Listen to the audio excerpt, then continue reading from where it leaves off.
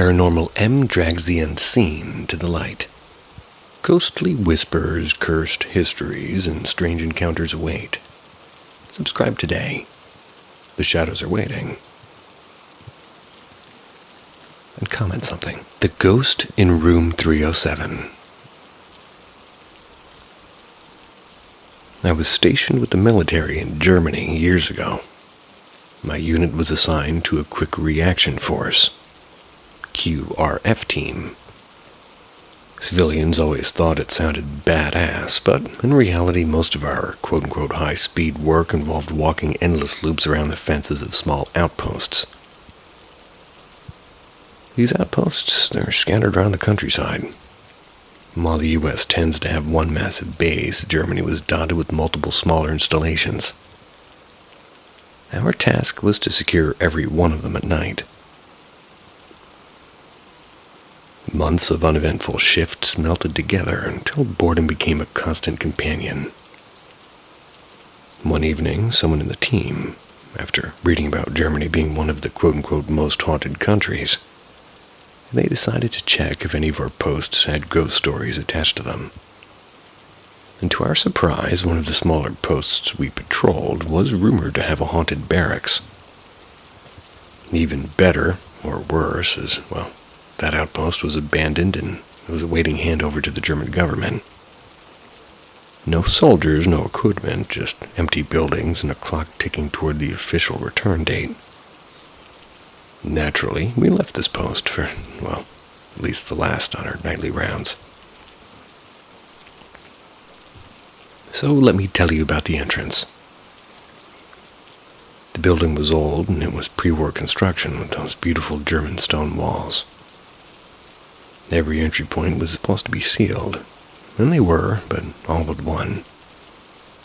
There's one of the guys named Martinez, and he spotted a window left cracked open on the first floor.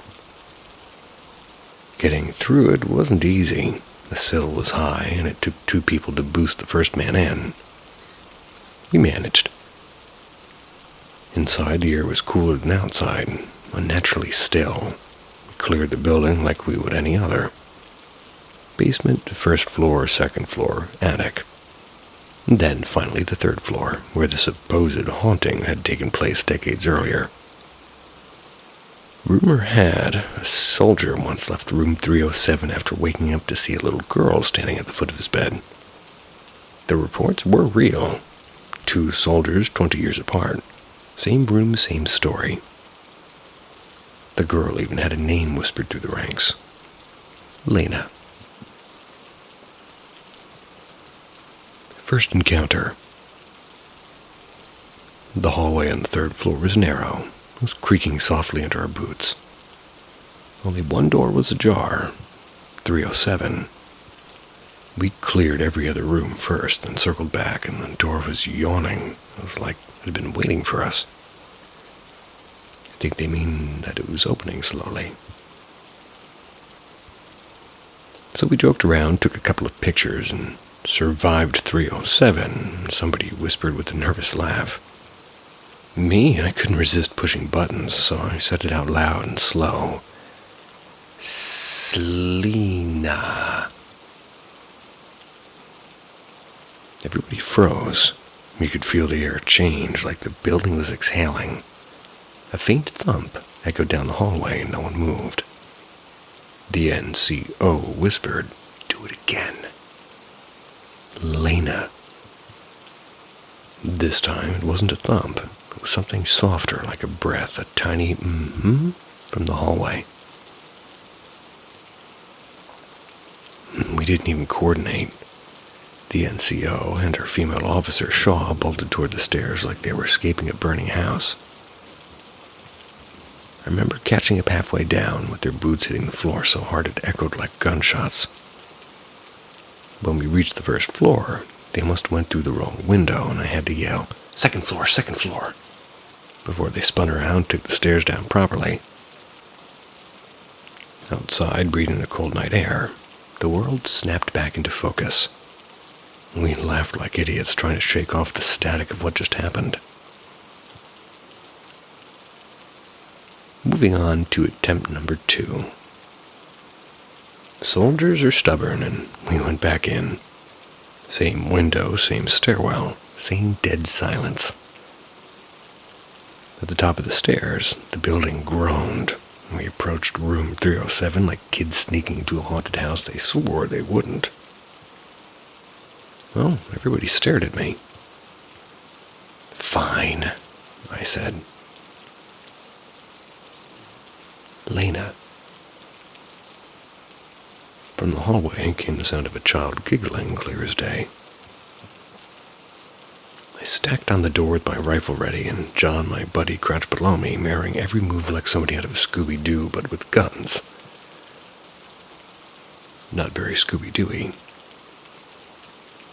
In the dim light I caught it, a flash of a small leg disappearing into the shadows. It was 2 doors down. I thought I was seeing things until John muttered, "You saw that too, right?" My heart steadied weirdly, like a pendulum finding rhythm. Calm on the outside, storm on the inside. "Do it again," someone whispered. I swallowed. "Lena."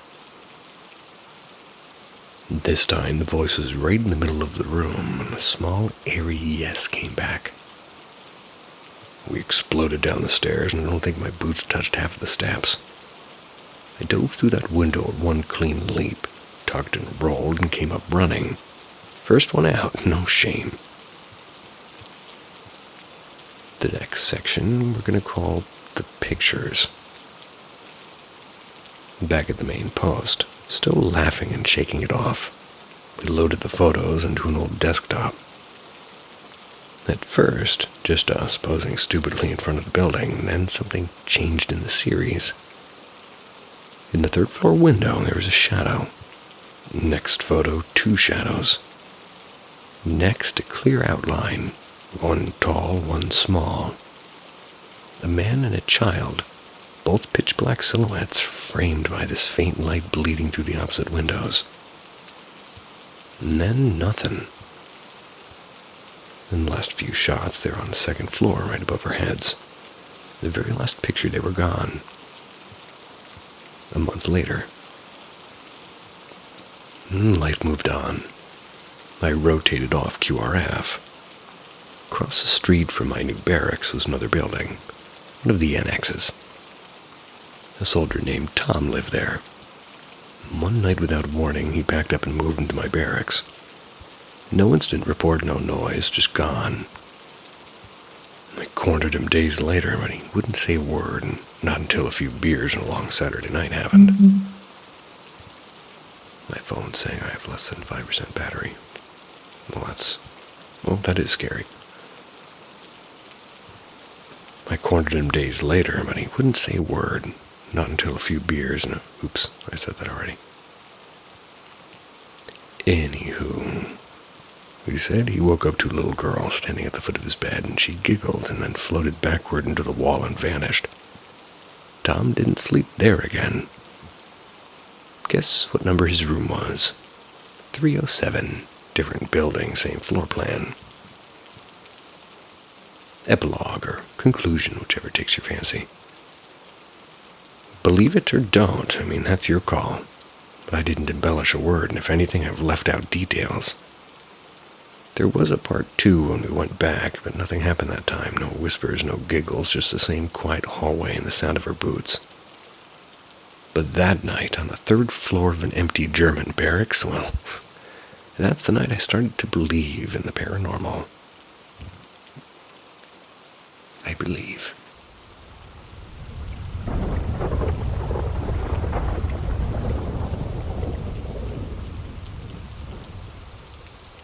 Whispers in the kitchen.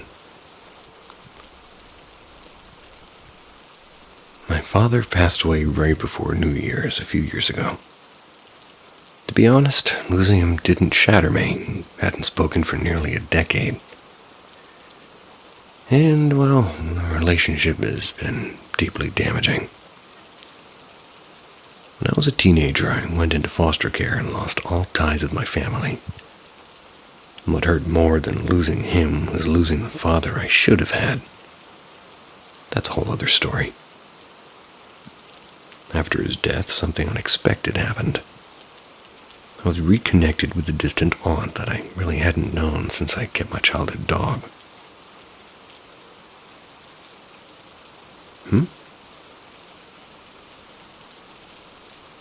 I was reconnected with a distant aunt I hadn't known. That I hadn't known still kept my childhood dog, excuse me. I had believed I'd never see her again. And she was a golden retriever and a husky mix, gentle, bright-eyed, and the one steady love I had as a kid. When I placed her in foster care, I lost everything, and most painfully, I lost her. The day I found out she was alive, I dropped everything and drove hours to bring her home. She was frail and her fur matted and thin. Her tail was crooked and teeth were worn down. Her joints were stiff with arthritis, and there was years of neglect, and they were etched into her body. No vet care, mange, heartworms, hip dysplasia. She'd spent a decade outside, winter and summer, and that night the temperature was below freezing. If I hadn't gone, she wouldn't have made it. I did call animal control on that aunt. Nothing came of it. They had money and influence. Well, I did have something else at least. The love for my dog, and, well, for 9 short months she lived like the queen she always should have been. She passed away from cancer the following winter, and just a few weeks before Christmas. Even though it was like a mercy that she didn't suffer long, I still carry a weight of grief and guilt that I couldn't save her sooner. Not long after she passed, strange things began. It started quietly. At night, my husband and I would hear the familiar scraping of her nails on the kitchen floor. It was the way they always sounded when she'd sort of ease herself up to follow me. For several nights, that sound echoed through the house, and at first it was comforting, and then it just wasn't. A cold, uneasy feeling settled over me. I've always been sensitive to, and whatever exists between the worlds. I've had sleep paralysis, I've had vivid dreams, and that prickling sense of being watched ever since I was a child. This time it felt sharper. One morning as I walked into the kitchen, I noticed the usual messy pile of unopened mail on the table. One folded envelope caught my eye. Something about it felt wrong. The room was still, but I watched as that piece of paper flipped itself open, slowly, deliberately. No windows open, no breeze, but my breath caught and I backed away. When I returned minutes later to grab my lunch from the fridge, that same piece of paper lay directly in front of it, as if it were waiting for me. The air felt heavy, not like the warm, soft prologue, but this felt hostile. Couldn't explain it. I spent days replaying possibilities in my head, and then it struck me. My father's death anniversary had passed, and for the first time I hadn't thought about him at all. I remembered the letters he once sent me, and years after I left home it read, "I won't die until we make amends." But he did die, and we never did that.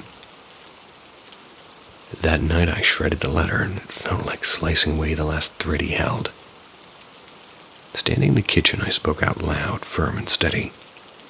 "You're not welcome here. Leave me alone." And just like that, the scratching stopped, the weight lifted, and I never felt him again after that night. Even now, little things do still happen, like a whisper in the corner of my mind or a flicker on the edge of my sight. But they are different and they're softer. I like to believe it's my girl still guarding me. My dog. So when the night gets too quiet, I sometimes imagine her curled up beside me, keeping the darkness at bay.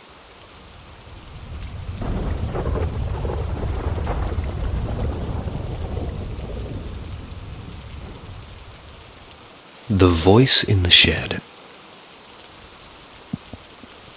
Sorry, I'm sitting on some weird leather couch and it sounds like it's... Oh my gosh. Oh my gosh. Like I was saying, the voice in the shed. This probably, maybe close to a decade ago it happened. Maybe even a little bit more. I can't quite remember the exact year anymore. My grandmother lived a couple of hours away from us. Quiet harbor town in the north end of South Island. That's when I was a kid, and weekends often meant long car rides with my parents and my sister, singing along to the radio while heading down the winding coastal road to visit her. Her property sat on a slope that faced the water. There was the main house where she lived, a tiny guest cottage just off to the right. Once used to be used by fishermen, I think, decades earlier. A stretch of empty ground between them where she stacked driftwood and burned garden waste. But what always caught my eye was the old shed tucked at the far edge of the property, half hidden behind a leaning fence and a few overgrown bushes. And it was big, about the size of a small garage. It was built from weather-beaten timber with a tin roof that rattled whenever the wind picked up. My grandmother told us not to go near it. Not because she believed in ghosts or anything dramatic like that, but simply because it was old and damp and slowly falling apart. She said the floorboards could give way any day, and one winter afternoon when the air smelled like wet earth and firewood smoke, curiosity finally got the better of me. My parents had gone back to town for the day, leaving me alone with Grandma. She was taking a nap and I was restless. The padlock on the shed door was sort of rusted through. I fiddled with it until it snapped loose in my mind. The door moaned on its hinges and I pushed it open. Settled down door. Inside it was dim. It was colder than the air outside, like stepping into a cellar. Dust floated in thin shafts of light from the crack in the roof. There's an old workbench against the wall, scattered with broken tools and jars full of nails. I remember turning slowly, trying to take it all in, and then it happened. I felt something press against me, like a sudden weight in the air, and it was thick and heavy in a voice. It wasn't clear at first, more like a radio station at a tune. Deep and rough, like a man's voice. Like my voice. It forced its way through the silence, cutting sharp and clear on the second word, and it either said, "Get out," or "Get up." I couldn't tell, but whatever it was, it didn't sound friendly. My heart slammed in my chest, froze for a second, scanning the corners of the shed, but there was nothing, no shadows of wood or dust. No footsteps, no movement, no one. I bolted outside, slammed the door shut, and didn't tell my grandmother when it had happened. A few years later, the property was sold. The shed was torn down, replaced by a sleek modern house with floor-to-ceiling windows and stone fences. Every time I pass by that road now, I think about that moment. I've never been somebody who buys into ghost stories. I think there's probably a logical explanation, or a trick of the light, or a gust of wind. Maybe even the groan of the old beams bending in the cold. But even now, after all these years, that voice is one of the clearest things I've ever heard. Still can't explain it.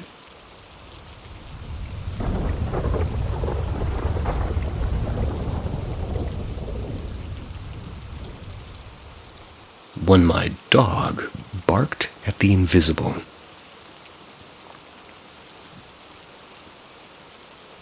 I once rented a small cottage at the edge of town. Kind of place that looked harmless in daylight, but creaked at every corner once the sun went down. I never saw anything out of the ordinary with my own eyes, but my puppy sure did. At least he acted like he did. The cottage was old, and one floor with peeling paint and stubborn windows. I was fresh out of college, proud of living alone for the first time. I was working at a quiet little bookstore, and not many landlords in that town liked dogs, but this one didn't care, so I took the deal. My pup, a shy golden retriever, skittish and sweet, came home with me. She didn't trust people at first, but after a few weeks he kind of stuck to me like a shadow. There's 3 nights I'll never forget. Even now, more than 2 decades later, they still make my skin feel all weird. Prickle. The first bark. One evening, I'm curled up on the old sofa with my TV humming softly while he gnawed happily on his squeaky toy near my feet. Living room opened straight into the kitchen. Narrow dining space.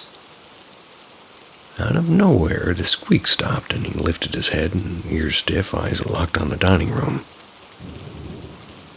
A low growl vibrated in his chest. I'd never heard him make that sound indoors before, and then came the barking. Deep, sharp, and getting louder. I froze, staring into that dark corner he was fixated on. Every creak of the house suddenly louder, and after a long minute he calmed down and went back to his toys as if nothing had happened. I tried to laugh it off. Just old pipes, old house, I told myself. I didn't change the channel for the rest of the night. The toy that shouldn't be there. Another night, I woke up around 3 a.m. to the sound of claws pacing against the floorboards. Soft growl, too. He was by my bed and alert, and I told him to lie down, but instead of settling, he dropped something on the floor. Made me sit up. Never left his toys in the bedroom, and I reached down and felt him tug a rope, and the one only he liked if somebody else held the other end. It was damp, as if he'd just been playing. I think what you mean to say is sticky and gross, but I'll let it pass. Anybody who's touched that end of the rope knows what I'm saying. The room was cold and still. I switched on a lamp. No one was there, just me and him, or at least that's what I hoped. The window. Last night was the worst. I just let him out into the yard for his usual bedtime sniff around. Then I heard it, frantic barking, louder than usual. I hurried to the big window in the dining room, pushing aside the thin curtains I'd hung up mostly for decoration. He's right there, pressed up against the glass with his hackles raised and barking not outwards but inwards. Excuse me? His eyes weren't on me, they're fixed on something behind me. I turned around so fast I nearly slipped, but there was nothing, not a sound, no movement, just the kitchen and the faint hum of the fridge. My heart was pounding. He yanked the back door open and he bolted inside, stopping a few steps as if he's sniffing something I couldn't sense. He stayed tense for a good minute before finally lying down. His eyes kept darting to that dark corner in the kitchen. And that was it for me. I started looking for another place the next morning. We moved out a few weeks later. Sure, everything that happened could probably be explained logically. Old house, wind, creaky floors, coincidence. But he lived in maybe another 9 years after that. Apartments, houses, storms, and silence. Never barked at thin air again.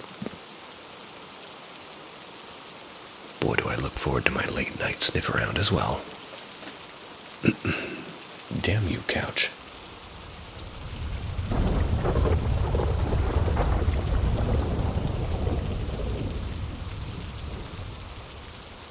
The Night of the Blue Jay.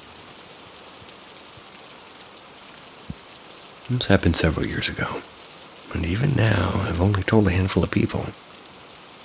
One of those stories that sits quietly in the back of your mind. Heavy, but strangely comforting. I went to a small university, the kind where everybody knew each other by name. And during winter break, a girl from campus passed away, and she took her own life. The email from the administration felt cold, but the silence on campus afterwards said everything. She'd been somebody people actually knew.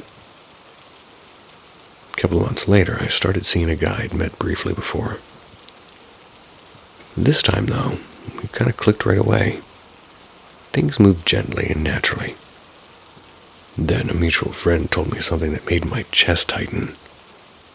His ex-girlfriend was a girl who had died, and I didn't know what to say. I just remembered the quiet that settled over me when I heard. Not long after, one night he completely broke down in my arms, told me everything that, they'd broken up months earlier, but they stayed close because he was worried about her. He said he'd spend the evening with her the night that she died and left before she made that final choice. She cried like he was unraveling and held him until the sun came up. That night something changed, something in me.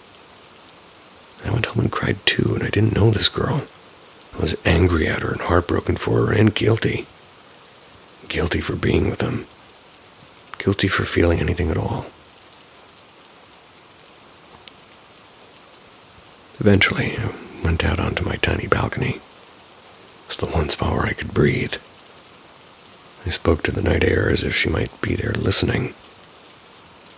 I told her I didn't want to disrespect, what she'd mean to him, that I'd treat him gently, and I was sorry that she had suffered alone.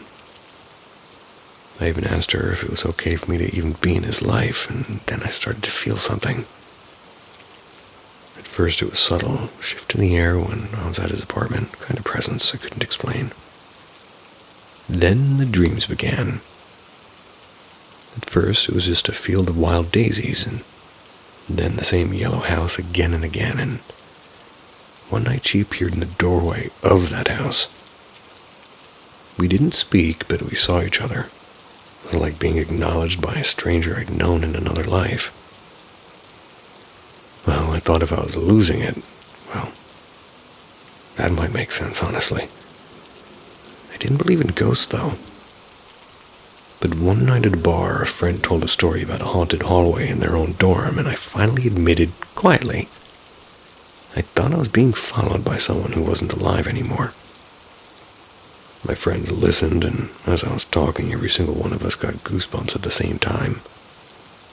It wasn't cold, it was just real and too real. Later that night, back at my balcony, I realized something had to change. I couldn't keep holding on to her story like it was mine, so I said goodbye out loud and thanked her for listening. I told her that she mattered, and even to somebody who never got to meet her.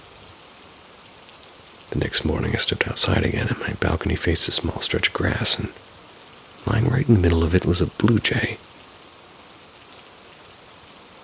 I panicked at first because it was quiet and my hands were shaking, but when we searched it up later, we found that blue jays are often seen as messengers between worlds. Some say a dead one means the spirit's finally moved on.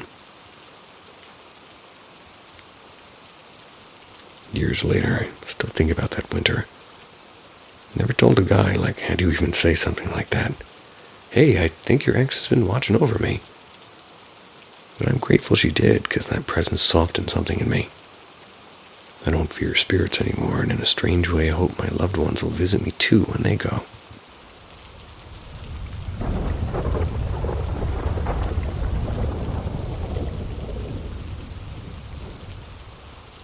The woman at the bus stop. I have quite a few stories to share, and since for as long as I can remember, my family and I have had unexpected visits from people who've long passed away.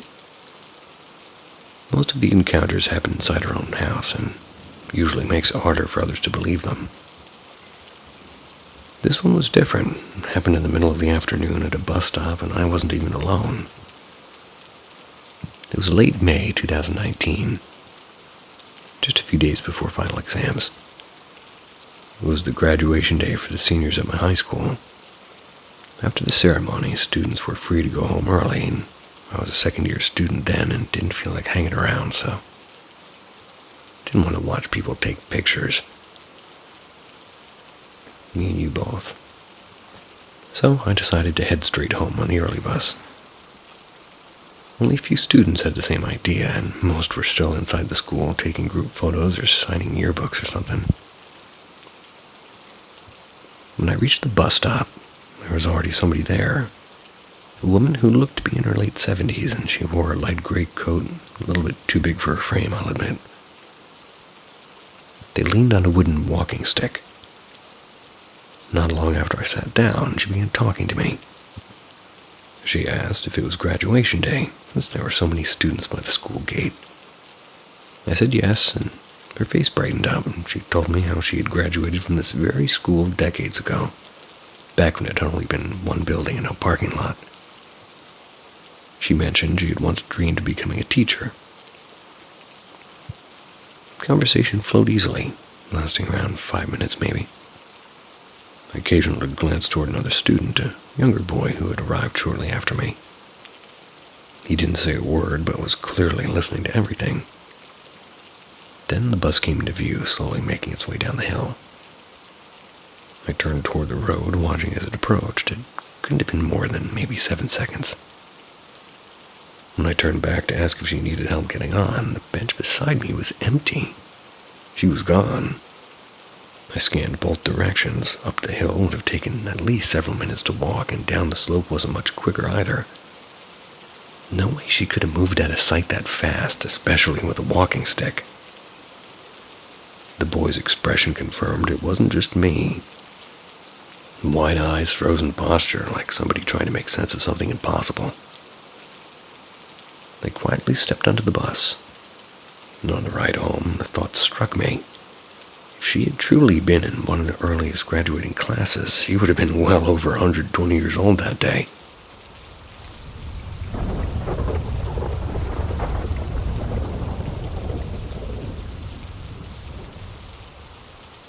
The night at the inn. In the late summer of 2016, my father passed away after a long illness. 4 of my 5 siblings and I were able to travel to this tiny town of Mason, Texas. It was to be with him in his final days. If you've ever been to Mason, or even just driven past it, you know it's a quiet, almost sleepy place. Barely over 1,000 residents. One diner and it closes by 8 p.m. and a single blinking light at the crossroads. It's more like a pause on Highway 87 than a destination. The house where we all grew up was small and now crammed with too many of us. I decided to stay at a little roadside inn in Junction, about 30 minutes away. Every day for nearly 2 weeks I made the drive to Mason, spending as many hours as I could with my family, trying to hold on to the time that we had left with Dad. Eventually, as it happens, each one of us had to return to our old lives. The narrator had to lean forward and plug in his phone.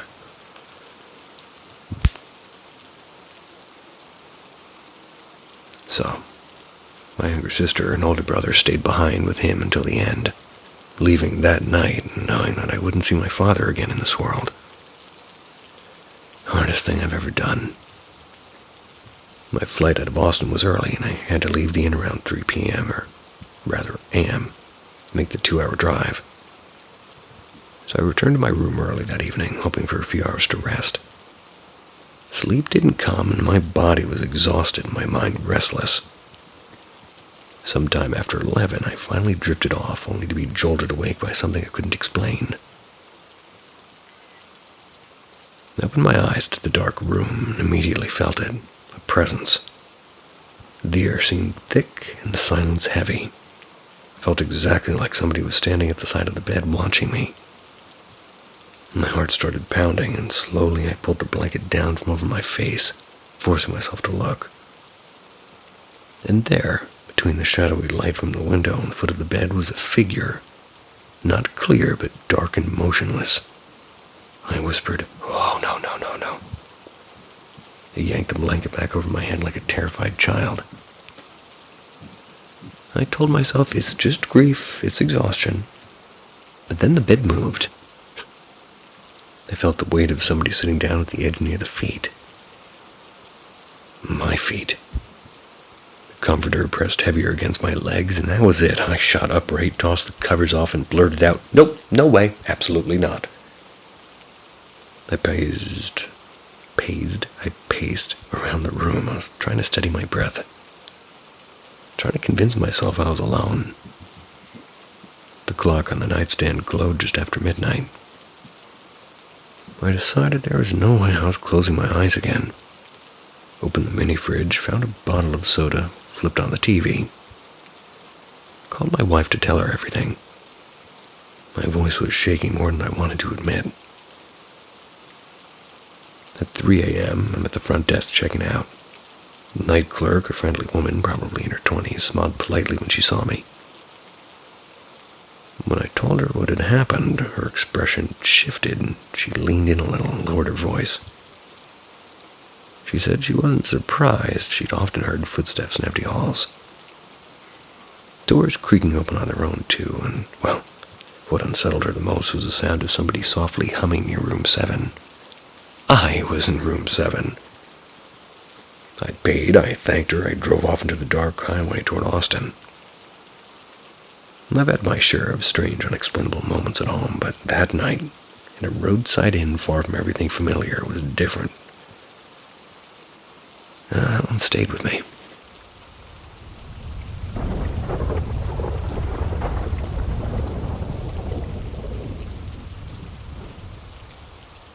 Whispers Beyond the Veil. Many of these experiences follow a strangely familiar pattern. A subtle sort of feeling on the skin, a faint shift in the air, and the quiet certainty that something is, well, standing just out of sight. Since I was young, I've always been sensitive to these shifts in energy, and it's like when somebody carrying heavy emotions enters a room, and without a word, everybody senses the atmosphere grow heavier. There's some science behind this, even if most people don't talk about it openly. Energy's a real thing. It's not just spiritual talk, it's physics. The law of thermodynamics says energy can't be created or destroyed. True. And our bodies, in truth, are nothing more than dense clusters of energy particles, vibrating fast enough to seem solid. We don't see the movement, only the form, so when the body dies, the energy doesn't just disappear into nothingness. It shifts and disperses or transforms. Part of it returns to the ecosystem, feeding smaller life forms. But another part, the part people call the soul or life essence, may scatter into the fabric of the universe itself. Apparitions manifest in curious ways. Sometimes they appear as faint spheres of light floating in darkness. Other times as distorted shadows, and rarely as a figure with startling clarity. Their presence often grows stronger when the moon is nearly full. Its gravitational and energetic pull seems to amplify these phenomena. Why they linger is a mystery, but I believe unfinished stories keep them tethered. Some may not even realize they're gone. Others cling to something they can't let go of. Many traditions say a soul remains close to the living for a limited time, often around 40 days and before crossing fully. This period is when the most personal visitations happen. A whisper in the night, a scent in the empty room, or a dream that feels too real. Skeptics might roll their eyes, but energy doesn't vanish, it transforms, and that's science. There's many names for these unseen beings.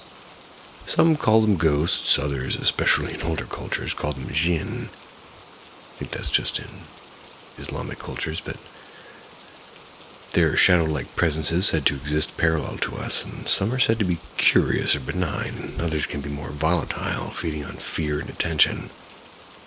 People from all over the world have described pretty similar encounters. The same shadowy outlines, the same strange chill, the same impossible silence. Whatever they're called, spirits, shadows, jinn, or something we haven't yet named, they're part of this vast, unexplainable reality. Their energy doesn't end when our heartbeat stops. It just slips out of its shell and keeps moving. That thought is both unsettling and strangely comforting.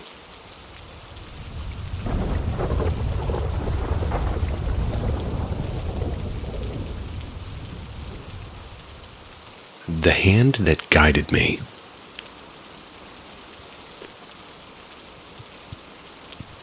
My mother's father disappeared, quite deliberately, a few months before my mother came into the world. That was the winter of 1931. She grew up never knowing his voice or his face or even the sound of his name being spoken at home. When she became a young woman just before I was born, she finally gathered the courage to find him. She told me she stood still outside his small blue house, knocked on the peeling wood door and waited. He never answered. She pleaded softly, and when silence answered back, she walked away with tears frozen in her cheeks. Many years later, while sorting through boxes in the attic, I found a photograph my mother had carefully framed. In it was an elderly couple dressed in rough country clothes, standing outside a small barn. The man was wiry and tall, and the woman had a long braid wrapped around her head. The picture was sepia-toned, and they looked to be at least in their 80s. I remember how my mother used to polish the frame gently, but I'd forgotten the story behind it. Well, curiosity got the better of me, so I went on a free genealogy website. I typed in the little information I knew from my mother's side because my grandfather's name was pretty uncommon. The search was unexpectedly easy. An old obituary popped up from the year my mother was born. It spoke of a soldier who marched with the 5th Infantry through Savannah. And his photograph matched the man in the picture exactly. He was my great-grandfather. Then came another record. My grandfather's name on a 1917 draft card. Elegant cursive script, and he had worked at a paper mill. I also found a census record where his name was listed beside a small rural township, and all these fragments pieced together a life I'd never imagined. A few months later, I had a dream. Not just a dream, but a bright, lucid one. I was standing by a long rectangular lake with old stone benches along the lake, and, well, there was reeds swaying in the breeze. And suddenly, I was in the water but calm and floating, my head above the surface. Strong hands held me firmly as I was carried to the far bank. The water was cool, but the grip was steady, like somebody who knew me well. And as we reached the other side, a voice, not quite spoken, but felt, whispered, "He's watching over you." I woke up with tears streaming down my face. The only grandfather I had known was my father's father, a quiet man who spent his last years coughing into a handkerchief. He was not the gentle storytelling type, so I was confused at first. But as the morning light spread across my room, it came to me slowly the presence in my dream was not him. It was the man who had turned away from my mother, my grandfather. I'd like to believe that after his death he found a way to make amends, not through words, but through that quiet act in my dream. Maybe it was triggered and I just stared at the ink of his signature, still alive on that century-old card. Maybe it was the photograph I touched that had been touched by my mother's hands and his, well, before hers. I don't pretend to know how the spirit world works, but I do believe, at least on that night, he reached out across time to carry me safely to the other side.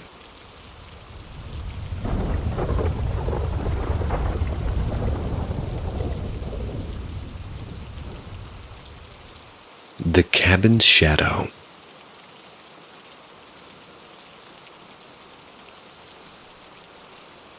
At first glance, the Grayson family looked ordinary enough. Carol, a stay-at-home mother who keeps everything in order.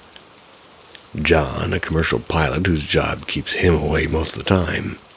And Lucy, a 17-year-old senior preparing for college. And Oliver, their curious 12-year-old son. The story begins at the funeral of Carol's father. After the service, she just drifts into a quiet, heavy sadness.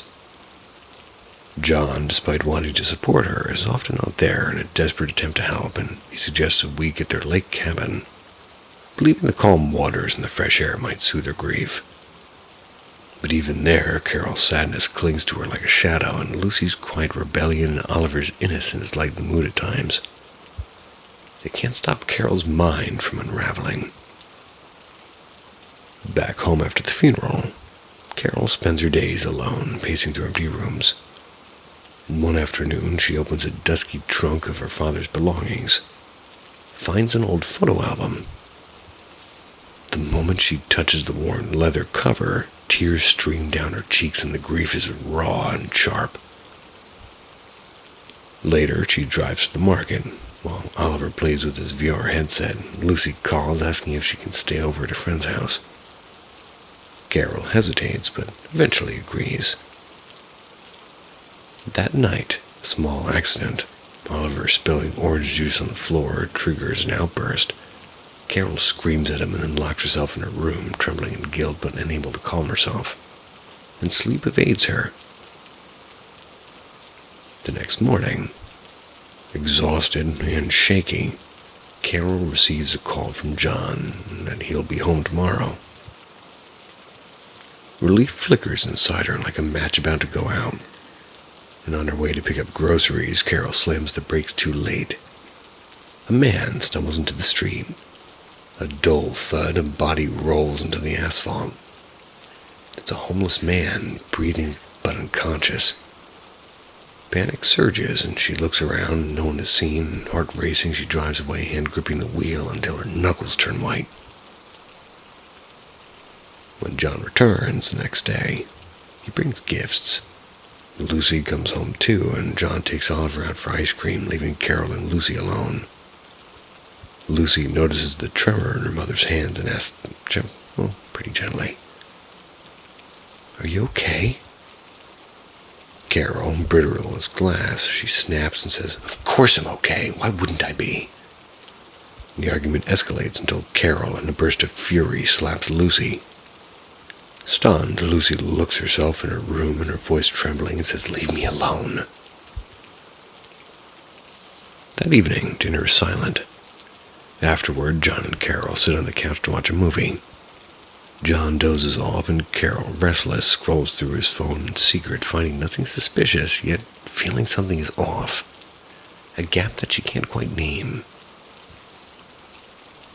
Over the next few days, Carol's reality blurs and she begins seeing her father's face reflected in mirrors and hearing his voice in empty hallways. Her guilt festers like an open wound. Lucy finally confronts her. "You hit me, Mom, and you just pretend it didn't happen. You shut me out like I was nothing." Their voices rise. John intervenes, confused and frightened. "What's going on with you?" And then Carol breaks. "I hit someone and left them there. I think he died." A stunned silence. John tries to approach, but Carol recoils, screaming at the ghost that only she can see. And in that chaos, she shoves John, and his head hits the edge of the coffee table with a sickening sound. Oliver and Lucy scream. Carol's mind fractures, and the living room becomes the road again. Homeless man reaches out to her in her delirium. She grabs a kitchen knife and strikes. It isn't the man. It's John.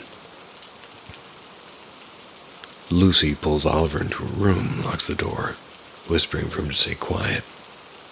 She calls the police with a shaking hand, and Carol, pacing outside, begs through the door. "Come with me, we can disappear."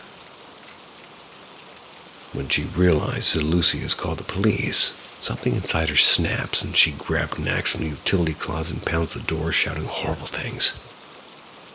The wood splinters under each head. Sirens wail outside. The officers burst in. Lucy opens the door just as Carol lunges forward. Oliver pushes her away with all his strength. 2 gunshots crack the air and Carol falls. John survives after weeks in the hospital. In the aftermath, Lucy and John go through Carol's locked chest. They find crumpled medical records and bottles of antipsychotic pills and the old prescriptions never filled. Lucy whispers that she was sick and we never saw it. John stares at the empty pill bottles. Ache is in his chest and unbearable. "If she had told me," he murmurs. "But it's too late. Carol's gone."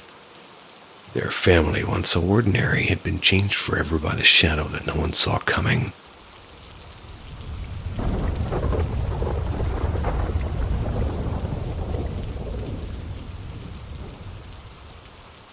whispers through the hallway.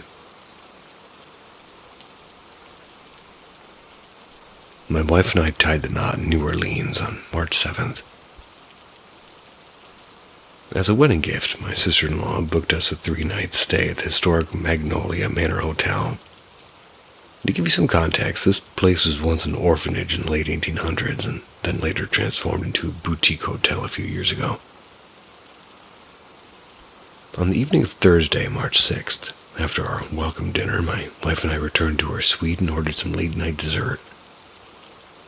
Once we finished, we just kind of followed the tradition of spending the night separately before the ceremony. She wanted to stay with her sister, and there was absolutely no way I was going to sleep in that old building alone. I've always been easily spooked, and given the hotel's past, I decided to crash on the extra bed in my mom's room. The next morning, I returned to the suite to get ready for the big day. The light poured through the tall windows, and honestly, everything felt surprisingly calm. And at one point, I'm scrolling through photos from the night before, and I noticed one shot my wife had taken of the room. Something faint but unsettling caught my eye in the reflection of the TV. Zoomed in and my stomach dropped, and I closed the photo immediately. I was promising myself not to look again until after we checked out. Some of our friends were staying in that same hotel, actually.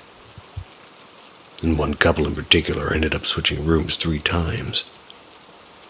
The husband, who used to make fun of ghost stories, wasn't laughing anymore after he saw the handprints appear on the bathroom mirror and watched the curtains billow even though the windows were basically all the way shut. At least visibly. The staff even offered to cover their mirrors at night, but fast forward to our wedding night. This is intense and I can do that for you. We stumbled back to the suite around 2 a.m., half asleep and still floating on post-wedding bliss. I didn't feel anything strange, but later my wife confessed that, she was unpinning her hair and she heard whispers near the wardrobe. She didn't say a word to me then, and not wanting to freak me out, the next night was even worse than that. We returned around 9:30 after saying goodbye to the last of our guests. As I was setting down my overnight bag, she suddenly said, "Wait, do you hear that?"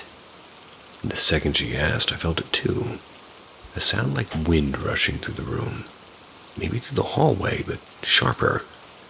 It moved around the room, and my wife kept hearing it again and again, and throughout the night I caught it a few times. Every muscle in my body was tense. I left the light on because I couldn't sleep. She managed to drift in and out, though she later admitted that every time she closed her eyes, she saw a blurry image of a woman in an old-fashioned clothing.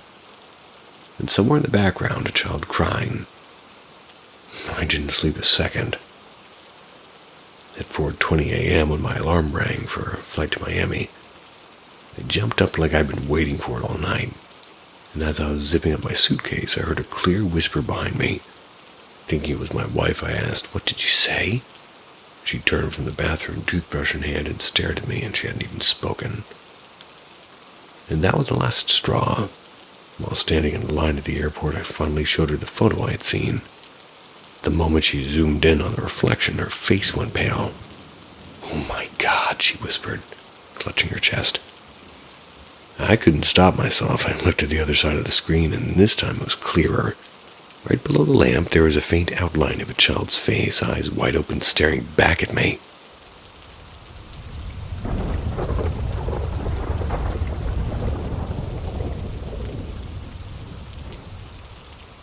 Whispers on the landing.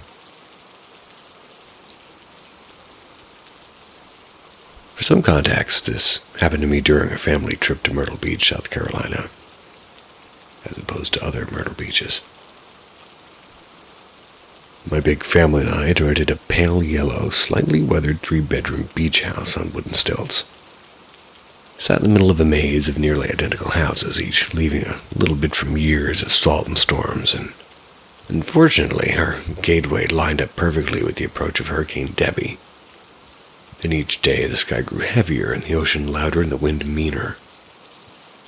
That afternoon everybody had gone off to squeeze in their last bits of fun before the storm hit. mini golf, last grocery runs, beach walks.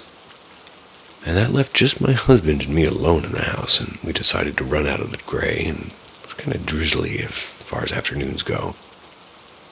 We're watching Jeepers Creepers 3, which, by the way, was hilariously bad. Disagree. But halfway through the laughing at some awful delivery line, I suddenly heard a slow, deliberate creak from the ceiling above us, right near the landing at the top of the stairs. I froze, I hit pause, and asked my husband, "Did you hear that?" He didn't, so I just shrugged it off at first. But the noise came again, and this time clearer and heavier, and footsteps. It wasn't the random popping of an old house in the wind. It was the sound of somebody actually walking. I could hear each step dragging across the old wood floor. They seemed to move slowly down the hallway, stop at the corner, and circle around the landing like they were pacing. And every few seconds, the floor groaned again. It was like somebody shifting their weight from one foot to the other. I whispered, "You really don't hear that?" He shook his head, frowned at me like I was imagining things.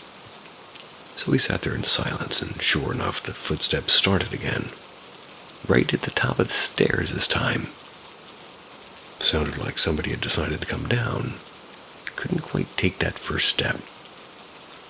I knew the house was empty, and I'd watched everyone leave earlier. Through the front door, it opened to the living room. Still, I checked every room and every corner upstairs and down, and nothing. The noise stopped the moment I moved. The whole thing lasted maybe 4 minutes, but my heart was pounding like it had just run a marathon.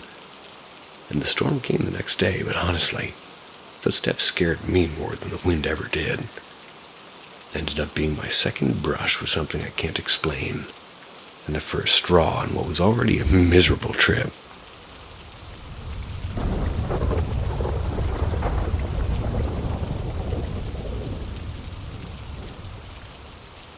Whisper in the old hallway.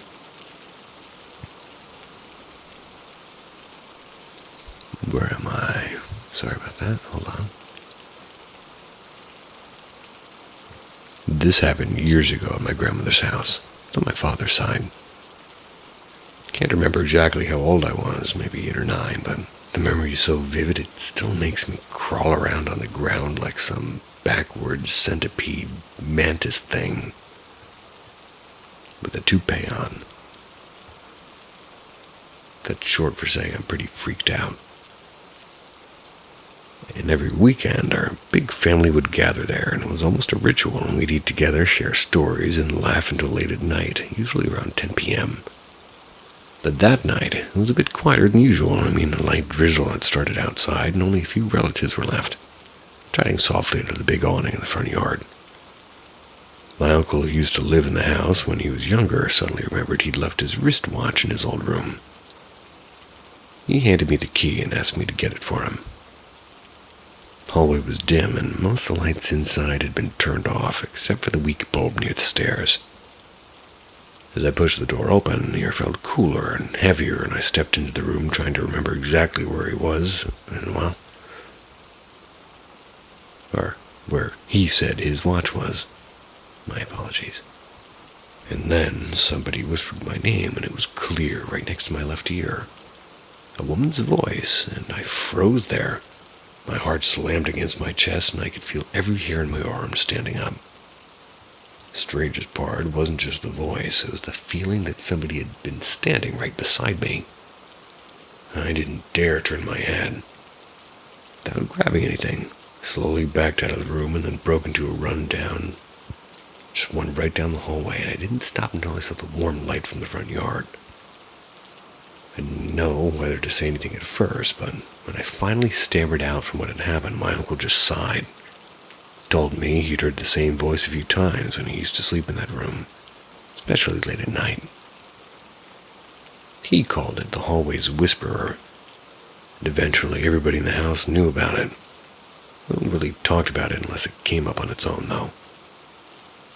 More than 20 years had passed since then, and I've never experienced anything like it.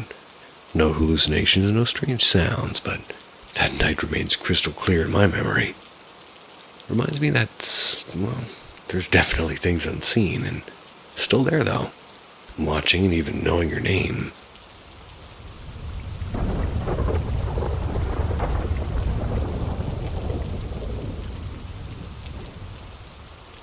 The call that shouldn't exist. So for starters, I work at a mid-sized manufacturing plant. I work as a mechanical engineer. I've been part of this company for a little over 6 years now. My section isn't big, it's just me and 3 other guys keeping the machines running smoothly. It happened on the night of September 14th during my night shift. Everything was dead quiet as usual until 3:47 a.m. That's when the company phone on my desk suddenly went off. If you've ever heard of one of those old industrial desk phones, you'll know how loud and shrill they can be. Ours has 2 different alarm tones. One for outside calls and another for internal lines. This one was internal. Normally during these late shifts, the only people who ever call are from the waste treatment unit. They handle the chemical byproducts we send out for neutralization. So without even thinking, I picked up the receiver expecting to hear a familiar voice. But instead, I was met with a harsh burst of static, the sound of machinery roaring in the background, and then a hoarse older male voice shouting, get out right now!" Before the line was cut off by what sounded like a distant panicked yell.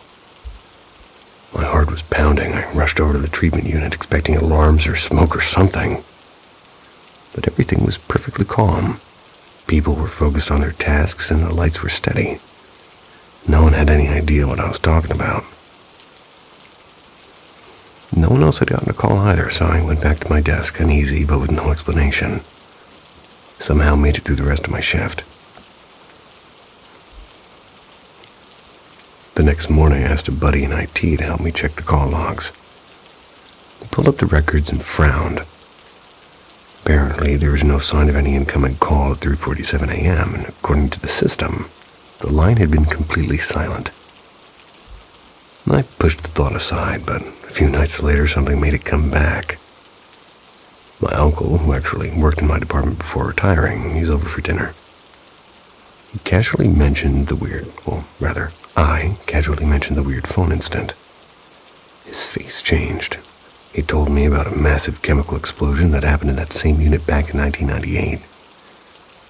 The building was gutted by fire and completely rebuilt a year later. Out of curiosity, I dug through some old reports online, and the fire had broken out on September 15th, 1998. I got the call on September 14th, 2025. My sister, who's obsessed with paranormal stories, had a field day with this. You got a call from the past, or maybe from the future, or a demon prank caller. Me, I tried to keep a level head. Maybe it was a technical glitch or some line interference.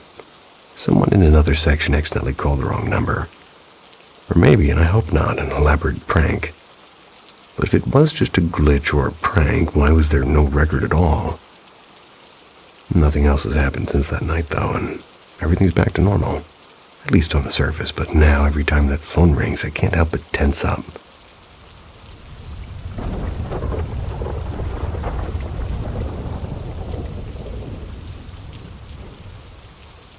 Something lurking in the quiet. Buckle up, everybody. I've got plenty of stories about how unnervingly weird my mom's house is. It's an old place. First house in this very old town to ever have a proper plumbing system installed. Oh yeah. When I say old, I mean the kind of place with a train station that's been abandoned since the 1920s. I used to sneak in there with my friends after school. On the surface, the house looks warm and charming. When other people are home, it feels safe enough. But when I'm alone, everything changes, and it's like the air itself turns heavier. The first thing that ever happened wasn't even to me, it was my mom, a couple of months after moving in. She was in the garden with my little brother, who was 4 then. She's digging through an old chest in the shed, and my brother was chasing bugs near the fence. When she came out, she saw him standing dead still, facing the stretch of trees just past her property line. So she asked, "What are you looking at, buddy?" And he said, "That boy." She asked if it was someone from the neighborhood, and he replied in this small, flat voice, "The boy with the black smile." Mom told me later that the hair on her arm stood up immediately. She scooped him up, went inside without looking back, and she doesn't talk about it anymore. It's like she's decided that she's gonna ignore it, and maybe that makes it so it can't hurt us, and I don't really think it worked, to be honest. And I've always heard strange things when I'm home alone. Doors that sound like they're opening softly. Footsteps that stop when I try to listen closer. Most of the time, I could talk myself out of freaking out. But the worst spot is the kitchen. Whenever I'm washing dishes, my back is to the den, a small, dark little space that used to be a study. I always get the feeling that something is watching me from there. Sometimes I hear breathing, like somebody's standing just behind the doorway. One afternoon, I'm baking cookies and listening to soft indie music on the Alexa. Sunny outside, real good day. Went to the bathroom, leaving the music playing low. While I was in there, the music stopped, started again. Only now was blasting some distorted old marching band tune. Then the volume shot to maximum, and all three Alexas in the house joined in, screaming this creepy song in perfect sync, and I shouted, "Alexa, stop!" They'd paused for a second before the song came back even louder. I finally yanked all the plugs out of the wall. Hands were shaking so badly I could barely hold my phone. I sat on the couch, scanning every shadow like it might move. I didn't go back to the kitchen that day. The last thing I'll share happened just after New Year's. My family was away on a short trip, and I stayed home because of work. I was watching TV, curled up on the couch, and honestly feeling okay for once. Behind the couch is a narrow hallway, at least my parents' room and my little brother's room. We'd set up a small security camera pointed at the hallway, just to catch anybody coming in from the front door. I had paused the show to scroll through my phone when I heard the click, the sound the camera makes when it detects movement. Nobody else was home and the camera wasn't pointed at me. I slowly lifted my eyes to the TV, and in the reflection of the dark screen, I saw a shape, no face, no details, just this shape standing there. I didn't scream, but I did whisper, "I'm going upstairs now. You can stay here." I locked my door, didn't step out until the sun came up. I never realized how much of these moments shaped me until I moved out of this place last January, I think, maybe. Apartment's quiet, but not like that. I sleep without fear, no more heavy air, no more cold on the back of my neck. Whatever it is never followed me, maybe, or maybe it just lives there, in that house, waiting for someone to be alone.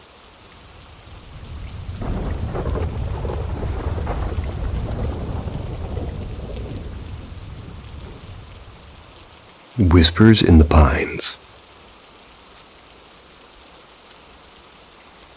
This happened when I was 10. My friend was 9. A far northern stretch of Vermont, not too far from the Canadian border. My family has around 200 acres of old family land that used to belong to my great aunt, tucked at the edge of a long, sloping ridge. There's a small, weather-beaten cabin, a collapsed chicken coop, and beyond that, just endless untouched forest. As a kid, it felt like the whole world belonged to us. My friend and I would spend entire afternoons racing through those trees, splashing through creeks, building lopsided forts out of sticks, and pretending we were explorers of some grand adventure. One overcast afternoon, we're doing just that, playing a game where we were tracking mysterious creatures. We wandered a little bit farther than usual into a dark patch of forest I didn't recognize. Trees were taller, and everything seemed closer together. It's like the woods were trying to keep a secret from us. I remember very clearly that the sounds changed. The birds went quiet, and there was no sound of leaves rustling. No distant creaks. Just stillness. I'd been in those woods countless times, but I'd never felt silence that heavy before.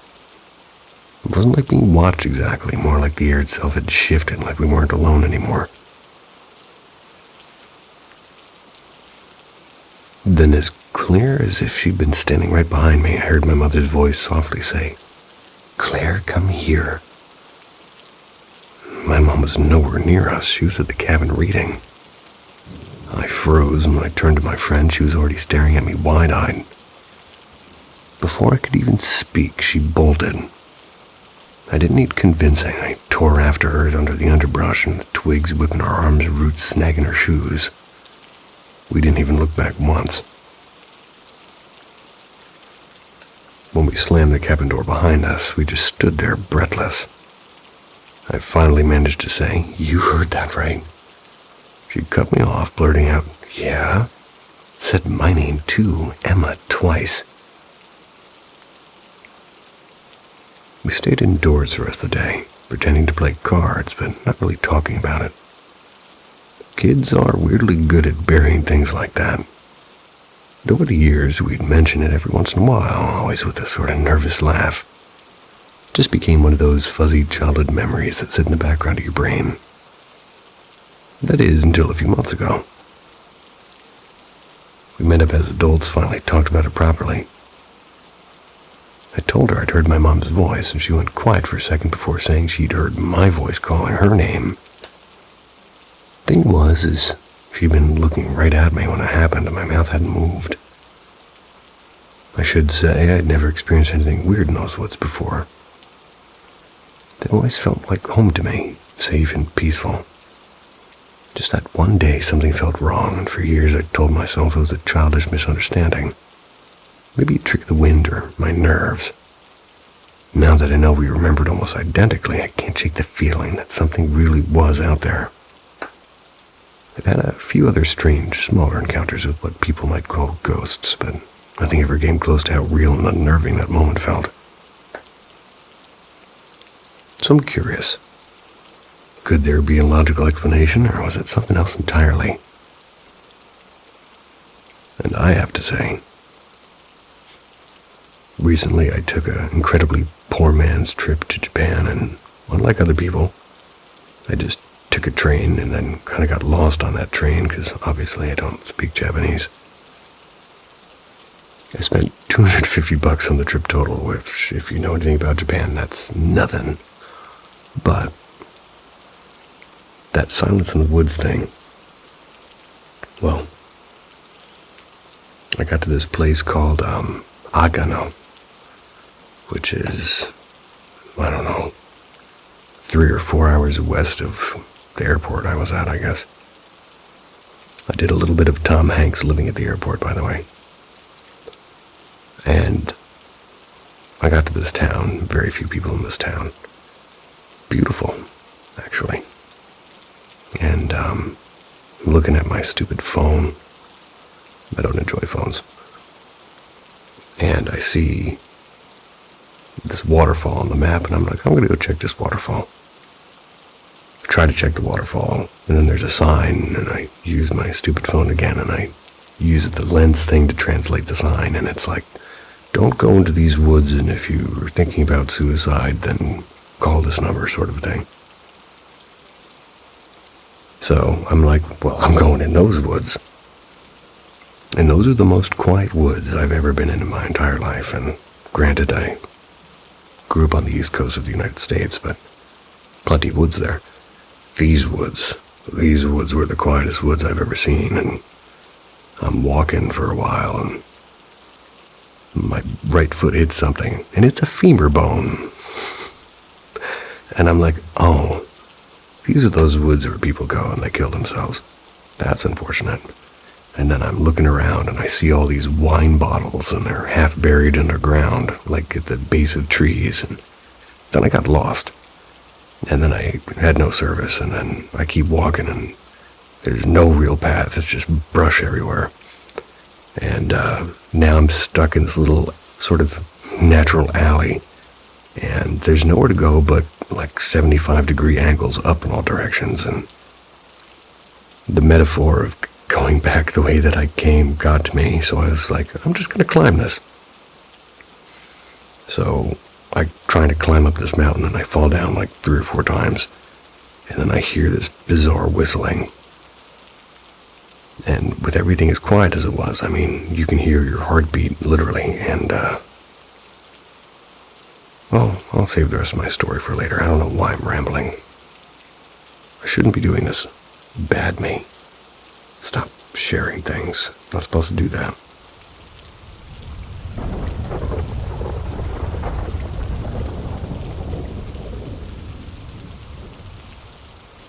Whispers beneath the floorboards.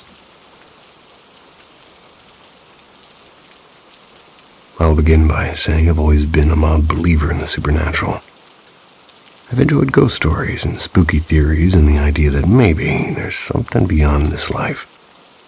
Never had anything happen to make me believe for real. It started to change recently. I'm here because I've seen how skeptical people can be in this community, and how often they offer explanations that the original poster never considered.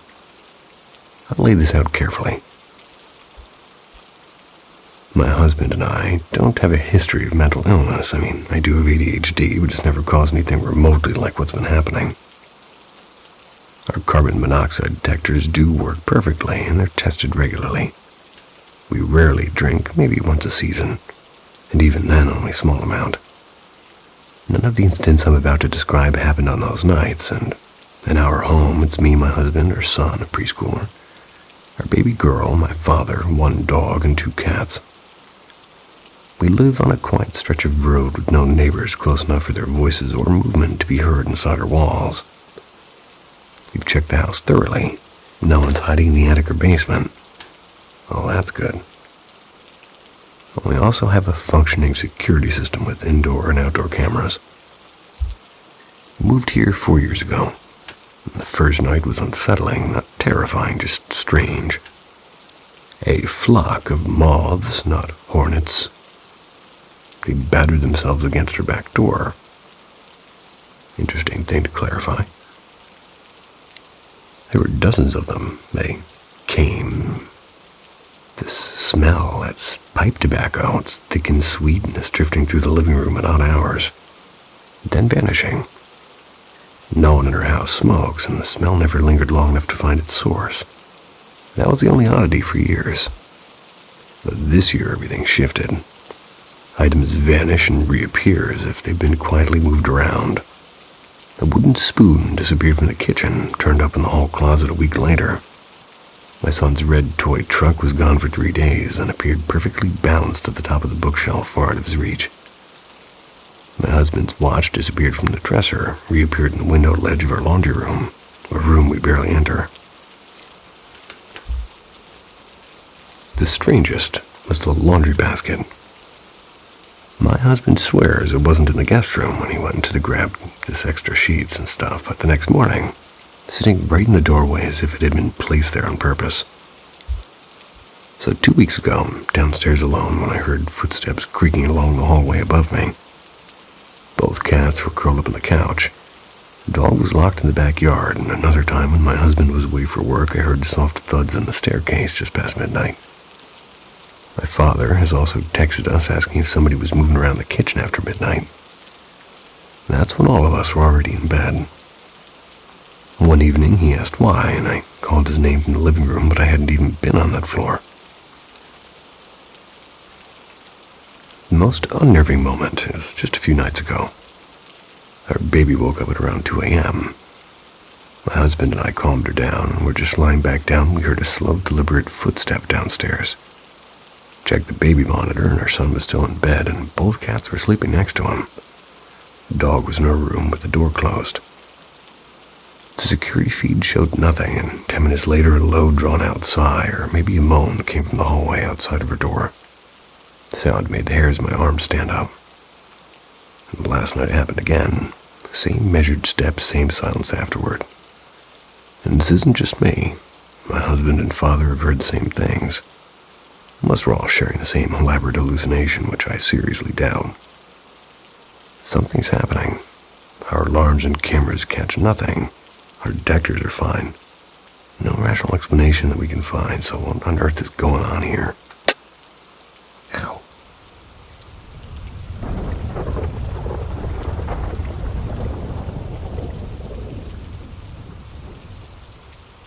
When the shadows whispered.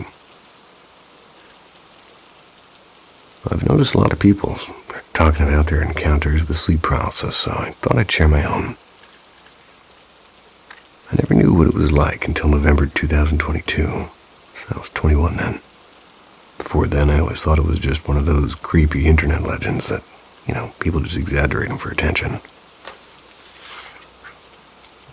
But one cold night in late November, after a brutal 60-hour work week, my sleep was completely wrecked. I woke up sometime past 2 a.m. I rolled over, tried to drift off again. And that's when I heard it. I heard my dad's voice, calmly but firmly repeating my name over and over. When I opened my eyes, I realized my bedroom window, which I always kept locked shut, was wide open. A strange bluish light was pouring into the room. It was casting long streaks across the floor. And on the walk across from my bed, I saw 3 shifting shadows, like tangled branches or moving sculptures. They didn't look like people, but more like someone had stacked uneven pieces of glass and metal together. A voice kept calling me. Underneath was a deep, steady hum, like the engine of a ship far away. My body refused to move. My chest felt pinned down. I remember thinking clear as day that this has to be sleep paralysis. Just ride it out. I shut my eyes tight. Hum cut off. Voice disappeared. For a second, I thought it was over. But when I opened them again, I wasn't home anymore. I was lying in this room that mirrored mine. It looked like an old cabin. The ceiling was low. Walls were covered in wooden panels painted mustard yellow with a single red stripe looping around the middle. My desk was gone, replaced with a bulky wooden dresser. My chair was now an armchair with torn fabric. I tried to breathe deeply, and then came the screams, shrill and distant, but everywhere. The hum returned and louder, vibrating through the floorboards.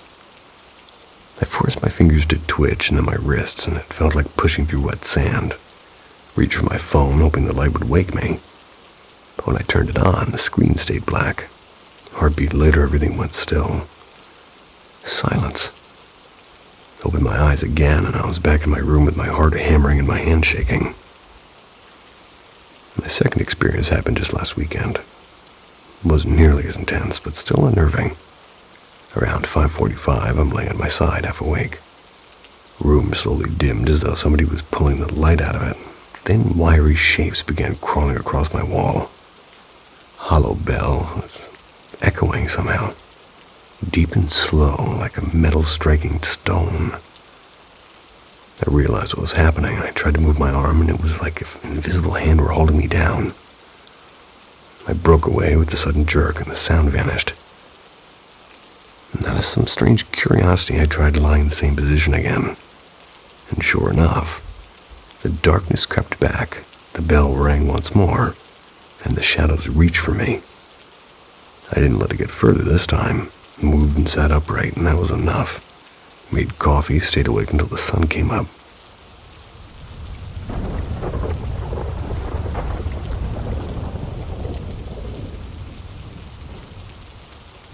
Echoes in the Dark. The Skull Seances Revisited. Lately, I've been going down a bit of a rabbit hole with so-called unexplained phenomena. One of the things that caught my attention is the skull experiment. I wanted to share a few of my reflections and see what others might think about them. For anyone unfamiliar, the skull seances happened throughout the 1990s. They're led by a small group of 4 mediums in a quiet English village. Over several years, they invited both investigators and curious visitors to attend their sessions, claiming their purpose was to demonstrate that consciousness continues after death. During these sessions, people reported hearing disembodied voices or seeing orbs of light that seemed to respond to thought. Objects allegedly materializing out of nowhere. Film rolls developing after seances that contained mysterious handwriting and images. Now, calling it an experiment might be stretching the definition. I mean, this wasn't conducted under the kind of rigorous controls that we associate with science. Most of it happened in a basement fully controlled by the mediums. They declined many suggestions from researchers for stricter conditions, such as fully lighting the room during the sessions. Even though there's no direct evidence of fraud ever being documented, the lack of really having any proper controls makes it far from scientific proof of anything. Personally, I'm trying to stay neutral here. I'm not leaning hard into it was all real or it was a hoax. Both perspectives have interesting implications. If it was a hoax, it was an elaborate one. And over the years, the reported phenomena were diverse and complex.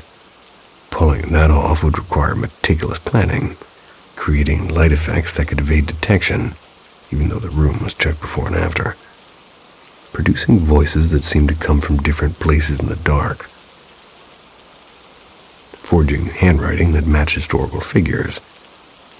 Convincingly, just talked on specialized topics like engineering or medicine to impress professionals and smuggling various objects in without anyone noticing.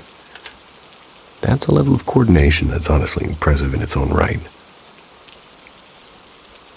One of the stories I found most fascinating involves an old newspaper from the 1940s. The paper appeared during a seance looking crisp and freshly printed, yet it matched the printing methods used back in the day. It was even an earlier edition of that date's paper, one that wasn't preserved in any archive and then stored afterward, and it began deteriorating quickly, almost unnaturally so. The poetic twist is, the newspaper was dated April 1st, April Fool's Day, and the last woman in the UK to be charged under witchcraft laws. Duncan herself was notorious for fraudulent mediumship. This detail fits strangely well with the seance's recurring themes. The spirits often talked about belief and energy, suggesting that the participants' state of mind fueled the manifestations. They didn't discourage skepticism, and in fact, they seemed to thrive on the tension between doubt and belief. The newspaper, the part historical artifact, part puzzle, it mirrored that liminal space perfectly, convincing enough to pass scrutiny, yet wrapped in layers of irony and ambiguity. At the end of the day, whether the skull seances were genuine or an incredibly well-executed trick, undeniably fascinating. If people are interested, I might write more about what I think might have been happening if it was real, and also what could have motivated the hoax if it wasn't. What do you think? Hoax, mystery, or something in between?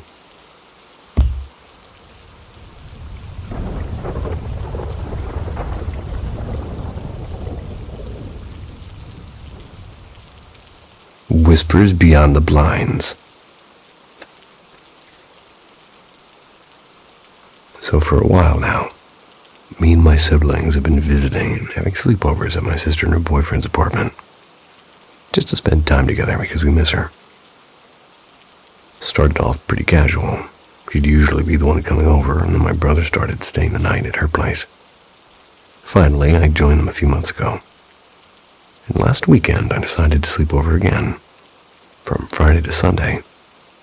Some weird stuff happened that honestly gave me the creeps. First night was super normal at first. Watched a few episodes of an anime and messed around on our phones until around midnight. She got tired, went to her room, and I stayed up a bit longer. I still had a ton of energy. Put on some music and just danced like an idiot for about 30 minutes. Grabbed some juice and chips from the kitchen. And on my way back down to the guest room, I opened the door for her cat and trotted over to her usual spot on the rug by the balcony door. Got into bed, scrolled at my phone for a bit until 2:45. Finally took off my glasses and I decided to sleep. About to drift off when it felt like somebody dropped a bucket of cold water inside me. Not on me, but inside me.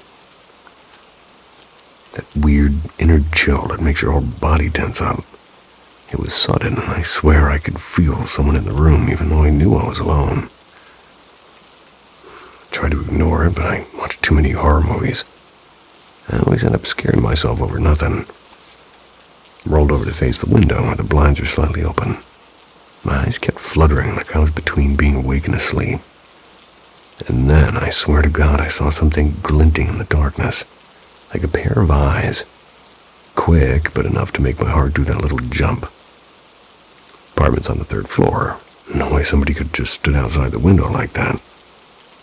And just as I tried to convince myself it was nothing, I heard it breathing right next to me. Soft, but too close. I froze completely. I didn't dare look, and after what felt like forever, I must have fallen asleep anyway. Woke up a while later in the room, feeling off. Not darker, but heavier. Like the air had a weight to it. Panicked a little and did the most logical thing my 6-year-old self could think of. Hid under the blanket like I was a force field around me. Stayed like that for who knows how long. Then I heard a voice, and it was faint, like it came from the ground outside the building. Someone yelled, "Hey," and not super loud, but clear. I held my breath. A few seconds later, something hit the window like a small rock, and at that point, adrenaline overruled fear. I peeked outside. Nobody, not a single shadow. Next day, I tried to laugh it off, and sleep deprivation, late-night paranoia, right? Second night was worse in a quieter way. Nothing dramatic happened, but it felt like something kept moving in the room, like soft shifting. Creak of fabric, sound of somebody stepping lightly on the floor near the bathroom. Cat wasn't even in the room this time. Every little sound made me hyper-aware, and even though I told myself it was probably the pipes of the building settling, couldn't shake the feeling that whatever I'd heard that first night hadn't left.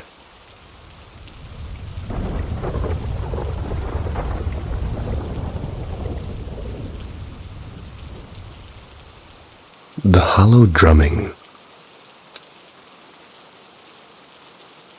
I've always been curious about the paranormal, usually quick to explain things away.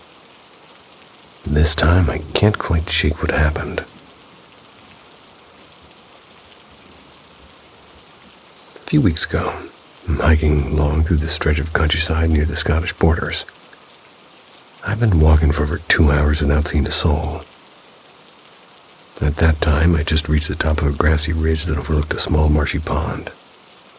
According to the map I was following, the trail continued down a long narrow track skirting the right side of the water, and it went into a patch of thin woodlands. Another faint trail curved around the pond and disappeared behind a cluster of tall reeds. I paused to drink some water when I suddenly heard a steady, hollow drumming. It was surprisingly loud and perfectly rhythmic.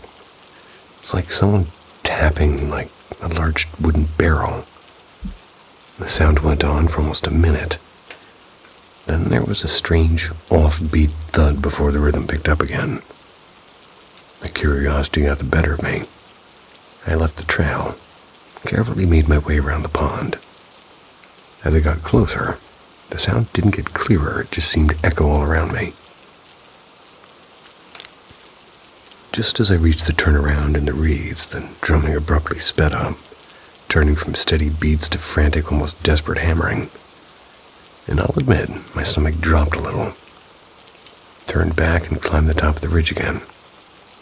As soon as I got there, the drumming returned to its slow, steady pattern like nothing had changed. A little unsettled, I decided to stick to the original trail. As I walked down toward the thin woodland, the sound grew fainter until it suddenly stopped altogether. After a few minutes, my nerves eased and I was back in the rhythm of my hike. The trail crossed a narrow stone footbridge over a stream, fed into the pond. And just beyond that was the base of another steep hill. And that's when it hit me, this overwhelming sense of dread, as if something inside me was screaming for me to leave. Without thinking, I started sprinting up the hill. About halfway up, I heard an inhuman guttural scream from the woods behind me. Low at first, then rising and twisting into something that sounded like an animal in pain. Birds exploded out of the trees in every direction. The place was so small, I would have seen any animal earlier, and yet nothing. I ran until I reached the top of the hill. I was gasping for breath. Found myself in a wide meadow with scattered sheep. They stared at me, quietly shifted aside. I kept looking over my shoulder, and a few seconds later the sheep turned their head again and shuffled as though something else had followed me into that field. I saw no one. The uneven land made it impossible to see behind me clearly. When I climbed over a mossy stone wall at the far end of the field, the dread lifted instantly. like stepping into a cold shadow. I looked back, and nothing but quiet grass and gray sky. The whole thing could have lasted more than 7 minutes. Tried to rationalize it, check the maps and satellites. Anything that might explain the noise. No farms, no buildings, no logging operations, just open land and sheep. I've hiked alone my entire life and never felt anything remotely like this. Whatever happened that day, I can still hear that hollow drumming in my head.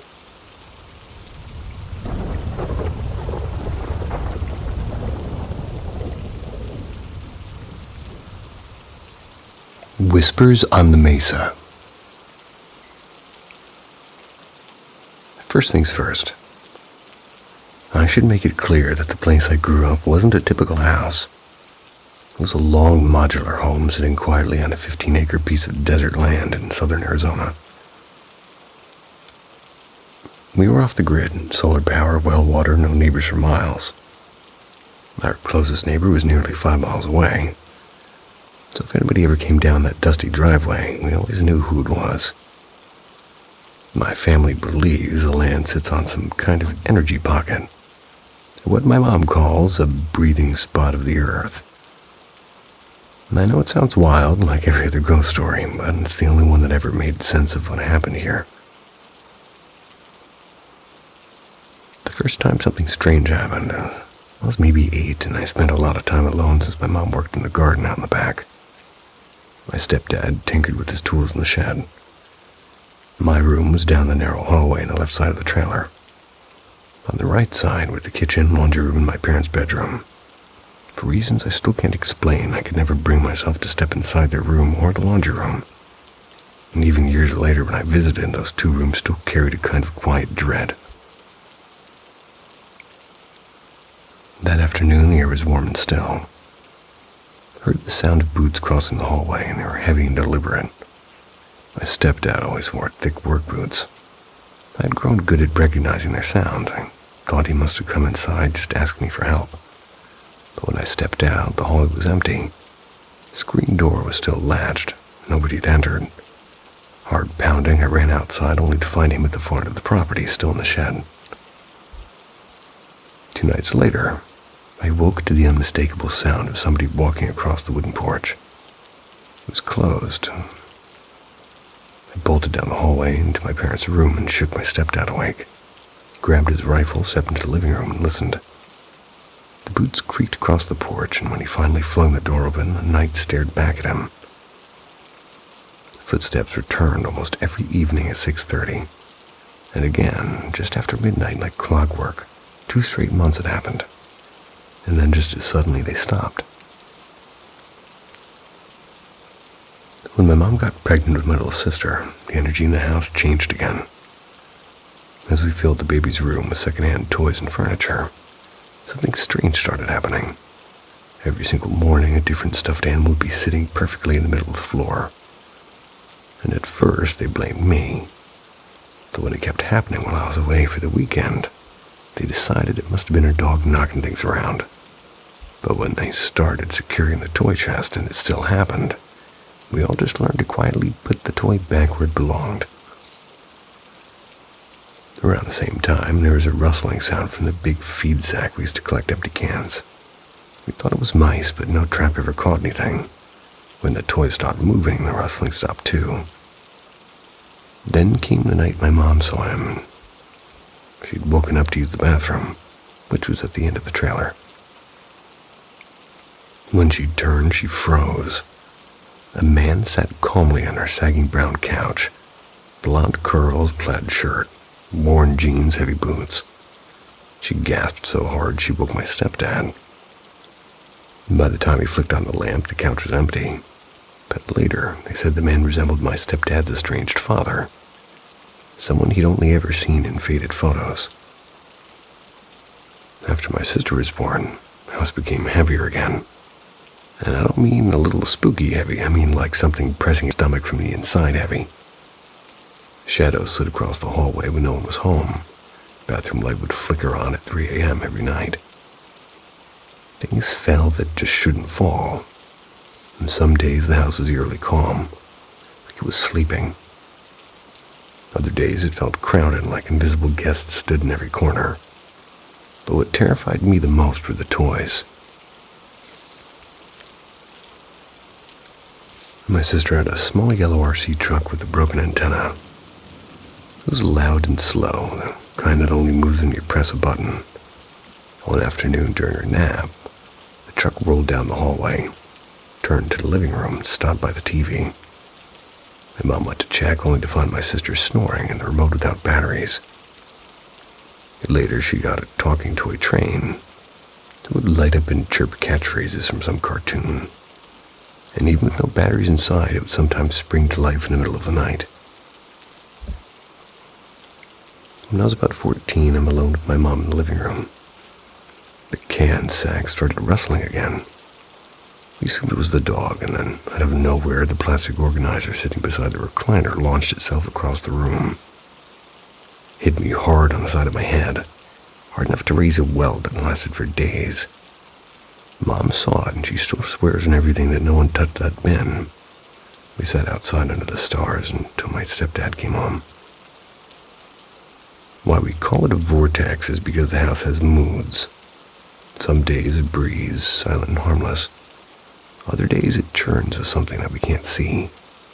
And sometimes it felt like one presence, and other times like many. No graveyard nearby, no churches, no legends of the land, just an old modular home sitting on a quiet desert dirt, cycling between empty and haunted. And somehow, it made it worse. That's the end of my segment here. Enjoy the thing that's allegedly me next. Till next time. Sweet dreams. See ya.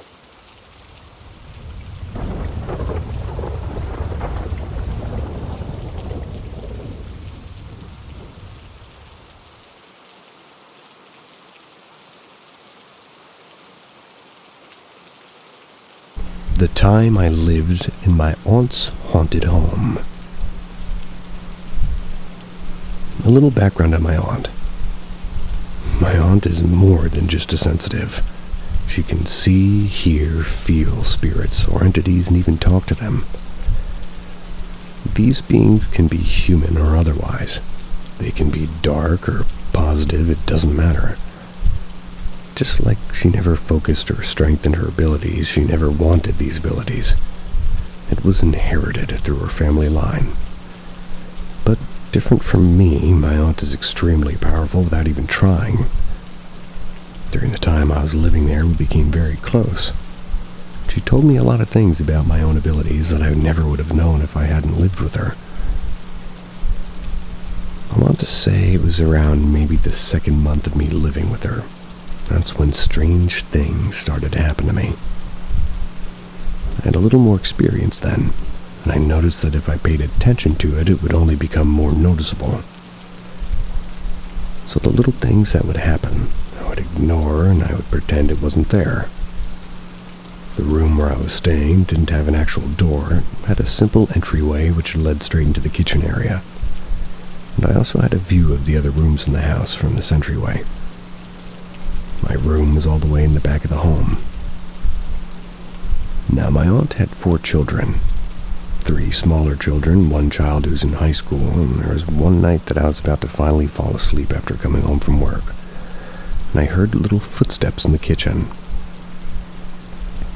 My first thought was that 2 of the smaller children were up and sneaking a snack. I stayed quiet and I listened, and I heard the little footsteps now running back and forth from the main hallway to the kitchen. Continued on for about maybe 2 minutes. At this point, I got up to confront them about being up so late, walked into the kitchen area. There was no one in the kitchen, and as I walked more into the kitchen, I could hear and feel on the ground the footsteps going away from me, then toward the hallway. And suddenly, everything went quiet. Mustered up some courage and went back to check on all the kids. I walked into each of their rooms. They were all in a deep sleep, and I didn't understand what was going on. Didn't want to overthink the situation, freak myself out either. Went back into my room, and due to everything I've experienced thus far, I fell asleep with my headphones in my ears. The sounds of the little footsteps continued for the next few weeks after this. And in that time, I knew there was something inside my aunt's home. And so far, it had not been too serious, and had never personally bothered me or the kids. I didn't talk to anyone about it. But then, one night I stayed up watching TV in my room, and once again I heard the little footsteps. I ignored it, and I continued to watch TV. But then I heard the little footsteps run up to my entryway and then stop. I froze, muted my TV, and waited to see if I heard anything else. I was lying flat on my stomach in my bed, and I had my feet and hands hanging off from the sides. The next thing I knew, my bracelet on my arm started to move very slightly up and down my forearm. I freaked out, and I took it off and threw it across the room. After that, my ankle bracelet on my leg did the same thing. I freaked out and jumped up on my bed and told it to please stop. Up until then, nothing inside that home had ever personally touched me.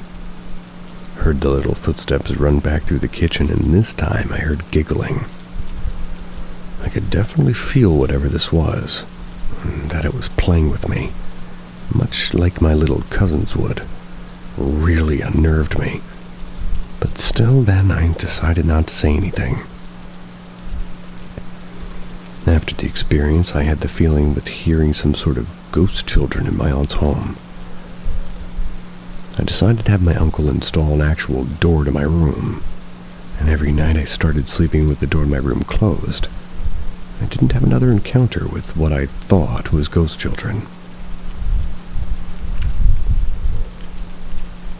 My aunt's home was always very lively and very busy.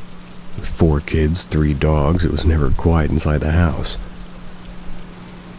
There was one day that I was actually left home alone for a change. Came home from work, and I decided I was going to take a shower. Don't really know why, but I needed to go into one of the kids' rooms to get something. Left the lights turned off, and I walked in. I looked to my left toward one of the boys' beds. I saw a transparent figure of a man sitting on his bed. Couldn't see his entire body, but the upper torso, and I could vividly see all the features of his face. He had sunken dark eyes and long black straight hair. He had no expression, but his eyes were full of sadness. As soon as I saw him, I did a double take, turned on the lights, and the figure was gone. For some reason, I wasn't really scared of this apparition, and I honestly doubted myself about what it was I was seeing. The room was dark. I only saw him for a few seconds, but all the vividness of his features made me wonder if I really did see something. A few days after seeing the ghost of the man, the house was again filled with people. It was the middle of the day, and everybody was off in different parts of the house. I had volunteered to take the dogs out in the backyard to play, and walked into the kitchen and felt like something was off. The dogs didn't react to how I was feeling, so I tried to ignore it. Thought to myself I was being silly. In the middle of the day, after all, I walked over to the door that leads into the back porch. And as I reached for the handle of the doorknob, it turned by itself, and the door opened. I backed up and watched the door fully open and then out of nowhere completely close again by itself. My heart was racing fast. My aunt's boxer dog was standing in front of me with his attention on the door. He was tensed up, growling, and ready to pounce at whatever was in front of me. I waited to see what would happen, and all of a sudden there was a loud boom sound on the side of the porch door. It was so loud, everybody just ran over to see what happened, and I couldn't explain any of it. This was my last straw. I decided to tell my aunt that night everything I had experienced in her house. With all the experiences I've had so far while living with my aunt and her family in her home, I decided to sit down with her and let her know everything that happened to me. I tell her about the ghost children, the apparition of the man that I saw, and the door that opened and closed by itself during the middle of the day. My aunt then began to explain to me my family's connection to being able to feel, hear, and talk with the other side. Apparently, it was mostly just the women on our side of the family. There were a few men, including one of her young boys, that had this ability. She explained to me that I was a little bit different. That's because not only my father's side had this ability, but also women in my mother's side as well. She told me I was strong with my ability, but since I was afraid and wouldn't open myself to it, I couldn't do the things that she or her mother could do. And that was because I was so afraid that, well, there's all these different entities and they're attracted to my energy. Unfortunately, it would be something that I could not turn off on my own without practice and meditation. Then she revealed to me something that, until this day, I'm not really sure if I believe yet. She told me that I was extremely highly protected by quote-unquote something. She couldn't really clearly see what was protecting me, but she couldn't tell if it was an ancestral spirit or just my guardian angel. But she told me if I ever were to have a psychic or fortune teller, if the person truly had these abilities, the entity protecting me would not allow for them to read me. Apparently told her that because she's my family, didn't have to protect me from her, so I was completely shocked by this. I have an extremely high respect for the other side, whether it's ghosts or otherwise. I don't try to provoke or draw these beings to me, and I've never pursued finding out what it is that's actually protecting me. I have accepted that, unfortunately. I do have this connection, and, well, maybe one day I'll not be so afraid to open myself to what I can really do. After everything my aunt shared with me, I was a little bit unnerved about everything. Everything I knew that was now inside her house. She told me the ghost children were connected to the land, but they were no threat to us. They were here mostly because of the energy of her own children being in the house. And she did also tell me that she couldn't see or feel the apparition of the man that I saw. She knew something was inside of their son's room, but it was always hiding from her. She told me the door that opened by itself was something that was like somewhere outside of her home. It was living out there, and it was trying to find a way to come inside. Whatever this thing was tried to use my fear to find a way inside of her home. And this particular entity was something very negative. That day it merely hit the wall on the outside of the door because my protector would not allow it to enter, no matter how scared I was. The last thing that happened to me at this house was one night I'm watching TV after everyone was asleep. Started to hear and feel somebody tapping on the window that was above my bed. I had the curtain closed, and for some reason I was a little afraid to look outside. Then the tapping noise started to move, and it tapped my window, moved up and down the wall of my room and up to the ceiling. My heart started to race at this point. Then it stopped at the ceiling, and I actually started to hear footsteps on the ceiling. I was freaking out now. Backed up toward my door, and I was ready to go and get my aunt. Then I heard something fall and hit the ground outside of my window. I'm not too sure what I heard after that, but I think it was something like growling. At the same exact moment, my aunt's boxer dog was outside my front door, scratching at my door and barking. Went over and let him in, and he ran and jumped up on my bed and started barking at whatever was outside. Everyone woke up, and my aunt was able to calm down her dog. She knew the thing was out there. She said that it was going to seal my window and sage my room to cleanse. This thing was very attracted to my energy, and it was very angry that I was too protected to get to me. That's probably one of the scariest experiences I had in that house. Literally, about a week later, I got super lucky and finally found my own place to live and moved out. My aunt ended up giving me her boxer. That's because she said the dog and my protector were now attached, and I had even more protection. All of these events happened about 5 years or more ago now, and I've accepted my abilities for what they are. I don't allow for these beings to infest my life or my loved ones. I keep myself always surrounded by positive energy, and thankfully, I'm living a peaceful enough life.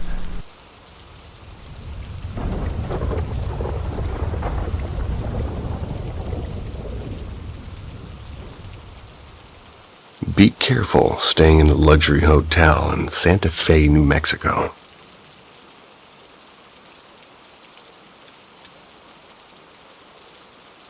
I've been pondering which story to tell you guys about the historical and extremely haunted town of Santa Fe. When the other day the local paper did a report on one of the places on my list, I took it as a sign. I was originally hesitant to tell this story, as they recently rebranded this place and I was a little bit scared of being sued. I don't know if this hotel was trying to keep the past hidden, but since they've recently spoken up about the history themselves, I figured it's fair game. The Drury Inn is a fairly new hotel in the downtown area. They only opened in the last 10 or so years. However, the building that is now the Drury Inn has been there for quite some time. This hotel used to be the original St. Vincent's Hospital, being the only hospital in Santa Fe for a very long time. The old St. Vincent's Hospital has more than its fair share of horror stories and resident ghosts. So the fact that it's now a luxury hotel is mind-boggling to me. And I'll be honest, I personally would never lay my head there, even if I did have the money. Where to begin? And I guess I'll tell the more mild of the two most well-known events at the hospital. During a late winter night, a young and fairly new nurse was working on the third-floor nurse station. She was going about her duties when she heard a child crying coming from down the hall from where she was. She walked the hall till she was standing in front of room 311. This is where the crying was coming from. When she opened the door to see, the crying stopped. No one was set up in this room at the time, so of course she was very confused. She thought maybe she misheard where the sound was coming from, so she went around and checked her other rooms.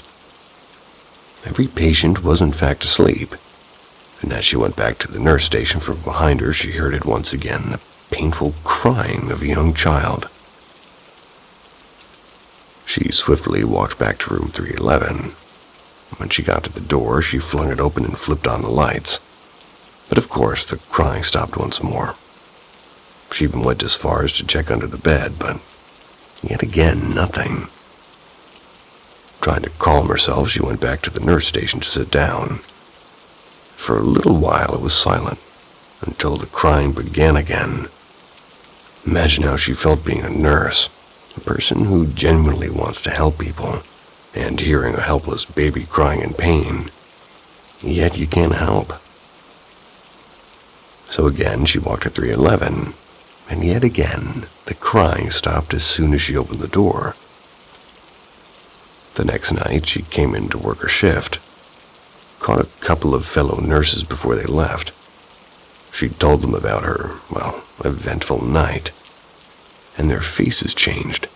They told her that everybody who had worked that night shift on the third floor heard the crying, and apparently it would pick up in the winter, especially around Christmas time. They told her to just ignore it, and for a little while she didn't even hear the crying until Christmas Eve. She knew from the beginning that it was a baby, and she had worked with babies in the hospital before, and to her, the cry a baby makes when it's in pain was unlike anything else, and unfortunately was burned into her memory. So for a while, she listened to the crying, and that's when the cry turned to the sound of a baby gasping for air. It was a sound she also knew. The sound was of a baby taking its last breaths. A week later, she mentioned the event to some coworkers. They were having dinner.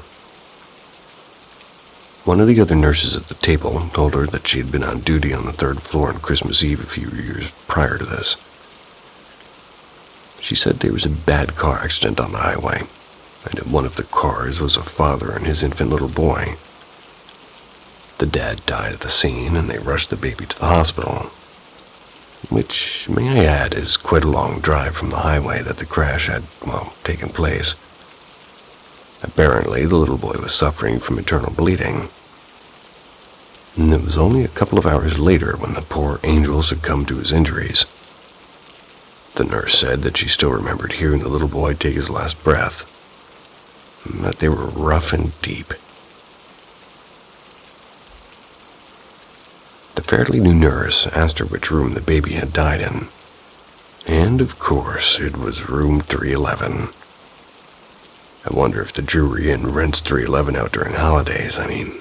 Seems to already be occupied. This is a truly heartbreaking tale of an old building that I can imagine holds many like this. However, on the other side of the spectrum, this building holds something much darker. Every haunted place has its hotspot. For the old St. Vincent's Hospital, that spot is the basement. People have reported experiencing many things in the basement. Disembodied voices and screams. Things being banged on and crashing. Seeing shadow people and not only being touched but being yanked, pushed, and pulled by their clothes and hair. This could be your normal run-of-the-mill haunting, right? However, people have also reported hearing low guttural growls, moaning, and being scratched.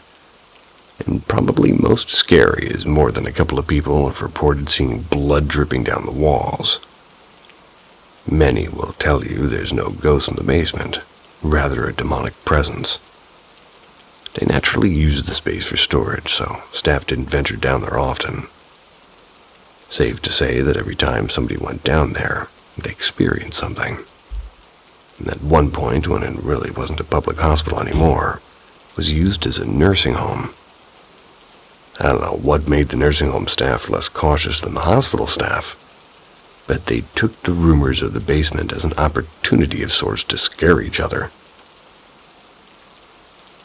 Anytime they had a new hire, they'd wait till night or just take like a newbie down the service elevator to the basement. It's almost like a hazing ritual. They'd take them down, and when they'd reach the basement, they'd make the new nurse get out. They'd leave them with no flashlight in the dark, unfamiliar place, and tell them to find the staircase. Meet them back on the 3rd floor. The lights in the basement didn't work at all for some reason or another, and the only light source that would be down there would be an exit sign. On top of that, the basement had been described as a maze. It was a huge building, so it was a huge basement.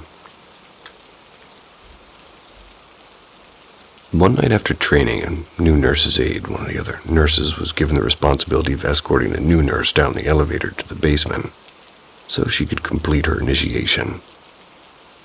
They reached the bottom, and she wished the girl good luck, reminded her to meet them back at the 3rd floor. She went back to the 3rd floor nurse's station to wait for her. After about an hour, she started to wonder where she was. Even if she got lost, she should have already been able to find her way and make it back up. So, she decided to go find her. However, she was scared to go alone, so she convinced another nurse's aide to go with her. When reaching the bottom, she got out to look for her, while the nurse's aide kept the elevator doors open to shed some light. Didn't help much. But luckily, she did have a flashlight. She started searching rooms, then calling for the girl's name. When she heard a very quiet reply off in the distance, she yelled out to the aide that she thinks she found her and to wait for them. She went in the direction she heard and found the poor girl balled up in the corner of a big dusty room, quivering in fear behind an old filing cabinet. She helped the girl up and began leaving the room when she noticed something strange on the wall of this room. It was some kind of liquid. She ran her fingers down the wall to further examine the strange substance. It covered her fingers. Having nothing to wipe it off with and wearing her white uniform, she let it to dry in her hands. When they reached the elevator, she looked down to find her fingers were covered in what appeared to be blood. And when she smelled it, it was the unmistakable smell of iron. That's when she began panicking, not wanting to be on that floor another second. They all stayed frightfully long after they made it back to the station. After the new aide calmed down enough, she told them what happened to her. She had began trying to find the stairs, but kept bumping into things as it was so dark. She started hearing things behind her that sounded like small taps and then thuds. That's when she heard the growls coming from seemingly right behind her head. She took off running until she landed in her little spot where they found her. Later that night, the maintenance man overheard them talking about the experience and chimed in. Apparently, he had been the maintenance man here for a while, even back when it was still a hospital. He said the hospital staff used to use the furnace in the basement to cremate organs to cremate organs removed in surgery, and even amputated limbs. I believe that all the energy the staff put into being scared of the basement only intensified whatever was happening down there. Supposedly, after this happened, the nursing home staff never carried out another initiation. Not too long after the nursing home shut down, the building was left vacant for some time. In my teens, it was covered in graffiti and had many busted-out windows. It was well known among my age group of teens that would break into the building to party or explore and probably see if they'd experience anything paranormal. A couple of times, my friend and I would just sit outside the building on the steps and attempt to hold spirit box sessions. We captured words like hospital, died, pain, meds, and help. A couple of times, I swear I'd seen figures in the windows next to the huge double-door entrance. Now do you understand how crazy it is to me that this is the very building that is now a luxury hotel, and also why I was not surprised reading the article in the paper? It detailed families staying there and being messed with all night long by an unseen force. Maybe if they've done some research, but then again, I look at the building now and there's honestly no resemblance to the once booming hospital. And a simple Google search on its current name won't spark much suspicion. Only when digging deeper with the original name will you uncover the past. Lucky you guys have me, so you won't have any surprises if you decide to book a room there. So if you decide to blow the bank and stay in a luxury hotel in Santa Fe, New Mexico, make sure your room isn't on the 3rd floor and stay away from the basement, unless that's the kind of thing you're looking for.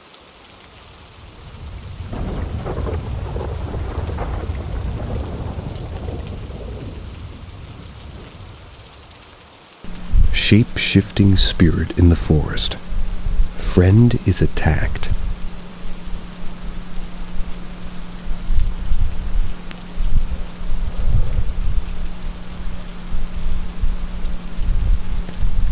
So there's an infamous apparition that appears at the head of the trail. It usually happens around sunset. Many have reported seeing a man wearing 70s clothing at the top of the cliff staring down at you. Then he runs at an impossible angle down the cliff with a smile on his face. And just as he's about to hit the trail, he vanishes into thin air. It's been seen for decades. Many police calls have been made because of it. Law enforcement is aware of this phenomenon and are told to ignore it.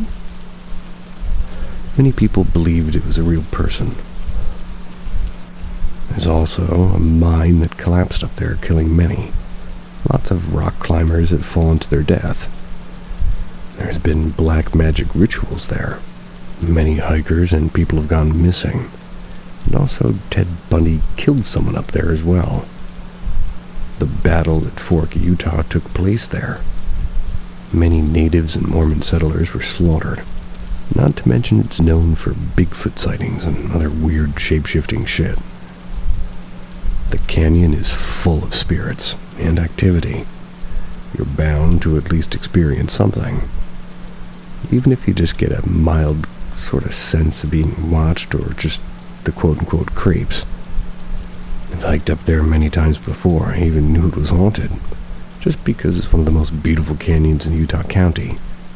Every time I went, I would feel very paranoid once I got deep into the canyon, though. One of these times, I was with 2 friends and their 2 dogs.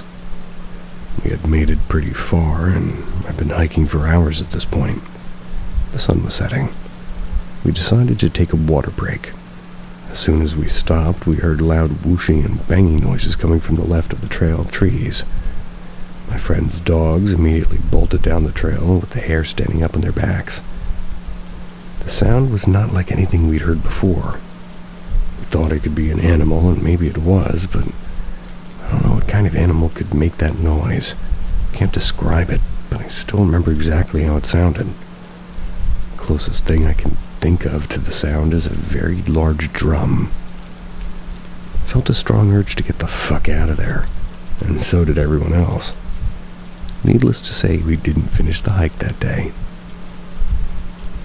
After that experience, we did some research on the canyon and found out about the hauntings.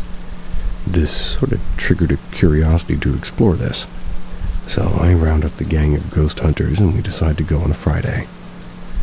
We decided to go at sunset, packed lots of ghost hunting gear, and set off preparing to hike in the dark. We have a ghost device that's always been accurate in our investigations, and we use this throughout this whole experience. It has an EMF detector and a radar. It's the most useful device, and we got one. And it repeats words off the EVP, and it shows it spelled out into the screen. So as soon as we were 5 minutes up the trail, we all collectively agreed that we all felt more energy from the left side of the canyon. So we decided to take the left fork, and we would just go to it. One of the first things the device said was 3.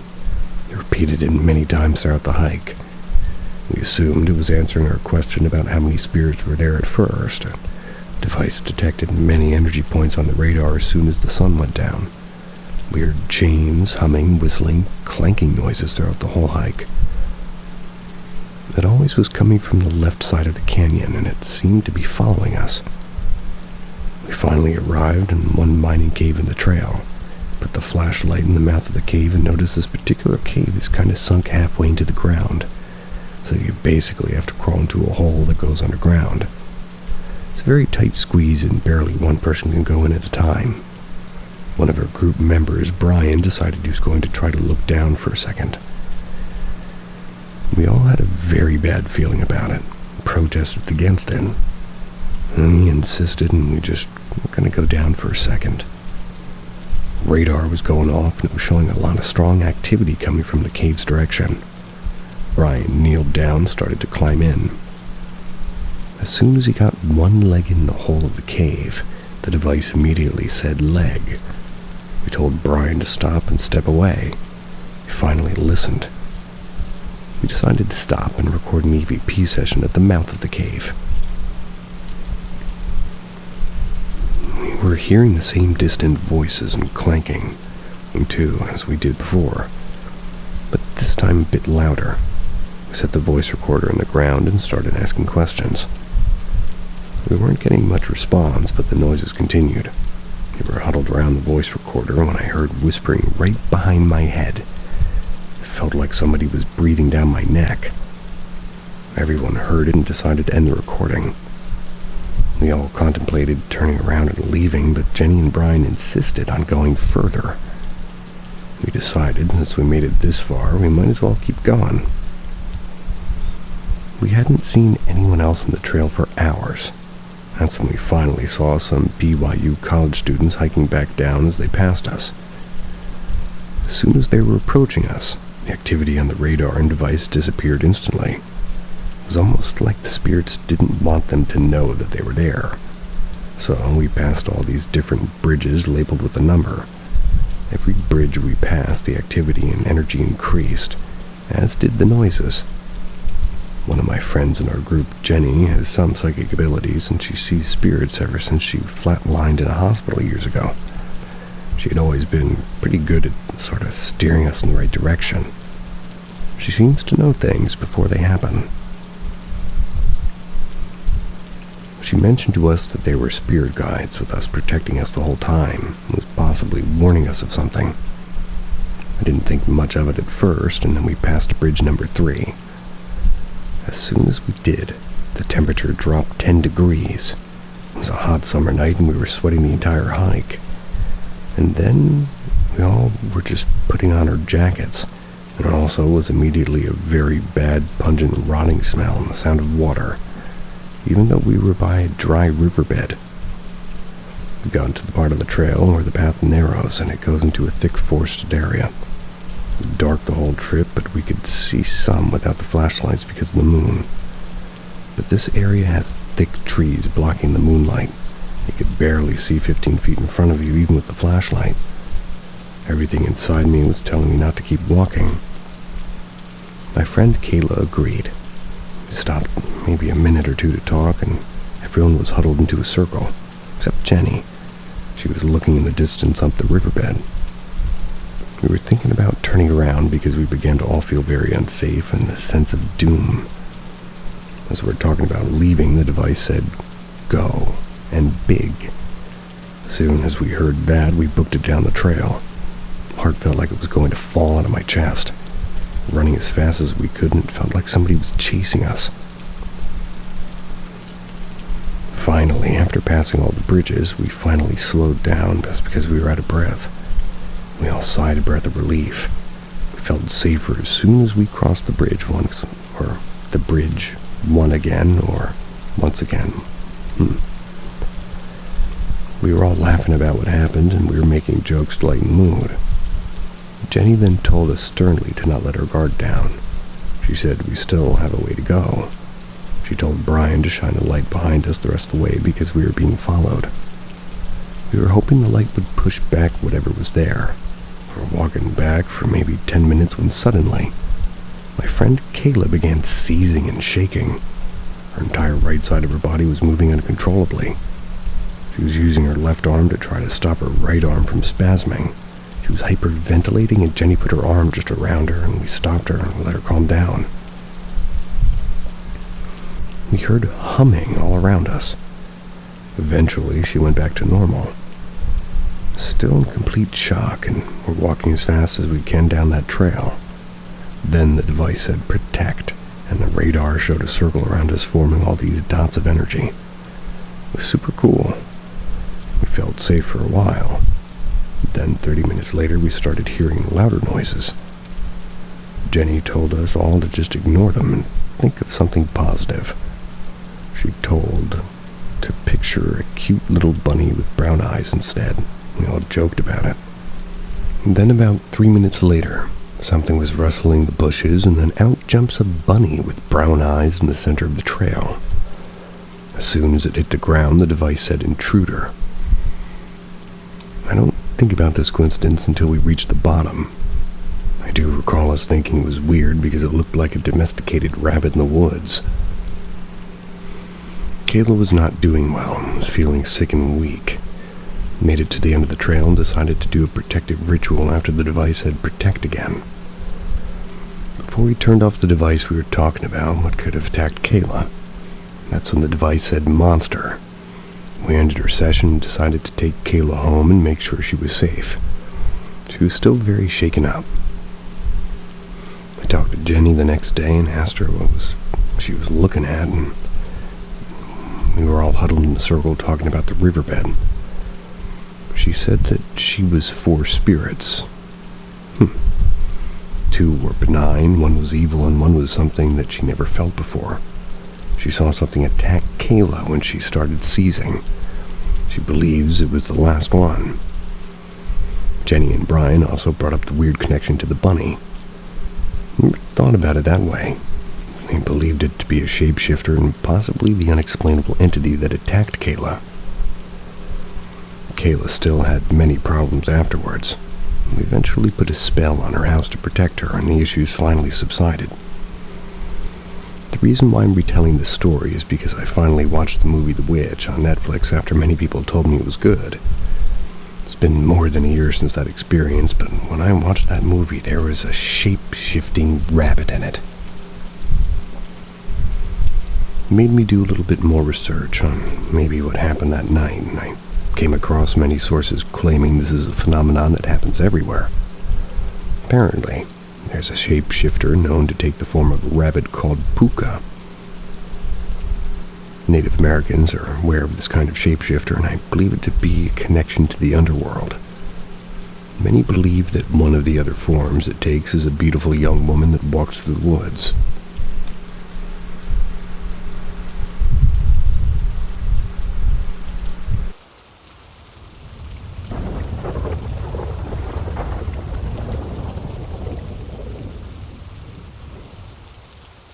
Star Hill Hauntings.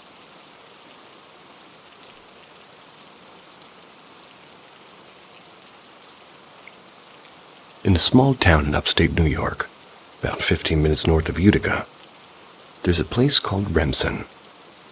It's home to quite the hot spot for unexplained activity. Star Hill, as it's known locally. It's a point on Star Hill Road in Remsen, New York, where the Penn Mountain State Forest meets the road. On the road are 2 parking areas, both with impressive views of the Mohawk Valley. You will find 2 lookouts, one along the actual road and another off of a trail that turns off the road and goes into the forest. Locally, we refer to them as the first and second lookouts, the first being the one by the road, the second being the one in the forest. So I'll be referring to them as such. Up this trail is also a cemetery, a small cluster of buildings, if you can call them that. A small body of water known as Hatch's Pond, and a radar dome with a sign from the U.S. Air Force prohibiting anybody from getting too close to it. I've gone there. All of these locations have their share of strange activity. Over the years, people have mostly used this as a gathering spot. It isn't uncommon to go there on a nice weekend in the summer and find people camping or some high school kids having a party. That is, or at least was, mostly what it was known for. High school type parties. I've spent my fair share of time here over the years. I've only experienced one of these myself. It's just the kind of place everybody seems to have a story about. Stories vary from hearing screams in the middle of the night to floating orbs of light crossing the road and disappearing into the woods.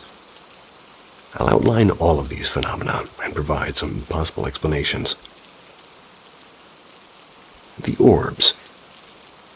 Undoubtedly, the most popular story is that of the mysterious floating orbs that can be seen alongside the road by the first lookout.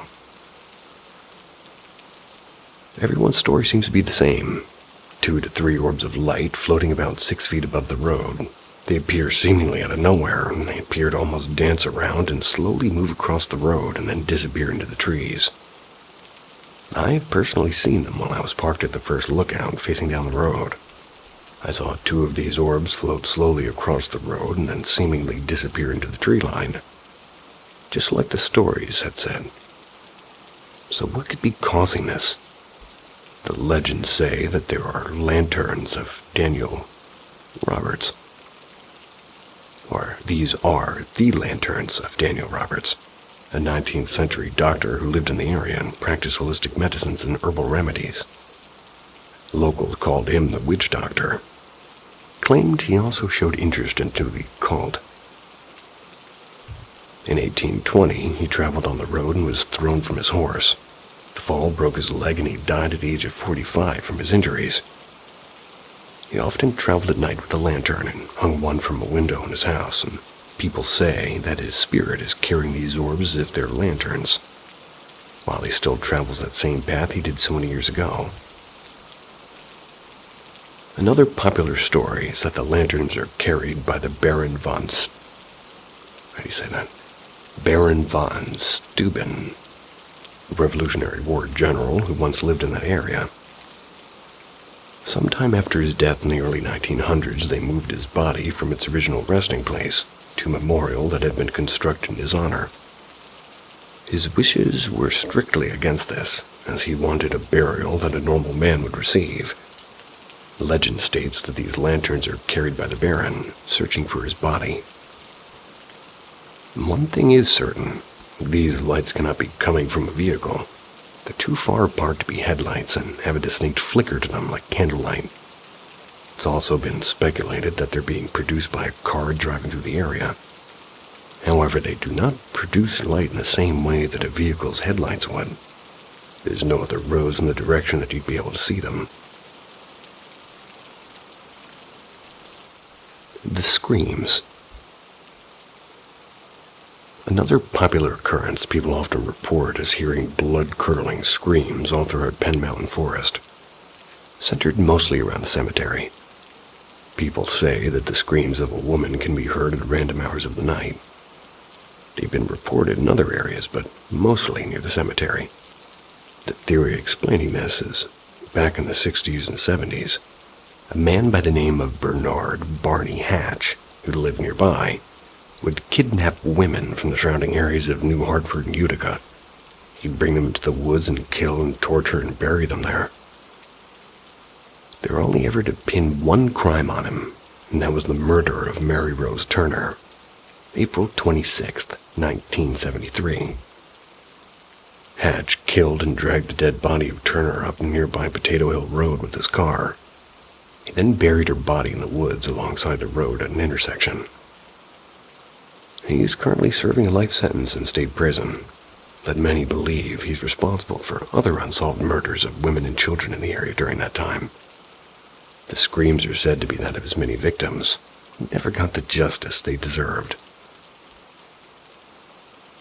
The rocking chair.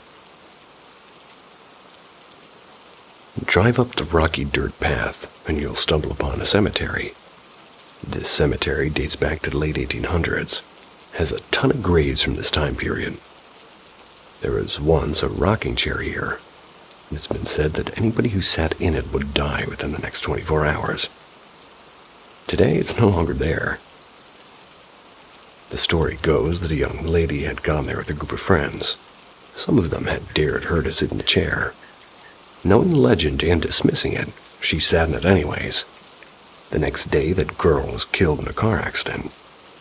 The father, after talking with one of the grief-stricken friends, had learned about the dare and the legend. He went up to the cemetery and destroyed the chair, so no other parents would lose their children to this chair. Evidence of this is scarce and almost non-existent. However, many do report that there was in fact a rocking chair there at one point, and it had simply gone missing. No one seems to know what happened to it. There's also signs posted around the cemetery saying that there are security cameras in use, 2 of which can be seen mounted on trees. They seem to be pointed in the corner where the chair supposedly was, and it could be argued that they were put there to deter vandalism, which unfortunately seems commonplace there. That, however, does not explain why they'd be focused on that corner in particular. Miscellaneous occurrences. These events are not popularly reported or experienced by a great number of people that visit here, but a few people have shared these stories with myself and others, so I believe they deserve to be listened in some fashion.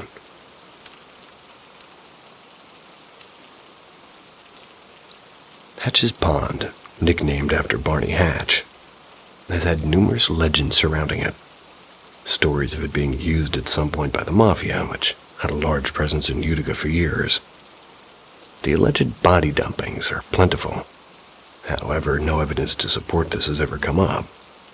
According to some, the whole force was used at one point or another by the Mafia for various reasons, since it was remote and far away from the city. Not only a story of a local tow truck company pulling a car to a pond could possibly have a connection to this, but no evidence of human remains were found in it, and it was deemed most likely that somebody had stolen the car from a dealership and dumped it here. This is somewhat supported by the fact that it was a relatively expensive vehicle at the time, and reportedly had extremely low miles. No evidence of it being used for a body dump ever surfaced.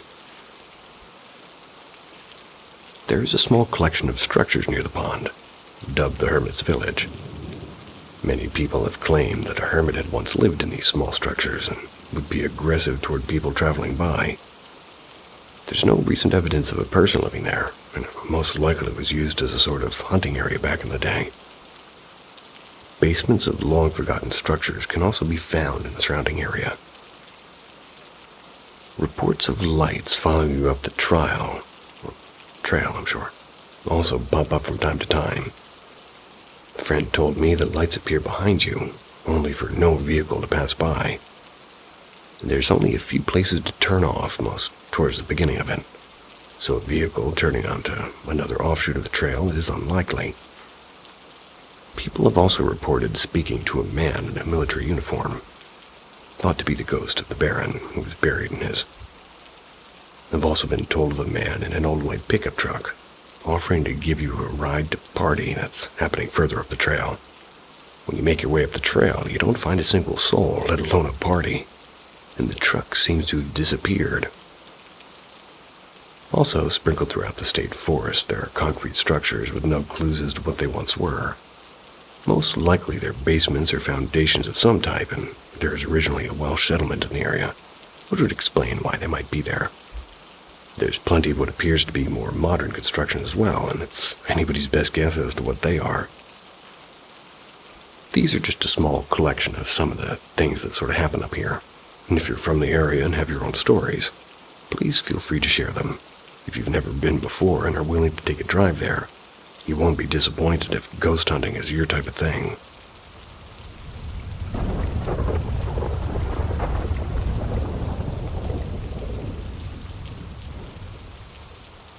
Four-year-old suffering visual and audio hallucinations.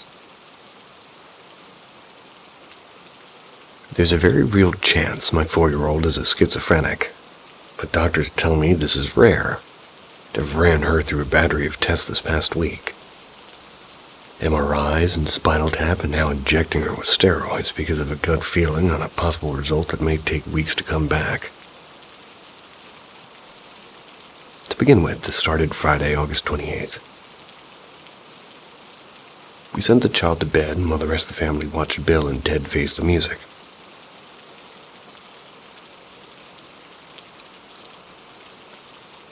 In the middle of this, she began to bang on the door that she couldn't all of a sudden open.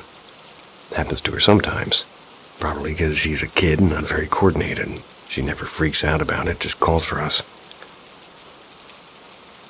That day she was definitely perturbed and frantic, then started talking about the cloudy people. We didn't really put much stock in it, and she ended up sleeping with us that night. We even forgot about this until we needed to start piecing everything together later. The next real event was at a Target on Saturday. My son and I had been hunting action figures, and the wife and the 4-year-old tagged along with us. Everything was fine until she saw a Spider-Man toy. Marvel Spider-Man Far From Home web-shot spider bolt that has some rubbery webbing on it, and she started freaking out about the spiders being on her. Thought she was just being a silly kid and thought the webbing equals spiders, and after we pretended to brush the spiders off and started to become clingy. But things worked out, and we ended up at Walmart and bought her a Blue's Clues stuffed you. Stuffed you? Stuffed animal, maybe? I mention this because I remember her calmly and rationally making a decision between blue and magenta, and she chose magenta. The next day I was out of the house mostly until the evening. Made a run to Home Depot for some soil for the wife's garden, and brought her along. I had time to interact with her in the car because I didn't feel like driving, and I tried to get her to say please when she asked for a snack. She was being stubborn and was going to say please, but then decided against it. We ended up at a different Walmart, and she saw this Trolls microphone that plays the same song over and over again. For 20 minutes, she incessantly played it and only gave it up at the register. I never put it back in her hands, and I gave her some candy that we bought her to make her kind of forget about it on the ride home. Again, I tried to get her to say please, and now she refused outright. Back at home within an hour, the hallucinations started. She started giving them names of cartoon characters. Tyrone and Lady Tasha from Backyardigans. They go often on adventures and never remember cloudy people. But checked my Plex records, and she had watched them on 8/26. A few days prior to the event on Friday. Prior to this, she had watched them on 8/21, and before that in March. The cloudy people were everywhere, and she began to talk to gibberish and nonsense. A lot of verbal diarrhea. Imagine a very hyper child on speed. Her heart rate increased, and she began to walk back and forth and open and closing doors. We tried to get her to sleep, and she would just not relax. Even when we had her in the bed, we were just definitely concerned. Thought maybe she had too much candy. Although this is not normal behavior for her, even when she has had too much sugar in the past. I finally got up and took her to another room and held her close to me and asked her to relax and close her eyes. I started to hear the rhythmic breathing of sleep, but the eyes never closed. They were wide open and doing, but blinking rapidly like an REM sleep. The next morning she slept until past 12, but ended up waking her, just wanting to make sure she was okay. She got herself up and seemed pleasant, but then the incessant verbal chatter started again. Then we noticed she was having a conversation for the first time. Not like a child, having like a make-believe one, where they're talking to themselves and maybe answering the questions too. She seemed like she was being interviewed or interrogated. She would give answers to non-existent questions, and I sent her on a neighborhood walk with my oldest daughter. Along with the way she discussed moving and finding a new house, but not with my daughter, with the voices she was hearing. Upon their return, we set up a virtual meeting with the pediatrician while we waited for our appointment with the real pediatrician. I also learned during this meeting that my daughter had bought her ice cream from a Quick Stop. But immediately after arriving, the child had forgotten that she had eaten it. The virtual pediatrician was the first to point out this behavior seemed typical for a 4-year-old, and yeah, I've seen hyper 4-year-olds and agreed, but not for her. I still thought maybe a sugar reaction. We started to see her talk with a changed, higher-pitched baby voice. The doctor noticed it as well, and then noticed her talking to herself and then answering the cloudy people. She told him that that's who she was talking to. He recommended we take her to a child psychiatrist, but told us to visit the pediatrician so we can make the recommendation. Soon after, she's bouncing off the walls and with hyper fears and anxiety. Spikes on the floor said by the cloudy people, among other things. Started to be filled with dread as a parent, but still thinking it was sugar, I decided to take her on a walk to tire her out. Or stop giving her sugar completely for a minute. So we went to Target, and she found that microphone we bought, and she proceeded to use it over an hour straight. On the drive and at Target until we saw the same toy again. Once she saw the webbing, she threw herself on the floor that spiders are all over her, and on my hand, and that she wouldn't let me touch her. And on the microphone, which I had to wash for her to touch again. That night was even worse than the previous night. Only now I had a 4-year-old who's regressing into herself, becoming more immature and smushing her food. And that was a long night, hard to get her to sleep, and us looking at every theory in the book from PANDAS to ADHD to autism. Monday at the pediatrician. The first pediatrician only saw what she believed to be normal. The normal babbling of a 4-year-old. We assured her this was not normal for her, and when she stepped away, the conversations and trance-like answering and robotic voice began. When she returned with the second pediatrician and they observed the behavior, he remanded us to the ER immediately. He said we can do nothing for her. We wanted them to swab for strep throat to rule out PANDAS.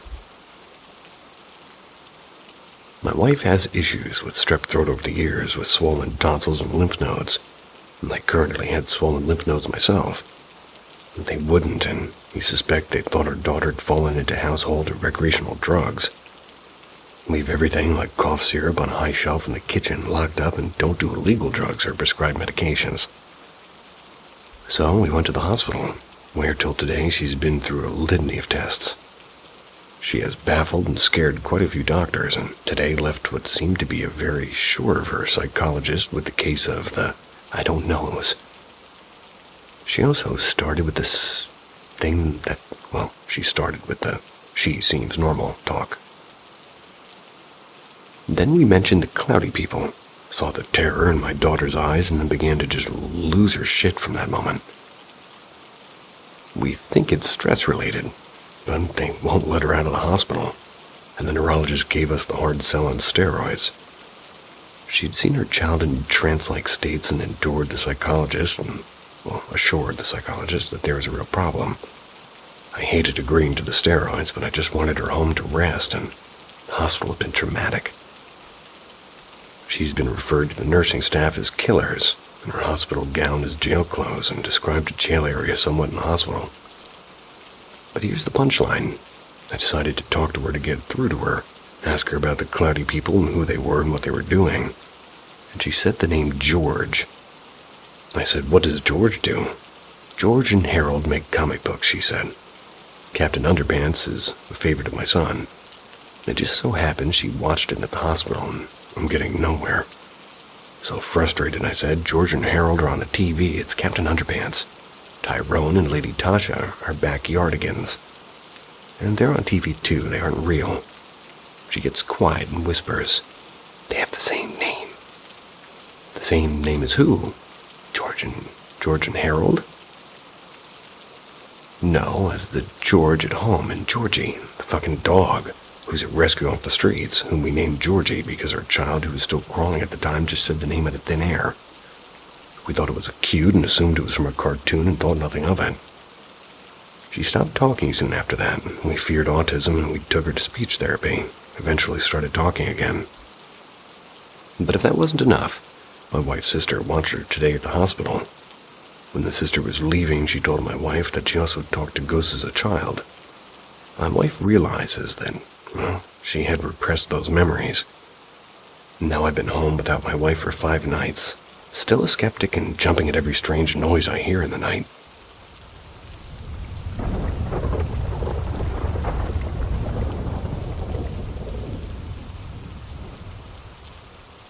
I promised to never speak of it again, but what the fuck happened? Prior to this incident, I've never experienced anything remotely paranormal, so this is one of the reasons why I never truly spoke of what I went through at the time.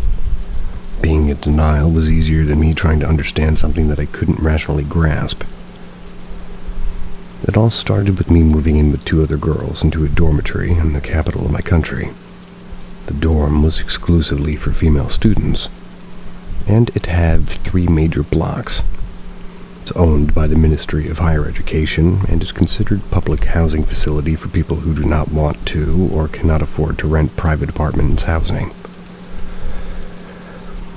We were given at random a room in the lowest block of the building, Block C. The room we were given was numbered 903, and it was the room before the last in order of rooms in the block. At the beginning, none of us were suspicious of anything, although we did notice the shape of a visible handprint in the front of the door. The handprint looked tiny, like that of a small child. We didn't give it much thought, and we concluded that it must have been maybe left from a previous paint coat on the door, and that was only the beginning of it all. As time went by and the school year rolled in, each of us started to notice little strange things happening around the room. It was small things like putting stuff in a certain place and finding it somewhere else. For so long we kept thinking that we were just being forgetful and were not paying as much attention as we should. Maybe it's due to school stress, exams and such. However, that changed for me when I started to experience things differently.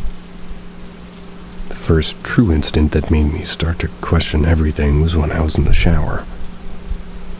This room had a tiny shower, a small toilet, and a kitchen sink attached to it.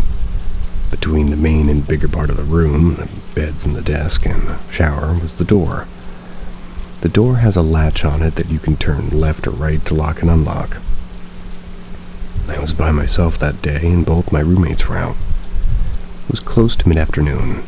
I came back from college and wanted to take a shower before taking a nap, gathered towels and shampoo, and made sure to close the windows. Then I went into the shower, leaving the door unlocked and wide open. I was alone, so I didn't feel the need to lock or close the shower's door. I Started up the shower's head and started opening the shampoo bottle when suddenly, and out of nowhere, the door to the shower shut so violently that the whole room actually shook. I heard the moment the latch on the door as if it turned right to lock me in. I was so startled that I almost hit my head on the floor of the shower. I shouted out because I thought I was maybe having one of my roommates coming home early and not realizing I was in there. Kept calling for the girls and telling them to unlock the door and that it was not funny. The door wouldn't budge and the lock remained firmly on. At some point I started to get seriously uneasy. That's because if nobody was going to open up the lock from the other side, I essentially was trapped in the shower. I kept banging on the door until my neighbor in the next room heard me. Came around to talk me through the wall. She came around and talked to me through the wall of her shower. The shower and toilets were built in a way that they aligned with those of the adjacent rooms. She asked me if I was alright, and I told her I was not, and that I was locked in and I needed to get out. So she called the head of the dorm. They brought a spare key to open up my room and unlock the shower's door so I could be let out. I was literally shaking and the dorm's head just kept asking if I needed medical care. They gently laid me on my bed, and within that sort of commotion it occurred to me that the room was empty. None of my roommates were there. I was so traumatized that I didn't even want to entertain the thought of what actually happened. I've always been terrified of small places, and I being forcefully locked into one almost caused me to lose consciousness. When the girls came after sunset, they were so concerned for me, and they swore up and down that they haven't returned to dorms until that very moment. As I calmed down, I started to go back into my mind, checking over things like the facts of the front door to the room being locked. I actually closed the windows as well before getting into the shower and not get a cold. I was losing my mind, going back and forth at what happened like thousands of times in my head, and I heard the door slam and I heard the lock turn. I did not imagine those things. Then how the fuck did I get locked in if no one else was on the other side of the door? It's after that when things started to get creepy and way too uncomfortable for me. After the whole thing, I sat down with my roommates and told them what I went through. Told them to tell me if I was going insane or if something's wrong with me. And at that moment, they opened up to me about weird stuff that they've also been experiencing. One of them spoke of how she was repeatedly feeling the sensation of a cold breath over her neck while she slept or napped. She told us that she was losing sleep because of it, but was scared to mention it really, and the other spoke of voices she would hear at random times and shadows dancing on the walls during both day and nighttime. We tried to rationalize what we were experiencing, but it just didn't reassure us in any way or form. Started staying out as long as we can just so that way we could spend time in the room as possible, or rather as little time as possible. I even stayed at a friend's apartment a couple of nights because I couldn't stomach sleeping in that room again. Things did not get any better, and in fact, it got worse after that. And this is me recalling the most terrifying night of my life.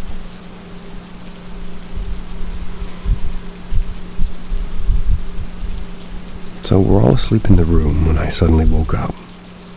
I had no pressing need to pee, and I wasn't hungry or thirsty. I was just startled awake for no immediate reason. It was around 1 a.m. because I do remember checking my phone. Moonlight was strong, and it was a pretty bright night. Laid my head back into the pillow, eyes still open, trying to relax back to sleep when I noticed something moving on the wall.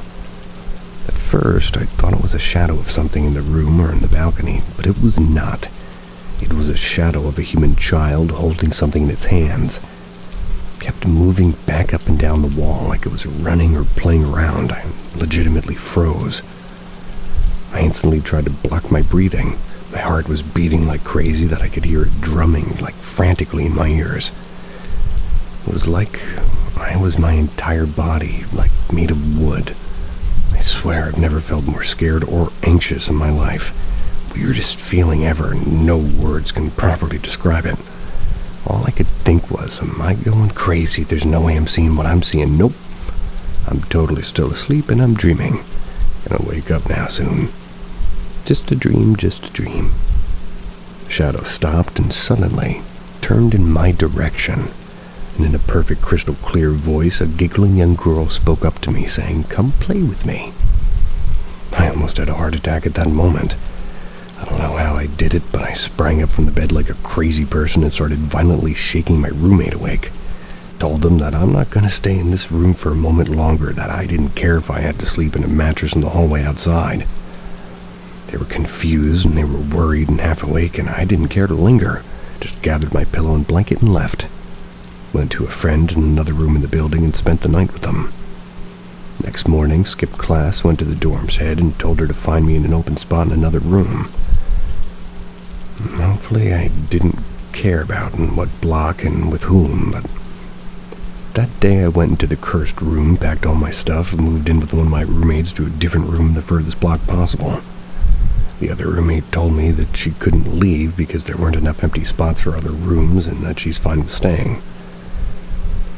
Told her to just knock herself out, but I'm never stepping a foot in that room ever again. And yes, I never went back there. The following year, I rented a house with the same roommate that left me with all the way at the end. The following year, I rented a house with the same roommate that left with me that day. We never spoke again of the shit that happened in that dorm room ever again. Never been in a dorm room. Ghosts or no ghosts, don't really want to go to a dorm room. Sweet dreams.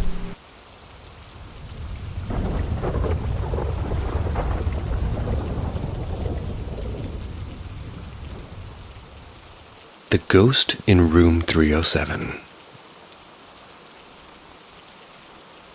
I was stationed with the military in Germany years ago. My unit was assigned to a Quick Reaction Force, QRF team. Civilians always thought it sounded badass, but in reality most of our quote-unquote high-speed work involved walking endless loops around the fences of small outposts. These outposts, they're scattered around the countryside.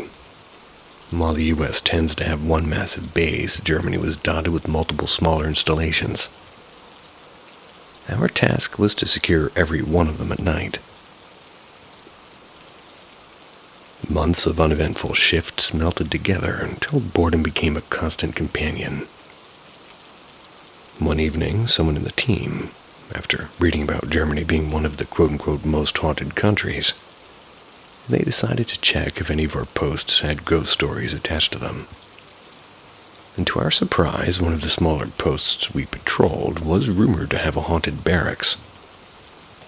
Even better, or worse, is, well, that outpost was abandoned and was awaiting handover to the German government. No soldiers, no equipment, just empty buildings and a clock ticking toward the official return date. Naturally, we left this post for, well, at least the last on our nightly rounds. So let me tell you about the entrance. The building was old and it was pre-war construction with those beautiful German stone walls. Every entry point was supposed to be sealed, and they were, but all but one. There's one of the guys named Martinez, and he spotted a window left cracked open on the first floor. Getting through it wasn't easy. The sill was high, and it took 2 people to boost the first man in. We managed. Inside, the air was cooler than outside, unnaturally still. We cleared the building like we would any other. Basement, first floor, second floor, attic. And then, finally, the 3rd floor, where the supposed haunting had taken place decades earlier. Rumor had a soldier once left room 307 after waking up to see a little girl standing at the foot of his bed. The reports were real. 2 soldiers 20 years apart. Same room, same story. The girl even had a name whispered through the ranks. Lena. First encounter. The hallway on the 3rd floor was narrow. It was creaking softly under our boots. Only one door was ajar. 307. We cleared every other room first, then circled back, and the door was yawning. It was like it had been waiting for us. I think they mean that it was opening slowly. So we joked around, took a couple of pictures, and survived 307, somebody whispered with a nervous laugh. Me, I couldn't resist pushing buttons, so I said it out loud and slow. Selena. Everybody froze. You could feel the air change, like the building was exhaling. A faint thump echoed down the hallway, and no one moved. The NCO whispered, "Do it again." Lena. This time it wasn't a thump. It was something softer, like a breath, a tiny from the hallway. We didn't even coordinate. The NCO and her female officer, Shaw, bolted toward the stairs like they were escaping a burning house. I remember catching up halfway down with their boots hitting the floor so hard it echoed like gunshots. When we reached the first floor, they must have went through the wrong window, and I had to yell, second floor, before they spun around and took the stairs down properly. Outside, breathing the cold night air, the world snapped back into focus. We laughed like idiots trying to shake off the static of what just happened. Moving on to attempt number 2. Soldiers are stubborn, and we went back in. Same window, same stairwell, same dead silence. At the top of the stairs, the building groaned. We approached room 307 like kids sneaking into a haunted house they swore they wouldn't. Well, everybody stared at me. "Fine," I said. Lena. From the hallway came the sound of a child giggling, clear as day. I stacked on the door with my rifle ready, and John, my buddy, crouched below me, mirroring every move like somebody out of a Scooby-Doo, but with guns. Not very Scooby-Doo-y. In the dim light I caught it, a flash of a small leg disappearing into the shadows. It was 2 doors down.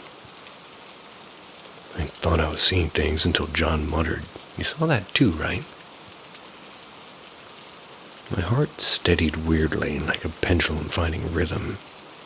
Calm on the outside, storm on the inside. "Do it again," someone whispered. I swallowed. Lena. This time the voice was right in the middle of the room, and a small, airy yes came back. We exploded down the stairs, and I don't think my boots touched half of the steps. I dove through that window at one clean leap, tucked and rolled, and came up running. First one out, no shame. The next section we're going to call the pictures. Back at the main post, still laughing and shaking it off, we loaded the photos into an old desktop. At first, just us posing stupidly in front of the building, then something changed in the series. In the 3rd floor window, there was a shadow. Next photo, 2 shadows. Next, a clear outline, one tall, one small. A man and a child, both pitch-black silhouettes framed by this faint light bleeding through the opposite windows. And then nothing. In the last few shots, they were on the 2nd floor, right above our heads. The very last picture, they were gone.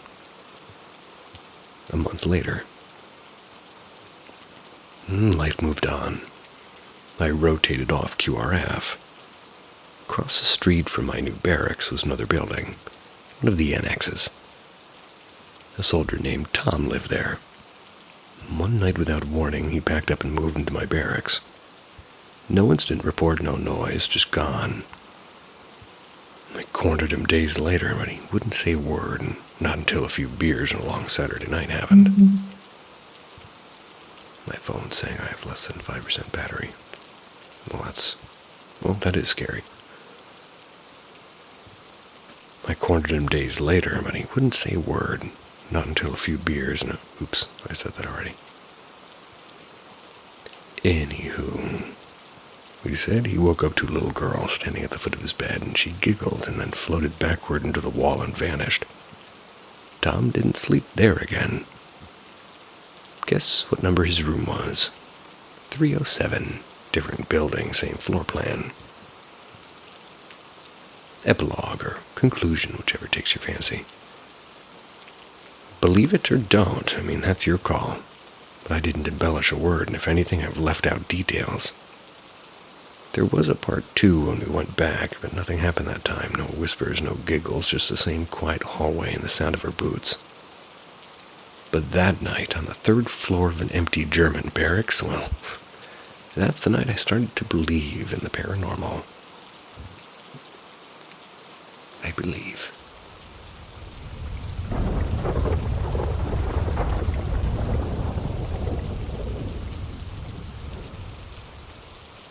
Things I wasn't supposed to see. I'll be straight with you. I'm one of those people who's had more than their fair share of strange, unexplainable moments. Even since I was little, I don't believe I'm chosen or really spiritually tuned in or anything dramatic like that. I just think I pick up on things. I can tell when the tiniest object in a familiar room has been moved. Not because I'm Sherlock Holmes, but because the atmosphere feels off. I'm not the type who spins ghost stories for attention. Well, I do know a few who do, so just trust me on that. And if you knew me, you'd know that I don't shrug off odd noises or brush things aside as just my imagination. I'm actually hyper-aware. Some say high-strung, others say borderline paranoid, but either way, I try to solve mysteries before labeling them paranormal. The stories below, they're just the ones I couldn't explain. Narrator scrolls down to below. The Mirror Room. Back in middle school, there was this little dressing room-style bathroom off the gym that we all half-joked was haunted. It really wasn't even a real bathroom. It had 2 toilets and separate stalls and 3 odd mirrors on the wall and smelled faintly of bleach. My friends and I were a tight group, the kind of kids who'd stay up at sleepovers watching horror movies way too gory for 12-year-olds. Then we would dare each other and go in there alone. The big joke was that the cracked mirror above the middle sink watched you. So, one afternoon between classes, I got a hall pass and I went there alone. The setup matters. You push through a heavy blue door with one of those hydraulic closers that hiss like a snake when it shuts.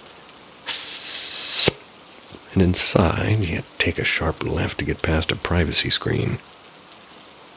3 sinks sit on a counter to your right, opposite a row of 2 regular stalls and 1 larger stall at the back. The space in front of the regular stalls feels cramped, almost like a tunnel. But in front of the larger stall, there's this weird alcove with a low bench and a long-forgotten changing area nobody used anymore. Out of habit, I chose the smaller of the 2 stalls. A minute or so later, I heard the door creak and hiss open. Someone had come in. I saw their sneakers from under the stall door, and they were tiny and glittery and purple ones. The kind with the rhinestones on the side, but scuffed up like they'd been dragged through mud, and they passed my stall quietly. I figured they went to the big stall to the left, so I finished up thinking I'd walk them back to their class when they were done. The little kid classrooms were way on the other side of the school. The girl couldn't have been more than 1st grade. When I came out to wash my hands, I realized all the stall doors were open. No one there, and the stall was too empty, even peeking to the alcove. No kid under the bench, not in the corner where the old shower was. No one nowhere. And muddy footprints on the whole tile. Went back to class a shade paler, and suddenly the jokes about the mirror room didn't feel like jokes anymore. The street corner phantom. Fast forward to my first year of high school, around 2017. I just finished my weekly ballet class across town. My uncle came to pick me up, and it was early winter, about 9 p.m. It was pitch dark. He took a back road he liked, a narrow strip lined with auto shops, a locksmith, and a run-down accounting office. Hardly any streetlights. There's this squat little building at the corner. I always noticed it because its address was 3131. Double numbers, and we always pointed out that family quirk. It's shaped vaguely like a house, a brick at the bottom, pale siding on the top, and 2 doors instead of 1, and that night as we turned the corner, I glanced at it, and something was different. The right-hand door was cracked open, and a man was peeking out, and he was Latino, maybe mid-30s, holding the door frame like a lifeline. His face was unforgettable. Wide eyes, mouth slightly open, and sheer panic etched across the whole bit of it. So I followed his gaze into the darkness. There was a figure standing maybe 10 feet from him. At first, I thought it was another man, and then I realized I could see the car repair window shop. It was lit up like a sign. It was going through his body. It was a shadow standing upright, and it had a shape, a long coat like a trench coat, or broad-brimmed hat it seemed like, and it was impossibly tall. Maybe 7 feet, if that, and something like a walking stick in one hand. I turned my head as far as I could keep it in sight while we passed, and from every angle I could still see through it. The light above the door glowed right through its quote-unquote chest, and it cast no shadow. "Did you see that?" I asked my uncle. "See what?" he said, glancing at me. I didn't ask him to turn back, and I didn't want to, and the next time we drove by, everything looked normal. A few weeks later, the business had a for lease sign, and I never found out what happened there. I'd never heard of the Hat Man at the time, but months later I stumbled on a forum post and realized I'd seen almost exactly what people had described. The nursery radio. This one scared me the most because it felt directed at me. It was either late 2017 or early 2018, and I was a sophomore. My church met in a converted warehouse, not some centuries-old cathedral like it had concrete floors and fluorescent lights and folding chairs. I'd always felt a weird energy in that back hallway, but I'd brush it off as just my nerves. One Wednesday night after youth group, everybody had gone home except me and my mom, and she had the keys. She was watering plants in the main hall and asked me to check for any leftover mess. In the nursery, one of the toy sets was out on the back counter, along with an ancient battery-powered AM radio we never used. I tidied up, then reached for the light switch to leave, and something in me whispered, "Wait." So I stood there, staring at an empty room, feeling ridiculous. Then the radio switched on, and static hissed loudly, and the dial moved on its own. It was clicking through stations. A man's voice came through, and it was deep and warped by the noise. It was either speaking another language or something, because I didn't know the words drowned in that static. It lasted maybe 20 seconds, and then silence. The radio clicked off by itself. I stood frozen, waiting for it to come back on. Instead, a smell crept across the room. Not sulfur exactly, but something sharp and metallic, like old pennies and damp earth. That's when I bolted. I ran to the kitchen where my mom was rinsing out a watering can. No strange smells there, no reason for a scent like it to drift all the way from the nursery. And even now, I can't shake the feeling that whatever was on the other side of that radio, it wasn't random. It felt like it was for me. So, to wrap it all up, why does this stay with me? Well, most of the weird things I've experienced feel like I'm peeking through a crack in reality, but these 3 moments, the kid with no footprints, the shadow man on the street corner, and the radio in the nursery, feels like they're carved into me like stone. Maybe they're coincidences, maybe I was stoned, maybe not, but I know what I saw, and I wasn't supposed to, I don't think.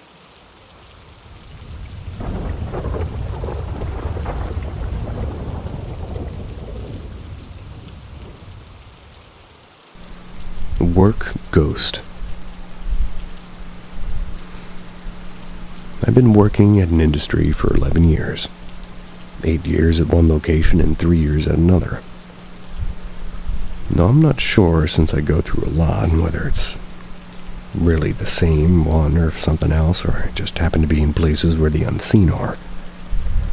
But then again, only Lord knows what's put this ground before man put above.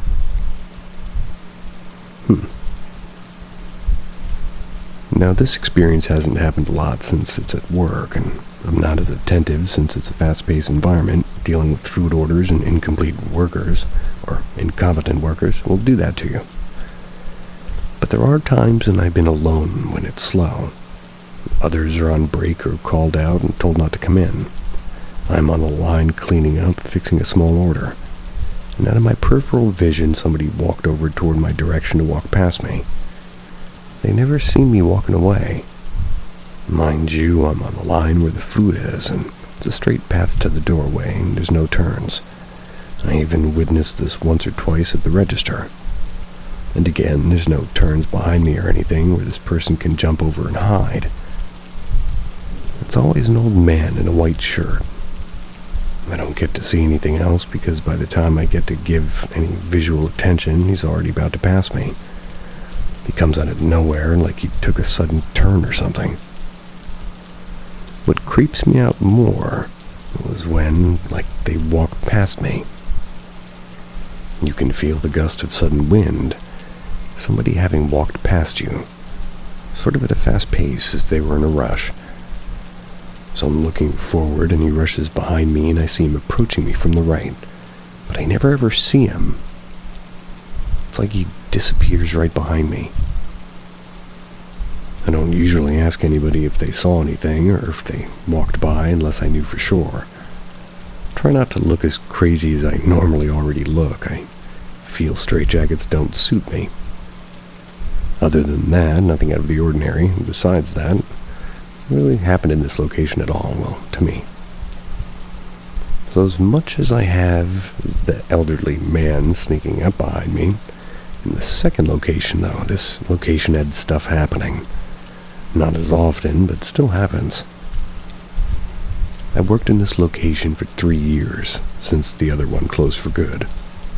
So anyways, I have opened and closed this store, and I've had this other store many times, sometimes the same day. But the closings, sometimes they didn't go off as easy as when you're the last one out and waiting for the manager to drive you home, or waiting inside till the next bus arrives because it's freezing cold or suffocatingly hot. But I'm a trainer, so I know how to close the majority of the store.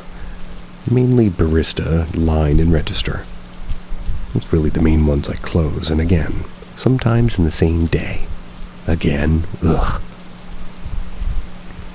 Now in this location it's a bit different.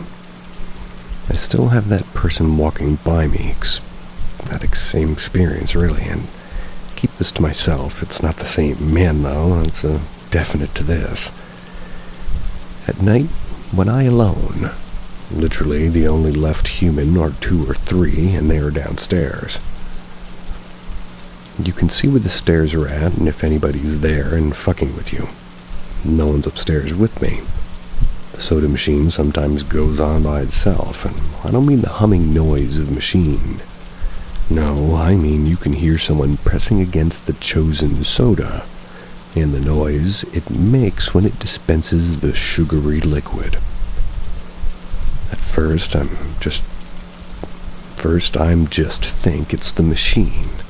And due to being pressed a million times a day, I'm pretty sure a button or two will wear out and malfunction here and there. Wishful thinking, I know.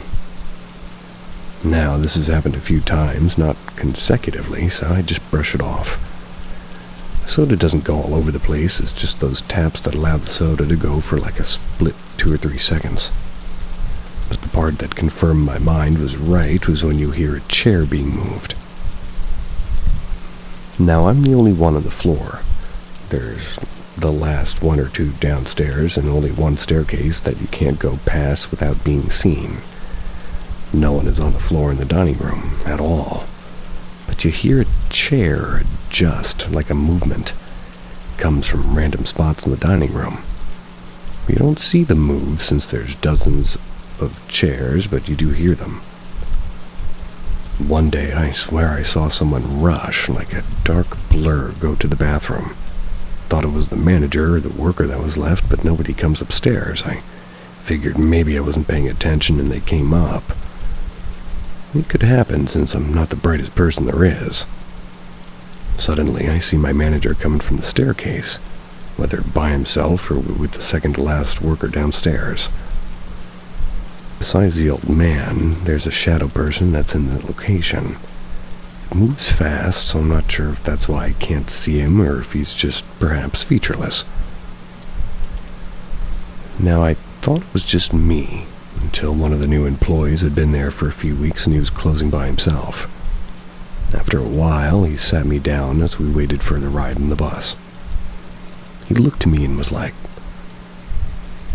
"So how you handling the job so far?" "Blue, I need to ask you something." "Sups. Anything all good?" "Yeah, just the noises sometimes get to me." Me thinking, but keeping to myself about these things, not wanting to send wrong messages. "Oh, those are just the machines, especially the ice machine. Sounds get tricky when you're alone."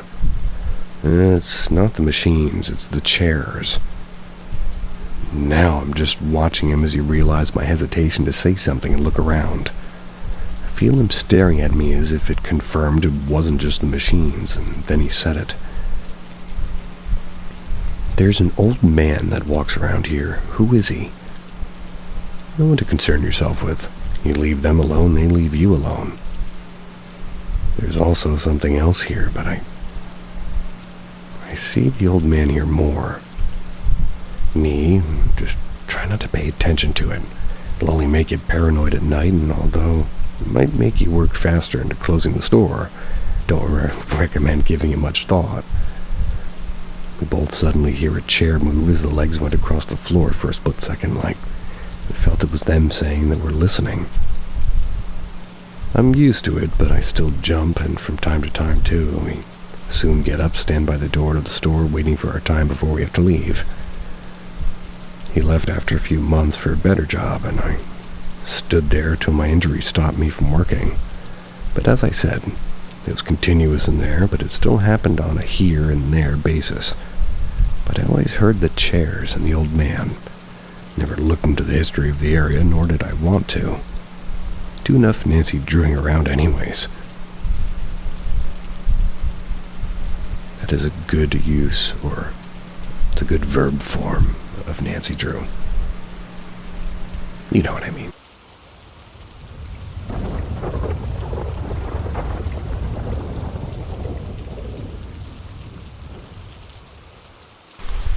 Grandma's voice.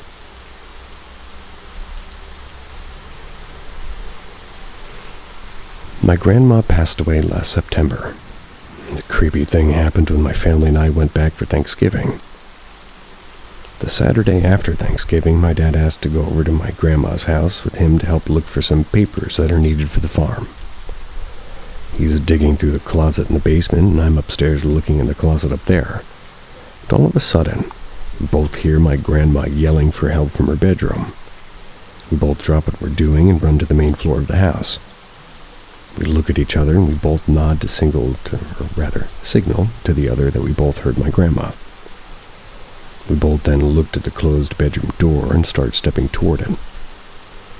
As my dad reaches out for the doorknob, we hear my grandma again, but much quieter, almost a whisper from the room. We look at each other again, gave a fuck this look, and sprinted out of that house. Turned away in the driveway, and I swear I could see my grandma sitting at the kitchen table just staring at us. My dad and I get back to his house after quickly leaving my grandma's house. I told him that we have to go back over there because I left some lights on upstairs and didn't shut the door on the top of the stairs. He agreed and said he didn't shut anything off in the basement. We pull up and park in front of the garage, and I come around the truck and I can see something moving in one of the windows. Before I can ask him, my dad says, "I saw that too, but I'm pretending I didn't." We go upstairs to turn off the lights because we don't want to go alone. But we noticed all the lights are off and the door was shut and latched. I could accept the lights being off, but there's no way I could have forgotten. I shut and locked the door. It takes a good amount of effort to shut the door, not to mention the lock is a barrel lock. It requires you to spin and slide it to lock it. We ran to the basement and all the lights were off down there as well. And all the lights have the pull chain, and my dad swears he left all of them on. We get to the front door and hear my grandma again, but don't understand the words. My dad and I quickly walk to the truck and we notice a light on upstairs. I suggest we just leave the light on and just leave. He was already putting it to reverse as I said it. My dad and I never went back over to my grandma's house before I had to make my 7-hour drive home. My dad called me about a week and a half after Thanksgiving to tell what happened the following weekend after I had left. He and my brother went over there, still looking for those papers, and as they pulled up, all the lights were on in the house. They debated on even walking up to the door, let alone going inside. My dad really needed those papers to transfer the ownership of the property to himself, and he just wanted to get it done. My dad made my brother open the door, and when he opened it, they both could hear the old TV in the kitchen. They both walked into the kitchen and could smell a cigarette burning, but they couldn't see anyone. My dad turns the TV off, brother turns off a couple of lights, and they both decide the paper can wait, and they leave. My brother looks at the house as they pull away and sees all the lights off at the same time. And that's all they told me. I'll be going for a visit in a month or so. Might be a part 4 if anything else interesting happens while I'm there. I know you've been eagerly waiting to find out if anything has happened at my grandma's house. Well, here you go. I'm up visiting my family this weekend, and this happened at about 11 last night. I was watching a movie at my parents' house, and my phone started ringing. It was an aunt, and she asked if I would go over to Grandma's house with her. Guess they installed some motion detectors in the house, and she was getting notifications. I told her I'll be there, and I drove over. I pull up and see all the lights on upstairs, but no other lights in the house. My aunt pulls up a couple of minutes later. Grabbed the bat I brought along that we had to head inside, and we take one step in and we hear banging going upstairs. We hesitate, but know that we have to go check it out. She pushes me to go in first. We can now hear footsteps going back and forth. We make our way up the stairs, and the banging's getting louder with each step. I fling open the door, and the banging stops. We look around, and there's nothing. All the windows are locked, and the balcony door is still latched and locked as well. The only thing we found was the attic hatch was wide open. The ceilings are about 12 feet, and the only way to reach it is with a stepladder. The light was on in the attic space, and this light has a pull string and can't be turned on any other way. Turn off the lights except the attic one. My aunt starts down with the stairs first, and I'm about to start as well when I hear a voice coming from the attic. It either said hi or bye and didn't care either way. Start running down the stairs and outside, and we jump in our own vehicles, and my aunt leaves. I text my brother before I leave, and I look up at the upstairs of the house as I put my car in reverse. I can see the light in the attic through the little vent near the roof. I see it turn off as I start to get back up to turn around. I think last night was the last time I ever go to that house after dark. One happened to me, and the other happened to my brother. This happened to my brother about a month and a half ago, but he told me about it earlier today. So he was just leaving our parents' house around 7 p.m. or so after stopping to help my dad fix his lawnmower. Maybe a mile down the road when his phone started ringing. He looked at it, and it was my grandma's number. He answered it without thinking, and the other end of the line was silent. He decided to drive over to the house since it was pretty much on his way home. He didn't want to since it was after dark, but knew he shouldn't just in case somebody broke in or something. He pulled up, and he could see the light in the attic through the vent on the side of the house. It was turning off, and it was like somebody was continuously pulling the string on it. And just as he parked his truck, he remembered there's no power to the house. He still went up to the front door to make sure it was locked, and as he reached the knob, he heard a very loud bang not far into the house. He said, "Fuck this," left very quickly, turned his truck around, and he saw the attic light turn off and stay off. 2. Earlier today, before my brother told me the story, my dad and I went over there so I could grab some wooden models my grandpa made a long time ago. We pull up and start walking to the house. I decided to look up at the second floor, and I saw someone or something looking out the window at us. My dad said he saw it too, and this window is pretty far above the landing on the stairs. In order to look out this window, you'd have to either be about 9 feet tall or standing on a ladder. We still went in and got these models, but we kept looking toward the stairs expecting to see something looking at us. I ended up taking more models than I intended and had to take multiple trips back into the house. I make sure not to look up at that window every time, just in case I'm still being watched by something.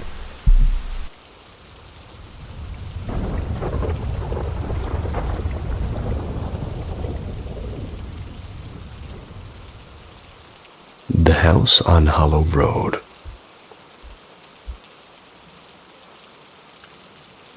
I believe in science. I've trusted it my whole life. And the one reliable method we have for prying answers out of the universe, given enough time and patience. And yet, for reasons I can't explain rationally, a single night in the ramshackle house on Hollow Road keeps returning to me like recurring footnotes in an otherwise straightforward report. Anybody listening also notice how many times a place called Hollow Road is being reported? Seems strange to me. Whatever. I can't do anything about it. Moving on to the story. So it happened many years ago. I was still a student, and I thought the world was primarily a set of problems to be solved. The house belonged to an aunt and uncle who'd rented a place for the summer, and they called it the old place.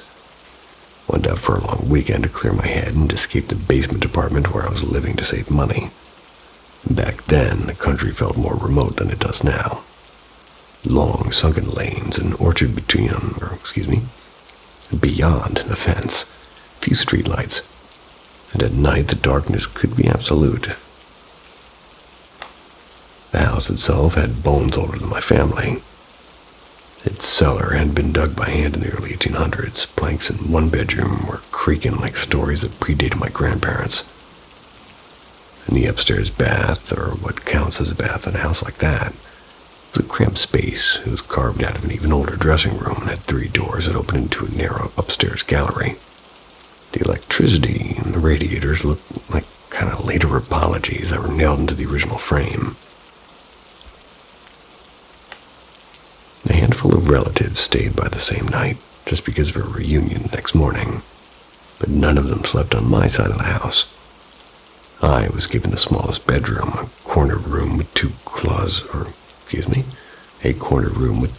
close-set windows at the foot of the bed. I was going to say closet. Close-set. The bed was positioned so that if somebody were lying there, you could touch their shoulder without leaving the doorway. And there was a little walnut chest under the right-hand window. The moonlight usually pooled there like quicksilver. And we had a pleasant evening. Dinner, laughter, some old movies in the parlor. And then everybody went to their rooms. I just dozed, and I woke, and I dozed again. The moon had nearly been full, and I remember the way it painted the bureau in a pale silver. And then, sometime in the deep small hours, I woke with that same clarity you get when someone is taking a photograph of sound. The room was gone. Not darkened in the ordinary sense. It was as though the world had been painted black and glossed over. The moonlight had been pouring across the floor. It had retreated as if a hand had been placed over the windows. Yet I could still see my own hand perfectly when I held it up. It was as if a portion of the world remained illuminated, but just for me. And along with the sight there was a pressure, a buzzing at the base of my skull that was less a noise than a physical vibration.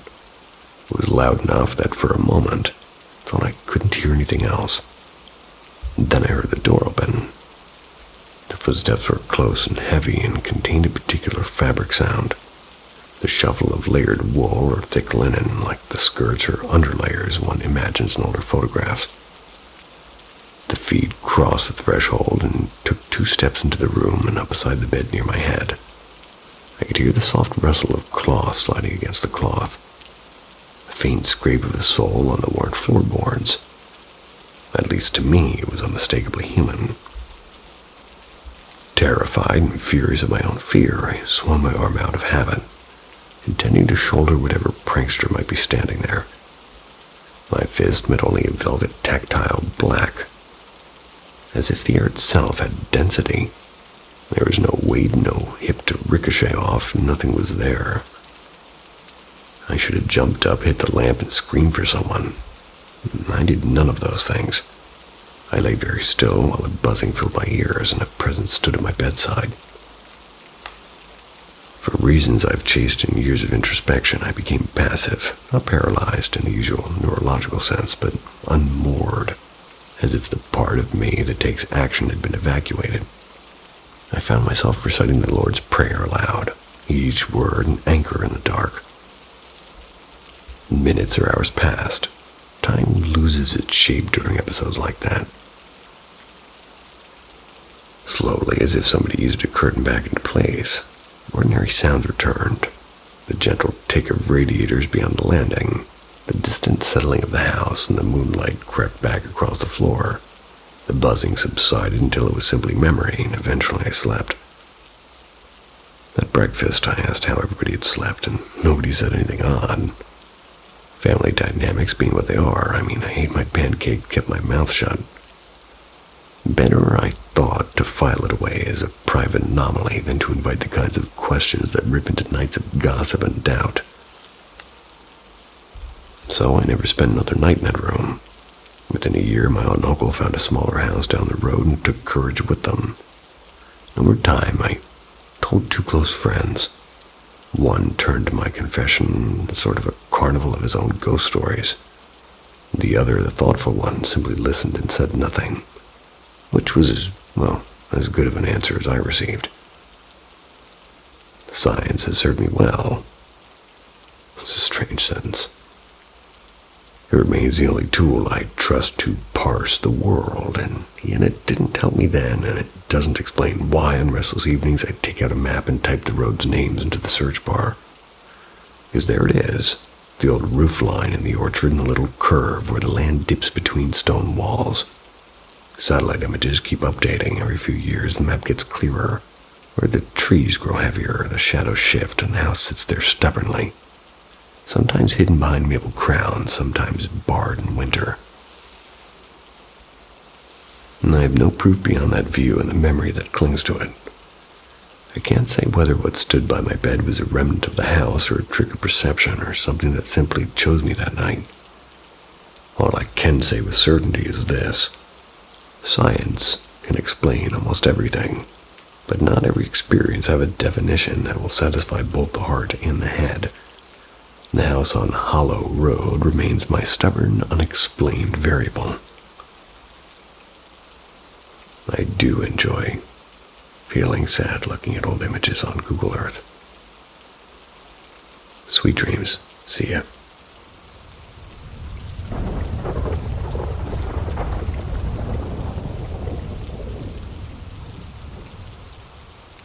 Rather hilarious. So I'm going to talk about this thing during my mid-years living in this apartment because I find it hilarious. You see, I am quite a quiet introvert.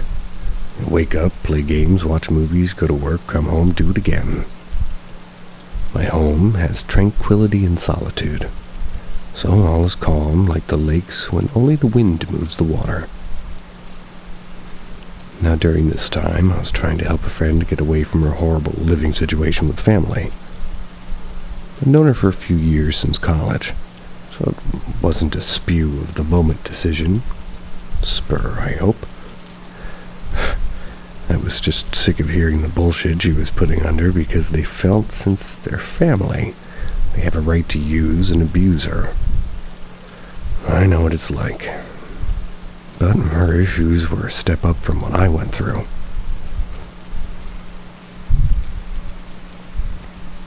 So after my fiancé at the time had left to go back to his home to help with his family, she came a few months later. And might I add, before I finally got her in though, I helped her get a job in the same place I worked at, so she can have her own money. Before she got the job, I told her if she stood with me, she can stay rent-free till she gets a job. The month after that, we start. We can just talk about payments. So, got her the job, and for the first month, she stood rent-free. She bought whatever she wanted, and I made no objections. At this time, I had tons of cats, so we shared a room while I had the other room with the cats locked in. She had nothing to sleep on but my bed, so we figured, why not? I slept on the sofa. Red flags here. Now she'd like to be entertained and wanted me to constantly entertain her and chat with her. She has her own little TV with her PS4, and I have my big TV where my Xbox is set up on.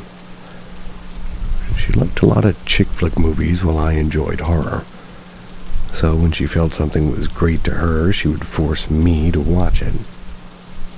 You can always say no. I'd let her watch it on my big TV, but I wouldn't pay much attention to it, and that would just annoy her. Now here comes the fun part. Within the first month, she had, a lot of things to literally get me angry, because she found how I acted hilarious, but she would always say, as long as you don't throw me out, you can do whatever you want to me. Over time, I was growing more annoyed and rather angry toward her. I was reminding myself, I'm helping her. Didn't want her to go back to, what I was helping her stay away from. But the fact I was being disrespected just to intentionally get a rise out of me was going too far.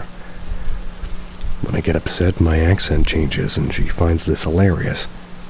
I was born speaking English in a Spanish family, but I enjoy mimicking accents. But when I get upset, my accent rises from English to some New York Italian accent. She stops when she starts hearing the Spanish accent because that means she has hit the red zone, and she'll tend to back off. The rising anger out of me started causing the flow in my apartment to feel different, almost like pressure, like the moment you walked in. At the end of the first month, all I asked was for $20 to $40 a week starting her second month with me. She agreed till I realized she lied after 2 weeks and still has no money. Or at least said they had no money. Talked about how she had no money after the phone and the weed and buying food. This is like a slalom tracker. Whatever that sport is where you're skiing down with these red flags everywhere. Being fed up, I was cooking something and she took out an 18-count carton of eggs. She was about to put it on the counter, not fully on it, but halfway, and I stared and I said in my head, I hope that shit gets smacked out of your hand. At that moment, the egg smashed to the floor. And from the way it literally looked like somebody smacked it out of her hand. I stared at this, and she jumped back and went to save the one that didn't break. I didn't tell her anything, as I just felt that it was her clumsiness. Over time, since that day, things even at work were being thrown out of her hand or smacked out of her hand, like spanking a child's hand, telling her no to make her stop. She even told me that she was in the shower. She felt some touching her, and all of a sudden I heard her squeal. She came out quickly. I asked her what's wrong, and she said that she, felt something, just push her into the tub. I sat there like, oh crap, what have I done? A lot of weird things have been happening around her, and again since that day. At the end of the second month, I kind of threw her things out. She became too much and was too disrespectful, even at work. I became rather vulgar to her after a while before I threw her out. the day or two after I did, so I approached her at work and apologized for throwing her out, but she left me no choice. For the few months after, she went back to her mom's house when I threw her out. She told me that these weird things are still happening. I told her about my roommates after we were at work, and she held some tongs for tossing a salad. They were literally slapped out of her hand and slid across the floor. That day, I told her that my home has others, and it's from you pissing me off. You ruin their flow and probably just making you pay for disrespecting me in my own home, in their home after all. And I did it for you. After a while, she no longer had those problems, but things were going downhill for her. It's because a friend was doing to her what she did to me. Although they didn't live with her, she was going above and beyond for them only to be mistreated. After she came running to me many times about this, I got fed up. And when she said I'm sick of apologizing to people when I didn't do anything, so I told her she needs to get over it because this is your karma for what you did to me. Not once did you ever apologize after all I did for you. And I did a lot more than any of your friends or family ever did. You've done all this, and don't come to me crying. My home is sort of back to being like a solitude. The energy's back to being tranquil, but I have to kind of give up a lot after my emotional trauma.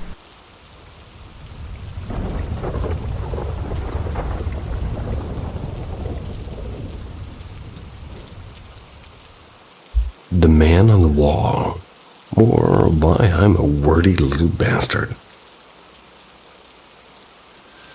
It's spooky season, which means my brain thinks it's deadline day for weird childhood memories. So here we go. Sorry in advance if I ramble. I'm a wordy little bastard and I tell stories, and it's part of the charm. So anyway, this one stuck with me for decades. And I grew up in Pennsylvania, and this happened when I was about 5 or 6. Let's call it 95 because round numbers are comfortable. Back when my dad drove a beat-up van delivering rolls and baguettes for a local bakery, couldn't really swing for a babysitter. So I came along on a lot of routes, and early mornings at the bakery, me playing with action figures in the back while he loaded crates. And a day of cruising was from one drop-off to the next. It was boring in a way that made you invent adventures. And one afternoon, we stopped at a place I always thought of as a Stonebridge Tavern. Not the Stone Tavern that I swear I misremembered the exact name for years. Probably the last stop on the route, or maybe Dad wanted to post-shift beer. I only know that we lingered longer than usual. And Dad was chatting with a buddy at the bar, and I was fidgeting, doing whatever 5-year-old me does. And then my stomach staged a revolt, and I had to pee. Since we hadn't hung out there before, I had no clue where the restroom was. And there's some important context here. I had imaginary friends, but I knew they were imaginary.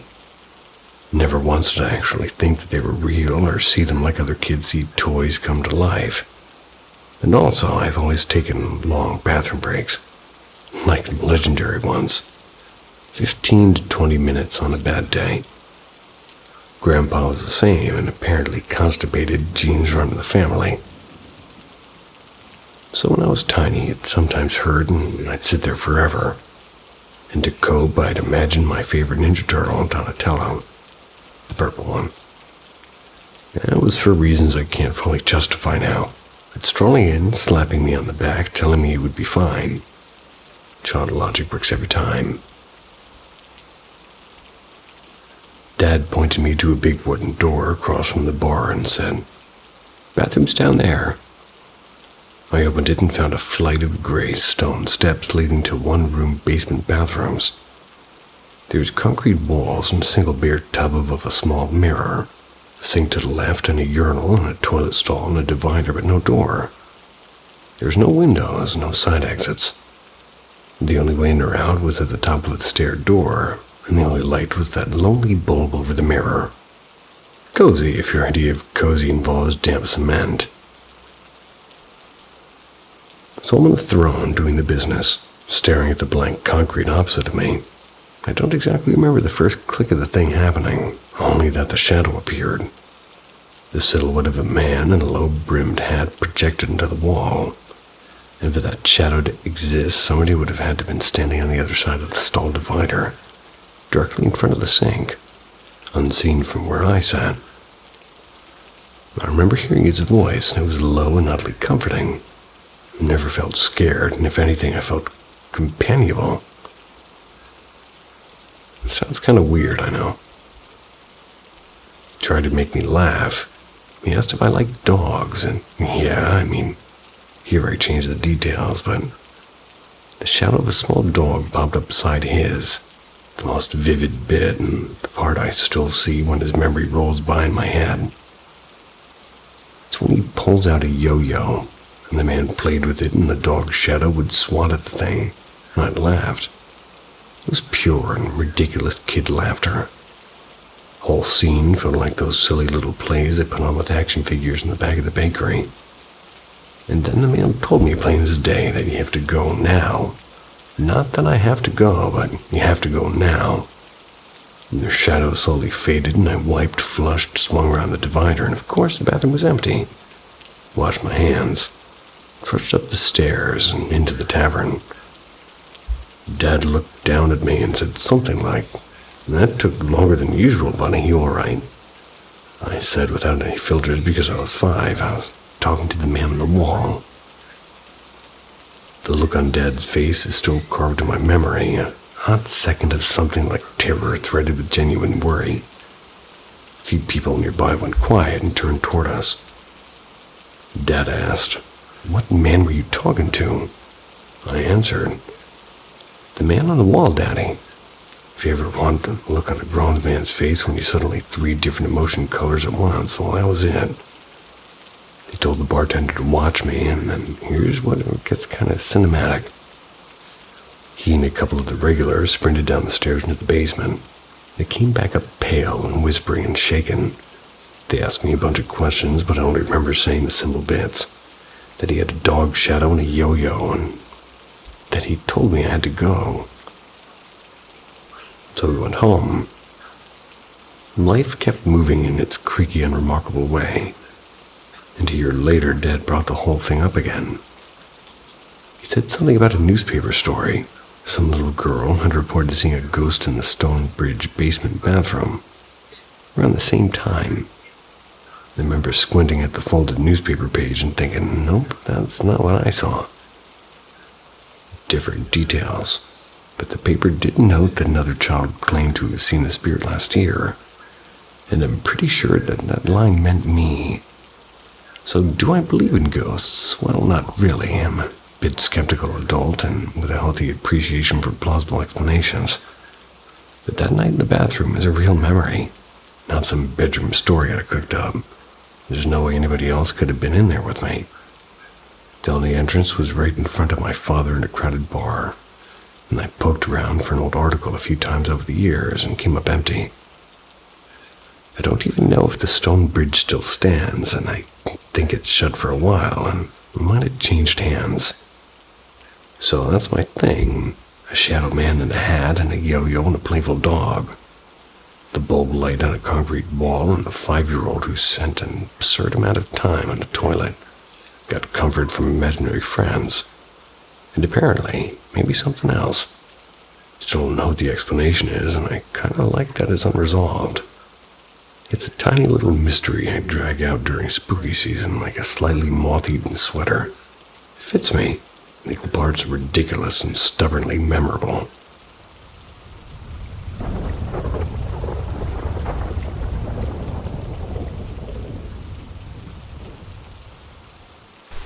Three urban legends occurring in Beijing. The first story. A few decades ago, a tailor managed to shop around the south gate of ancient Beijing city. This tailor was so skillful and friendly, so his shop was famous in Beijing.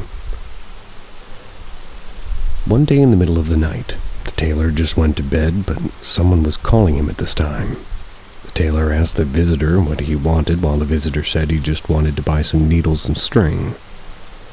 The tailor was afraid that the visitor was probably a robber, so this tailor just opened a small window and handed the needles and strings out. And at this point, the tailor attempted to see the customer's face, but merely found there was a bracelet in the wrist of the customer.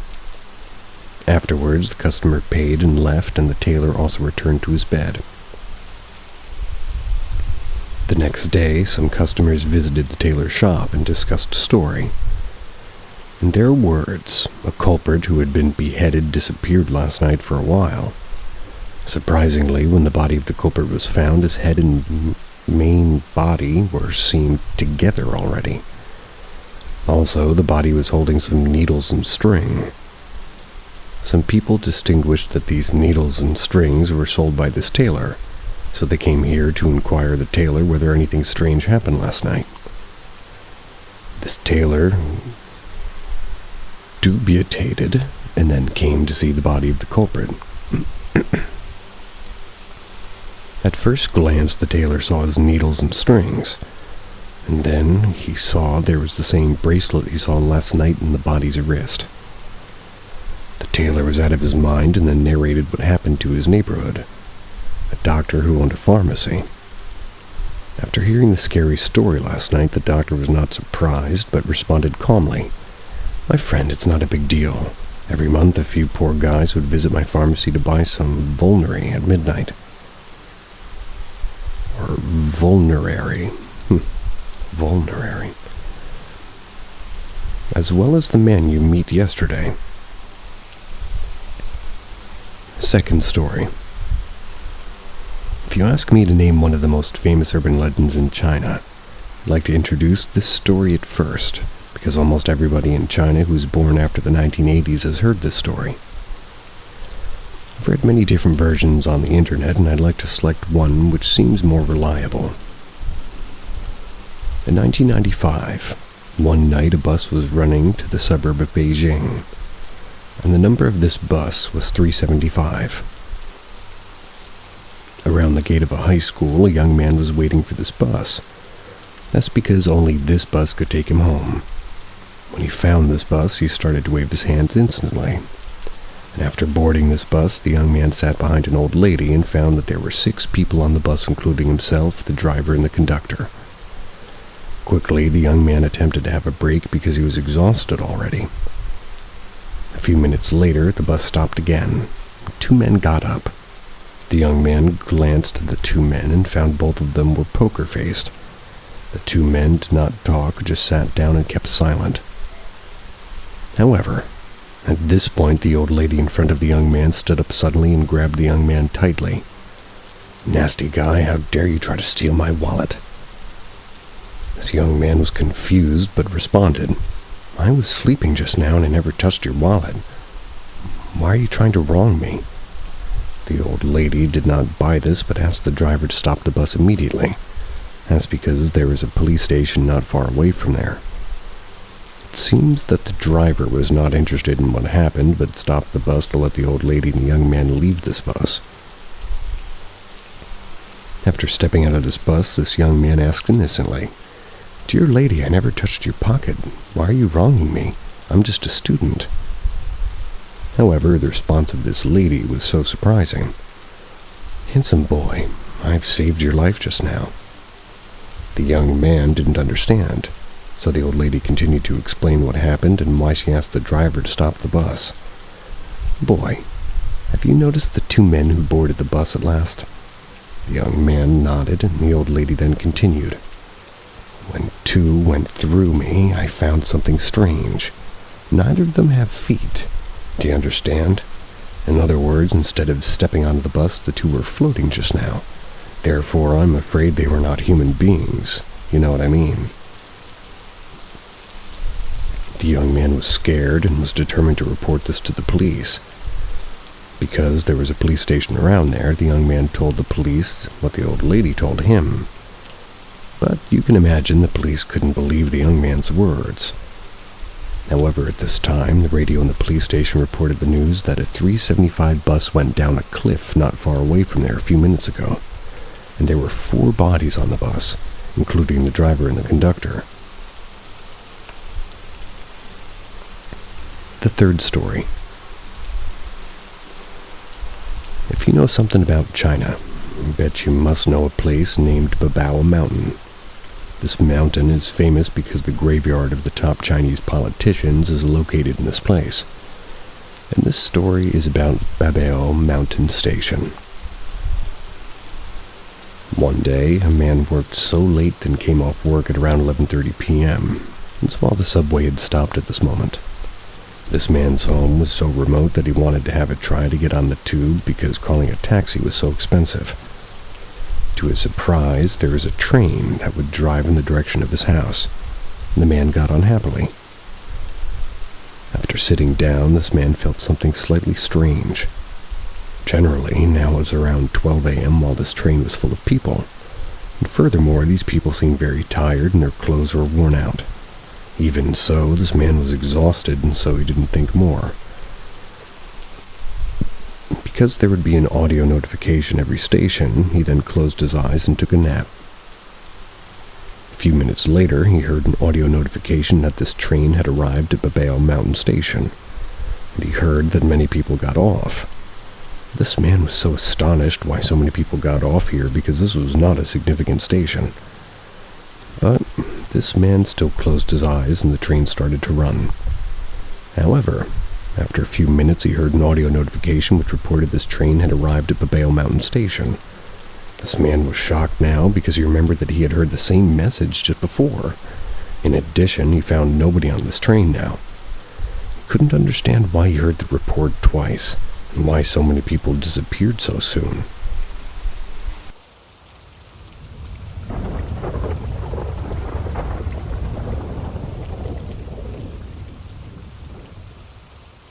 The Girl Upstairs.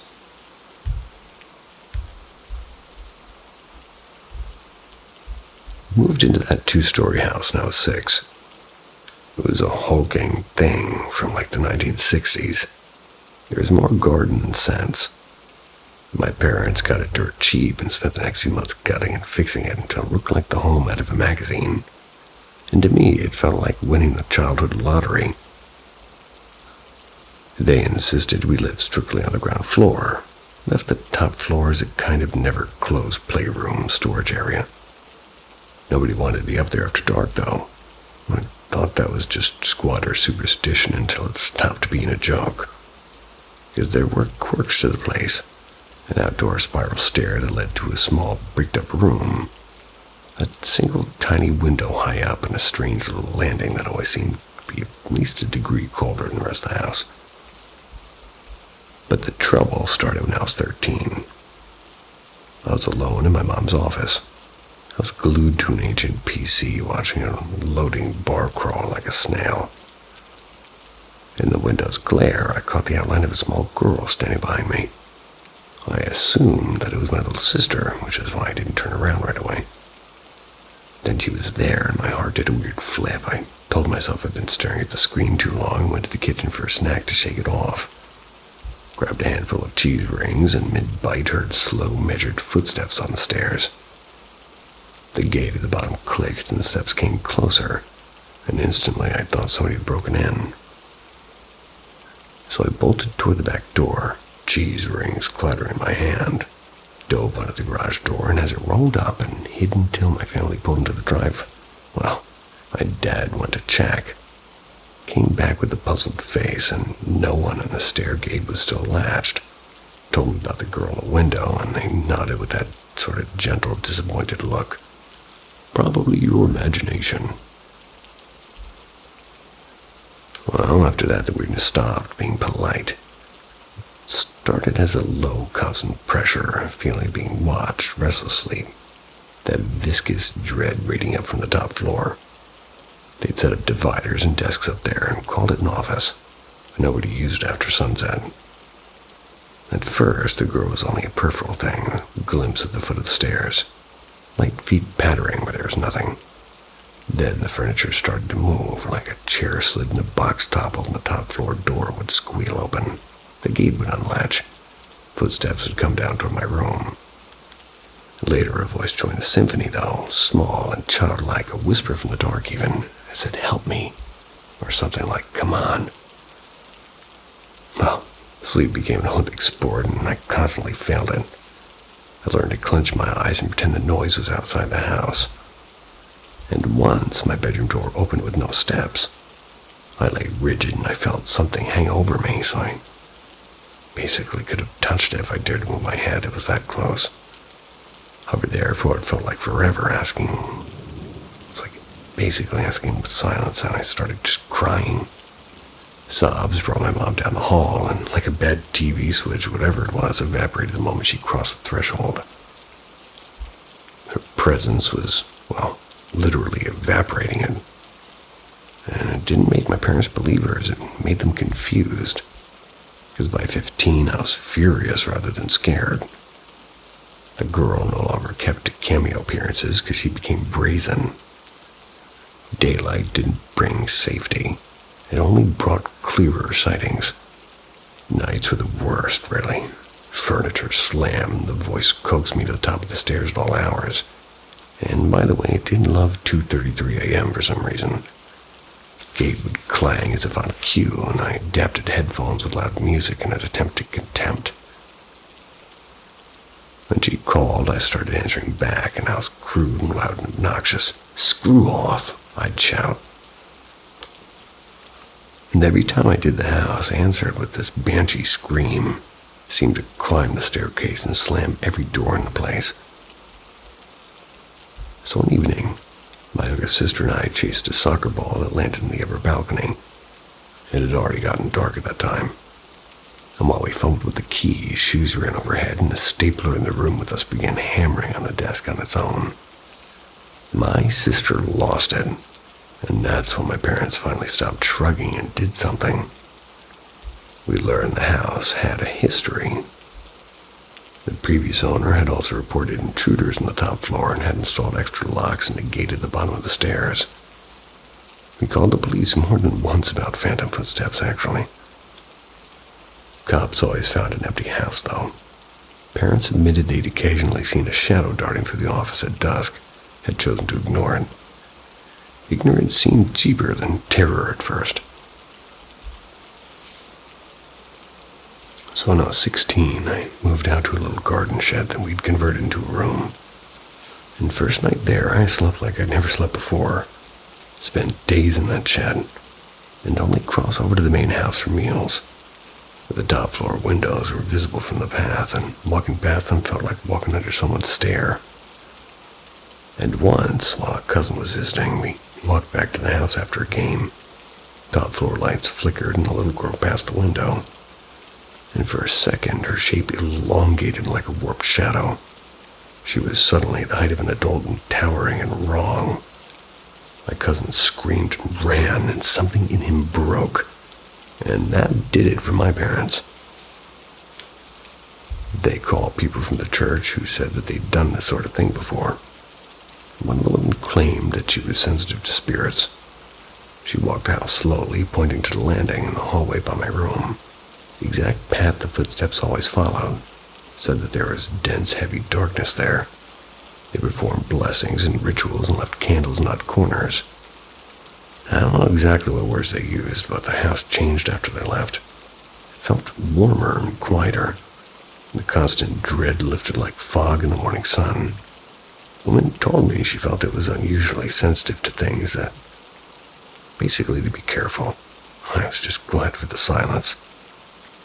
Never did figure out what the thing was, and I knew with the kind of certainty that doesn't need proof that if I had followed up those stairs when it called, I wouldn't have come back. It was malicious and fed on panic. And that house taught me the most unnerving lesson. Some fears are not meant to be courted or negotiated with. You survive them by refusing to be eaten alive. Sweet dreams. See ya. Ghost or coincidence? Help. This happened in the middle of June 2020. It was a very strange experience. I've yet to hear a reasonable explanation for what had happened this night. And for some background, I've never believed in anything paranormal. My girlfriend claims to have had a couple of paranormal experiences, but they seem too cliché to be legitimate. I live in Utah and I'm not religious. However, a common hangout spot at night in Utah is the nearest church. My friend used to live in a neighborhood with a church in it, and we would hang out, eat food, and talk. Right next to the church was an underground tunnel. There was also a common trail people would walk. The road goes over the tunnel. The road above the tunnel is about 20 feet above the tunnel. The road, pretty much a bridge. So after we were done hanging out, I was driving, and, I cross over that bridge, and I see a black and white cat fall off the bridge and into where the tunnel is. I only saw its butt. However, I knew it was a cat. It's not uncommon to see stray cats at night in this neighborhood. I see them all the time.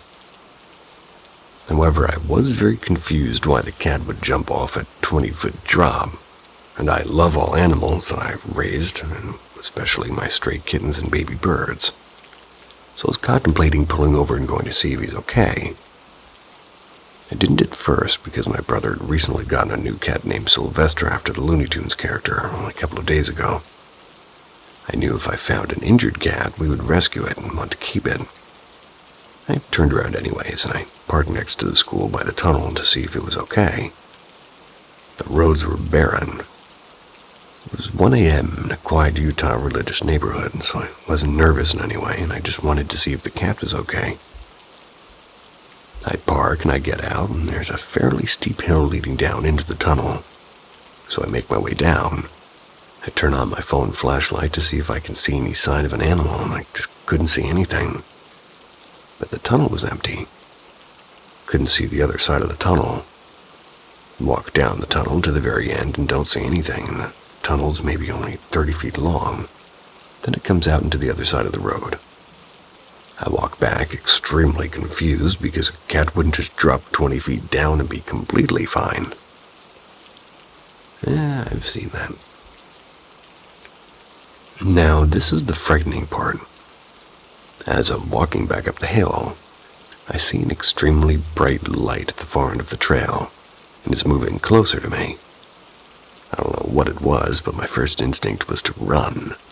But the light was getting closer, and I honestly wasn't scared because the neighborhood was primarily Mormon, right next to a school I used to go to. So I wait to see what it is, and as it gets closer, I hear bike wheels rolling and pedals turning. I didn't want to look weird, so I don't run. I just keep walking back to my car.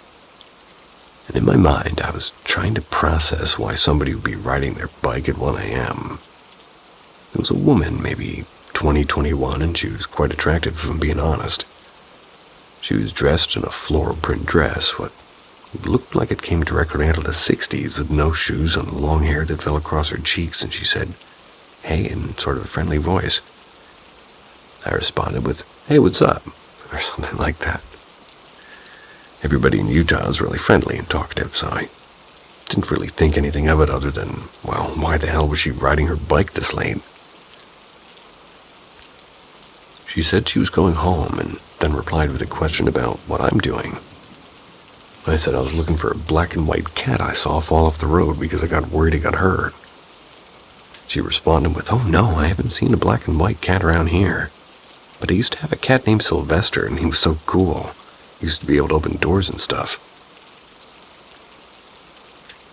My face felt like it got stung by a million bees, and my heart dropped. Is this a fucking joke? Did she just say my new cat's name? I understand it's a common name for a black and white cat, but why did I just see one fall off a road and encounter a very strange-looking woman who also had a black and white cat named Sylvester? And that just happens to be my new cat's name. There's no way this is actually happening. I respond with, "Oh, wow, really, that's so funny," or something like that. I tell her to have a good night, and after telling her to keep an eye out for the cat, she responds with, "Of course I will," and just keeps walking back to my car. I was kind of scared at this point, actually. I get in my car and get on my phone to call my girlfriend. She doesn't answer, so I just give up and drive off. As I back out and drive to get into the road, the woman isn't in sight. Genuinely, she's nowhere to be found.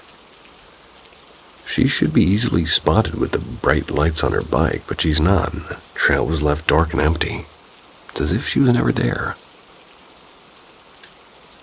The woman was riding on the sidewalk, and the trail splits off into two pathways.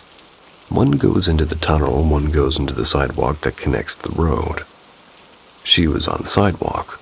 There's no way she could have gotten into the tunnel because, as I said, the hill down into the tunnel is fairly steep. There's no way she could have ridden or even walked down there with a bike. She was legitimately gone. Nowhere in sight, no lights, no bike, no sound, no nothing. So where did she go? So, can somebody give me an explanation? Was it just some girl genuinely going home, and did she also have a cat named Sylvester? And if so, how and why did she disappear? Also, why was she dressed like a 60s hippie? No shoes, floral dress, long ratty hair. I'm genuinely pretty stumped. I have no other option but to come here and ask for an explanation. Do you guys think this was a ghost or just a very odd and strange coincidence? Are all ghosts bad and scary, or was this just some weird sighting or encounter? I don't know what to think. I'm not lying, she was nowhere to be found. That's what's so strange to me. The same cat name was strange in the outfit, but the strangest part was she was gone in an instant. Somebody please tell me what happened to me.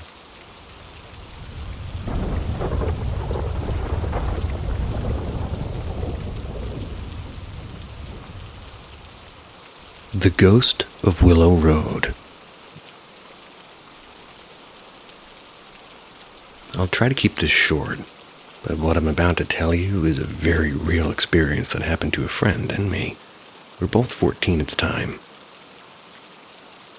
This was late summer of 1996, maybe sliding into early fall.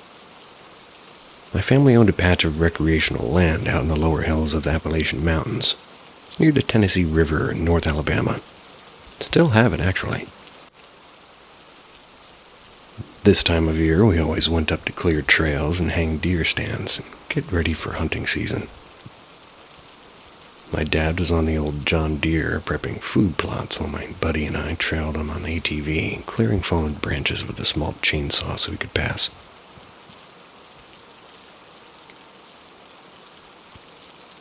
We eventually reached the far edge of the property and got thirsty. We decided to swing back to the cabin for some drinks, and instead of taking this narrow trail, we used one of the two small asphalt roads that cut through the tiny community nearby. Off one of those roads was a dirt path called Willow Road. It led to a small but active cemetery that's still used today. The road went straight into the graveyard, looping around in one big circle, so there was only one way in and one way out. The cemetery itself was surrounded by dense dark underbrush and pine on both sides.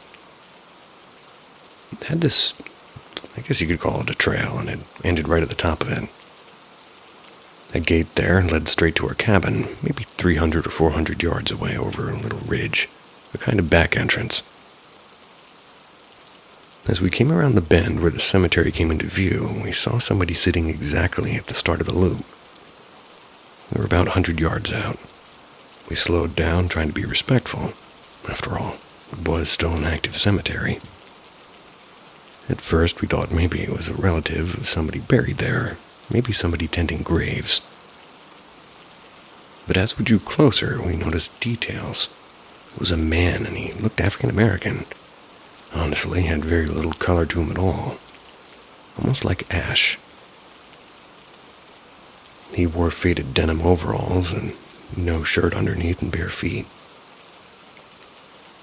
He was sitting on an old concrete block set upright like a stool, no car, no bike.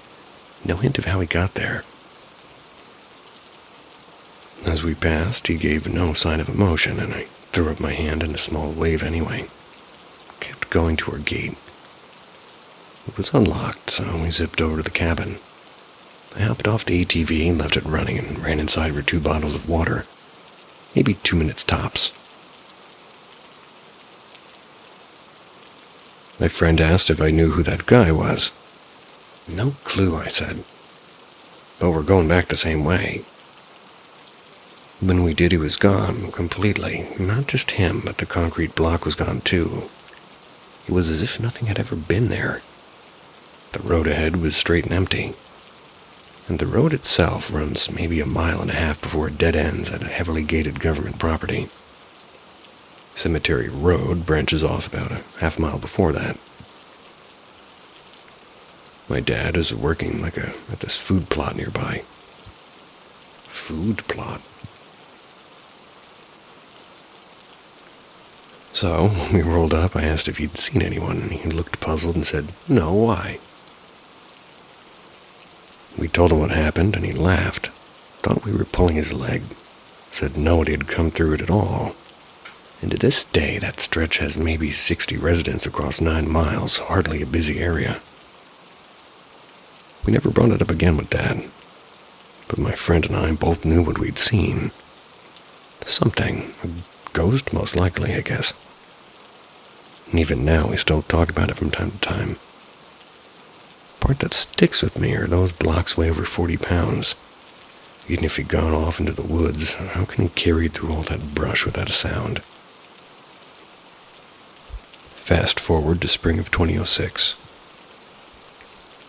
We lived about 25 minutes away at that point. So one evening, severe storms rolled through. My dad's out of town on business, and I was at my cousin's place when he called. Asked if we could check on the cabin.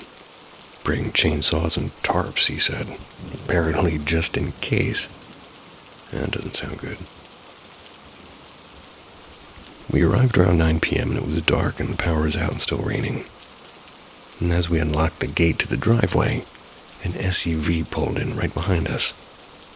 I figured it was someone lost. A woman rolled down her window, eager to speak. She asked if we were the owners, and I said yeah, and handed me her card and told me to call her soon under the better conditions. She said she was an investigative journalist who now wrote about ghosts and local folklore. She's working on a piece about the area and wanted an interview for my family. Back home, I tossed the card on the counter. A couple of days later, Dad got home and saw it. He asked, and we called her. A week later, she came by to interview us. She asked if we'd ever seen anything strange on the property, and without thinking, we both said no, and hit us at the same time. And I told her the story. "That's exactly what I wanted to hear," she said. She'd already interviewed at least 10 other locals, and every single one had described the same man. She'd done her research and found what she believed was his grave in a near-forgotten cemetery, with fewer than a dozen stones. Only one stone had writing, and it was carved by hand. "Here lays Ezekiel, born 1783 and buried in 1849. She believed he'd been a slave owned by one of the large plantations once in the area. Perhaps a man of some status among the enslaved. She eventually published a book of short stories about local hauntings. Gave us a copy when it came out. Wish I could tell you the title, but over the years of moving, it's been lost.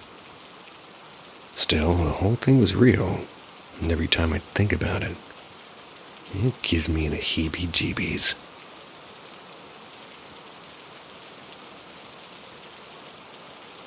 Sorry about the plane sounds. I can't do anything about it.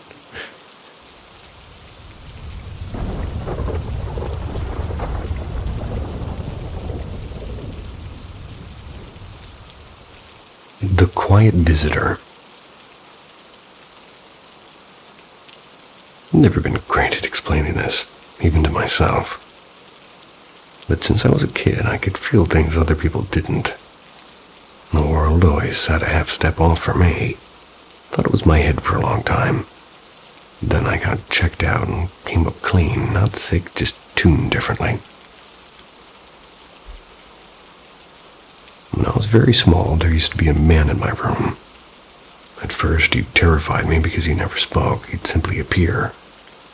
One blink, he'd be in the corner. The next, he'd be right by my bed, and he moved like a trick of shadow and breath. As we stayed in so many rentals, I learned to take people like that for granted. People who were only there for a little while. And over time, I got used to him, and he never hurt me. He never did anything at all. So I'd be afraid. I'd talk to him, I made up games, even though he'd never moved beyond watching. And then slowly I saw him less and less until we moved again. I must have been around maybe 10, maybe 11. That's when we left that house. My parents were always bouncing from one place to the next until they could finally buy something permanent.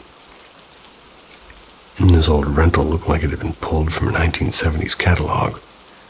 Orange floral wallpaper, a creaky back porch, and a yard that finally meant grass under my feet instead of concrete.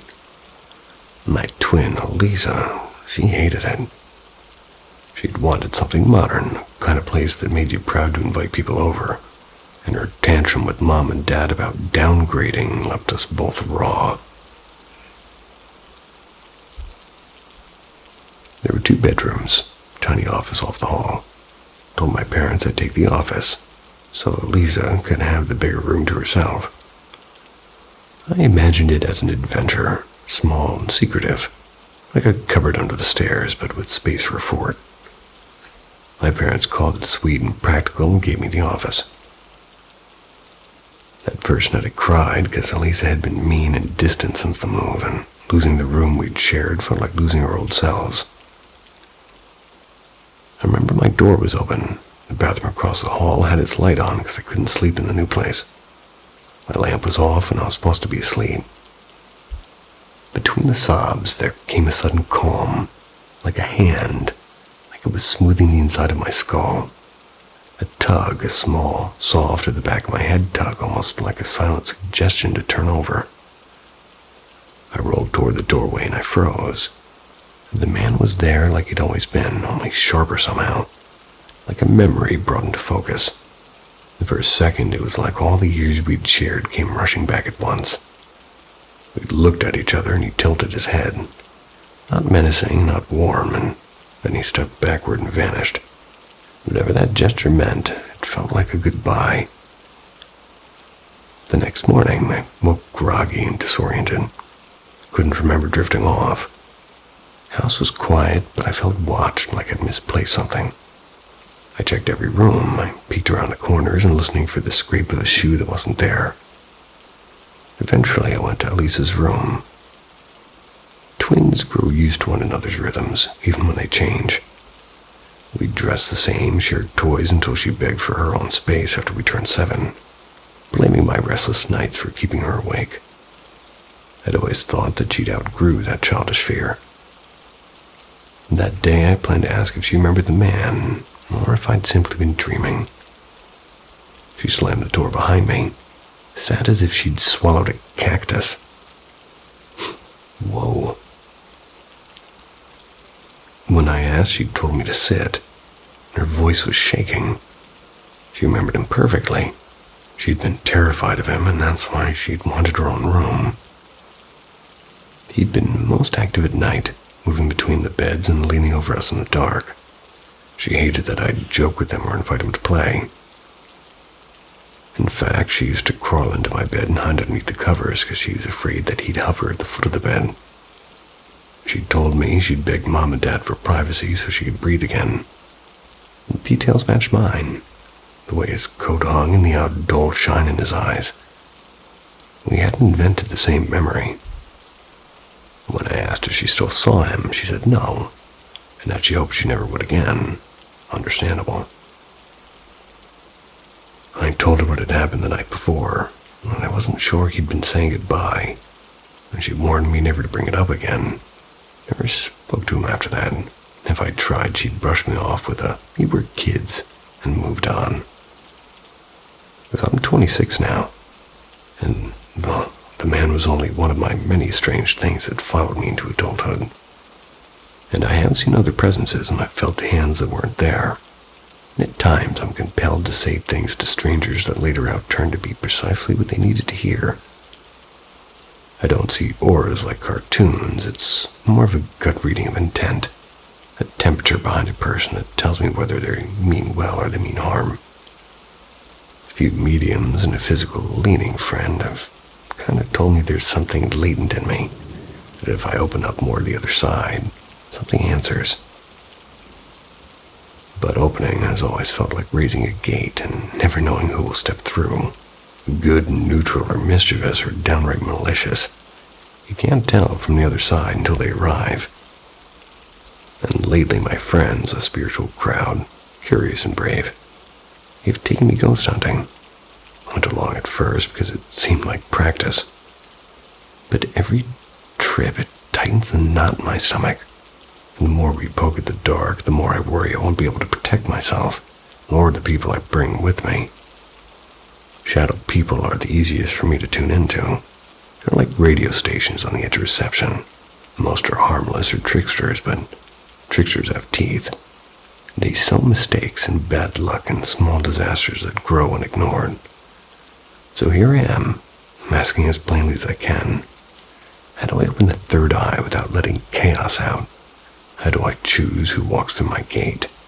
How do I protect myself after years of pretending nothing was there? I've hidden from these things for a long time. Now that they're part of me, I want to learn to live with them without inviting harm in my wake.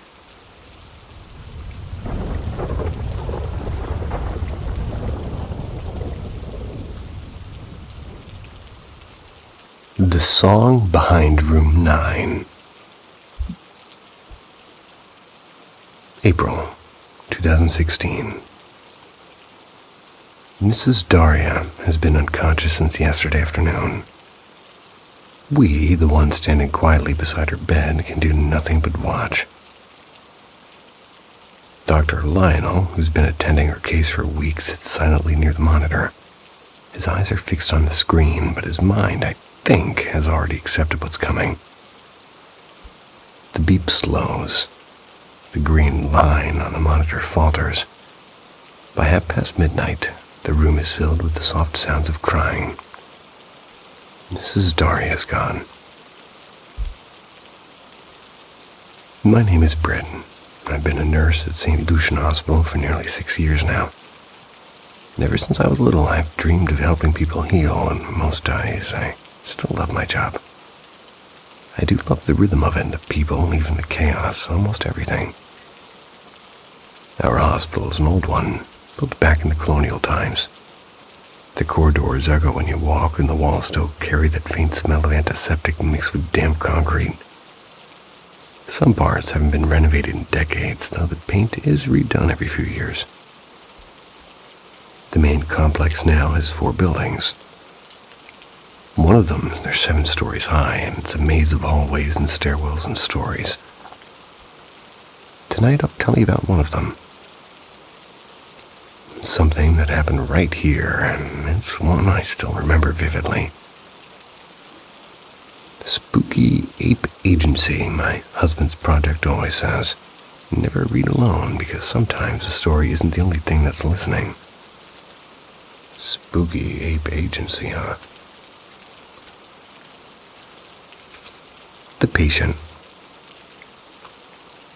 Mrs. Daria stayed with us for nearly 3 months. She was 71, gentle, thin, and always smiling, despite everything. She had a sharp wit and a soft voice, and every night she hummed old lullabies before sleeping. Her illness was complicated, and the kind that gave her good days and terrible ones. I was her assigned nurse when she came up from the ER, so we got close quickly. We stayed in a private room, room 9, with a small couch and a table for family members. And that first night, her daughter and son-in-law were there. The daughter was quiet and scrolling through her phone, while the son-in-law stood behind the bed, and they were holding Daria's hand and whispering things I couldn't hear. When everything was ready, I told her, "If you need anything, just press the button by the bed and I'll come right away." She smiled, tired but kind. "Thank you, dear. You remind me of my granddaughter." That was the first time I met her. The song. Weeks passed. Her health wavered and her children came and went. Not as often as you'd expect, though. When the daughter visited the most, the son rarely, and she had another child who never shut up at all. Most nights when the ward grew quiet and the clock struck midnight, you could hear her soft humming from room 9. An old tune, wordless and soothing like something half-remembered from childhood. Then, one night in April, she stopped humming. That was the night she passed away. The return. A week later, room 9 was cleaned and prepared for a new patient. A middle-aged man recovering from a car accident. Around 1 in the morning, his call bell rang, and when I entered, he looked uneasy. "Nurse," he whispered, "there's someone singing in the bathroom." I smiled politely. It might be the TV from another room. But he shook his head. "No, it's inside." I opened the bathroom door and it was empty. No sound, only the faint drip of the tap. I assured him all of it was fine and he went back to sleep. Still, as I left the room, a strange chill followed me down the corridor. Whispers in the ward. Over the following weeks, we started hearing things. Not all the time, just now and then, and one cleaning lady swore she heard a woman's voice humming from inside room 9 when no one else was there. Another nurse, Rihanna, said she saw a figure sitting by that window, I guess. Women with white hair. They were facing away from her. When she blinked, the figure was gone. We joked about it at first, but no one wanted the night shift near that room anymore. My turn. That night, only 3 rooms were occupied. The rest were empty. Silence was heavier than usual, though, the kind that presses against your ears. It was almost 12:30 a.m. when I wanted to replace an IV bag in the far room. And to get there, I had to pass room 9. The corridor light flickered faintly, like it sometimes does when the generator hums too long. And as I pushed the trolley past the door, I made the mistake of glancing inside, and I froze. A woman was sitting on the bed, her hair long, white, and untied, her hands folded neatly in her lap, and she was smiling. I knew that face. Mrs. Daria. She looked peaceful and almost warm, like she was waiting for me.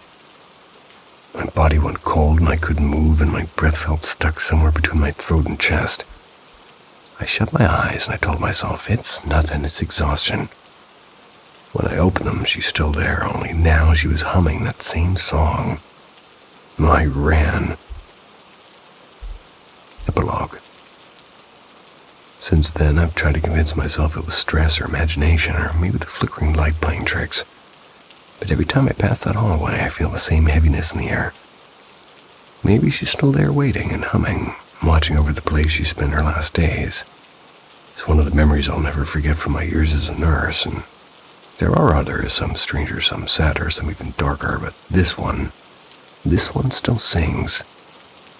Thanks to Spooky Ape Agency for listening. Stay safe and remember, never read alone.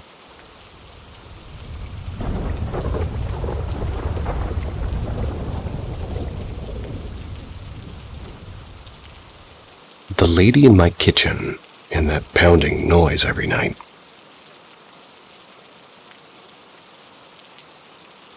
Without further ado, I suppose I should start like when I was young. I lived with my family. My parents and an older sister in a trailer home on a plot of land behind my grandparents' house, which was, no kidding, a large 2-story pink house. It was in Texas, in Galveston County to be more exact. Behind my parents' and grandparents' property was a family with their own business there, which was a large U-Haul rental place. The family that lived there was a wife, 2 daughters, and husband. I won't be naming any names except one, the husband. There was a man named Timothy Gribble.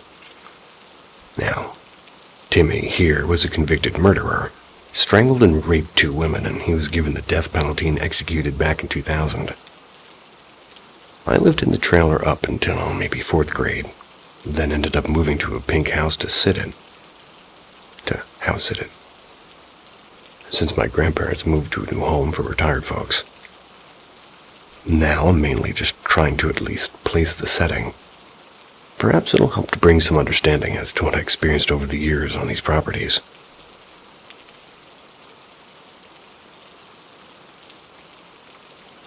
Even when I was a kid and moved into the pink house, or even visiting, I always felt off being there, like something just wasn't right.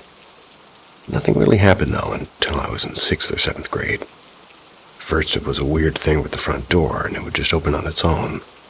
At first it would just open slowly and stay open, easily explainable, right? A door unlocked, old house, town sitting on a fault line, so the foundation wasn't exactly the best. It never really weirded me out, and what was weird was one night, around 8 or 9 p.m., I'm just watching TV in the living room. The door just opened and closed itself quickly twice. Didn't creep me out right away because I figured, it's just my cousin, and he said he's coming by to pick up an inhaler for my mother. They both have asthma. He was known to be a little bit of a jokester toward me, so whatever, I'll just see if it was him. I looked outside and my driveway was empty. Asked my mother if he had just came in, and she said no. So I put it out of my mind and moved on. Fast forward further down the road, I laid down for bed and I started hearing a faint noise, like a hand faintly pounding on the wall or floor. From there, I would hear this every night. I disregarded it since nobody else could hear it and said I was just imagining it. It bothered me for a while, and I just accepted that it won't go away and I'll just once again move on.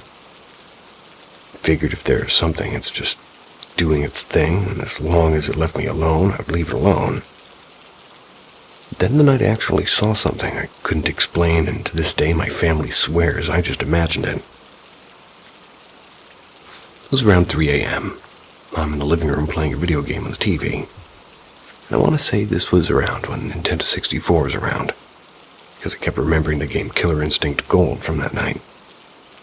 So I go to the kitchen to get a drink, and I look across the room, and there was a figure standing there, and I froze. My dining room and kitchen is a bit large, and I'm standing at the entrance next to the staircase, looking across the dining room past the bar into the kitchen.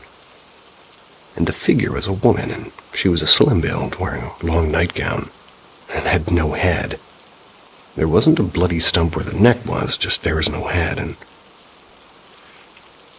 as I said, I froze. I wasn't truly scared, just unsure how to react. Just wasn't processing what it was that I was seeing. Turned around, went back to the living room, and just sat down confused. I kept thinking about it. I kept pondering. Did I really see that, and was that real? So I got up and went back in there, and she was still there, never moved. Just standing there. I went back in and out several times, and she didn't leave. And I finally said, "Okay, you stay there. I don't care what you do." And I'm going to my room and going to sleep. No response, not even a wave and nothing. So I went to bed and laid there all night until 6 a.m., terrified, wondering what if she'd come up here into my room. Thankfully, that was the last I saw her. There were other experiences that happened in that house, and even in my old trailer home. A couple of weeks after that, we're doing some remodeling work in my room, so I wound up having to sleep a few nights in my parents' room on the floor. And as was every night, the faint pounding noise continued. Again, I would ignore it and just sleep, and that night the noise grew a little louder each time. It stayed faint, but grew slightly louder each time. I would ask the parents, "You hear that?" And they would say, "No, of course I didn't." As it continued, it finally stopped for a little while. It was oddly quiet, and I figured, okay, finally guess it got tired. After about 10 or 15 minutes, something slammed into my parents' closed doors to the room hard. It sounded like somebody just ran head first into it, and trust me, it was loud. I sat up and said, Okay, I know damn well I was not the only one who heard that. The parents agreed. My father and I checked the whole house, even her attic, which is not a place you really want to go into since the house is so old. Nothing and no one was there with us. The noise went back to its faint self that night after that. To this day, I think about this all the time. I have had other things happen, but these two events stick out all the time. I just still don't know what to think about them. I don't really know if this woman in the kitchen was a victim of that Gribble guy or someone else. I just don't know, and I wish I actually had some evidence to even prove it all happened. Either way it happened, I guess nothing else I could say there. Again, I have other things to share, which I will later on in a couple more threads. But what's everybody else's take on this? Some days I wish I did imagine it all.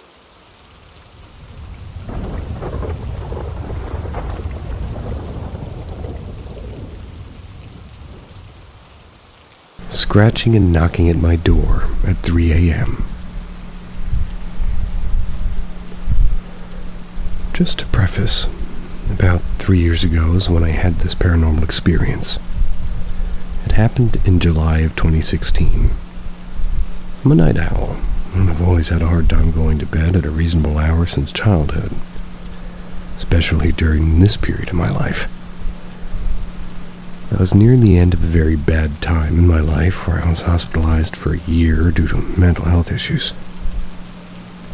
Because I had no job at the time, I often stayed up as late as I liked and worked on projects, sometimes even till dawn. I liked the comfort, and all the night pretty much brought me all of this and brought me the quietness of it all.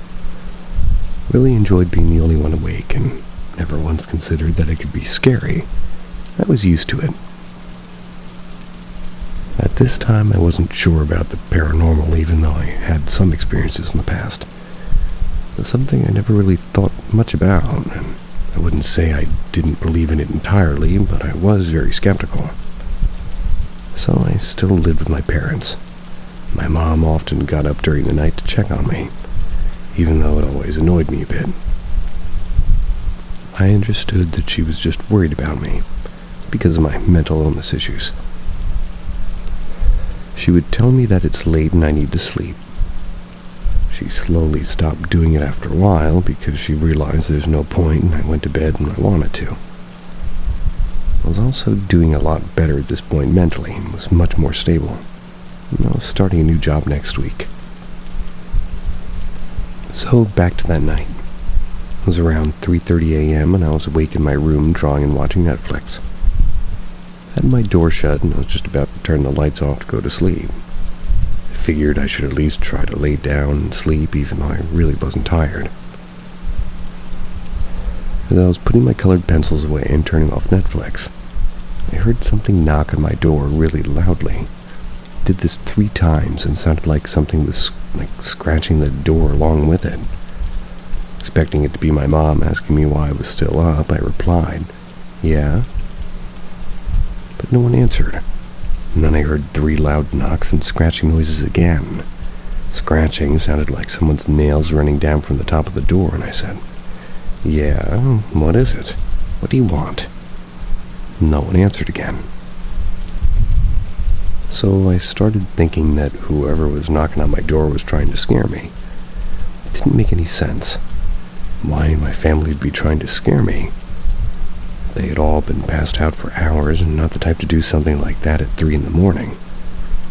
Then it happened again, and this time I was like, "Hello, hello." Silence again. I even for a split second thought that maybe it was my dog, just trying to get into my room. But just as quickly debunking that idea. My dog couldn't get upstairs where the bedrooms are because we had it locked. There's a heavy-duty gate that blocked the top of the stairs. He's a little dog too and can't get over it. The knocking and scratching was so deliberate and with such force that there was no way it was my dog. It rattled my door as it happened. It was always done in the same pattern as the knock before, just like a person would do. Then it happened one last time. I didn't say anything this time, and I suddenly realized how bizarre this was. I had this intense feeling of fear washing over me. I was too scared to open my door to check and see if everything was there, and I felt like if I did, something would harm me. My instinct told me that I'd be inviting whatever this thing was into my room if I did. I sat on my bed for maybe 15 minutes staring at the door in pure shock. Finally had the courage to get up and turn off the lights. And I kept my lamp on that still lit up the whole room. There's no way I was sleeping in the dark. I texted my boyfriend 30 minutes after the incident, telling him what just happened. He works early in the morning, so he responded right away, telling me not to investigate any further and to try to sleep. I barely slept any. After what was just happening, I was like the first person up in the morning. I told everyone what happened and no one took me seriously.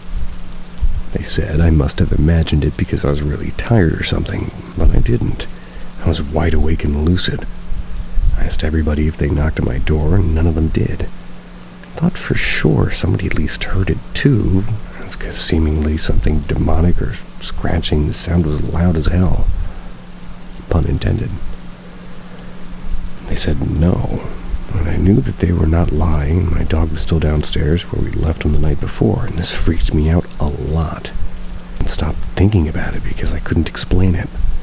I tried thinking of a rational explanation, but came up with nothing. After this is when I started to become very interested in the paranormal. Did lots of research and was looking for answers. A month later, I got together my own paranormal investigation team, began doing my own investigations. Since then, I've had many encounters with the supernatural, and captured evidence of weird happenings, visual and audio. Everybody with me also would experience these things. But those are stories for another day. Even after 3 years, this is something that I think about sometimes. I wonder if it was demonic or just a spirit with a message. I asked a friend who has psychic abilities, who I've seen amazing evidence of recently. She said it was a visitor. I know this kind of phenomenon has happened to many, especially at the witching hour, being 3 a.m.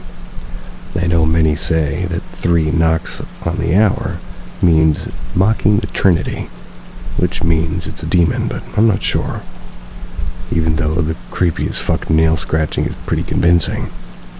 But there is much more symbolism to the number 3 than just that. I gotta stop knocking in 3s, apparently.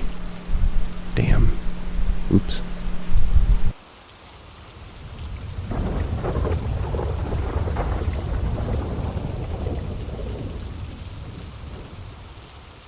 The thing wearing her face. My aunt's house always had a strange air about it. For as long as anyone can remember, weird things seem to follow her. The eerie stuff mostly circles around her, but pretty much everyone in the family. Even visitors. They've had their own share of strange encounters inside that house. I never stayed there overnight. I usually went during weddings or birthday gatherings or other big occasions. The place was always packed, filled with chatter and clattering plates and running children. In all that noise, it's easy to forget the house ever had a presence. But the stories people tell, those never leave my head. This particular one happened around 8 or 9 years ago. My aunt's bed used to be placed right up against the wall, and she always had preferred the wall side. My uncle slept on the open side. If she ever needed to get up in the middle of the night, she'd have to crawl over him to get down, and not exactly gracefully, since both of them were tall and broad-shouldered. One night my uncle half woke to the familiar creaking of the mattress. He could feel someone carefully slipping over him and stepping down. Still half asleep, he assumed it was my aunt going to the bathroom. The room was pitch dark, so he didn't bother opening his eyes fully. But then something clicked in his sleepy brain. My aunt wasn't even home, and she'd gone to visit my mom for a few days. He was completely alone in that bed. A cold shock went through him. He jerked upright and switched on the bedside lamp, and that's when he saw it. In the middle of the room stood a figure, taller than my aunt, with shoulders hunched forward. its entire body covered in thick, coarse hair like an animal. It turned its head slowly toward him, and underneath all that fur it wore my aunt's exact face. It smiled, her smile. Then it bolted to the door. My uncle, terrified but running on instinct, jumped up and chased it down the hallway. But when he reached the living room, there was no one. The front door was still locked and the house was silent again. 2 months later, an old maid who used to work for my aunt dropped by to visit. Over tea, the story came up. As soon as my uncle described what he saw, the woman's hands began to tremble. She stared at my aunt and whispered, "I've seen it too." She explained how years earlier she was washing dishes near the well in their outdoor washing area, late at night. Everyone else had gone to bed and the air was cold and still, and she felt someone behind her. And when she turned, a figure with fur from shoulder to ankle was standing near the well. It had my aunt's face on it. The creature tilted its head as if it was curious. The maid screamed, dropped the plate she was holding, and ran. She quit her job the next day. Never told anyone why. She thought no one would believe her anyway. To this day, whenever that story crosses my mind, I can picture that fur-covered figure wearing my aunt's face. It still sends shivers down my spine. And this time it's my cousin who goes through it. It happens almost a decade after the first incident. And by then, my uncle had already passed away from an illness, leaving my aunt, her son, and her late husband's brother with his family, wife and 2 kids in the house. That night, my uncle's brother had to leave for a late shift at the factory. Before going, his cousin, M, 23 years old back then, to check and lock every door carefully. At around 11:15, my cousin came downstairs and the house was quiet with the lights dim. He walked toward the main gate, key jingling in his hand. And just as he bent down to lock the gate, something latched onto the top of the railing from outside. 2 long, pale, almost translucent hands with skin stretched too thin and veins showing. He froze because the thing was standing in the shadows and it was tall and human-shaped. But the only part clearly visible were those arms. Fingers slightly curled, resting inches from his hands. A wave of cold hit him and he dropped the keys. And inside the house, my aunt's sister-in-law was trying to put her youngest to sleep. That's when she heard a scream. Sharp and panicked, she thought one of the kids was fooling around, so she rushed out calling their names. You know that space that's usually underneath the sofa? Well, maybe just room for slippers. Now, imagine a grown young man twisted and crammed into there with his chest heaving. To this day, nobody knows how he ended up like that. He might have thrown himself under maybe sheer terror or something. Maybe something else might have forced him down. He burned with fever for the next 3 days, and in his delirium he kept whispering about hands at the gate. He tried to run outside more than once. They had to physically restrain him so he wouldn't get hurt. When the fever finally broke, he remembered almost nothing. Only the cold and the sound of the metal gate rattling. And that was the final straw for my aunt. Within weeks, she called in specialists from the temple. In our culture, there's something called a binding, an invisible barrier traced along the edges of the property to keep anything non-human from crossing it. They perform the ritual at night, circling the house with chanting and incense. Since then, there have been no more incidents, no hands, no screams in the dark, nothing. But every time my cousin walked past that gate, even now, never looks directly at it. I'd look directly at it. How about you? Sweet dreams.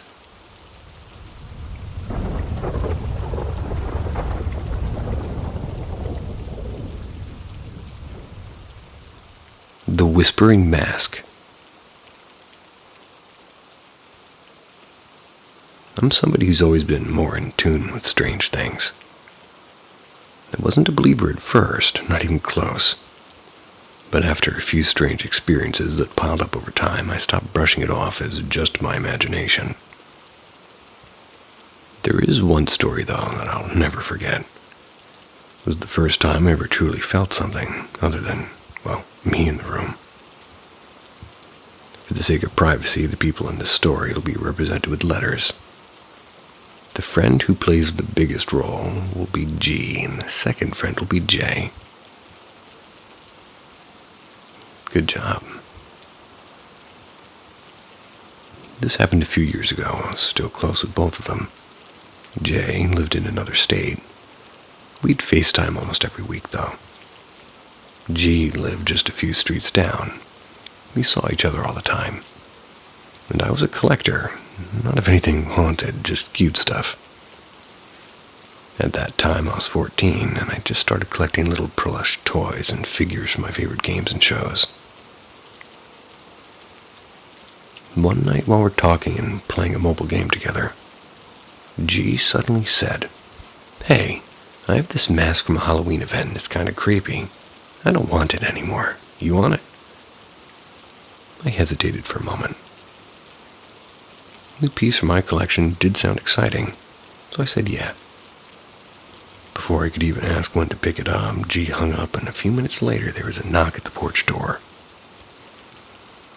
When I turned on the porch light, all I saw through the glass was a porcelain mask leaning against the frame. There was a shadowy figure behind it, too.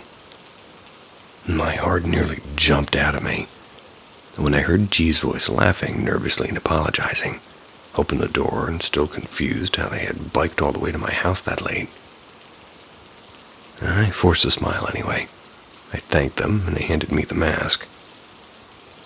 It wasn't just creepy, it looked wrong. The surface was cracked in thin spiderweb lines. The white paint faded to a yellowish tone like old teeth. The inside had a musty smell, like it had been sitting in a damp attic for years. I tried cleaning it several times, but the smell didn't go away. I placed the mask high on the top shelf of my tall shelf. That way my little brother wouldn't be messing with it. And that is when these odd things started happening. At first it was small stuff, objects shifting slightly out of place, and books slipping from the shelves. My room feeling colder at night. And then that familiar tingling in my fingertips began. Something I'd later learn always happened right before, it showed up. One night I'm on FaceTime with G. I'm eating a late dinner. Something happened that made my blood freeze. The mask, which was propped up securely on the shelf, flew forward and landed in my lap with a dull thud. It's as if it had been thrown. G's voice cracked through the phone. Why did he just stop talking? He looked terrified. When I explained, she freaked out as much as I did. I put the mask back, pretending it was a one-time thing. It absolutely was not a one-time thing. That's what they all say. And a few nights later, I'm lying in bed surrounded by my usual mess. Empty water bottles on the nightstand and pillows everywhere. Out of nowhere, the mattress beneath me tilted from one corner with a force so strong it sent bottles clattering to the floor. My heart was pounding as the bed slammed back down. I lay there paralyzed, unable to scream, staring into the darkness. Even my fan had gone silent, like the whole room was holding its breath. I eventually ran to my mom's room in tears. When my dad checked, there was nothing, no cat, no person, no explanation. But the worst part came later. I started feeling watched all the time. When I used my phone camera, strange swirling strands of white would flood the screen, but never show up in the actual photo. Then came the voices, and always from the closet. One day I left my phone on FaceTime with Jay while I stepped out. And when I came back, Jay was pale and shaking. "Why were you calling my name from your closet?" she said. I told her I hadn't been there. She swore she saw a tall black figure peeking out. And then, as if to prove her right, a soft glowing orb drifted across the screen on my end, and we both saw it. The weeks after that were unbearable. Clothes went missing, and something slammed my closet door shut while I was changing. Even my ex started getting strange messages from an unknown number that mimicked my speech. My cousins, being reckless, used a spirit box one afternoon. The voice that came through called itself Edward, and said my name, and it said closet, and it said mine. That night, my mom insisted I get rid of the mask. I tied it in a plastic bag, and I set it near the back door. Next morning, gone, tossed out with the trash. And just like that, everything stopped. But sometimes, late at night, I swear I still see the corner of my closet shift in the dark.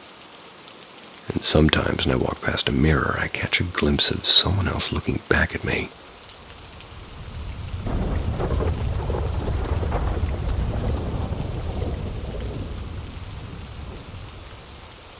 Story. Good title.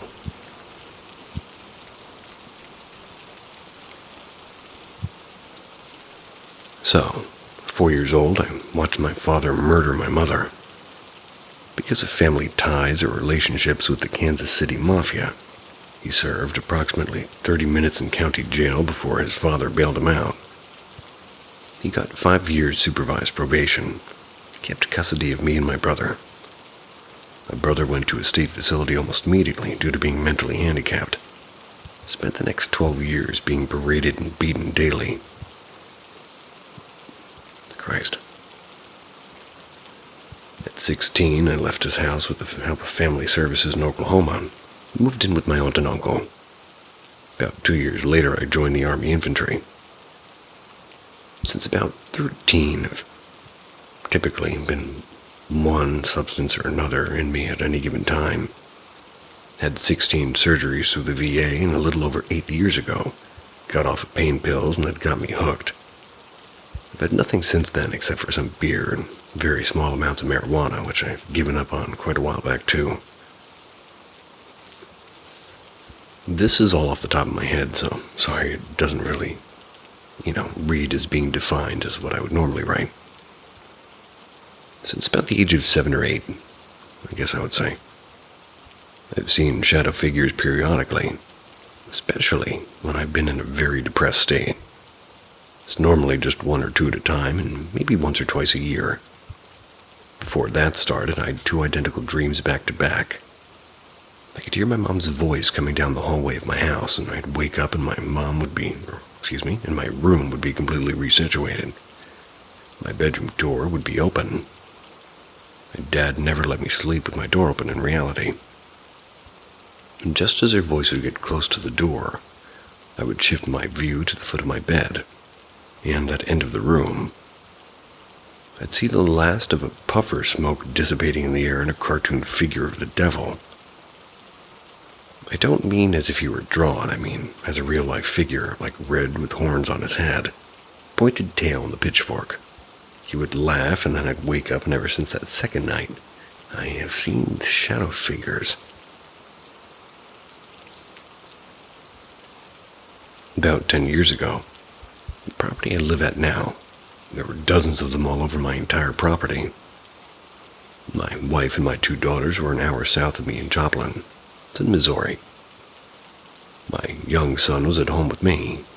Grabbed one of my rifles, and I sat in the corner of my living room where I could see every avenue of egress and approach. I grabbed my phone and I called one of my cousin's wives to come get my son. As soon as she got my son, I called an ambulance. Contrary to how it sounds, I had full presence of mind and I knew exactly what was happening. Not long after the ambulance got me to the hospital, my wife was back from Joplin. She dropped my daughter off at the same cousin's wife, and that's the point. I had a lot of medicine in me, and I don't remember this particular detail I'm about to share. With the curtain, John closed in on this little ER room. I was looking at the edge of it and telling her that there was an old man pointing me and laughing. This would have been the only time one of the shadow figures ever got close enough to really look more than just a shadow. The very next night, I was just having drinks at the Eagles Lodge and called my wife to come give me a ride because I had too many. And after she got me home, I went to my shop and she went inside. I don't know why she came back out, but when she did, found me in a pool of my own blood and called an ambulance. Cops saved my life. Spent the next several days in a nut ward at the Kansas City VA. This last year and a half had been very rough. I had given up again and quit my tiny little business. Came home and told the wife I wanted a divorce, and honestly, I was just trying to push her away because I knew that I've made up my mind again. This time I wanted to leave a letter, but I wanted it to be really perfect, so I used AI. Terrible. Oddly enough, it was the first time I was ever able to be completely honest about everything in my head because I wasn't talking to another person. The only place I was ever able to try to work on the letter, which certainly turned into writing a book about my story, was just a few feet away from where I had previously almost bled out. About that time, some acquaintances of mine informed me that they had access to some mushrooms. I've been working on getting to an ibogaine treatment program through veterans organizations in Mexico. Ibogaine. So I'd studied a lot now on the therapeutic aspects of psychedelics and PTSD. Told my wife, and she said she wanted to do them with me, so I told friends to get some for us. The wife was not at home when they arrived, so the first time in my life I did mushrooms by myself. I'm not unfamiliar with mushrooms, and when she arrived home later that evening, we decided to do some together. They were very intense but short-acting, and after the peak was over and well into the downslide, he started giving me scratches on my arms and my head, and as soon as her fingers touched my head, it wasn't her anymore. I could see my mother's hand plain as day. And since then, we've had a dozen of signs that are unstable that the energy of other family members are here with us. Some good, some bad.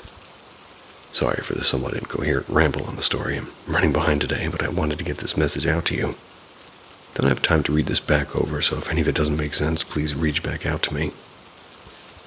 Thank you very much for your time and consideration. Hope to hear back from you soon.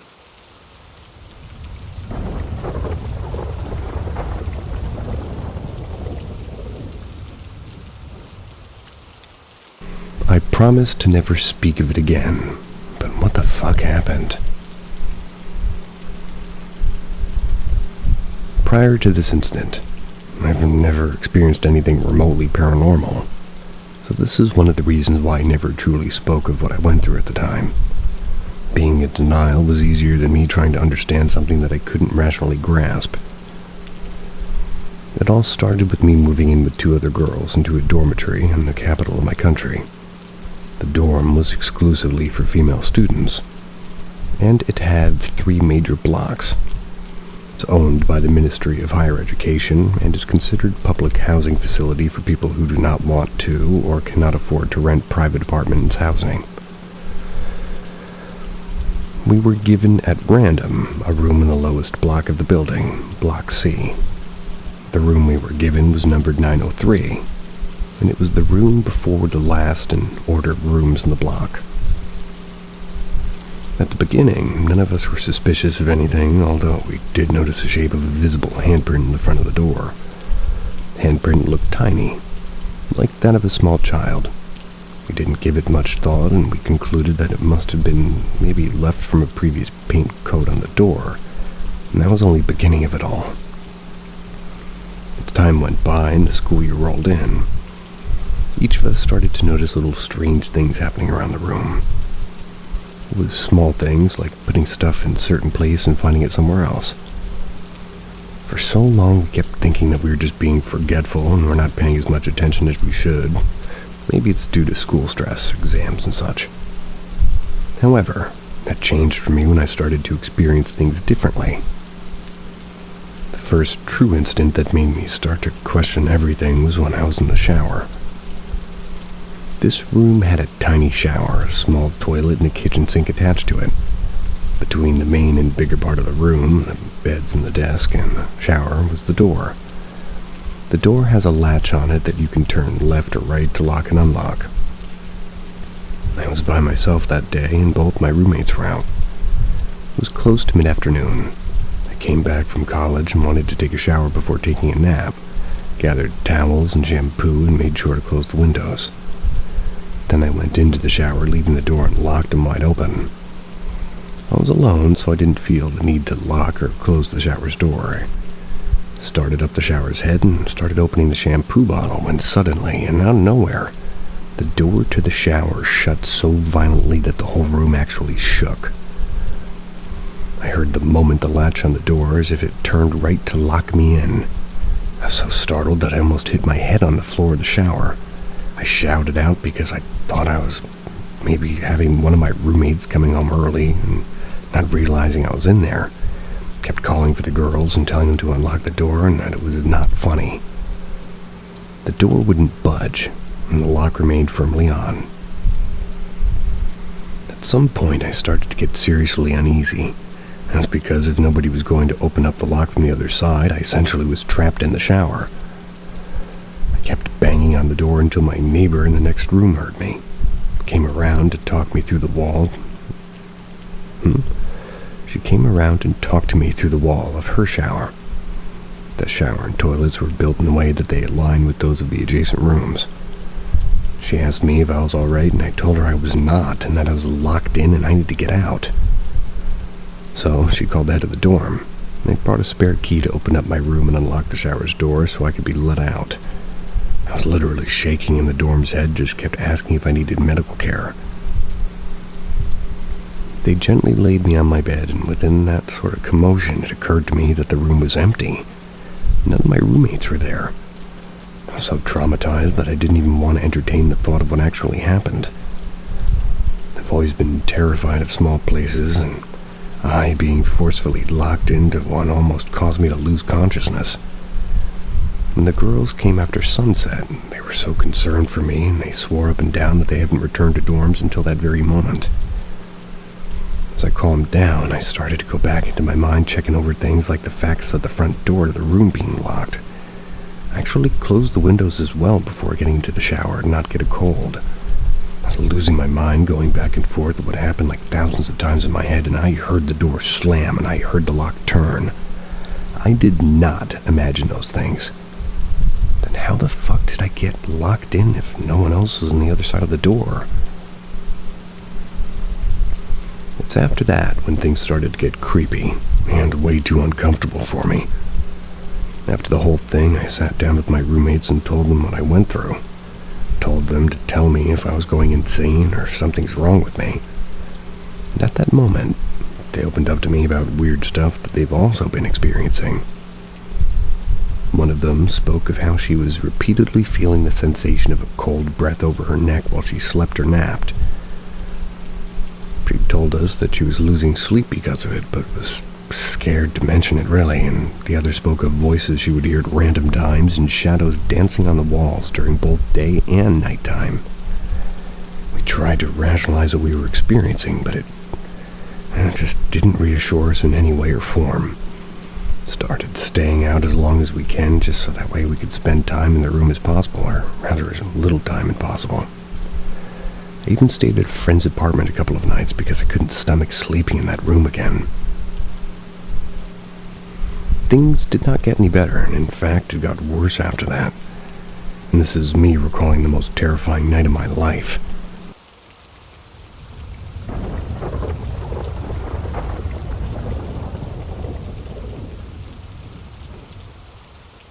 The quiet occupants of... never even seen that letter before. Soilst? S-O with a dash through it.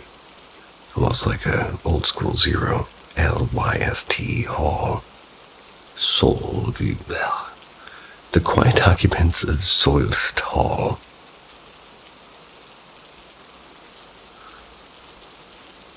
Oh, it's Danish. Forgive me for that. I've had a number of odd encounters, but I'll stick to the three that have stayed with me most clearly. The first happened when I was about 14. I was at a friend's place where I'd been mucking about the stables, and As I came out from the barn, I noticed a woman in a green blouse.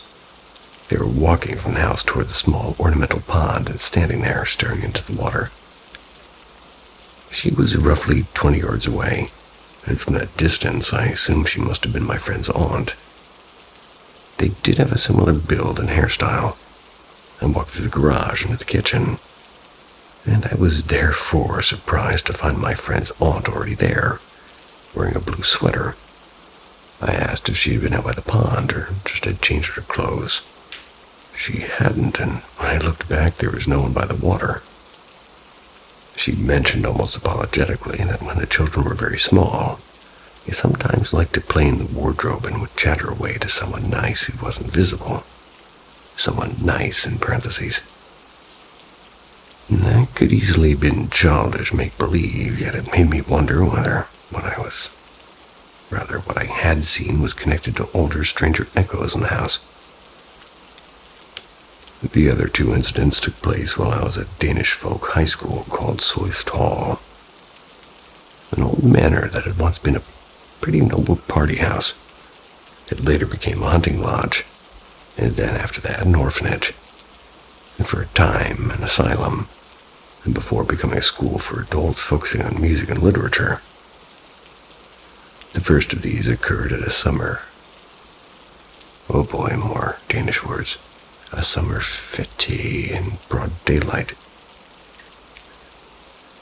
I was standing with half a dozen people and I was having a cigarette in the courtyard.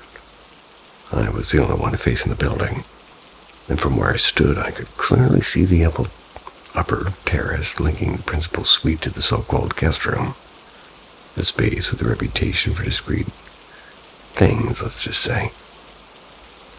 I watched a large man in a black overcoat, slightly stooped, and he was emerging from the guest room and strolling across the terrace into the principal's chambers.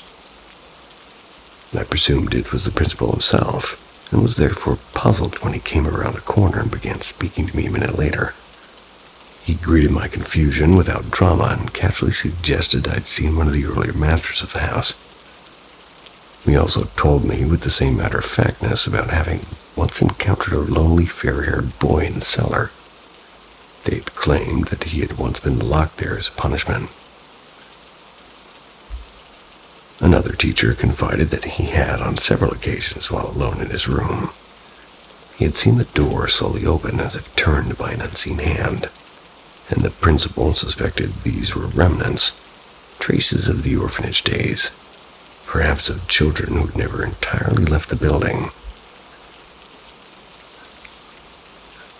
A couple of years later, I returned not as a student, but actually as a teaching assistant and all-around helper.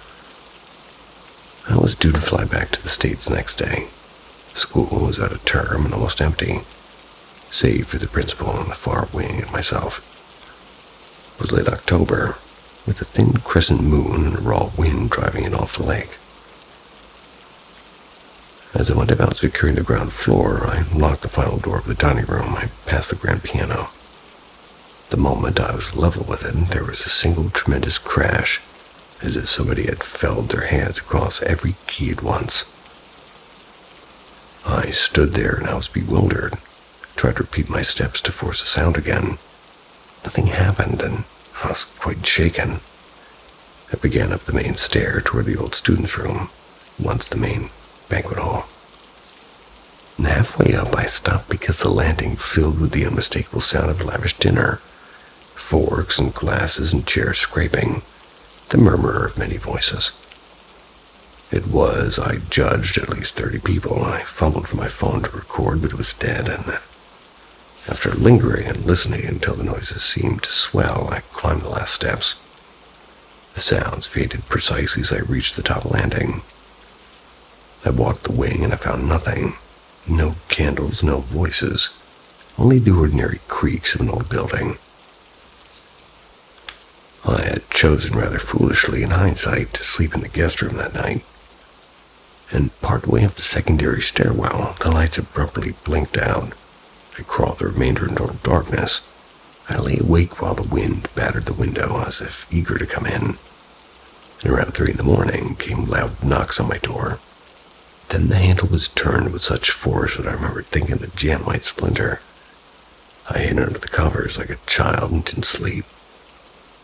At breakfast, I told the principal everything. He listened without surprise and remarked that the house was always full of its solid stirrings around that time of year. And that oddly, a new moon tended to rouse the building more than a full one. The school had since closed, as far as I know. Whatever its present use, I suspect Soist Hall will continue to keep its ancient company. A few private presences that belong more to a place than to any living occupant. The Visitor at Willow Creek. Alright, so a little background first. I, a 25-year-old female, I've dealt with weird paranormal stuff basically my entire life now. And trust me, I wish I hadn't. I've tried everything, ignoring it, saging my rooms, telling it to go away like some bossy toddler. Even convincing myself I'd maybe just sleep-deprived and maybe I was imagining things. But somehow, spirits always find a way to say hi. Most of the time it's been fine, but when I was little I actually saw them like full figures. As I got older, it turned into more of a feeling. Sometimes random objects moving or lights flickering when they shouldn't be. Never anything truly bad, except twice. The first big one was during college. My roommate and I rented this tiny off-campus house in the 1940s. Real fixer-upper feelings. A few weeks in, we found out the landlord's father had accidentally just died in that house. And at first it was little stuff, like our kitchen clock would stop every night at 2:11 a.m. The front door would unlock itself. And sometimes I'd hear faint humming from the living room, and I told myself it was the air vents or creaky floors or whatever. That someone's watching feeling just wouldn't go away. My roommate was very religious. Not Catholic like the girl in my old story, but Pentecostal. And she was terrified. Her aunt came to pray over the place, left bottles of anointing oil in every corner. And that's when things got worse. One night I woke up in the middle of a sleep paralysis, and I could move my eyes, but I just couldn't move anything else. In the doorway there was a tall, warped shadow. I told myself not to look directly at it. Naturally, my dumb brain looked anyway, and it leaned forward, and its limbs were too long, like somebody stretching in a fast motion. Then it rushed at me. I somehow forced myself out of bed and ran to my roommate's room, shaking so bad I could barely breathe. And after that, things went quiet. We broke her lease and left before the semester ended. So we're gonna fast forward to now. I live in my great-grandparents' farmhouse. It's on our family's property, 80 acres of forest and creek land. It's been here since the late 1800s, and it's peaceful. It's remote and, probably haunted. I moved in last September with my sister, fully expecting something paranormal to happen. But for 6 months there was nothing but silence and bliss.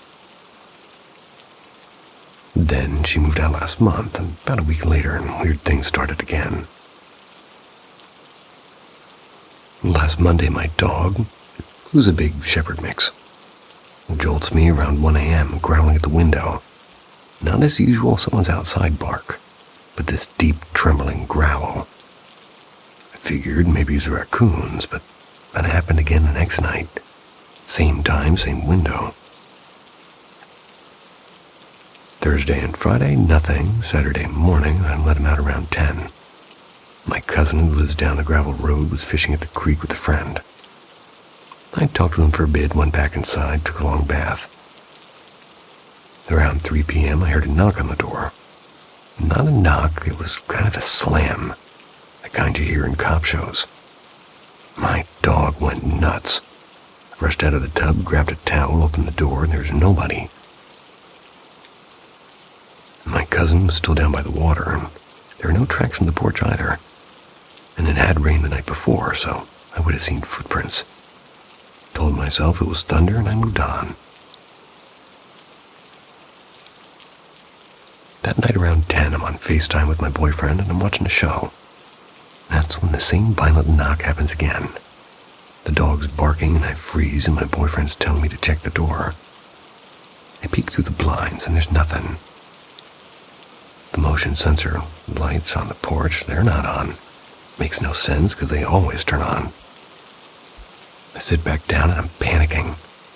And a few minutes later, there's this scraping sound like someone dragging a stick slow and deliberately across the porch boards.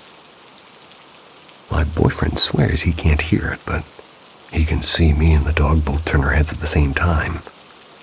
My heart was racing so hard I thought I might pass out. So I looked again. No one there, still no lights. I tried to be logical, and maybe it was the wind and maybe an animal. But the boards shifting from temperature changes, maybe. I've lived here long enough to know the difference. Nothing about that knock felt natural. It was personal. And the scariest thought, of course, is that it wasn't a ghost at all, that it was a real person. But out here, no one even knows how to find this place. My GPS doesn't work past the old bridge, and only my family and a few friends and my boyfriend know the address. I called my cousin to come over that night. He brought a flashlight, checked the porch and the woods, and nothing. I tested the lights and they worked perfectly. When I asked if he'd come by earlier that day, he looked genuinely lost. So yeah, either something human is playing a very committed prank or something else finally realized my sister moved out and decided it was just me now.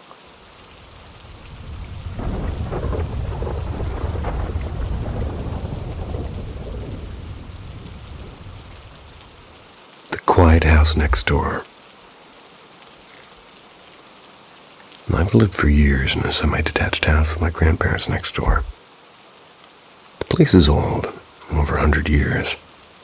And before we moved in, it belonged to one family for 3 generations. Lately, I've been doing some remodeling. I found strange objects tucked inside the walls and old coins and yellowed notes. Even a cracked porcelain doll's head.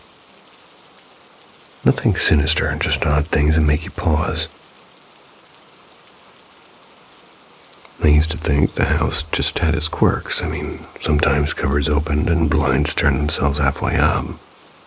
Or the blankets folded down like someone had been sitting on them. Never anything scary. More like the house breathing, but in the last year and a half, things have felt different. My wife and I moved in together about a year ago, and ever since, something's been louder. At first, it was little things. Doors swinging open, footsteps when nobody was home. Drawers rattling like someone was looking for something. Well, my family would call while I was at work, and they were asking if I came home early. That's because they heard furniture scraping across the floor.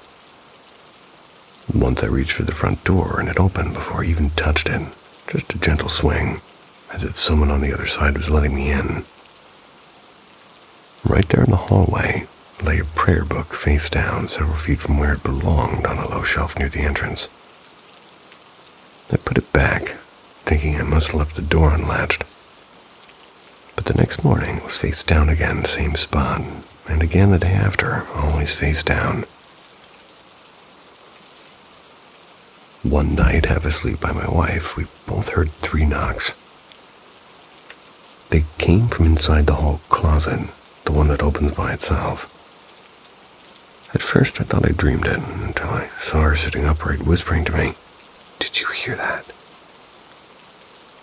We both heard the same pattern, 3 knocks evenly spaced. And since then, it happens almost weekly and always in 3s. Our dog started noticing it too. He'll stand in the living room doorway, staring at that same closet with his tail stiff and his ears flat, completely still. Then suddenly he bolts to us and hides between our legs, growling at the dark. Once as he ran back, a framed picture flew off the wall, landing halfway across the room. Another time he refused to come inside the house at all, and I had to carry him in. And of course, the closet closet door was open. I buy flowers for my wife every couple of weeks, and good man. And once when we came back from a walk, we found the vase, or vase, upright in the middle of the floor. The decorations from the table stacked neatly beside it, and nothing was broken. It looked arranged. We started taking photos around the house. Not ghost hunting, just documenting weirdness. Twice we caught something like a black shape hanging over our heads in a photo, blocking the wall completely. It wasn't there in the pictures before or after. Once we left a camera recording for a few hours, caught a shadow glide slowly from that closet across the room and then shoot back again. The whole thing lasted maybe 15 seconds. You could see the outline, the head and the shoulders and the torso. No tricks of light, just shadows moving with purpose. I've been trying to piece together why all this began when my wife moved in. So, I finally asked if she'd brought anything new with her. Something old, maybe. She admitted she picked up a vintage spirit board in an estate sale, tucked it into that same closet. I didn't even know it was in there. We both love antique finds and horror films, so I never thought twice about the gargoyle figurines or the candle holders. But now it feels like too many coincidences. And that bookshelf full of horror memorabilia sits right next to the closet, the one where everything keeps happening. Lately, we've been having nightmares, and same ones sometimes. We'll wake up drenched in sweat, hearing faint knocking from somewhere below the floorboards. Occasionally, we catch a smell of something rotten that vanishes as quickly as it appears, and sometimes we see light, a small glowing orb drifting through the room.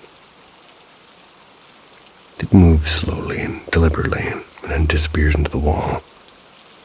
We both saw it once together and didn't speak for a full minute. It wasn't a bug. It wasn't light from a car.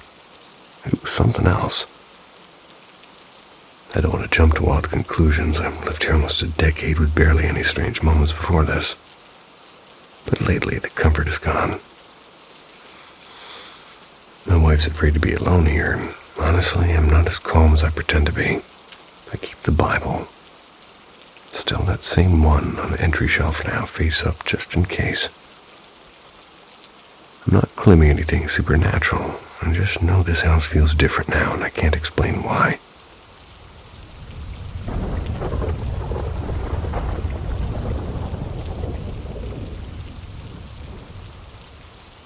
The Quiet Visitors.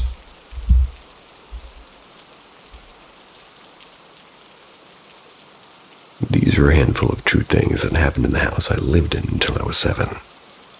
They might not be exactly in perfect chronological order. Memory is slippery. But everyone I tell these to swear they remember them the same way. I'll change a few small details here and there, but the shape of each remains true. The Man in the Hat. This one begins before I was born, though I met him later. My father first noticed a shadow that slowly resolved into a man wearing a wide-brimmed bowler. Not quite a fedora, more old-fashioned. And at first he was more suggestion than person. A darker corner of a doorway, a shape at the top of the stairs. And over the years he grew clearer to some of us and stayed only suggestion to others. And there was a night of shouting on the porch. My father was the only grown-up there when one voice, heated and sort of ridiculous, it said, "Take them both. Take the man with the hat, too." And people swore they'd seen the man standing on the balcony when the house was empty, or mistaken him for my dad in the yard. And our old dog sometimes kind of walked along and almost in the air like he was following somebody that you couldn't see. And once my dad jumped flat to the floor because a woodpecker's knock sounded to him like a gunshot. He later laughed about his own panic, which the narrator doesn't disagree with. Other times we heard booming laughter in the empty house late at night. And as a kid, I used to hear tapping from the attic, a soft rhythmic tapping that almost sounded like an old toy remembering a tune. We thought it was pigeons that had gotten in. But even after we sealed the vents, the tapping would sometimes return. But if someone politely asked it to stop, it would stop. My brother and I would try to peek into the attic, and the man would be on the stair landing, shaking his head as if to say, "Not today." We hadn't seen him in a very long time. He felt gentle, the sort of presence that made you smile and then look away. The little girl. The first time anybody saw her, I was an infant. I was months old at most. My godfather, who lived with us then, stepped into the kitchen for a moment. When he came back, he said he found a small girl hovering over my bassinet, watching me like she was keeping an eye on a sleeping animal. She looked to be about 7, with a plain dress and very steady eyes. My godfather at the time gasped. She glanced at him and folded away into nothing, and I slept on, utterly unaware. She kept appearing now and then over the years, sometimes at the foot of the bed, sometimes on the other side of the yard, and always quiet and watchful. The voice of influenza. My mother and her friend were on a walkway by the front porch one late afternoon, talking about strange things. My mother mentioned the little girl, wondering aloud why she died so young. Minutes later, my godmother's face went blank, and in a voice that wasn't hers, the words came out clear and old. It was the influenza. Her expression snapped back and blinked as if waking up from a dream, startled and asking, "Did I just say that?" She seemed shaken, but otherwise unharmed, and none of us would ever hear her voice again. The Blue Lady. My godfather had a handful of ghost stories from living in that house, but the one he tells best is the Blue Lady. My mother had just had my younger brother and was asleep upstairs. My father and my godfather stayed downstairs with us so she could rest. My godfather went to the parents' bedroom to fetch something, opened the door, and to a stern, pale woman in a teal dress standing in the doorway. She pointed with a small, impatient lift of her hand across the hall toward the bathroom. She looked where she'd indicated, and when he turned back, she had vanished. He found the wipes tucked away in the bathroom exactly where she had pointed. And he says that he was terrified in the moment, but now he simply tells the story with a grin, convinced she was simply a house resident who didn't like being disturbed. Nighttime playtime. This one happened to my brother and me. I remember it like a photograph because I was 4 or 5 and we were fooling around in the living room while our parents cooked. The sky outside was almost black, but with a line of deep cobalt left on the horizon. One blink and suddenly we're in the backyard. Not by walking through a door, I remember, but not by a creak of the dog's collar bell or either, but some sort of... Well, I guess I could just cut it short and say there we were into the twilight, bouncing a red kickball to each other. Ball kept coming back as if an invisible friend was nudging it toward us. We weren't afraid because it felt like a game, and a few minutes later our parents burst out of the back door, terrified, because they'd just looked up and seen us, and a small girl on the far side of the yard. When they stepped outside, the girl stood still and then simply dissolved away. We got scolded for going out alone. We never could explain how we'd gotten there. These are the quiet visitors I grew up with, protective and strange and sometimes playful. They never hurt anyone. If anything, they colored a childhood with steady sense that the house had more rooms than the ones we could point to on the floor plan.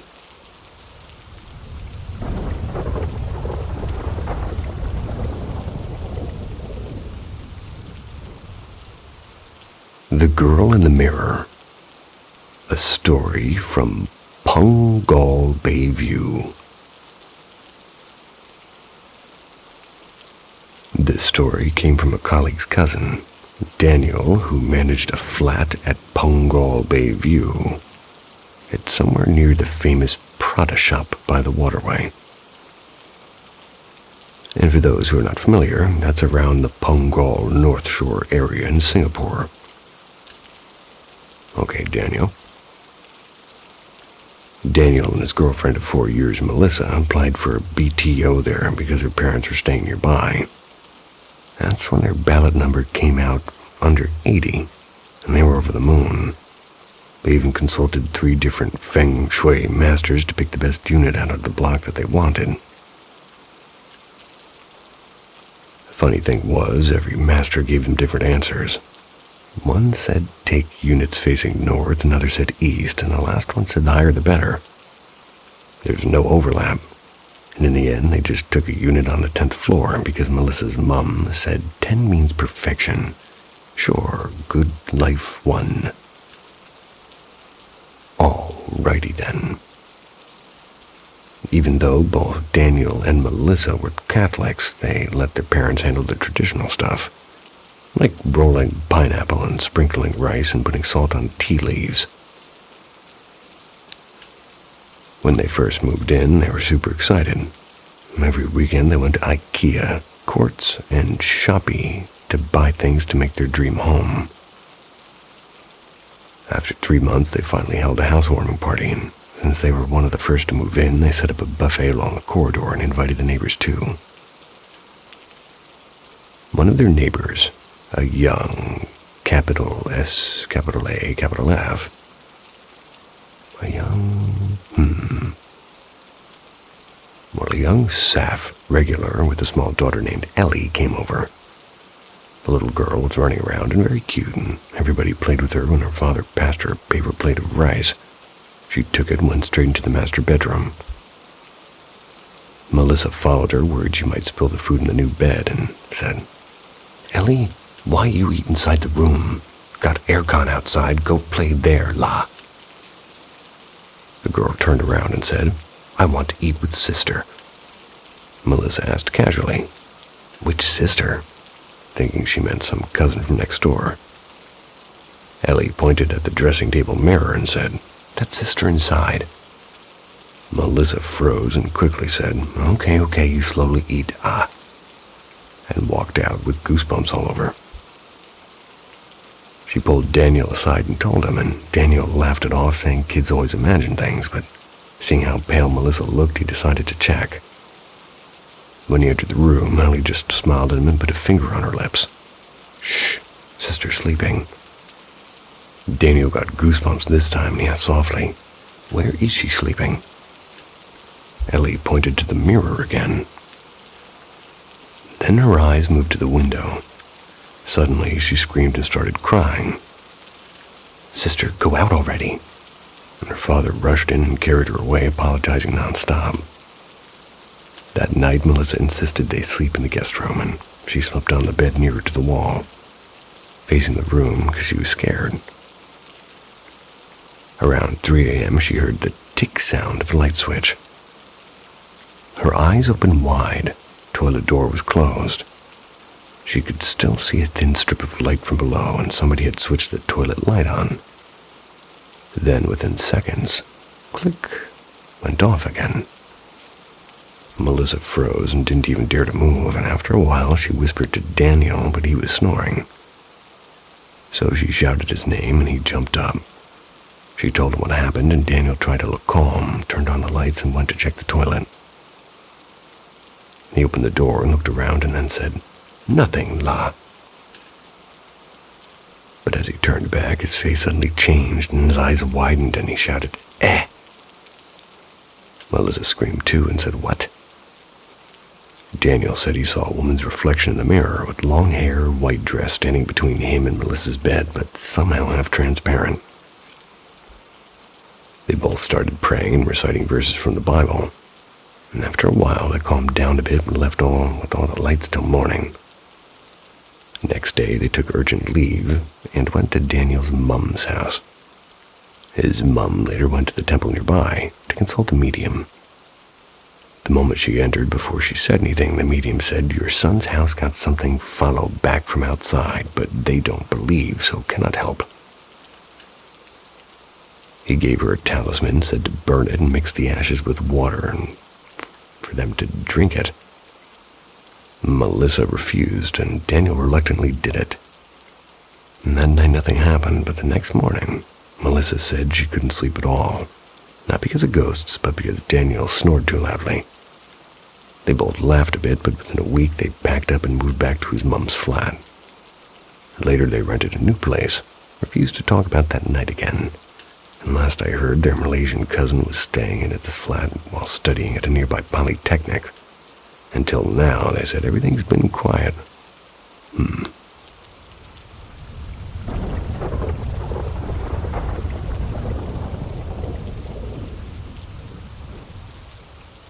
My supernatural experience. I was born and raised in Germany, but I'm Turkish, and growing up with a mostly Muslim population also comes with its own horror stories about jinns. When I turned 14, we moved back to a small village in Turkey. It was with a huge culture shock, and when me and my twin sister started hearing about horror stories about these creatures, we found it absolutely cool that creatures could exist, and we were super into these stories, and horror movies, and the supernatural in general. My grandpa was the coolest man that would ever tell us stories most of the time, but would laugh it out at the end because he thought he would get scared, or rather, we would get scared. I was 16 years old when my grandma died, and I remember being devastated and heartbroken since we were living with them for years, and I felt like my own mother died. Grandpa died after 3 years. She died in Germany, so by the time her body was delivered to the village, it was 7 days past. Muslim burial tradition doesn't require caskets. The bodies are wrapped in white cloth and buried like that, slightly leaning to one side, which I've always found interesting. And if you fulfill a type of cleaning ritual, abdest, they said that you can see the dead body. Well, we did, and I found it traumatizing to see her laying there, and her face looked absolutely normal and alive. Couldn't wrap my head around the fact that she was dead. Me and my twin, we went back to the house and to our rooms, which is beside my grandparents' room. Our parents and their siblings, fighting already in the living room about money and property, started dreaming of laying in the grave, and my grandma's grave, which was basically seeing everything through her eyes. I'm starting to fly to a 6-story building, which was in our home, and stopped right in front of the balcony where all the siblings were fighting. I immediately woke up when I came close to the balcony. Woke up to my grandpa entering the room to open the small window that we had. He looked at me and started telling him what happened. I didn't want to make him upset, obviously, but this was not the first time this happened. He opened his hand, started praying and blowing air on me, and kissed the top of my hand and said, "It's all good now." A year later, it's me and my twin sister. We're at my grandpa's house. My mom and dad are going through a divorce, and my mom moved to another city. Wanted to take us with her.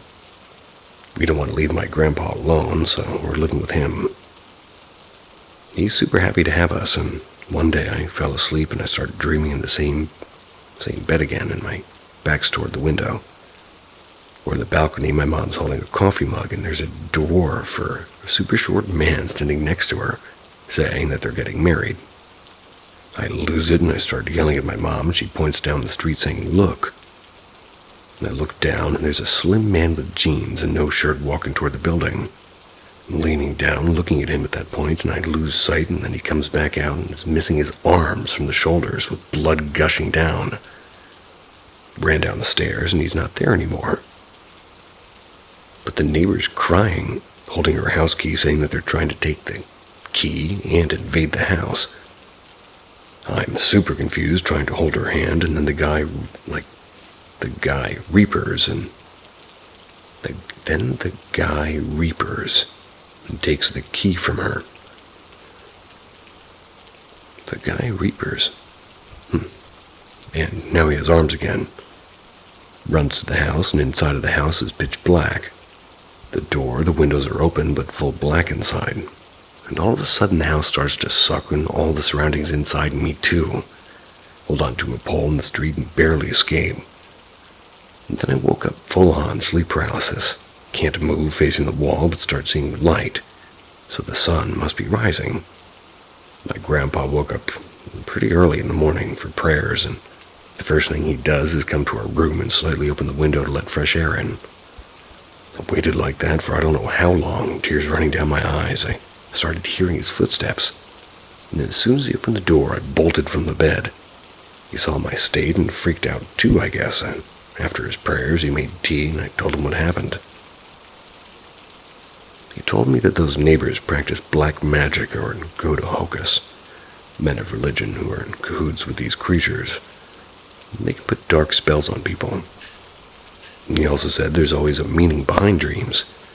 He said that they're jealous of my grandpa because he had more land and they could have did a spell on us. Fast forward a year, we move in with my mom in a new city. First day in the new high school, sitting in a class, and the first lesson is philosophy. The door opens and a dwarf man walks in. The guy in my fucking dream.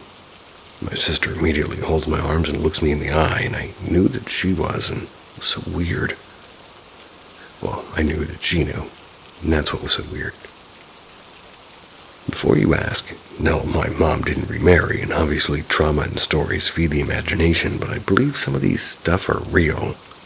If anybody else has experienced stuff like this, I'd love to talk about it. This was my father's side. On my mom's side, there's even more stories about these jinns. I'd love to share those as well one day.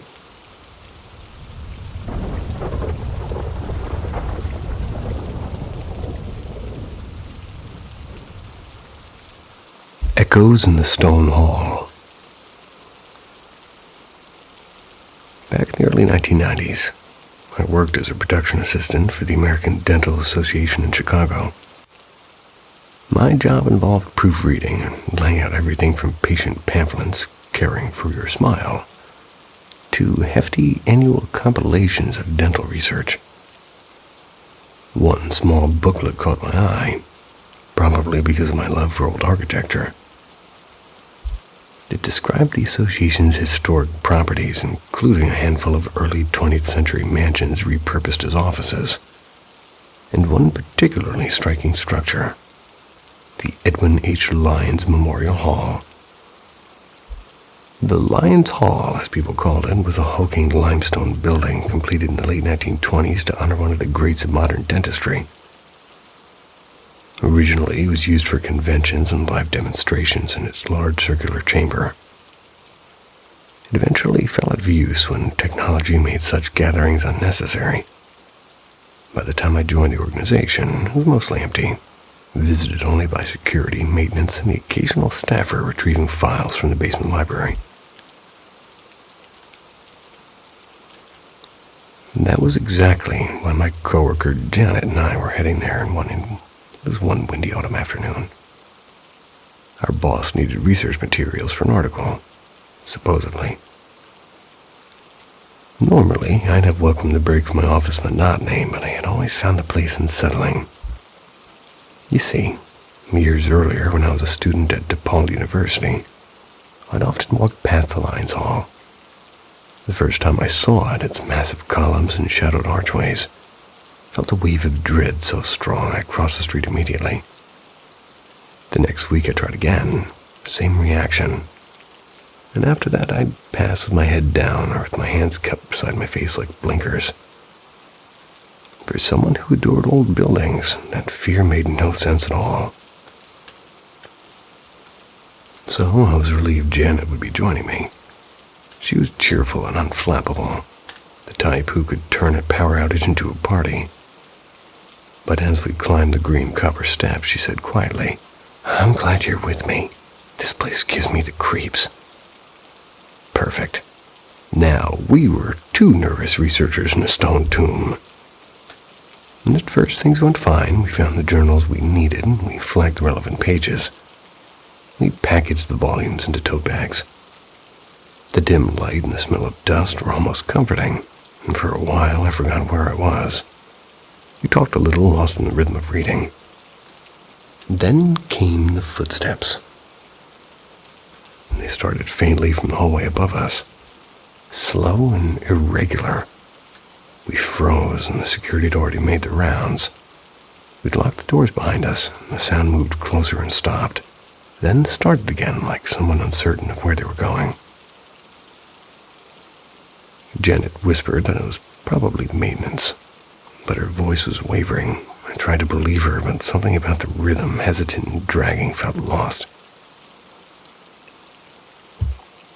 And I thought maybe a homeless person had slipped in, seeking warmth. It wasn't uncommon downtown, and still we decided to keep working, finish quickly and leave. This was the early 90s, so we didn't have cell phones to call for help. There was an old row of phone booths in the lobby, but neither of us wanted to go upstairs alone to use one. Well, the footsteps finally stopped. We relaxed enough to gather our things. But as we passed those same phone booths on our way out, one of the doors suddenly swung open and then shut, snapping the light on inside. The rotary phone glinted under the bulb, and Janet and I both froze. "Do they ever do that by themselves?" she asked. I shook my head and we bolted for the exit, our heavy bags feeling weightless. The front door was still locked from the inside. No one could have come or gone.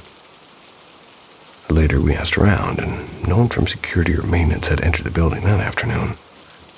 So what did we hear and what did we see? Parapsychologists say that moments of extreme emotion can record themselves in a building, like an echo on magnetic tape. Chicago has plenty of such echoes. The phantom gunfire near the St. Valentine's Day massacre site, or the cries near the river where the Eastland capsized in 1915. Perhaps, we thought, one of those early demonstrations in the Lions Hall had ended tragically. A patient dying under anesthesia, a doctor desperately calling upstairs for help. Maybe that was what replayed for us, the sound of confusion, calls that never went through. Or perhaps it went deeper. In that same booklet, I later learned the hall's architect had modeled it after a parish chapel built to commemorate the victims of a theater fire.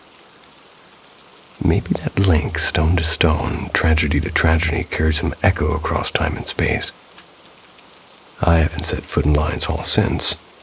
It's been renovated and sold to a private foundation now. Whether anyone there still hears footsteps or sees the light flick on, I couldn't say.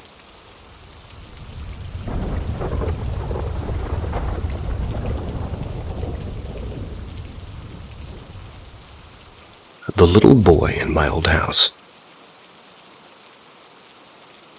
When I left the military and secured a new job, I had to move from Norfolk, Virginia, much closer to Washington, D.C. I lived there alone for a year until my wife had finished her military service and was able to move her and the kids out to where I was living. When the time came, we settled on renting a small 3-bedroom townhouse. We weren't expecting to be there long, as my goal was to leave Virginia and get a job somewhere else. And as always with life, nothing stays as planned. We ended up living in that house for 7 years until we settled on just buying a home. Those 7 years were filled with some strange occurrences in this house. It all started with a discussion my oldest son would have with his mother about his room at night. He had the second largest bedroom, and at the time he was 4 and our daughter was 3. Our son would go on to tell us how a little boy would come to him in his room at night and talk to him. He said he would talk about how he had to hide from the bad man because he would kill him if he found him. We were confused, but figured maybe he was just having some weird dreams. And this went on for a couple of years, though until he started to get closer to 12 when he ended up having to move rooms. We decided, because our youngest daughter is getting older, she needed a bigger room, so the wife and I moved our room into the basement, moved her son into an old room, and moved our daughter to his old room. Then it started again, except with her daughter. She started to tell us how she would see this boy, and unlike my son, it was scaring her. She would often sleep on the couch in the living room, and this is where her odd habit of needing to sleep with lights and TV on started as well. And this isn't where it ended, though.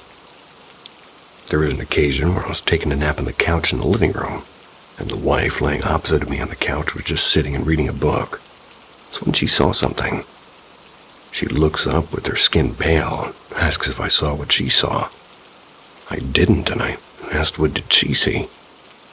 She said she had seen what looked like a very short person walk by the couch right behind where I was laying. Whatever or whoever it was, they were gone. When I turned around at least, and, well, she even saw this thing disappear right in front of her. Needless to say, this terrified her a little, and my wife has always been a bit more sensitive to paranormal things, so she always did see more than I ever did. On another day, while I was at work, the kids were at school. She told me she was laying on the couch, could see right up the stairs to the first landing, and a little boy in very old clothing was actually sitting on the stairs. She explained that she had asked the boy what his name was, and how old he was, and even invited him to sit on the couch with her, and if he was lonely. She said there was not a single answer, and the boy just stayed where he was. Now, I never witnessed or really saw anything happen, but I have had my own experiences as well with this boy. Back before the rooms were moved around, there were many times when the wife and kids would go see her mother, and I'd be home alone for weeks at a time. No matter what I did, you always felt like somebody was sitting with you or watching you. I had a problem with having to sleep in the dark in the home when everyone was gone. I used to sleep in her bedroom when it was upstairs, but I couldn't anymore, as every time I did, there just always seemed to be somebody in the room with me or standing in the hallway. Now, shortly before we ended up moving, there was a series of the same incident that got me to the point where I could never even sleep in the upstairs room anymore, ever. My wife and I don't sleep in the same rooms. It's due to our habits. She needs lights and a TV on, and I need darkness and silence. So we just sleep in other rooms. Well, I opted to just stay on the couch every night. But for a few nights, I had to sleep in my son's room because we had to get rid of our couch, wait for a new one to arrive. My son had a trundle bed, so I slept on it for a few nights. And every night I slept on this thing, I'd be falling asleep, and then I would just feel like someone or something would lay down right next to me. I wouldn't see an indentation, but as soon as I would look, there'd be no one there. At first, I thought, well, maybe it's one of the cats we owned, but they were never in the room with us up there. To be honest, there was really never anyone up there in general. This would happen every night, and when I brought it up one day, my son, who is now 11, told me, "Yeah, it happens all the time. I used to be afraid, but now I'm used to it." I did research on the house. However, there was no listed history of a boy living there, or ever dying on the property. The only history of the area was that it used to be mostly trees where we lived many years ago. And the area was also where a Civil War battle happened before everything else. Still no mention of the deaths of young children anywhere. To this day, in an odd way, I feel horrible about moving out of that house, because being a parent has made me feel as if we left a child there to be lonely. And perhaps that's all it was. This child spirit was just happy there were people there. Now he didn't have to feel lonely anymore. Who was this little boy?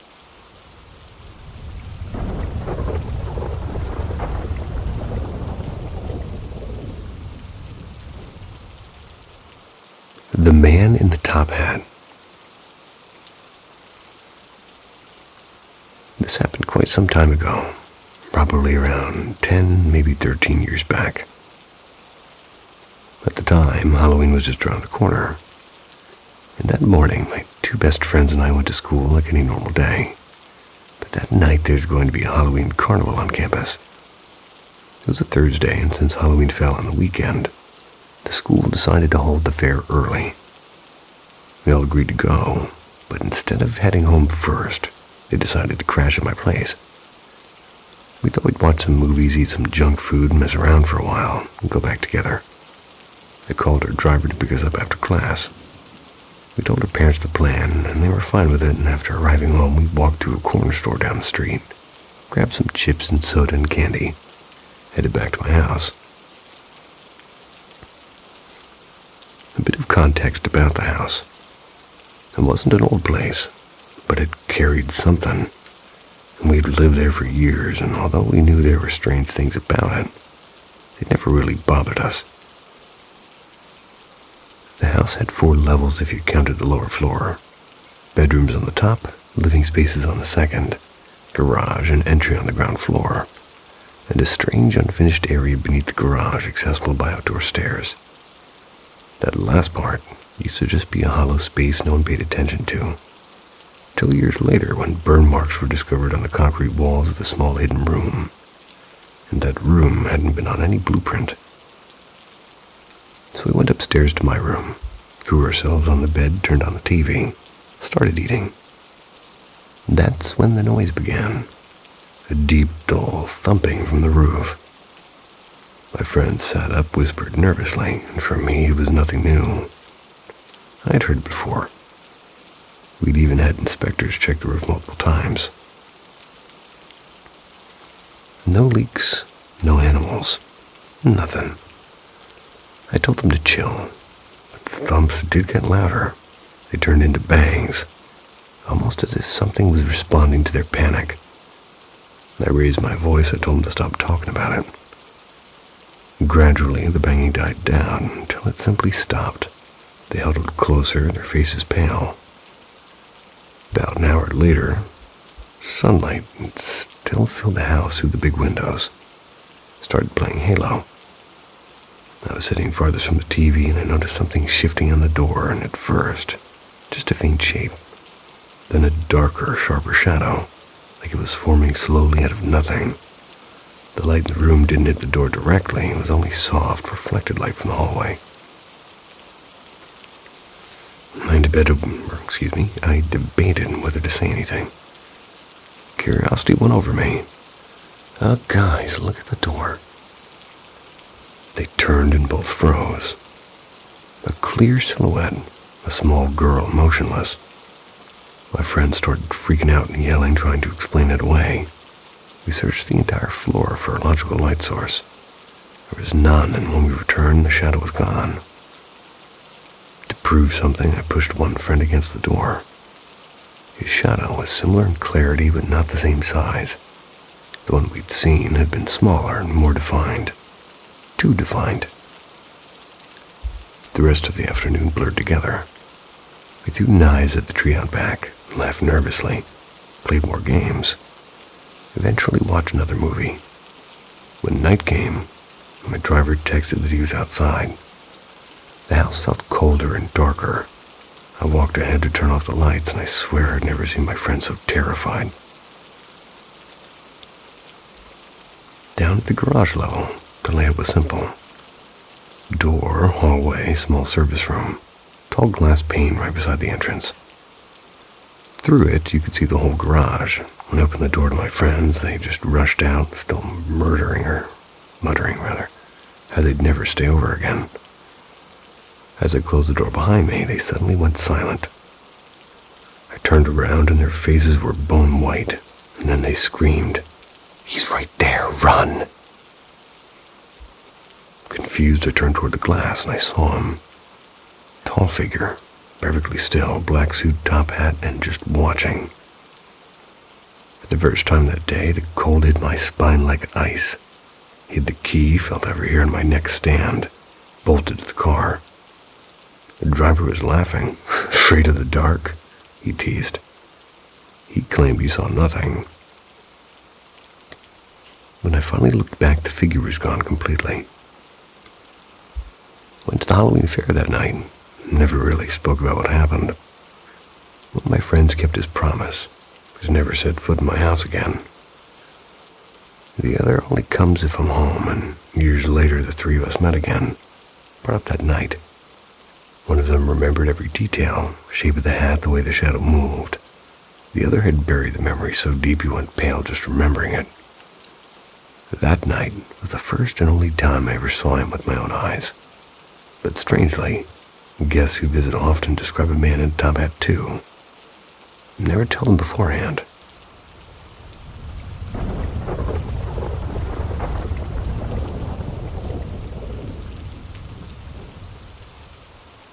My family's ghosts. Stories that have been told by my family for 2 generations. As with most family stories, many of these have never been written, nor have these been shared outside of members of my family. To the best of my knowledge, these are true stories. For context, these occurred in Chicago during the late 20s and 30s. They were told by my grandmother. The Man on the Walkway. When I was young, maybe about 17, we're in the kitchen cleaning up after supper. Sitting near a window, I looked out and saw a man standing on the walkway. He had his face in his hands, and he would look up, and his face was covered in blood and horribly scarred. He looked up, then put his hands over his face several times. Called my mother, and when we looked out, he was gone. She said I must have been seeing things. Never saw this man again, and sometimes later my mother learned from the building superintendent that a man working, painting a window on the 3rd floor, he fell from his ladder and died instantly when he hit the ground. My mother told me about this a year or so later, thinking I was too young to understand. Validated to me what I experienced was indeed real. The child on a bike. One night, my friend and I finished our shift at the factory. It was very late. Late enough that we needed to walk home as the streetcars had stopped running for the day. Our walk was about 7 blocks from home, and it was a nice night, and the streetlights were bright enough for us not to be afraid of the dark. We had just walked about 3 blocks when we saw a young child riding his bike. He crossed from one side of the street to the other side. We were concerned because even though the streetlights were on, their light was not strong enough for him to see where he was going. He called out to the boy. They didn't pay much attention. Riding faster, he passed right in front of us into a wall of a building and disappeared. We learned later the paper reported a young boy was struck by a car near the location that we had been walking at. The impact of the car was strong enough to throw the boy and the bike in the same wall that we witnessed. The young boy didn't survive. Ghost of the young girl. The ghost on the street, and this happened to be in the very early 20th century, had to reach way back for this one. My great-grandmother and her husband had just closed their restaurant and were headed home. And at that time in southern Illinois, they had just public outhouses every few blocks. These are hauled over from the 19th century, and my great-grandfather needed my grandfather needed to use the restroom, and he said that he would leave the door open a bit so he could make sure great-grandma would be okay. He was done taking care of his business when he saw a young woman walk past the door of the outhouse.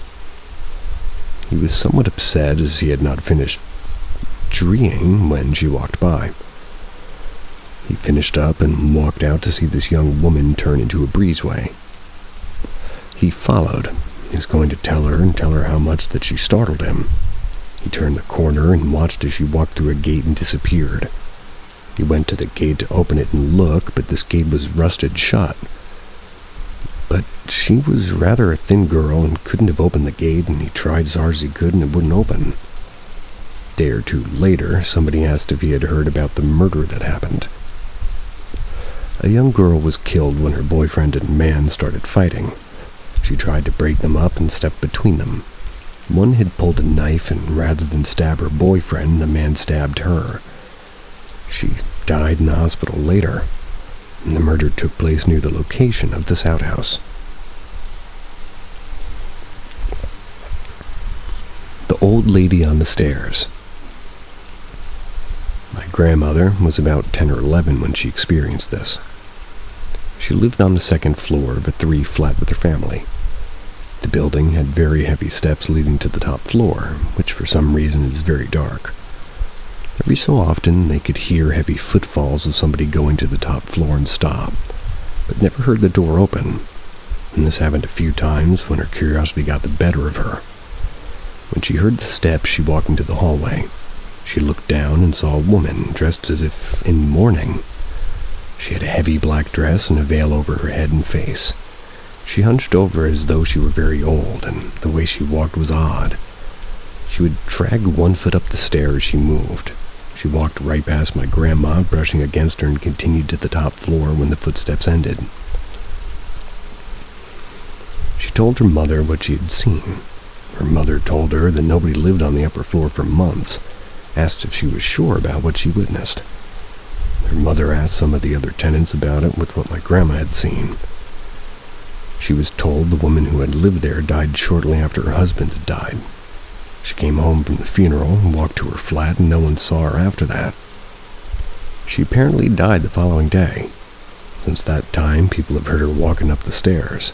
The flat has remained empty and locked ever since. As I said at the start, to my knowledge, these are all true stories.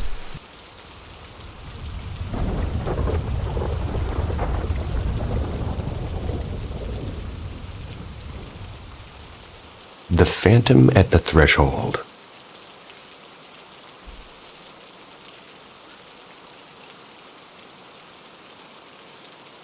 I keep dredging the attic of my memory for the weird stuff. The little supernatural postcards life occasionally mails me. I used to think there was just one. Turns out there's a bit of a handful. And the deeper I dig, the more small, uncanny moments come crawling out. We've already covered the creepy basement door, and the midnight in the lab. There are two moments that refuse any tidy, rational explanation. Most of my other encounters live in the gray area, half explainable, half empty. Usually, reason wins, but not always. I'm determined to catalog them all, and this one is the freshest ink on the list. So, the climax of our thriller marathon.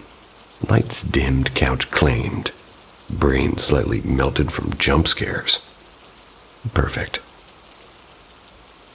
Apparently whatever follows me likes thrillers. My friend and I had spent the summer in late 2024 bringing every twisted film we could find. Hereditary, The Babadook, As Above, So Below, my ridiculous favorite. And Alien and the whole lot. We'd worked our way through a triple feature, and we were 2 hours past midnight by the time we cued the last one. It was the kind of late where the house feels like a different organism. A little background. I'd recently moved into an old craftsman built in the 1920s. The kind of place with a personality and a long history of settling in. It only has the one main entrance, and that door is theatrical. It groans and it sighs. It announces visitors like an offended usher. No doorbell, the door does the announcing itself. Then somewhere in the movie's second act, I got that prickly feeling. You know, the one where the hairs raise and you're sure something is watching the back of your neck. It came on slow and then loud. I checked the room a couple of times and I saw nothing. I told myself to get lost in the film, but the sensation, it clung like a bad subplot. And just when I'd almost let go of it, relief washing over me like the film's inevitable reveal, we heard the screen door in a little enclosed porch creak open. It was pretty loud. It was pretty metallic, and then a weird, patient pause before the wooden door beyond it eased open about a foot and stopped. We both sat frozen with every hair locked into tension, and my brain ran through the plausibles. Roommate coming back late, maybe. Someone fumbling for keys, a delivery, practical and boring things. Except the street beyond was empty. No headlights, no keys rustling, no footsteps on the path. The porch light flickered once and held. We always double-lock the door, and even when we're home, the bolt gets set. And tonight should have been no different. The front door leaning open a foot with the deadbolt still engaged. So we assumed that it was his own kind of wrong. And in that moment, my inner movie character took over. Yeah, I did the very thing horror movies teach you not to do. I got up, crossed the living room to the door. My friend whispered something about, quote-unquote white people shit.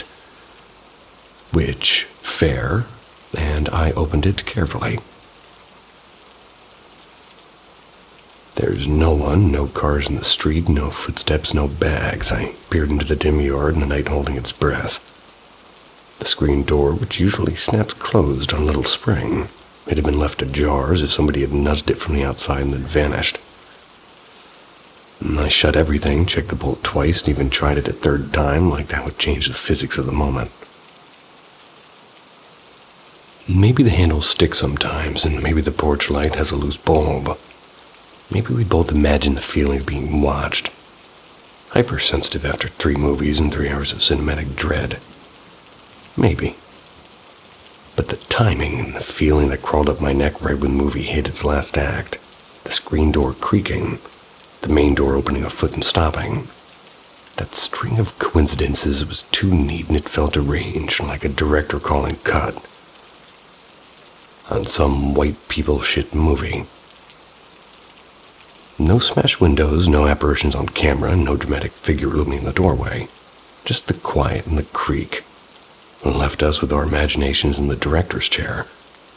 The kind of anticlimax that sticks. Spooky, tidy, and somehow the perfect ending to a night spent courting things that don't want to be explained. So yeah, the ghost apparently had a taste for thrillers. And a flair for timing. Alrighty then.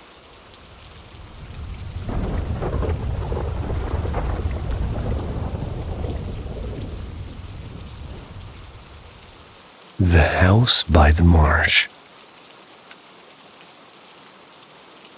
It was my senior year of college, and I had completely dropped the ball on renewing my lease.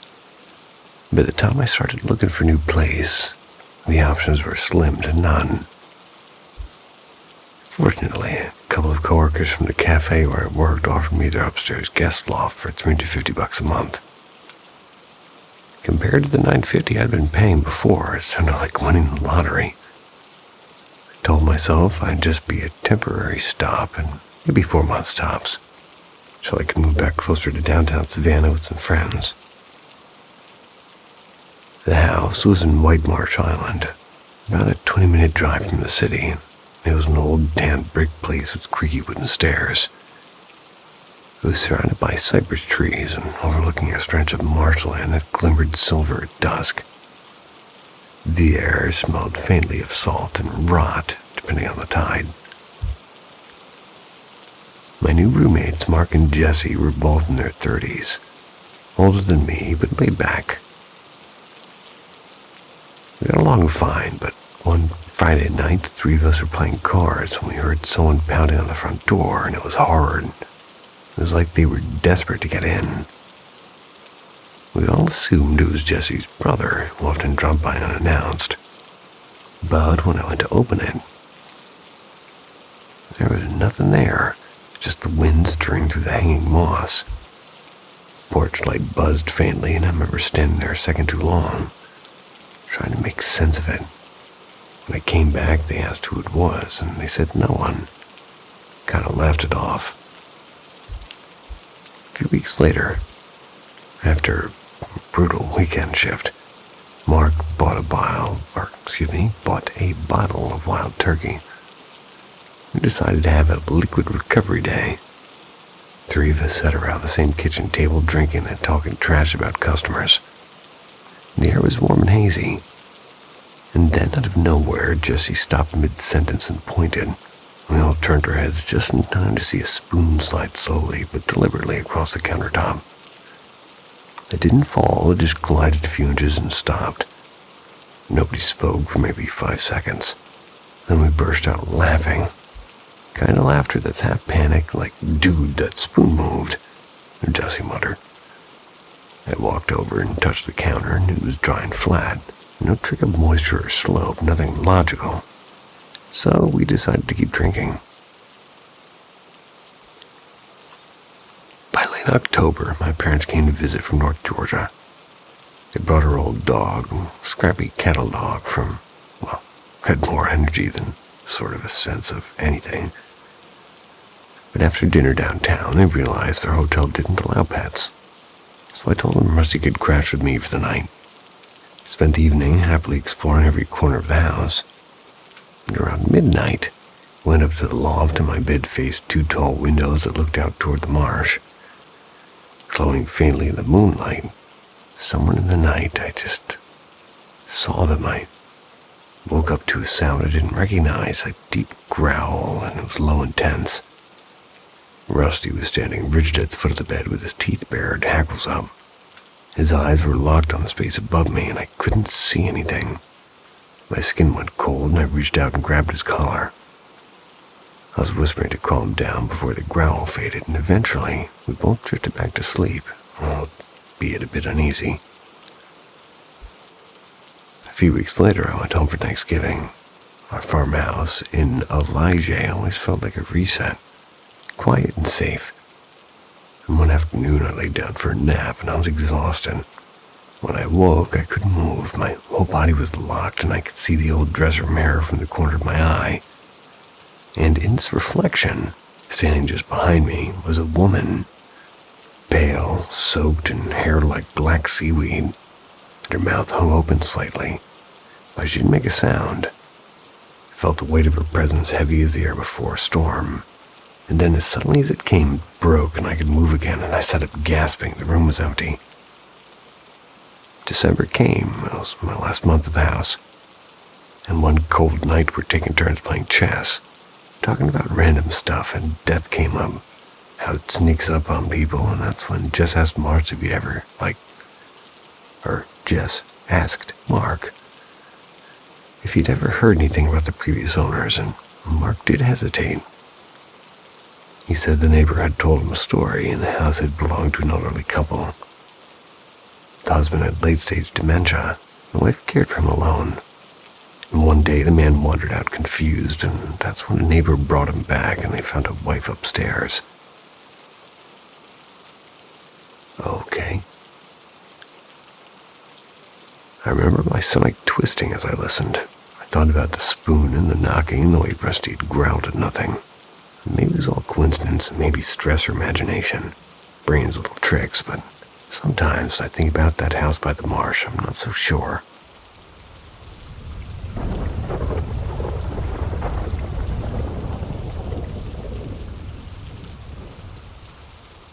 The Night of the Bride's Whisper. Starting from the most messed up night of my life in northern Bulgaria, February 2019. We were 7 friends on a dirt road, half drunk around a rusty barrel fire.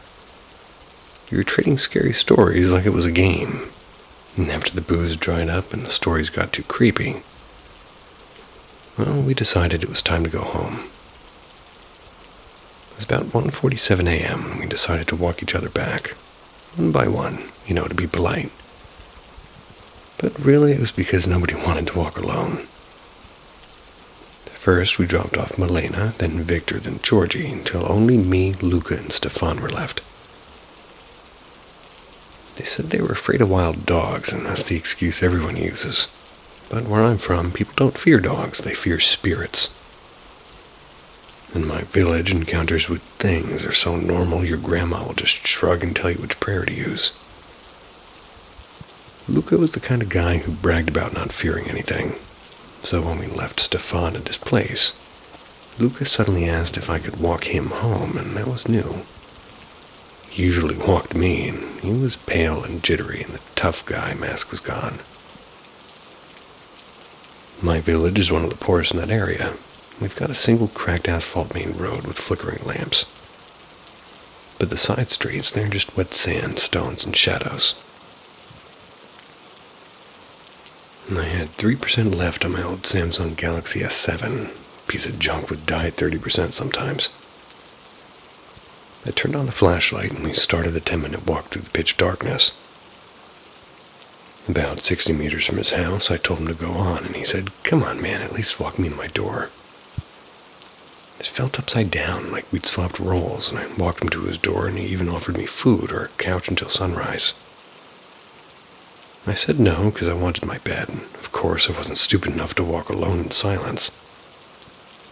So I called a girl from town, Christina, the kind who always picks up, and put her on speaker while I used the flashlight to see my steps.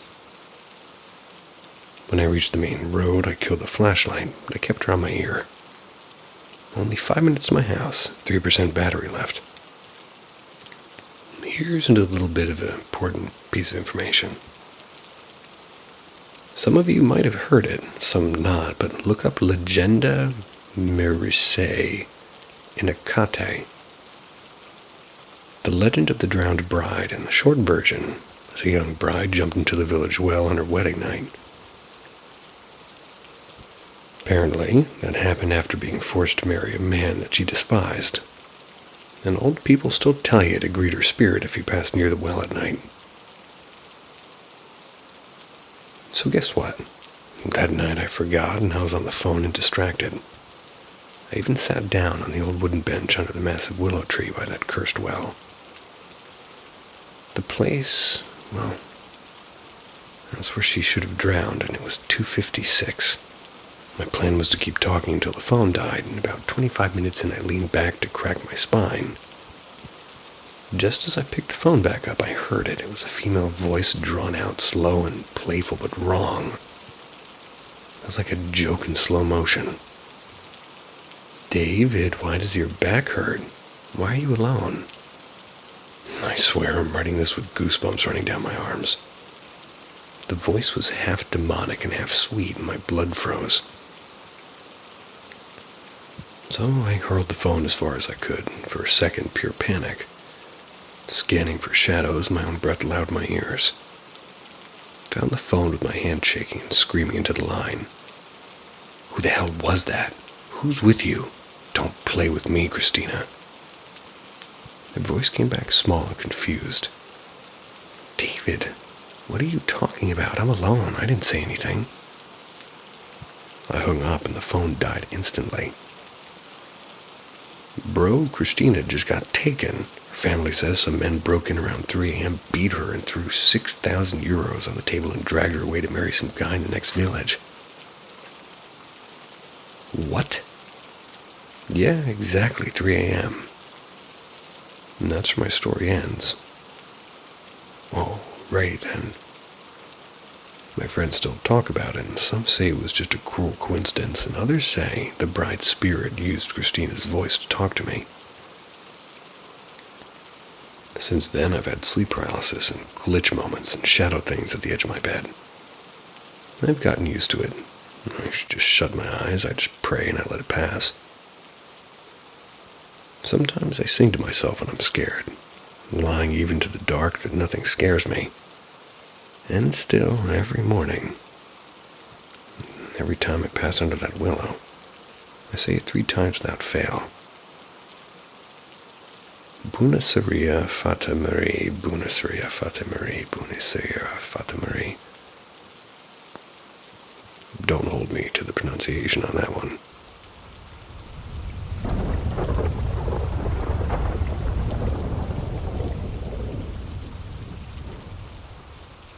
Boy Blue Light.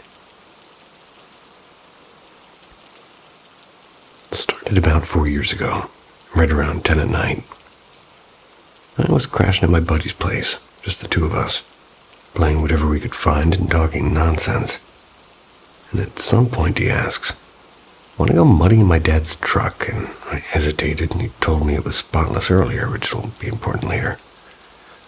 But he shrugged like it was nothing. "He already took it out once," he said. "Won't care." So we drove off, blasting music through the Bluetooth, tore through the soft shoulder for maybe 30 minutes, laughing at nothing in particular. Somewhere between the dirt roads and the black sky, he brought up this stretch out past town, the spot, as he called it. It's a place where people claim weird things happen. There's a pile of old concrete and rebar dumped on the roadside. It's almost like somebody abandoned a skeleton of a building. Nobody knows why it's allowed to sit there. It's illegal and looks like a hazard. And beyond that are knee-high grasses and a stagnant pond. and then a weathered barn with a single lamp over the door.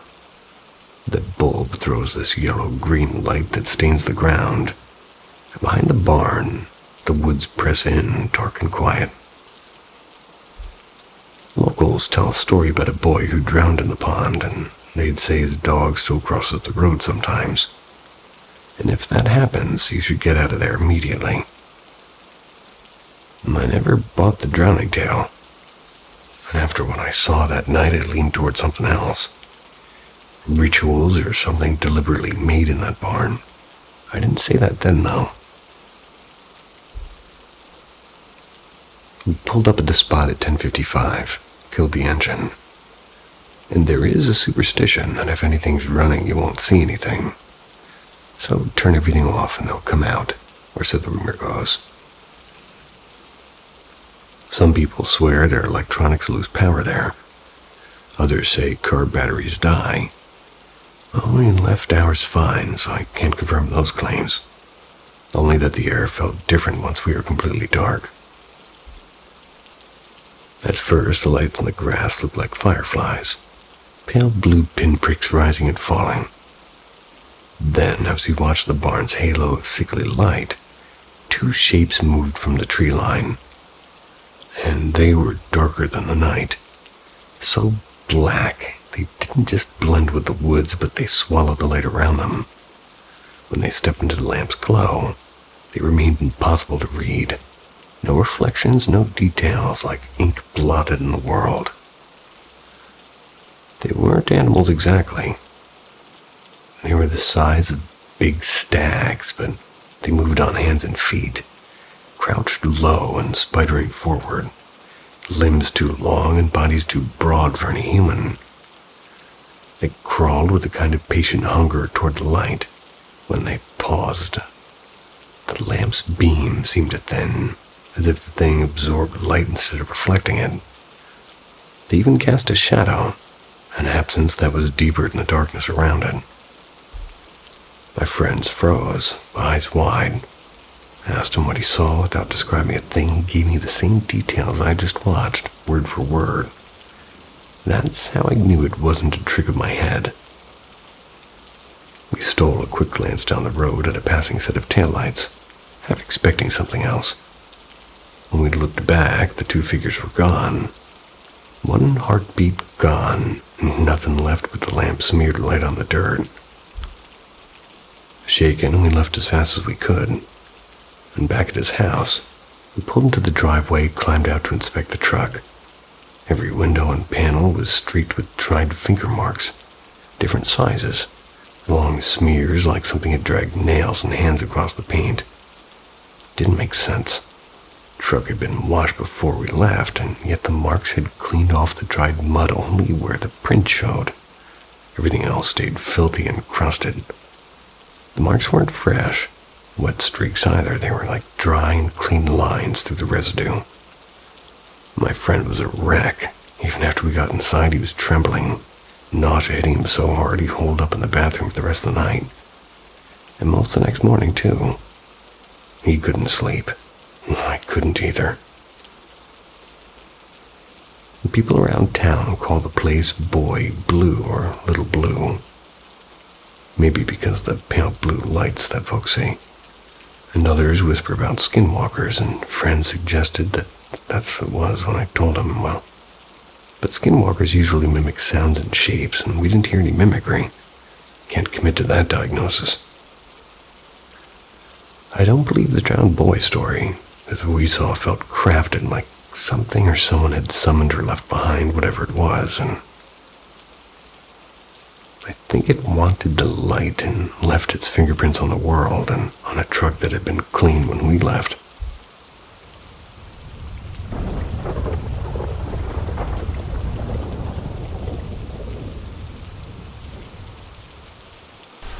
Stories of druids, witches, and friends, told by old cousins of mine.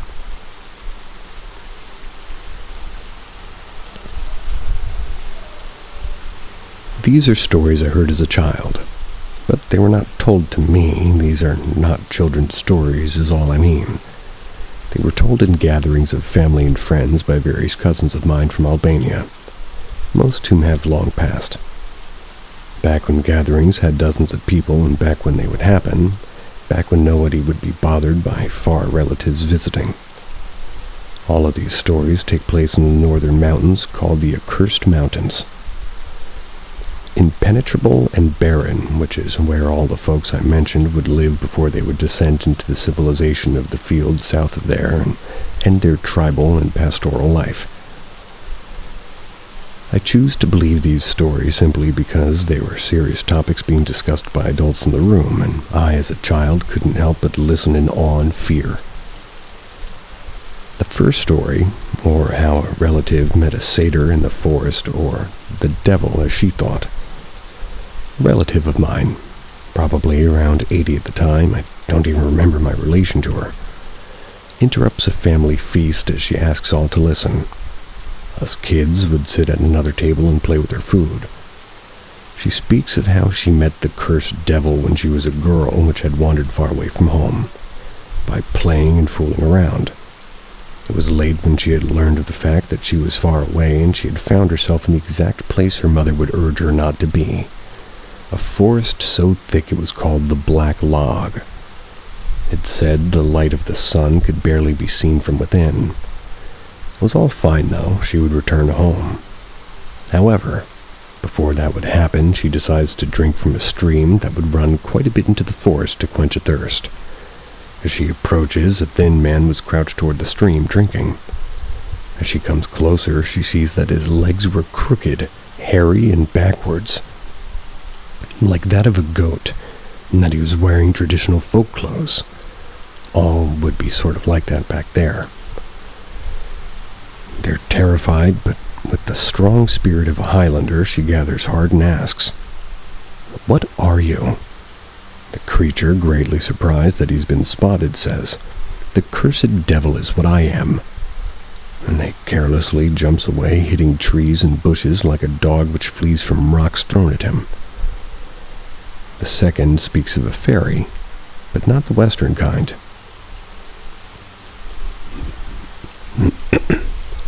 My grandmother gets quite lonely during the day, as all of us others go to work, which is why she gets excited when people sit around and listen to her talk.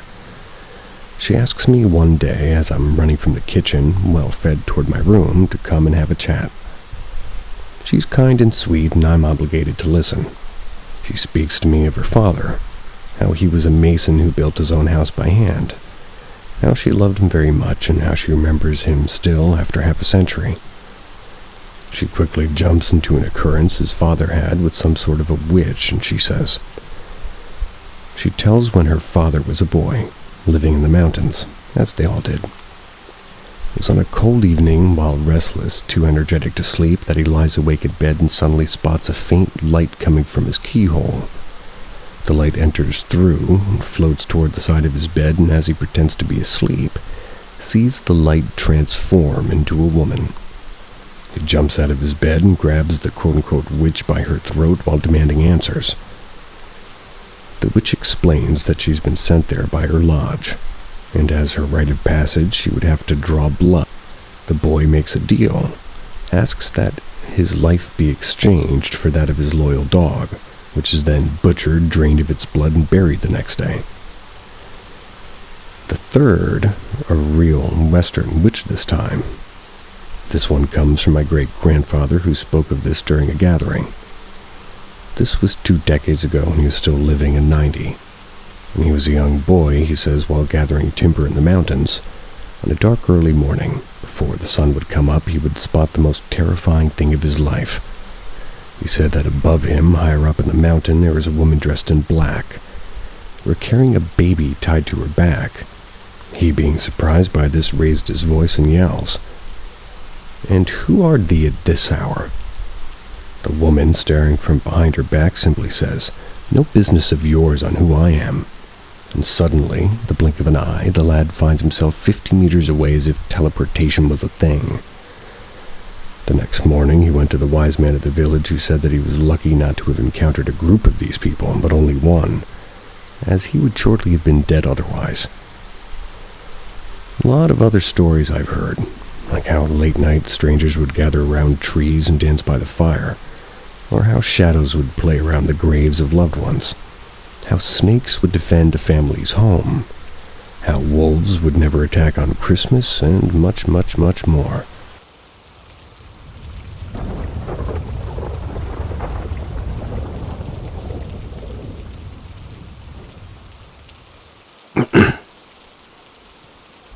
Mirror game. I used to think it was funny when my little brother Noah copied me. You know how younger siblings are. Always trying to tag along and always staring at you like you're some kind of celebrity. He would trail after me through the house and he'd mimic every move, and normally I would just roll my eyes, but he was only 8 after all and I was 16, so totally normal, right?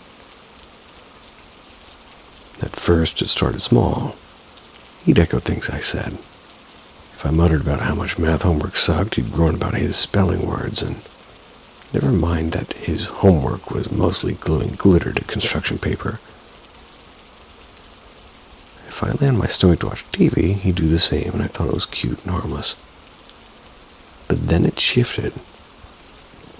He started dressing like me, and one Saturday morning I came downstairs wearing my favorite blue flannel.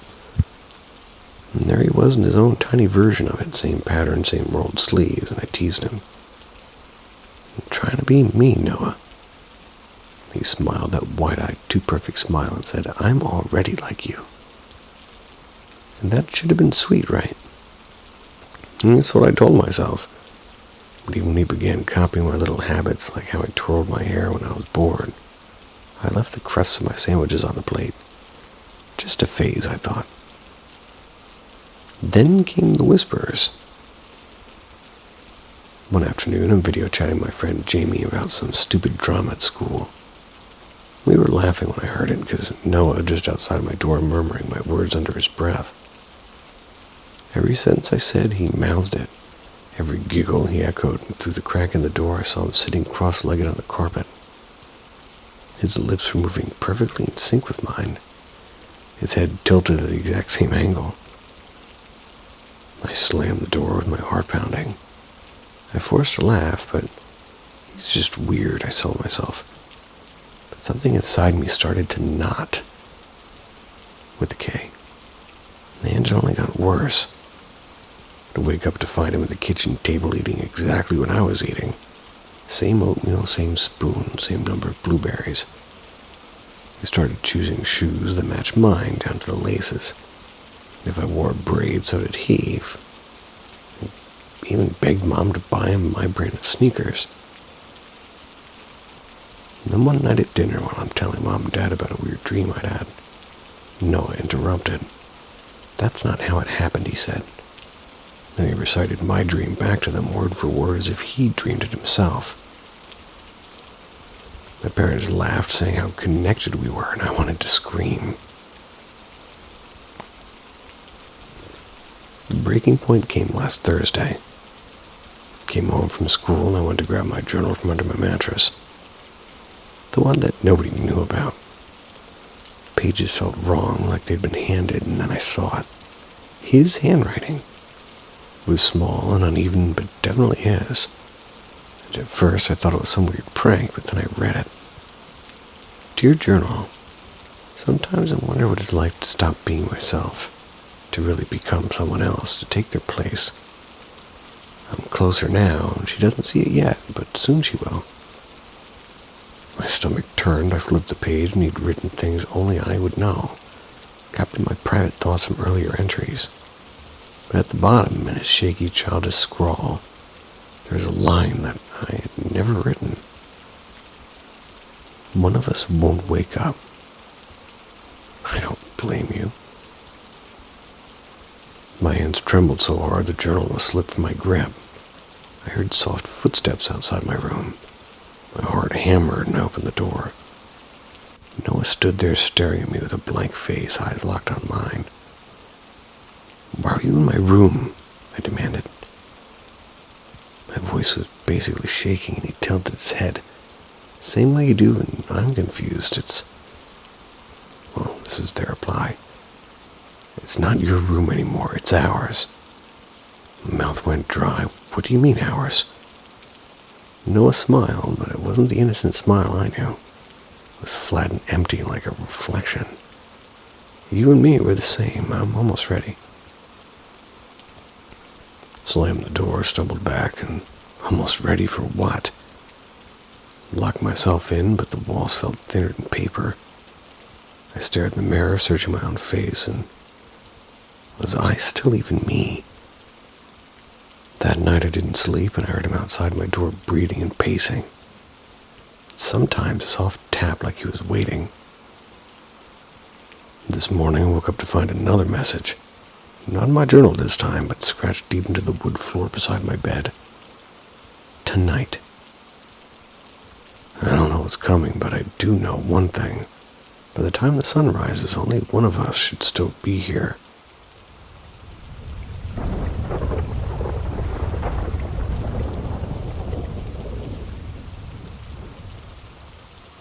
The balloon face in the barn house. I don't even know how to word this right. Feels kind of dumb even typing it, but it happened, and it's stuck in my brain. Where I grew up, there were old barns just falling in on themselves everywhere.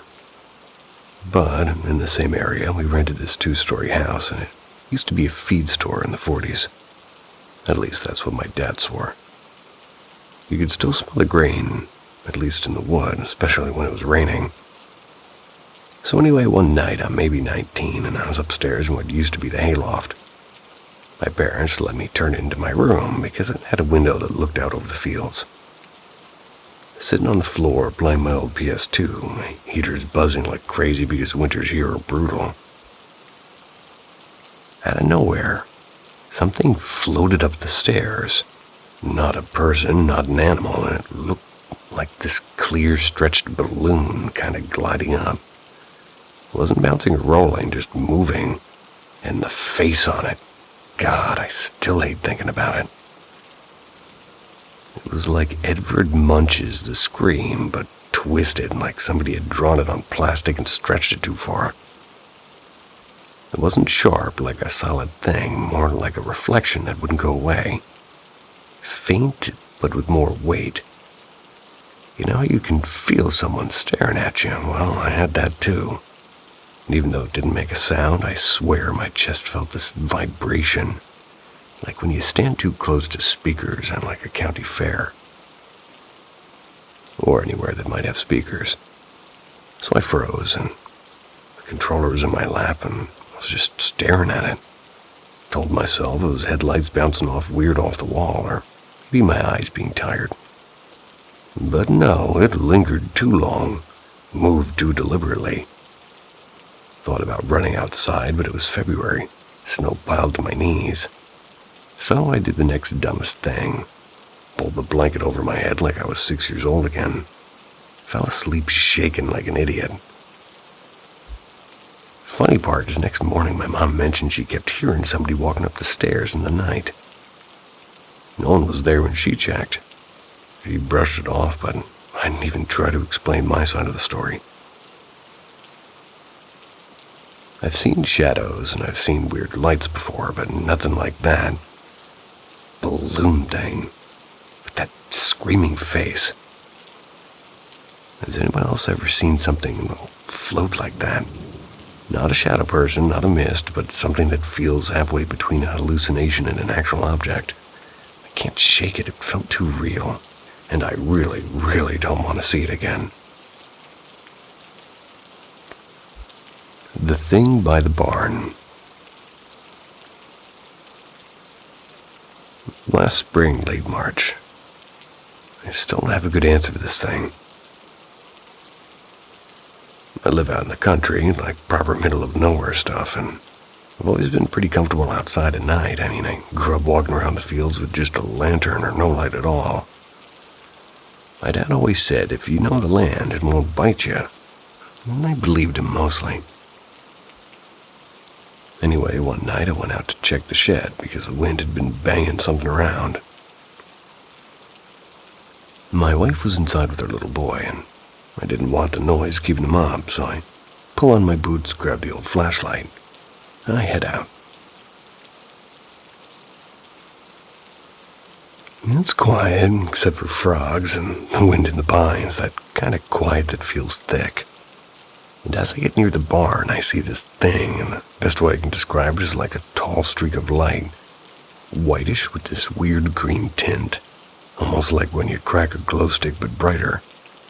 It wasn't standing still either, it was sliding or maybe rushing straight toward me. And it felt fast. Froze for maybe a second, then my legs just decided on their own, like, nope. Turned, ran back to the porch. My heart was hammering. I was half convinced I'd trip over my own boots and get eaten or zapped or whatever it was going to do.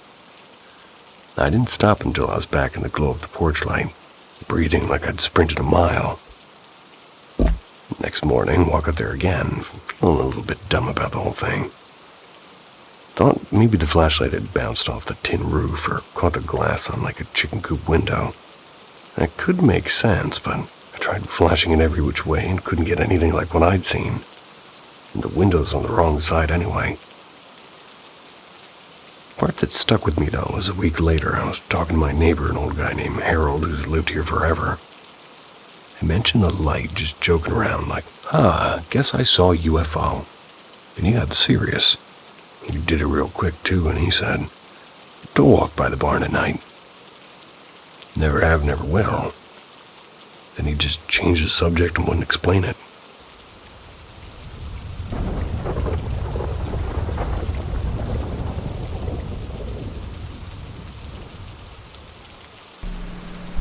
Message from the boy in the blue striped shirt.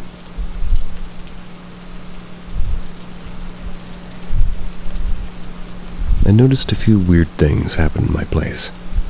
Tried my hardest to ignore it. I practiced meditating and keeping myself calm and balanced. That way I can control the fear I had. There were a few constant things that continued happening that I could not explain. First thing was my wallet.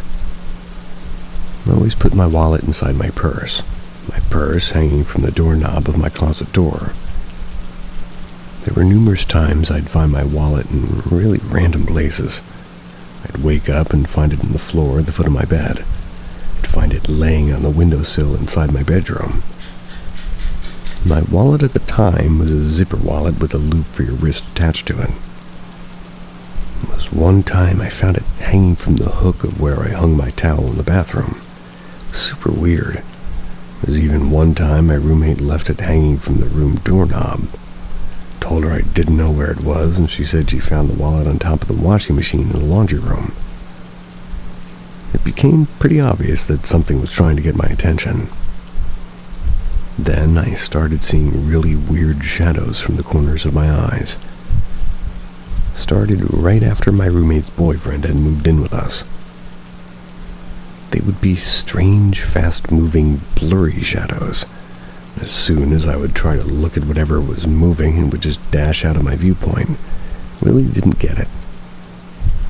One night, I stayed up in the living room after my roommates had gone to sleep, and I saw a very dark, slow-moving shadow going across the doorway to the kitchen, going through the wall that leads to outside of the apartment.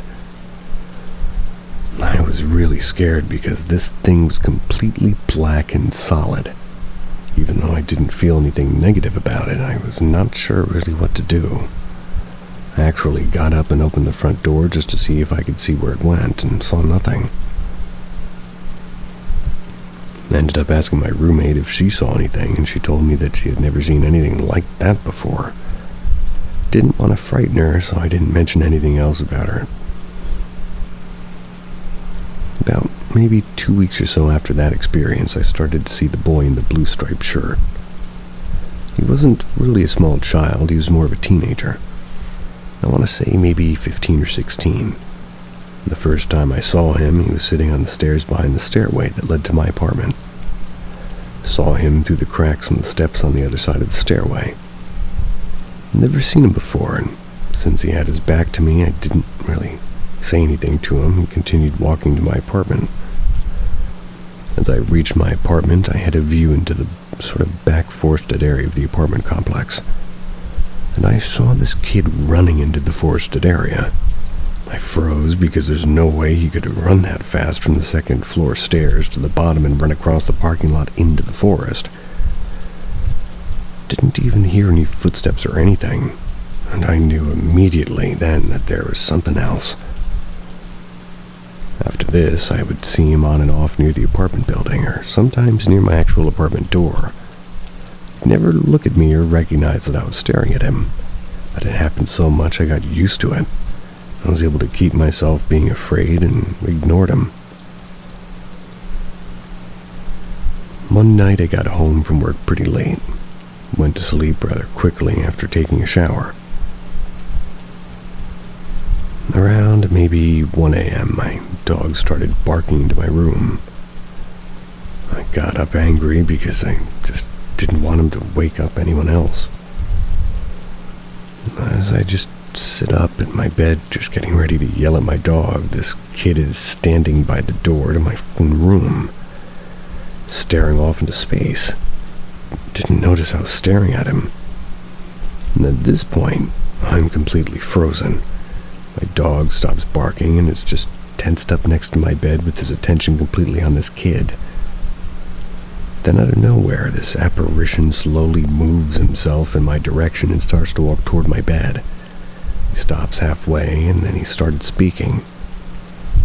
At first he sounded muffled, but then I clearly heard him saying to me, it's demons, don't be fooled, everything is because of demons." The way he said it was so strange, like he had to tell me, and it was pretty quick. Right after I heard this, he completely disappeared and my light switch flicked up and my lights turned on. Heard the light switch flick back up, but I was completely frozen solid in my bed. Afterwards, my dog calmed down like nothing happened. Jumped up out of my bed to sleep with me. Didn't dare get up and turn my lights back off. Such an ominous message. Sort of thought maybe he was trying to give me a warning about the apartment. Never saw the kid ever again after this.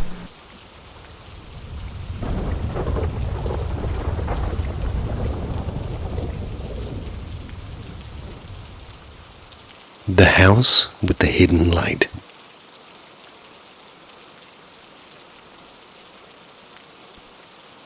And I was about 9, maybe 10. My mom found this incredible old townhouse on the edge of the city. Had a big bay window in the living room and crown moldings in the ceiling. A kitchen so bright it felt like daylight even at dusk. Every corner had built-in shelves, and there was this little sunroom that looked out over a small garden. It was the nicest place we'd ever lived in. I remember thinking, wow, we finally made it.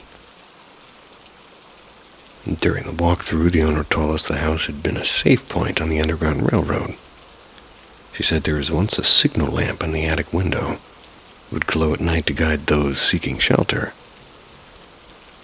Then she led us to a built-in bench by the stairs and pressed on one of the panels. It slid open to reveal a crawl space under the steps. She let me squeeze inside just for fun, showing me where people used to hide. Weird sort of fun, but okay. It was small and dusty and cold, but I thought it was the coolest secret room ever. The upstairs had 2 bedrooms, though it was listed as a 1-bedroom unit. My mom claimed the bigger room with the walk-in closet, and I got the small space downstairs that used to be a study. It still smelled like varnish and old paper, and then the owner just kind of took us down to the basement. Laundry one side, history on the other. She said the house used to belong to an undertaker, and there were some strange metal tools and glass bottles with faded labels in a locked cabinet. She told us not to go in there, and I didn't argue. Sounds like they were canning fruit.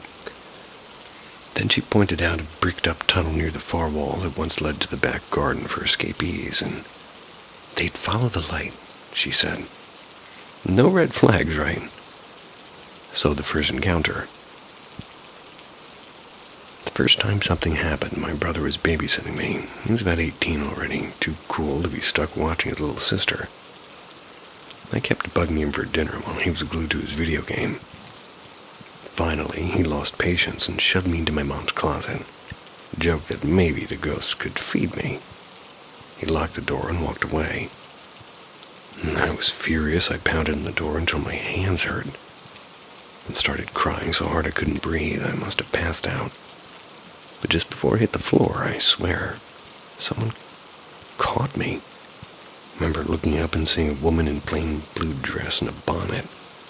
Her face was kind and her smile soft. She brushed my hair from my forehead and whispered, "You're safe, little one."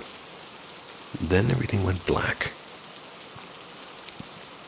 When I woke up, my mom was yelling at my brother, and I was still locked in. I sat up and looked toward the small closet window. She was standing in the garden, that same woman waving at me, and then she was gone. The second encounter. This one was entirely my mom's doing. She brought home a Ouija board. Her best friend came over, and after a few glasses of wine, they decided to see if anybody was still around, so to speak.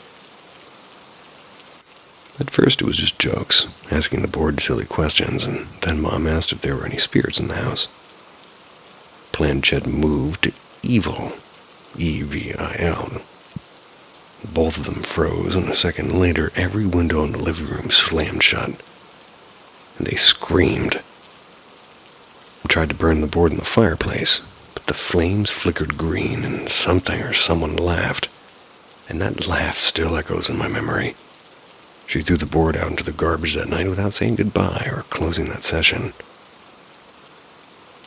The third encounter. This is the one I'll never forget. The one that changed everything. A few months later, I woke up in the middle of the night to a figure standing near my desk. Just blackness shaped like a man. My body locked up and he moved fast right to my bedside and the air turned freezing. Couldn't even scream. He leaned close and whispered, "You're mine." I tried to fight, I couldn't move, and my feet lifted off the bed and I was floating. I was held by something I couldn't see. I prayed and I was desperate. A small squeak came out of my throat and suddenly I could scream, and scream I did. My mom ran in with her eyes wide and saw me hanging midair, and she shouted, "In the name of Jesus Christ, let my daughter go. You are not welcome here." The moment she said it, I dropped onto the mattress like a stone. We moved out within 2 weeks. Mom called the landlord the next morning and asked to break the lease. The woman didn't even hesitate. "Of course," she said quietly, as if she'd been expecting that call all along.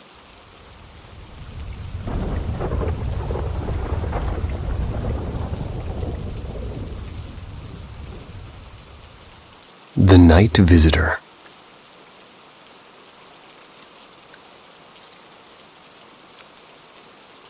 I had my fair share of issues growing up. I had ADHD and anxiety, maybe bipolar disorder, but never officially diagnosed, just whispered about by adults.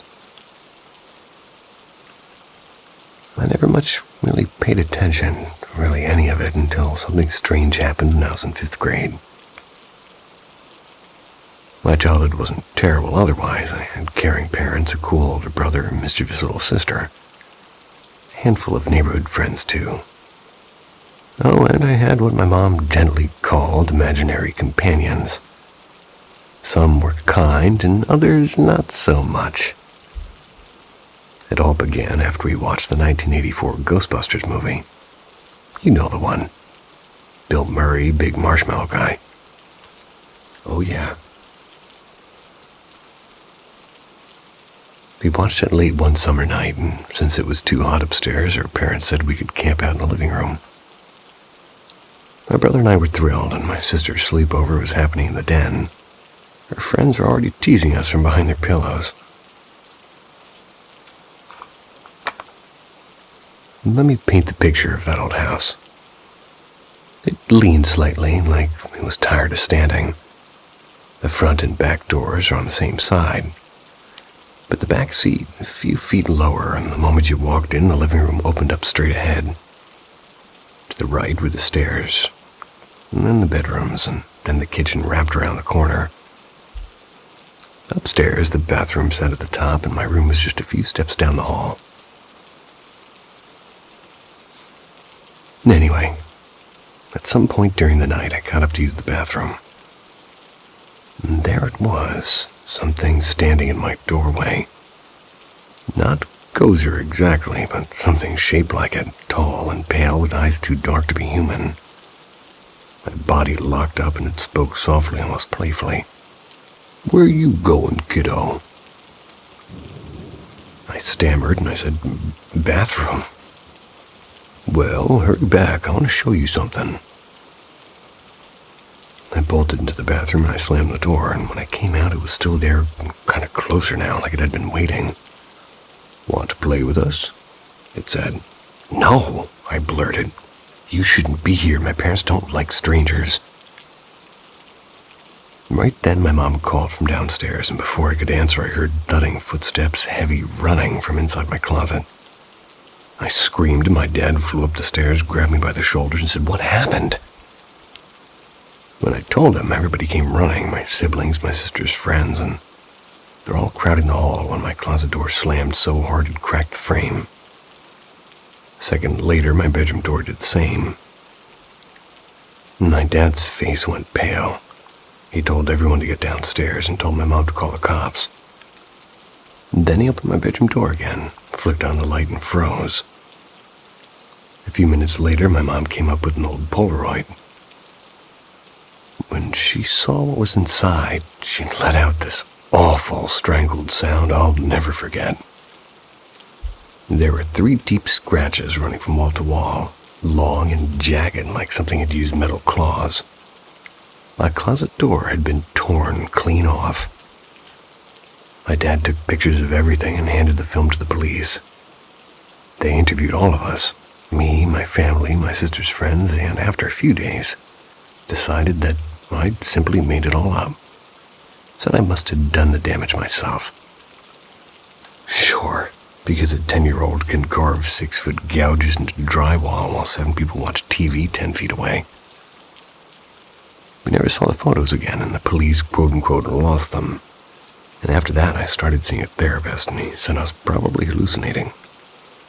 But that wasn't the worst part. The worst part came later when my imaginary companions came back. Only now they were shadows and they never spoke. They just stood in the corner staring. When I started taking medication, they faded for a while, until my grandmother died. Then they returned with no pills, and, well, nothing's gotten rid of them since. I still sense them sometimes, watching and waiting. I've written about them before, hoping that maybe sharing their story would take their power away, but it never does. People think I'm making it up, that it's some creepy internet fiction, but it's not, because I'm no Stephen King. And this isn't a story, it's just what my therapist later called me. The boy who invited shadows. Anytime I hear the name Stephen King, I think about his upper lip. Nothing comes after that thought, but that's what happens to me.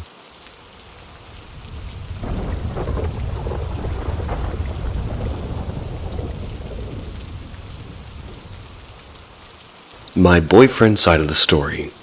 I encountered something in the woods in Florida. My boyfriend and I went out around 10:30 to go catch possums and raccoons at my school's arboretum one night.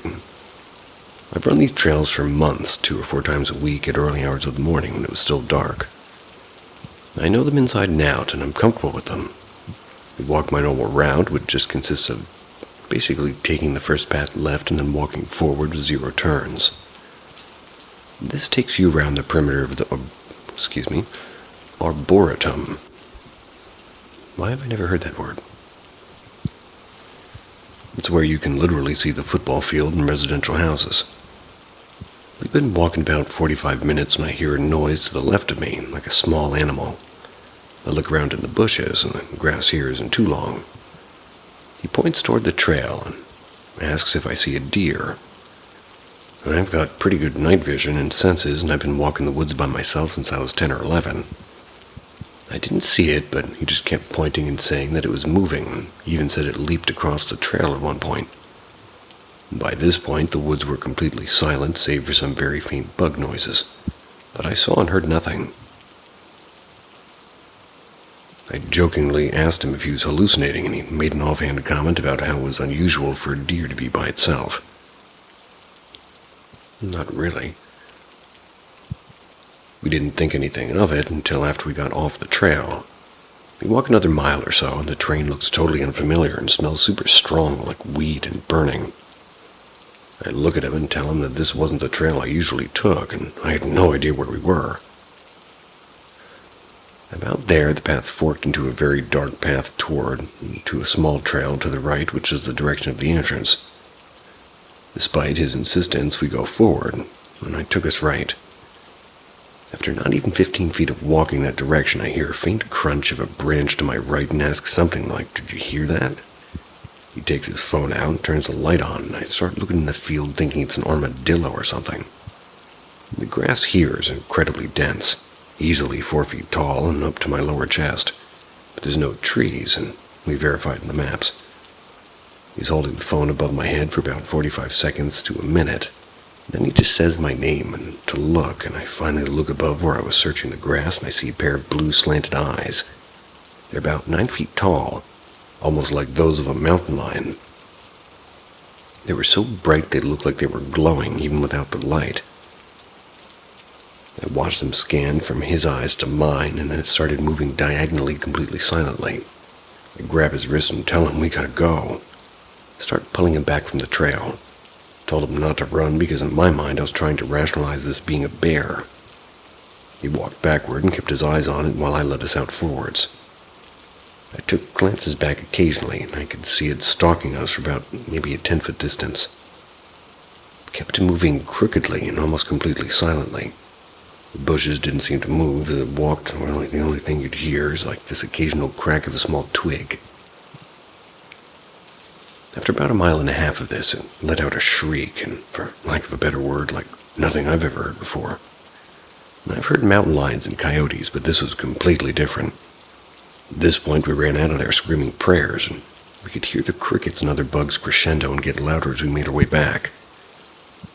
I called my stepdad and explained what happened to him, and he stayed on the line while we made our way out. Neither he nor I are very superstitious. We would even make jokes about my mom burning sage in our house to get rid of bad energy, but I could tell by his voice he believed us and he was trying to get us out without panicking us more. The whole time we were running, my boyfriend kept telling me things like, "This isn't the right path, we need to turn," even though it was just a straight shot back. Once we made it out, he couldn't stop looking toward the woods and kept telling me his body was telling him to go back and things like that. Super unsettling. I didn't start to panic until we got back to his house.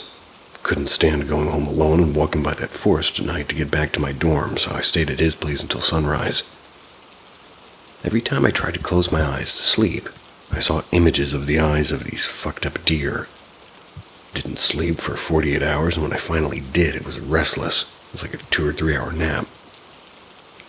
I've had extreme paranoia since back. Can't stand to go anywhere without him on the phone. We've tried to rationalize it, but nothing makes sense. Didn't move or sound like a bear, and I've seen plenty of those. There were no trees for it to have been a panther. Not to mention the fact that there's never been a sighting in this part of Florida for several miles. Nothing else, but possibly a panther could have had those eyes or that scream, nor stalked us through the woods the way it did. The only other thing I could imagine was a drone or something like that. The woods were dead silent and we never heard any mechanical sounds.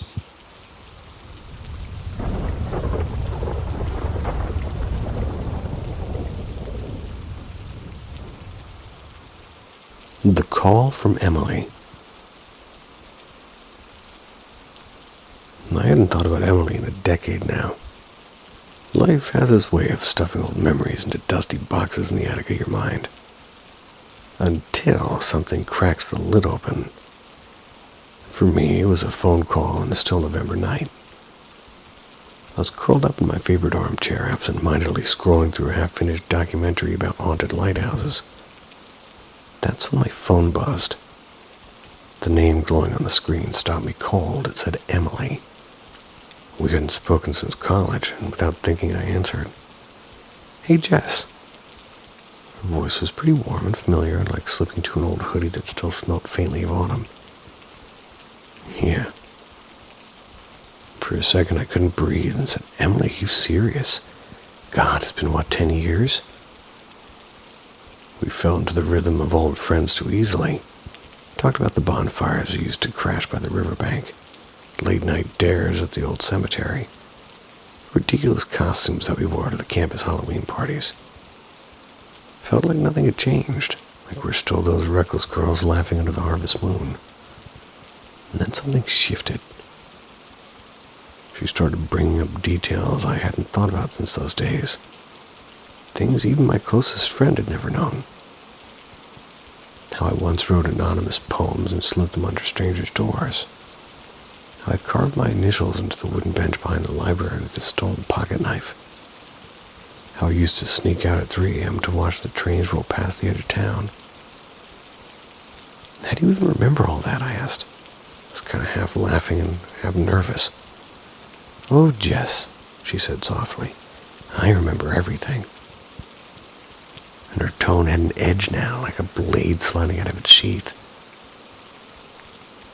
Then she began talking about things that she couldn't know, like my miscarriage, the way I keep a light on in the hallway because I'm afraid of sleeping in total darkness. The fight I'd had with my sister last Christmas was like she'd been sitting quietly in the corner of my life all along, watching. "I never told you that," I whispered. Her reply came too quickly. "Of course you didn't, but I know you. I've always known you." A shiver ran up my spine. I looked around. The walls were feeling too close and too thin. It was dim. "You're not happy, are you, Jess?" she murmured. My hands trembled like, "What are you talking about? You've been pretending for so long, even back then." I yanked the phone from my ear and stared at her name in the glowing screen. Something wasn't right. None of this was right. I hung up. And for a long moment I just sat there, the silence pressing in the air thick and heavy, and I just needed to hear her voice again, just to make sure I wasn't losing my mind, and I redialed. The phone rang once and then twice, and then a man's voice answered, and it was deep and tired. "Hello?" I hesitated, and I said, "Is Emily there?" Silence stretched on the other end. And quietly he said, "I'm sorry. Emily, she died 8 years ago." The world tilted. What? That's impossible. She just called me. "Who is this?" he asked sharply. "Jessica, I was just talking to Emily on this number." Another silence, colder this time. "I don't know who you're speaking to," the man said, "but it wasn't Emily. She died in a fire, and I'm her brother." Blood roared in my ears, and my grip on the phone went slack. Emily was dead. How? I had just heard her laugh. I had just talked to her for hours, and this couldn't be real.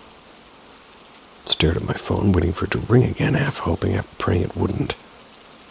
The shadows around me seemed to deepen, leaning in. I didn't sleep that night, and for days I just kind of went over the conversation, dissecting every word. I dug through old photos, I scrolled her social media memorial page, and really anything to find an explanation. The truth refused to make sense. Then a week later, as I was brushing my teeth, my phone rang again. It was her, and her name, Emily, burned like a brand on my screen. I froze, toothbrush in hand, hard hammering in my chest, and I didn't answer. I couldn't. The ringing grew louder and insistent, like it was coming from inside my skull, and finally it stopped in a voicemail. "Hey, Jess," her voice said, soft as a sigh. "Why didn't you pick up? Don't you miss me?" And then, faintly under her words, I could hear it breathing, low and patient and waiting. I knew then with a certainty that turned my blood to ice, whatever we had called, or whoever called me. It wasn't Emily, and it wasn't done with me yet.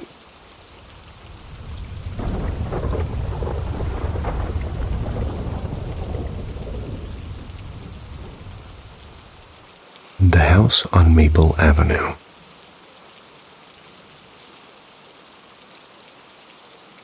A few streets from where I live in Milwaukee, there's a quiet lane lined with a tiny Tudor-style cottage. Well, cottages. They were all built around 1935, and I looked it up after finding a scanned blueprint online. Unlike the grand brick colonials near the lakefront, with their copper gutters and stained glass transoms, these little homes are meant for modest families. They're half-timbered and cozy and framed with stucco, sort of houses that always seem to be holding their breath. Most of them were first owned by men and women who worked at the old electric foundry a few blocks east. That's where my grandfather once did shifts during the war, by the way. My own home, a tall prairie-style duplex from 1910, feels like a cousin to them. Older, a little bit prouder, but from the same family tree. Ever since I moved back to the city in the early 2000s, I've had a quiet plan tucked away. One day when climbing stairs starts to feel like a sport, I'd sell the duplex. I'd buy one of those cottages. Same neighborhood, smaller footprint, fewer leaves to rake. So perhaps that long-standing wish was what pulled one into my dreams. Or perhaps it found another way in. One night in that strange film reel space between sleep and waking, I dreamed I was walking along Maple Avenue. There, in front of a cream-colored cottage with ivy climbing its porch railing, stood a hand-painted for sale sign. Naturally, I was curious. I called the number, and soon enough a realtor appeared with her shoes clicking on the sidewalk like she'd stepped out of nowhere. Inside, the place was perfect in every way. A snug kitchen with built-in shelves, a dining nook beneath an arched window, and a living room centered around a small stone fireplace. Toward the back, a single bedroom and bath. Everything I'd ever said I wanted arranged just so.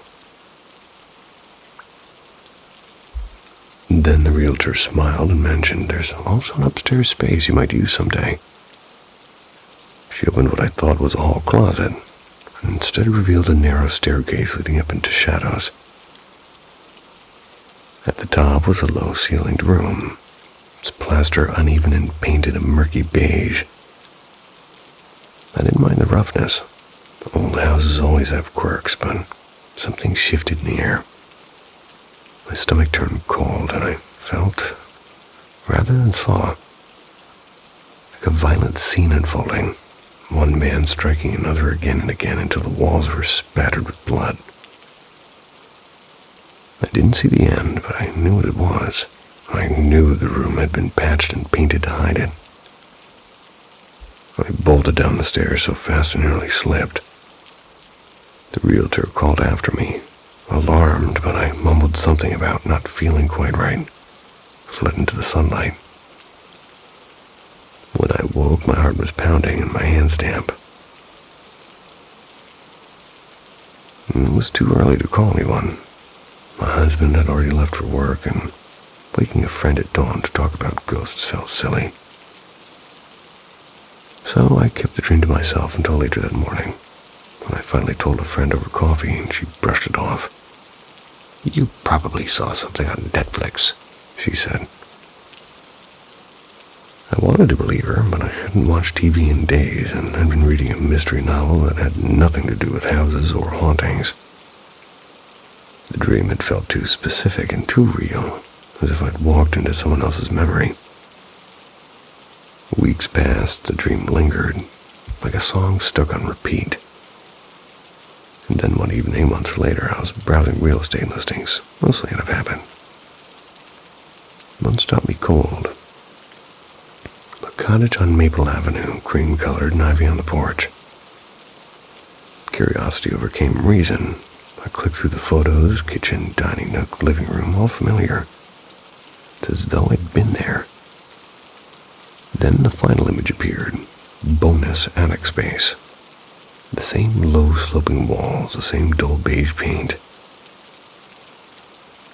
I could feel that room. My pulse spiked. The violence, the fear, and the silence after. Closed my laptop, sat there a long time, staring into nothing. I don't claim to know what dreams are. Echoes, memories, or warnings. But I can tell you this. Some places remember even when people don't.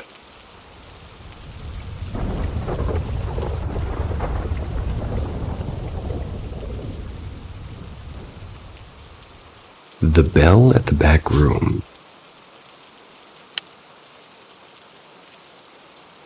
My Nan and Granddad's house was a family house. The place my father and 4 of my aunts were raised. And even after they'd flown the nest, they still seemed to live there most days. When they were children, one of my aunts, Aunt M, nice touch, they had the biggest bedroom at the very back, and that room had a sort of reputation about it. For one thing, it was always freezing, even though the boiler cupboard sat tucked into the foot of the room like an unhelpful promise of warmth. So one autumn, when Aunt M was about 11 or 12, she started hearing a soft bell at night. At first, it was so faint she told herself it was imagination, the sort of thing you forget by morning. But then the other thing began. A few nights later, she woke in the small hours to find something pressing down on her. A gentle, unmistakable weight and the feel of pulled sheets across her shoulders. The same way you feel when somebody tucks you in. The catch was, well, she had been tucked in hours earlier, so she laid frozen, too terrified to open her eyes and praying it would pass. Like a lot of children who can't explain what happened, she'd convinced herself she'd dreamed it. She didn't say anything. The bell kept coming, though, and the pressure seemed to return. And the third night, she opened her eyes in that paralysis and saw nothing but a dark gray shape in the blackness, leaning over her. It had no face, just a shadow that pressed like an apology. She screamed, switched the light on, legs trembling, ran to my Nan, insisting it had happened again. Nan, not the sort to laugh at the strange, well, they believed her. And Granddad was still around then, and they got help. Father Morin, a kindly priest who came by that afternoon, he walked in and without prompting, stopped and said, "Do you hear bells? Where are those bells coming from?" My aunt nodded toward the back room. Father Morin stood in the doorway. He looked at the far corner by the bed and said quietly, "He's there, an old priest, I think. Someone who watched over this place." He told them that before the factory behind house was built after the war, a small chapel had stood in the grounds. The priest said a blessing and said some prayers, helped walk whatever it was along. And after that, the bell and the nightly tucking stopped, at least for a while. Years later, at least a decade and a half actually, my father and I moved back to help Nan as she grew older. At first, nothing odd, until one night after Nan had been put to bed, I'm sitting with my dad in the front room. The living room door gave straight into the stairs, and out of the corner of my eye, about 2/3 of the way up the banister, I saw a very pale hand resting on the rail. It didn't move, and I told my dad I thought Nan might be up, and he called, "Mom." There was no answer, though, and by the time I stepped toward the stairs, the hand had gone. Dad asked me to check on her, and Nan lay fast asleep, breathing even, clearly not wandering minutes before. If it wasn't her, whose pale hand seen? I still can't picture it, and it was startling white against that dark wood. A few years after that, when I was a teen, I moved next door to a near family. I rented a converted loft above my, cousin's house at the time. The loft shared a thin dividing wall with Nan's attic, and there was a tiny gap at the floor level where the two attics met. My bed was pressed against that wall. One night I woke to a cold, firm pressure against my forehead, like a palm laid gently but insistently on me. I was paralyzed for a moment till I mustered the nerve to throw the sheet over my head and inch myself away from the wall. Climbed down a ladder. I sat in the front room until dawn. Next day, like in other rooms, I stuffed the gap tight with cedar boxes and old blankets. I slid heavy books against the wall, moved the bed away. Nights were tense for a while, but nothing else happened before I finally got a proper bedroom. Sometimes I wonder if the priest who came all those years ago ever truly left. Maybe he rests in the rafters, choosing small, shy ways to remind us. A bell at night, a hand on the banister, a cooling touch on a worried forehead. That there's more to these old houses than wallpaper and floorboards. Perhaps he's still watching over us, stubborn and a bit quiet, almost like family. The breathing in the corner. Back in 2008, my cousin and her husband rented a small apartment just a short walk from the house I shared with my mom. A couple of years later, they had a baby boy. He was born with some health complications, and eventually he was diagnosed as being on the spectrum and nonverbal. They lived there for years, but in 2015, the place started feeling too tight for them. And that's when I stepped in. I was hunting for a place of my own. My cousin suggested I take over the lease, and it was a good idea for both of us. I managed to pay everything off in less than a year, too. I moved in that summer and made it completely mine. Soft lamps, old rugs, a mismatched sofa, and the centerpiece. A massive antique wardrobe I'd restored myself. It looked like something out of a period film, and for a while there at least, life was peaceful. Until it wasn't. In 2016, I started having sleep paralysis. I never saw shadow people or monsters, just the terrifying weight pressing down on my chest. And around the same time, lucid dreams became routine. I could control them sometimes, but often they controlled me, and then the noises began. It was a deep, rhythmic sound, like somebody sleeping and breathing heavily. And right next to the wardrobe. I owned 2 cats back then, and they were always up to, well, at least something. So at first I blamed them, but they never slept near that corner. I even tested the theory and shut them out of the room one night, and the breathing stayed. By early 2017, I couldn't take it anymore. I was convinced the wardrobe had brought something along with it, and I dismantled it and sold the doors and burned some parts, turned the base into a low bench for the living room. Breathing stopped after that, and I told myself it was all imagination, though sometimes little things would move or crack in strange ways. Then came Gigi, tiny black kitten I adopted in 2019. She'd never been outside a day in her life, but acted as though she'd seen ghosts her whole existence. She'd hide for hours, eyed wide, trembling over nothing. My other cats were chill, but Gigi, she was just basically born afraid. A lockdown came and went without incident. I was alone most of the time, just me and the cats. And for once, the apartment felt calm until 2022, I relocated abroad for work and left the cats under another cousin's care. Her teenage son eventually moved into the apartment since it was close to his university, and a few months later he called his mom one night, terrified. He'd been hearing that same breathing sound in the bedroom. And his girlfriend said she never heard it, but he swore he could. And one night on his way to the bathroom, he saw her, a woman standing still in the hallway, smiling too widely. He said nothing, turned back and went to bed, and I have no idea how he managed that. Around the same time, Gigi's fear hit a new level. She started leaping onto impossible spots like top of the fridge and cupboards and even the curtain rod. Broke a few things trying to hide, and it was like she was running from someone only she could see. When I came back home at the end of 2023 to pretty much an empty place, I stayed there for a few weeks.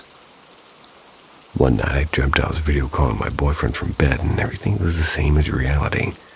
My posture, the lighting, the hum of the fridge. Then in the little preview box on my screen, I saw a woman behind me. Before I could react, she lunged. I instinctively grabbed her by the neck and slammed her down, and she vanished. I woke up breathless but proud, like I'd finally fought back. That night I decided to sleep in the living room, door closed. Cats are calm, even Gigi, which comforted me. Then came the sound, the loudest crash I've ever heard, like a cupboard full of metal pots exploding. And then the cats bolted. I rushed to the bedroom. Nothing had fallen, not a thing was out of place. My heart was hammering when my phone rang. It was my mom, and she said that she just had a bad feeling and wanted to check if I was okay. I grabbed the cats and left immediately. I returned a few times in daylight to finish packing, but never really slept there again. The apartment still sits empty, and I can't bring myself to photograph it for sale. People always say if it was haunted, you'd never stay there for years, but the truth is you do. You rationalize and you minimize. Oh, never mind. Minimize. You get used to the quiet between the strange, and funny enough, those were also my darkest years, and I was depressed and reckless and lost. And now, life is far from easy, but the air feels lighter, and I sometimes wonder if that thing, whatever it was, just stayed behind.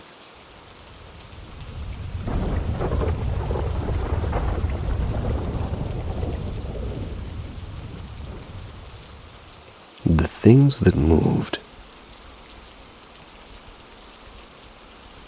It began with little things.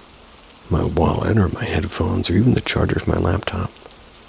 Items I used daily. They kept vanishing when I needed them most, only to reappear later in places that made no sense. At first I laughed it off, and living alone does have its perks. But also, no one is to blame when stuff goes missing. Figured I was overtired or distracted maybe. But as it happened again and again, a knot started to form in my stomach. Something wasn't right. At first it was routine. I'd come home from work, drop my wallet on the coffee table like always, and go about my evening. The next morning it would be gone. I'd turn the apartment upside down, kitchen drawers, laundry basket, even under the bathroom mat. But hours later I'd find it somewhere absurd, balanced on top of the microwave, shoved into the back of a closet, and even once inside the freezer. The first few times I muttered jokes to myself. You're exhausted, losing your touch. But after a while, I stopped laughing. TV remote disappeared next, and barely even watched TV. I do like late-night documentary now and then. I remembered sort of just sitting on the armrest of the couch. It was after some boring history program. The next evening it was gone, and I ripped through the cushions, flipped the rug, and opened every cabinet. There's nothing. 3 days later, there it was, wedged behind the toilet tank. I'd never put it there. The unease became a constant hum underneath my skin. Doors locked and windows shut, and no signs of forced entry. Nobody else had a key. It was just me, wasn't it? Then came the shoes, my boots, the pair that I wore every single day. I slipped them off at the front door like always before heading to bed. The next morning, gone. 2 days later, I found them lined up perfectly underneath my bed, and I never put shoes under there. But by then, I was spiraling. Was someone sneaking in or some creep playing games? I considered setting up a camera, but the idea made me feel ridiculous. Who breaks into an apartment just to hide things? Had to be me, right? Like maybe I was doing it in my sleep. Then the wallet again. This time gone for a full week. I had left on the kitchen counter before bed, and by morning, nothing. I checked the garage and the car and the fridge and the garbage and nothing. Just as I was ready to cancel all my cards, I found it under a pile of laundry I'd already folded. I hadn't put it there. And then my phone disappeared. I always left it on the nightstand, always. But one morning it just wasn't there. I didn't sleep at all, and I just kept imagining someone standing in the dark beside my bed reaching out for it. Next week blurred together, and nights spent pacing the apartment and listening for footsteps that never would come. Shadows that seemed to shift when I wasn't looking. Finally, I found the phone jammed under the couch. It was deep inside, like somebody just pushed it there on purpose, so my hands are just shaking so much while I'm holding this thing. And that's when I finally bought cameras, 2 of them. One for the living room, one facing my bedroom door, and if somebody was sneaking in, I'd see them. But that night, something worse happened. I woke to a faint sound, a low, muffled clink like glass being set down. My heart hammered in my chest as I lay frozen, straining to hear it again. Another sound followed, and softer this time, like fabric sliding across wood. I grabbed the nearest thing for protection, a broken umbrella, crept through the apartment.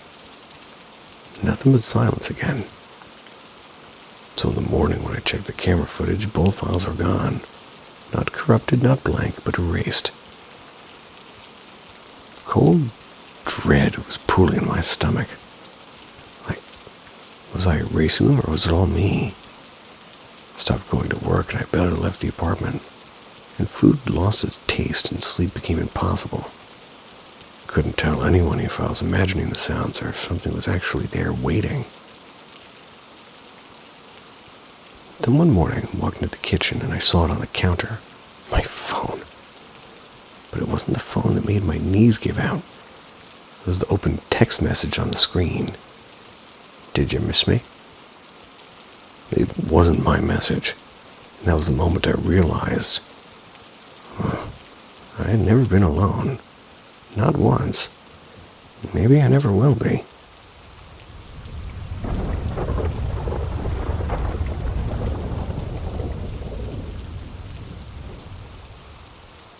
The Tree at Dusk. Last summer, me, my best mate, and my partner took a trip down to Byron Bay, New South Wales. We planned this little overnight challenge in my mate's van, just to have a laugh and watch the sunrise. Weather turned wild. Heavy rain, wind howling like crazy. We bailed halfway and drove back to Brisbane the same night. But when I got home, I did what I always do. Hugged my mom, said hi to everybody, and then wandered out to the shed to see my cousin and his girlfriend. They were passing a joint. She looked pale, like she'd seen something messed up. So I asked, "You good?" She just stared and said, flat as a board, "We saw a body." I laughed at first, thought she was joking. "Yeah, all right," I said. Her face didn't change. Her eyes were locked in that kind of shock you can't fake. My smile dropped and she started telling me everything. The place. We got this patch of bushland near our house, just a short walk down past a roundabout. And there's a path that leads into a park, and from there, an opening into the trees. There used to be a small community garden there years ago. Old wooden benches, rusted shed, piles of junk people never cleared out. It's quiet at night. Bit eerie, but perfect for a smoke if you don't want to do it at home. My cousin and his girlfriend got there around 7 p.m., walked along the path with their gear in a small bag. As they approached the entrance, my cousin noticed something standing just inside the tree line. Too dark to see clearly, just a silhouette. He stopped and the figure didn't move, just stood there facing them. He called out, "Hey mate, you alright? We're just passing through." No answer, not even a breath. Told me he felt the hair on the back of his neck rise. Reached for his phone, turned the torch on, shone the light straight at the figure. And that's when they saw it. What they found was a woman, maybe mid-40s. They were hanging from a low tree branch with an old orange extension cord, barefoot. Beneath her was an overturned crate, the kind you get from fruit markets. And next to that, a folded jacket and a little fabric bag. My cousin froze. His girlfriend started crying and called Mom straight away. She came with my uncle, and by the time the cops and paramedics arrived, the area was taped off. Husband showed up not long after. He'd found her ID, walked up the path, and just collapsed when he saw her. And that scream had stuck with him. The after. Later that night, I went down there myself. Felt different. The air was heavier and colder, and the crate was gone. Outline of the dirt still there. My torch beam shook in my hand, and I'd walked past that same tree so many times, never felt like that before. My mate and I left flowers the next day. People in the area did the same, and for a while it became a little memorial. But over time, something about the place changed. Started hearing things when I went there. Light steps behind me, branches shifting with no wind. A whisper I could never make out. I thought maybe it was my head playing tricks, but my cousin stopped going there too, and we both felt it. 1 year later. A year later, after getting my security license, me and another mate got a bit drunk celebrating. We wanted to do some ghost hunt kind of thing just for a laugh. I knew exactly where to go. Downloaded one of those so-called spirit detection apps. Tested it on my dog, on my mate, and around the backyard. Only reacted to living things, which made me trust it a bit more. Walked down the path, cold again, dead quiet. My dog went straight to the tree. Detector app flickered, nothing at first, and suddenly it lit up green. A stick figure shape was hanging in midair exactly where she had been. The voice function went off. It whispered my name. I swear it hadn't even said it out loud. My mate freaked out, wanted to leave, but curiosity had me rooted to the ground, and another voice said, "Neil." We bolted, but halfway down the path the voice came again and said, "Please come back." The conversation. I turned around, hand shaking, and asked if she was still there. A beat of silence, then the word yes. I said I meant no harm, and it replied inferior. I said, "I know," when it replied, "I hear you." When I asked why she did it, the voice said suffering. I asked if it had to do with family, and maybe it answered. I asked if she was trapped there, haunted. I asked if she had any advice, and one word came through, and it said cherish. Everything stopped. App went blank, air warmed slightly, and it was just me, my mate, my dog in the dark. I've never gone back since. Enjoy the allegedly earlier version of myself, although I'll agree with you guys, the voice seems far too high-pitched.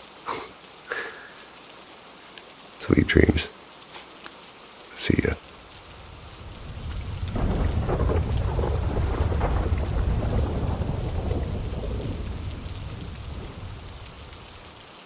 Proof of the afterlife. From June 2022 to February 2023, I was homeless after moving to Florida. I spent a lot of time in motels, staying with strangers, and then a couple of months switching between friends and my grandparents. I did spend part of November on the streets, and those 8 months were the hardest of my entire life. I feel ya.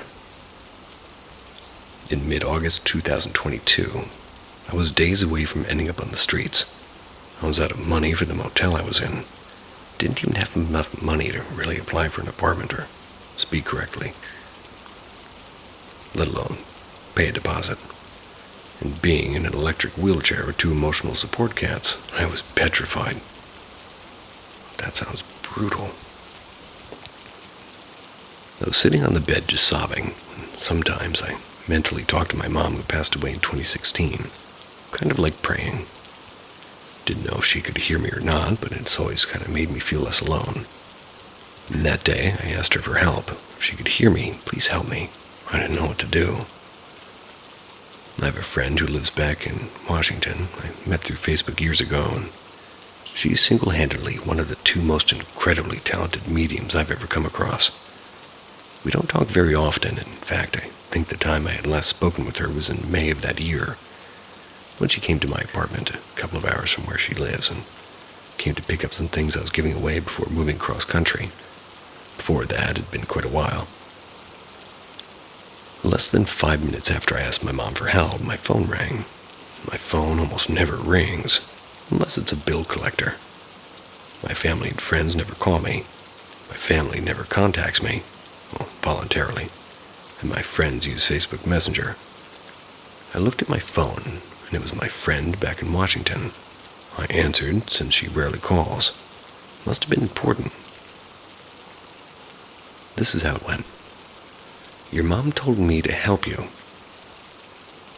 That singular sentence has absolutely solidified my belief in the afterlife. How could she have known? I hadn't said anything online. I hadn't told anyone. I literally only asked my mom for help in my own head. And skeptics may say that it's a coincidence, but a friend who's already a medium calling me less than 5 minutes after I asked my mom for help in my own head? That's not a coincidence. And she ended up helping me. We then talked for about an hour, and after I got off the phone, I passed out completely exhausted. And while asleep, I had the most incredible dream. My mom came to me. Never done that in my dreams before. She showed me where she was, and it was hard for me to be able to see, and wonder if it's because I'm still alive and can't perceive the afterlife properly. She was in a mountainous area, and it kind of reminded me of the Scottish Highlands. She was with her soulmate. Well, when she had been alive, her entire aim in life was to find true love and romance in her soulmate, whatever you want to call it. She yearned for that more than anything. She had never found it. She only found a gay man. Nothing against him for being gay, but my mom was a woman, so... The man who knocked her up and left her. The man that she couldn't open up to, and a murderer, and a small handful of online dates that never turned into anything. In her afterlife, I got the sense that she just was resting between lives, taking the time to enjoy her soulmate and waiting, maybe for me. I remember trying to info dump everything I've gone through since she died, traveling around Europe and traveling around the entire world, moving to Florida. I'd written 2 books, and she told me that we didn't have time for that conversation, but that we would eventually. I asked her at one point if I was going to die. I'd been experiencing this overwhelming sense of death coming closer to me. She told me that I didn't have to. I could, of course, but I could fight it. I asked what my afterlife would be. It would be me mothering every child I'd ever lost in every life. Do you know, as a person who's wanted nothing more than to be a mother my entire life and who's never been able to have a successful pregnancy, how enticing that was? Above everything else, I yearned for my mom and to be a mom. But I fought against that. Life is short. I'll have time for that later. Before this, I didn't believe in soulmates. I didn't know if I truly believed in any particular afterlife. What if there truly was nothing after death? It terrified me. My mom told me that you can choose to have what your soul craves the most for eternity. Or you can have it temporarily, then be reborn. We have a choice. You should see me trying to pick a soda. I guess that would put me in limbo. And I'm not bendy.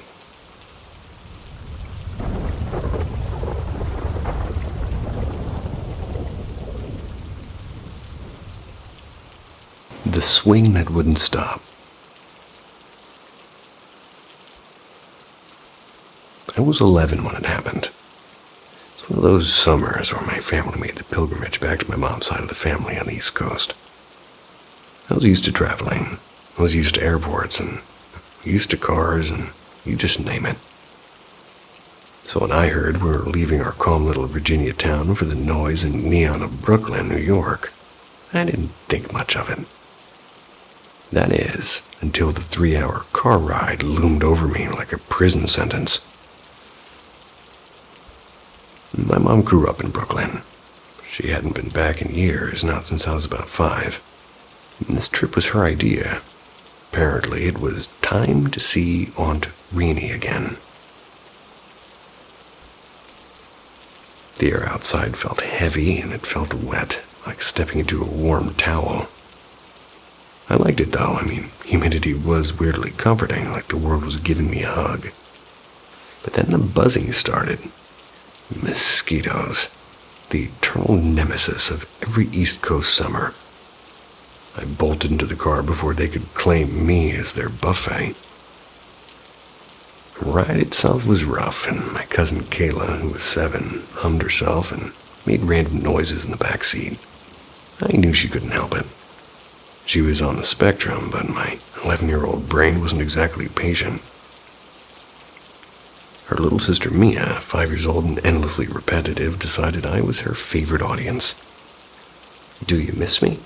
Do you miss me? "Do you miss me?" Till I finally said yes.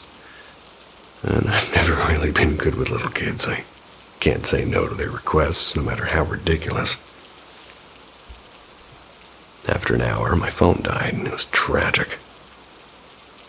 I tried to nap, and my mom and my aunt blasted music so loud the car practically shook, and I trained myself to sleep anywhere. Planes, trains, even through turbulence. So eventually, I drifted off. I woke up outside of a brick apartment building in Brooklyn, Aunt Rainey's place. Stumbled inside and collapsed on the couch without a word, and the next morning, I met my cousins again. Jalen, tall and confident at 12, and Marcus, younger at 9 but bursting with energy. Jalen towering over me by a good half a foot at that, which was kind of unfair since he was only a year older. That afternoon, somebody suggested we take the subway into the city. I'd never been on one before, and the chaos of it and the screeching brakes and packed cars and vendors shouting was overwhelming.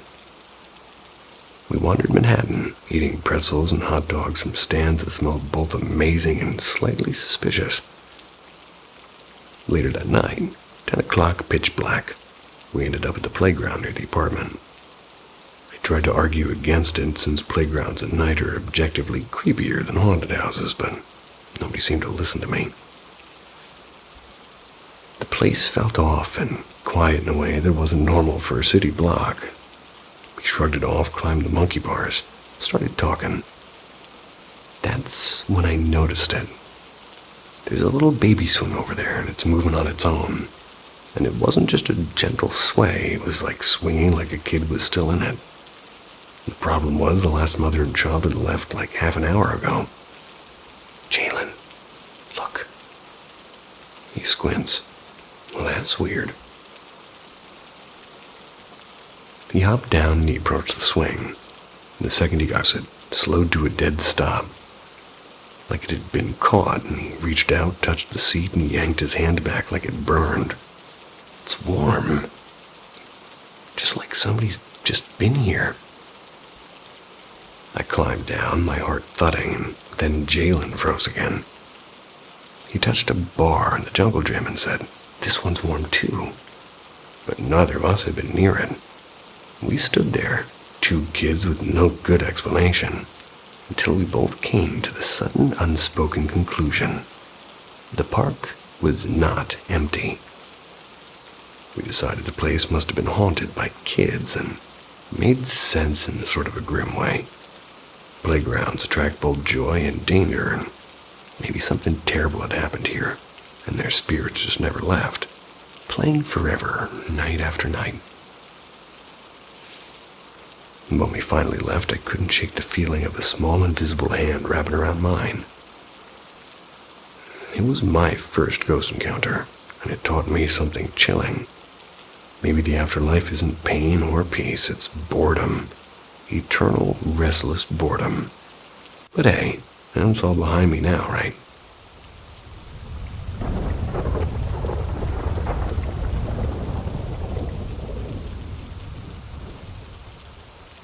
The Stairwell Guest. I've been seeing and feeling folks that aren't there. That's for as long as I can remember. Started when I was a kid, though. It's one of those things for me that aren't new, but just part of the furniture, you could say. I was staying at my daughter's place. I was helping watch her 7-month-old twin and 2-year-old. A few times as I walked up the stairs, I caught out of the corner of my eye what looked like a small child at the top of the stairwell. I'd look up for a better look, and there'd be nothing. And it wasn't my daughter's 2-year-old. She was at daycare. It happened enough times that I finally admitted to myself something or somebody was in the house. And after a couple of those sightings, a tiny voice in my head said clear as day, "Hold on to the stair rail." Figured it was my guardian angel or my own brain being sensible. I just had knee surgery and thought it was a warning to be careful carrying the babies. I started grabbing the rail whenever I came down. Next day while I was in the kitchen, I heard it crash like someone was tumbling down the stairs. I ran to see my son-in-law stuck half split on the stairs holding two of the twins, one leg up high, the other down low, and he'd slipped and basically done the splits while clutching the babies. Thank God they were fine. After helping him up, I said, maybe hold the rail and carry one at a time. I left out the part about the little voice, though. A few days later, I wondered if the little figure was still around. I set my phone at the bottom of the stairs to record, and I thought I hit the record button. I later realized I'd taken a photo by mistake. When I switched to video and started recording, I glanced back and saw what I assumed was sunlight from the second floor window. 5 minutes later, I checked the clips. The photo, then the video. It showed me doing the quick double take of the window light, and then the video captured the stairwell lights flickering on by themselves. 1 second they were off, the next they were on. Went up to the switch and flipped everything. Nothing would turn the lights off. I figured some timer or sensor had kicked in. When my daughter came home, I asked how those lights worked, and she said there was a switch right next to hers in the bedroom drawer. And that's right where I'd seen the child standing. No timers or sensors, you had to flip it yourself. Yep, it was creepy. So I was about to head home after a month of babysitting. I'd washed the sheets and towels because my ex was next to he was the next one that was going to stay in the room, so I was cleaning him. I packed my travel bag. I tossed in a little miniature lighthouse my mother-in-law had brought back from the coast. I shut the bag and I started vacuuming the hallway. And out of the corner of my eye, I saw that small child again at the top of the stairs. A few times I looked up and saw nothing. And then the one I didn't look up, I noticed a little kid walking toward me. Nearly lost my mind. Turns out it was my nephew. He'd heard the vacuum and come to investigate. Wrapped up the vacuum, I asked him a million questions. I asked him to show up where it belonged. We went downstairs to put it away. I left him with my daughter and I went back up to finish packing. When I got upstairs, a miniature lighthouse was in the hallway, right where I'd been vacuuming. The travel bag was still closed in the bed and clothes undisturbed, and even if the kid had gone into the room earlier, which he hadn't, there's no way he could have climbed up and pulled that little lighthouse out himself. Never went into my room. Clothes were untouched, and I'm telling you, it hadn't been moved by any hand I could see. So that was it. Lights switching on by themselves, a trinket relocated by an invisible touch. And I used to live in Savannah in a 114-year-old house. I had plenty of strange things happen there. I nicknamed my regular presence Eddie. My dog would stare up the stairs and follow the sound of footsteps as Eddie walked by. Scariest thing I ever saw there was a black shadow slide out of the kitchen and stand beside my girlfriend. That one stopped me cold. Haven't seen anything like it since, and I hope I never do again. But the little stairwell child, well, he or they pop up now and then. I don't always look, but sometimes I do. Either way, they're part of the background noise of my life. Like the hum of the refrigerator or the creak of the porch. Strange, sure, but normal for me. I bet all of you miss the gecko. Me too.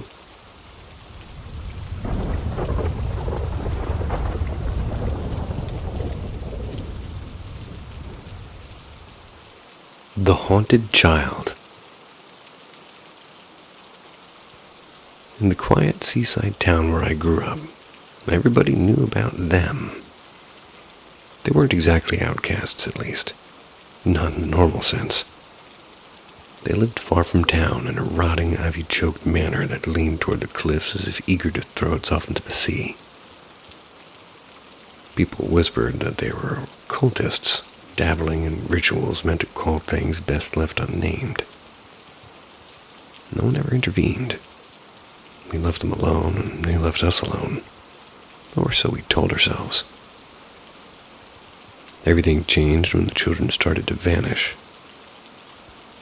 The first was a boy named Daniel, only 7 years old, who disappeared on his walk back from the harbor one misty evening.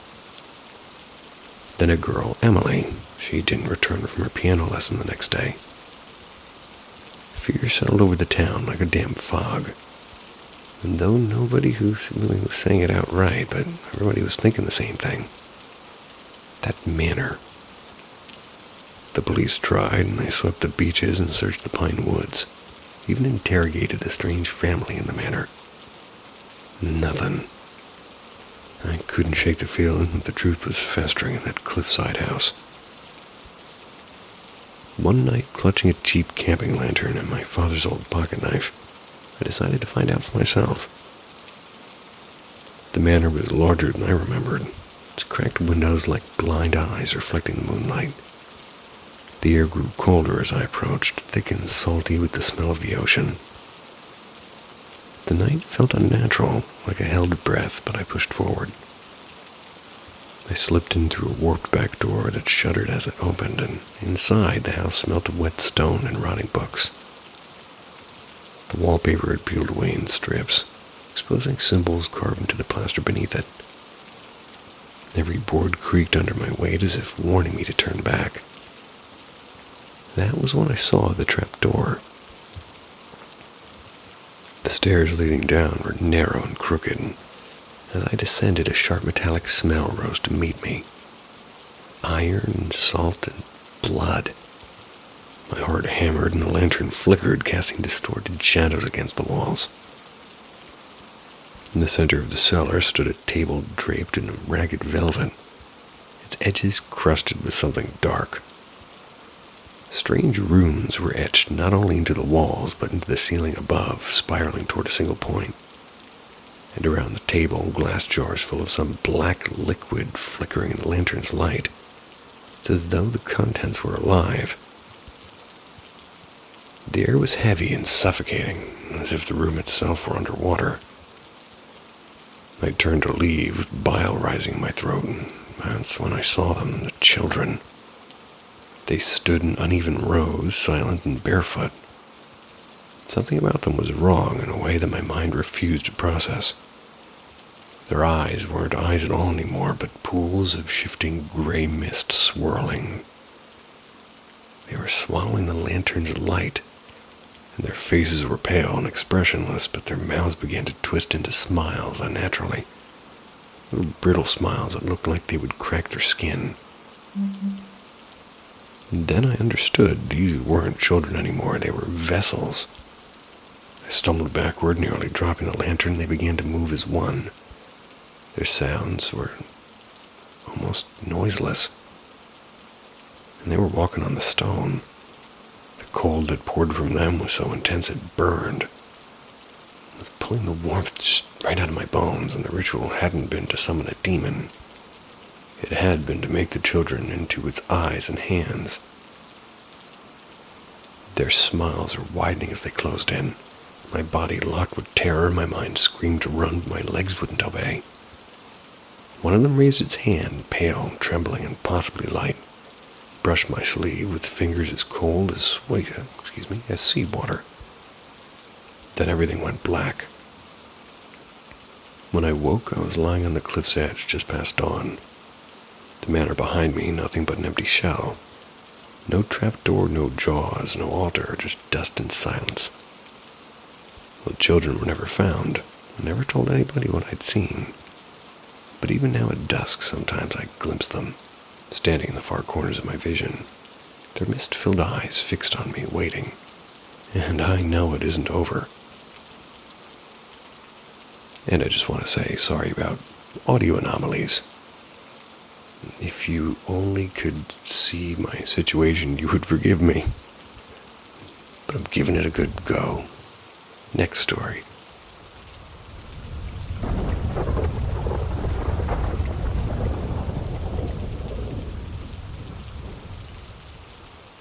The door that wouldn't stay shut.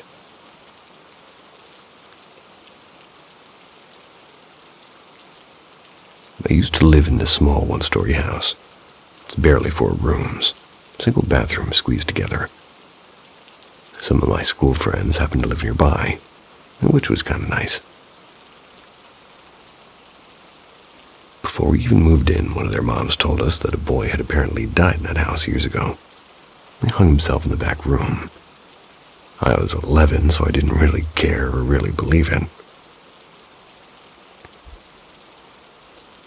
When I first stepped inside with my mom and my older brother, we were just checking out rooms, figuring out who would sleep where. The moment I walked into the back right room, though, something hit me. The air felt heavy. The place was darker than the other places, even with the blinds open.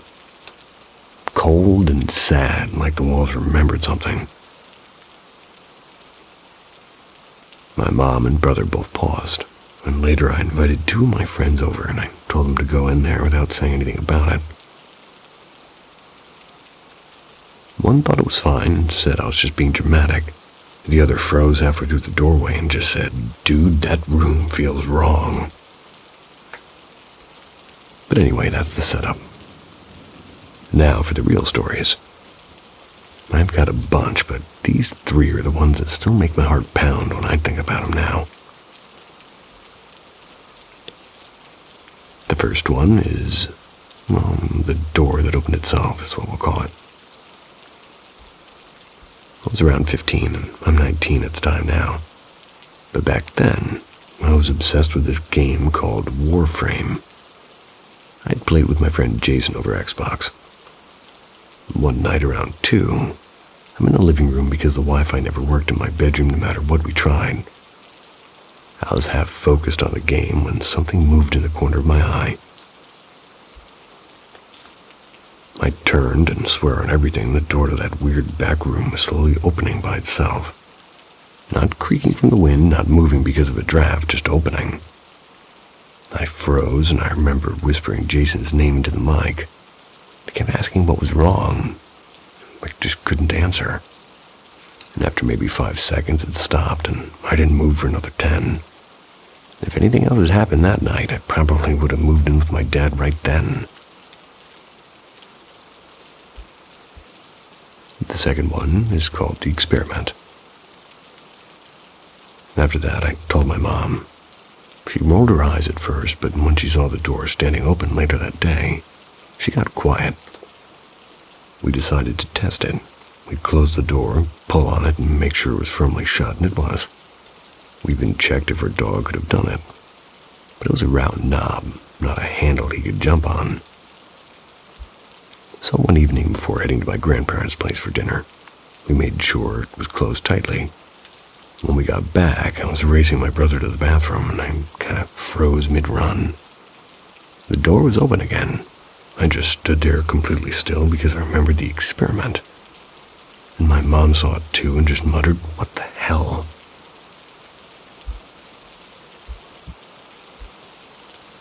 The closet. This last one didn't feel that scary in the moment, but looking back, it really was. I was lying in bed in a school night watching YouTube starting to drift off. I turned my phone off, plugged it in, and shut my eyes.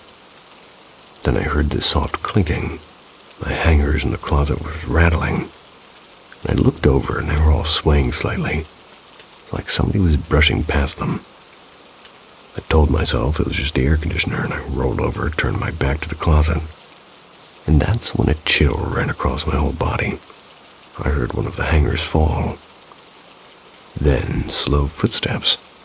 Soft, slow, coming from the closet toward my bed. I just whispered to myself, "Nope, I'm going to sleep."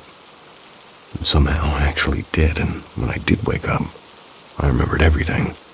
I started crying quietly and told my mom, and that was the first time I saw her look genuinely scared. We lived there for 5 years and finally moved out last year. The day we left, the top deadbolt on the front door clicked shut by itself, as if we were loading the car.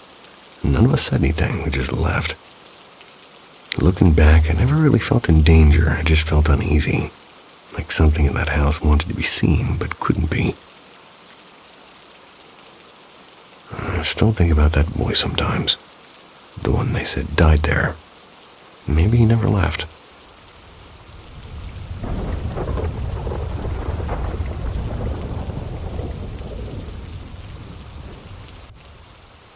The door that wouldn't stay shut.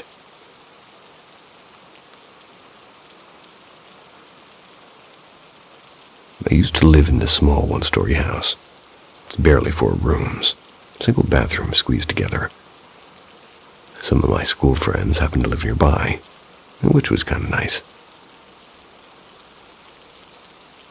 Before we even moved in, one of their moms told us that a boy had apparently died in that house years ago. He hung himself in the back room. I was 11, so I didn't really care or really believe it. When I first stepped inside with my mom and my older brother, we were just checking out rooms, figuring out who would sleep where. The moment I walked into the back right room, though, something hit me. The air felt heavy. The place was darker than the other places, even with the blinds open. Cold and sad, like the walls remembered something. My mom and brother both paused, and later I invited 2 of my friends over and I told them to go in there without saying anything about it. One thought it was fine and said I was just being dramatic. The other froze halfway through the doorway and just said, "Dude, that room feels wrong." But anyway, that's the setup. Now for the real stories. I've got a bunch, but these 3 are the ones that still make my heart pound when I think about them now. The first one is, well, the door that opened itself is what we'll call it. I was around 15, and I'm 19 at the time now. But back then, I was obsessed with this game called Warframe. I'd played with my friend Jason over Xbox. One night around 2, I'm in the living room because the Wi-Fi never worked in my bedroom no matter what we tried. I was half focused on the game when something moved in the corner of my eye. I turned and swear on everything the door to that weird back room was slowly opening by itself. Not creaking from the wind, not moving because of a draft, just opening. I froze and I remembered whispering Jason's name into the mic. I kept asking what was wrong. I just couldn't answer. And after maybe 5 seconds, it stopped, and I didn't move for another 10. If anything else had happened that night, I probably would have moved in with my dad right then. The second one is called The Experiment. After that, I told my mom. She rolled her eyes at first, but when she saw the door standing open later that day, she got quiet. We decided to test it. We'd close the door, pull on it, and make sure it was firmly shut, and it was. We even checked if her dog could have done it. But it was a round knob, not a handle he could jump on. So one evening before heading to my grandparents' place for dinner, we made sure it was closed tightly. When we got back, I was racing my brother to the bathroom, and I kind of froze mid-run. The door was open again. I just stood there completely still because I remembered the experiment. And my mom saw it too and just muttered, "What the hell?"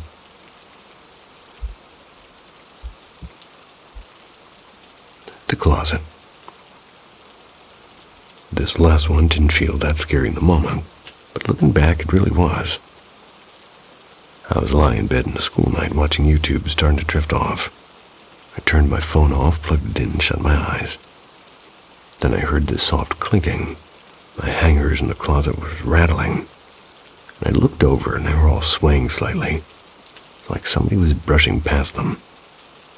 I told myself it was just the air conditioner and I rolled over, turned my back to the closet. And that's when a chill ran across my whole body. I heard one of the hangers fall. Then slow footsteps. Soft, slow, coming from the closet toward my bed. I just whispered to myself, "Nope, I'm going to sleep." And somehow I actually did, and when I did wake up, I remembered everything. I started crying quietly and told my mom, and that was the first time I saw her look genuinely scared. We lived there for 5 years and finally moved out last year. The day we left, the top deadbolt on the front door clicked shut by itself, as if we were loading the car. None of us said anything, we just left. Looking back, I never really felt in danger. I just felt uneasy, like something in that house wanted to be seen but couldn't be. I still think about that boy sometimes. The one they said died there. Maybe he never left.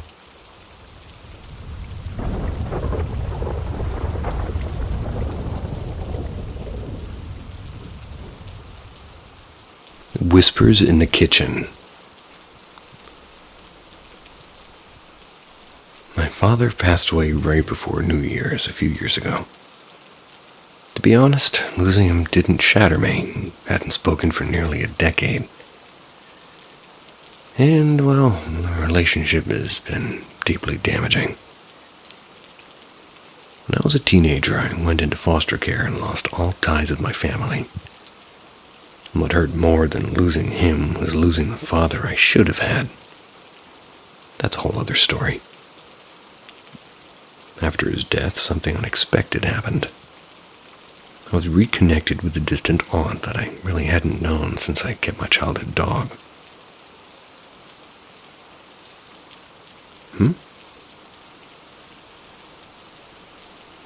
I was reconnected with a distant aunt I hadn't known. That I hadn't known still kept my childhood dog, excuse me. I had believed I'd never see her again. And she was a golden retriever and a husky mix, gentle, bright-eyed, and the one steady love I had as a kid. When I placed her in foster care, I lost everything, and most painfully, I lost her. The day I found out she was alive, I dropped everything and drove hours to bring her home. She was frail and her fur matted and thin. Her tail was crooked and teeth were worn down. Her joints were stiff with arthritis, and there was years of neglect, and they were etched into her body. No vet care, mange, heartworms, hip dysplasia. She'd spent a decade outside, winter and summer, and that night the temperature was below freezing. If I hadn't gone, she wouldn't have made it. I did call animal control on that aunt. Nothing came of it. They had money and influence. Well, I did have something else at least. The love for my dog, and, well, for 9 short months she lived like the queen she always should have been. She passed away from cancer the following winter, and just a few weeks before Christmas. Even though it was like a mercy that she didn't suffer long, I still carry a weight of grief and guilt that I couldn't save her sooner. Not long after she passed, strange things began. And started quietly.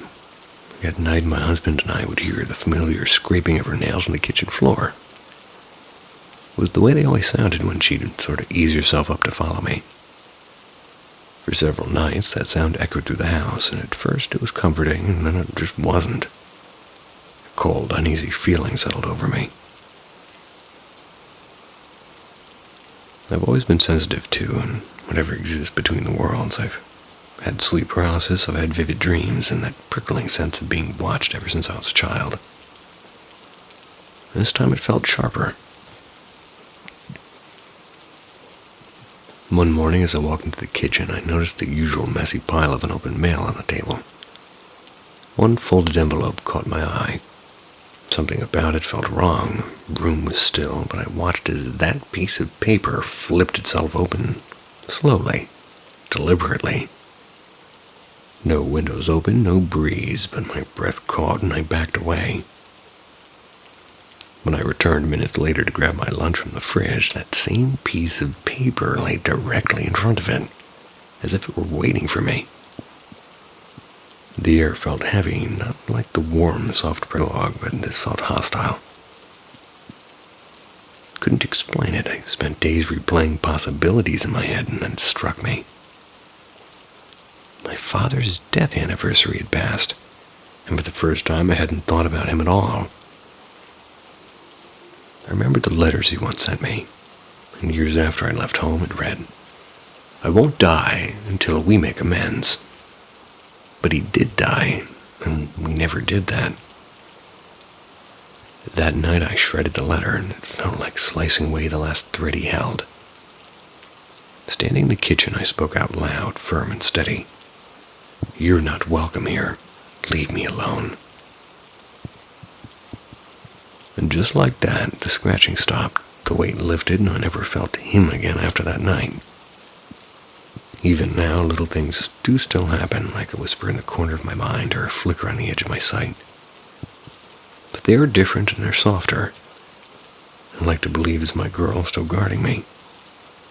My dog. So when the night gets too quiet, I sometimes imagine her curled up beside me, keeping the darkness at bay.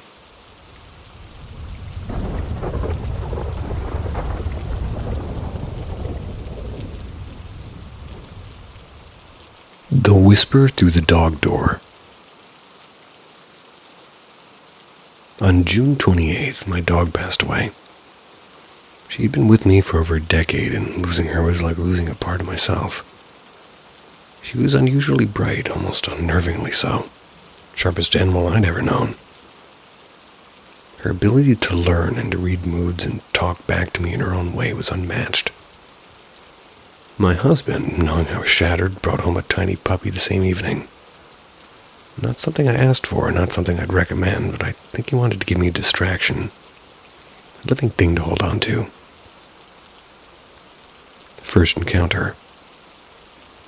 A few weeks later, I'm sitting in my studio working on my laptop with the new puppy asleep in my lap. It was a quiet Sunday afternoon when I got a text from my husband. "Come get your puppy." I was confused, and I stood up with the puppy still in my arms and went to the bedroom.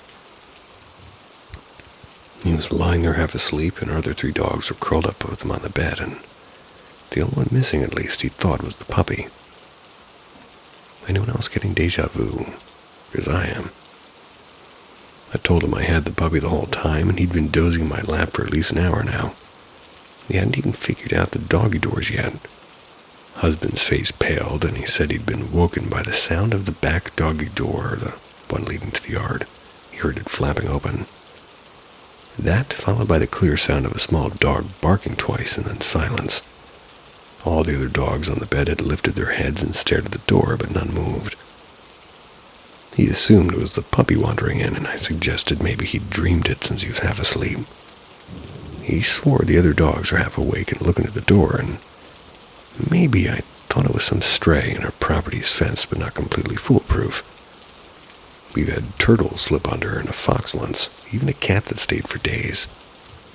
A turtle? Well, that's awesome. So I went outside and I searched every inch, and there was nothing. No paw prints under the fence, no disturbed dirt, no sound of retreating paws. The second encounter was just last week. I was again in my studio at the computer, and this time I had 2 dogs in my lap, the puppy and our male stray. The female stray is obsessed with him and always looking for him, and it's normal for her to slip through the doggy doors to find wherever he's gone. I heard the familiar flap of the interior doggy door about 3 feet away. Because of where my chair was, I couldn't quite see it, but I didn't bother turning around. I just assumed it was the female stray looking for the male, and normally I'd hear her nails clicking on the hardwood as she came in. Then the soft sound of the exterior flap when she left again. And this time nothing, no footsteps, no second flap. I called out for her with no answer. Finally I turned to look, and she wasn't in the room. There's nothing. Went to check the rest of the house, thinking maybe she poked her head through and left, but she wasn't anywhere. Why do I recognize this? To explain, our house had 2 exterior doggy doors to the yard, but only the studio has interior ones, and they're smaller than the outdoor flaps, custom-made for the dog I lost. Only she and the female stray were small enough to use them, and meaning if the female stray had been in the rest of the house, she wouldn't have to come through the studio to get back out. There's no other way. The thing is the interior flaps have a totally different sound from the exterior ones. A thinner thwap instead of a heavy flap. I heard the thinner sound as clearly as if somebody had opened it next to my ear. My husband, weeks earlier, had heard the exterior flap and bark. My girl who passed, her bark was high and soft like a puppy's. So I'm at a loss. I'm not one to jump to ghosts, and in 12 years living in this house, nothing like this has ever happened. But two strange incidents, both involving the doggy doors custom made for my old girl, both within months of her passing. I don't know what to make of it. If it were just my husband's story, I would have said it was a dream, but I heard the flat myself. Every dog accounted for. 2 in my lap, rest in the bedroom, no dog in the house. I ruled out drafts and suction from the AC and anything mechanical. We've had the same system for years, and it's never happened before or since. I don't want to say it's her ghost, but I don't have a better answer.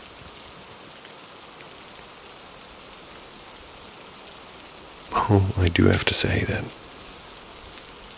even though I can't quite comment, I do look forward to anybody's comments. It's the highlight of my day.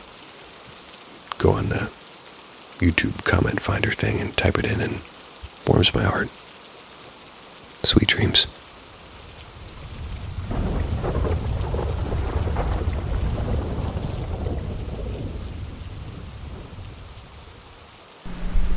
The shadow figure at the park.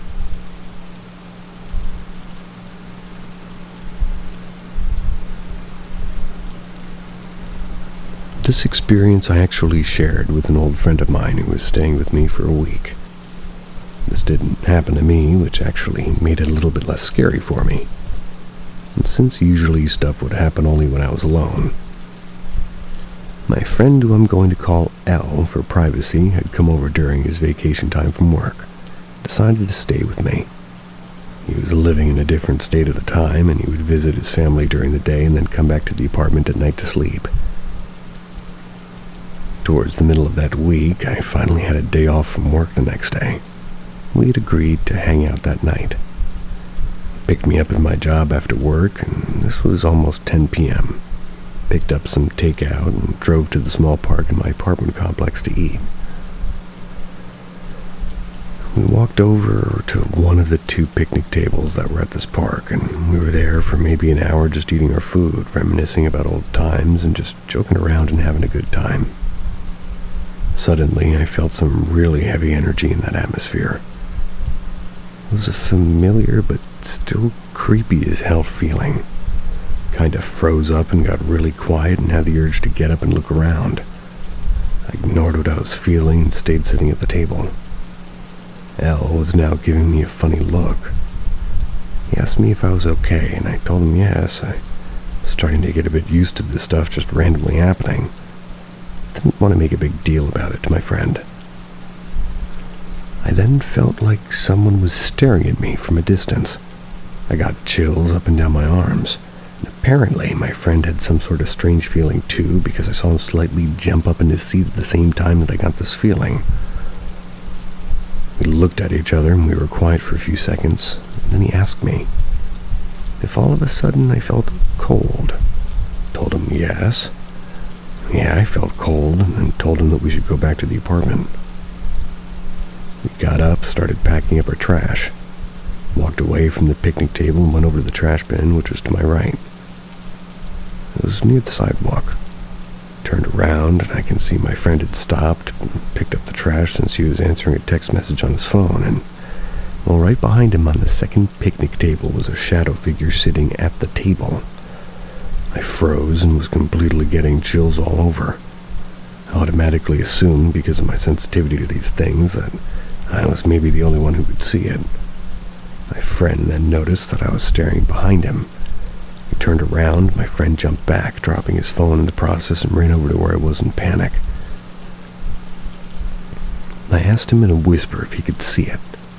He whispered back to me, "Holy shit, is that real?" I told him I could see it as clear as day.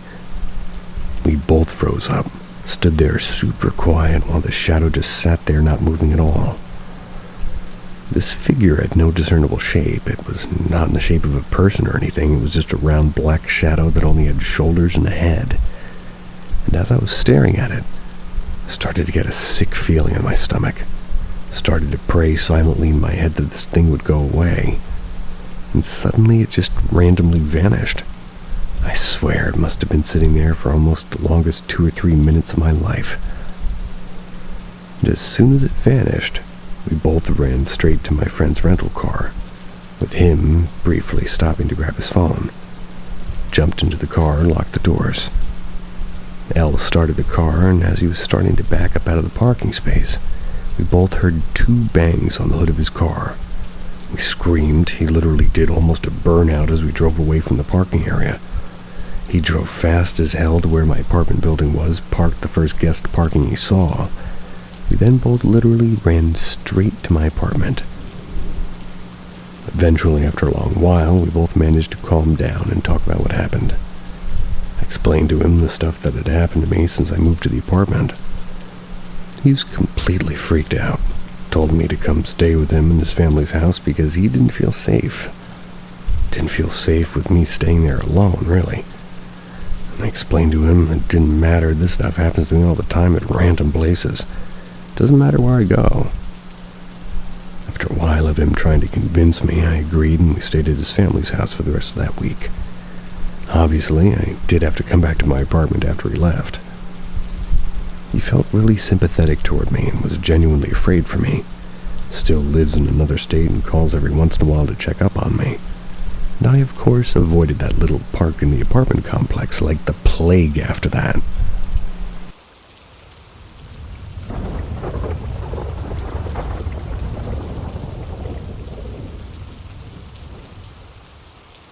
The Quiet Upstairs. I grew up in a house that felt older than any story I knew. And as a kid, I learned to explain away the creaks and settling timber and temperature changes and loose floorboards. A draft finding a bad window seal. By day, the house is ordinary, and at night, those same sounds swelled into something else. My bedroom's on the main floor, while the attic level was mostly unfinished. Raw space that smelled of dust and old paint. After years of sharing rooms with my sisters, Dad decided to finish the little front room up there and left the rest of the attic to its honest, creepy emptiness. My eldest sister took that finished room first, and for her it was sanctuary and studio. She was the restless one, filling the walls with frantic stormy seascapes and charcoal figures that watched you from the corners. She used to whisper about footsteps beyond her door at 2 a.m, and about a dark presence that lingered at the edge of vision. Back then when I was small, I dismissed it as a teenage melodrama. Alcohol, cigarettes, the late night inventiveness of somebody trying to be dramatic. Years later, she would burn most of her paintings in the yard, and that's when she decided she needed a clean break from her old life. When she left, the room passed from one sister to the next.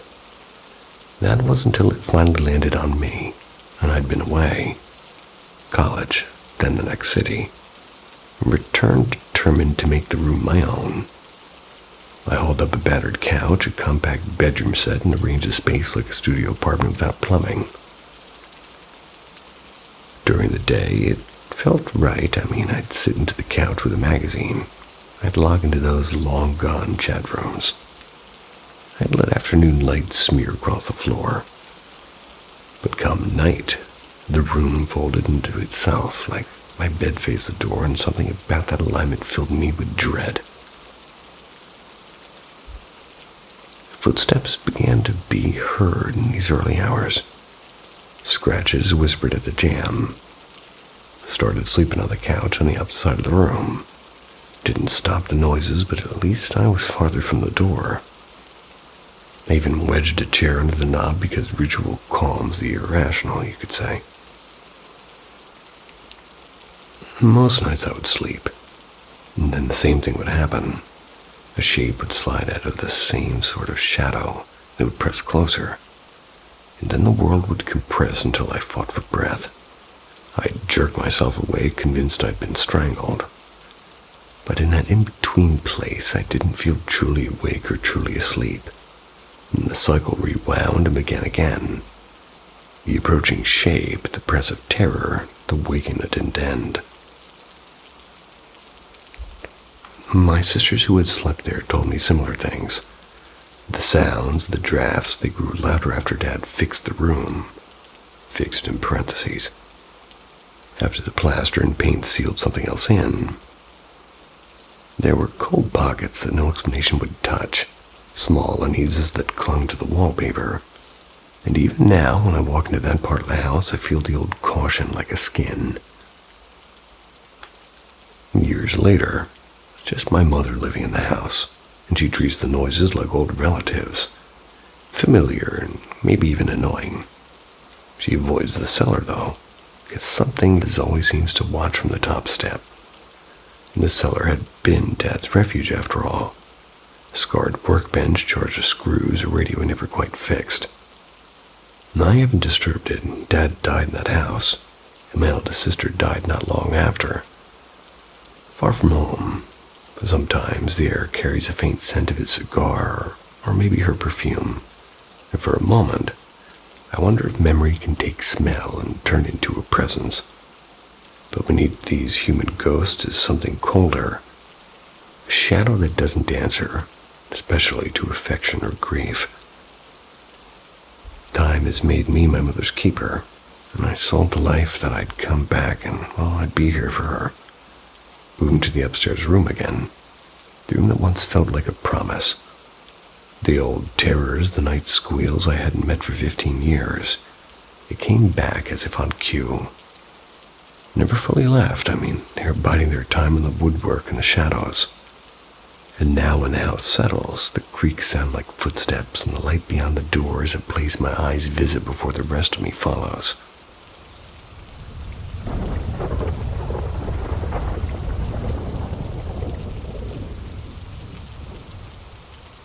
Let me tell you about my experience meeting my great-grandmother.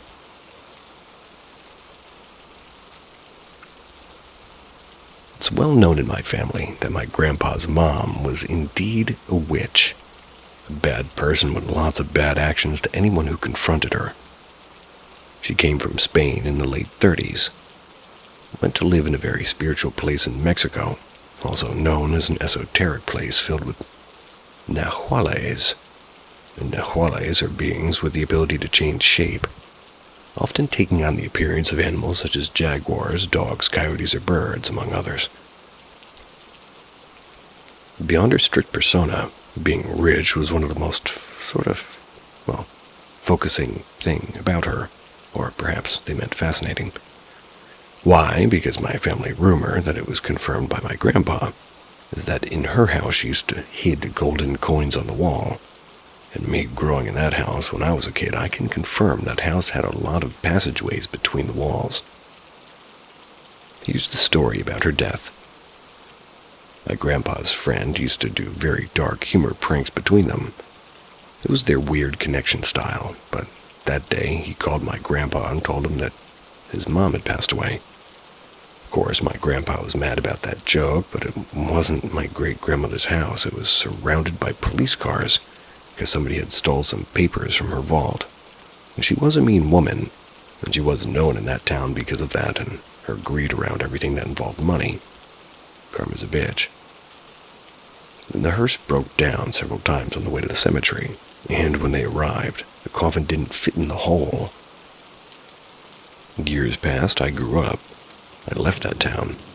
My grandpa went sick, and it was time to go visit him, and don't get me wrong, I love that house, and if it were mine, I would treasure that house with all my heart.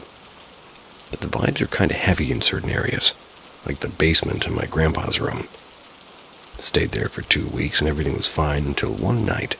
I remembered that there was a presence behind me during dinner. I even told my family, and they do believe in hauntings. So they did a quick cleanse with an egg, and the egg was fine, so I took no care about it. I took a glass of water and went to my room on the second floor. I slept, then I opened my eyes, and I could see myself out of my body. I know it wasn't me being dead, but I was floating over my body. I couldn't speak, and I know I could talk with my mind, but not with the voice. Something took me out of the house, and I could see a clear view of it, and I flew to the main door and opened it, and everything seemed fine.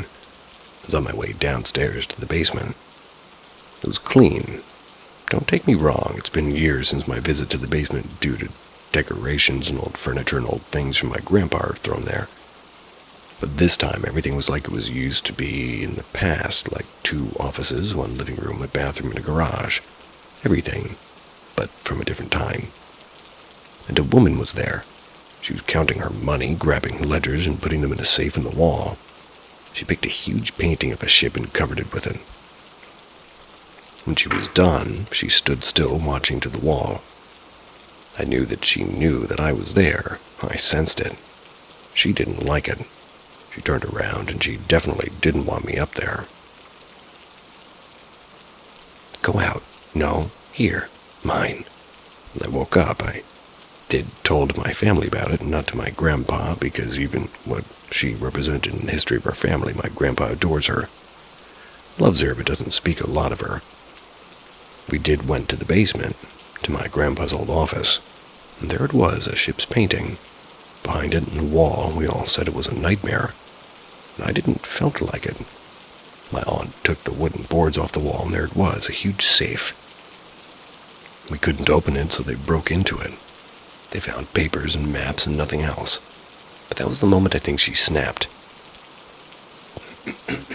From that moment on, strange things started to happen in the house. Shadows and chills and sounds, you name it. My last night there, I saw that crow following me everywhere. I knew it was her. It had to be her. I woke up, and before leaving, I went to my grandpa's bedroom.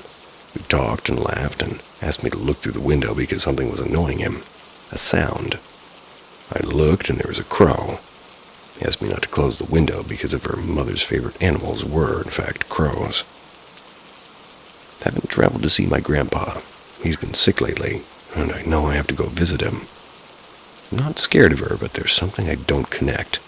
When she said mine, did she refer to the money or about my grandpa? Was she a Nahuale?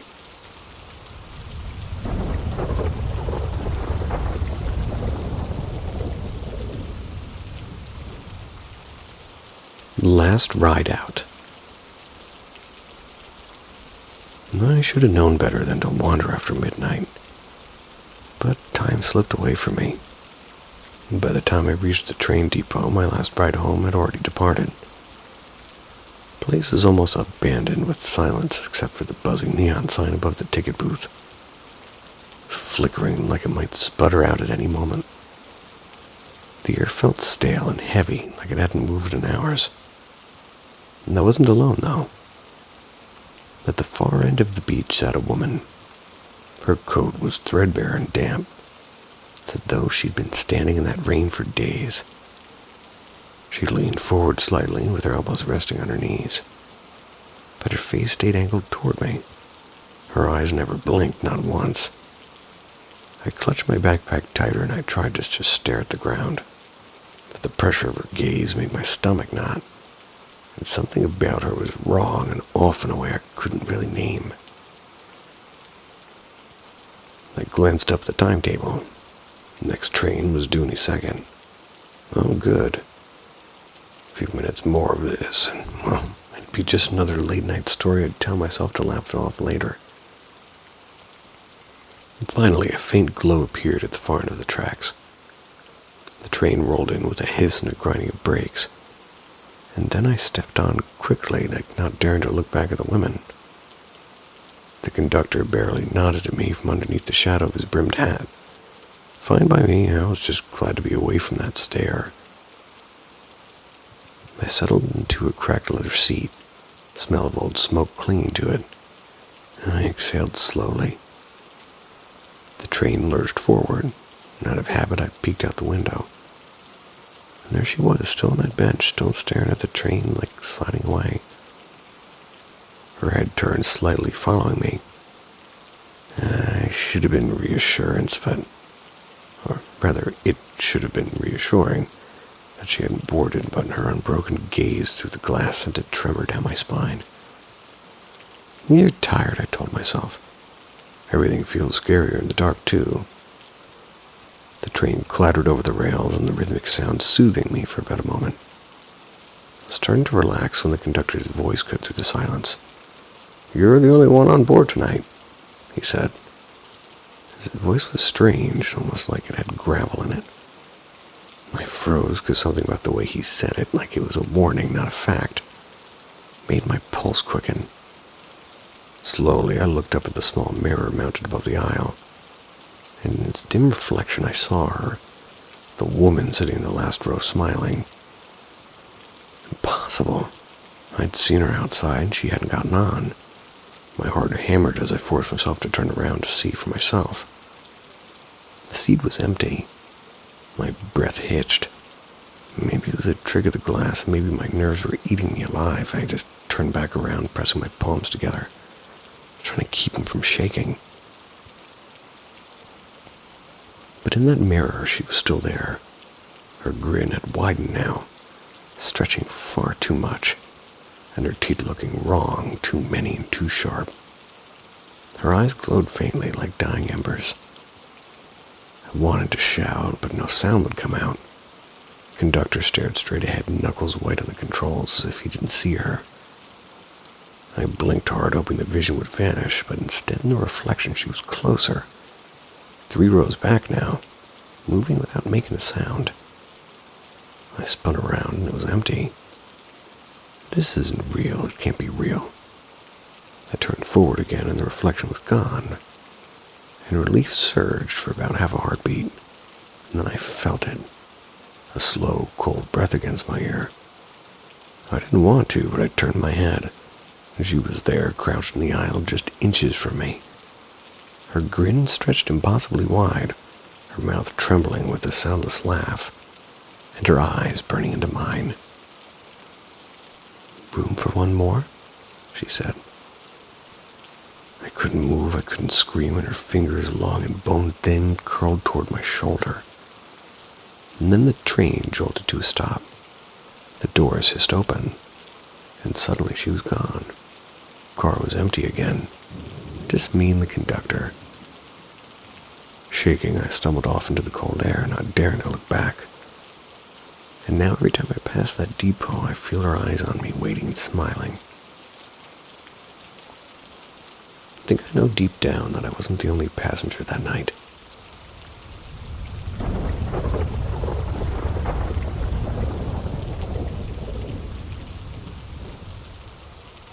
The Hollow at the Edge of Town. In 2014, I spent a year on a Christmas mission in northern Mexico when I was 18. My assigned neighborhood sat beside a tired steel plant outside Monterrey. And if there's one thing I'll always remember about Mexico, it's the food and the atmosphere. Best meals of my life. Warm flour tortillas rolled straight off the comal, smoky chorizo, refried beans that tasted like somebody had bottled sunshine. But alongside that warmth were some of the sketchiest, most stubborn hauntings I'd ever felt. Back home in the States, I think people's skepticism makes it harder for weird things to settle in. And down there, curiosity and fear mixed in ways that seemed to invite trouble. And worse, some people went looking for trouble. Few folks openly courted the spirits, and the most visible of them followed La Santa Muerte, holy saint of death. When I walked through neighborhoods in my cheap church shirt and mangled Spanish, most people glanced and smiled politely or ignored us. But anybody devoted to La Santa Muerte looked at me differently. They looked at me either like I'd wandered into a dangerous zone with a target on my chest or like I didn't exist at all. Those looks were slow burn warnings. So we met Miguel on one of our regular visits. He ran a busy little pupuseria down the road, and he'd recently been kicked out of his old house. He was crammed into a tiny rental with boxes of furniture piled in the corners. Miguel was kind to us and generous with food. When life had him down, he opened up with the sort of honest vulnerability that made you want to help. We visited him about twice a week and shared scripture, offered prayers, and left him small blessings. Over a month, he seemed to pull himself together and laughing again, making plans. His face was less gray. Felt like we were actually making a difference. And then he convinced his estranged wife to bring their boy over for the weekend. Everything started to go sideways. For a few days, Miguel was floating. Then his wife began talking about the woman she worshipped and how La Santa Muerte visited her at night and spoke kindly. Her voice turned into something rehearsed, like a player reading from a worn script. She dressed sharper than most women we met in that neighborhood. And some little details. Her eyeliner and the way she smoothed her hair were off in an uncanny way, like a carefully painted mask. Miguel's mood soured, and he snapped at small things. The lightness left his eyes, and a low pressure settled in the room. We saw him less and less after that. One night we passed the house. We found her on the stoop smoking, every muscle kind of drawn tight with fury. The face of somebody ready to strike, and as we approached, she locked eyes with us and in an instant transformed. The knees were softening, a sudden flood of tears, an immediate apology. I'd never seen such a fast theatrical switch. Felt manufactured, like somebody flipping a switch. She told us Miguel had bolted in the middle of the night with her son, driving out toward the highway to get away. She described walking up to him screaming to the presence of a foot at their bed, a tall, pale figure in a tattered robe. La Santa Muerte, she insisted, standing there and staring at him. Miguel freaked out and fled. She said, convinced it had picked him out. That was the clear sign I had of him. I was transferred to another sector soon after. I couldn't follow up. All I know is she kept telling us again and again how she'd called that thing into their home and how she'd done what she had done to... how she'd done what she had to for it to come. I sometimes replay those visits in my head, and I wonder whether Miguel really saw what she saw, or he saw, or whether the thing between them was more human and meaner than any spirit. A jealousy, or a secret, or a choice that tipped everything over. Wish I'd stayed one more month.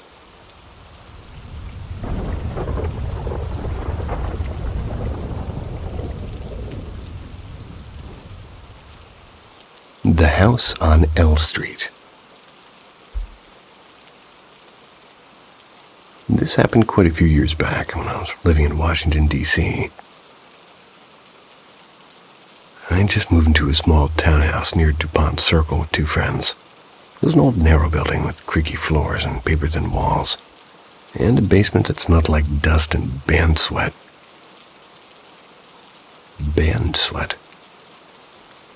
We used that basement for rehearsals. Well, upstairs were 3 cramped bedrooms, and the living room always looked like we were halfway through moving out. The couple I lived with, I'm going to call them Dan and Lily, they had been together for years. And a few months after I moved in, Lily found out she was pregnant. Not long after that, strange things started happening. At first, it was just sounds and footsteps mostly. Light ones, like somebody walking barefoot upstairs and no one was home. Sometimes we'd hear it coming down the stairs and stopping right before the kitchen. We did live in a rough neighborhood back then, so the idea of a break-in was always on our minds. But every time we checked, the doors were locked and nothing was missing.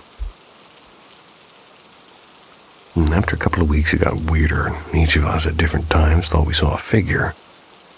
A young woman, maybe in her 20s, long hair, and old-fashioned dress.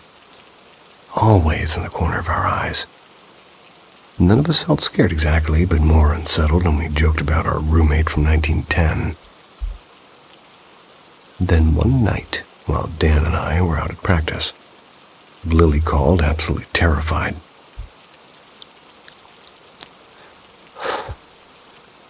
She said it sounded like somebody was throwing things around in the basement. She'd locked herself in a bathroom and called the police. By the time we got home, about 40 minutes later, the cops had already checked the place and there was nothing, no open windows, no sign of anyone breaking in. After that, though, things escalated. The footsteps, the shadows, all of it. But the strangest part was how it all seemed to center around Lily. Once she and Dan told me they saw a red orb like glowing marble. It drifted across the bedroom wall and disappeared. They swore it wasn't a reflection. And around that time, we'd also had moments where we felt a light tap on a shoulder. Every time we'd turn, there'd never really be anybody there. And for context, Dan and I were both skeptical. We were science-minded types. Lily, on the other hand, grew up in rural Georgia, where ghosts and spirits were part of everyday talk. She wasn't religious, but she believed in energies and souls that linger. And her pregnancy was tough. She found out she was carrying twins, but they're very small, and the doctor said they might not make it. That added a kind of quiet tension to the house. She insisted on seeing a psychic, and I thought it was ridiculous, but we did go. The psychic said the spirits in her home were souls waiting to be reborn. They were unsure if they wanted to return to this world, and I rolled my eyes through most of it. But I would be lying if I said I wasn't a little shaken. A few weeks later, I had my worst night there. Dan and Lily were gone for the weekend, and I was alone. Around sunset, the basement noises started again, banging and dragging like someone moving boxes. And then suddenly, the lights went out. Nope, I grabbed my jacket and walked fast to a friend's place a few blocks over. When I got there, climbed the stairs and opened the door, the power in their building cut out too. And at the same time, 2 paintings fell off their hallway walls. And I swear to this day, I wouldn't have believed it if I hadn't seen it. That night, while we're trying to laugh it off, we heard somebody whistling outside, just a slow, wandering tune up and down the street. But we looked out the window and there was no one there, and about a week later, Lily went into early labor and it was bad. She nearly lost both babies, but somehow they survived. Fragile, tiny things hooked up to oxygen tanks for months. When they finally came home from the hospital, every bit of weirdness in that house stopped, and the footsteps, the shadows, the cold spots, all gone. I've always stayed skeptical. I don't jump to ghost as an explanation, but whatever that was, it was real enough to shake me. And I still think about that little house on L Street sometimes. I wonder who or what wanted to come back through Lily.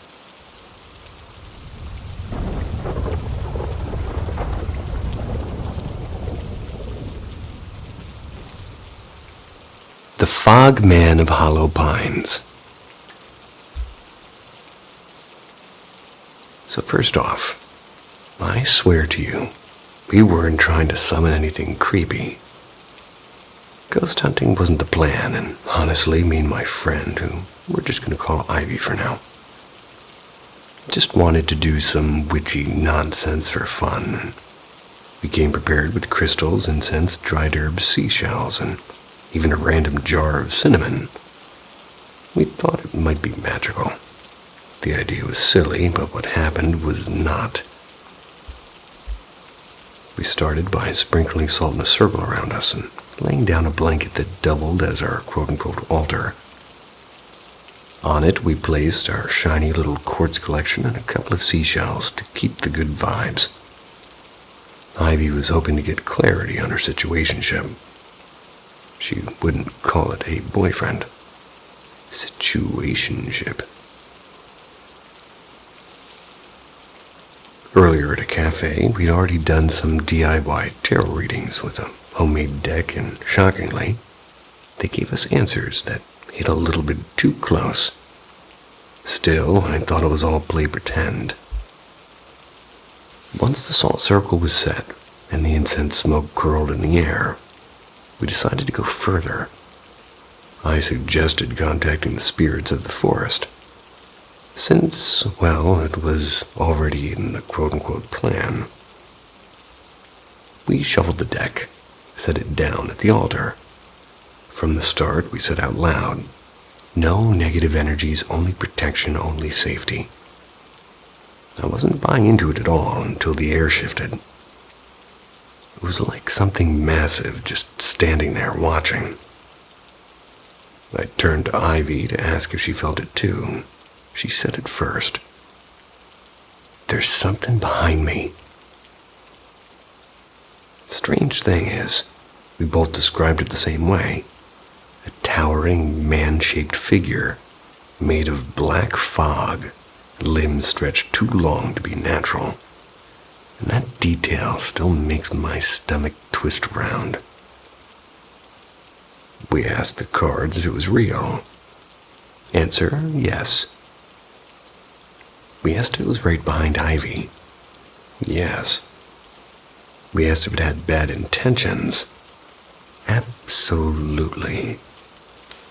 And at this point, the wind picked up like the forest itself was whispering at us. We tried to push the thing away with salt and rosemary.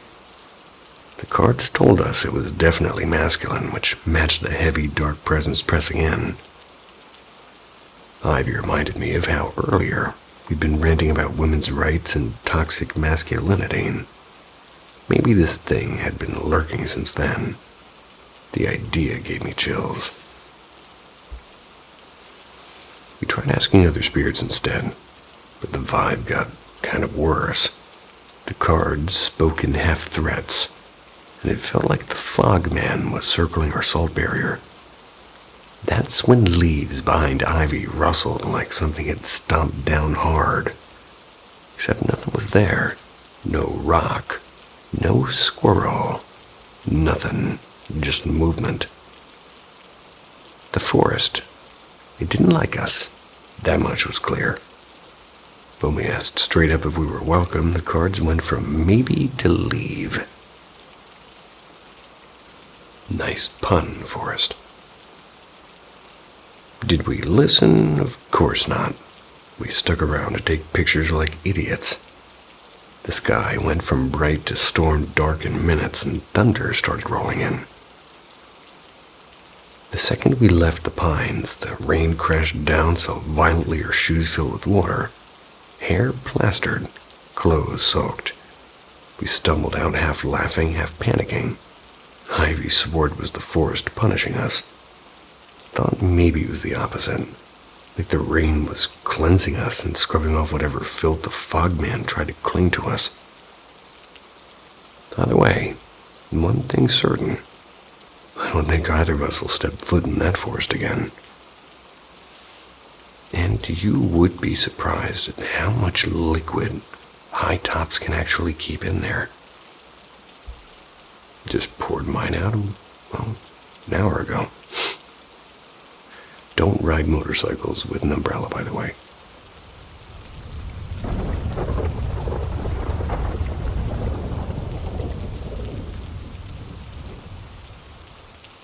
The Castle Basement. I used to work in what is now considered a golf course in New York. It has a restaurant type of setting. It's in what used to be a residence back in the mid to late 1800s, and it was created here in 1852.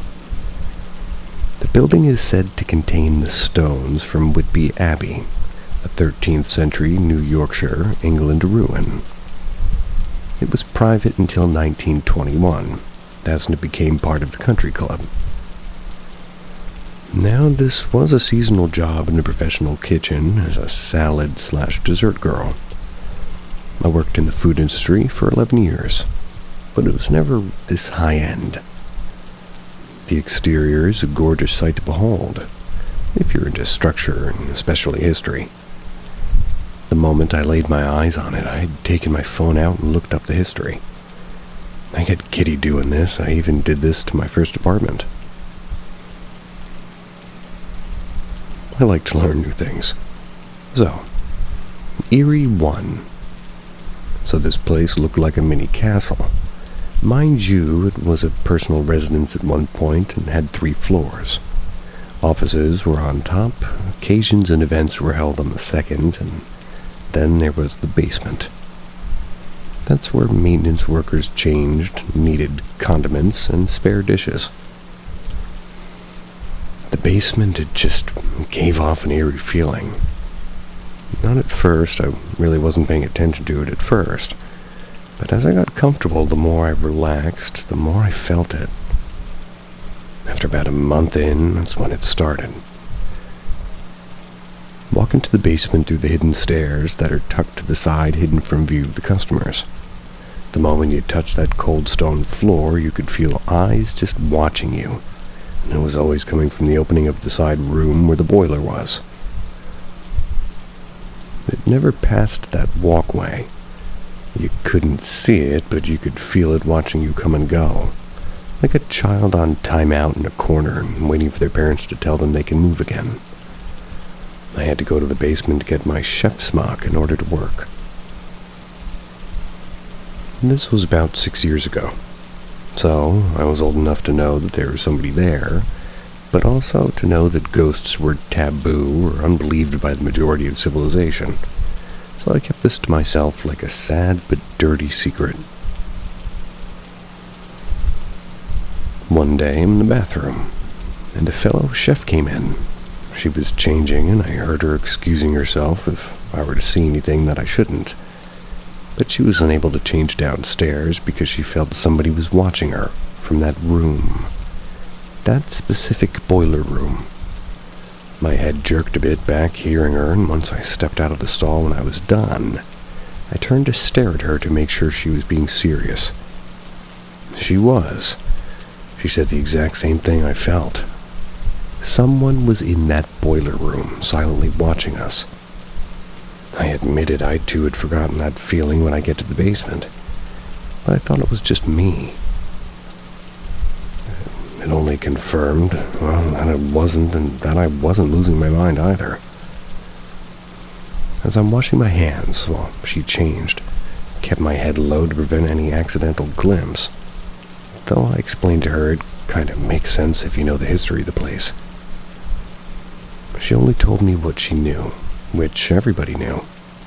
The bricks were from an actual castle. With that, I confirmed court research that yes, they were from a castle from England. The castle was found in ruin, so the creator decided, why let the bricks go to waste? I guess. I wanted to say something, but my tongue was fighting my teeth to come out and say it, so I did.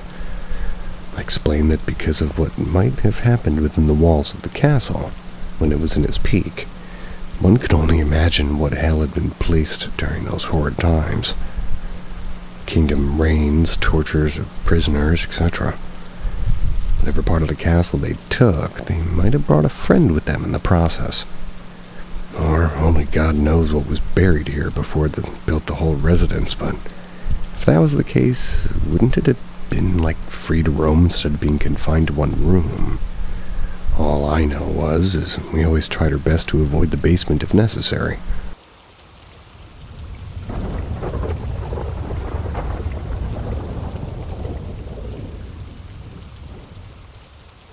The house that remembered.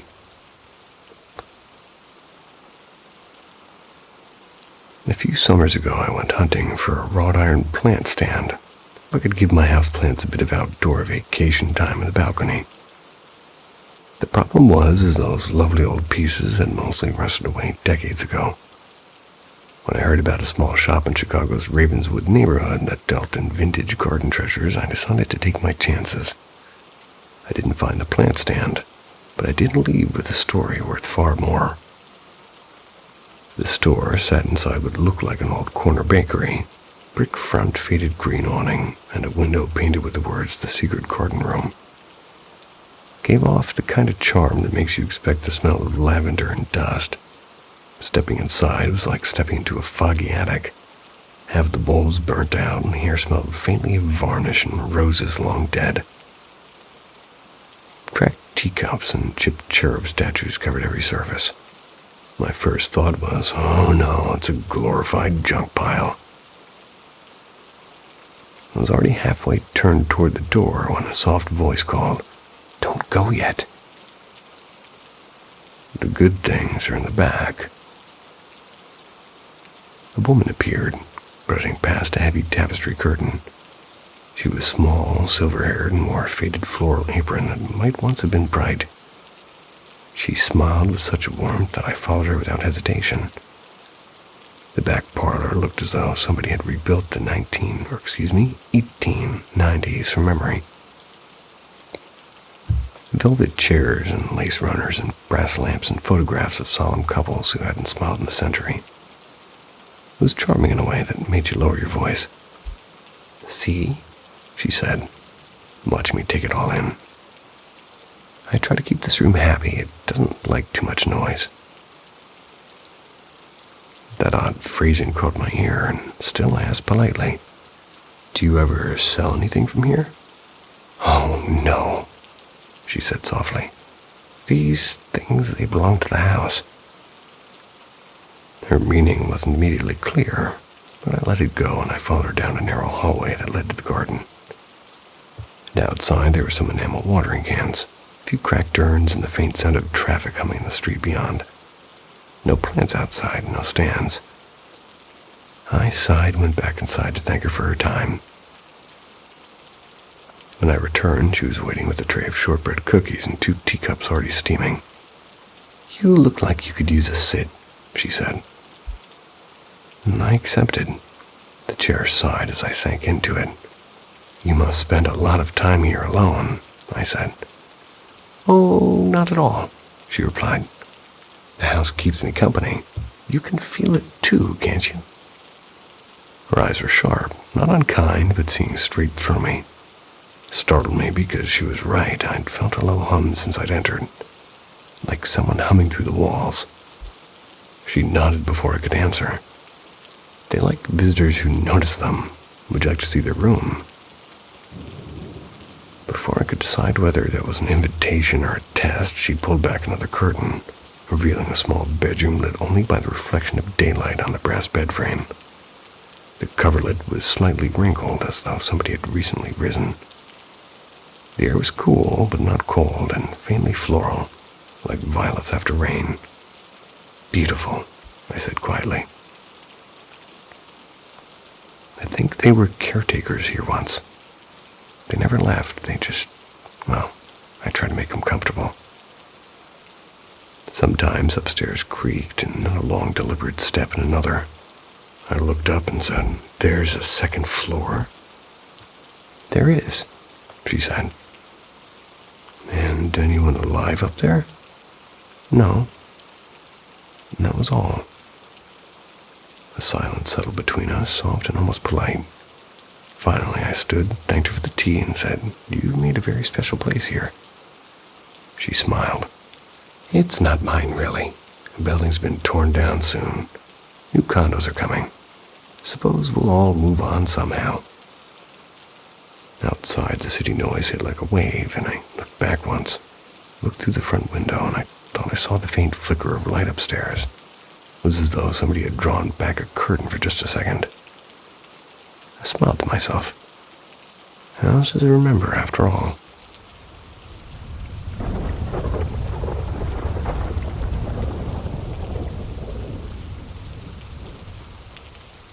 Eyes at the glass and whisper in the dark. The first story happened a long time ago. I must have been around 9 years old. My uncle back then lived in New Mexico, not far from a dry stretch of farmland that felt endless to me. He had this huge house, at least huge to 9-year-old me.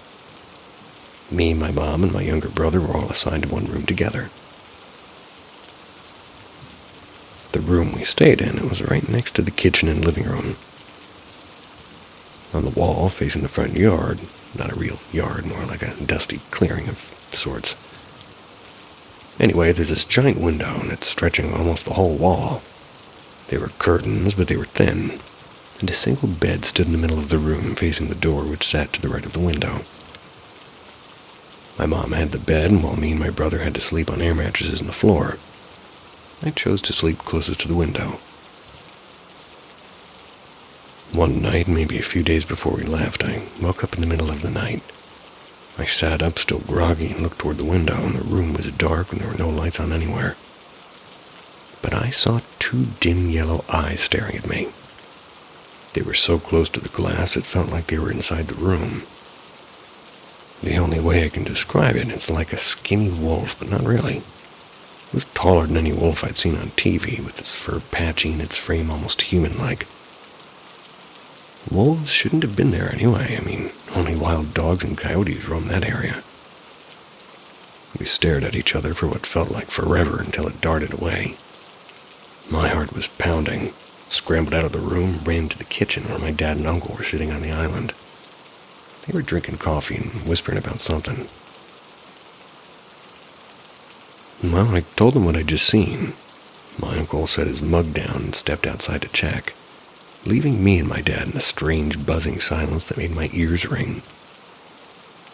I came back a few minutes later, and from my memory, he looked different. It was him, but he was pale and shaky. He said, "There's nothing out there, kiddo. Must have been your imagination." Gently moved my air mattress across the room next to my brother, away from the window, and he pulled the curtain shut. To this day, my uncle swears he doesn't remember any of this happening. And this next story, well, much more recent. Not brand new, but easily one of the scariest things I felt. It left me crying for hours, actually. I'd stayed up a little bit too late, scrolling on my phone, looking at weird cats doing other things to weird cats. Went to bed around 1 a.m. So like always, I turned toward the wall to sleep, leaving the rest of my room behind me. I switched off the lights, and I let the room settle into darkness. I must have just fallen asleep when I felt the air shift, like a strange tension creeping in. Then, clear as day, a voice right behind me whispered, "Hey." A freezing chill swept up my neck like a hand pressing against the base of my skull, and an electric jolt shot through my body and I couldn't move. I don't know how long it lasted. My eyes snapped open and I sat up trembling. My heart was thundering and tears spilled out of me before I even realized it, and I felt violated and shaken. Finally lay back down, facing the open room, and cried myself back to sleep. The next morning I had a pounding headache at the back of my head. My whole body felt like lead. And even now, when I think or talk about it, even typing this, I get that same faint static-like feeling. I'm still not sure if it was human. These days, I've drawn a firm line with the spirits in my space. No touching, no messing with me, at least not in my bedroom. And since setting that boundary, nothing has happened, and what unsettles me, though, is that most of these ghosts seem to follow me from the cemetery. Cemetery isn't even close to my home, but even just driving past it feels like something latches onto me. Some of these spirits are harmless, and others not so much. The only reason I think I haven't been overwhelmed is because of the shadow figure. He stands in my doorway like a doorman, silent and still. And sometimes I see him clearly. He doesn't do much, but his presence makes me feel safer. Well, that's good.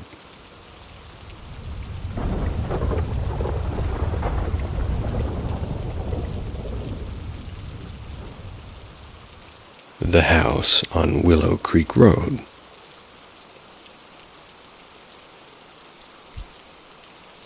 My grandparents built the house on Willow Creek Road back in 1963. And for its time, it was absurdly large, nearly 8,000 square feet, and even today, it would still be considered massive. It was a federal-style home, and it wasn't Georgian. But the same two long wings stretched from either side like open arms. It sat quietly at the edge of a rural town, surrounded by, oak trees and thick brush. My grandfather passed away in 1999, and not in the house, but at the hospital after a sudden stroke. Nobody had ever died in that house. My grandmother remarried in 2004, moved to a smaller brick home on the opposite side of town. I was in my second year of college then. My parents had sold their old home and were planning to build a new one, but needed a place to stay in the meantime. So we moved into the big house temporarily. Since I was in and out constantly, I claimed the old music room as my bedroom. The entire left wing of the house, basically. Had its own front and back door, so I could come and go without waking anyone up. The room was a sprawling 1,400 square foot thing with a built-in wet bar. I almost said something funny.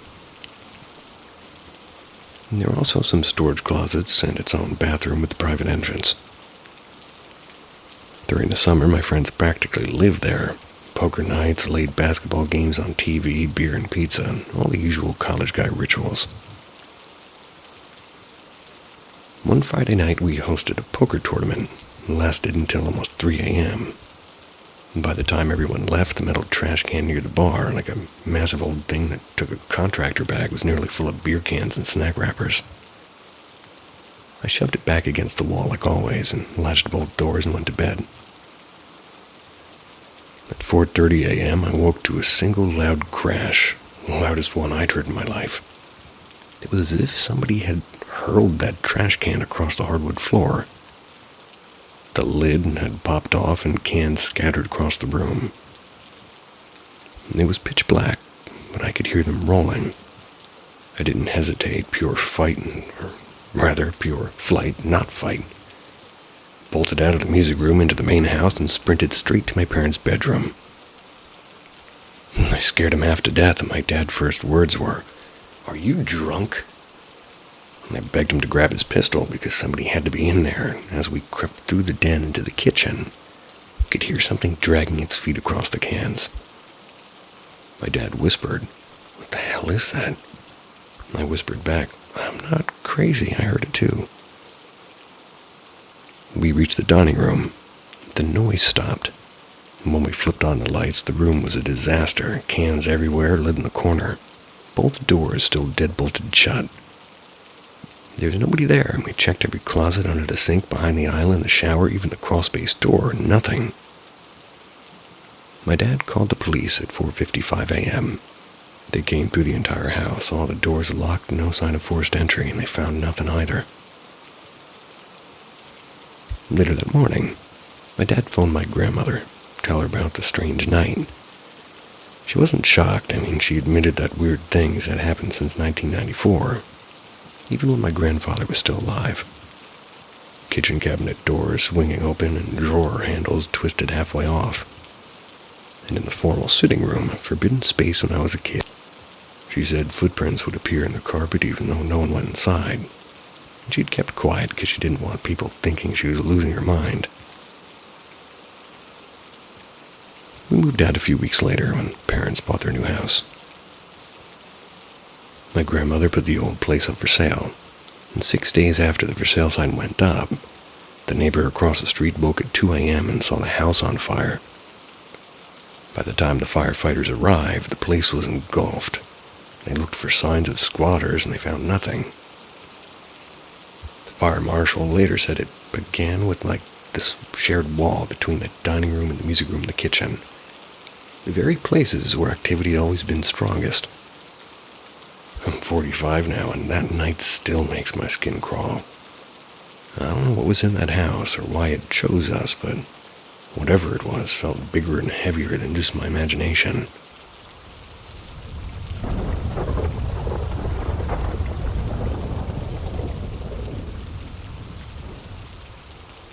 The summer we called the spirits.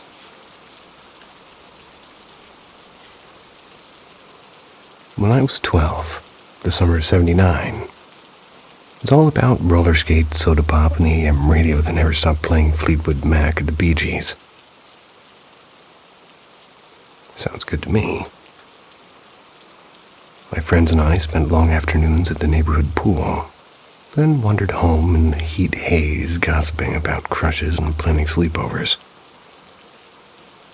When we weren't outside, we'd meet up at my friend Marcy's basement. It's the unofficial headquarters for our endless games of ping pong, truth or dare, or what we'd like to call spirit business.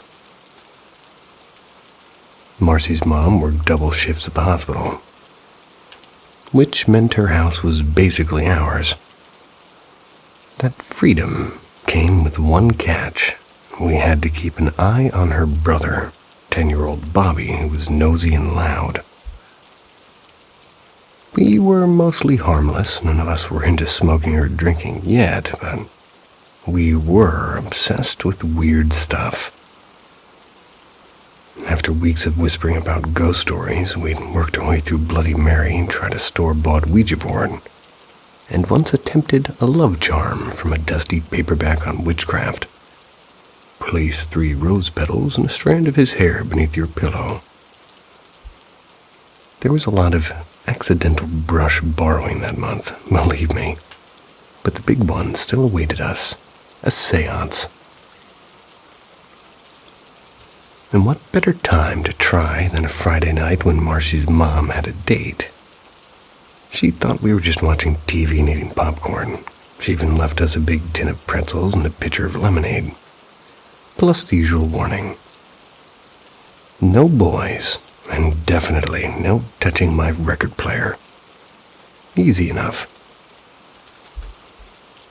Once her car disappeared down the street, we got to work, and the basement's old card table became our seance altar. We arranged candles, dimmed the lights, and circled around, and there were 6 of us. Not the most mystical number. But Bobby threatened to scream until the neighbors called the cops, and we didn't let him join, so we eventually caved. We weren't exactly trained mediums, but that didn't stop us. According to the tattered guidebook Marcy had found at the art sale, we needed someone spiritually receptive. The girls voted me in, not because I was psychic, but because I was the only one who could keep a straight face. I wasn't sure if that counted as a qualification, though. Spirits, I began, trying to sound solemn. We invite you to make contact with us tonight. We went around the table, each choosing somebody to reach out to, and Marcy and Bobby called for their grandpa. Nothing. And then Lisa tried for Elvis Presley. I think she just wanted to flirt with him from beyond the grave, but again, silence. Finally, it was my turn. I decided to call on my grandmother, Lucia, who'd passed away before I was born, but was often spoken of as a family guardian. The air seemed still when I said her name. But then, just as I asked for a sign, the tin of pretzels, which had been sitting untouched on a nearby chair, flew halfway across the room. It clattered against the wall, and every single one of us screamed. And at the same moment, the candle flames turned long and blue, and I later learned that said to mean a spirit is nearby. Terrified, I broke the circle and stammered an apology. No, Lucia, I'm sorry. We didn't mean any disrespect. Slowly, the flame shortened and we went back to yellow. We didn't say another word, we just sat there, hands in our laps, until someone finally turned the lights on. We tried to act normal after that, poured lemonade, turned on the TV. Felt like something unseen was still in the room watching. And that night I couldn't sleep. I kept thinking, had we disturbed her peace? My grandmother had been deeply Catholic. Maybe she didn't approve of our witchy games, or maybe she'd only come to warn me to stop. Either way, I never tried a seance again. And if the spirits wanted to talk to me, they'd have to make the first move.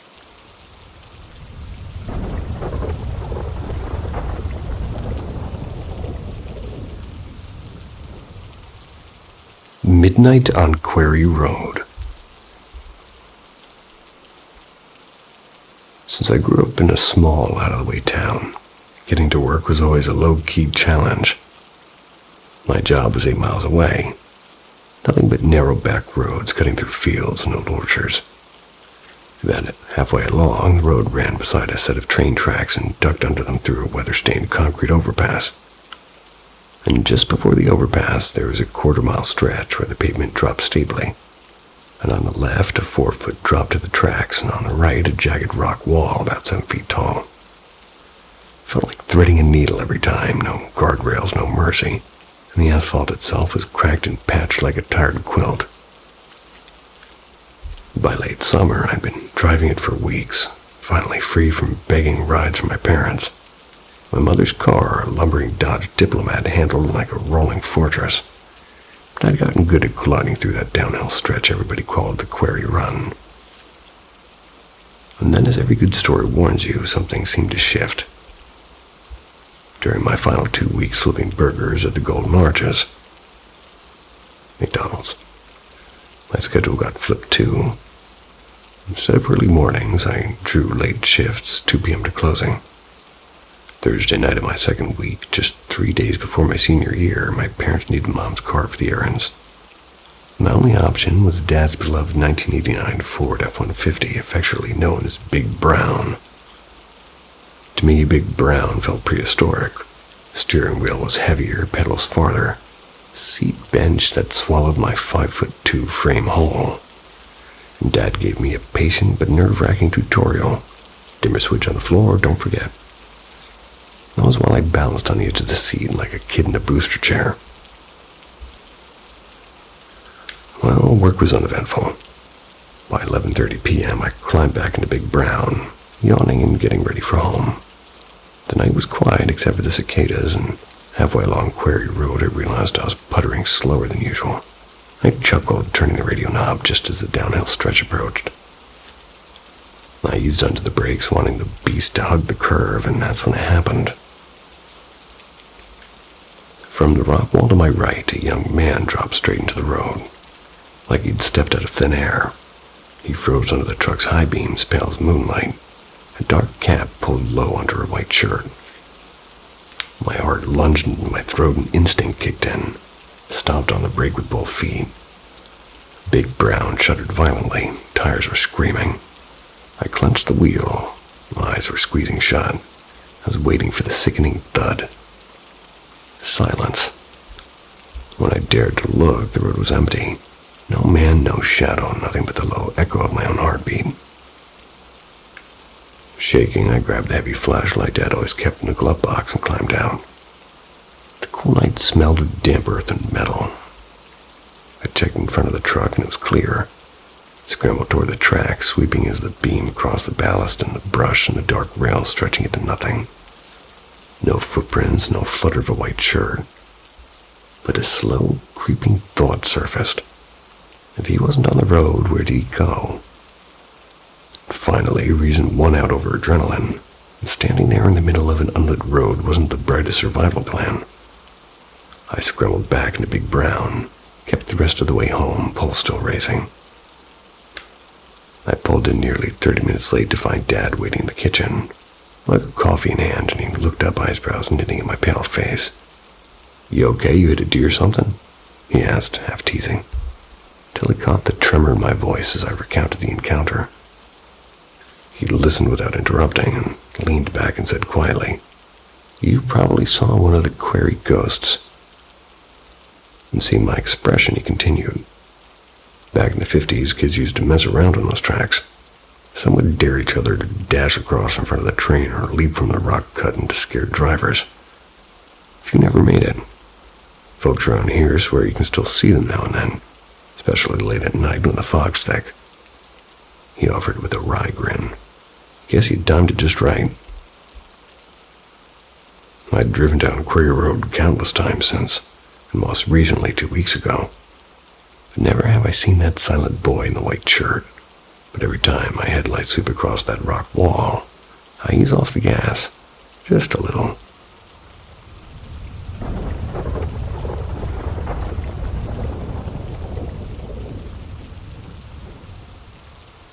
The footsteps above the ceiling. Backstory. 2018, I was 26. I was just trying to get my life together. Money was tight, and I asked my dad if I could move into one of his spare rooms to save on rent. He agreed. And a few weeks later, my boyfriend moved in to help with bills. It was a big old house, 4 bedrooms and a small basement unit that a couple was renting, but on the one side of the house was my dad and my teenage brother Eli, who was 15. The other side had my older sister, Maya, 22, and her newborn, and my youngest sister, Sophie. Then there was me and my boyfriend Derek, and all the names are changed, of course. We really weren't party people. Glass of wine now and then, sure, but mostly we stayed in and watched Netflix. My family wasn't wealthy growing up. Just simple, hardworking people. Rational types. Nobody in our family ever talked about ghosts or weird stuff, and Derek's a skeptic. He's logical and grounded, and, well, so am I. At least I used to be. One night around 9, Derek and I were laying in bed and we heard heavy footsteps above us. Not the creaky kind. These were loud, purposeful stomps, like a big man wearing boots pacing corner to corner across our ceiling.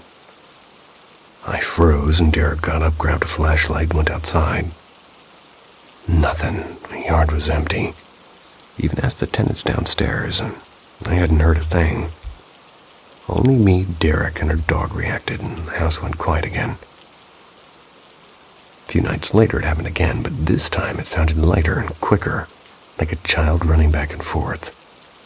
That made it creepier somehow. I checked every room and everyone else was asleep and no one else heard a thing. And after that it became almost routine. Every few days, footsteps above our room. I was convinced somebody was living in the attic, and each time I'd open the hatch and stick my head up with my phone light. Nothing.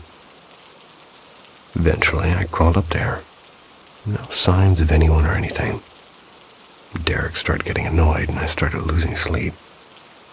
At the time, I was training for a marathon, and I desperately needed rest, driving me crazy. One afternoon, when everyone was out, I heard the steps again, louder and angrier. I ran straight to the attic and shouted, "All right, I'm alone. What do you want? Show yourself." Nothing, just silence and dust.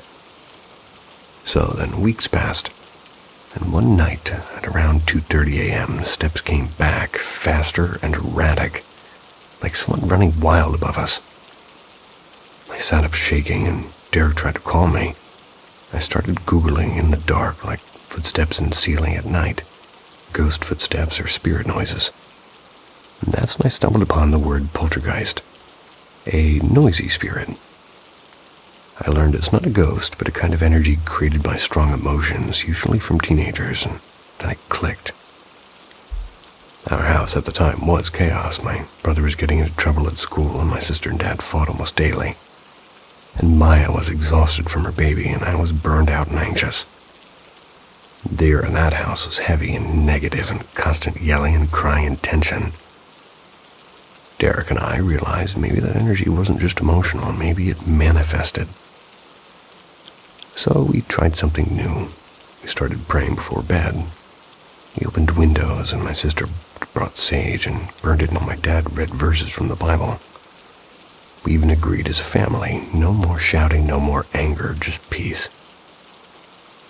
And that same night, for the first time in months, there was silence. No footsteps. Nothing. And it stayed that way. We never talked about it again. And looking back, I'd like to think it was the universe's way of forcing us to change, to calm down, to take care of ourselves. And Derek and I are married now with a little boy. Moved into a new house in November 2023. And on our first night there, I stood in the living room, held his hand, and said, "Only good energy in this home." He laughed, but I was serious. He lit some sage, and I whispered a prayer of thanks. We haven't heard a sound since. Well, that was cute.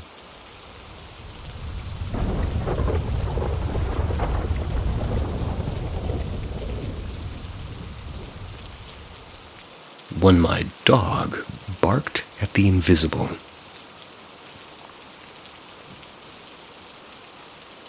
I once rented a small cottage at the edge of town. Kind of place that looked harmless in daylight, but creaked at every corner once the sun went down. I never saw anything out of the ordinary with my own eyes, but my puppy sure did. At least he acted like he did. The cottage was old, and one floor with peeling paint and stubborn windows. I was fresh out of college, proud of living alone for the first time. I was working at a quiet little bookstore, and not many landlords in that town liked dogs, but this one didn't care, so I took the deal.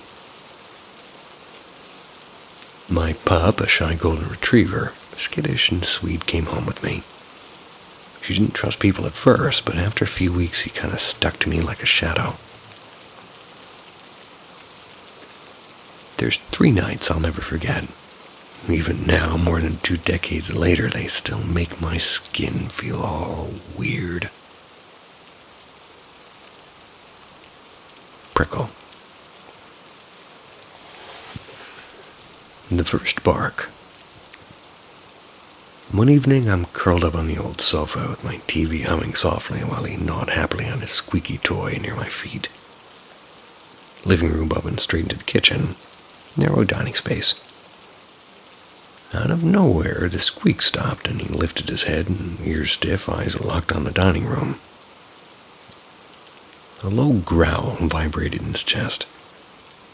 I'd never heard him make that sound indoors before, and then came the barking. Deep, sharp, and getting louder. I froze, staring into that dark corner he was fixated on. Every creak of the house suddenly louder, and after a long minute he calmed down, went back to his toys as if nothing had happened. I tried to laugh it off. Just old pipes, old house, I told myself. I didn't change the channel for the rest of the night. The toy that shouldn't be there. Another night, I woke up around 3 a.m. to the sound of claws pacing against the floorboards. Soft growl, too. He was by my bed and alert, and I told him to lie down, but instead of settling, he dropped something on the floor. Made me sit up. Never left his toys in the bedroom, and I reached down and felt him tug a rope, and the one only he liked if somebody else held the other end. It was damp, as if he'd just been playing.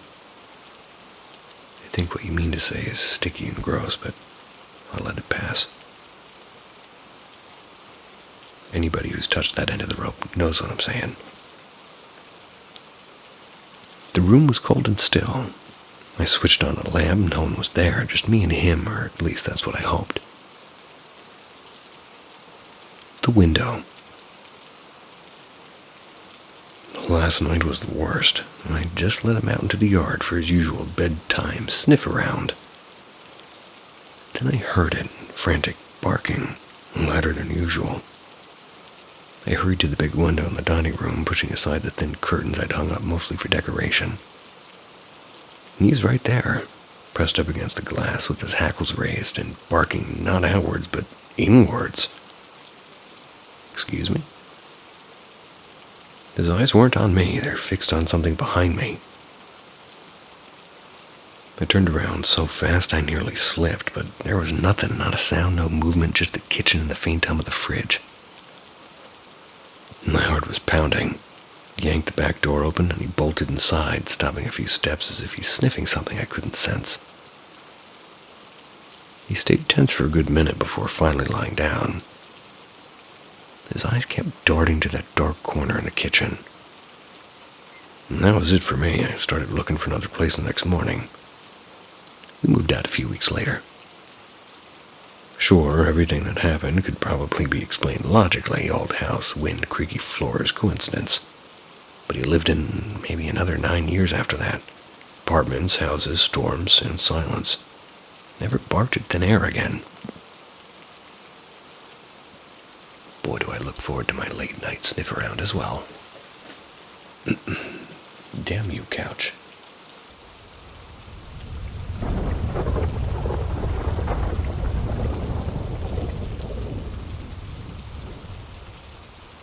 The whisper beyond the door.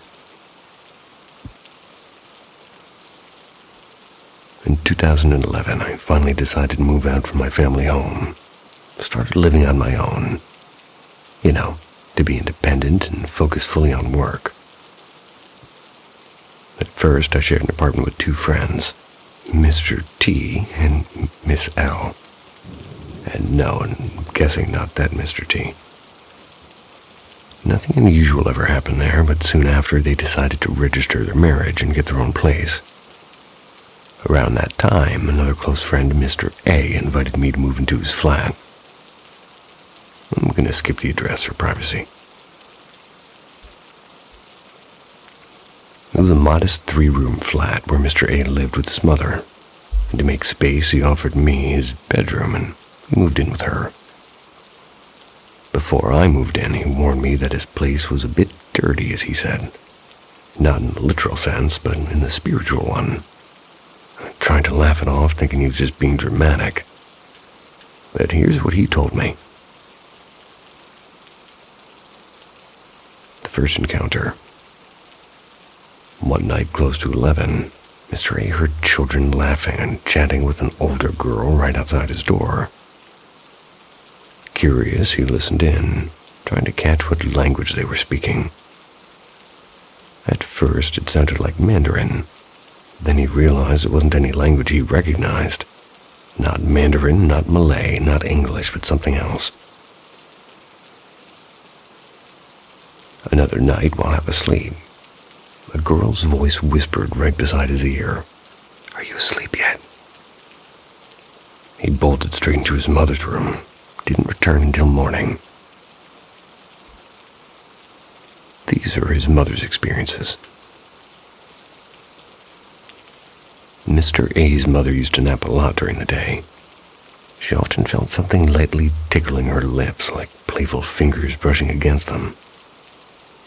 And once she woke up in the middle of the night, saw a woman standing silently near her bed, pretending she hadn't noticed. She closed her eyes and tried to sleep again. And sometimes she also felt pressure on her chest, what people call ghost pressing. After these incidents, they invited monks to bless the flat. It was a resale unit they lived in for nearly 20 years. First few years were peaceful. Strange things came later. My turn. I moved in anyway, shrugging off their stories as imagination and sleep paralysis, and Mr. T occasionally stayed with me before his wedding.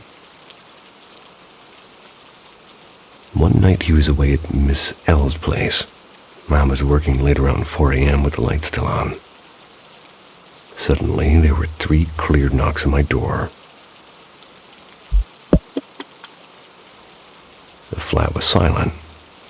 Couldn't have been my imagination, but thinking it might be Mr. A's mother checking in, I called out, "Just a minute, Auntie." And when I opened the door moments later, there was no one. The corridor was empty and still, and a cold wave crept up my spine. I did remember what Mr. A had told me, and quietly just shut the door, pretending nothing happened. Mr. T's story. Fool. Later, Mr. T told me something that made me uneasy. One night while I was away, he heard somebody singing. He was hearing him outside the corridor at 2 a.m. He said he couldn't tell if it was a man or a woman, and the voice was soft and melodic, though. The words were in a language he'd never heard, not any Asian or Western tongue. Something entirely unfamiliar. He didn't dare open his eyes, and he was afraid that if he did, he might actually see who was singing. And that's how it's been. I'm still living here in that same flat. Can't say I've seen anything, but sometimes on quiet nights when the wind passes through the corridor, almost sounds like someone humming. In what regions of the world do you refer to an apartment or house as a flat other than the UK? Just curious.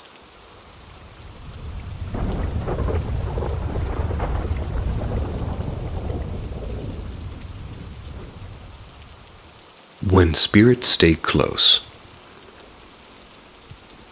I wanted to start this story with a lighthearted tone. Ghost encounters often get painted as terrifying events, but maybe it's time we look at them differently. A few of us had this conversation in another corner of the forum. We were encouraged to bring it here so everybody can share their thoughts, so here it is. Honestly, most of the ghost hunting teams you see on TV, and quite a few in real life too, they aren't the kind of people I'd hang out with. They storm into places with all their equipment blazing, barking orders like they're in charge. Tap once if you hear me. Tell us your name. Prove you're here. But here's the thing. Most spirits, setting aside some exceptions we'll get into later, are still people. Their bodies may be gone, but their thoughts and memories and emotions remain strikingly human. If your grandmother visits, it's still her, and if your best friend's spirit lingers around the old house, still your friend. Many who've communicated with spirits say the same thing. After leaving the body, most souls let go of small grudges, jealousy, or bitterness. And with their newfound freedom, they often see how deeply everything's connected. And that shift often brings more kindness, not less. A spirit must visit a place they loved or return to somewhere they once disliked, maybe to find closure or simply because it's familiar. It's rarely about being trapped. Sometimes they just like to be nearby, and after passing, many stay close to the people they love, hoping that they can offer comfort. And yes, it seems they can sense when you're thinking about them, which might be why their visits often come when you miss them most. Now imagine this from their perspective. You're standing, floating, next to the person you love. They're drowning in grief, convinced you're gone forever. That's while you're right there trying to hold their hand in your own way. They can't hear you, can't see you, and can't feel the way you whisper in their heart. So you try to make something move, or a lamp flicker, or a book shift. Their eyes widen, and instead of feeling comforted, they panic. They tell themselves it's just a trick of the mind. The wall between you grows thicker, but you keep trying. Maybe you place their lost ring where they can find it. Maybe you nudge the radio to your song. Maybe you leave a butterfly in their windowsill. If it eases their pain, that's a victory for you. A small way to still love them. Then there are the ghost tours and investigations. Most people on those tours aren't there to connect. They want to thrill. They talk to spirits like they're toys, not people. And often, these are the very homes those spirits once built with their own hands. They laughed there, raised children, cared for pets, watched seasons change. Then strangers arrive, tearing up walls and repainting rooms, and finally charging tourists to march through your home shouting at you. Wouldn't you be frustrated too? Worse if you died unexpectedly. Every single night they'll drag your worst memory back into the air. They'll ask, how did you die? Like it's a game. Were you killed? Is your killer still here? And just like that, the shadow of that person, the one who hurt you, gets called in too. Because when people think of someone in spirit, they might just show up. The living do this night after night, and they then wonder why the energy shifts. Why something gentle turns sharp. And of course it does. Nobody wants to be treated like an exhibit. That's why I appreciate one show in particular, Kindred Spirits. Amy and Adam approach spirits with empathy, and they remember that ghosts are, at the core, still people. If you ever encounter one, try treating them the same way that you treat a living person, with kindness, respect, a little bit of patience. Don't interrogate them like they owe you a performance. Ask gently, but accept silence too. When there's mutual respect, something beautiful happens. Instead of fearing each other, you might just build a quiet, unexpected friendship. One that can cross time and space at the speed of thought.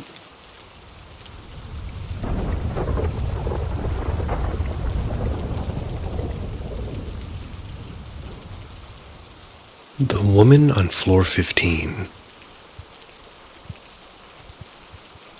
I'm a 28-year-old male. Work as a logistics coordinator for a sprawling multi-department company. My office sits on the 19th floor of a glass and steel high-rise planted right in the city's business district. Most days are a haze of purchase orders and schedules and color-coded spreadsheets glowing on my two monitors. Other days, I actually leave my desk and I walk to my assigned sites, and in this building, I technically oversee a few staff members. 5 of them, but they're scattered across different levels and I almost never see them. 2 weeks into the job, I learned something odd. 3 entire floors in the middle of the tower, floors 12, 15, and 16. They're completely unleased. Nearly 900 square meters of shadowy, soundless rooms lined with paper-thin partitions and dull gray carpets. Each floor still has its own set of 3 bathrooms, men's, women's, and accessible ones. Their cleaners visit them only once a month, at least if no tenants are present.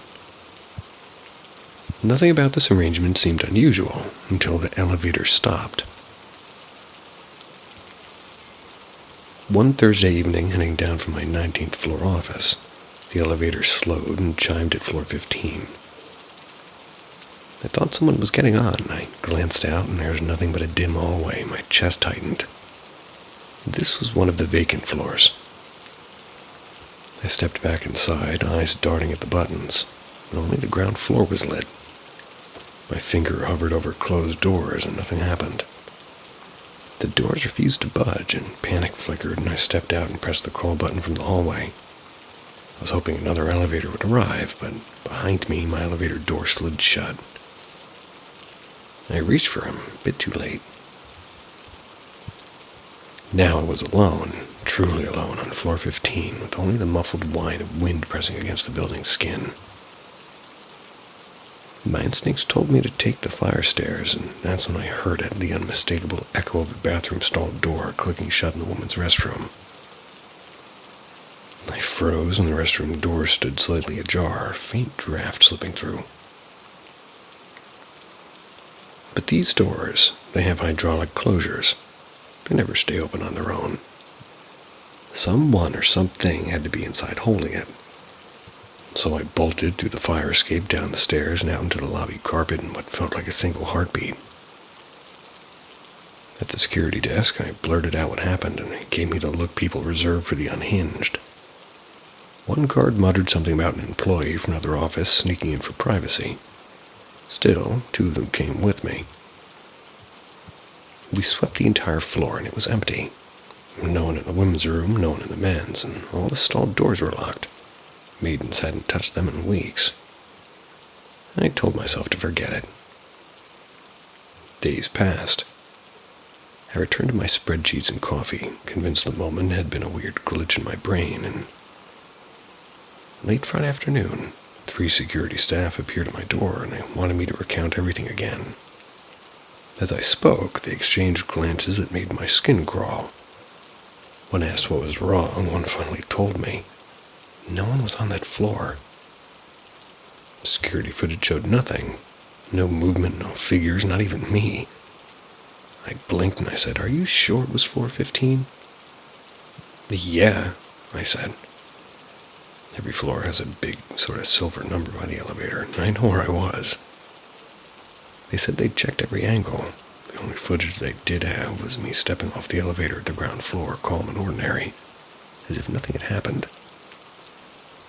Then they showed me the camera from floor 15, and in the grainy upper right corner, reflected in the glass near the restroom, was a woman's face, pale and watching. I know she's there. I know she knows I am too. I've lost nearly 20 kilos in the past months. I take the stairs now every time. 20 kilograms. That's a lot. Good for you. As long as you have that to lose, anyway. I've looked like the machinist at one point in time, so if you need food, eat it, is all I'm saying.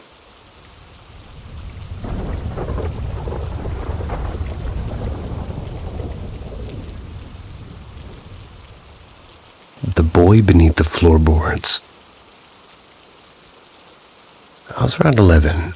That's when everything started, about half a year after my mom passed from a sudden aneurysm. Looking back, I think that's when something opened inside me. Something that let me feel things most people couldn't. That night in 1988, a chilly November evening, My mom was in terrible pain. My cousin, who was more like my big sister, helped me get her into a taxi headed to Jefferson Hospital. I remember helping her settle in and her hand trembling in mine. Then out of nowhere, a voice, clear, loud, and right next to my ear said, "Kiss your mom. Kiss her now. This might be the last time." And I froze. I was just a kid, and I didn't even know what that kind of voice meant.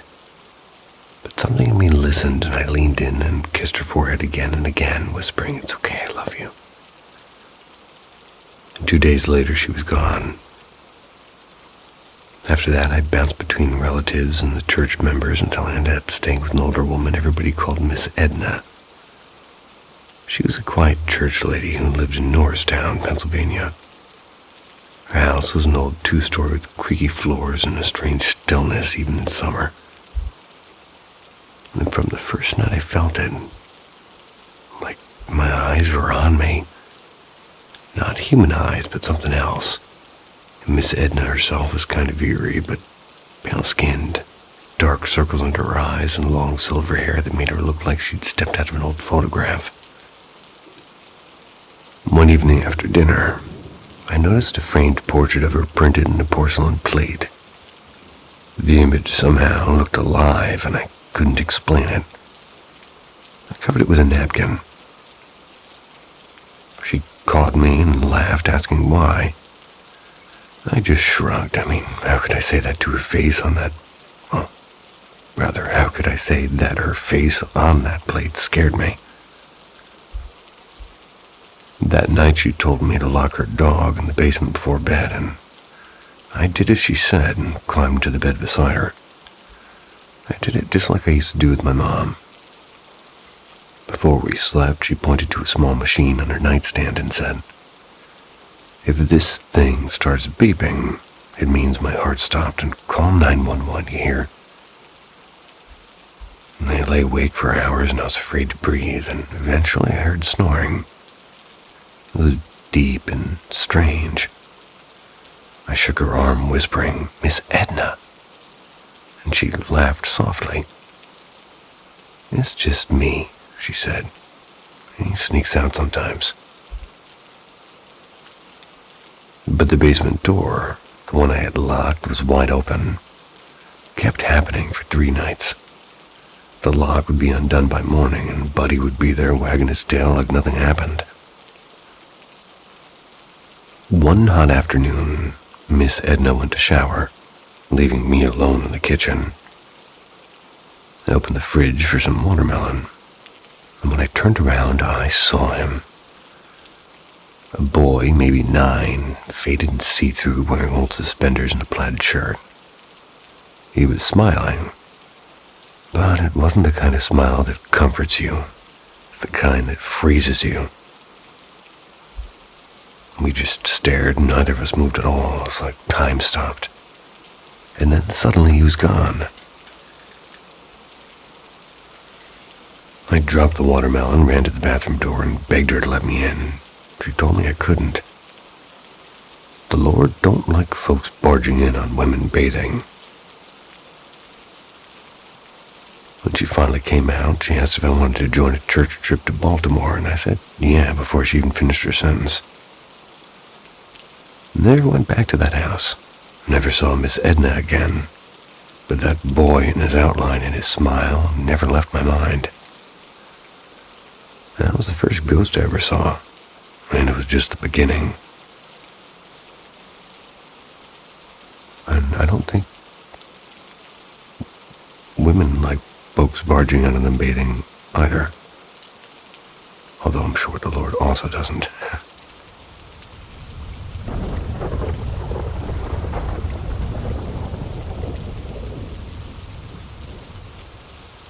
The bell in the bathroom. When I was 19, I moved in with my 2 sisters. I also moved in with one of their boyfriends who basically lived there too. House kinda came with a roommate bonus. Stealthy black cat that wore a tiny bell on her collar because she was creepily silent. They claimed the bell was so they'd actually know where she was, which is kinda cute, right? They also told me I got the haunted room, where we're all dumb and young, so I laughed it off at first. But honestly, it didn't take long for the joke to stop being funny. I was newly single and lonely and already a little bit dramatic, so maybe I was primed to freak out. But that room made me feel wrong, like someone had left the lights on in a part of my body that was supposed to be dark. I just couldn't relax there. Caught myself constantly glancing over my shoulder and convinced something was looking back. A few weeks in, the sister without the boyfriend moved out, and I upgraded, technically, to her master bedroom. And that should have felt like a win, but instead it was worse. The house had one of those antique boilers. They kept thermostat low to save money, and master bath had a broken switch so the light never worked. So try to picture me. Cold showers by candlelight, sometimes boiling water on the stove like a medieval spa. And every trip to that bathroom felt like a sprint through a haunted obstacle course. If I had to pee at night, I'd practically fly there and bolt back like I'd seen a ghost mid-toiletry. My bed was positioned with the headboard against the wall next to the main door. So when I sat curled up, I was sort of facing the dark doorway to the bathroom across the room. Couldn't even stretch out without feeling like I was making myself vulnerable. I'd ball up like a frightened spider and stare at that patch of darkness. One night, the couple and the cat crashed at the cousin's place. I was solo. I double-locked the doors and had my laptop queued with the ridiculous show and a big bottle of that economy vodka the roommates called confiscated. I was waiting for some like it owed me rent. You know, that hot, anxious underwear bunched under the duvet panic. Well, that was me. House dead quiet, kind of silence that presses on your ears. And then I heard the bell, tiny and unmistakable, the cat's bell, and jingled from the direction of the dark bathroom and almost combusted. Nope, I told myself. You're drunk, you're tired, and man the hell up. Then it jingled again. 3 jingles.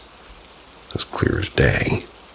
I went cold sober in one instant, and my horror tried to escape my chest. There are 2 bathrooms in the house, the dark one in my room and a lit one down the short hall. I tore into the hallway and locked myself in the lit bathroom like I'd found a tiny fluorescent sanctuary. Sat on a closed toilet lid trying to decide whether to call somebody or just quietly die from embarrassment. Then I heard footsteps outside the door, definite and echoing like somebody in dress shoes walking on tile. It was slow and methodical, and overall it was the bell. It was like the sound knew I was alone and was deliberately toying with me. After a while, the noises stopped. I made a run, barefoot and theatrical, back to my old supposedly haunted room. Hid underneath the covers, tried to sleep, and eventually I did. Sometime later, I woke to my ex's voice calling my name from the hallway, standing at my door like a ridiculous rom-com cameo. Said that their friend dropped him off and he was just walking in because the front door had been unlocked. I was equal parts furious, relieved, and very suspicious. I knew I'd locked it. And the weird part is, for a second right before I heard my ex, I thought I'd seen something float down the hallway, like a pale pea soup green orb that drifted into my room and vanished. Maybe I dreamed it, and maybe the vodka mixed with the adrenaline made my eyes play tricks. Or maybe whatever jingled that bell that night, like dramatic entrances, and nudged my ex's footsteps toward the house. Who knows? It lasted exactly a few weeks after that. The house, the bell, and whatever liked to pretend it was the cat convinced me it was time to move on. And yes, I never saw that cat ring after again. The visitors on the porch. So I live just outside of Raleigh, North Carolina. My house sits at the edge of a quiet wooded road not far from an old massive colonial-style mansion. Yeah, the big house. Sad emoji, thumbs down emoji, middle finger emoji.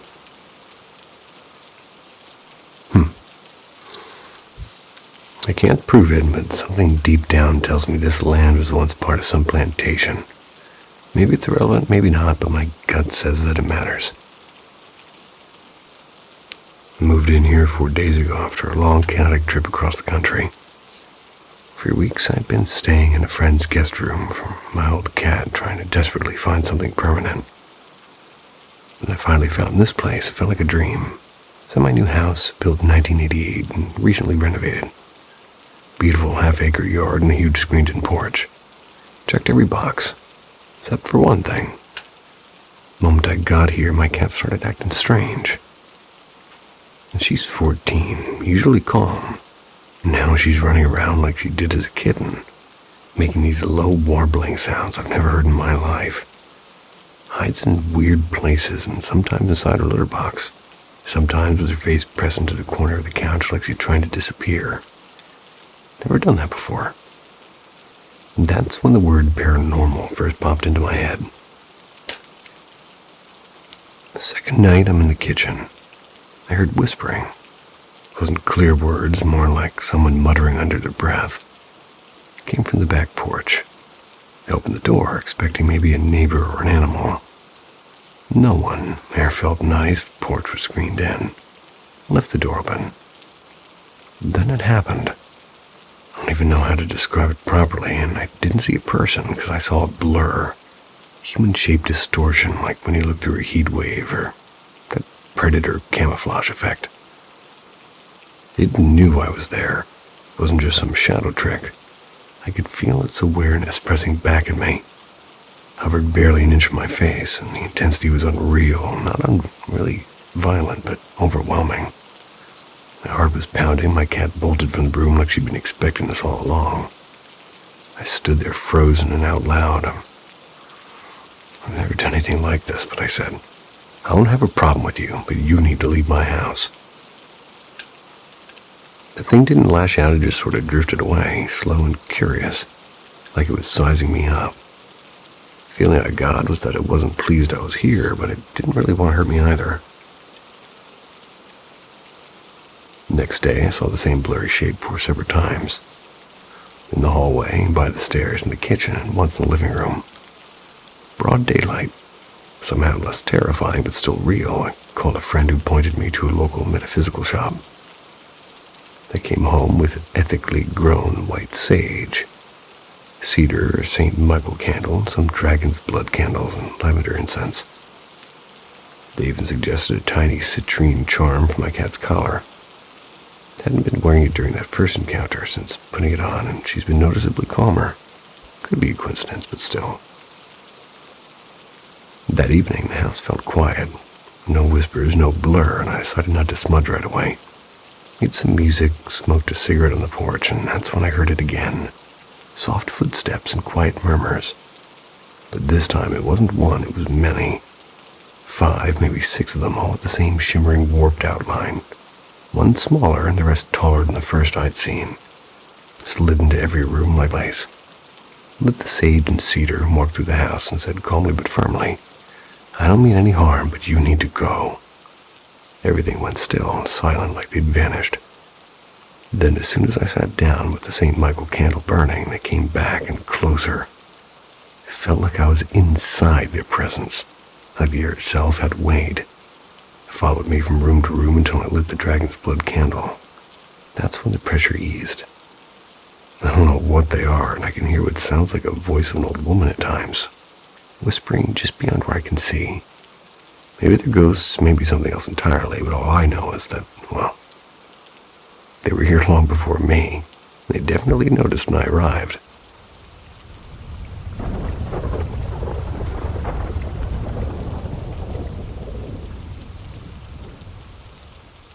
The thing beneath the stairs. My cousin, let's call her Clara, which is once again the name of a bearded dragon I had at one point in time, lives with her big family in a sprawling, many-gabled Victorian house that seems made for ghost stories. The place has 4 full floors, including a converted attic with its own kitchenette and bath. They used to rent it to college students. With all those creaky staircases and shadowy corners, you'd expect nightly hauntings. But for years, there'd be nothing. No footsteps where they shouldn't be. No cold spots, no spectral whispers. Just the occasional settling groan of a century-old house. Clara's parents had even transformed the stone-walled basement into a bright, cheerful daycare for neighborhood kids. By day, it was filled with laughter and finger painting. By night, though, Clara noticed something different. After the last child went home and the lights dimmed, the air turned oddly heavy, a little too cold for the season. She told herself it was just the silence playing tricks, fetched whatever toys or supplies she needed, climbed back up to the warm butler's pantry off the kitchen. The house's layout was classic Victorian.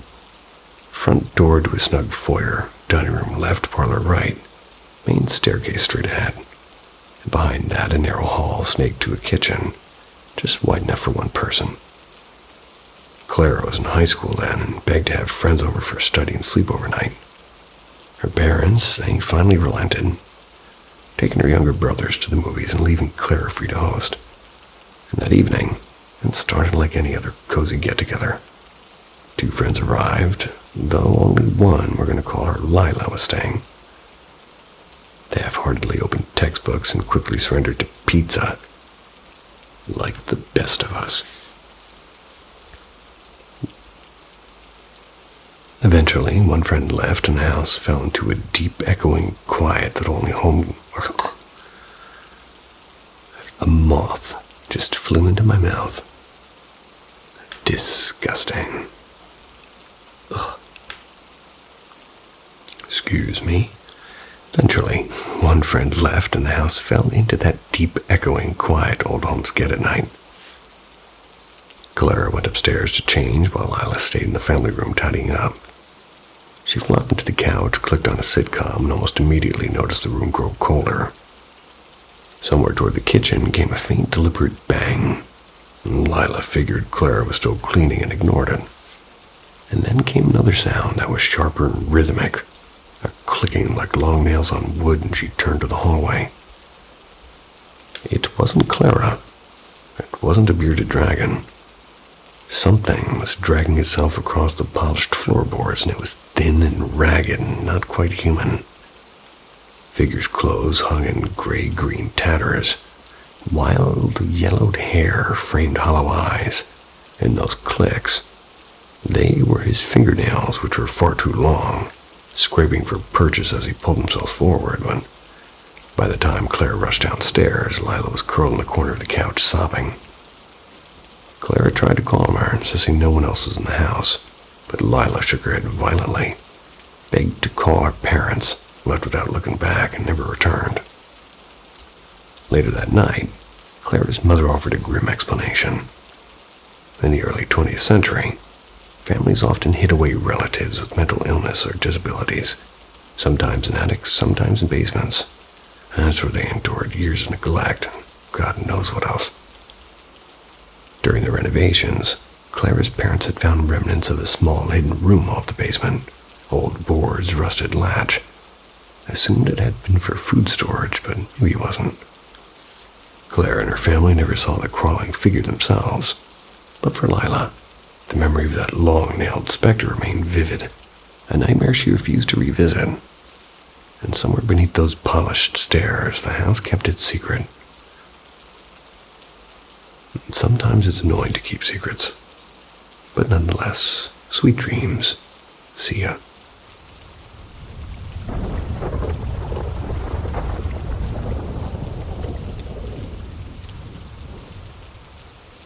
The Cold Bulb.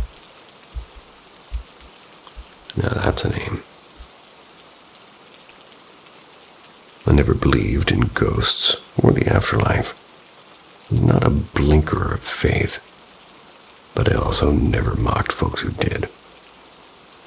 Call it respect or stubborn common sense, but it all started to wobble last spring. We moved into a new place. For months I didn't see a thing, I didn't hear a thing. And then 2 months ago, things changed fast. My youngest, Mia, was the first to complain. She kept saying she'd hear steps at night. Not upstairs, but down in the crawl space behind the pantry. She'd burst into her room, convinced a door had swung open by itself. I chalked it up to drafts in a settling house. And houses do creak and pop when temperatures shift, and she'd get upset that we didn't take her seriously. I even did a walk through at 2 a.m., flashlight and all. I found nothing. A few weeks later, my older daughter Jess moved back in with her 2 little ones, a busy 3-year-old and a newborn. So one night, she walks into the living room like she's seen a ghost and says, "I thought I kicked something, but now I know it wasn't me."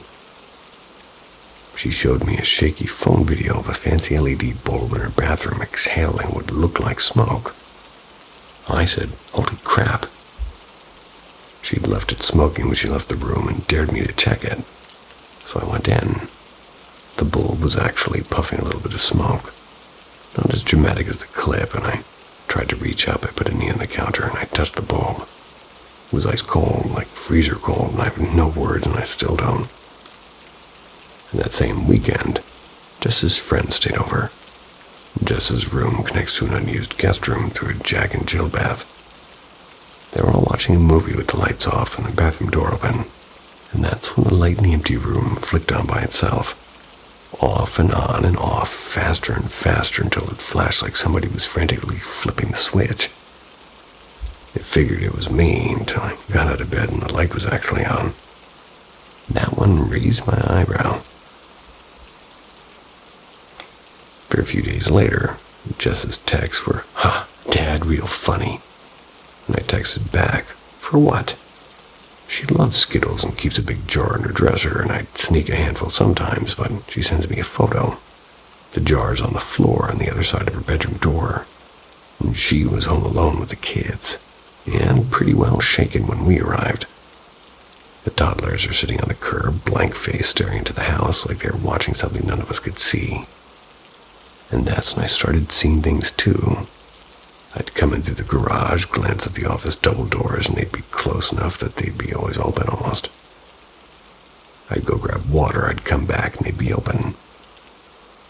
Once I'm cooking when I swore Jess leaned in on the bar and asked me a question. I turned and my wife and both girls were staring at me like I'd lost it. They're on the couch and Jess swore she never stood up. One night when my wife felt sick, I slept on the couch. I'm in bed and the bathroom light just starts flickering. Not together, but like a bad radio signal. Then one bulb started to smoke and I touched it. Neither hot nor cold, but later I heard a thud and fell asleep pretty uneasily.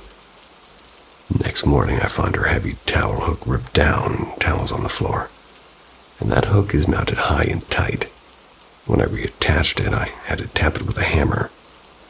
No accidental pull, no toddler shenanigans. Since then, we've all heard our names called softly in empty rooms. Small things relocate, like toys from the kids' playroom end up staged in the living room. Grandkids will be sitting with us and suddenly both will stare dead ahead toward the kitchen, eyes fixed and eyes blank, like there's something standing there that only they can see. And the footsteps I used to dismiss, well, I hear them now, and I'm officially unnerved. Sounds far-fetched, maybe, but it's real to us. It's getting worse. We're talking about moving if anybody had something like this happen. Like, what did you do? I'm running out of explanations.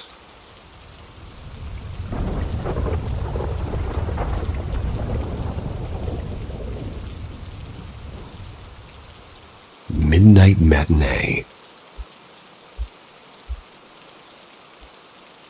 So I want to believe in ghosts. The whole haunted house, cold breeze thing that goes bump in the night package. But up until this one shift at an old vaudeville theater I worked in, I never had anything I'd call irrefutable proof. Plenty of weirdness, sure, and stories from coworkers about being watched and phantom footsteps. Things falling off plaster moldings. Some of it I chalked up to buildings that were older than dirt, but this night still sits in my head like a bad song you can't stop humming. Got plenty of those. My coworker Sam, who loved the occult as much as I pretended to, We decided, because morale was tanking and the place felt heavy, to do a little energetic reset.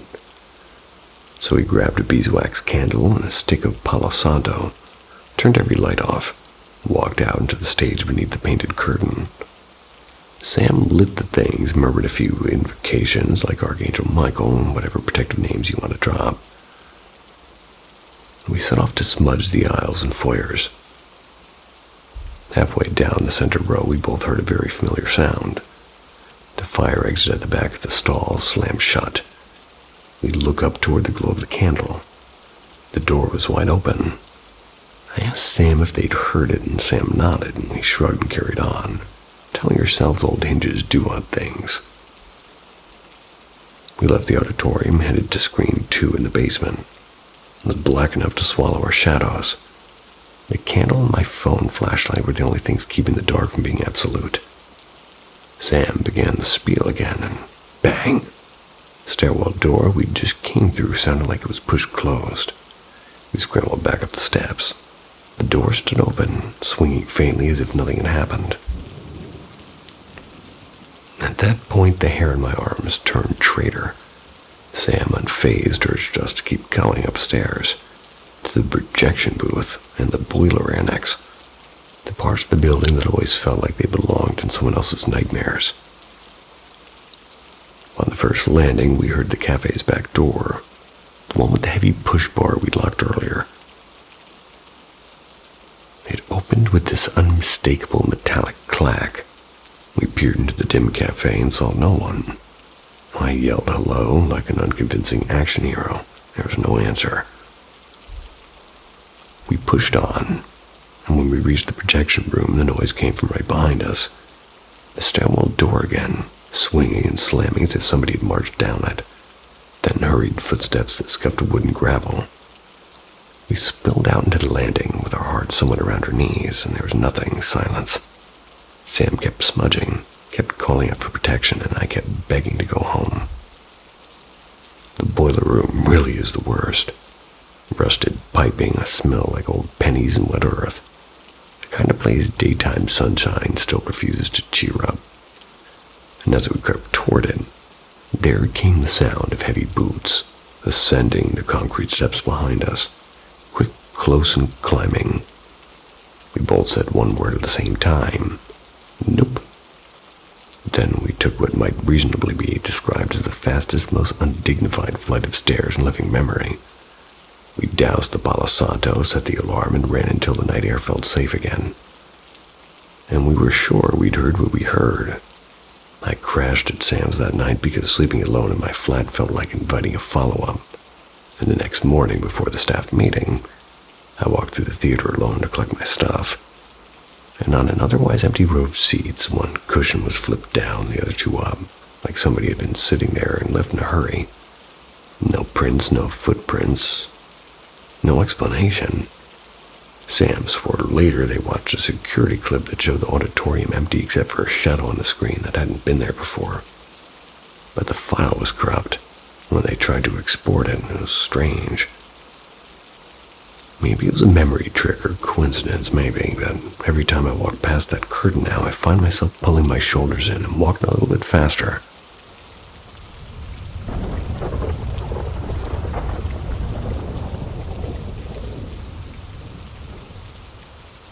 The house with the peeling walls.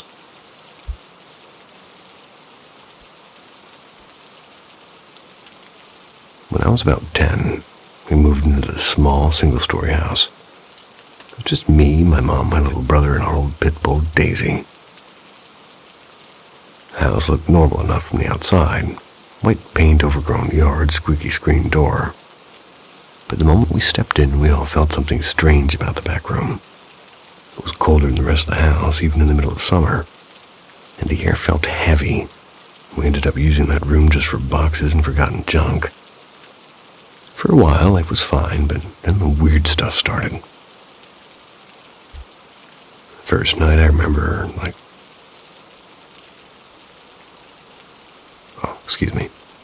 The first night, I remember anything happening. I was sneaking into my mom's room to grab one of her hidden sodas. She kept them there so my brother and I wouldn't drink them like water, as she would say.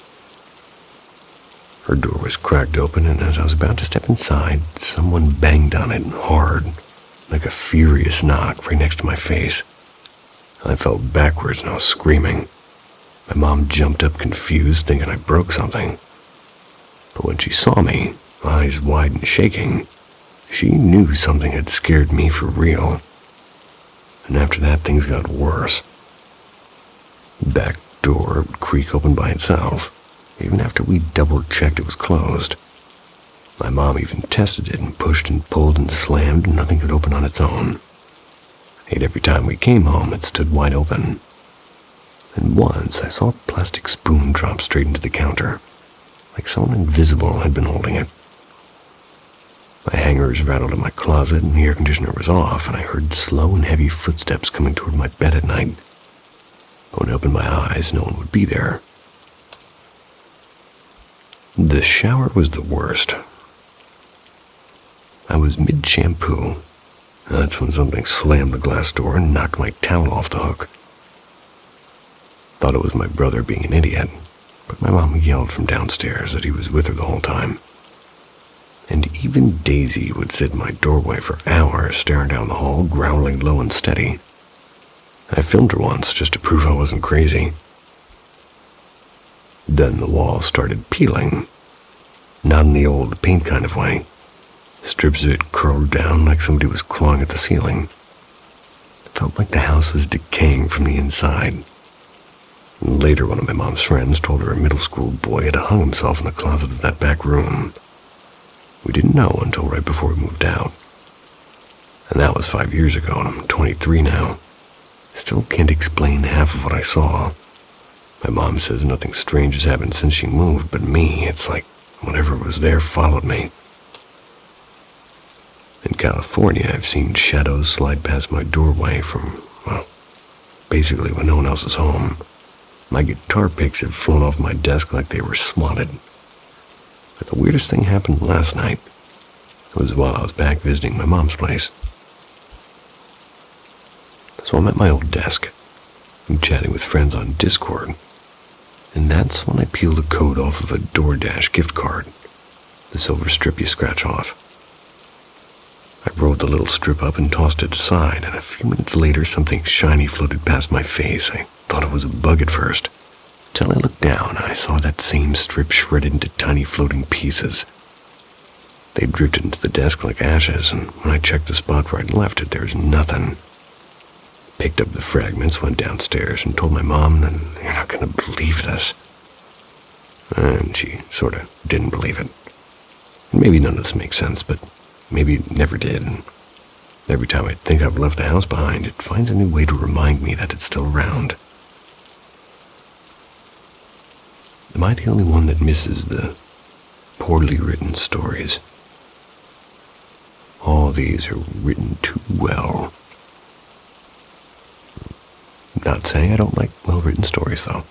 Just saying. I don't know.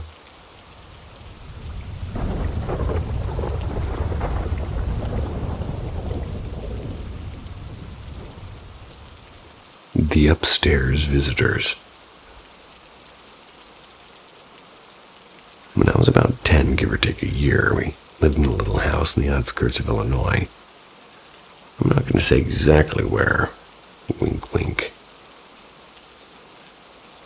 The place was your typical late 90s build.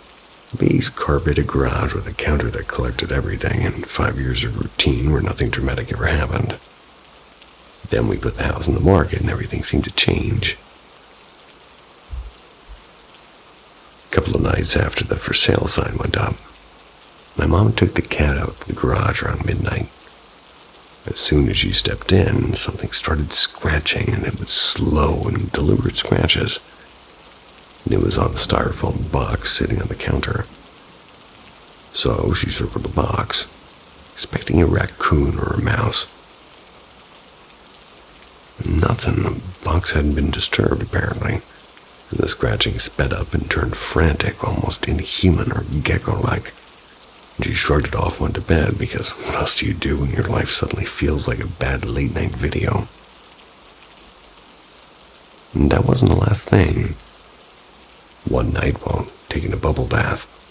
Bathroom doors opened to both the hallway and the master bedroom. Well, she caught a shadow darting across the doorway. No one else was home, and she told herself it was imagination, though her voice didn't sound convinced when she said it. And I was home alone a few times. The house had turned into a mausoleum of silence, except for the sounds that weren't mine. I'd hear heavy footsteps right above me, as clear as if somebody were pacing the floorboards. And for a while, I wrote it off as the house settling. My mom heard the same pacing later, and when she was home alone. Same cadence and same hollow feeling. And then my sister noticed some things, a little bit less. She'd been the quiet type, doing her own thing, but one night she casually told my mom she'd been talking to quote-unquote people, figures she could see and speak with at night, and I won't lie, that revelation creeped me out at the time. We used to share a room, and apparently I slept through her seances, and I don't know if she's a full-on medium, but she definitely had something. Can't remember what the spirits said or what she told them, just that the conversations had happened. Flashback further, and I'm 8 then, and before any of this circus began. I was climbing the living room stairs, and around the second or third step I felt a yank on my shoulders. It pulled me backwards off the stairs, and couldn't have been a fall. Could have been clumsy year-old me, but I still remember that weird grabbing force like it was a hand on my shirt. One night, my mom woke up in the dark to somebody whispering, "Hey." She flicked on the lamp, and there was no one. My dad was a rock in sleep. Definitely wasn't him. And when showing started, we had to leave the house so buyers could tour. After one group left, we came back and noticed my sister's school picture on the floor. The frame knocked off cleanly, and only hers. The realtor insisted the visitors hadn't touched it and that the frame had been secure. Coincidence, maybe. Creepy, definitely. We sold the house and moved out. My mom ended up telling the realtor everything.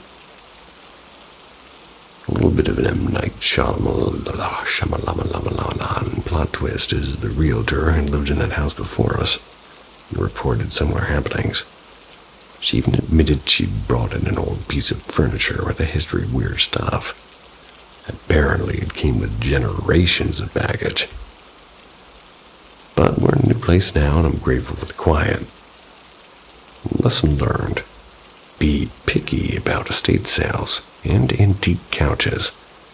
Also, if Sam and Colby ever need a spooky investigation spot, they should swing by her old place. I'll leave the styrofoam box out for them. Nextly, we have the house that wouldn't stay quiet.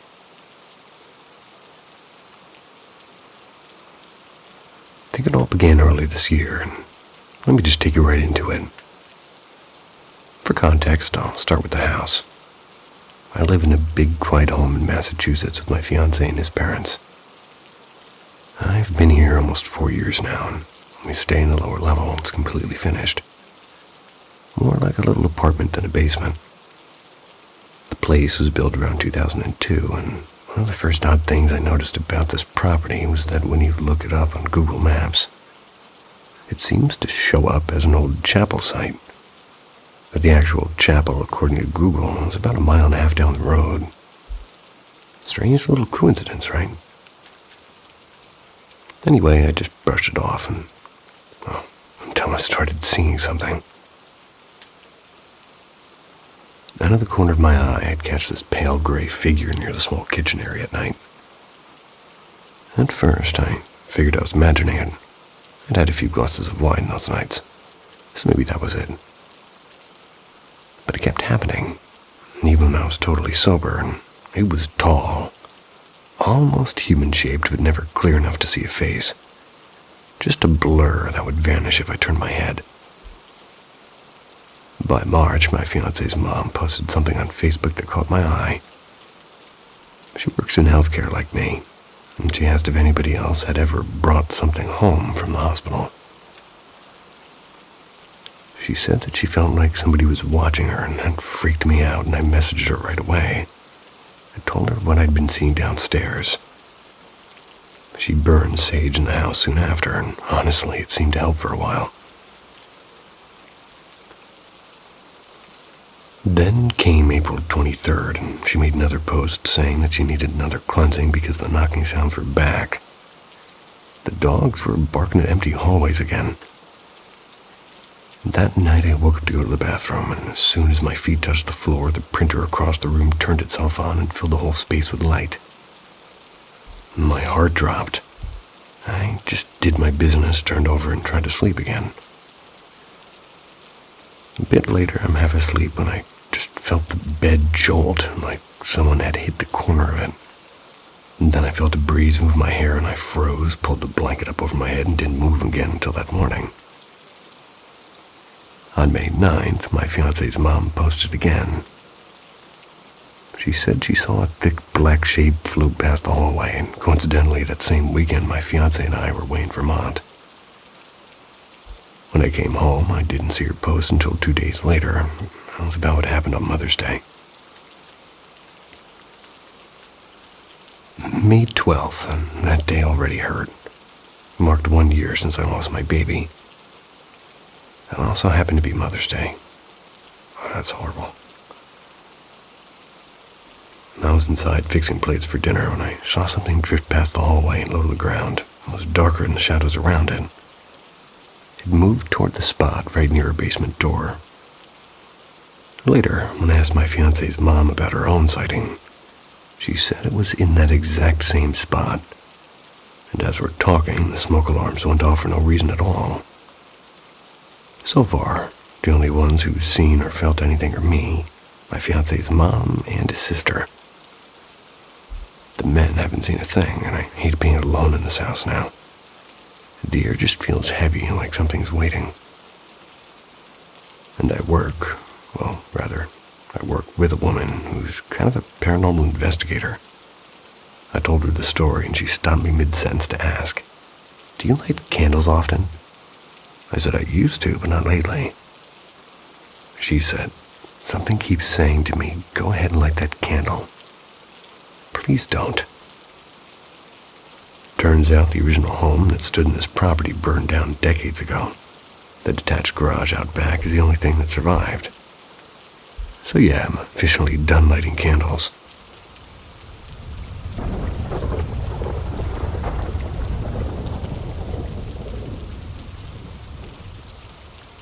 The woman in the corner. I grew up in the second biggest city in my state. Though back then, it was barely a town on the rise.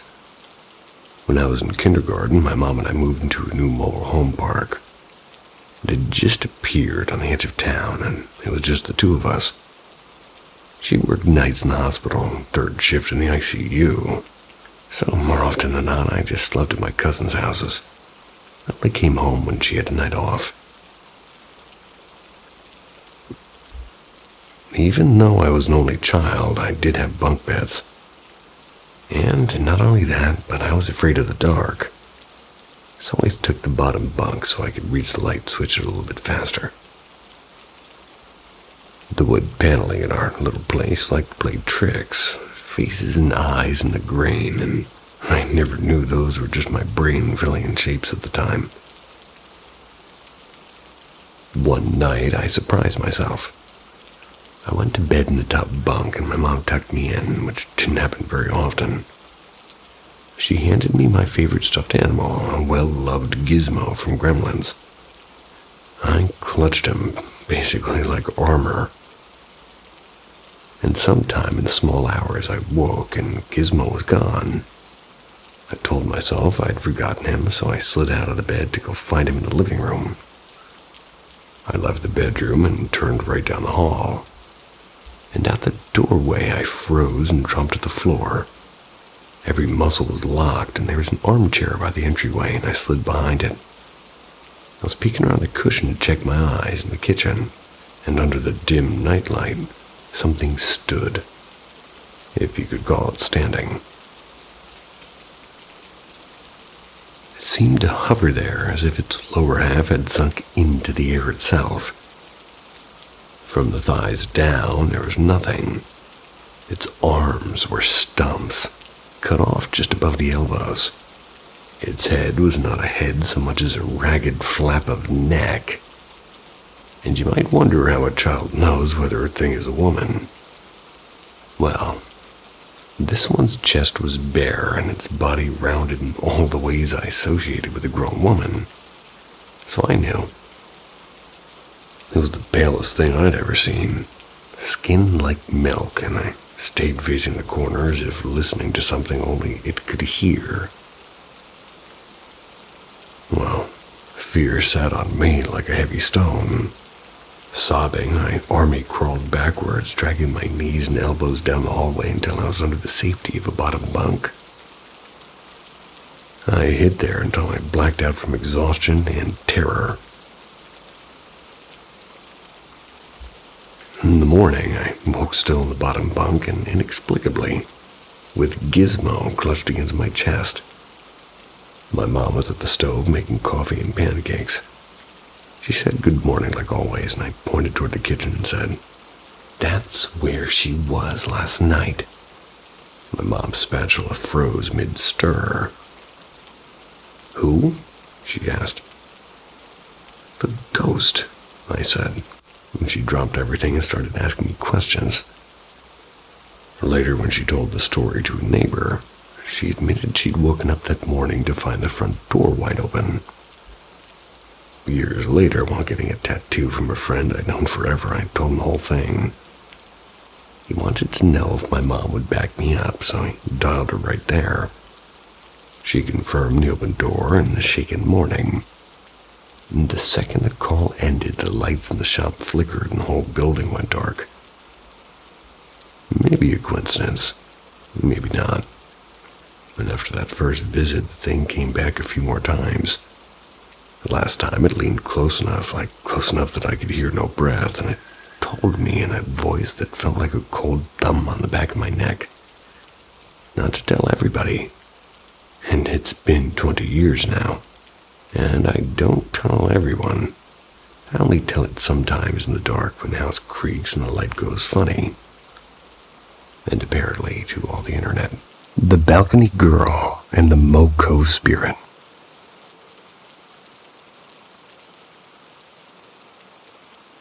I come from a Maori Pacifico away now, where stories about the unseen aren't unusual.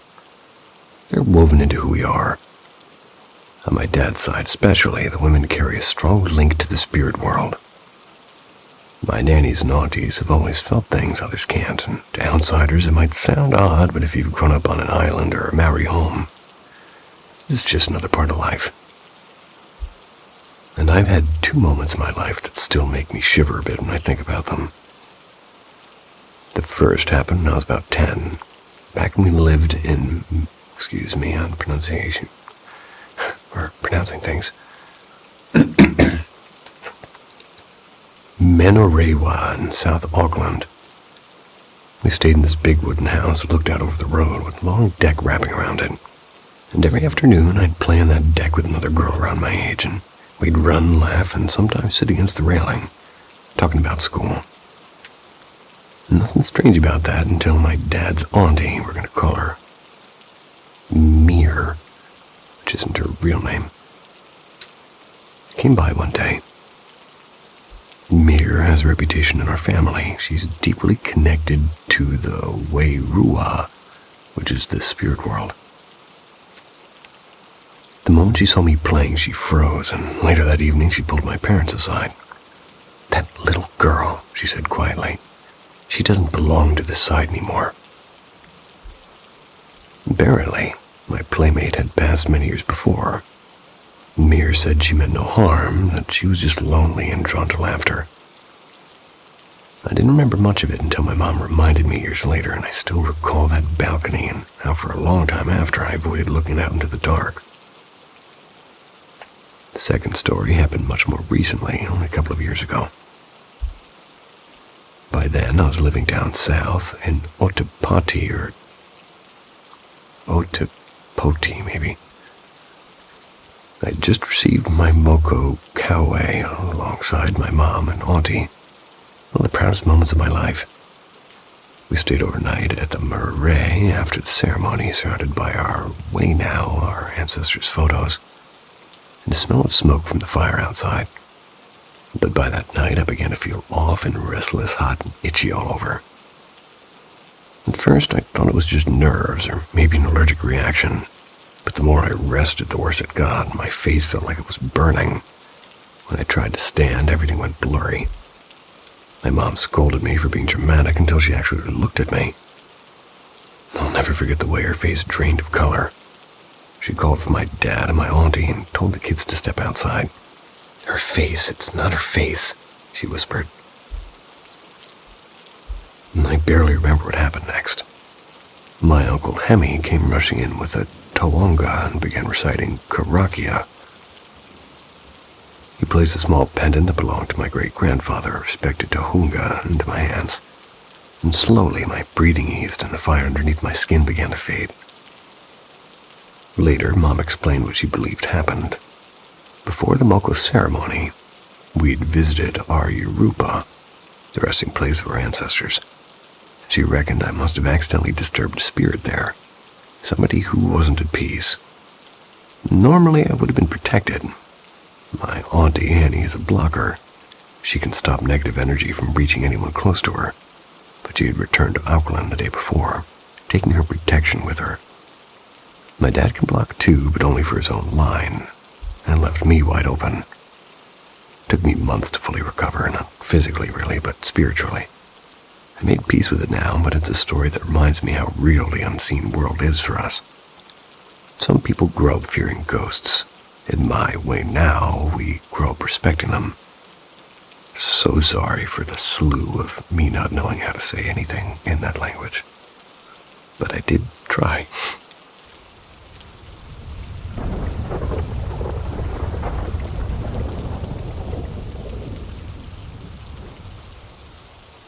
The Night of the Blue Jay. This happened several years ago, and even now I've only told a handful of people. One of those stories that sits quietly in the back of your mind. Heavy, but strangely comforting.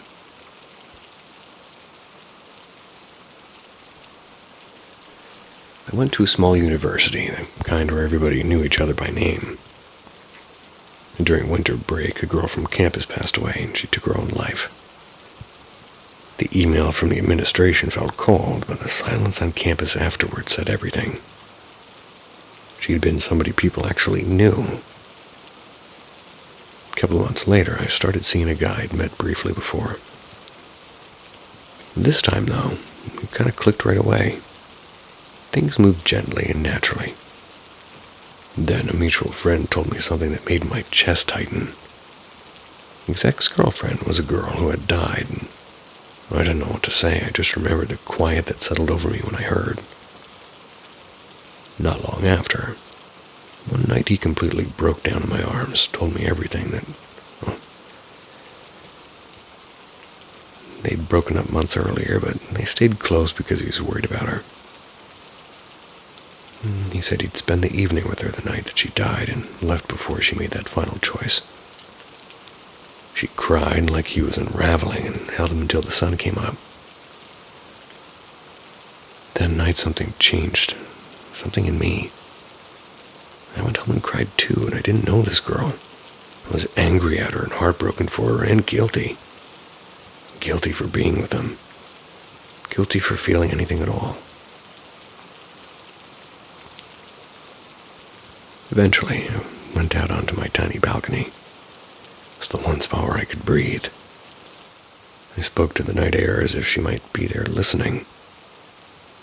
I told her I didn't want to disrespect, what she'd mean to him, that I'd treat him gently, and I was sorry that she had suffered alone.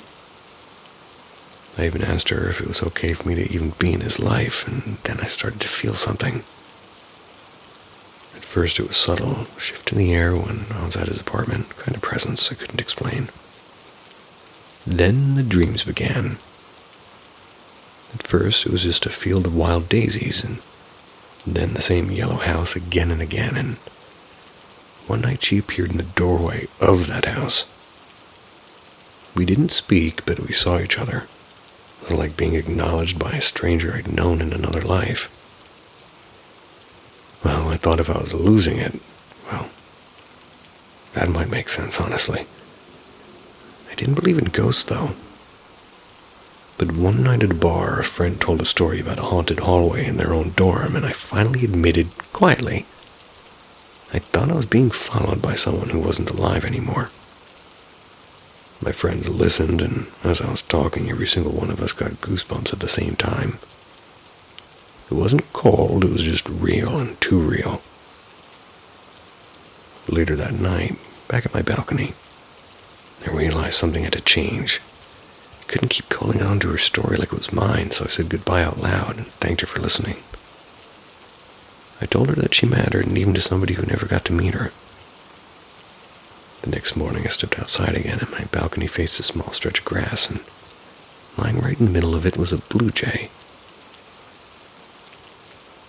I panicked at first because it was quiet and my hands were shaking, but when we searched it up later, we found that blue jays are often seen as messengers between worlds. Some say a dead one means the spirit's finally moved on. Years later, I still think about that winter. Never told a guy, like, how do you even say something like that?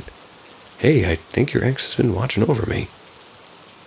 But I'm grateful she did, because that presence softened something in me. I don't fear spirits anymore, and in a strange way I hope my loved ones will visit me too when they go.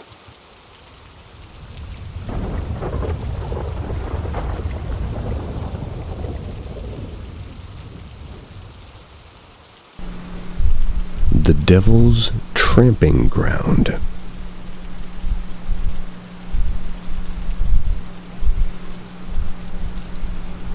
I have a friend who's really into the paranormal like myself. Let's call him Jake. It was October of 2018. We just wanted to go ghost hunting or explore supposedly haunted buildings and areas. We had been researching and decided our drive limit was 4 hours. Came across a place called the Devil's Tramping Ground. At this place, there's a circle in the woods that can't grow grass, and the trees make a circle around it. As legend has it, the devil himself uses that circle of sand and dirt as a portal. He comes to Earth at night and stomps on the ground, pacing back and forth. We read that if you tried to sleep there, on the circle, you'll hear a soothing female singing, and it'll put you to sleep, and then you'll wake up in a different location. So what did we do? We brought tents, sleeping bags, chairs, and beers, of course. Okay, back to the story.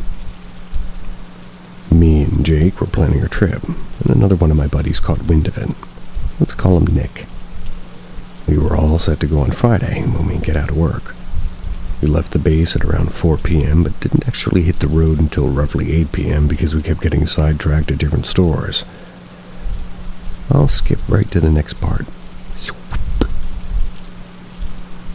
We get off the highway. It's close to midnight.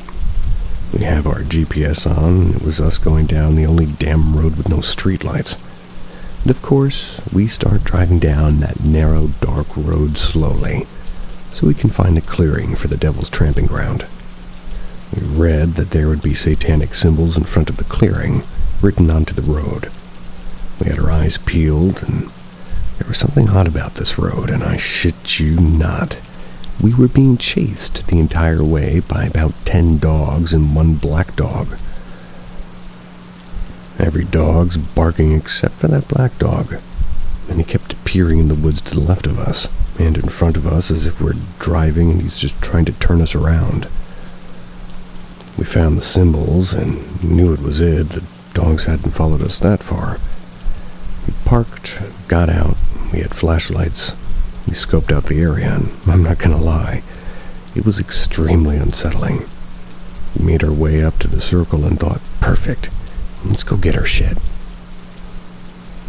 Fast forward about an hour, and it's quiet. We have our tent set up in the circle. We have our chairs set up surrounding our cooler, just telling ghost stories and drinking. Nothing really seemed to bother us other than the occasional twig snapping that sounded like footsteps and the feeling of being watched. We just chalked it up to animals. It's 2 a.m. now. I start to hear voices all around me. And I'm not the only one.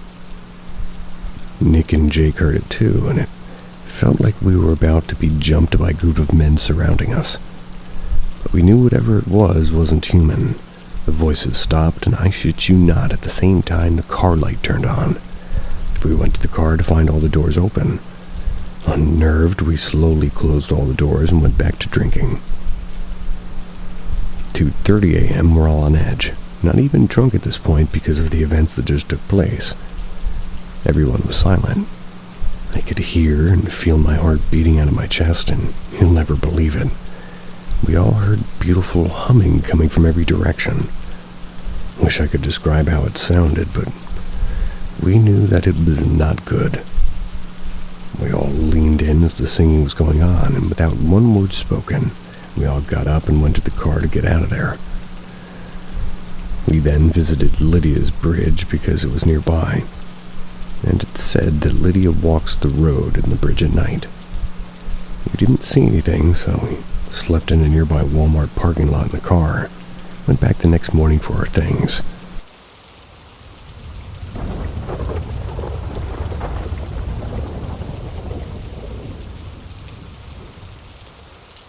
The Whispering Acres. In 1994, I purchased about 180 acres of woodland for weekend escapes. Jeez. Over the years of hiking and scouting the property, we stumbled upon 3 undocumented cemeteries. The stones were crudely hand-carved and weathered to near nothingness. No names, no dates. Some were just blank slabs sticking up from the soil. In 2002, I decided to put up a small timber frame cabin and ditch the old camper. And from the very first week of construction, it felt like I had stirred up something that didn't want to be disturbed. Since then, I've walked into cabins only to find it looking like there'd been, basically the whole thing tossed up by a storm. Chairs overturned, cups smashed on the floor, and drawers open, but not a single lock broken. No windows cracked, nothing stolen, just chaos. Random, unsettling chaos. It was the night before deer season. Don't know when that is. I invited a few close friends to stay over and hunt with me at dawn. We rolled in around dusk, and we had a plan too. Cook some venison steaks, crack a few beers, and relax around a campfire. At around 9 p.m. on a crisp Saturday night, we're swapping stories around the fire pit when everybody started getting hungry. I ducked inside to grab the marinated steaks off the counter, and as I stepped back out, one of the guys barked. Woof! You didn't have to hit Pete with a branch. You could have just thrown it on the ground, and everybody laughed nervously. What are you talking about? I asked. You just hit him with that stick and nearly knocked him over. I've been inside, dude. Sure enough, lying at Pete's feet was a stick, and it was maybe 2.5 feet long and 2 inches thick. Way too big to have just fallen. There was no wind, no trees within 50 feet of the fire pit. Pete rubbed the side of his head. I was just standing here and back to the fire, and I hear it whooshing through the air, and then wham! He thought I was pranking him. They all rushed over to me and then darted back inside for rifles and pistols and flashlights. Someone muttered something. They said, "There's something in those woods." We slipped out through the front door, moving quietly to the corner of the cabin. From there we could hear it, slow, deliberate crunching of leaves about 100 feet off from the woods. We turned on our flashlights and swept the beams through the trees. The area was clear, no underbrush, nothing to hide behind, but the sound kept moving. 6 grown men, lifelong hunters, all frozen like kids. And the sound finally faded, and the rest of the night went on without incident. But none of us forgot it. Years later, our kids are old enough to join us this time, and we hosted a bigger get-together with the same crew, plus a few more. The boys wanted to hang out, or rather hike out, to one of the cemeteries I'd mentioned before. After dinner, we all geared up, flashlights, sidearms, and started down that trail. It's about 400 yards to the cemetery, a wide path under tall pines. Halfway there, I caught something out of the corner of my ear, a faint, steady step-for-step movement in the brush just off the path.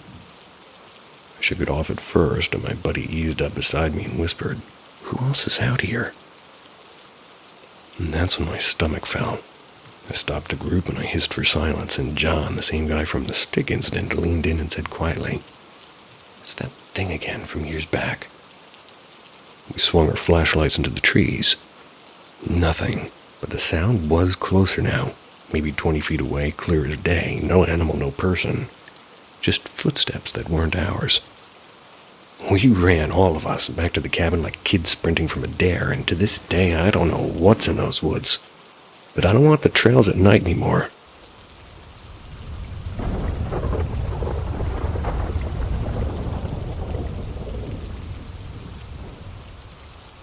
The Black Dog by the Field.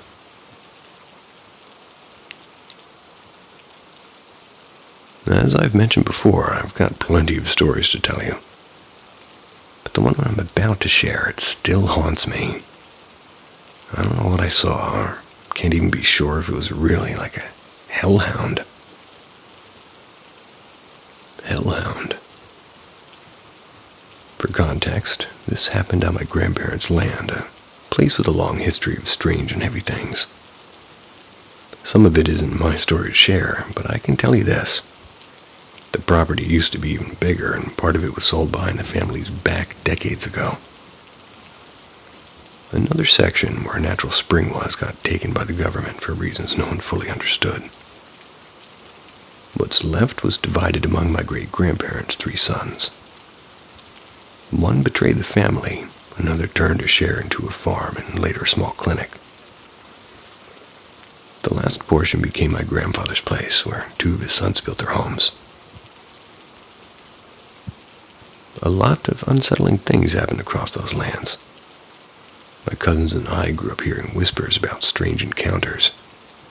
And we have seen what you might describe as unexplainable lights. And I've caught ghostly figures in photos, and some of my cousins even played with Ouija boards out there. Against everyone's better judgment, but I've got countless stories from that property. Lead March, other great-grandmother, had just passed away on her own in the hospital. All family had gathered up to stay for the funeral. My grandparents had this old truck that we called the Boda, or Bauda. Don't ask why, it's just what we called it. I was just about to ask you that. That night I volunteered to drive the Bauda along the gravel roads through the open fields and patches of woods to drop off my cousins after dinner. As I neared my first cousin's house, I suddenly slammed on the brakes. And there on the grassy hill, maybe 60 or 70 feet ahead, was something that made my stomach drop. Only way I can describe it is by comparing it to the Rottweiler that we once had in the property. And that dog was huge, chest-height when standing on all fours.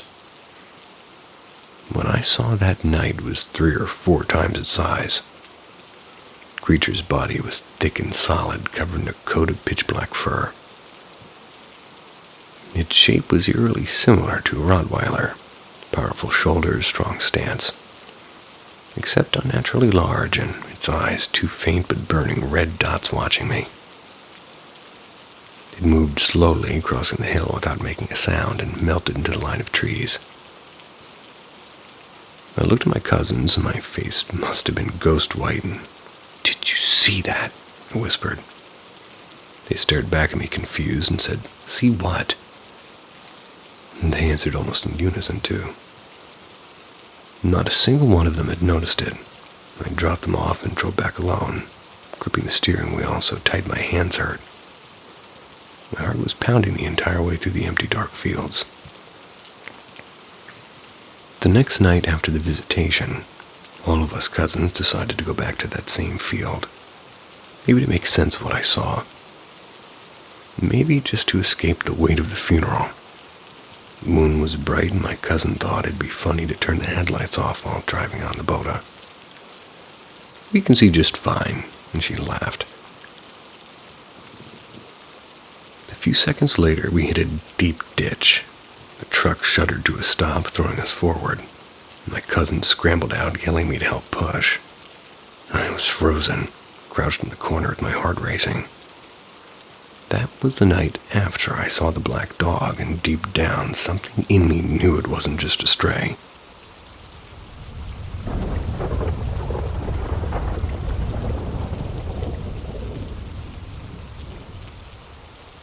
The corners of the hall. The first time something like this stuck in my memory, I must have been about 16. We were packing up the old apartment. Just the essentials were left there, like my mattress and the old box TV. And a mountain of boxes my mom swore we'd unpack next weekend. I decided to crash there one night, just to watch the playoff game. Same routine. Game on, a giant tub of buttery popcorn on my lap. I ate a handful, set the bowl down on the floor, and a few minutes later it launched across the room like somebody had snatched it and tossed it. I shrugged, I picked it up and went back to the game. And at the time, I didn't know what to think about it. Maybe I just didn't want to know. In the new place, Dad installed this ridiculous, oversized lava lamp in the living room. And sometimes, out of the corner of my eye, the glow will vanish as if something walked in front of it. It happened while I was loading the dishwasher, and again when I was in the room in the PlayStation. Once, while I was sitting on the couch, I got so lightheaded Dad laid me down. Everything went white and I heard plain as day, "We're all around you." And I panicked and I thought I was dying. And all I could think was, I'm way too young for this. Skip ahead 6 years, I just started seeing a girl who would later become my wife, and a few months into moving in together. We're lying in bed, sleeping, much more than anything. It's when a deep male voice breathed into my ear and said, "Leave." It felt like someone yelling right beside my head. I looked at her with my heart thudding and said, "Did you hear that?" "I heard something," she said. It was muffled. We were about a foot apart and she couldn't make out the word at all. A couple of months later, she woke me up just to drive her to her shift at 2 a.m. Hands were trembling and said, "Something was talking to me last night," she told me. Couldn't understand it. It was like an old language. In that image, something unseen whispering right where I slept crawled under my skin. A year after that, we'd moved again. I jolted awake one night to a shadow looming over me. Instinct made me grab for whoever it was. The shadow took one step back and dissolved into nothing. I didn't sleep a wink after that. Another night, I'm alone with my tablet. Bedroom doors left open. And I heard footsteps start down the hall, but they began halfway down like they appeared out of thin air. I watched the doorway, convinced someone was sneaking in. A tall, dark silhouette glided past. I ran out. I checked the other rooms. The bathroom and the spare bedroom were empty. Every door was closed, and there was nothing the figure could have gone to or anything like that. 6 years more, new house. Seemed kind of weird. It was about 11:30. She was asleep, and I was in the spare room with the door open. I was scrolling on my phone. And from my perch, I could see down the dim hallway. And out of the corner of my eye, I saw something move again. I kind of glanced, and there was nothing. Came back to my screen, and twice more I caught the same flicker. Tried to hold my gaze at the edge of my vision. 10 feet down the hall, something was crawling, low and deliberate. and then it rose up. A woman in a pale dress, circling like she'd lost her way. She bolted toward the bedroom door, and right as she lunged, I hit the light and she vanished. Sitting there, adrenaline sharp and stupid, I wasn't sure whether to laugh at myself for being spooked or to call someone. Hair on my neck was standing up and my heart felt like it wanted out of my chest, because whatever it was, bowl swinging, lava lamp blocking, whispers in the dark, it had a way of showing up in the corners when I would least expect it.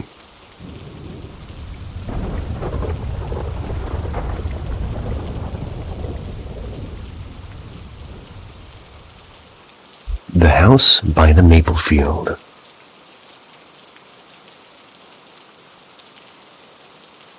To start off, I should probably tell you the house used to be an old farmhouse. It sits near a maple grove with open fields stretching out in front and a quiet patch of forest behind it. It's peaceful out here, just a 15-minute drive to town. We've only got one neighbor close enough to wave at, and it's pretty private overall. The house had originally come to us through an auction at a county. The story goes that it once belonged to an elderly man who lived there his whole life. He'd inherited the land from his parents, and after he passed away, no one claimed the property for years. People said he died quietly in his sleep, right there in his bedroom. Some locals even whispered that his brother had taken his own life in the barn decades before, though nobody knows if that part's actually true.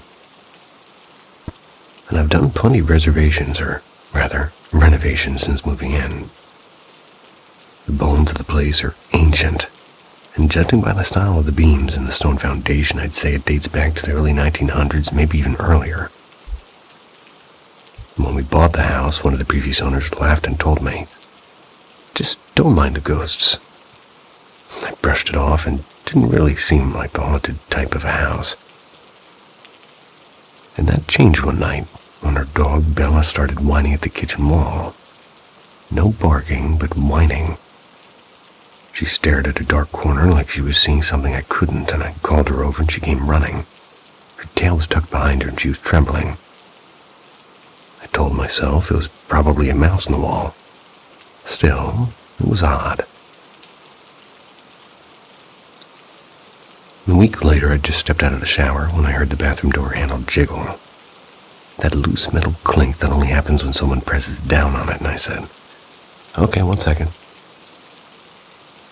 I opened the door, expecting one of my kids, but the hallway was empty and everyone was outside.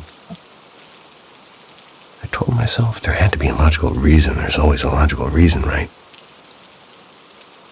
And there's one particular room upstairs, the one with the old cedar bed frame, had a strange reputation. Everyone who's even slept there at one point or another has felt the mattress dip in slightly. It's as if somebody had just sat down on the edge, and each of my kids experienced it at different times growing up. None of them mentioned it until years later, and turns out they all had the same story. My husband had heard his name whispered in the dark, clear as day, and more than once. He also caught the sound of footsteps pacing downstairs when the house should have been empty. Once I was chatting with him in the kitchen when my cell phone started ringing. The caller ID said home phone. Except we were both right there, staring at the house phone on the counter, and neither of us had touched it. And then there's the voice, and I've heard my daughter call Mom when she wasn't even home. My husband's heard it too, and it's uncanny the way it sounds exactly like her. One night around 10:30, I heard a heavy crash from the upstairs hallway. It was loud enough to make me jump, and my husband was at work. I grabbed the biggest knife in the drawer and froze halfway up the stairs, debating whether I really wanted to check. And I ended up calling my son, who was at a bonfire about half an hour away. He came right over with a couple of friends, all of them acting like they were clearing a SWAT zone, complete with flashlights. They searched the entire house and even the crawl space, and there's nothing, not a single thing out of place. I still hear creaks now and then and footsteps maybe 10 feet away when I know I'm alone. But honestly, it doesn't feel threatening. The house has a life of its own. Old and a little mischievous, but not unkind.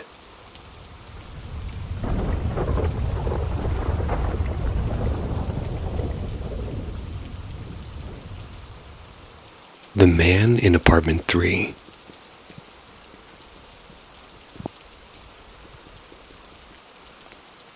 Last summer, I finally moved out with my boyfriend into our first apartment together. It was in a part of town called Maple District.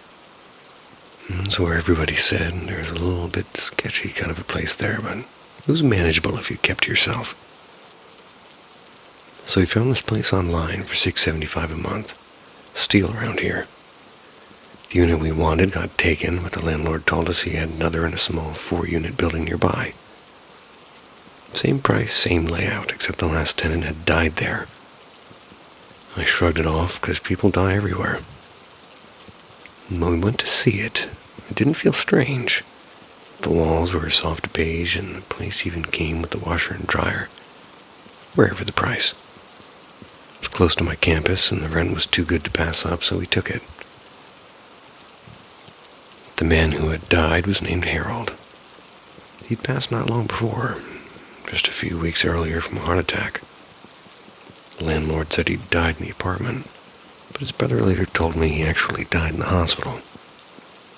Unlike another tenant from years before who had died there, in the exact same unit. And that part nobody liked to talk about. The only thing that bugged me was when we first moved in, it was like the carpet, it was ancient. And there was like more than one faded stain that looked unsettling, like, well, somebody had fallen there and never gotten up kind. Tried scrubbing it out and nothing worked, and we just covered it with a rug and pretended it wasn't there. The apartment itself was fine, old but livable, and still, sometimes I'd wake up in the middle of the night with that prickly feeling. I'd sense something in the corners or feel eyes on me when I showered. My boyfriend brushed it off, and he doesn't believe in ghosts, which I think is just his way of not dealing with them. Our neighbor in unit number 1, though, was the opposite. Paranoid and unpleasant. She once accused us of banging on the walls at night, even though we weren't home that evening. I told her that, but she just glared like she didn't believe me. The walls were thick and we barely heard our neighbors. Not even the family of 4 in Unit 2. They were nice enough. Never learned their names, but they gave us our kitten Biscuit. That was when their cat had a litter. Things got weirder when the people in Unit 4 moved out. And while it was being renovated, police showed up one night around midnight. They asked if we'd seen anyone in the window of that unit. No, we hadn't. The place was locked up tight with no curtains and nothing inside but tools. They said somebody had reported seeing a figure standing there, a shadow maybe. Cops couldn't explain it. Over the months, little things started happening, and items would vanish and show up days later in the kitchen or on the floor. My boyfriend swore he never touched them, and honestly, he's not the type to move things around. Sometimes I'd feel someone right behind me, close enough to feel the air shift. Biscuit would hiss at empty corners or stare frozen like they're tracking something I couldn't see. Classic ghost stuff, right? Except it didn't feel like a story, it felt personal. By the end of her lease, the black mold was getting bad, and the constant unease wasn't helping. I moved back in with my parents, and I still joke about old Harold checking in, but deep down I think it was something else. Maybe the man before him, the one who really did die there. I dream about spirits sometimes, and people I've loved and lost, and I once dreamed of Harold. We were in a living room like mine, surrounded by old photographs. He was rocking in a chair, smiling faintly, and I don't remember what he talked about. Other nights I dream of my cousin who passed, and he always hugs me and says hi, and always tells him that I should be here. He just smiles and says, I know. And that's somehow the part that gets me the most.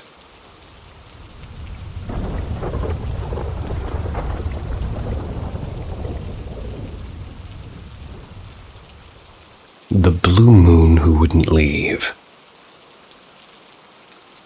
Quick heads up. The house I grew up in was old. The kind of place that felt like it kept its own memories.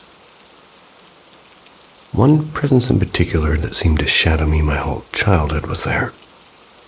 My brother says he'd find me standing in my crib talking to empty air, insisting the person I was chattering with was a man. I had 1,000 little moments like that. The constant feeling of being watched and the sense that I was never really truly alone. When I was 12, my childhood best friend, my tiny 2-year-old niece, we were sprawled on my bedroom floor playing, and out of nowhere, my niece stopped and stared at a closed door. We asked what she was looking at. She pointed straight at the wood and whispered, "There's a man." I asked what he wanted, and she said without blinking, "He wants to hurt you." And that's when I realized this thing had been attached to me since the beginning, the same one that showed up in the story I'm about to tell you. Around 8 years old, I got this old toy doorbell as a present. The chime was shaped like a little blue crescent moon, transparent plastic with glitter that winked in the light. A thin cord ran from the moon to a star-shaped button that sat on the outside of my bedroom door. Pressed the star, and the moon chimed this delicate magical sound, and I loved it. I begged to put it up immediately. And after a few days, it started chiming on its own. I'd jump up, fling open the door, and there'd be nobody. Happened more and more. And then one night it began chiming and didn't stop. I ripped it off the wall, yanked the batteries out, and it kept chiming. Panicked, I bolted out into the hallway. There were 4 steps down to the kitchen. Then a straight shot to the living room. I hurled the moon across the house into the living room, still chiming. I slammed the bedroom door and I tried to ignore it, and somehow I fell asleep. The next day, the moon was exactly where I'd thrown it. I boxed it up and I shoved it into the basement. Years later, I dug it out, and I was older and stubbornly skeptical. Maybe it was just a faulty toy. I rehung it, and predictably the chimes came back. This time, the moon also started falling off the wall. I stopped being scared, and I started getting angry. Every time it fell, I shoved it back on harder. I guess my anger made whatever it was there angrier too. And one sleepover night, my best friend was there, and the bell began chiming. Then it slammed off the wall and flew across the room. I marched over and I grabbed the crescent and I smashed it back onto the hook, fully intending to tell Mom it was harassing me. I didn't even get halfway down the hall before my friend screamed and bolted into the corner, shaking. The crescent was on the floor, the cord ripped clean out of the plastic. The star still on the door with the wire whipping like it had a life of its own.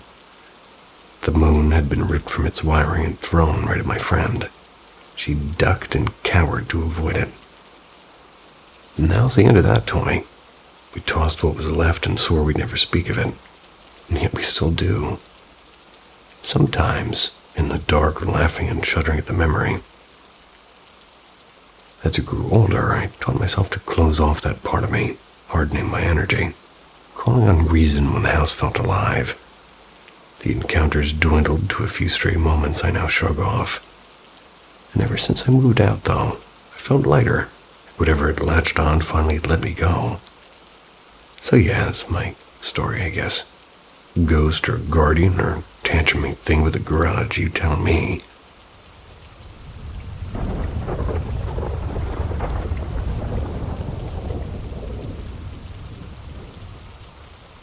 Whispers through the curtain. My husband has always been the kind of dreamer who seems to live 2 lives. One in the real world, one in the vivid, lucid world in his sleep.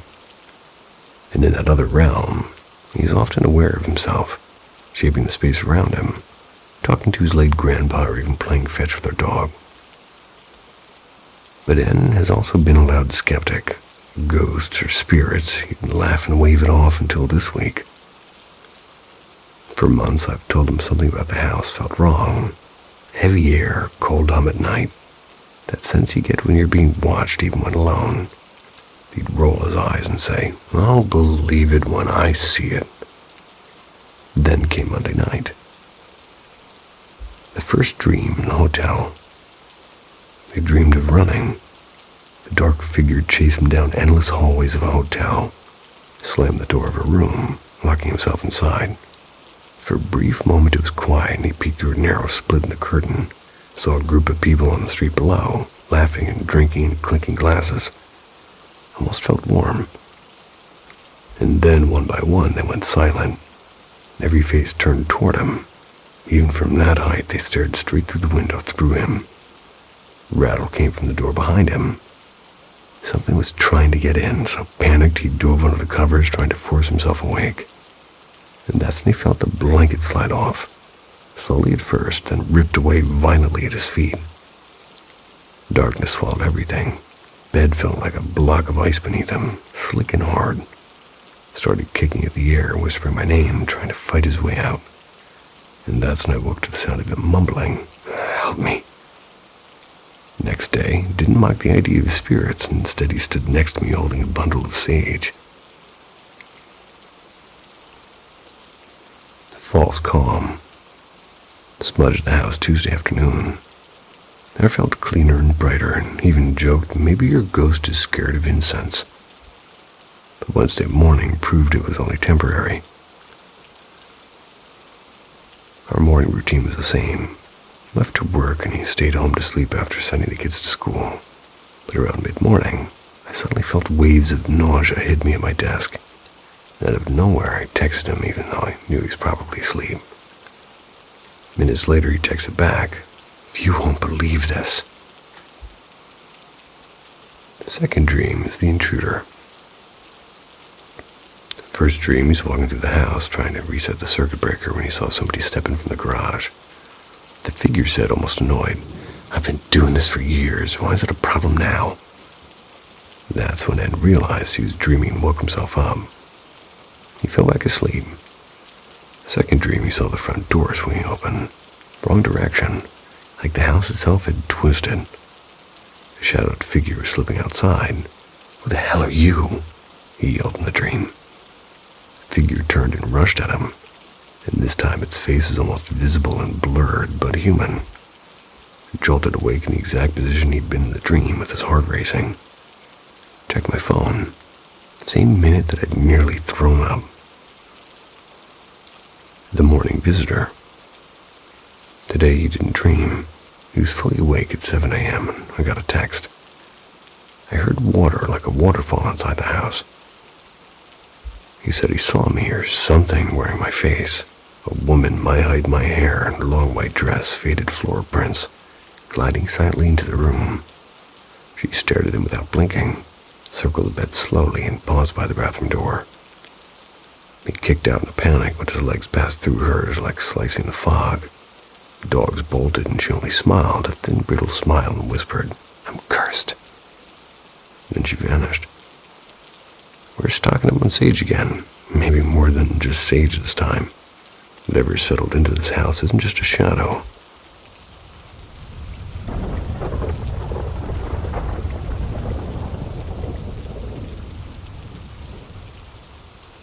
The night at the inn. In the late summer of 2016, my father passed away after a long illness. 4 of my 5 siblings and I were able to travel to this tiny town of Mason, Texas. It was to be with him in his final days. If you've ever been to Mason, or even just driven past it, you know it's a quiet, almost sleepy place. Barely over 1,000 residents.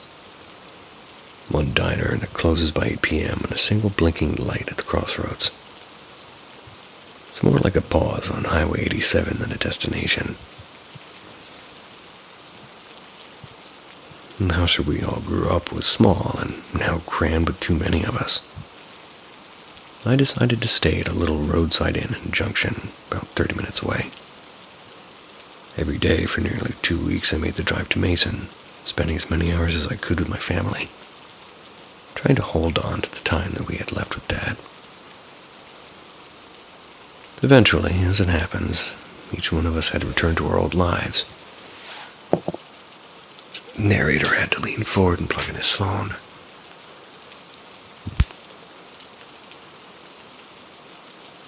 So, my younger sister and older brother stayed behind with him until the end, leaving that night knowing that I wouldn't see my father again in this world. Hardest thing I've ever done. My flight out of Boston was early, and I had to leave the inn around 3 p.m., or rather a.m., make the 2-hour drive. So I returned to my room early that evening, hoping for a few hours to rest. Sleep didn't come, and my body was exhausted and my mind restless. Sometime after 11, I finally drifted off, only to be jolted awake by something I couldn't explain. I opened my eyes to the dark room and immediately felt it, a presence. The air seemed thick and the silence heavy. It felt exactly like somebody was standing at the side of the bed watching me. My heart started pounding, and slowly I pulled the blanket down from over my face, forcing myself to look.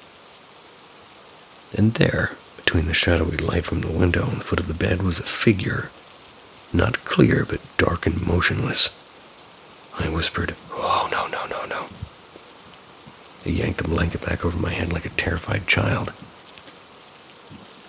I told myself, it's just grief, it's exhaustion.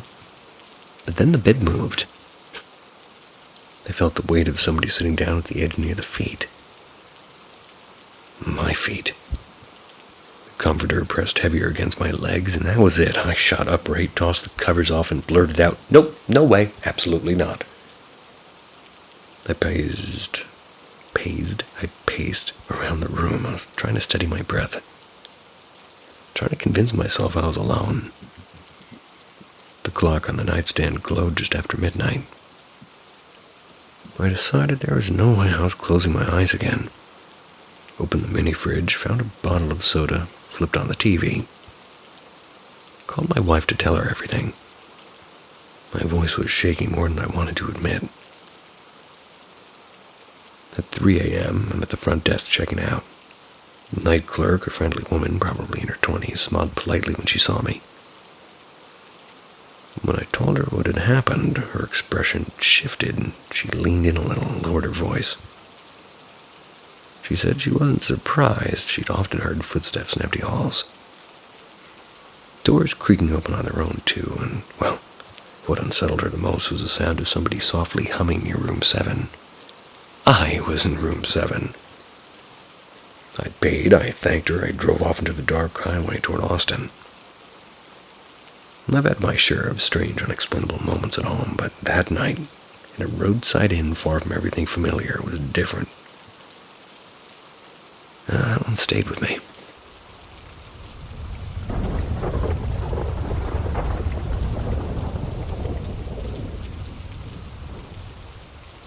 The Echoes in Willow House. I used to laugh at ghost stories, right up until I walked into Willow House. That's what people in town called it. Nobody really remembered who Willow was, though. They said the house had been abandoned since before their grandparents were even born. Everybody had a story. Soft humming in the walls or lights flickering through the cracks. Footsteps pacing when no one was inside. But no one ever dared to really check these things.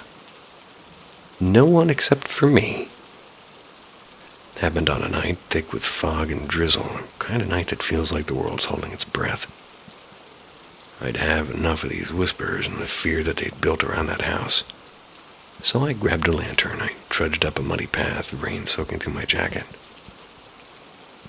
The closer I got, the quieter everything became. Even the crickets stopped. The house stood crooked against the sky, and its windows like half-closed eyes. The front gate was rusted shut, but I pushed through. The smell hit me first, like damp wood and mold and something sweet and rotten underneath.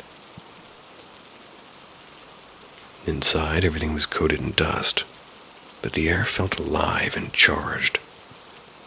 My lantern flickered and shadows stretched across this peeling wallpaper. I walked through the living room past the piano with missing keys and paused when I thought I heard a sound, soft and faint like a sigh. And then clear as breathing, Eli. My name. I froze, and the sound wasn't an echo. It was too close and too real. My pulse jumped. I told myself it was the wind. Trick of the sound or anything. And then it came again, gentle and deliberate. Eli. Upstairs. My throat went dry. Every instinct was screaming to leave, but something else, curiosity or stubbornness, I don't know, made me climb. The stairs groaned underneath my boots, and the air got colder with every step. And at the end of the hallway, the doors to the attic hung slightly open. I pushed it wider, and the smell of old wood and dust was filling my lungs. My lantern's light danced across the room, landing on an object in the center, and it was large. It was an oval mirror. It was veiled with a gray sheet. The whisper came again and said, Eli, come see. I reached out, pulling the sheet away, and the mirror's surface was cracked and warped with age, but my reflection wasn't right. It's like it smiled before I did. I stepped closer with my breath fogging the glass, and the reflection's eyes darkened. It was empty, stretching into pits of black, and my stomach turned. Stay, it whispered, my own lips unmoving. The floorboards rattled and the air tightened, and I stumbled back, but the door slammed shut behind me. The reflection's grin widened until the skin split at the corners, and from each crack in the mirror, more faces pressed forward, men, women, children, all screaming. And behind them I saw her, a woman in a gray dress and hair tangled, eyes hollow as the night. She lifted her hand and touched the inside of the mirror. My breath was like I was feeling this cold brushing on my cheek. Stay with us. I turned to run, but the floor gave way beneath my feet and everything went black. Morning came. Willow House was still there, and I thought. The locals said they found the lantern at the foot of the stairs burned out and cold. No sign of me. Only the mirror in the attic remained, uncovered now. And if you look long enough, you'll see a new face among the others, eyes wide open, waiting.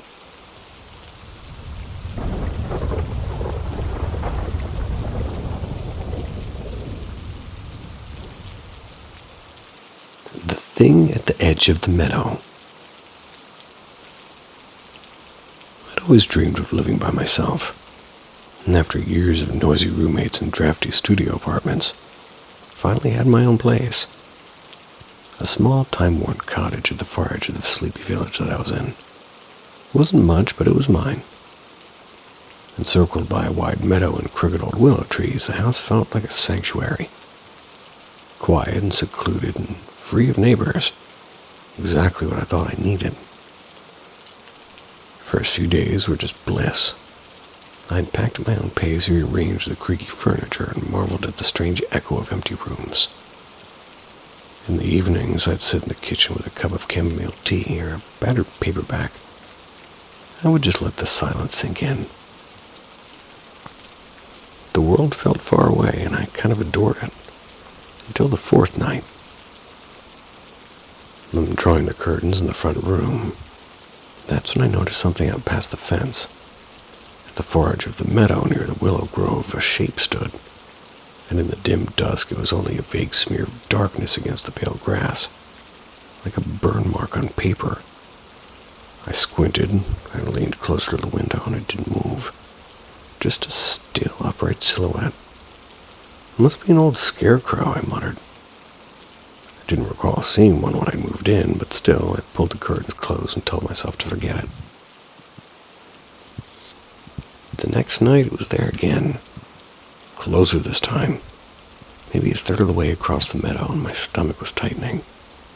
Still no movement, no rustling from the breeze, just that human-shaped smear in the grass. I tried to brush it off as a trick of the light.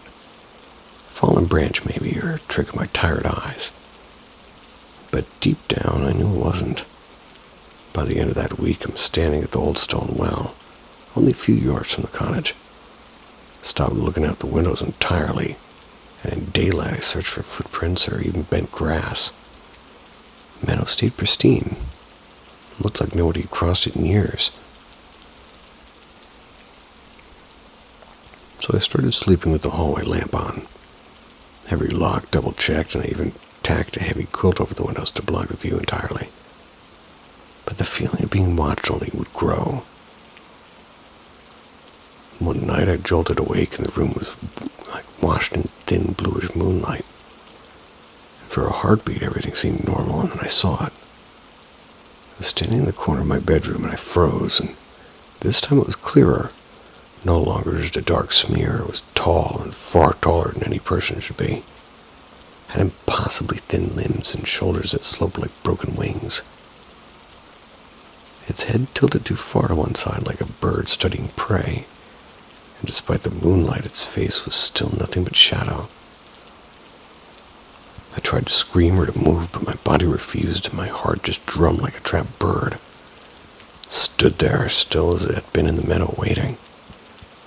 And then it tilted its head further, the neck bending at an angle that made my stomach hurt. It leaned forward, and though I couldn't see its eyes, I felt them lock onto me, cold and deliberately. A faint noise escaped it, a clicking sound like stones knocking underwater. I remember what happened next, because morning light poured across the room when I woke up, alone. The figure was gone. Air felt heavy like the echo of a nightmare. The locks are still bolted and the window shut tight. But I knew what I'd seen, and I knew it wasn't finished. And that night I sat in the kitchen with every lamp blazing, heavy iron poker in my lap. Midnight passed and silence deepened. For a moment I thought maybe it had just been a hallucination. And then I heard it, a slow, deliberate tapping at the window behind me.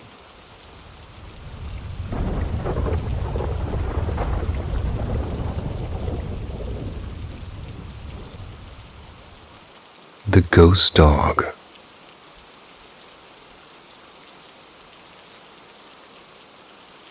On July 5th, my dog passed away. I loved her more than I can say. She's been my companion for nearly a decade now. She wasn't just smart for a dog, she was sharp in a way that sometimes felt almost human. She understood words and moods and routines, and she even tilted her head when I spoke as if she were really trying to listen. My wife, seeing how broken I was, brought home a new puppy, the very same evening. Far too soon. And I told her so, but she just couldn't stand watching me stare at the empty spot beside the couch. It's one my old dog used to sleep in.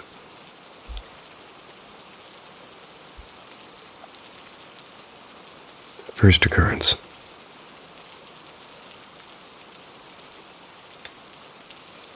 About 3 weeks later, I was working in my office. The new puppy was asleep on my lap when my phone buzzed. It was a text from my wife. "Come get your puppy." And that confused me. I looked down at the little one snoring between my knees, and when I walked to the bedroom, my wife was half sitting up looking pale. Our other dogs were curled up around her on the bed, still half asleep. She said she'd just been woken by the doggy door, the one that leads outside, flapping open. Something small ran in, barked twice, and left again. But every single dog we owned was inside. I told her maybe she'd dreamed it, but she swore she hadn't and said the other dogs had lifted their heads too, all looking toward the door. I went outside, checking the yard, and nothing, no paw prints. No disturbed dirt near the fence. Our place is fenced all around, but stray animals do show up now and then. Still, this time there's no trace of anything. I convinced myself it was a half-dream. I had to. Second occurrence. About 2 weeks ago, it happened again. I was at my desk late at night, same room, with 2 dogs in my lap. One of her strays, and they're obsessed with the other and never lets them out of her sight. so I figured she'd be along soon.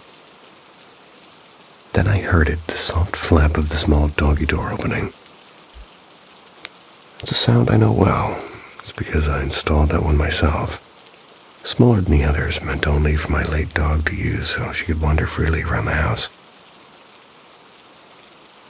I couldn't see the door from where I sat, but I waited for the next sound. Her nails on the floor, the second flap leading outside. Nothing. The silence stretched on. I called her name, got no answer. When I finally turned to look, nothing was there, and I got up and checked every room. The rest of the dogs were either in the yard or asleep in the bedroom. But I know what I heard. The door opened and closed just a few feet away from me, and there's no way it could have done that on its own. What do you call that? My wife and I lived here 12 years. We've heard the usual creaks, the air conditioner kicking on, and the occasional possum in the yard, but this is different. And she heard it too, weeks earlier. Same sound, same little bark. It even sounded like her bark, the one from the dog I lost. I'm not quick to believe in ghosts, especially not animal ghosts, but I've run out of other explanations. Nothing about those doors makes sense. Maybe she just came back home one last time.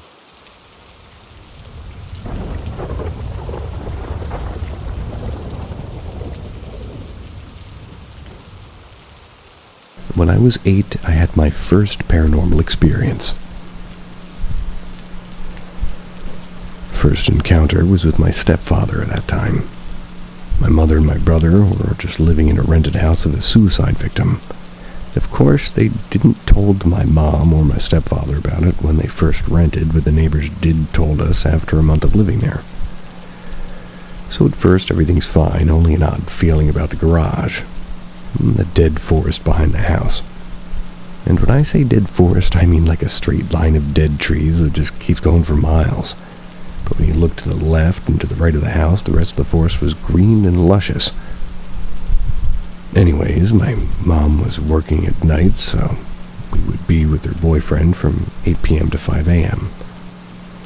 During the daylight, we kept seeing black shadows going by the corner of our eyes. But you'd look, and nothing was there until me and my brother saw it on the floor going up to the attic. But it wasn't really an attic, more like an empty space in between the roof and the house. One night everything was shaking, like as if there was a huge storm outside the windows, and the door was shaking, and then the TV went static, and my brother went catatonic. I was faced with my stepfather looking at me with the creepiest smile I've ever seen. He said to me that the banging I was hearing was monsters trying to get in, and that we would get eaten alive. He was just going to say weird stuff to scare me with the blackest of eyes. It's like his pupil was so huge and he was another person, like telling the story about those monsters outside. And I'm going to sound crazy, but at one point I saw a wolf-like figure with the red eyes at the door of the patio transforming into a man, like a black figure with yellowish eyes.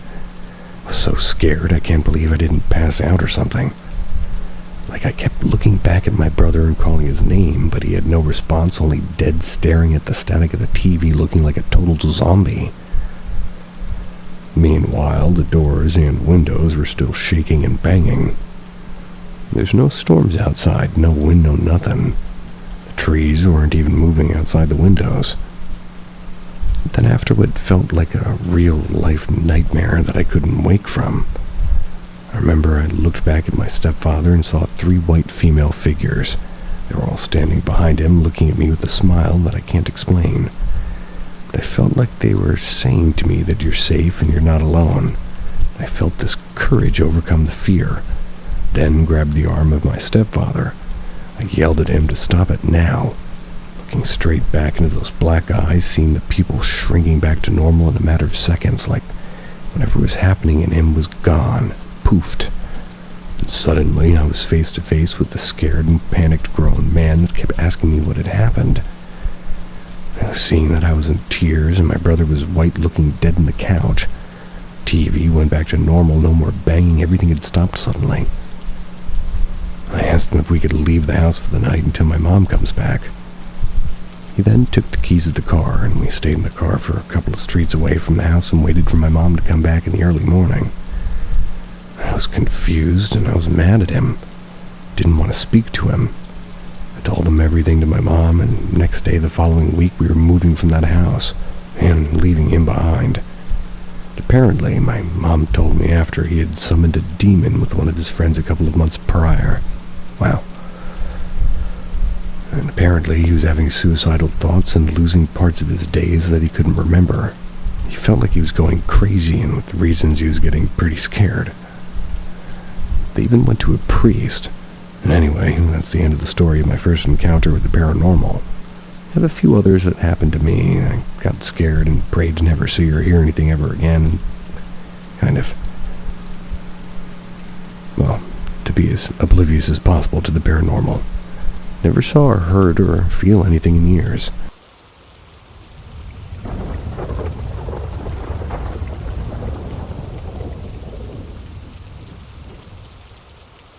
The Guests at Room 214. I once had a strange night at a Days Inn. It was just outside Round Rock in Texas. It had been one of those exhausting, heavy days. The kind where your chest feels too tight and you can't quite breathe right. At the time, I was lying in bed trying to calm down, and suddenly the air in the room dropped cold, like somebody had opened a freezer door. And then I heard a voice, and it was soft and it was clear as day.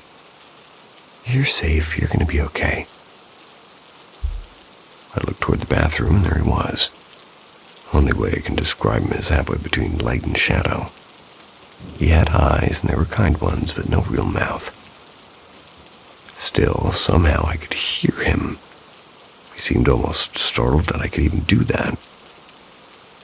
Maybe even as surprised as I was. He told me it had been decades, or in his words, a very long time, he said. That was since anybody could both see and hear him. Then he turned toward the door that connected to the next room and called someone. His voice changed, and it was gentle and encouraging.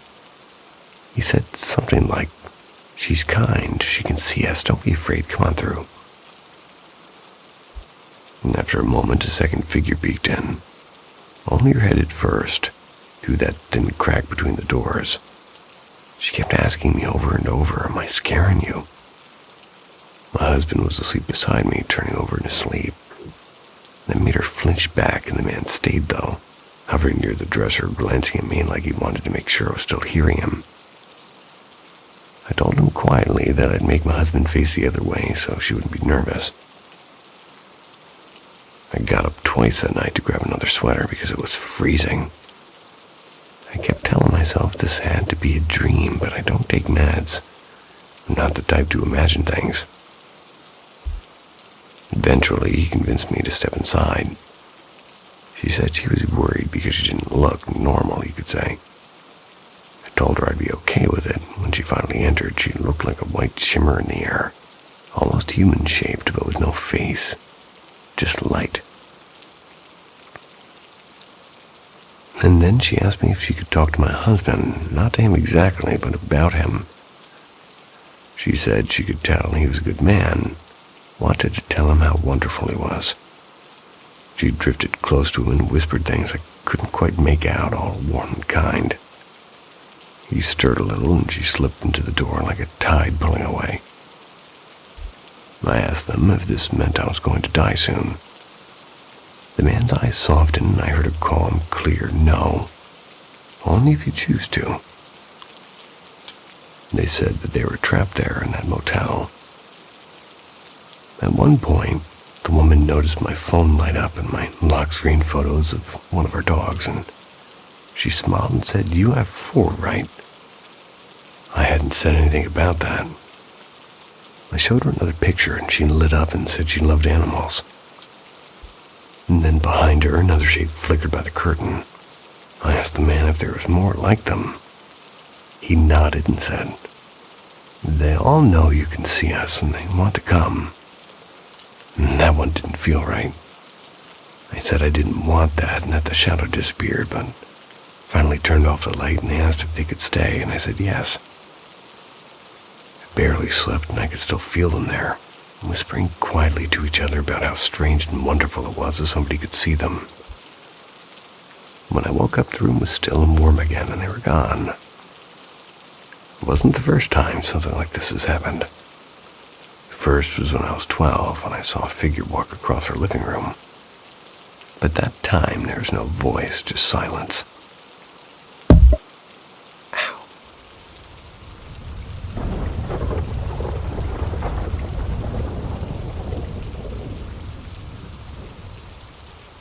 The Quiet Below.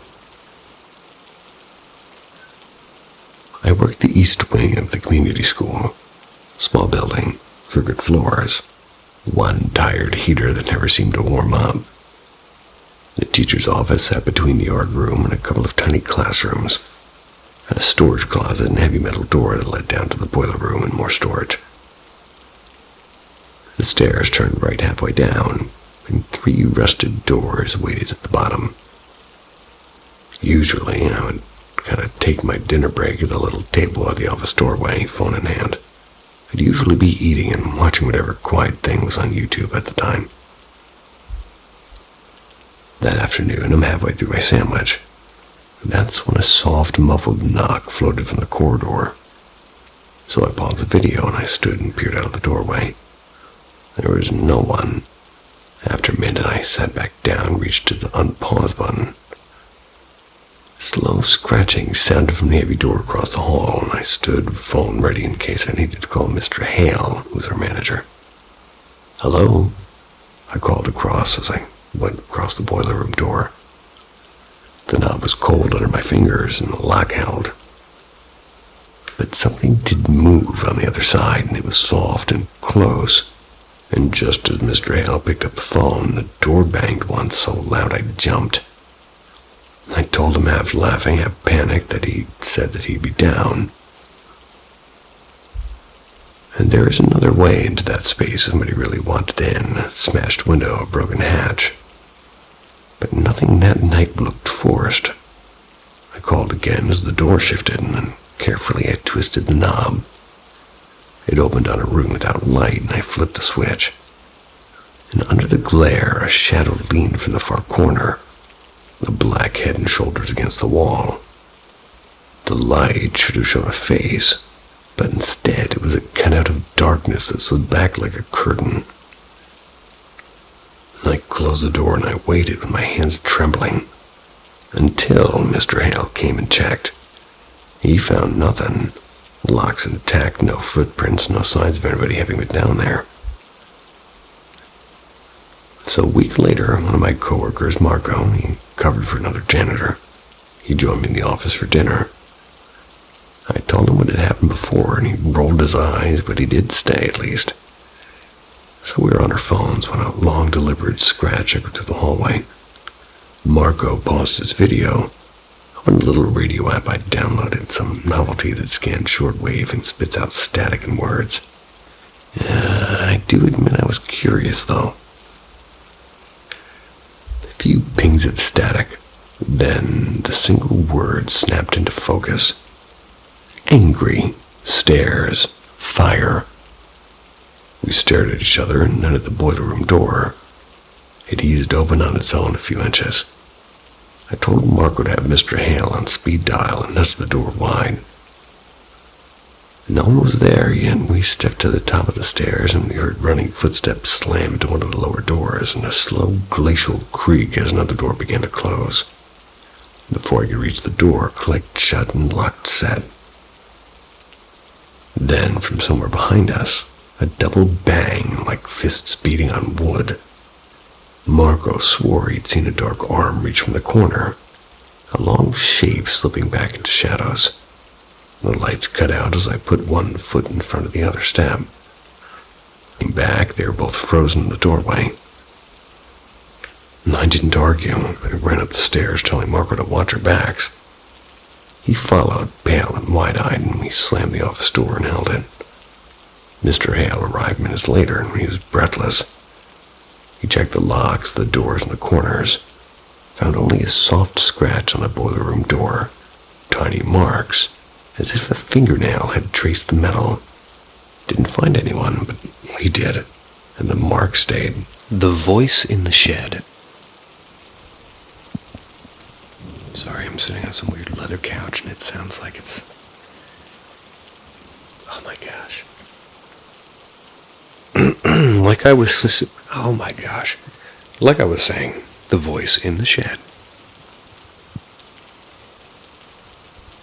This probably, maybe close to a decade ago it happened. Maybe even a little bit more. I can't quite remember the exact year anymore. My grandmother lived a couple of hours away from us. Quiet harbor town in the north end of South Island. That's when I was a kid, and weekends often meant long car rides with my parents and my sister, singing along to the radio while heading down the winding coastal road to visit her.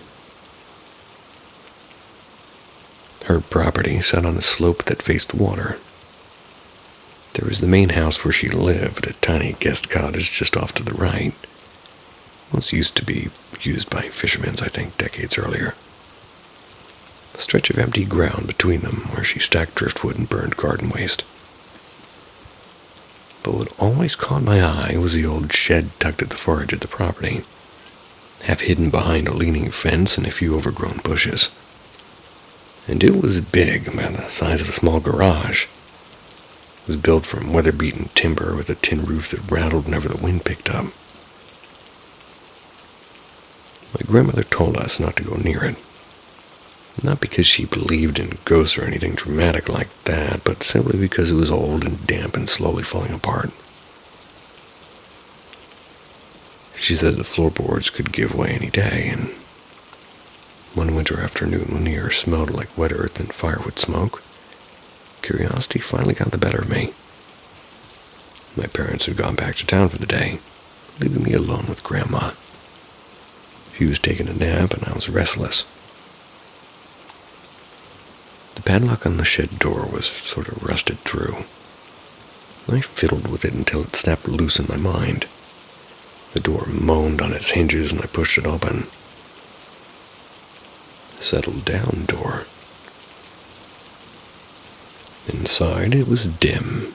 It was colder than the air outside, like stepping into a cellar. Dust floated in thin shafts of light from the crack in the roof.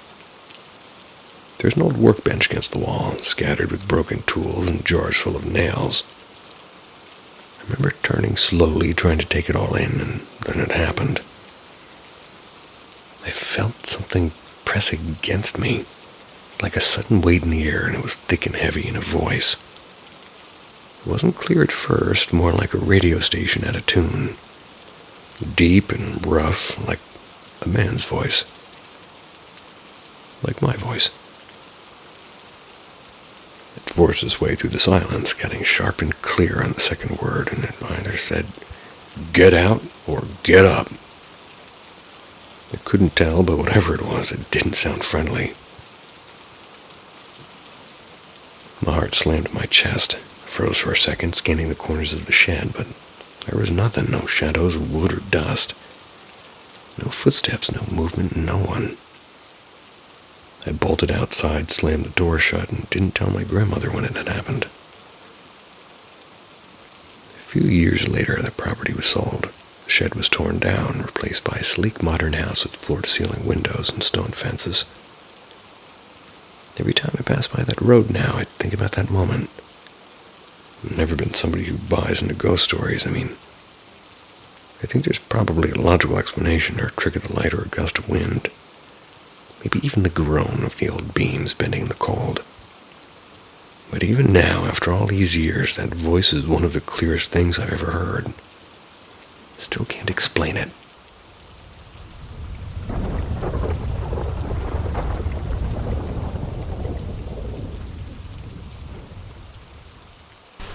A scary case from official files.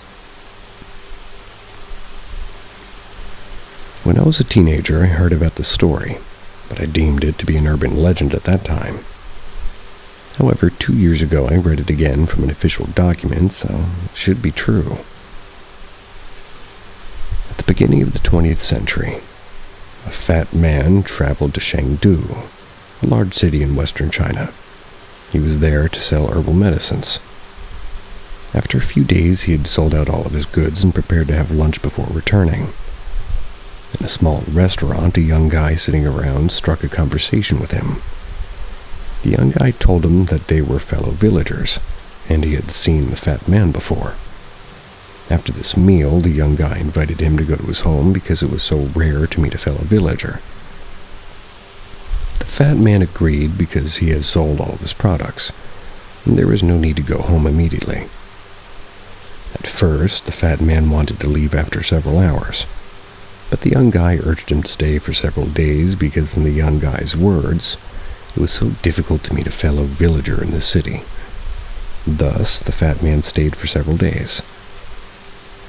After a few days, when the fat man was going to leave, the young man handed over a letter to him to ask the fat man to deliver it to a relative on the way home. The fat man agreed eagerly. A few days later, the fat man found the place of the relative of the young guy, but it was very late, and the fat man was reluctant to knock on the door then for the next day. At this moment, however, he heard a conversation begin in the house. The fat man was suspicious. Why is anybody up talking at this hour? He attempted to know what was being said. After a few seconds, this fat man hurried away and summoned the police immediately. What happened at that moment? In fact, the curiosity of the fat man had saved his life. That's because of the horrible conversation he heard is as given below. Why has that poor man not come yet? Don't worry, he will not be too long. All right, but I need to see this poor man now. I've heard that he is so fat that his body will be able to contain all we need, and that's great. After hearing the last sentence, this fat man sensed danger. He crept away and then opened that envelope in private. Troublingly, this letter described nothing but the name, occupation, home address, and other information regarding this fat man. And at this moment, this fat man realized that the fat man in the conversation must be himself. So he called the police, and the police arrested all the people in that house at once. So what happened exactly in this process? In fact, the young guy and his relatives were villains and drug dealers. They conducted their business in the following way. Firstly, the young guy sought a foreigner in Chengdu and selected one who was not very bright. Next, the young guy invited the person whom he had picked to go to his home so he could gather information about his target. Usually, the young guy preferred to choose those who were single and destitute. Thirdly, the young guy would ask the potential victim to deliver a letter on his way home, and the destination was the haunt of the accomplices. Finally, after learning the identity of that potential victim and ensuring there is no risk, the criminals would murder the victim and hide opium in his body, and this was how they smuggled their shipments of drugs safely, transporting them inside corpses that they claimed to be on their way to the funeral. I've heard my fair of similar stories, but not quite like that. Not paranormal, but I found it interesting.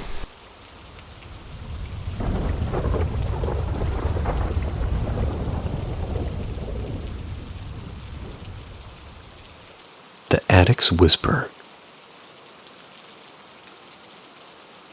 I'm a 30-year-old female, and our family home isn't just old, it's ancient.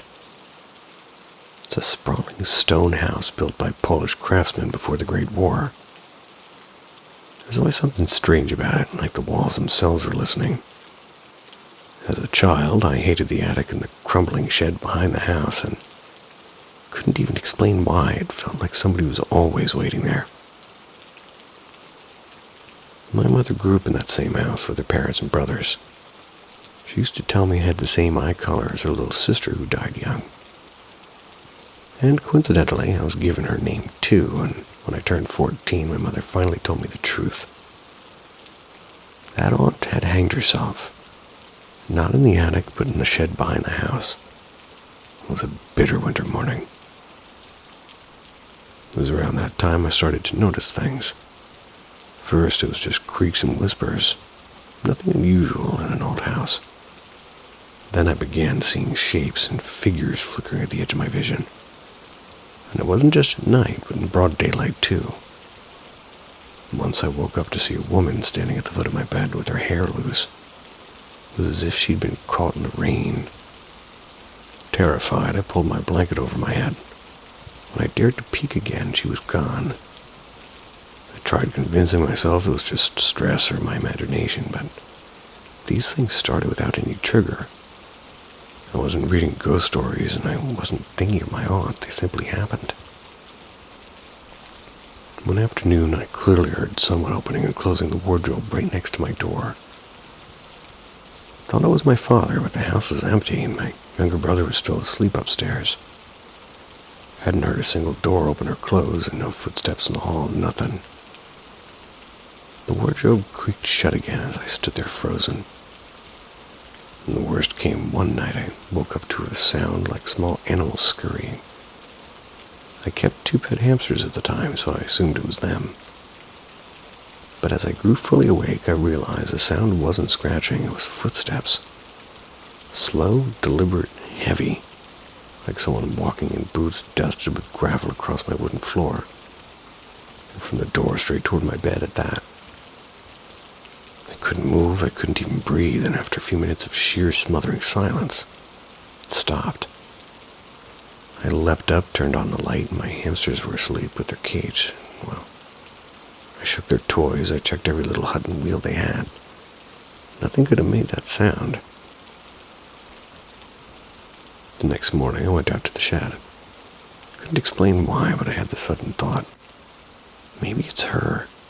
Maybe my aunt is trying to tell me something.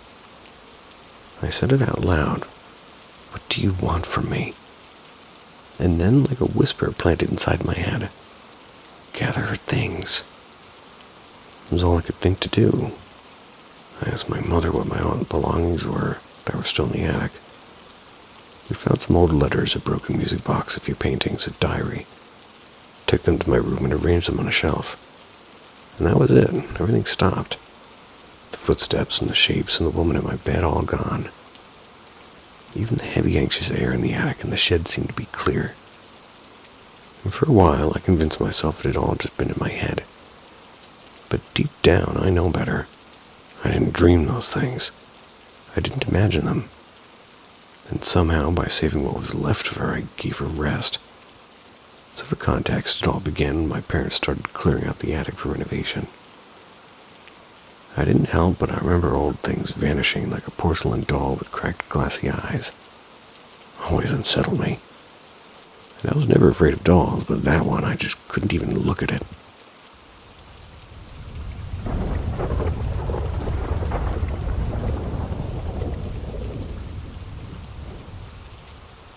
The house that didn't want us there.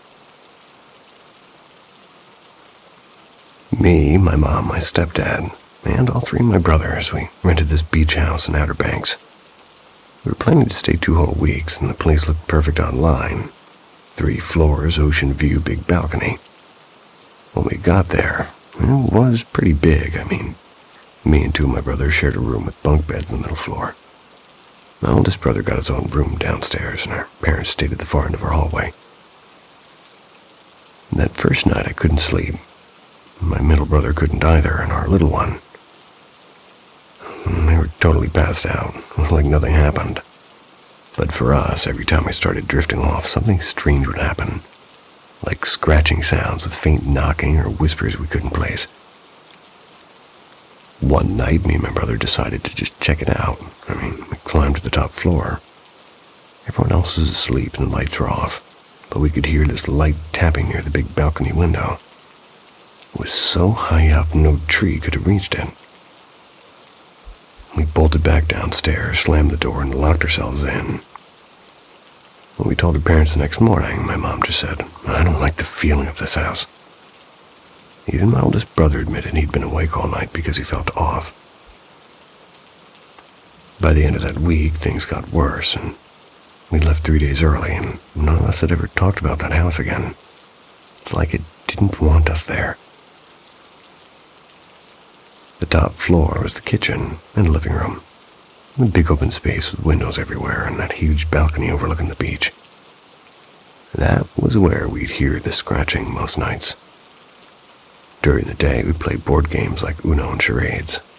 Nothing creepy, but every now and then I'd feel something watching us through that balcony glass. I'd turn around fast, nothing there, but it felt real, like something pressing its stare into my back. One night I told my brother we shouldn't step outside for some air, and we circled around to where the balcony was, expecting to find a bird or maybe loose branches scraping the wall. There was nothing, and it was completely still. And then out of nowhere we heard this small boy giggling, soft but close. We thought it was our little brother sneaking around, but when we realized he was inside asleep, we just ran back in faster than we ever had. When we told our parents, they checked outside, came back and said, "There's no one out there. Are you sure you didn't imagine it?" And I swear that moment made me question my own sanity. Our floor was the middle one, bedrooms and one long hallway. The fifth night was the worst, and ironically, it was the only night I managed to fall asleep for a while. Around midnight, I woke to slow footsteps outside a room. Thought maybe it was my mom heading to the bathroom, but when I peeked out, there was no one there, and then I saw a faint glow from upstairs, the kitchen light, I think. I could have sworn we turned that off, so I went up to check. The air up there was heavy and still, like the ocean had stopped breathing. No one was around, and for some reason I walked toward the balcony, which is the biggest mistake. I opened the door and looked down, and there she was, a woman standing on the sand below, and she was pale and her hair long and dark. They were wearing something like white, like an old nightgown. Her eyes were completely blacked out. She wasn't moving, just looking up at me. And yet she looked familiar, like somebody I'd seen before. As for the bottom floor, where my oldest brother stayed, we never found out much. He said he'd hear footsteps above him, even when everyone was asleep, so he never stayed in that room again for the second night. And none of us have been back to the Outer Banks since.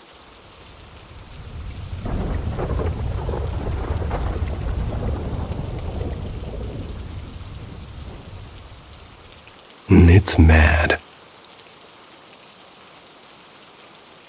This story goes back to the mid-2010s, when I used to grab the tram home every Thursday from the corner of Haight and Masonic in San Francisco.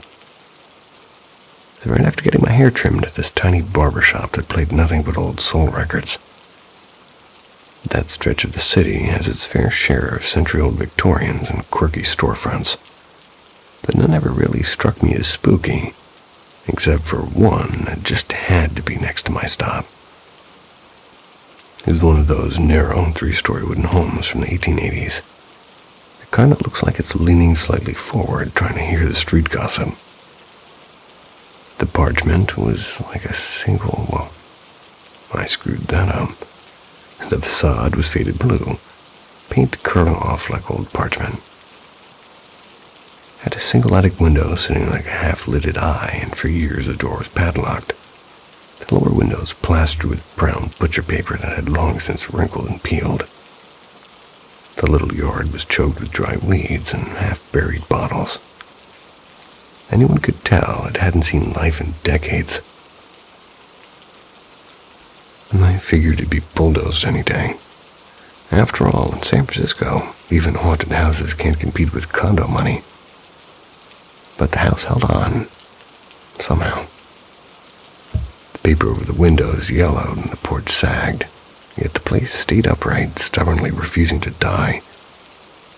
Naturally, my curiosity got the better of me. I couldn't go inside and the doors bolted tight. But one afternoon, I tilted my head just right and managed to glimpse the ceiling of an upstairs room through a gap in the paper. And it was coated in dust and cobwebs. I could still make out an old plaster medallion, once meant for a gaslight fixture that was long gone. The ceiling was intact and perfect even. It was almost cared for.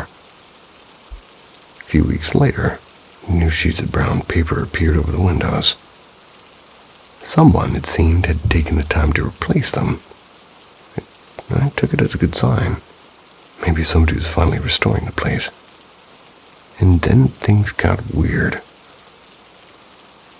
One foggy evening about 2 months later, I noticed that every single window covering it had been shredded, not torn loose but clawed apart like something inside had tried to get out.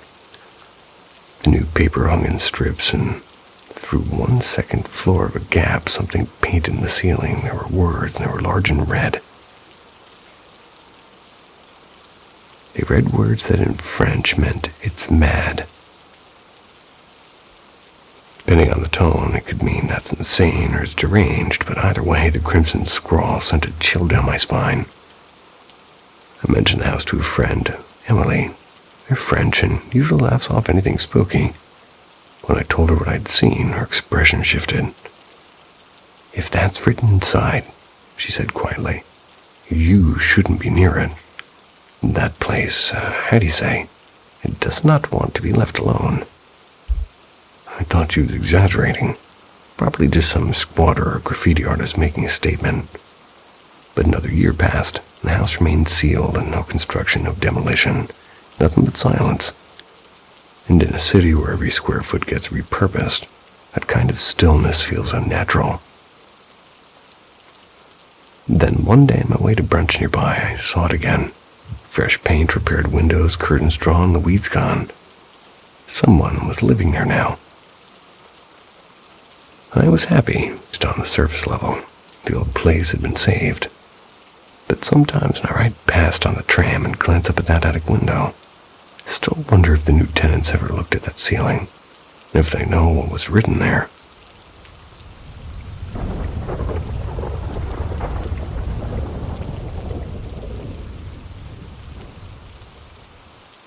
The Night at Willow House. So my ex-boyfriend and I were together for a little bit over a year before I finally walked away. Honestly, it was chaos. I won't spill every detail of that relationship here, but toxic doesn't even begin to cover it. And this is going to be a long one, so buckle up and maybe grab a drink. Anyway, I'd been on a Nexa shot and some birth control injection for about 8 months. That was before I met my ex. My periods had been irregular during that time, mostly just random spotting, nothing scary.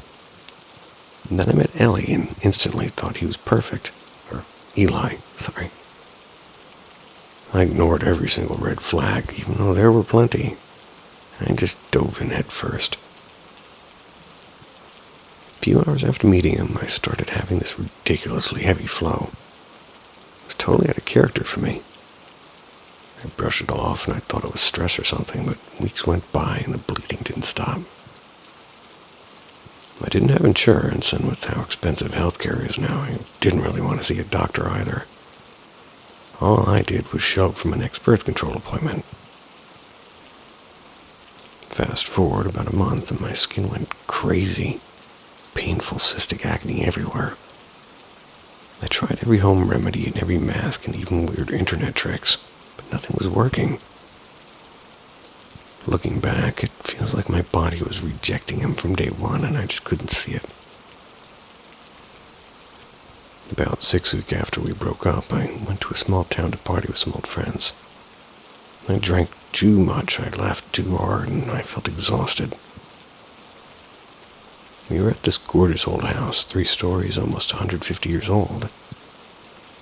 It was sitting on a massive stretch of land about maybe half an hour from the main road. I told my friends I was going to take a quick 20-minute nap downstairs, and they warned me not to. This house has always given me chills, like there's something off about it. Kind of feeling where your stomach drops before everything happens. But I was tipsy and I was stubborn, so I went down anyway. I lay on a couch facing the wall, pulled a blanket over me, rolled onto my back. And that's when everything started to shift. It's hard to describe, it was like a trance, but real. I turned onto my side, blanket tucked underneath my chin, and I felt someone behind me. Not just like warm, like hot. scalding, skin hot. I turned my head just enough to see, and it was Eli's face, but warped and melted into something monstrous. It was red and wet looking, and his teeth sharp and eyes flat. I couldn't move, and my eyes could dart around, but my body was locked. I heard footsteps upstairs and voices and pots banging and my friend trying to wake me. Eli's demon self stayed there, and his head tilting like an animal. Put a hand on my shoulder, long cracked yellow nails digging in. The eyes, though, stayed exactly his. Burned into my brain, everything just went black. Woke up drenched in sweat with my friend shaking me. I left that night, drove home shaking, and I've never been back to that house. Haven't told anyone in real life, because honestly, I'm just terrified. And here's the weirdest part. About a week after that night, my bleeding stopped completely. It was just gone. It's been over 2 months, and I still can't get it out of my head. I don't feel anything for him anymore, nothing at all, but I can't forget what I saw. And yeah, I do believe in God, so anything helps.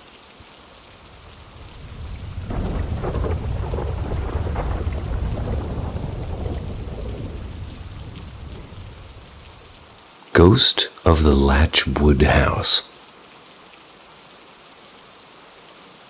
Strange things started again the night I moved back in. A few years ago, I crashed at my uncle's place for a while. The house did odd stuff. Mostly sounds, doors that would swing open by themselves and footsteps in the hallway. The kind of rustling that makes you assume that someone's home. My cousins would drop by sometimes, so I'd poke my head out expecting a laugh or a prank. Nobody there, and, Uncle was asleep and no cars in the driveway. Empty rooms were answering to my footsteps. I used to keep a box fan in my doorway aimed into my room. The door was ajar about halfway, and there's a tiny laundry room right next to mine.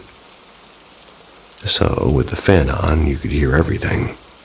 Someone passing and the clink of a bottle and even the bathroom fan turning on. I would hear the footsteps and, picture my cousin slipping past and go to check and find the house to be completely silent. Back then, I blamed it on exhaustion, maybe stress too. I was putting myself through too much, and when I left, I convinced myself I'd imagined most of it. Fast forward 3 years, and I'm back in the same bed, same paint on the wall, only this time I've got a cat. At first, nothing weird, maybe I'd been right before. Then the sleep stuff began. Sometimes I'd wake up and couldn't open my eyes or move for a beat. Sounds filled the room like somebody rifling through a drawer beside the bed. Once I'd heard a whisper that could have been my name, but sleep paralysis seemed like the obvious explanation. I don't leap straight to ghost stories. Then it got harder to dismiss. The cat was usually shut in the sunroom when we left. Nice and cool with the sliding door latched and 2 bolts engaged. I came back from a few hours out to find the door wide open, and the cat was curled on the welcome mat. So I asked around, and Uncle at work, cousins out of town. We tightened the latches and watched. It did happen again a few weeks later, and once after a dinner out, we returned within an hour to the same scene.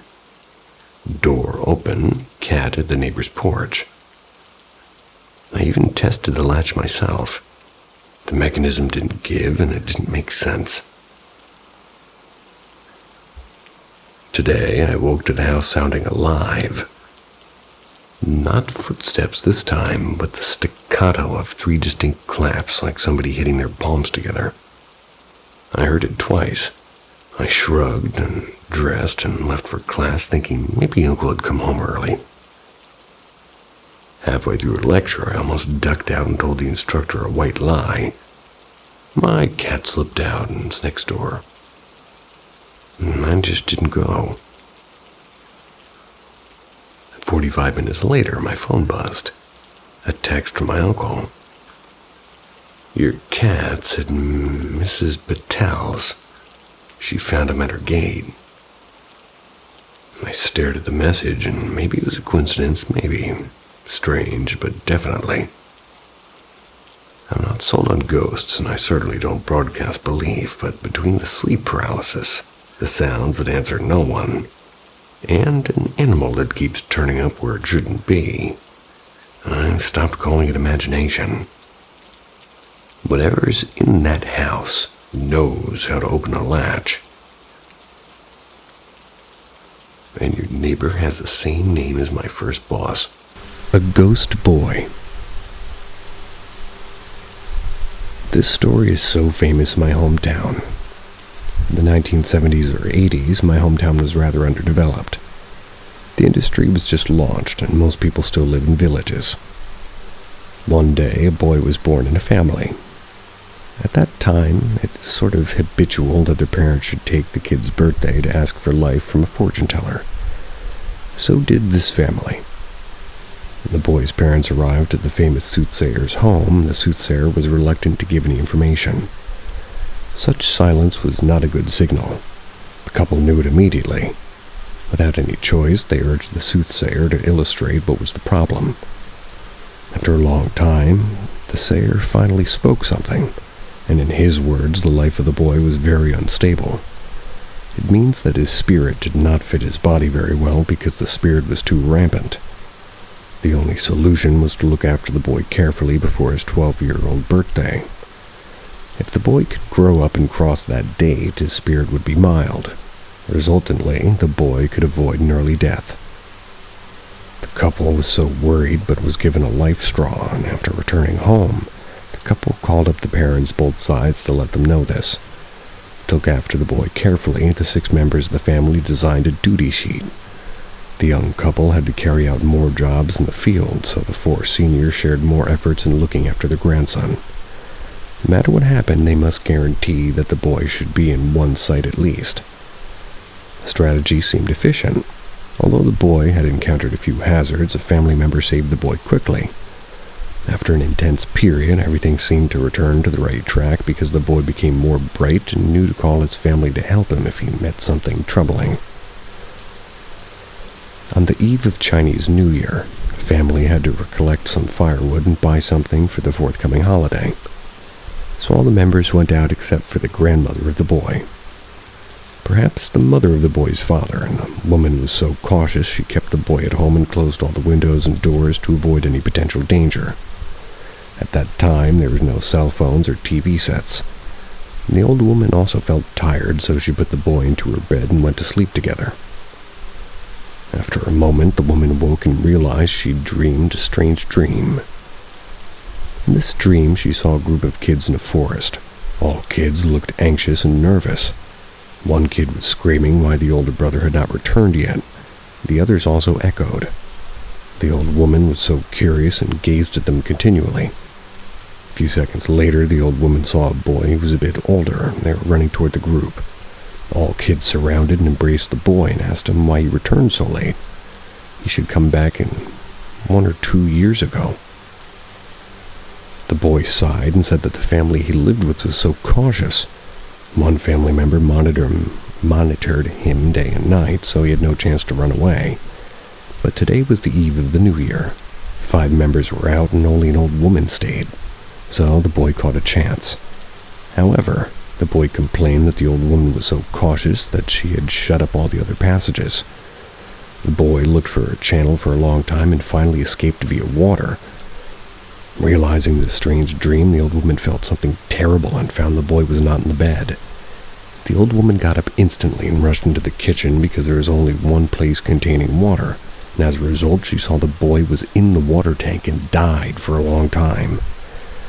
Family noticed that the tank might be a potential problem, so removed it to a tall table so the boy could not climb to the tank unless he stepped on a chair.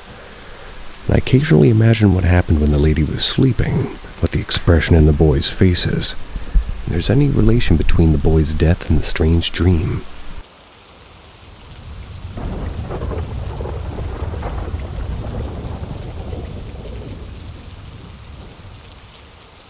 When we were kids, my younger brother and I went through a lot of strange experiences. A while back, I shared a story about the woman who wailed outside her window. Sadly, my little brother passed away unexpectedly about 9 years ago now. Every time I think about him, I realize how many bizarre things we went through together. Things that I still can't quite explain. This particular event happened when we were around 9 and 11. Ignore the plane taking off over my head, if you can, please. So at the time, it was just the three of us in the house. My mother, my brother, and me.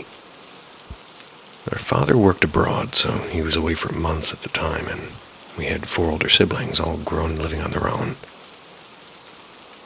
Our house had a lot of music in it. My mother insisted that every one of us learn an instrument. My brother played violin, I played piano. We had an old mahogany upright in the living room and a violin case that always stayed closed when not in use. One afternoon, my brother and we got into an argument. Can't even remember what it was about. And it escalated fast, and soon we were shouting and wrestling in the upstairs hallway. Our mother came up and separated us and told us that she was done dealing with our nonsense. She went to her room, slammed the door, and said she didn't want to hear another word. We cooled off for maybe an hour before fighting started again. Same hallway, same childish rage. And then, without warning, we heard something. The sudden, violent screech came from downstairs, the unmistakable sound of a violin string being pulled too hard. Then came a rapid series of sharp, angry notes, like someone dragging the bow across the strings with force. My brother and I froze, and we both knew the violin was in its case. We were the only ones home. We bolted to our mother's room, pounding on her door and screaming for her to open it. And when she did, we rushed inside and locked it behind us. The sound had stopped, but my heart was racing so hard I thought I'd be sick. Mom told us to calm down and said we were imagining things. And eventually, we all laid down together and she fell asleep quickly. My brother, too. And I was the only one still awake. At some point, I drifted off, or at least I thought I did, and woke up unable to move. I could see the room, but my body felt heavy and pinned to the bed. Deep humming came from the corner near the door. It was low and metallic, like a bow scraping slowly across a string. The air felt colder there. Tried to call out to my mother, but no sound would come. Then in the dim light, I saw a shape, a person standing near the door. Slowly, it moved closer. My eyes strained as the figure came into focus. An old woman with tangled white hair with her eyes blank and glistening. She looked heartbreakingly sad. And then came the smell, something like damp wood and rot. I couldn't move, I couldn't breathe. I begged silently to wake up, and suddenly my body jerked violently. I fell off the bed and the sound stopped. The room was silent again, and when I sat up, the corner was empty. No humming, no figure, just darkness and my mother's steady breathing. I didn't sleep again that night. The next morning, I told her what I saw. She listened quietly and then told me not to mention it to my brother, and she didn't want to frighten him. I think he already knew, because a few nights later I heard the violin again.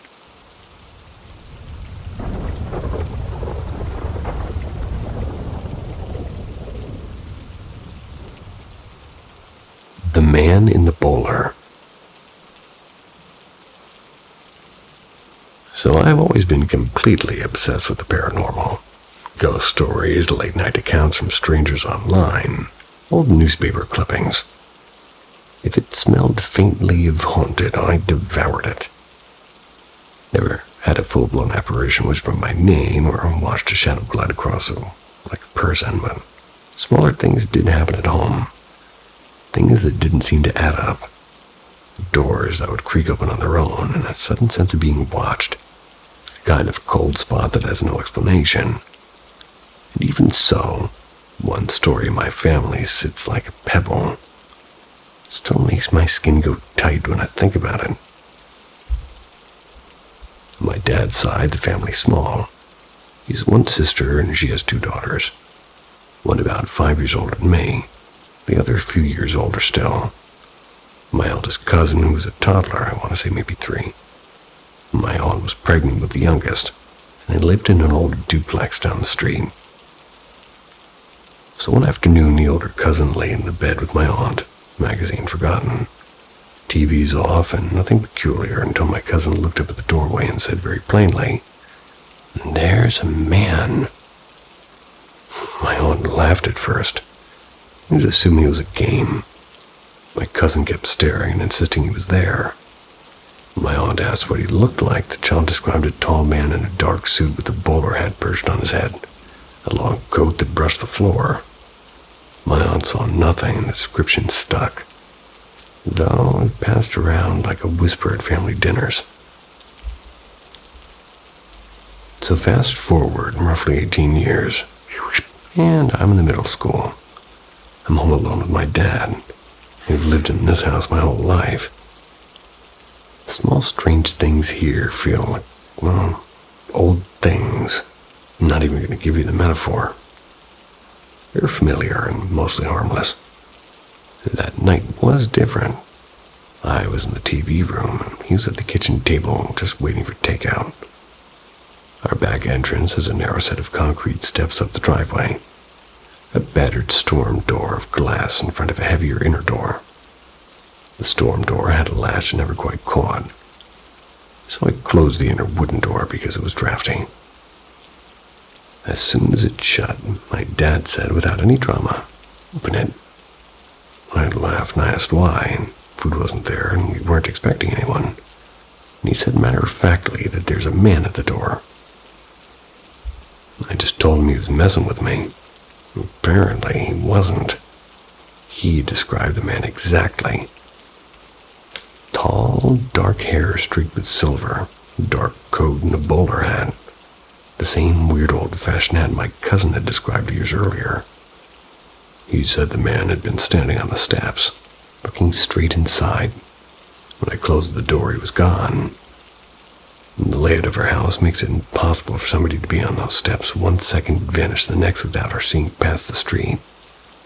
And my dad, who loved a good joke and never talked about ghosts, was serious. And later I texted my mom, trembling. And later still, he sat with me for dinner and repeated the story as if he'd hoped I'd say I'd made it up, but I just couldn't. The fact that my cousin and my dad both saw nearly the same figure, decades and a few houses apart, still just creeps me out. Some forms suggest head-wearing apparitions are linked to past trauma.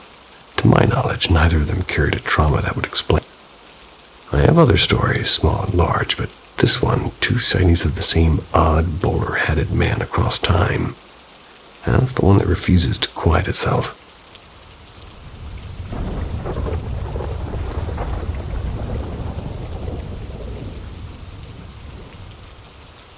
The House That Hummed.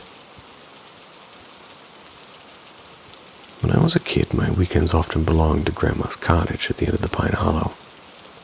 It wasn't much to look at, just a squat, moss-covered place hidden behind a crooked iron gate. It felt like stepping into another time. The air smelled of wax and lavender with a faint metallic tang, like old coins forgotten in a drawer. By day it was magical, but at night it was uneasy, and it was humming. And lying in the attic room beneath the slanted roof, I would hear it, a soft, tuneless hum.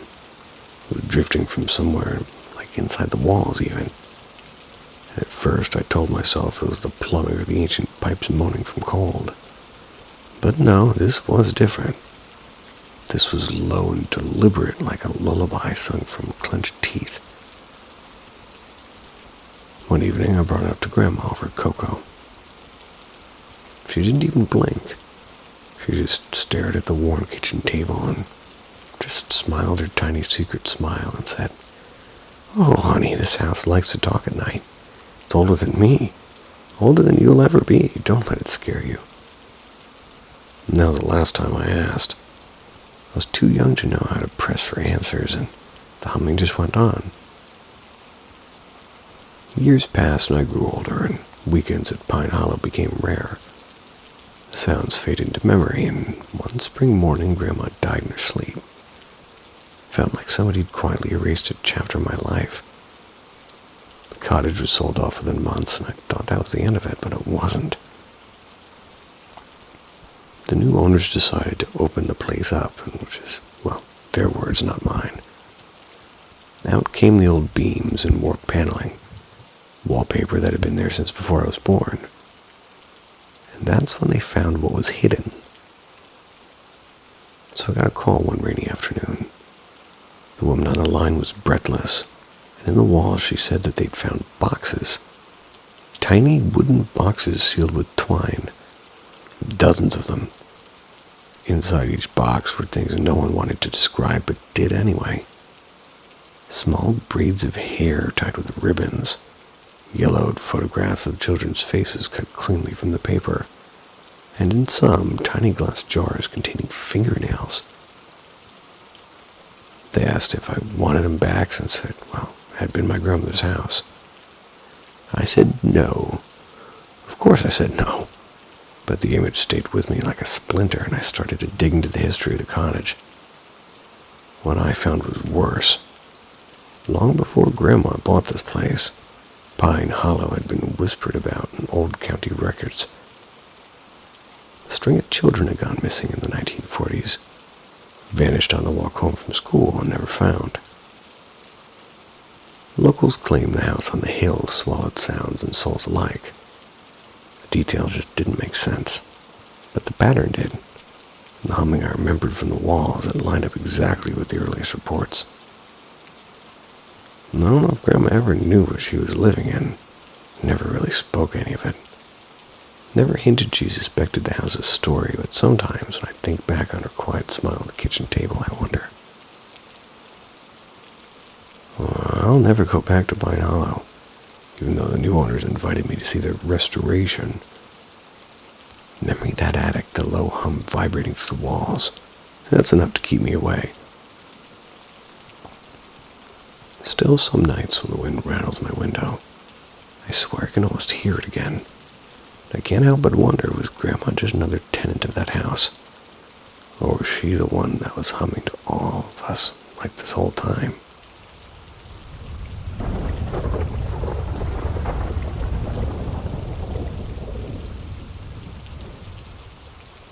The girl at the back door.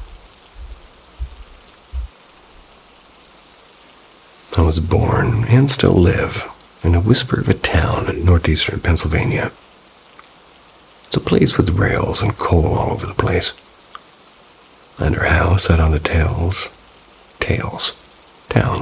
ragged edge beside a man who kept a few hens, milk cow, an old nag that he never rode. An old nag. An old nag he never rode, much less. Alrighty then. Well, everybody assumed he was a solitary railman who spent more hours in the rail yard than at home. When he died, though, the house gave up a secret that he'd had a son. The son moved into the place and worked the yards like his father. Raised his own small brood there. Quite the words. Tin-type portraits slipped loose from their frames, and they found their way into my life later when we stripped wallpaper. The second son never married. The first had 2 boys, and one of those boys had a little girl before the family line thinned out. That little girl is the one who'd come to stand at my bedside, despite having died long before I was born. We moved into the house when I was very young. Through the back door, by the way, across the old linoleum in the kitchen, up the narrow stair whose top opened to the bedroom where my bed sat tucked beneath the eaves. That's where it happened. I'd been playing that afternoon and left an old music box open on my dresser. I must have fallen asleep with it half wound, because sometime in the night I woke and pushed up through whatever sleepy thing had dragged me and sat upright. The music box was turning itself, distinctly cheerful against the dark, but that tune wasn't what had woken me. A girl stood beside my bed looking out the window into the small yard. She was pale and small, hair like spun straw and a dress the color of a washed sky, hands folded behind her back. And for a moment I simply thought she was beautiful and very, very lonely. Then she turned and I saw my own face reflected in the mirror behind her, and she was transparent. I could see through her. My parents were downstairs, and I screamed, and my father told jokes that my mother flew up the stairs before she touched a single step. After that first night, the visits kept coming, but they stopped being frightening at least. The girl, Elizabeth, as we would learn to call her, always gentle after that first glance. A few years on, the house began to give up other things as we remodeled. Anyone who's ever opened walls knows they contain small surprises. A mouse skeleton, perhaps, tucked behind a beam, the blackened footprint of an old chimney, a child's scribble on a hidden plank. Taped and folded between the studs, we found a brittle death record. Elizabeth Ann, born 1938, died 1951. And the cause had long since blurred into unreadability. And that scrap tied the pale girl at my bedside to the house in a way that made everything click into place. Pretty soon it became a family joke that if a sock went missing or a light flickered, Elizabeth had been at it, and she was blamed for the minor mischiefs of home life and the way old relatives are blamed for the small, unexplainable things. And the strangest and funniest story about her wouldn't come until years later when I was home from college. I invited some friends over. We all ate beaver nuggets.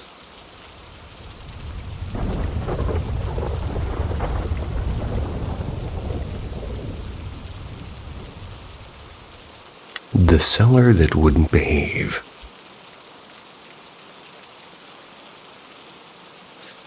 It was the summer of my 17th year on this gloriously unstable rock.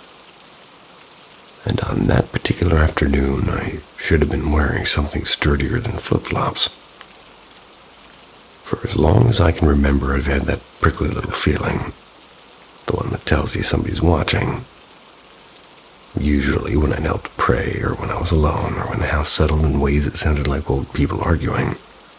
And as I grew older, I pretended I didn't care. It only made the weirdness bolder. School was out, the neighborhood was a slow hum, and I was alone at home. Rare bliss, because 2 younger sisters had gone to a friend's pool and Mom and Dad were on swing shifts. The cellar door sits smack on the edge of our living room. On the right is a side door to the driveway, and a skinny hall that leads to a tiny powder room. On the left, a little flight of steps climbed up into the kitchen. I was planted in the couch so I could watch a movie and keep my eye on both the TV and the sliver of darkness where the cellar door lived. My back was to the wall, nothing creeping up behind me, but the door sat in my peripheral like a black tooth waiting to chatter. And that old watched feeling started again, like somebody had turned a dimmer on before the door. I told myself to relax, to get lost in the movie, and to be a functioning adult who doesn't freak out over wind. Then there was a soft creak, and the door had been left ajar, and it eased an inch wider. Fine, but annoying. I narrowed my eyes at the screen, and I swore that I wouldn't be cowed. After a few minutes, it creaked again, an almost apologetic wiggle, and I rolled my eyes and mouthed the mantra, "It's a draft, you're too old for ghosts." And that worked for a while. Let the plot pull me back in. And you already know where this is going. Things do come in threes. And the third time the door moved, it didn't dawdle open an inch or two. It glided deliberate and calm. That was until it hit the wall and stayed there. Wide open, the air felt thicker near the threshold, and that watched feeling tightened into something I could basically taste. And I freaked like full-on internal screaming freaked. And I'm the kind of person who freezes to take stock in a crisis, which is useful in exams and catastrophic and haunted house scenarios. I shot up ready to bolt, and then my brain honed in on logistics. The only route out without walking in front of the open cellar was to go up those kitchen steps, which the door now blocked. I could try to side the side door, but that meant crossing the open frame. My imagination, fed by every scary movie ever, insisted something would yank me down into the dark. So, in a move that would make any action hero roll their eyes, I chose the loud, aggressive option. I stalked across the living room, gave the stubborn door a solid karate-style kick, and my dog's ears were itchy, and he threw them all over the place, apparently, while I was reading, and then the door slammed shut. Then I ran out of the house like I'd been evicted by the supernatural. Didn't come back until the family reunion later that night. And Dad still insists I was napping and dreamed the whole thing. He's entitled to that denial, but me, I still sleep with the closet light on sometimes. And that afternoon taught me two things. Spooky stuff is rare, and when it does happen, tends to prefer afternoons when you're home alone and wearing flip-flops.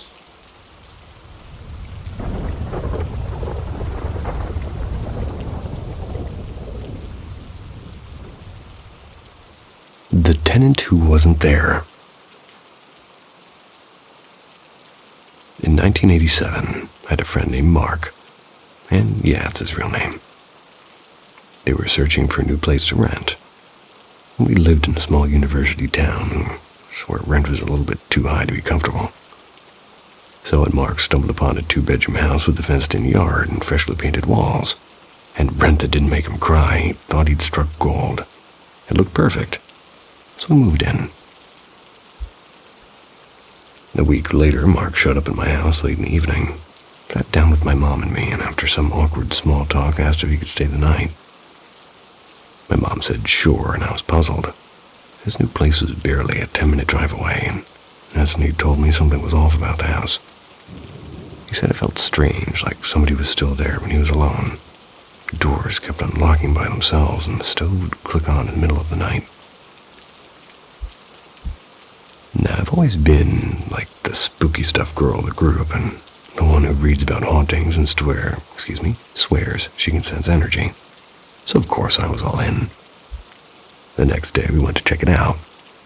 The place felt normal enough, just a faint trace of an older woman's presence and maybe a small dog. Harmless. I decided I'd stay the night with Mark and his girlfriend, who'd also had some weird experiences apparently. Before leaving to grab dinner, we made a big show of locking every single door. And when we came back, the carport door was unlocked. Mark brushed it off, saying maybe the landlord had come by, and we locked it again and checked it twice. 30 minutes later, it was unlocked again.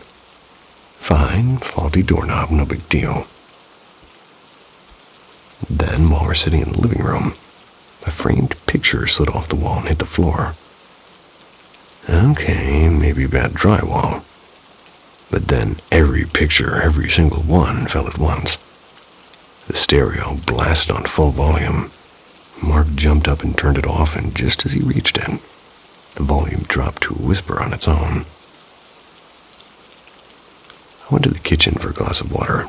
The stove was burning hot. One of the burners was on, and nobody had even cooked in that house yet. And that night we tried to sleep, and around 2 a.m. the stereo came to life again, louder than ever. I was already halfway down the hall when Mark caught up to me, and just as we turned the corner, the stereo shut itself off. And this was the 80s, there's no universal remotes then. And that's when I often saw him. An old man sitting at the dining room table, just glowering at us. His voice was raspy and furious. He said, "Get out, this is my house." He didn't want anyone there. After the others went back to bed, I sat and I tried to reason with him. I told him he was gone and that his wife was waiting for him and he wasn't having it. A few weeks later, Mark packed up and left. The landlord said nobody ever lasted more than a month. And years later, my cousin just moved in at that same neighborhood. I'd drive past that house on the way to her place. And one day I saw a young couple moving in, happy and smiling with boxes everywhere. Poor souls. A month later I drove by again, moving truck and boxes going back in. I stopped by as they're loading up and the husband looked frustrated and said that they didn't need to move, and the wife stood quietly and pale and tired and asked gently, "Is it because of the angry old man?" And her eyes went wide. "Yes," she whispered. "How could you possibly know?" I told her about Mark, about the noise and the stove and the voice, and she looked relieved and terrified, and their story was exactly the same.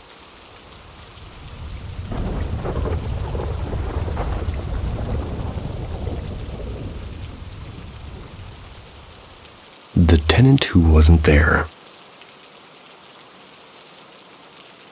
In 1987, I had a friend named Mark, and yeah, it's his real name. They were searching for a new place to rent. We lived in a small university town, where rent was a little bit too high to be comfortable. So when Mark stumbled upon a 2-bedroom house with a fenced-in yard and freshly painted walls, and rent that didn't make him cry, he thought he'd struck gold. It looked perfect, so we moved in. A week later, Mark showed up at my house late in the evening, sat down with my mom and me, and after some awkward small talk, asked if he could stay the night. My mom said sure, and I was puzzled. His new place was barely a 10-minute drive away, and that's when he told me something was off about the house. He said it felt strange, like somebody was still there when he was alone. The doors kept unlocking by themselves, and the stove would click on in the middle of the night. Now, I've always been like the spooky stuff girl of the group, and the one who reads about hauntings and swears she can sense energy. So of course I was all in. The next day we went to check it out. The place felt normal enough, just a faint trace of an older woman's presence and maybe a small dog. Harmless. I decided I'd stay the night with Mark and his girlfriend, who'd also had some weird experiences apparently. Before leaving to grab dinner, we made a big show of locking every single door. And when we came back, the carport door was unlocked.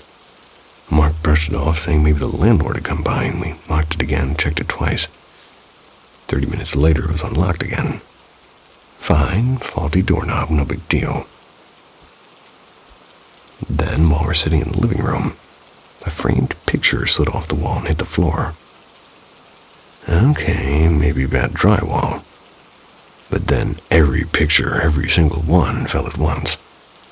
The stereo blasted on full volume. Mark jumped up and turned it off, and just as he reached it, the volume dropped to a whisper on its own. I went to the kitchen for a glass of water. The stove was burning hot.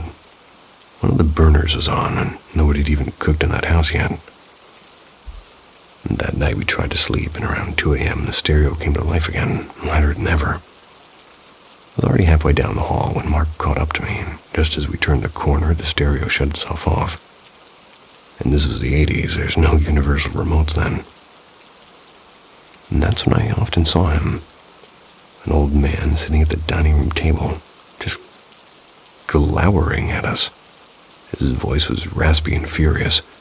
He said, "Get out, this is my house." He didn't want anyone there. After the others went back to bed, I sat and I tried to reason with him. I told him he was gone and that his wife was waiting for him and he wasn't having it. A few weeks later, Mark packed up and left. The landlord said nobody ever lasted more than a month. And years later, my cousin just moved in at that same neighborhood. I'd drive past that house on the way to her place. And one day I saw a young couple moving in, happy and smiling with boxes everywhere. Poor souls. A month later I drove by again, moving truck and boxes going back in. I stopped by as they're loading up and the husband looked frustrated and said that they didn't need to move, and the wife stood quietly and pale and tired and asked gently, Was it because of the angry old man? And her eyes went wide. Yes, she whispered. How could you possibly know? I told her about Mark, about the noise and the stove and the voice, and she looked relieved and terrified, and their story was exactly the same.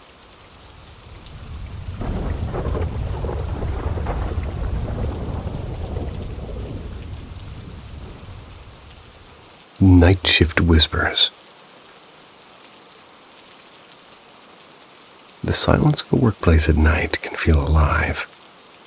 Sometimes it's not the machines or the wind, it's something else, something that doesn't belong.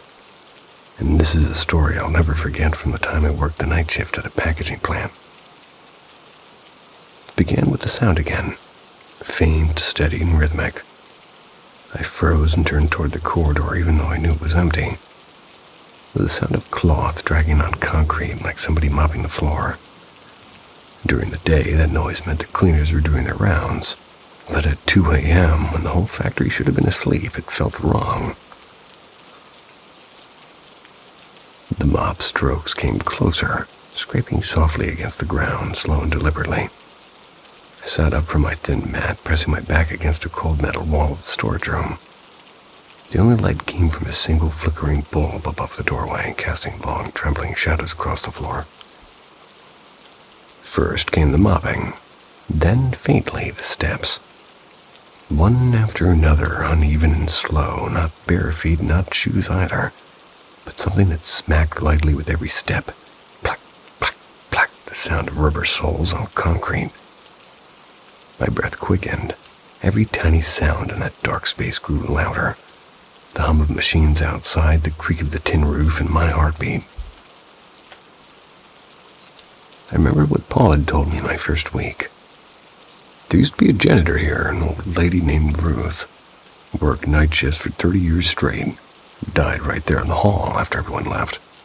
Some people say she never clocked out.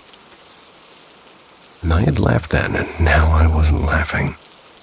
The footsteps stopped, and then came something new, a low humming, like a song with no words. The voice of an old woman, faint and dragging notes through the air. Sometimes it broke into short, breathy giggles, and my skin crawled, and I pressed my palms over my ears, but I could still feel her presence moving inch by inch toward the door. From the bottom crack of the metal door, I saw shadows flickering. Something brushing past the light and end of the mop swaying. My whole body went rigid. The voice was just outside now, right beyond the thin steel sheet between us. And then came the knocking. I almost screamed, my throat locked. My legs folded under me as I pressed myself deeper into the corner. Cold sweat rolled down my back. Again, deliberate and patient. And then silence. The seconds dragged into minutes, and I could hear the faint shuffle again, moving toward the small glass panel next to the door. I didn't want to look. God knows I don't want to look. But my eyes lifted anyway, drawn to the faint glow. Through the grimy glass she passed by, an old woman, gray hair tied in a loose bun, skin as pale as dust, moving with a broom in her hands. She wasn't walking so much as gliding, and her mouth moving as if whispering to herself. When she smiled, a sudden twisted smile, I saw the reflection of her eyes catch the light, and she was gone. The humming stopped, the air felt empty again, thick and cold. I waited, heart thundering before daring to move, and then I bolted, kicked open the door, and sprinted through the silent factory. I went past the conveyor belts, past the row of idle machines, till I saw the orange glow of the security post. "Hey, Leo, what happened to you?" It was Marco, the night guard. I grabbed the edge of the counter, gasping for air, trying to form words. "There's someone in the storage room." Marco frowned, half amused, half concerned. "You saw Ruth, didn't you?"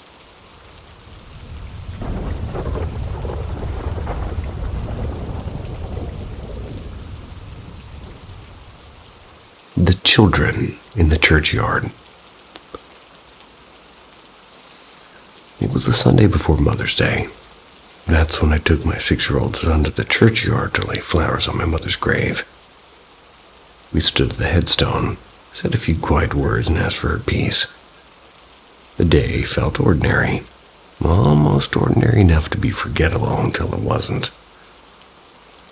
A few hours later, while we were getting ready for bed, my son looked up at me with that solemn grown-up stare children sometimes borrow and said, "There's a boy watching us. He keeps following." I scanned the hallway. I scanned the garden. Dim porch light, and there was nothing. He pointed toward the lane behind the church with a small finger trembling, and I saw nothing. Weeks slipped by, and days filled with work and school runs and homework. And then, little by little, I began to hear him laughing and chattering to someone in his room or something. At first, I thought he'd found a radio or a cartoon. Then the voice stopped, and that's when I opened the door and caught him arranging his toy cars in a neat, secretive line. "Who are you talking to?" I asked. I asked it casually, the way you ask about mislaid socks. Who says the word mislaid? He answered without looking up, though. "The boy from the churchyard. He wants to play," he said. And a coldness crawled underneath my skin. A coldness that the summer heat couldn't even touch. He'd changed. The easy, sticky hugs were replaced by long hours shut away with that invisible playmate. He lost his appetite, and the teacher called twice about drifting attention and falling marks. I made an appointment with a child psychologist. "Imaginary friends are common," she said with an oddly low voice. "Maybe some anxiety, maybe some ADHD. We'll work on routines."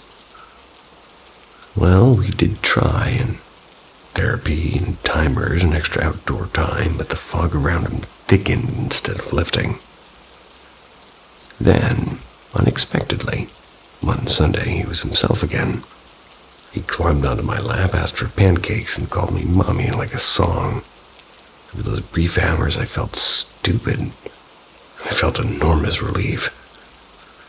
I didn't press him about the boy, because some doors I decided should stay closed. That afternoon, just as dusk found the curtains, he stopped at the front door and froze, hand on the knob, and he stared past me.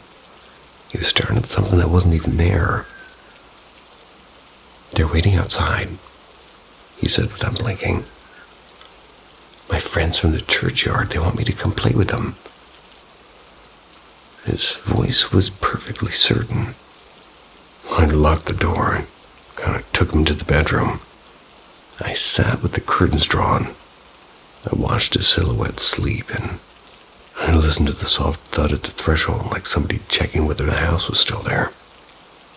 Once brave or foolish enough, I peered through the slit in the blinds. My garden was empty under the gray light, but the knife of fear in my throat didn't ease. Then he walked to the window and with that same eerie calm pointed across the lawn. "There's a lady by the old yew. She has a shawl and a locket, telling the children to come." He described the way my mother's shawl had sat on her shoulders the day that we buried her. The exact fold. The way the light had hit that little locket and I couldn't move. The sound of the door grew louder, as if across the grass small hands were leaning on knuckles.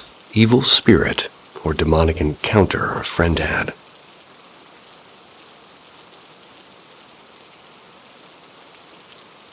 Years ago, when I was between 18 and 20, I was in a little metal band with 4 others, and this incident happened to our bass player in his home, which is also where we would gather for practice. However, in a way it involved all of us. And again, this is his telling of the incident. This was in South Texas in December. It happened sometime late at night, according to him. Started at 11, maybe 12. He woke up randomly and just felt compelled to look out of his window. He was sleeping on the living room couch that night. When he looked, he saw a shadowy figure crossing his yard. He said it looked like it was moving quite erratically. His example was like how the doctor moved around in the remake of House on Haunted Hill. Thinking he was just tired and half awake, he thought nothing of it and assumed it was just one of his neighbors. They were known to do that often, and he went back to sleep. His neighbor did that often, huh? Shortly after that, he woke up with this feeling like somebody was holding him down and making it hard for him to breathe. Which sure sounds like sleep paralysis, except, well, he claimed the whole time he could hear chanting and whispering around him, and no one was in the room with him. It eventually stopped abruptly after a minute or two. He sat up confused and terrified and got a drink of water and tried to go back to sleep, which happened eventually. And shortly after that, it all happened again, same feeling, same chanting and whispering. He always said he never knew and could understand exactly what was being chanted and whispered. Regardless, this episode ended and he once again was scared and confused, and he chalked this up to maybe he had a bad dream and managed to go back to sleep. Then it all happened once more. He woke up like something was holding him down, making it hard to breathe. The chanting and whispering all around him again. Though this time, something new happened. He said he looked over next to him on the couch, and standing in front of the Christmas tree was a short, about 4-foot-tall, shadowy figure that appeared to be cackling at him. It wasn't making any other noise. This went on for what he said felt like forever this time, and when it stopped, he said forget sleeping, went to his bedroom and played his bass guitar the rest of the night. Good man. Also, for the remainder of the night, coming from the direction of his sister's room, he would hear 2 knocks every couple of minutes. He didn't go back to sleep until the next night due to this. When the band and I gathered the next day for practice, he told us what happened, and of course we all laughed and said, "Yeah, right, you're full of shit." Then he showed us that in his yard he found what looked like footsteps. They were tracked through his yard all the way to his front door. And the steps were just that, footsteps, made from shoes, but no defining features to them. No imprint on the bottom of a shoe, just plain. Then when we sort of told around what time this started happening, that it was about 3 a.m. when the last attack happened. We all froze because of what we realized we were doing that night. Our singer woke up randomly and was praying. Our lead guitarist woke up and just couldn't go back to sleep, feeling like something was wrong and off, and I, for no reason, just woke up and turned on my lamp and started reading the Bible. We all realized that all of us at the same time he was experiencing the incident had gotten up at 3 a.m. and either prayed, read a Bible, or felt a sense of dread. Strange metal band. And our drummer wasn't there at the time. He never said if he did anything that night as well, but the story had spooked him.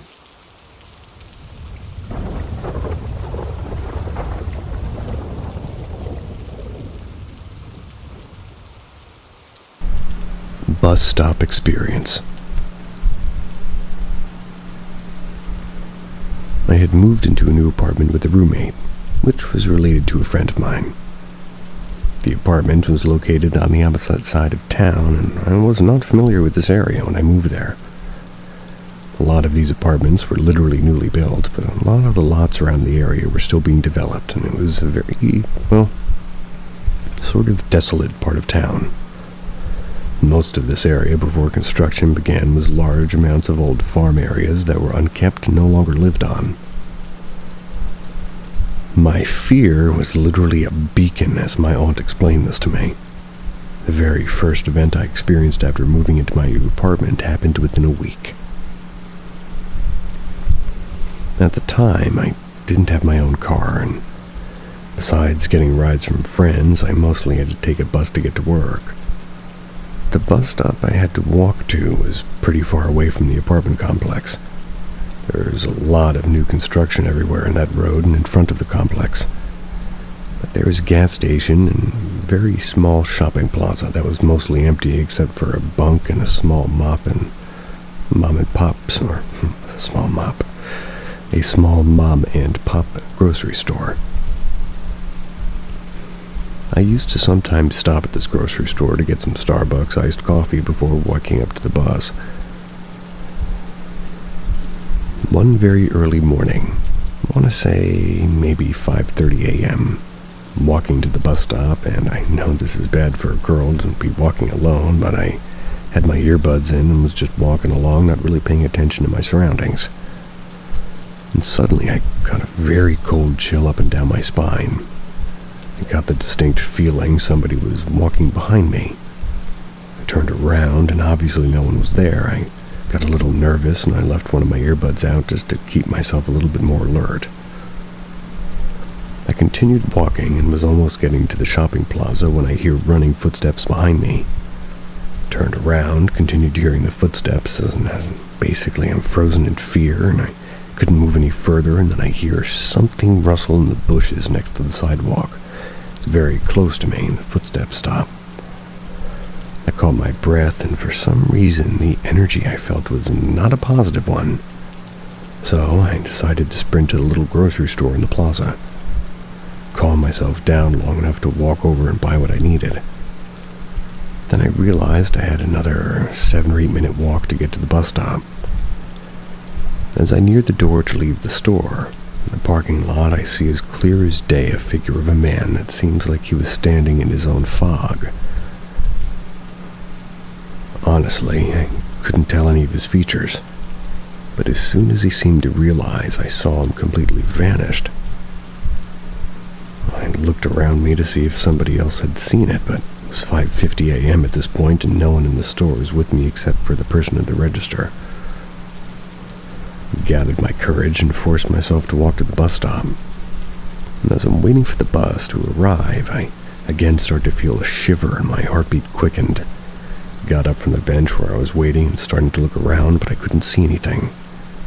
Then I swear as I breathed, I heard something directly in my ear. It was the voice of a man saying, "I'm sorry." As I'm typing this, I literally have chills just remembering the sound of his voice. I instantly knew it was the figure I had seen in the parking lot. Stood there so freaked out, almost in tears, and the bus finally came to stop to get me. And after this happened to me, paid my friend to drive me to work for the next 2 months.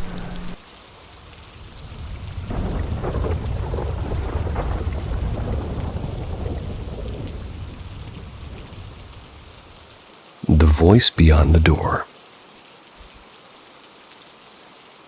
This story is about my Uncle Robert, who passed away when I was 6, almost 7.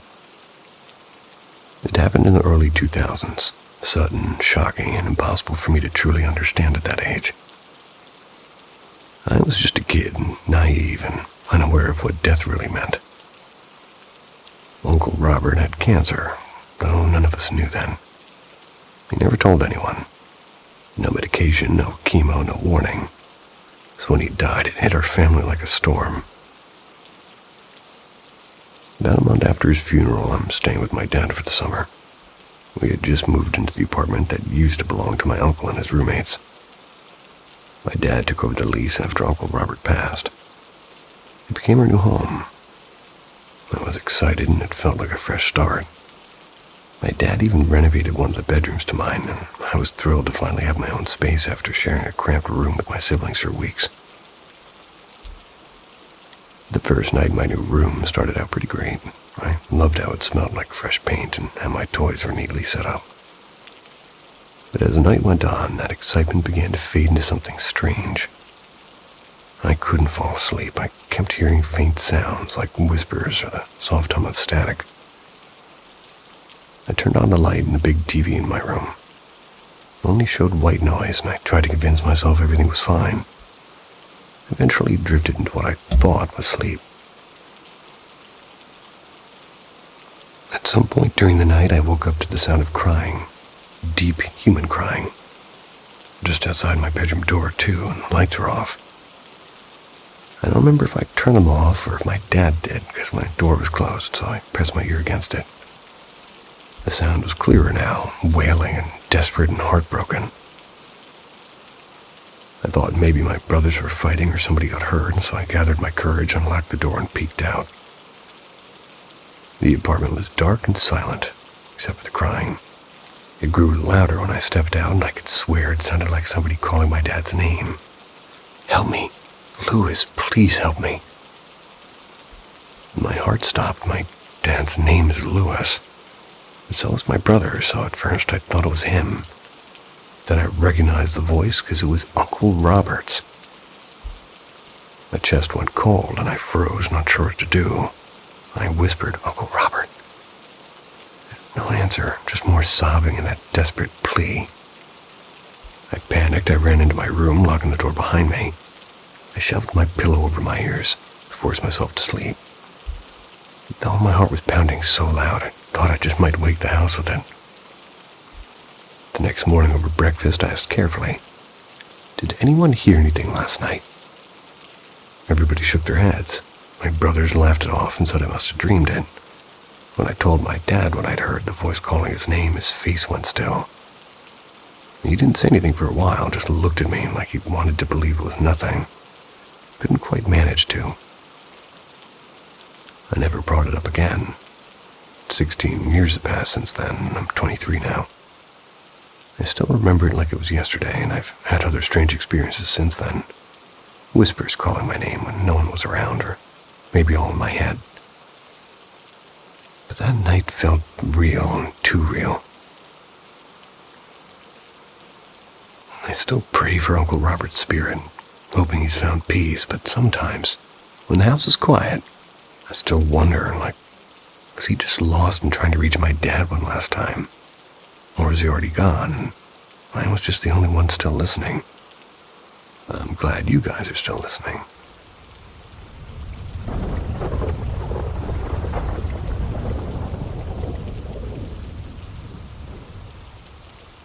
The girl in the window.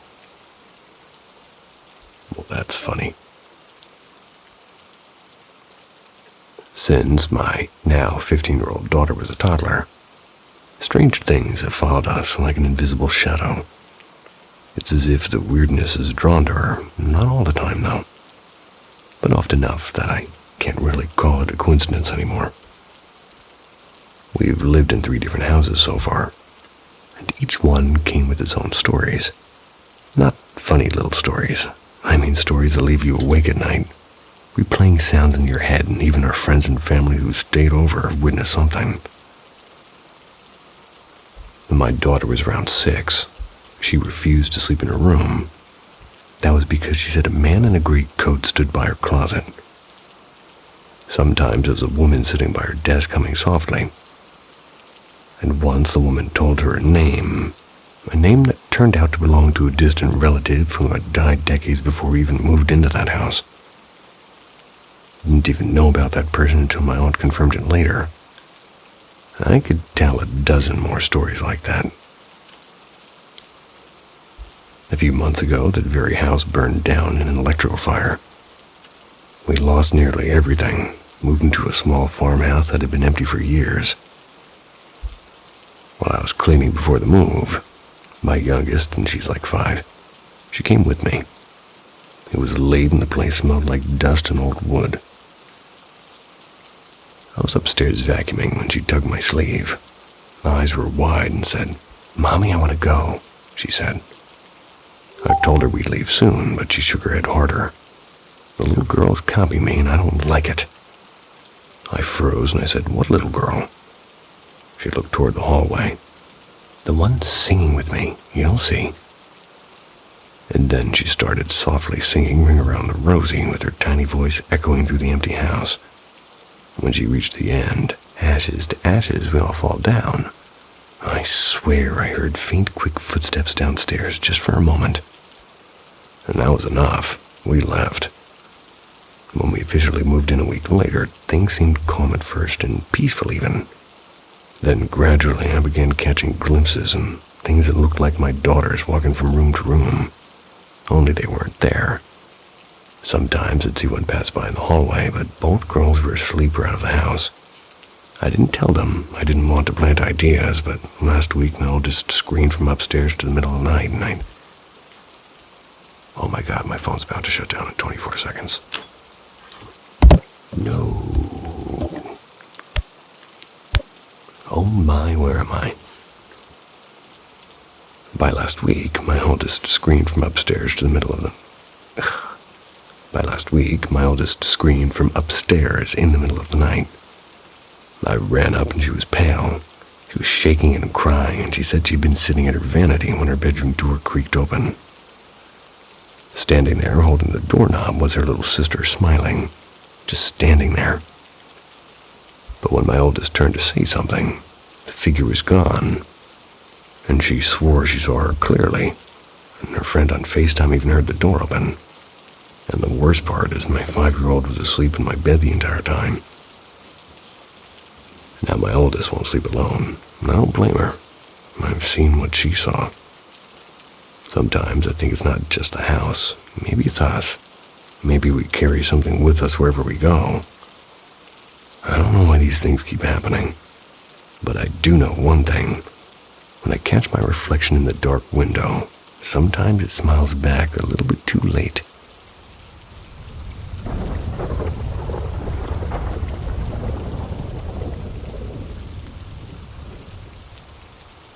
Whispers in the Tarkine.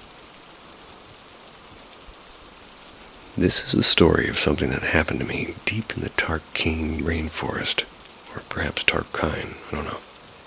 It's in northwest Tasmania, and I was about 15. It left no scars, no bruises, but the memories followed me like a shadow ever since. I grew up in a family obsessed with nature, and my mom was an environmental researcher.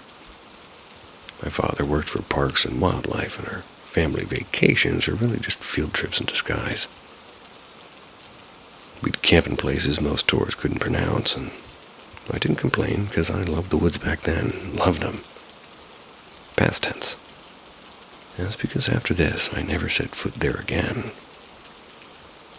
We lived near Waratah, just a short drive from Savage River National Park. My parents allowed me to camp solo only near Philosopher Falls, and only with my Labrador, Rusty. They'd been trained as a rescue dog. And to me, those weekends alone felt like freedom itself.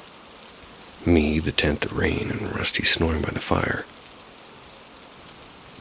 But as I got older, I wanted more distance, more danger, more proof that I wasn't just a kid tagging along on my parents' expeditions, and I begged them to let me take the dirt bike out deeper into the forest. They refused, of course, so one weekend I lied. Told them I was going camping by the falls with a few school friends. Instead, I packed my tent, some food, and rode off alone into the heart of the Tarkine. I left right after sunrise, chasing the thrill of doing something forbidden. By early afternoon, I'd found a quiet clearing near a stream and set up camp. After eating, I decided to wander just to see what's out there. I'd heard there were limestone caves somewhere close by. The forest plays tricks on you. After 20 minutes, I realized the trail behind me had vanished, and I tried not to panic. I had a compass. I had daylight. South meant the road, and the road meant home. It was easy. Only it wasn't. Not this time. The light faded faster than I'd expected, and the trees swallowed the sky. The air turned unnervingly still. And when I say still, I mean nothing. No wind, no insects, not even Rusty's collar jingling. He was rigid, ears back, staring into the trees, and then the sound came, a snap and a branch breaking. Then another, and then from somewhere above a voice. "Hey, over there." It sounded almost casual and human, and I almost felt relief. I called back, "Hey, I'm lost, where are you?" No answer, just another voice, same tone, same words, but from behind me. Rusty growled deep and low. And that's when I realized the voices weren't coming from the ground. They were up in the canopy. I ran. I didn't even think, just grabbed the compass and bolted through ferns and mud until my lungs burned. When I finally stopped, I checked the direction, tried to calm down, and it came again, and this time right next to my ear. "Hey, over here." I turned, nothing, no one. And I don't remember the next few minutes clearly. I just remember running and branches whipping my face and Rusty barking wildly until the trees opened up and I stumbled onto a logging road sobbing. The last thing I heard before I broke out of the forest was laughter. 3 voices at once, cold and overlapping. My parents picked me up that night. They were furious about the lie. I didn't care. I cried the whole way home. Dad retrieved my bike the next day and said everything at the campsite looked untouched, and I'd never been back. If anyone's ever heard voices like that in Tarkine or anywhere, I'd really like to know, because it took away something I used to love.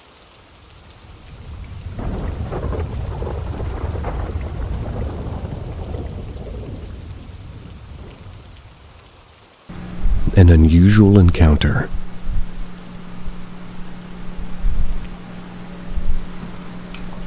I have always believed in the paranormal. I grew up hearing and seeing things in my house. I'm from Northford, Connecticut, so you can imagine the entire state is pretty haunted. I've heard everything from the house settling to glass breaking, and to my shock, no glass would be shattered on the floor. Anyways, I was 12 when this happened. That makes it back in 2010. My mom and dad split up, so I would go visit my mom on the weekends and be with my dad during the week.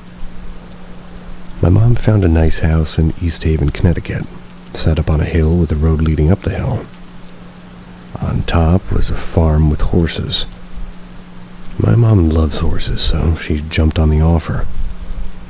I was a little shit when I was 12, so I had gotten expelled from school. I was living with my mom and my older brother full time. I'd stay up until the crack of dawn every night and sleep all day.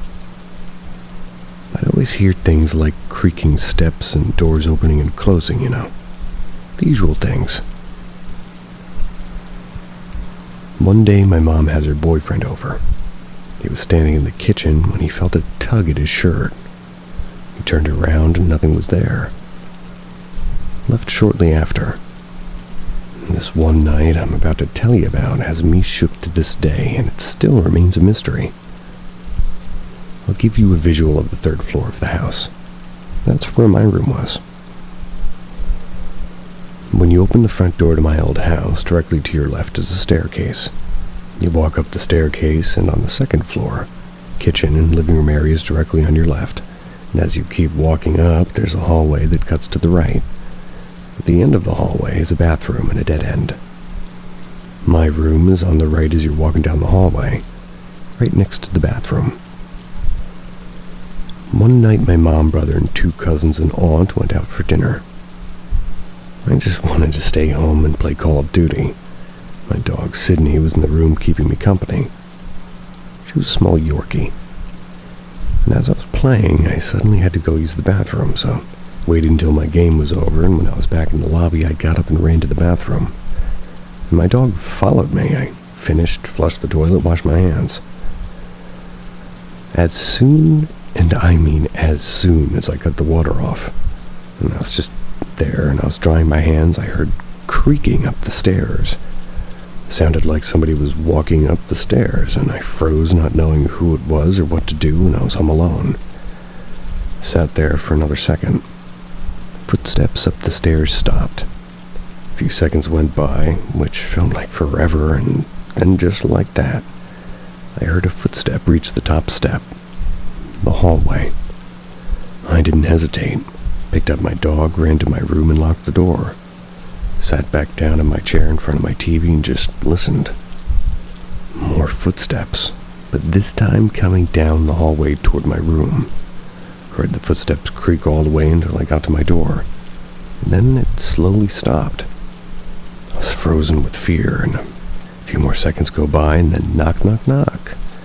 I immediately called my mom to see if she was home yet, and of course, she said no. And after the 3 knocks, I didn't hear anything.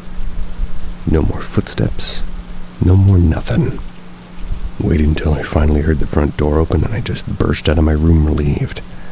Told my mom what had happened for her to tell me countless other stories of experiences that she had in the house.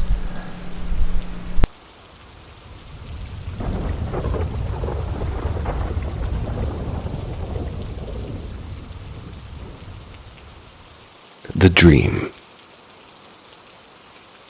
Early one chilly and frosty winter morning, I had a very vivid dream that I, at once upon waking from it, I knew in my heart to be true, and in the dream it was like I was simply hovering above a close friend of mine's bed. I was watching him as he was lying down. He was very aware of my presence. He was getting gestured for me to hand him a black lighter that was on the floor next to his bed. For a split second, I thought of trying to retrieve it for him to give it to him, but I immediately knew that I couldn't possibly do that for him because I was only a presence right then, not actually physically there in the room flying with him. Since we were able to communicate with each other, I informed him that I was sorry, that I wouldn't be able to actually grab the lighter to hand it to him. He then tried to move toward the edge of his bed to get it, but it was like one whole side of his body wouldn't cooperate for him to be able to grab it. He gave up on the lighter and looked back up at me and tried to speak to me. But since he couldn't speak properly either, I was unable to understand him at all. It was then that he began to fade out of focus as I left the dream in his room and woke up. Upon waking up from that dream, I woke my boyfriend as he slept soundly next to me, and I said to him, "I think Roy just died. I watched him die in my dream just now." This occurred at around 6:30 in the morning. After that, we got up and got ready to go into town and meet up with some friends at our local park as usual. A few hours later, maybe 10 a.m., I was sitting in the grass with one of my girlfriends. I was enjoying a cinnamon roll. It's while our boyfriends were at the store and just off somewhere hanging out. As I licked some of the icing remaining on my fingertips and squinted at her through the morning sunlight, I said to her something like, "Hey, this is going to sound really, really weird, but I need a big favor." "Sure, what is it?" she inquired curiously.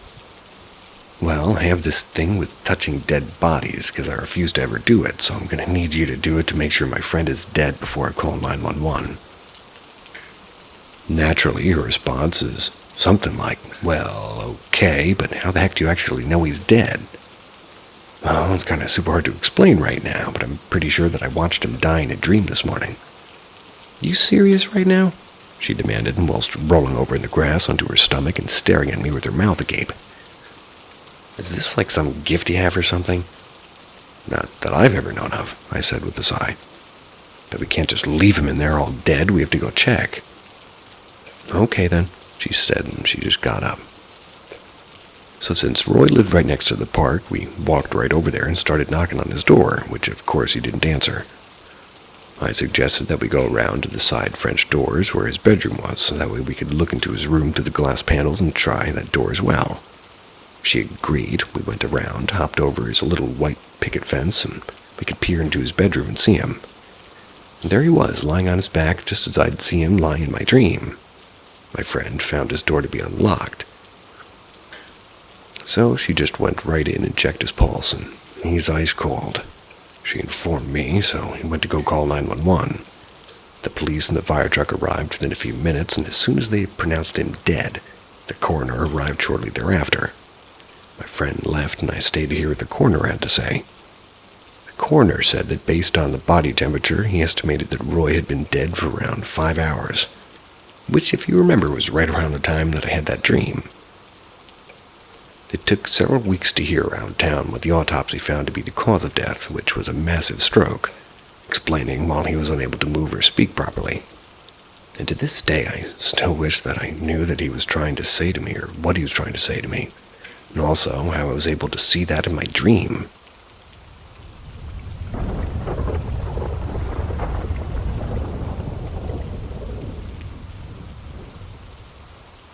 The nights I wasn't me. Now, I've always been a sleepwalker. My whole life, really. Nothing dramatic, just the usual waking up in weird places and mumbling nonsense.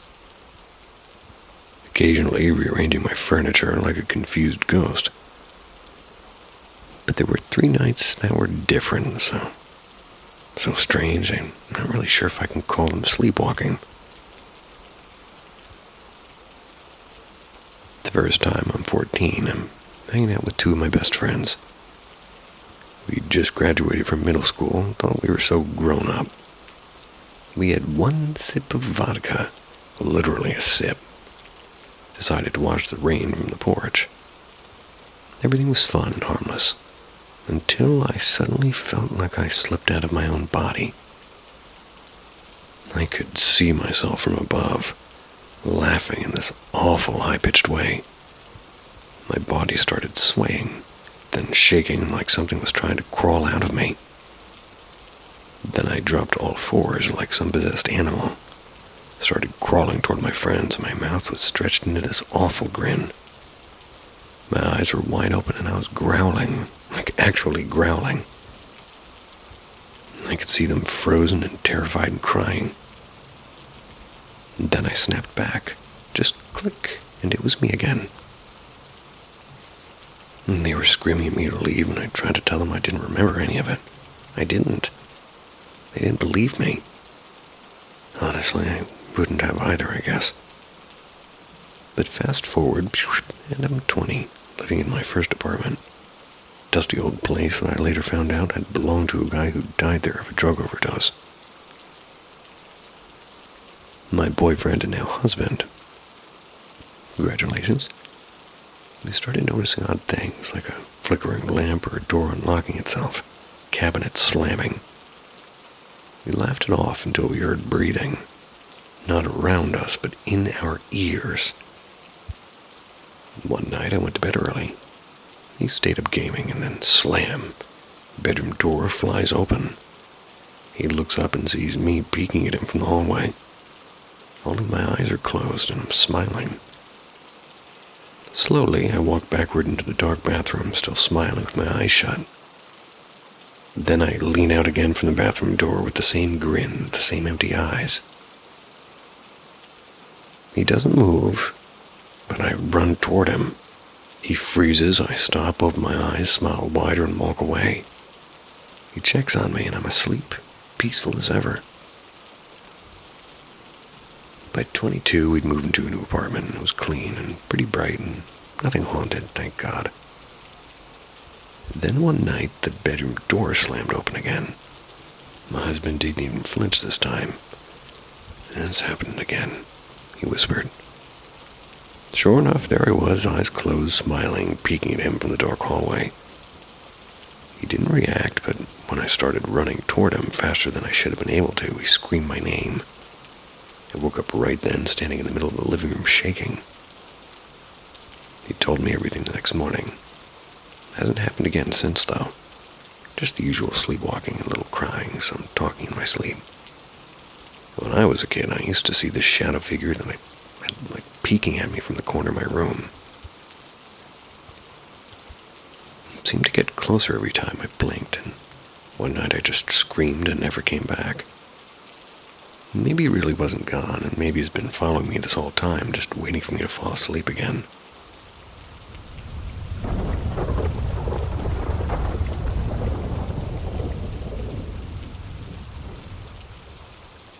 The Man by the River's End.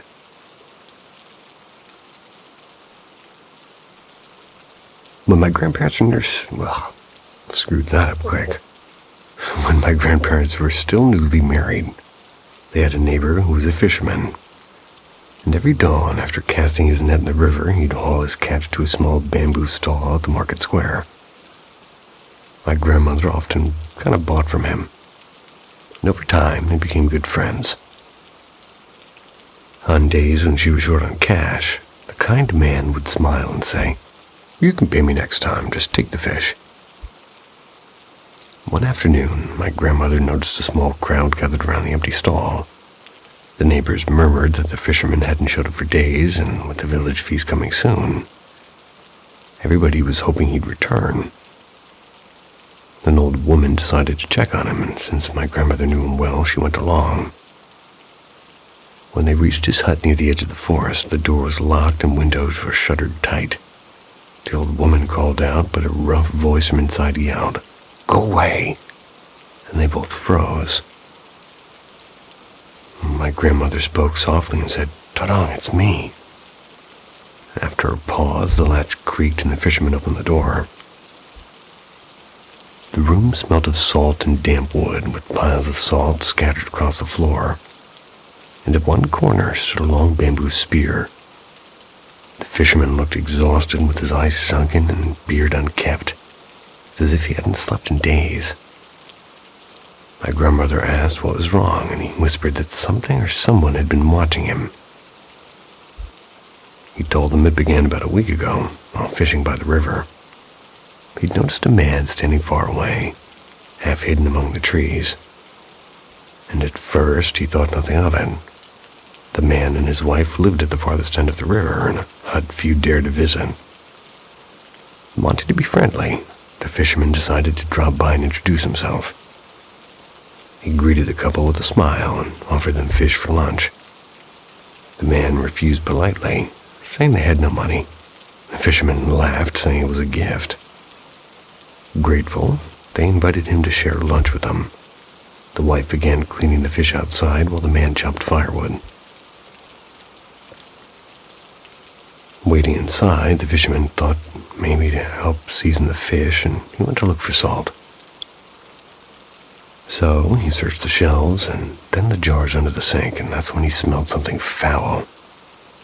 He opened a jar and nearly fainted because inside were small grayish human fingers.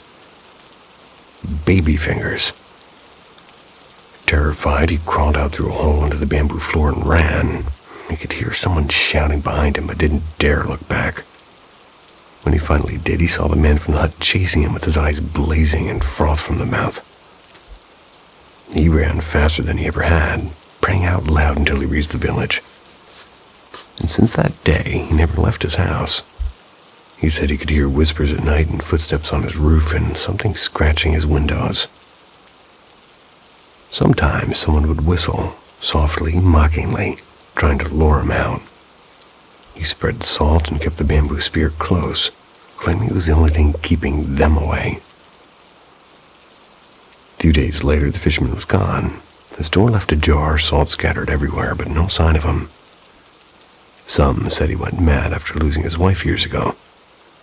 Others believed the spirits from the river took him. My grandparents said they didn't know what to believe, only that after that day, no one ever fished near the river again.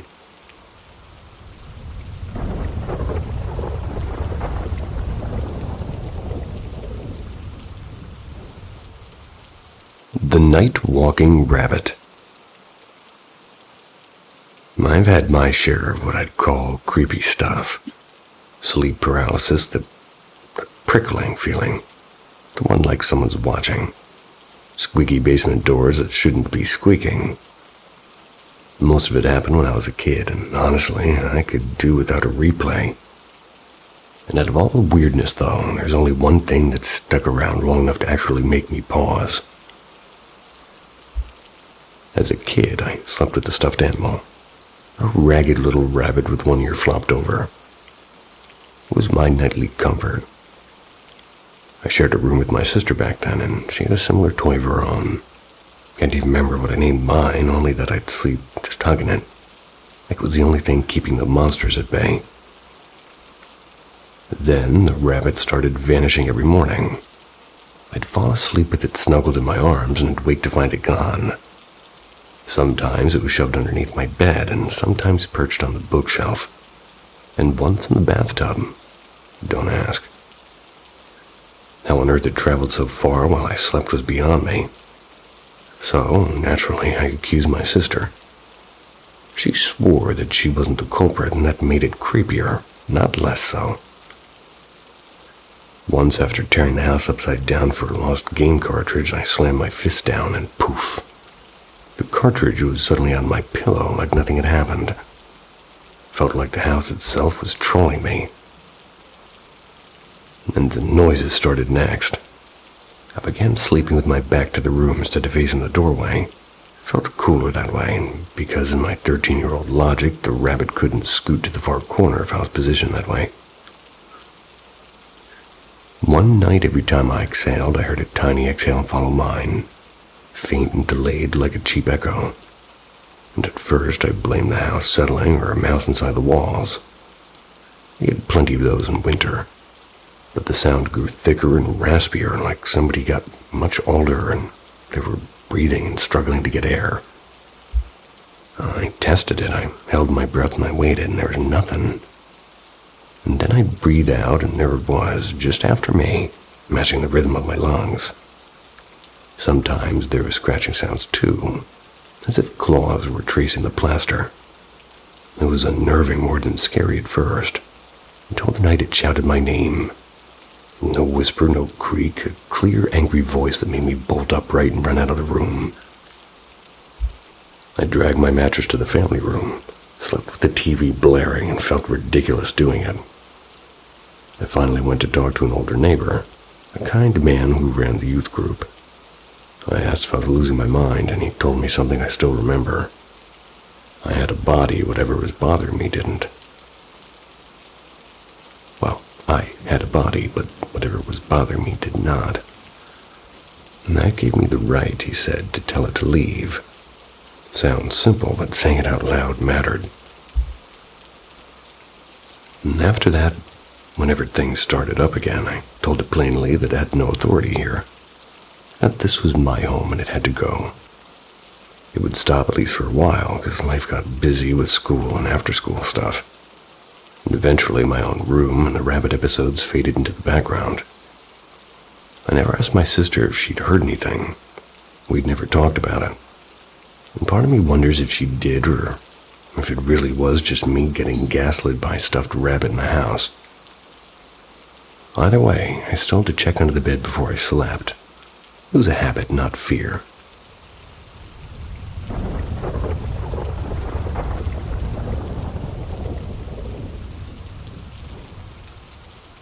The Woman of Silver Mist.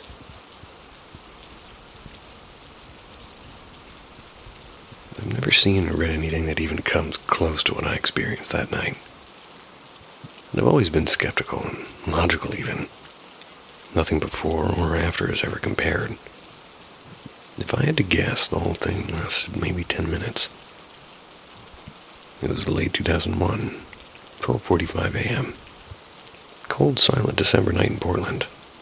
The kind of night where you can see your breath drift to the stars. I was walking home from a friend's apartment, same route I'd taken countless times before. No cell phone, no headphones, just me and the sound of my own shoes on the sidewalk. I had my coat zipped up, hands in my pockets, and the streets were empty, completely still. I took a left at a small intersection that would lead me down the final stretch toward my neighborhood. And that's when I saw it. Something that looked like a pale ribbon of mist hanging in the air just above the height of the street lamps. It caught my eye because the sky was perfectly clear, not a cloud in sight. Still, I kept walking, assuming it was just some strange patch of fog from the river nearby. A few minutes later, about halfway down the street, I looked up and froze. Floating above the road, maybe 20 feet up, was what I can only describe as a woman made of light and vapor. Their body had the texture of a cloud, but her outline was sharp and distinct. She wasn't glowing like a bulb, but instead she was shimmering softly, like moonlight through thin smoke. Around her head was a faint ring of silver light, not hovering above but wrapping her completely. The halo that pulsed gently like it was alive. She smiled at me, a calm, kind smile. Then she raised her hand and waved. I didn't move, and I couldn't. My hands stayed buried in my pockets. I was frozen there. I remember looking down at the pavement, my heart pounding, unsure whether I should run or speak or just keep walking. And after a few seconds, I looked back up, and she was still there, gliding silently above the street in the same direction I was going. She wasn't looking at me anymore, just moving forward slowly and gracefully. And I followed her from below, half terrified, half entranced. I kept thinking, this can't be real. I tried to rationalize it. Fog, light tricks, fatigue, but the air was clear. There were no lamps bright enough to project something like that. She began to drift farther ahead of me, and that's when I noticed something else. Far off in the distance at the end of the street was another soft glow. A thin, bright cloud, the same silvery tone as her halo. She seemed to be heading straight toward it. By the time I reached the corner, she was almost there. I paused for a second to watch. Then I heard a car engine behind me, a delivery truck. Instinctively stepped aside, and the headlights washed over me for a second. And when I looked back up, the sky was empty. No mist, no light, no sign of her at all. Just stars again. And that was over 20 years ago. Never seen anything like it since, and sometimes I think about asking a priest or a scientist. Really, anybody who might offer an explanation. Other times I just let it stay whatever it was, a strange, beautiful, quiet thing that passed by. I don't think it was a guardian angel. I don't think it meant anything about faith or destiny. I think I was just there at that one moment when something or someone was moving on, and somehow I got to see it.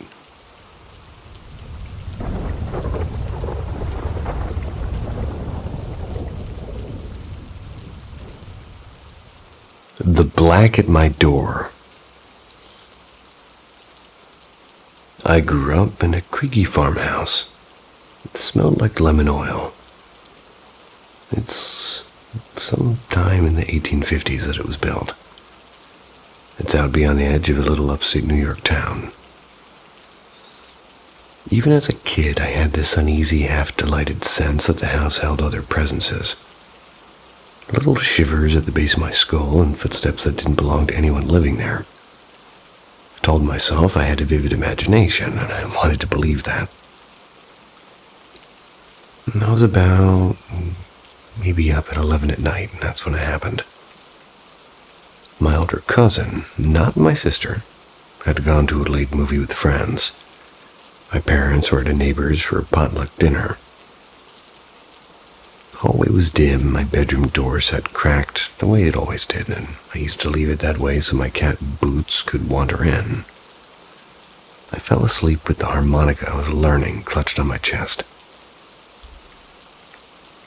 I remember waking to the feeling of somebody standing in the doorway, and for a second I was half awake and comforted. I was certain it was my cousin checking on me. Then I dropped back into sleep like a stone.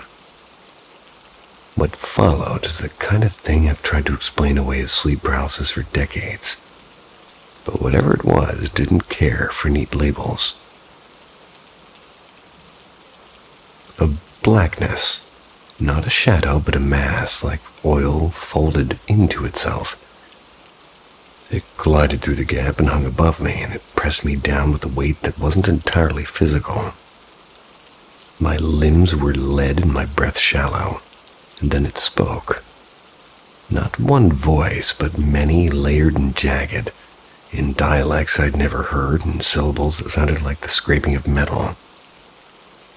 They weren't words I could unpack, but they felt like a vocabulary aimed straight at the part of me that listens after midnight. I panicked in the only way my 11-year-old body could. I willed myself to move, and it felt like tearing through a suction. Finally, I sat bolt upright. I hurled the covers aside and flipped every switch in the house. I scooped Boots up in my arms, and I went out on the porch and sat with the porch light kind of haloed around me, till the cars came home, and the house settled back into its usual noises. My parents called it a bad dream, and my cousin just hugged me and said the room had always felt weird. Even now, decades later and with more odd little experiences tucked into my life, I still feel like I'm tuned to something that runs a little bit under the static of normal days. And I have a habit of telling whatever I sense in the firmest voice I have that you're not welcome here and leave. Most of the time, that's enough. Sometimes I wonder if I shut the doors that I shouldn't have shut. And other times I wonder whether I actually have a bit of a line to something else. And I've been too frightened to pick it up properly. So part of me suspects I could learn to listen if I stopped being so frightened and started asking questions instead of telling it to go away. The braver part of me, still small, still 11 sometimes, wants to try. The other part, the practical one, cynical part, rolls its eyes and goes to make coffee. So I keep both around, and they tend to argue, and I keep the porch light on a little bit longer than I used to.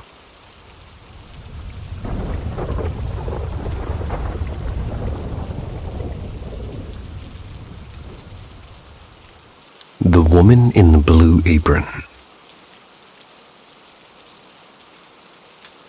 Growing up in the late 1970s, my parents hired a housekeeper named Clara. Again.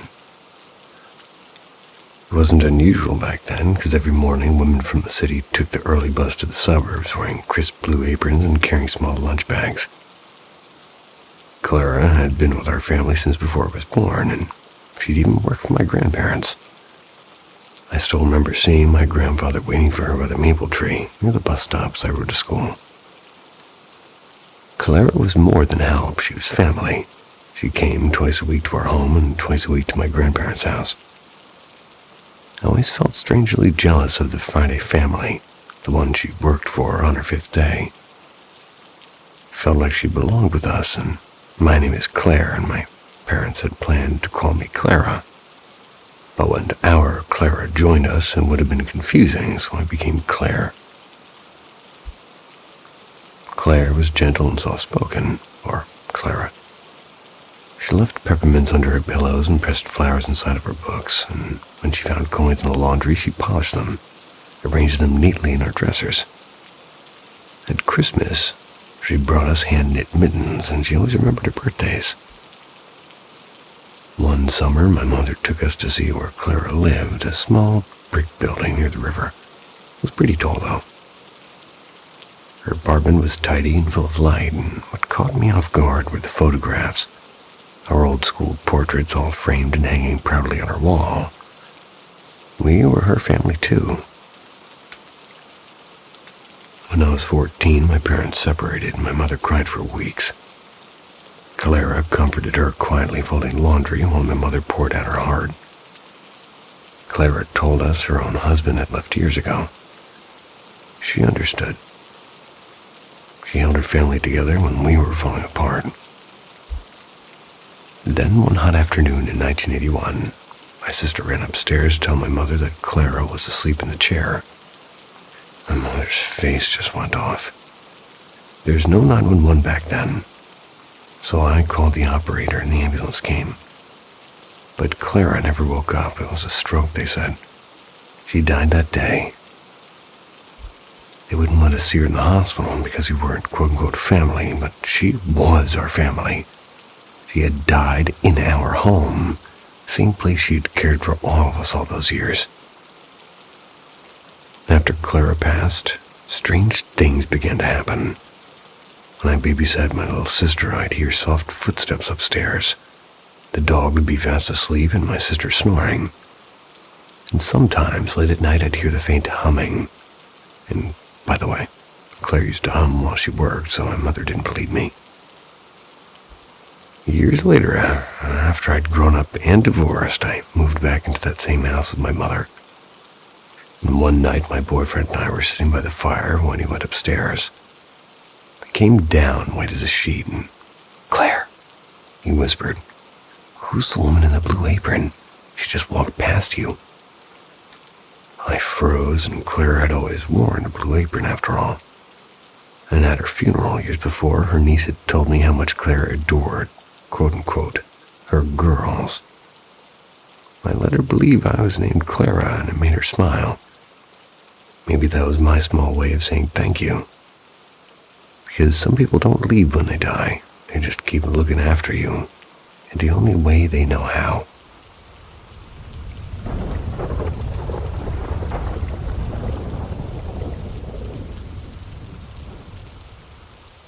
The Lantern Shadow.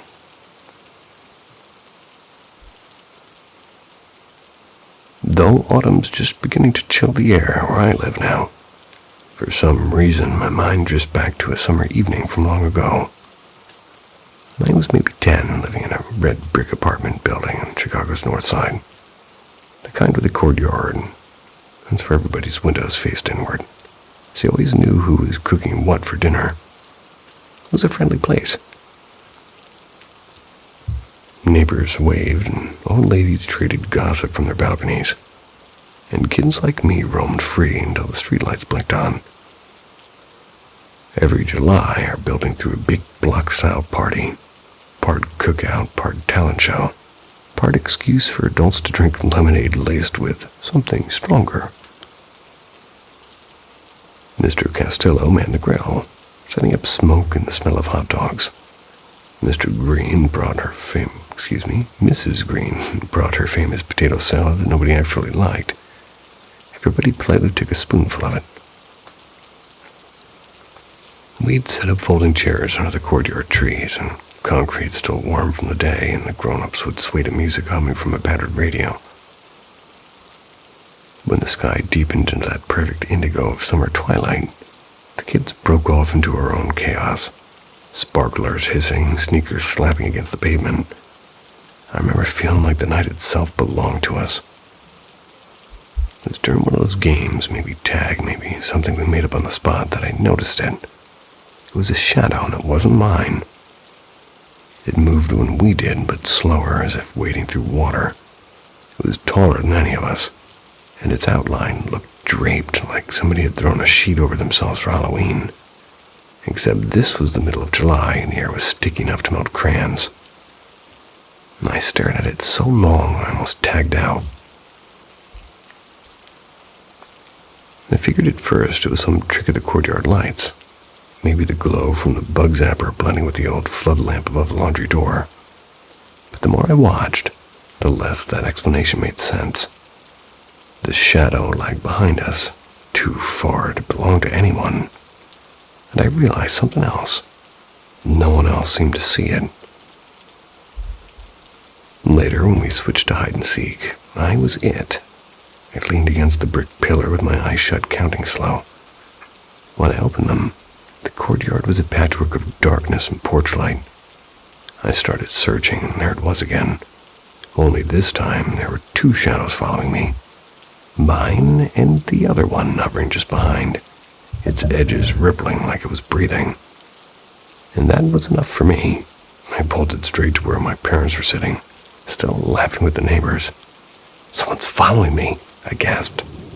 Dad chuckled and said, "Well, yeah, that's how hide and seek works." "No," I said. "It's not a kid, it's a shadow, and it's wearing a sheet." Mom frowned, half amused, half concerned. "Honey, maybe it's just your own shadow. It's a double from the lights. You've been running around for hours and you're just tired." I wanted to argue, but the lump in my throat was too big. She patted the chair behind her. "Come sit down, we'll go up soon." I sat with my eyes darting to the walls, waiting for it to appear again. It never did. Still, sometimes when I close my eyes, I can see it. A tall, wavering silhouette keeping just far enough behind to make sure I never quite forgot it. And 50-odd years later, I haven't.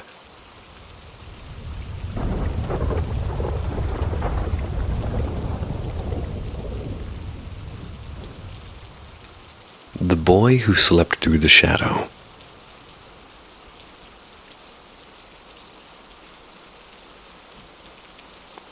It happened not too long ago.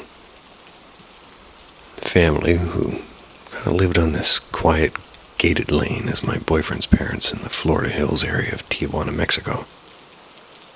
Florido Hills, excuse me.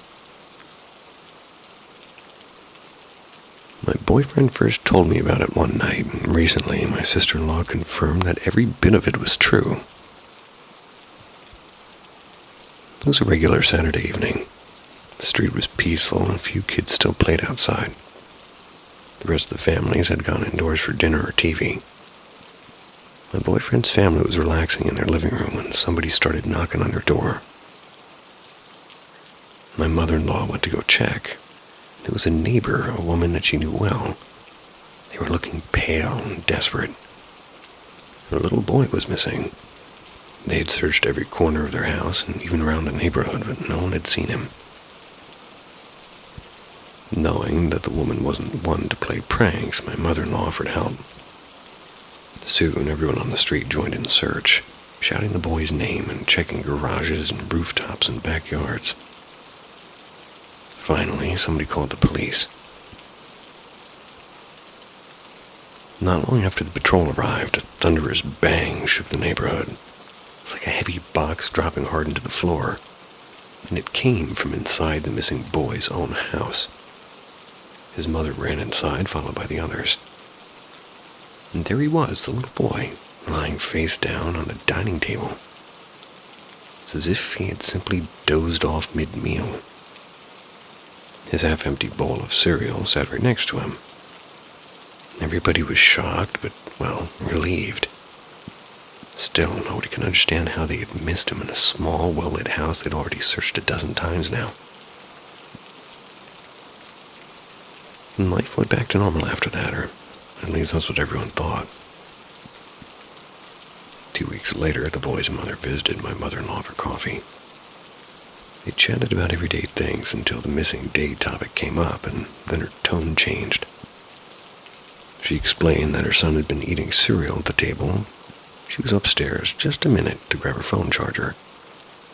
When she came back down, he was gone, and she checked the whole house, and there was nothing. No door had opened. The neighbors outside swore no child had stepped out. Then came the bang. She ran back inside, and there was him again, exactly where she'd left him, his head resting on the table beside a cereal bowl. Later that night, when everyone was calmer, she asked what had happened, and his answer still haunts her. He said he had fallen asleep at the table, but when he opened his eyes, the living room was darker like twilight. In the corner, there was a tall man in a long coat and a wide-brimmed hat watching him. The man smiled and asked, "Would you like to see something special?" He was holding a small old-fashioned key. The boy said he felt like he had to take it. When he reached out his hand, everything went black. The next thing he saw was his mother shaking him awake. The family has since moved away, and no one really talks about it anymore.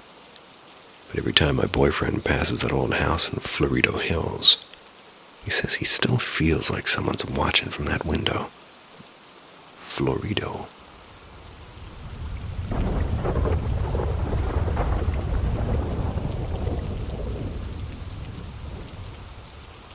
The Skeptic and the Cherry Lollipop. This happened about 10 years ago. So when my family piled into a clanky rental. We went on a summer trip to Breckenridge while I was still in high school.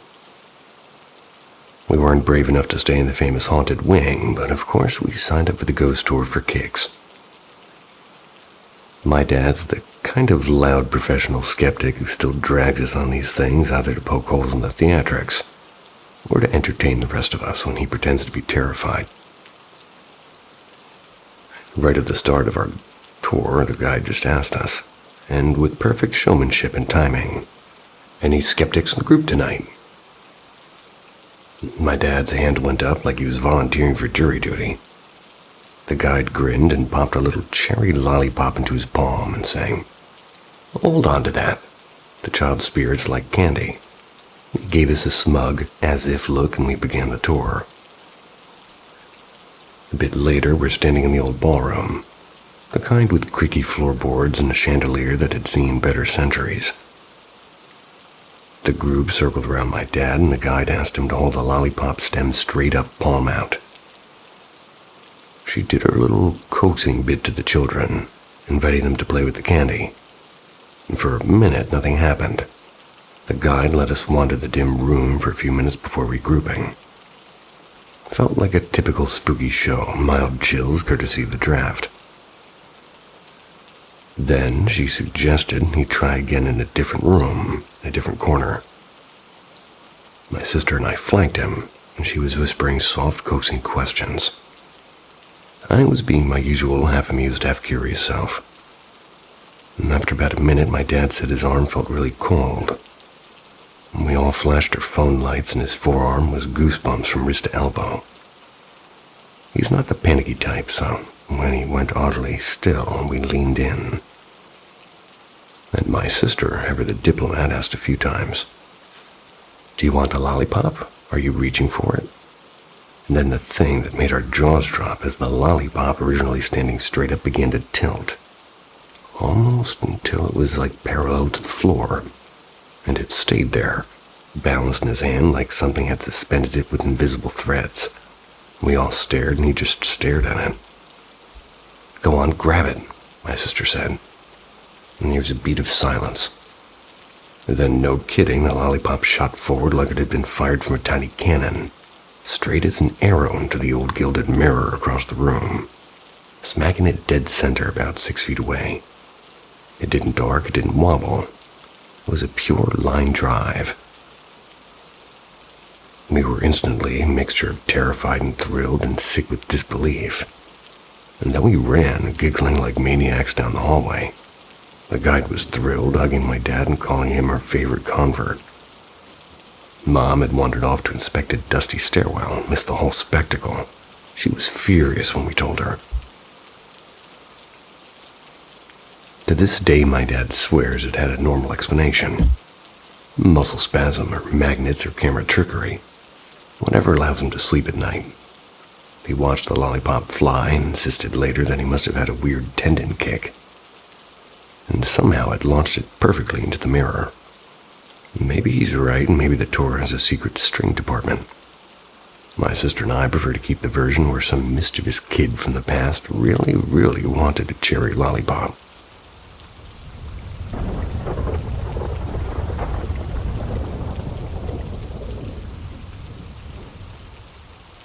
Okay, let's get real spooky. Tonight we enter the twilight zone of archaeology, where scientific instruments start acting possessed, and the Earth itself might be exhaling secrets. Because now we're talking about the tomb that, according to multiple independent freaked-out researchers, breathes. Yeah, breathes. Let's rewind to 2012. When a joint Sino-European geological team set up a camp near the main mound. Their mission, simple environmental monitoring. But what they found was anything but chill. Every 29.5 days, like clockwork, their instruments recorded micro-pressure pulses in the soil around the tomb. Not earthquakes, not groundwater shifts, something gentler and rhythmic and measured, almost like lungs expanding and contracting. Now, before you roll your eyes and yell, bad data. Hold up, these weren't amateurs. They recalibrated and reinstalled and retested, and still on a lunar cycle they found consistent air shifts in the tomb's surrounding soil. One scientist described it as the mound inhaling the moonlight. That's when the legend of hounds perked up. You see, in certain ancient Taoist traditions, tombs weren't just graves, they were living organisms. Designed with geomantic precision, they were said to draw chi energy, like life energy, from the heavens and the earth, syncing to celestial rhythms. Basically, the tomb was a battery, and the first emperor, he was the payload. Here's the kicker. The data gets spicier. Infrared scans during these cycles show slight temperature anomalies inside the mound itself. Hot spots and cold spots moving like currents beneath the earth. Not dangerous, but definitely alive, and every time somebody tries to publish on it, well, the studies disappear and websites go offline, and one professor called it government-sponsored ghosting. So why the question? Isn't it the tomb breathing? It's like, why? So let's entertain a few theories. One, thermal pocket theory. The mercury rivers heat and cool, creating a thermal pump effect. Logical, but boring, so moving on. Two would be structural resonance. The tomb's design with its underground chambers might interact with tidal forces, especially with Mercury's density, like a low-tech ancient bellows system. 3, dark energy capacitor. Okay, this one's straight from conspiracy TikTok, but it's too juicy not to share. Some believe the tomb houses a geomagnetic engine powered by mercury and crystals in feng shui alignment that absorbs cosmic energy. And those lunar cycles, maintenance mode. The tomb isn't resting, it's charging. 4, soul containment. The Taoists believed breath and spirit were linked, and in some extreme interpretations, what we're seeing isn't just airflow, it's the Shen, the spiritual echo of Emperor Jin, rising and falling like a heartbeat. And here's something even creepier. Every documented peak of this breathing cycle aligns with an odd event. A landslide in 2015 that exposed ancient stone near the southern flank. A lightning strike in 2018 that hit the tomb's perimeter wall. 2021, a drone malfunction that ended with the drone flying by itself into the center mound and crashing hard. Recovered footage showed nothing, just darkness until the last frame. A single clay eye staring straight at the lens. Coincidence? Or a tomb watching us, waiting for something. Maybe it's not asleep and maybe it's meditating.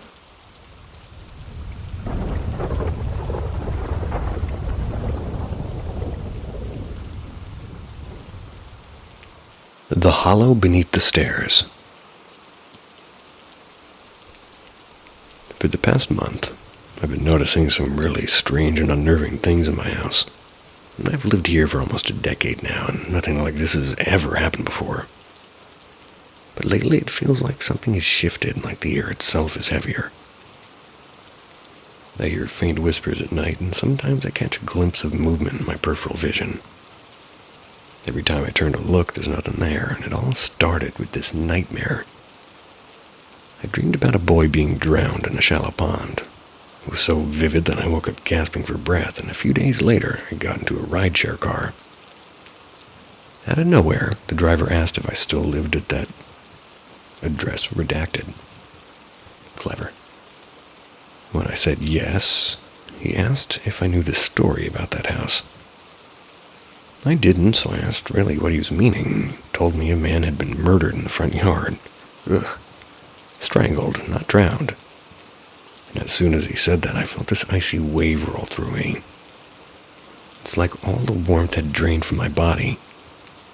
I did some digging online and found out my house had been hit by an artillery during World War II. Jeez. Later used as an emergency shelter. The only part they properly rebuilt was the kitchen floor. They'd reinforce it with steel, but the crawl space beneath it is still hollow. That area has always made me uneasy. I never paid much attention to it until now. Since then, things have only gotten worse. The dreams are more intense. One night I dreamed of a woman standing at the end of my hallway. She had shoulder-length black hair, no shoes, and wore a gray dress. The most disturbing part was her eyes. They were wide open but completely blank, like she'd been staring at something I couldn't see. I woke up screaming. For the first time, I felt like I wasn't alone in my own home. Another night, I dreamt my house was filling with water instead of fire. It came pouring from the ceiling and the walls. I've had that happen 2 or 3 times. I tried to run, but my legs wouldn't move. And the next morning, my carbon monoxide alarm, not the smoke alarm, it started blaring at 3:11. I checked the entire house. There's no leak, no gas, but the alarm wouldn't stop. I unplugged it, and 2 minutes later, it started again, and this time louder. No explanations for it. But the worst dream I had was about my brother. I saw him crash his bicycle on a wet road, and it was so real that I woke up shaking. The next day, I told him about it, and we laughed it off as one of my weird nightmares. But later that afternoon, he actually fell off his bike on the way to work, and thankfully he wasn't seriously hurt, but the timing freaked me out. Now at night, I keep seeing figures in the garden, dark, indistinct shapes. They don't move like people, and they're just there at the edges of the shadow and just watching. They vanish as soon as I focus on them. I know I'm not imagining it. Everything feels wrong. The air, the silence, even the light seems dimmer. It's getting harder and harder to ignore, and I don't know what to do anymore. Has anyone else been through something like this? Has anyone else had a problem saying the word through? Because right now, it feels like my house isn't just haunted, it's waking up.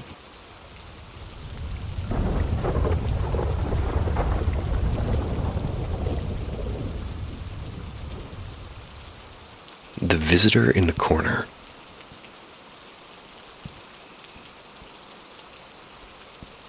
After my sister passed away, the silence in my apartment began to grow heavier.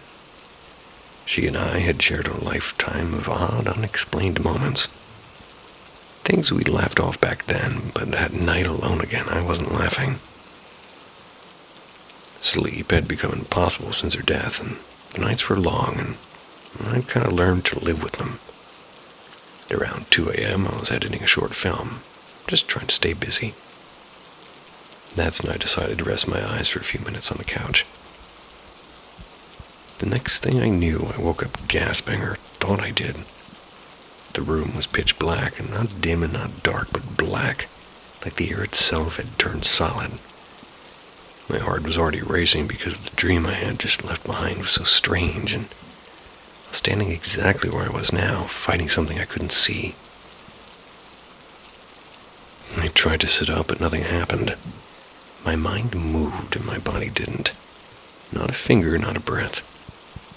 Sleep paralysis. I hadn't felt that since I was a child. But that old panic came flooding back like it had been waiting for this moment.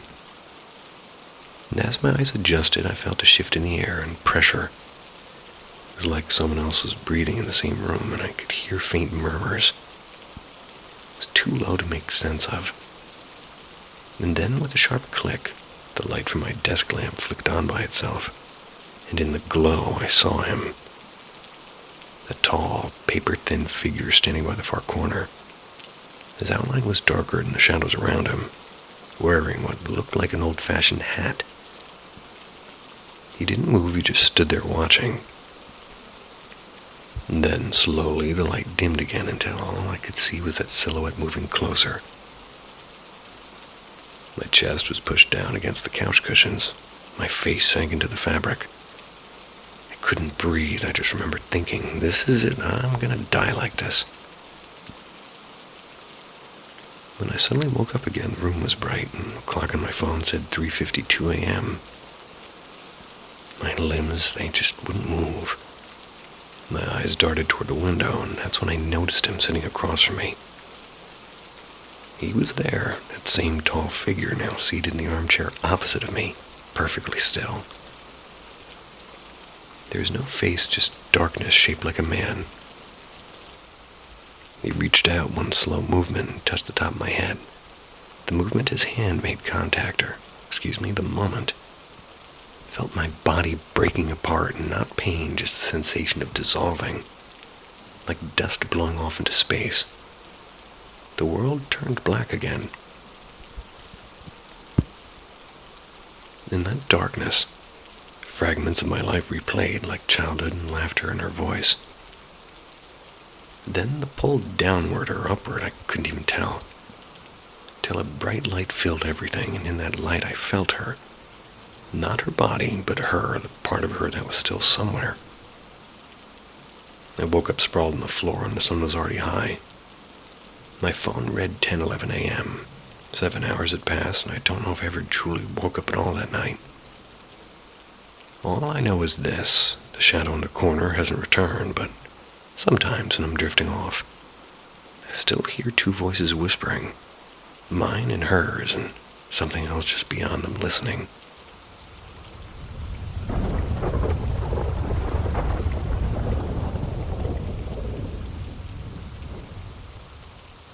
The Whisper by the River. This is a story my mother told me from her teenage years when she lived in a quiet village tucked deep within one of the Philippine Islands. Happened sometime in the late 1970s. When my mother first entered high school, she met a girl who shared the same first name. They bonded quickly over music and sketches, the way both of them loved to sing while walking home from school. They became inseparable. One morning, her friend didn't show up for class, and the teachers didn't seem too worried, but the whole village was small. People always knew who lived where, and after school, my mother decided to visit her friend's house near the riverbank to check in. But on her way there, a group of classmates stopped her. "Don't go near that house," one of them said. My mother asked why not, and one girl said with wide eyes, "Because they eat people." My mother rolled her eyes, and she'd heard that rumor before. The family by the river practiced something dark, but she never believed it. Her friend was kind, and her food tasted normal, and her laughter was real. So my mother continued walking. It was 4:30 in the afternoon, and the river shimmered gold with the lowering sun. And then from a distance, my mother saw a woman crouched by the shallow water. She thought maybe the woman was washing clothes or relieving herself, but as she got closer, she noticed something strange. The woman's hair was tangled white, almost glowing against her black dress soaked to the hem. Then my mother heard her murmuring over and over, "I wish the sun would set soon, I wish the sun would set soon." That was basically when my mother's courage broke. She ran home so fast her slippers nearly flew off. That night, she tried to convince herself the woman was just ill, maybe even out of her mind. She blew out the candle lamp beside her mat and lay down on the bamboo floor of the nipa hut. Around midnight, she woke to a faint rustling beneath her. At first, she thought it was a rat. Then she felt a cold pressure against her back, something moving under the bamboo slats. Slowly, between the cracks, bony fingers began to emerge. Long, thin, colorless fingers searching and tapping and feeling.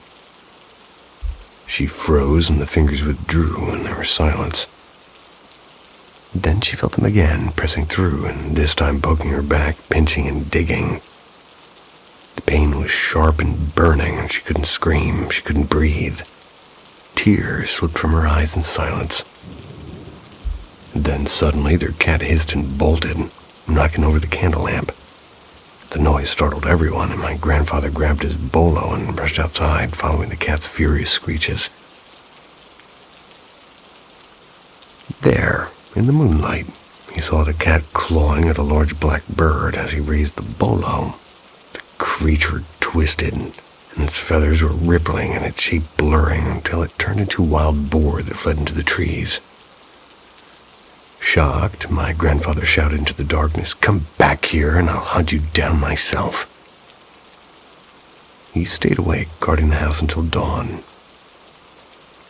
The next day, my mother went to school, but her friend never came back and no one saw her again.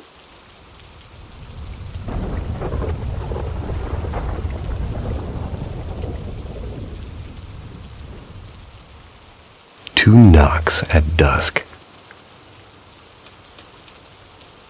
I know from the title alone that you're probably not expecting this story to be particularly scary. And honestly, it wasn't the worst thing that's ever happened to me.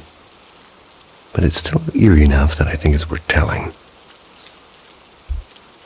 And I've had my fair share of haunted moments throughout my life.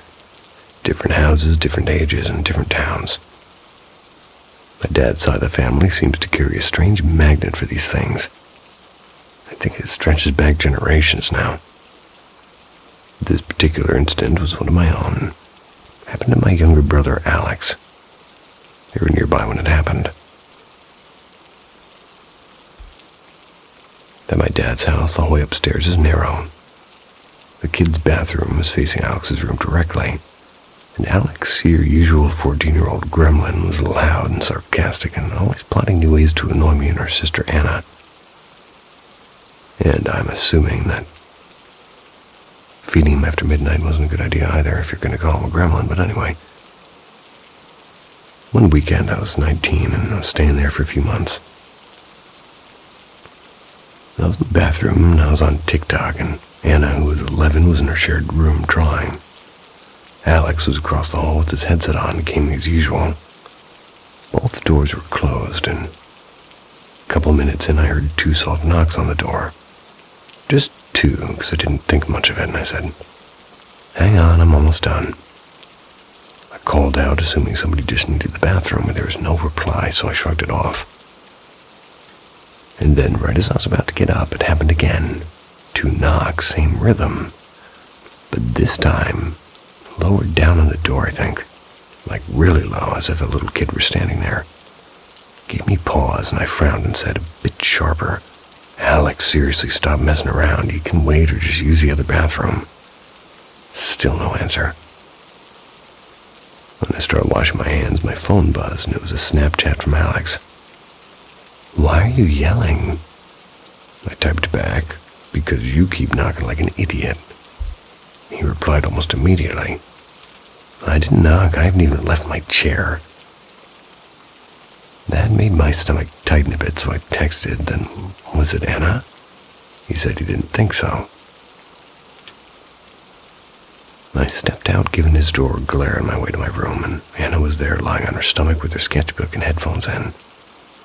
When I asked if she'd been at the door, she looked genuinely annoyed. "I've been here the whole time." Now I was properly weirded out, and I went straight into Alex's room. He was mid-match, headset on, eyes glued to the screen. I could see the timer. The round had been going for almost 10 minutes now. Neither of them could have done it, and both of them were tall. Alex was already 6 feet at 14, Anna nearly my height at 11. So whoever knocked, the sound had come from maybe 3 feet off the floor. When I told Alex, he just took off one ear cup and said, "Yeah, I heard some knocking too. I thought it was you." We both went downstairs to ask Dad. He was half asleep on the couch watching some old movie. He hadn't moved from there in over an hour. Alex cracked a joke about me, summoning ghosts again.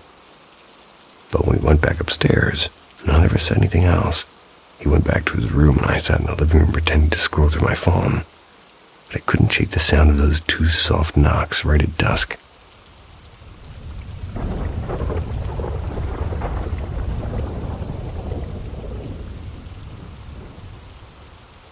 The girl with the blue scarf. This was told by me by the guy who lived through it, and it was sometime in the early 2000s, maybe a year or two after 9/11. I never forgot it, and I think you'll see why. This guy moved to New York for a new job. He found this charming old brownstone apartment in Queens. It was owned by an elderly woman who lived nearby and wanted to rent it out again. She was kind and gentle, and she said that hadn't been ready to let anyone stay there for a while. But when she met him, she felt he'd be the right tenant. He moved in with a friend, a good buddy who was rarely home because of work trips that kept him away most of the time. Since his friend traveled so often, they agreed that he'd get the bedroom, and Guy would take the couch in the living room, and it was simple enough. The apartment still had a few leftover things. A woven basket by the closet and a pale blue scarf hanging by the door. The landlord said she thought she'd cleared everything out, but maybe missed a couple of things. A few weeks after moving in, the guy started noticing odd things. Like early one morning, half asleep, he heard the front door unlock, open and close, and then lock again. And whoever it was went straight into his friend's room and shut the door. And this started happening often. Somebody would come in late at night, go into the bedroom and shut the door. Sometimes you'd hear the shower running or pots clinking in the kitchen. Just the kind of sounds you'd expect when a roommate is home. And we didn't think much of it, actually. He was figuring his traveling friend must have come home without mentioning it. And then one afternoon, while watching TV, he saw a young woman walk by the hallway mirror. And she was pretty, about his friend's age, and wore the same blue scarf. She smiled politely and went into the bedroom like she belonged there. He assumed that she was his friend's girlfriend, quiet, neat, and respectful. Nothing weird. But when his friend finally came home between trips, he realized something didn't add up. His friend was messy as hell, with dishes piled up and clothes everywhere. So one day he asked, half joking, "Man, your girlfriend's been cleaning up after you like a saint." The friend stares at him and says, "What girlfriend?" "You know, the one who stays here when you're gone. She has a key, right?" "I don't have a girlfriend," he said flatly. They both got uneasy, and to be safe, they changed the locks. And yet, a few weeks later, she was back. The door would unlock again, and the scarf would appear and disappear, then show up again, like neatly folded by that hallway. They'd hear someone showering, walking around lightly in the kitchen. When the guy finally called the old landlady to ask what she knew, her voice was trembling. She told him that years before, her daughter had lived in that apartment alone. She died around the time of 9/11, some kind of subway accident, she said. The scarf and the basket were her daughter's, and she thought she'd taken them when she cleaned out the place, but apparently she hadn't. The man moved out a few weeks later, and his friend never met the woman. But he believed the story, and the landlady said her daughter had moved that apartment more than anything. And maybe in some way she never really left.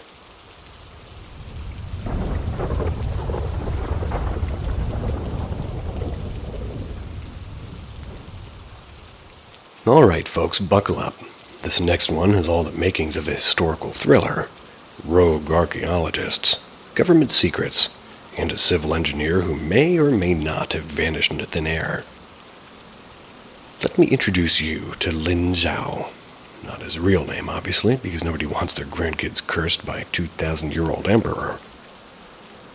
But back in the 1980s, Lin was part of a low-key government team assigned to survey the land around Mount Li, where Jun Shu Huang's tomb slumbers like a radioactive sleeping beauty. Officially, his job was to test for seismic stability. Unofficially, he might have uncovered something that scared the state into silence. According to his anonymous interview with an overseas academic journal that quickly disappeared from the internet, naturally, Lin's team was constructed to run electromagnetic scans deeper than anything had done before. These weren't just looking for tomb walls, they were measuring heat signatures. Lin claimed that beneath the central mound, beneath the clay soldiers, the corridors, the mercury-soaked dirt, was a chamber emitting a faint but measurable source of energy. Not geothermal, he reportedly said. Something else. Something artificial. Now, when that interview surfaced on a tiny, now-defunct message board in the early 2000s, nobody cared, until people started noticing something creepy. Other names associated with Lin's team started vanishing from conference attendance lists. A couple were reassigned, and one died in a suspicious car crash that looked like a scene from a soap opera. No skid marks, no braking, just a fiery plunge off a very dry, very flat highway. And it gets weirder. Lin allegedly described discovering metallic resonance underground, frequencies that seemed to pulse when exposed to seismic tests. Not just echoing back, responding like something was humming down there, like the tomb was alive. He also hinted that the central tomb chamber wasn't one chamber, it was two, nestled like a...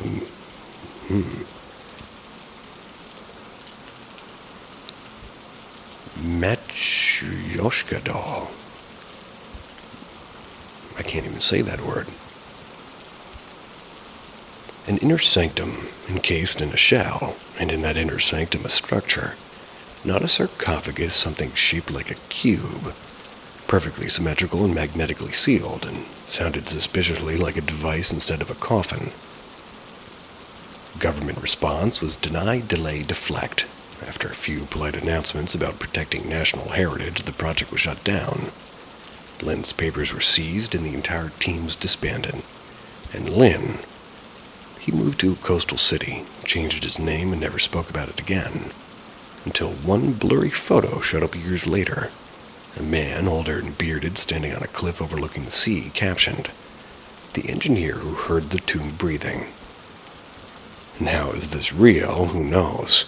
Maybe Lin was just an overworked civil engineer with a flair for fiction. Maybe he just watched too much X-Files. But the details, the way his story lines up with ancient texts describing celestial energy and sacred fire, buried with the Emperor. It's enough to make you wonder, what if the tomb isn't just a monument to power? What if it's a vault? A vault built to contain something dangerous and something still running? And what happens if we open it?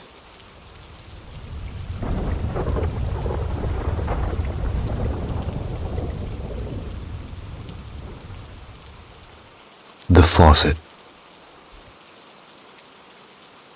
In April of 2014, one of my oldest friends and my housemate, he ended his life in our apartment. We're going to call him Nate.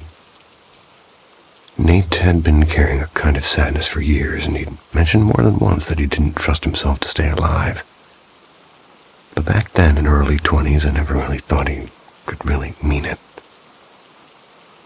Strangely, he'd been lighter that last month and joking again, showing up to game nights and even talking about road trips. So when I left for a long weekend with my girlfriend, I didn't think twice. We were staying at my mom's place when the call came. Nate and I had grown up a few blocks apart, and so I'd known his parents half my life.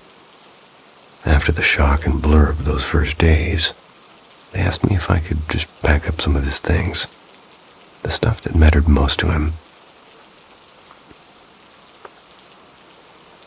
So a few nights later, my girlfriend and I drove back to the apartment. It was quiet in that awful way where even your own footsteps sound wrong.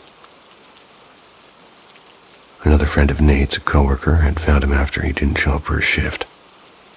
Police had already finished their work and cleaned everything. That smell still filled the air.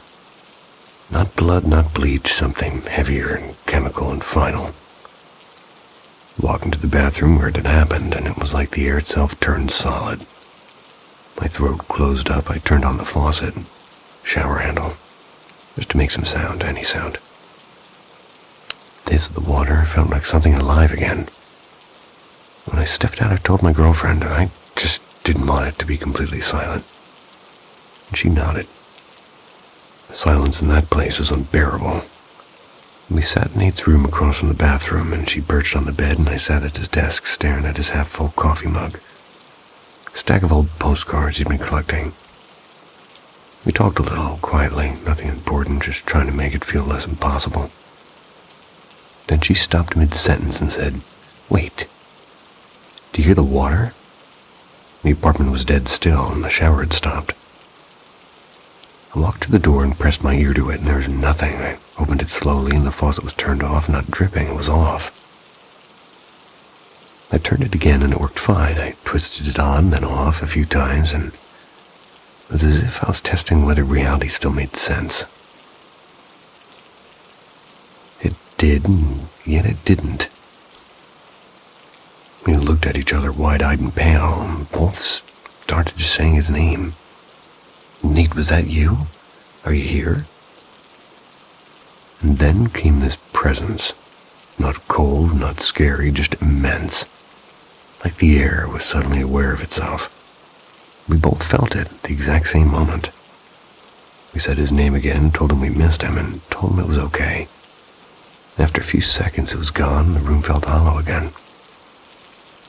Later, we made each other swear that we hadn't imagined it, that we'd always believe it really happened. We even laughed nervously and asked Nate to flash the lights if he could hear us, which of course made us both panic a little and grab our stuff to leave. Told a handful of people, even Nate's mom. She didn't say much. I don't think she could.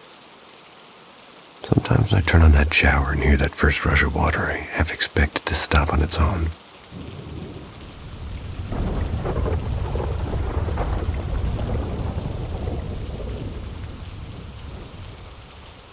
Shadows on the old base road.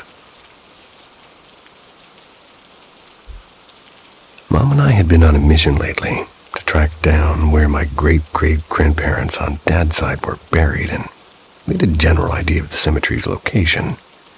But the catch was that it sat right along the border of an old military training ground. There were warning signs everywhere, like restricted area and enter at your own risk, which was more than enough to keep us away for years. Eventually, though, we found out that as long as there weren't any active drills happening, locals were usually allowed to explore the outskirts. So one cloudy afternoon, we took a chance and drove in through a narrow service road that looked like it hadn't seen a vehicle since the Cold War. And after bouncing along for what felt like forever, we finally came across a small clearing. And you could just make out the cemetery through the tangle of vines and fallen branches. Mom told me to stay in the car with her dog, an older black and tan terrier mix, because with my poor eyesight, she didn't want me tripping into a snake pit or something. So there I was, sitting in the passenger seat with the dog curled up on my lap, the only sound being the wind and the hum of cicadas. And then suddenly the dog stiffened. Her ears shot straight up and eyes locked on something outside. Slowly, her head turned, following nothing. At least nothing I could see. I still had some usable vision, but there wasn't a soul out there. The way she tracked the air, though, was how, she was acting like somebody walked by, and she was quiet, alert, and patient. I grabbed my phone and called Mom, and I said, "Find anything?" She hesitated and said, "Yeah, actually I did. I found their graves. But I swear I just heard footsteps behind me, like somebody's walking past. When I turned around, no one was there, and I'm heading back now." We didn't wait around much after that. Once we got back to the car, we both agreed to come back another day, maybe with better shoes and daylight. Between my dog staring at invisible people and Mom hearing phantom footsteps, we figured we'd had our fill of ghost stories for one afternoon. I meant to write this down while it was still fresh in my mind, and as I'm doing that, I remembered something eerily similar from a few years ago. Same dog, different graveyard. That one was a rural cemetery off a county road, with another modern one across the street from it. The older section had this monstrous oak tree. Had to be at least a century old, with its roots curling over and around the gravestones like something out of a fantasy novel. Locals called it the witch's tree. Mom and I are wandering through the old part, reading the names and dates from the 1800s. And that's when we realized the dog was gone. We searched around, calling her name, and found her crouched behind one of the car's back tires, deliberately positioning herself so she couldn't see the old graves at all. Now, this dog's no coward. She's been to half a dozen cemeteries and never batted an eye. But that day, she wouldn't budge until we left. Maybe dogs just pick up on things we don't, or maybe some places remember more than we think.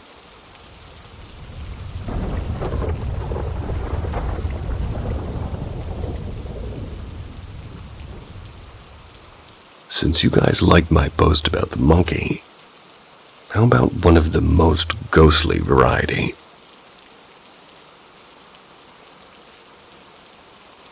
My girlfriend and I recently moved into a house. We'd been living in apartments for as long as we were dating, and this was our first house.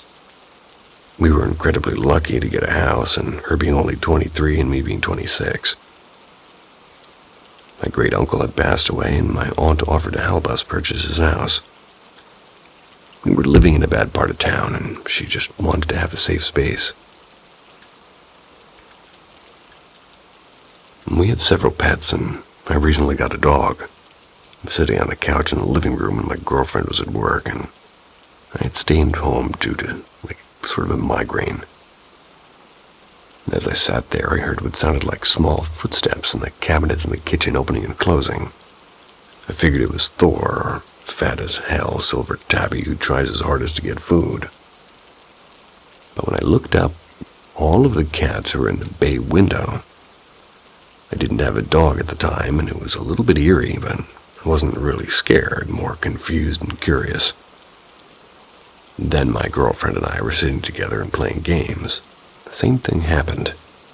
Me and her looked at each other, and my girlfriend just goes, "Frederick." She goes into the kitchen, pulls a gnome statue from under the sink.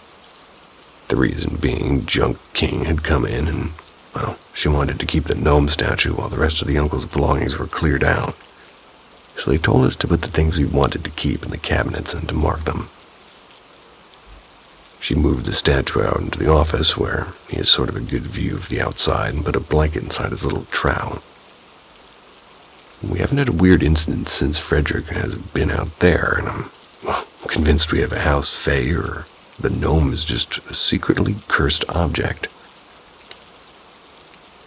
Growing up, my girlfriend lived in 2 haunted houses. I think paranormal things are just attracted to her family. She has Native American in her blood, and they are very spiritual. Her sister is able to see things, and she once saw this hunched-over dark shadow in the hallway of her house. She said it looked like a shadow Quasimodo. She also used to have this circular mass shadow that would come out of her closet and go across the wall to her rat's cage where he would scream bloody murder, like something was attacking him. She would tell it to go away, and it would, and their mother had powers of premonition when it came to people having children. She'd always dream the gender of the child before they were born. I knew it would be 100% accurate each time. She also got the house she wanted because she felt as though the previous owner, who had passed away, wanted her to have the house. My girlfriend has many strange things happen when meditating, like her onyx crystal cracking on the inside. And I myself used to experience this thing, like my parents and I called the peoples, when I lived with them. I believe it was residual energy. When you'd be laying in the house toward the back, you could vaguely hear the sound of people talking. You could never quite understand what was being said, and occasionally old tunes would echo as well.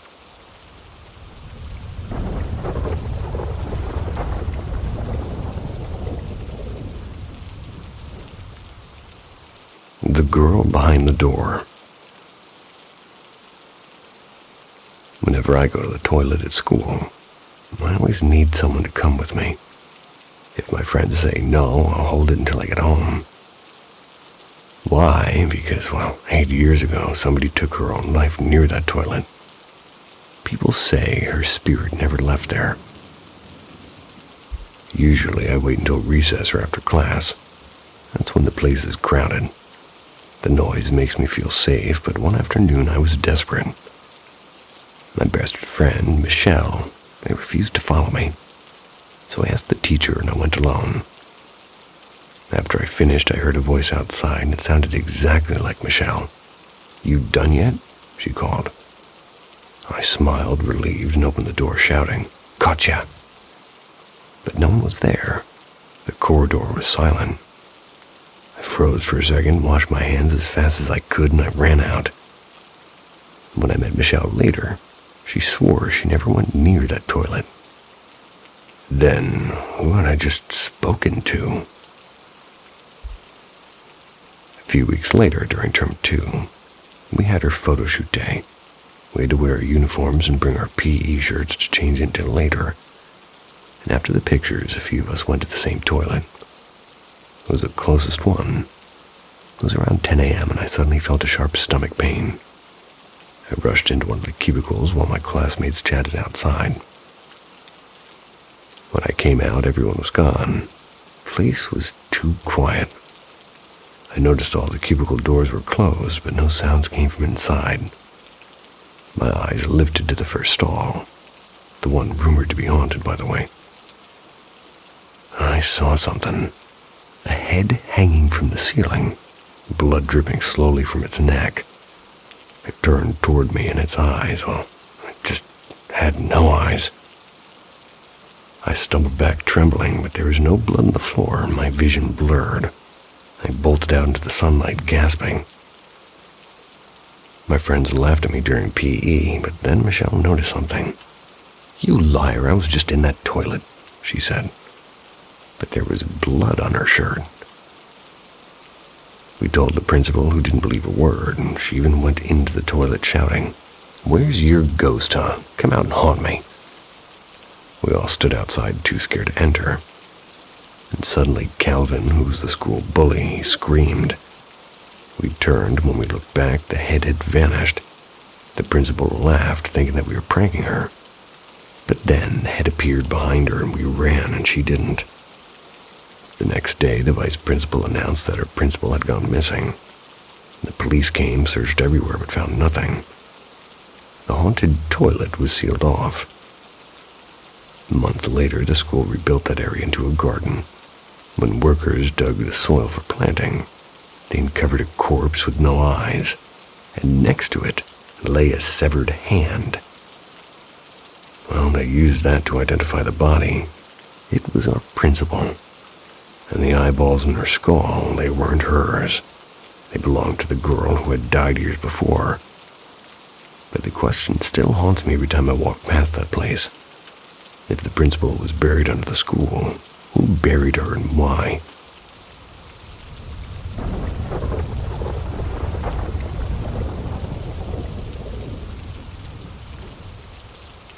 The man on the landing. I'm beginning to suspect that we attract odd things, sort of trait. I think it runs in my family. My 12-year-old found my Reddit account last night. Spent a solid hour devouring the little catalog of weirdness I've tucked away there. Then, with all the theatrical disdain a 12-year-old can muster, she looked up and said, "Why aren't there any stories about our house?" I had soap in my hands, and I was half expecting her to say that she'd made it up. "Because I don't have any, kiddo," I said. "This place has always been quiet for me." She rolled her eyes like a professional and replied, "Right, Mom. The late night stopping up the stairs and the old man who peeks in to see if I'm asleep, totally in my head." "Soap suds forgotten?" I asked. "Wait, what?" And she told me. She stayed up past her usual bedtime, somewhere between 9 and 9:30.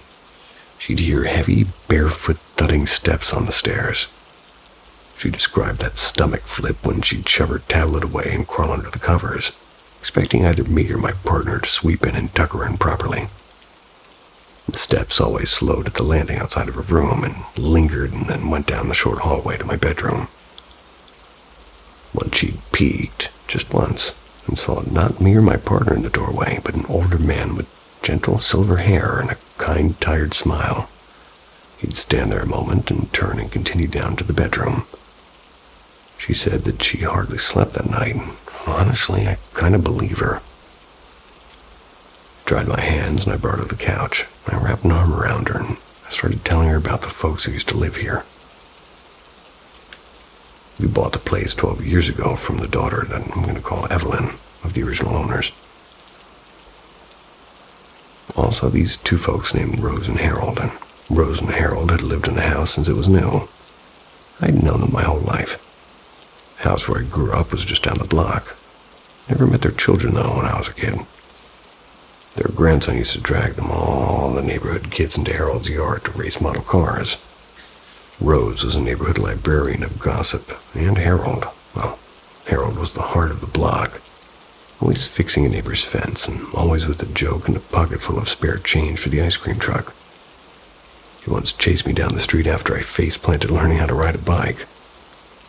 When they died, I was watching the house go up for sale. It felt like watching a small, familiar galaxy blink out. I loved the wisteria that crawled up the porch, and the way the Tudor-style windows caught the late sun. When my partner suggested we bid, I was over the moon, but nervous. Evelyn called her realtor and remembered me and my brothers and accepted her offer. I cried when the papers were signed. Sitting there with my mini-me, I told her every small scene I could remember. I then told her what felt like the likeliest explanation, like it was Harold checking the place that he'd raised his family in, still wandering the rooms he used to know. He couldn't help but smile, like maybe he's just doing his rounds, making sure the kid in his old granddaughter's room is being decent human, not staying up reading creepy stories. She snorted and grinned. "Works on me, I'll be asleep by 9.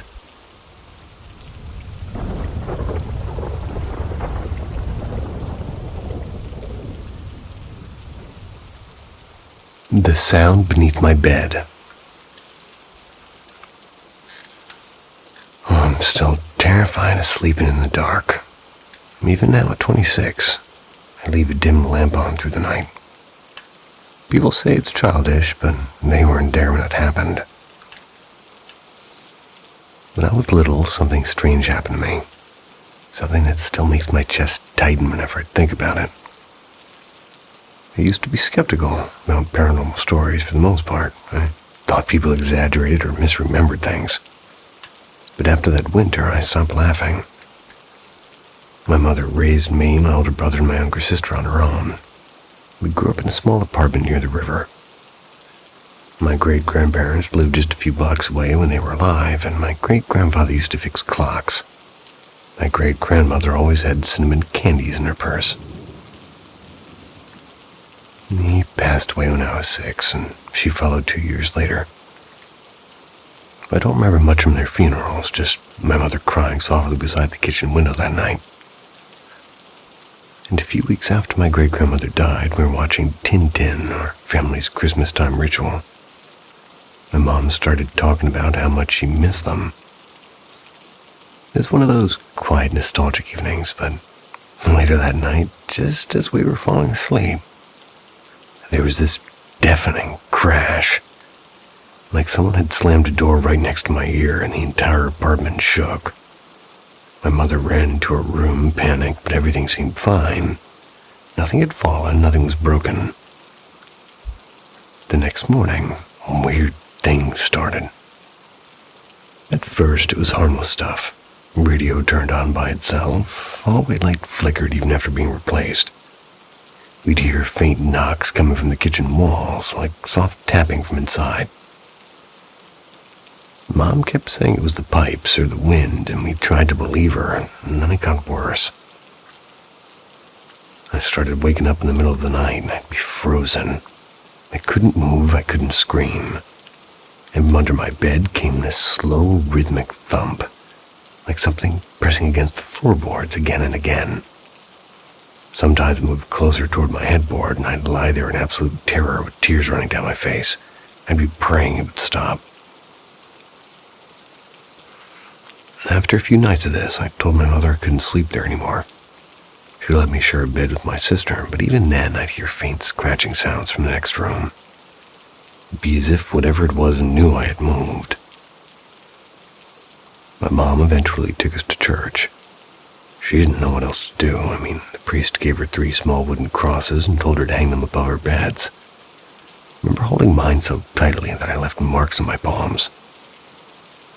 A few days later, my mom gathered us and said we should tell it, whatever it was, that we were safe and it could leave now.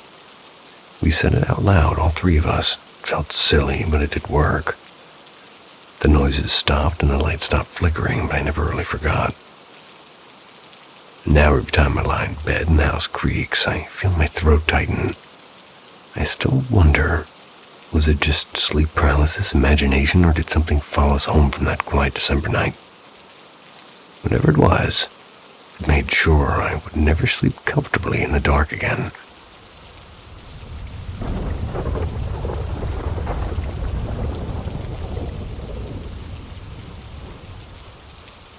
The Visitor at 3:11 a.m. Last night was one of the strangest nights of my life. And that's saying something for someone like me. Someone who prides themselves on being logical and skeptical and grounded in reality. I don't believe in ghosts or spirits or any of that. And everything in my mind always has an explanation until now. It was around 3:11, that eerie hour when the world is unnervingly quiet. It's when I woke up with this creeping sense that I wasn't alone. My eyes fluttered open, adjusting to the dim glow of the hallway light seeping through the door. And that's when I noticed a tall, shadowy figure standing by the foot of my bed. What immediately threw me off was my dog Bailey. He never sleeps in my bedroom. He prefers the living room sofa, but there he was, curled up right by my knees. Stranger still, his ears were perked and his eyes locked on the figure. The shadow stood unnervingly still, but its shape was wrong and too thin and too tall. At first, my brain scrambled for something rational, like, was it my roommate or a trick of the light? But when I glanced to the other side of the bed, my boyfriend was there, sound asleep, breathing heavily. I rubbed my face hard, telling myself it was sleep paralysis or some dream haze. Figure didn't dissolve, though, and if anything, it seemed sharper and its head tilted slightly, like it was listening. My heart began to race. And then it moved. Slowly and deliberately, it crouched almost like it was reaching toward Bailey. My dog didn't bark, didn't move, just stared, and the sight made my stomach drop. And I fumbled for my glasses with my hands trembling, but when I put them on, the figure was still there.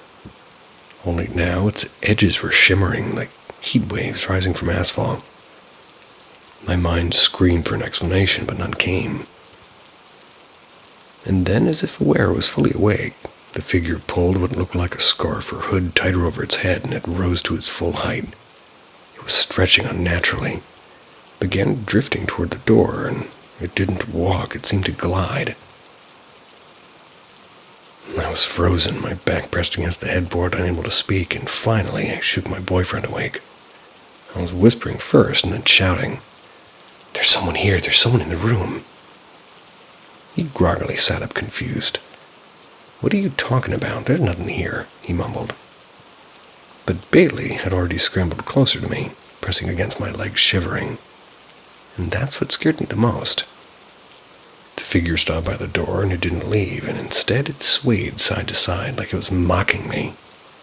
I could feel my breath catching and my chest tightening, and this wasn't supposed to happen. "Turn on the lamp," my boyfriend said, reaching for it.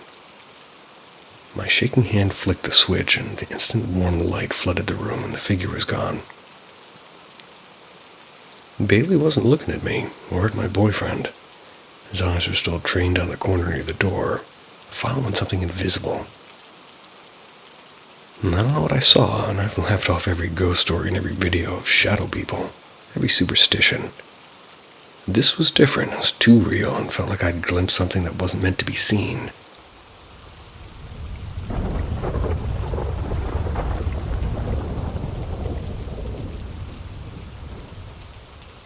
The Night of Whispering Walls.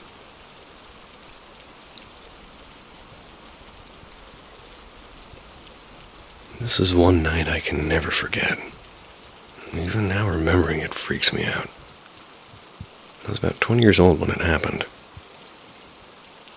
Our university had arranged a cultural trip through the northern mountains of India, and wild and misty, freezing cold. The journey was endless and roads curling like snakes through the fog. By the time dusk fell, we were still winding our way toward a small town near the old monasteries we planned to visit the next morning. Around 10:30 p.m., our bus sputtered and died right in the middle of nowhere. The driver called for help, and after an hour of waiting in that cold stillness, a friend just showed up and took us to a large hotel nearby. Strangely, it was huge for such a deserted place. The strangest part is that we were the only guests, 30 of us, all alone in this cavernous building echoing from its own footsteps. After we checked in, some students began drinking in the lobby, and I stayed upstairs with two of my close friends. They're both quiet girls like me. We're talking about home when a piercing scream shot through the hallway. There was a girl from the next room, and hysterical and trembling. She swore she saw something standing behind her curtain watching her. When she looked directly, the figure vanished. Everyone brushed it off, thinking it was just her being scared or drunk. But not long after, the hotel staff started acting odd, and they switched off the corridor lights and told everyone to lock their doors and stay inside. The air felt suddenly heavy, like the building itself was holding its breath. Later, while my friend chatted softly, I just drifted off. I woke up to one of them shaking me, white as a sheet, and her voice quivered as she said she'd heard me calling her name, laughing and teasing. It wasn't coming from me. My eyes were closed the entire time, and the voice had echoed around the room as if the walls were speaking. When our third friend came out of the bathroom, she felt it too. Temperature had dropped, and the heater was humming, but useless. We could see our own breath, and something invisible had entered the room with us. By midnight, 9 of us had gathered together in one room to feel less alone. Sleep never came. Around 2 a.m., my friend nudged me awake again and said, "Do you hear that?" she whispered. Footsteps, slow, deliberate, circling us, and then laughter, soft, childish, but wrong. Everyone stirred, too scared to move, and even our most skeptical classmates sat upright, frozen.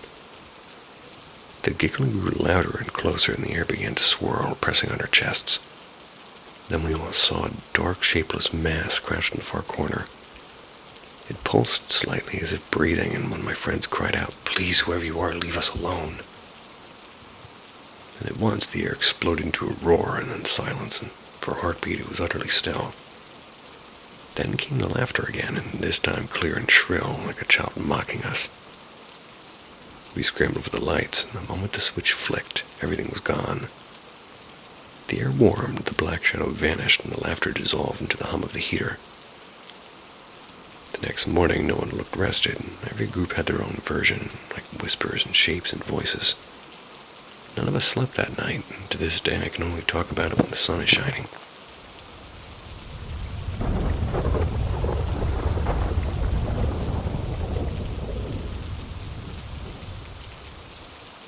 The night my cat borrowed a voice.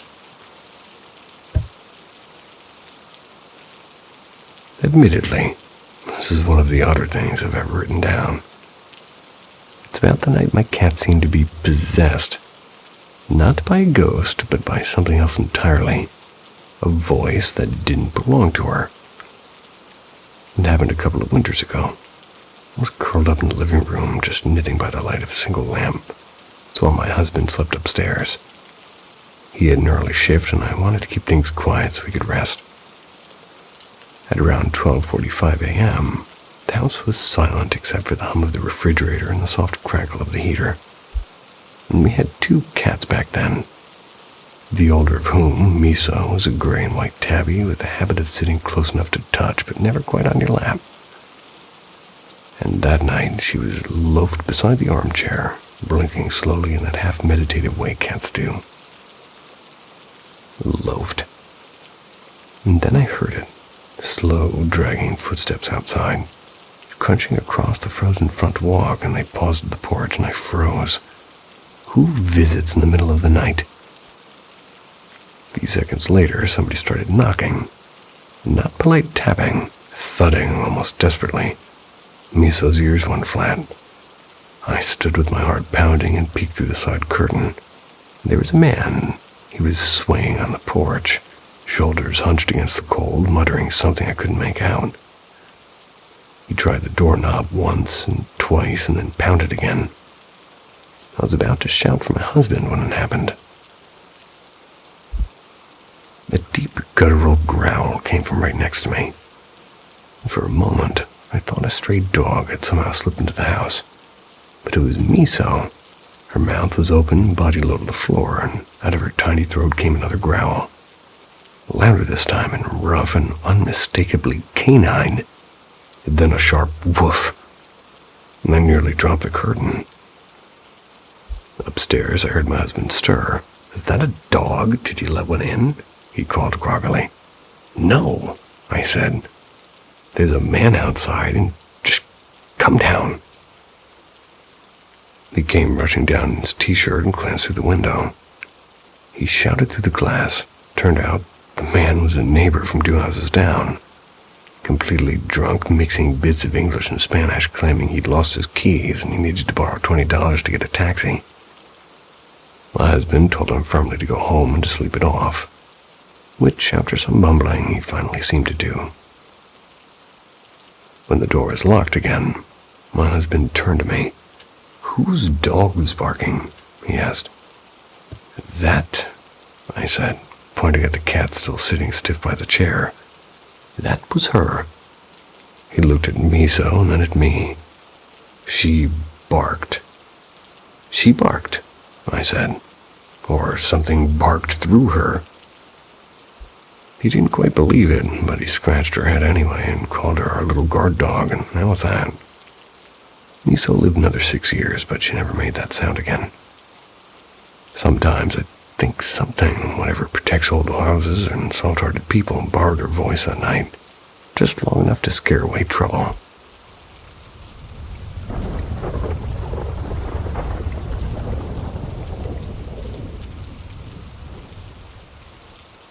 The dream that burned bright. This is a true story. Took place more than a decade ago now. And out of respect for those involved, her name's been changed. The night was calm, wrapped in the kind of silence that only exists when the world is half asleep. I'd fallen into a deep, heavy slumber, the kind where even dreams seemed too tired to form. I was unaware that my life was about to catch fire. It started quietly. Somewhere in the corner of my room, a spark blinked to life, small and almost innocent. Within minutes, the gentle glow turned wild, climbing over the curtains, feeding on paper and dust. The flames spread like they had a purpose, each a breath of air. I was fueling their hunger, and soon the room wasn't a room anymore. It was a storm of orange and smoke. In another world, my dream, I was walking through a sunlit meadow. A the kind filled with tall grass and bees and humming like distant violins. Something felt off, and the air trembled, and before I could understand why, she appeared, my friend Lily. Her hair was damp, clinging to her face, and her eyes were wide with panic. "Get up," she shouted. "You have to wake up now." Her voice sliced through the dream, sharp and desperate, and she grabbed me, shaking me so hard I could feel the pull on my shoulders. Then she slapped me hard, and the shock of it just tore me out of sleep. I woke up into chaos. The air was thick and black, and the heat was unbearable, and fire was everywhere. I was crawling across the ceiling and devouring my desk and roaring like an animal set free. I couldn't breathe, and instinct took over. I stumbled out of bed, coughing and groping through the haze toward the door. When I twisted the doorknob, the world exploded in a violent backdraft. It threw me backward, slamming me against the floor. Dazed, but alive, I crawled to my knees. I ran, yelling for my parents, pounding on their doors, dragging everyone out of the house, just screaming. By the time firefighters arrived, the second floor was gone, reduced to embers. But we were all standing outside barefoot and shaking in the cool night air, alive, and miraculously alive. Hours later, when the flames were out and dawn crept over the blackened ruins, the phone rang. It was the worst kind of call, the kind that makes the world tilt. Lily had drowned in her apartment bathtub the night before after an epileptic seizure, and I couldn't breathe. She was gone. But she'd also been there in my dreams, saving me. For years, I've turned that moment over and over in my mind. Maybe I crossed into some other thread of reality where I got another chance, or maybe, in the space between her last breath and mine, her spirit found me. Standing amid the ashes that morning, I felt it, her presence fierce and loving, pushing me toward life. Some mysteries don't belong to science or reason. Maybe Lily was my guardian, maybe just a whisper from another world. But one truth burns clear. Her friendship didn't end with death. It saved me, and I will never forget that.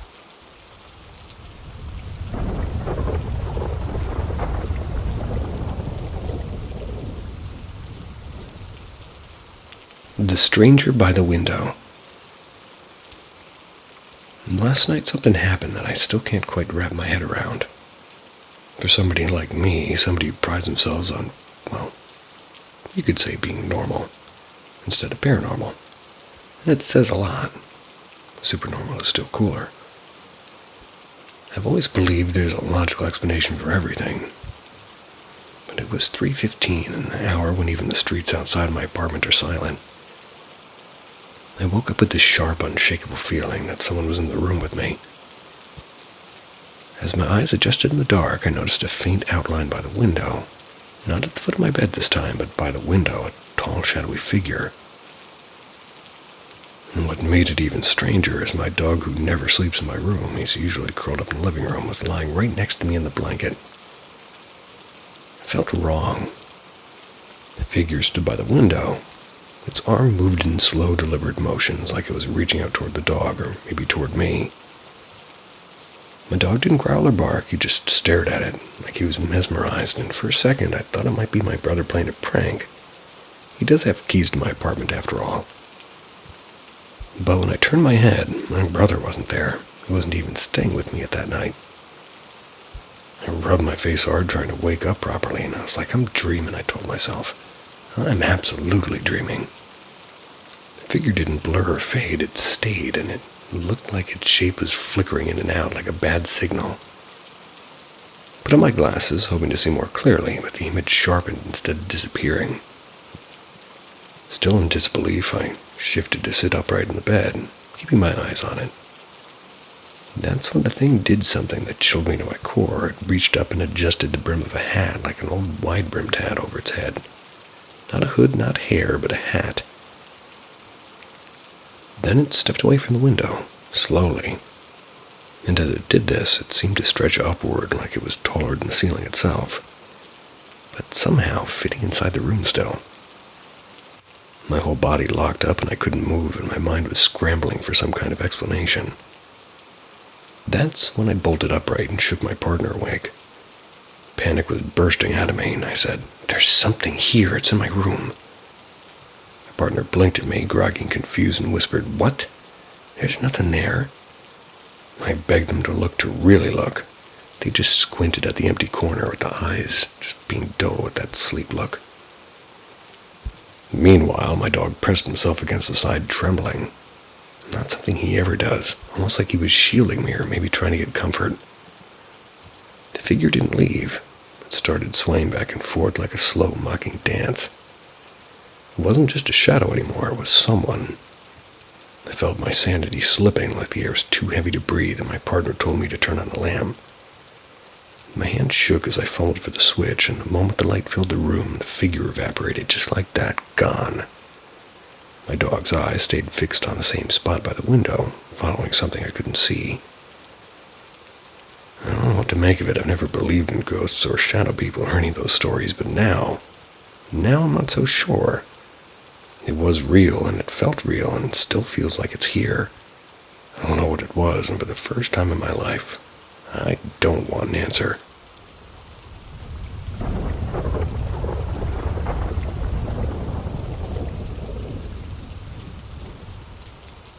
The breathing in the hallway. During my senior year of high school, my dad had just moved into a new house after his divorce from my ex-stepmom. I had 2 younger siblings, my brother Alex and my sister Anna. Since I lived mostly with my mom back then and stayed on campus during my first college semester, I shared a room with Anna whenever I visited, and she was 9 years younger than me. Alex, 6 years younger, had his own room down the hall. The house layout was a little weird. The upstairs hallway came right off of the kitchen. Walking down it, the kids' bathroom was on the left, and Alex's room was on the right. At the end, there was a small square with doors to Dad's room and our shared room sitting diagonally from each other. One night late in the summer before college started, I came home around 1:30 a.m. After hanging out with my boyfriend, the house was dark and still. My dad's snoring drifted faintly from his room, and both kids' doors were closed. I tiptoed into our room. I tossed my phone under the bed and went to the bathroom to get ready for bed. I shut the door, changed into pajamas, started brushing my teeth. A soft creak from the hallway caught my attention. The old wood floors always gave you away in that house. Figured Alex was up for a bathroom trip, so I called out, "Just a second." But before I reached for the doorknob, I froze, and there was breathing. Not the kind of sleepy, uneven breathing you'd expect from a kid. This was deep and slow and heavy, and it had weight, and it sounded adult. My dad's still snoring. It wasn't him. Alex didn't sound like that. And then came another creak farther down toward the kitchen. Heavy steps, like my stomach was dropping. An intruder, also my brain decided immediately. The back door in the kitchen slid open to the yard, and our fence wasn't hard to climb. Maybe one of the kids had left it unlocked earlier, and I knew I'd locked the front door when I got home, but I hadn't checked the back. The breathing came closer. The floorboards moaned softly with each step, and my hands trembled as I locked the bathroom door and held still, straining to hear. The breathing stopped right outside, and it was so close I could almost feel it pressing against the door. I crouched with my heart pounding so loudly it drowned everything else out. I peeked under the door, and there was no feet, no shadow, there was nothing. And suddenly, no sound at all, no breathing, no creaks, just silence. I waited and still nothing. Then, gripping my hairbrush like a weapon, I unlocked the door and threw it open. Hallway was empty. Ran to my room, snatched up my phone, and called my boyfriend, whispering frantically as I checked every room in the house. Alex was sound asleep, and Anna too, and the back door was locked, and my dad still snoring. The next morning, I told Dad everything. I could tell I was shaken, so he went around checking doors and windows. He even mentioned the alarm system, which apparently had been armed the whole night. It wasn't an intruder, but something had been there, and I knew what I'd heard. And for months after, I avoided sleeping in that house. and every time I visited, that hallway felt colder than the rest of the place, like it remembered me.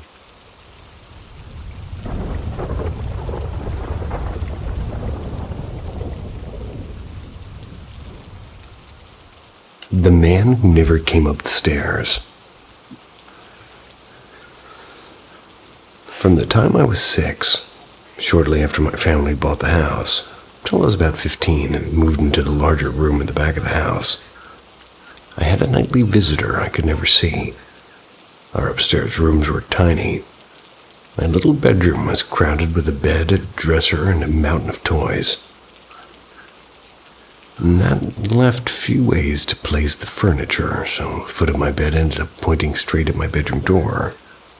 When the door was open, it created an unbroken line from the old front door, went up the narrow stairwell, through my doorway.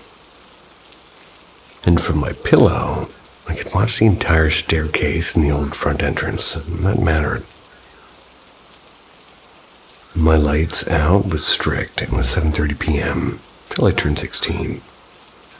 Yet each night, at precisely 9 p.m., I would lie awake with the door shut and listen to heavy boots on the creaky stairs.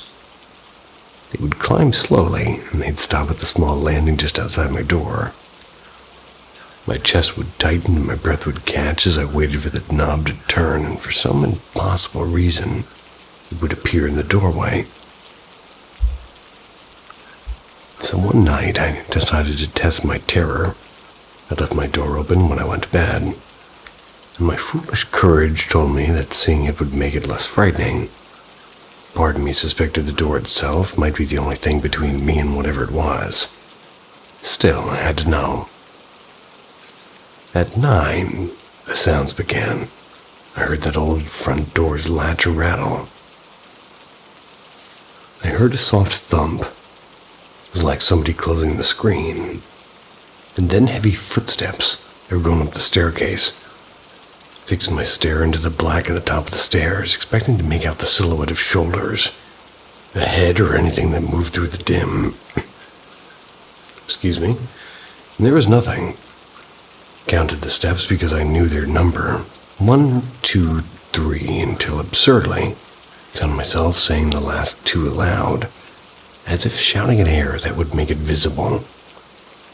When the steps stopped at the landing, and no shade filled the space, my breathing hitched and a shower of pinprick light swam across my vision, and I fainted. I remember nothing till morning, and when I woke to find my bedroom door shut. Over cereal, I asked my mother if she'd closed it for me, and she smiled and said no. She'd stayed downstairs late, curled up on the sofa where the old front door sat hidden behind the cushions. My parents' bedroom was a small room to the left of the stairs, despite the years. Neither of them had ever heard the steps that I swore I did, and they looked puzzled and a little worried for me. A few years after that, the upstairs was gutted and the old front entrance was sealed into the exterior wall to make room for a sunroom. My younger brothers inherited the larger room, and apparently, when I used to come up the stairs, lost interest, and never heard the boots.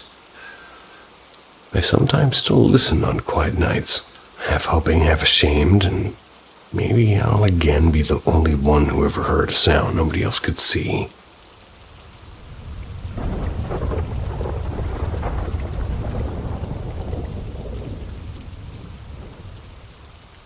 Let's talk doors. No, not the ones in your grandma's house that creak and probably lead to her weird button collection. I mean the forbidden doors inside Emperor Jin Shu Huang's tomb. Sealed passageways so secret even the ghosts allegedly need a key card to get through. According to the records of the Grand Historian, the tomb includes mechanized doors and hidden compartments, which, for 200 BC, sounds suspiciously like the ancient Chinese were building smart homes before Elon Musk's ancestors had even figured out fire. These weren't just basic slabs of stone. They were traps and mechanisms and gates within gates. Basically, the tomb is less resting place and more underground escape room designed by Satan. The archaeologists today have only mapped a fraction of the tomb complex, and even that has yielded passages that literally go nowhere, dead ends, walls behind doors, hallways that loop and disorient. But ancient texts describe 3 gates to the soul, hidden thresholds said to test truth, fear, and loyalty. Sounds like a video game boss battle. That's because Emperor Jin turned death itself into a dungeon crawl. One of the most baffling finds are stone hinges buried beneath a collapsed corridor near pit number 2. Hinges, like for a swinging door, but no actual door, just the mechanism, perfectly preserved, almost modern in design. Historians think that these were meant to be pressure activated. Others say the doors were removed, or more chillingly, never meant to open again once sealed. And this is where the whispers start. In 2007, an underground scan team noticed anomalies, metallic signatures that didn't match any known burial materials behind a thick stone wall in a restricted section. The area was labeled Zone 5, and since then it's been locked down tight. No further scans, no press releases, and the local guards were armed and theories unleashed. Some say it's a control room, that the tomb isn't just a grave but a machine, and these doors lead to its interface. Others believe they conceal Shin's true body, cryogenically preserved in ancient chemicals. Because why not throw science fiction into this already banana story? And more conservative theorists think the doors lead to vaults of lost knowledge or scrolls or artifacts, forbidden tech wiped out by the great book burning and hidden away. But the wildest theory, the doors are tests. One for the loyal, one for the traitor, and one for the uninvited. This comes from a little-known Taoist manual found in a private collection in Hunan. It references a heaven lock system used in tombs of the divine emperor's lineage. 3 doors, each with a riddle. One grants access, one triggers death, and one never opens again. And to this day, not a single door in the central mound has been excavated. Not because we can't, but because we won't. Because every time we get close to just cracking one open, well, something goes wrong, like a malfunction or a freak storm. A new reason to delay. One archaeologist called it the tomb's patience, as if it's waiting for someone, not just anyone to enter. So the doors stay sealed, but maybe, just maybe, they're listening.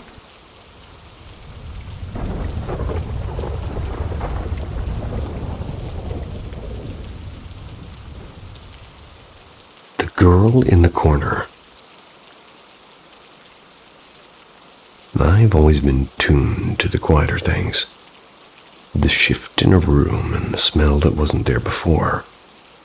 And I grew up deep in the South, in a house full of prayers and old superstitions. My great-aunt swore she talked to the dead and would leave a chair empty at the table for visitors no one else could see. My mother must have taken after her. Through my childhood, you'd hear footsteps in empty hallways and answer questions no one asked.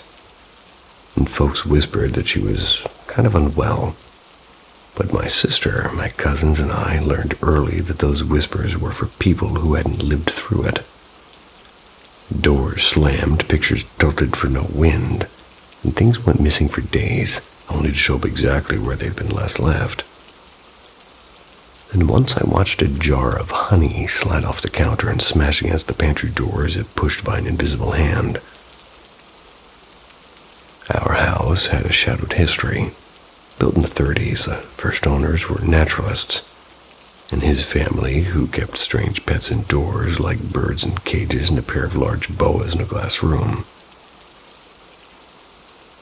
One night, rumor says, one of the snakes got loose, and the 2 little girls were later found lifeless in their beds. Never heard the grown-ups talk about what happened to the parents. House simply changed hands. By the late 70s, my grandmother bought it. Became the place my mother raised us. The place my sister and cousins and I learned what it's meant to be living with other presences. One slow autumn evening, my mother and I were sunk into the sofa listening to a late game on the radio. That's when a thin, distant sort of cry, really. It kind of thread through the broadcast. We thought perhaps the station had picked up interference. But when we determined that dialed down, just that crying. It kept coming, and it was clearer and closer. "She's here," my mother murmured. "Can you see her?" I told her no, and couldn't see a thing. She shut the radio off and flipped off the lights, and that's when I saw her. In the corner by the lamp, a little girl stood as if she'd just stepped out of the sunlight. Tight curls the color of wheat, green eyes too vivid for memory, pale yellow dress and scuffed black Mary Janes. She glowed faintly as if lit from within, and she was crying without making a sound. And the sight of her was so ordinary and so impossible I felt my mouth go dry. Before I could move or speak, she blinked once and vanished as if somebody had closed a door. I carried that evening with me like a seam in my shirt that never quite fades. And my mother still sees the people who aren't in the living.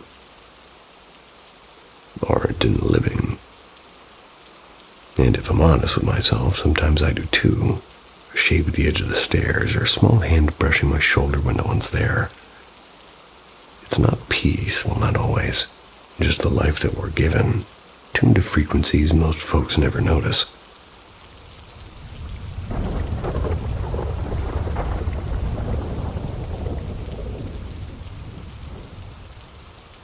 The man in the green chair. This happened back in the late 80s. My mom and I were renting a small second-floor flat in Evanston, just outside of Chicago. The place was old, chipped crown molding, creaky floors, and those tall, drafty windows that rattled whenever the wind, sort of off the lake, was picking up. It did have that kind of tired charm that makes you wonder how many lives passed through its walls before yours. Not long after we moved in, Mom started asking if I'd noticed the man yet. She didn't mean a living man. Mom had always been a little bit sensitive to things most people didn't pick up on. That was ever since I was a kid. She'd be able to see, and she'd be able to hear what she called the quieter world. So when she told me she'd seen a spirit wandering near the hallway closet, I wasn't totally shocked. According to her, he seemed lost and a bit confused, like somebody who'd missed a train and wasn't sure what to do next. Around the same time, I started waking up at 3:10 or 3:20 in the morning for no reason, just wide awake. I'd gotten used to it, honestly. But one night something felt different. I opened my eyes and I felt, well, someone. I felt someone standing next to my bed, and still half asleep, I assumed it was my mom checking on me, which she sometimes did since I'd had asthma since forever. So I mumbled, "I'm fine, go to bed," and rolled over. No answer, so I opened my eyes properly and saw a pale, faint shape right beside me. Now without my glasses, everything's just a blur, so I figured it had to be Mom in her nightgown. I sighed, I sat up, and I reached out a hand to pat her arm, and what I touched wasn't warm or soft. It felt rigid, like fabric over ice. I froze, and then I screamed, loudly. "Holy crap, you're not Mom." I practically threw myself out of bed, bolted down the hallway, yelling, "Oh my God, oh my God, oh my God," until I slammed open her door so hard I hit the wall. Mom blinked at me from her bed, irritated and half asleep. What on earth? "The man," I gasped. "The one you've been seeing, he's in my room. I thought it was you, but he's cold. He's dead cold." And I was 22 years old, but that night I begged to sleep in her bed like I was 8 again. Mom sighed, moved over, and said gently, "You can stay here. Don't be scared, sweetheart. He's not dangerous. He's just stuck." Then she told me he died suddenly, sitting in his favorite green chair by the window. His arm had gotten numb from a heart attack before he even realized what was happening. "He still doesn't believe he's gone," she said. "That's why he's wandering around, still trying to make sense of it all." And I lay there, listening to the wind whistle through the old window panes, hoping the man in the green chair had finally found his way out.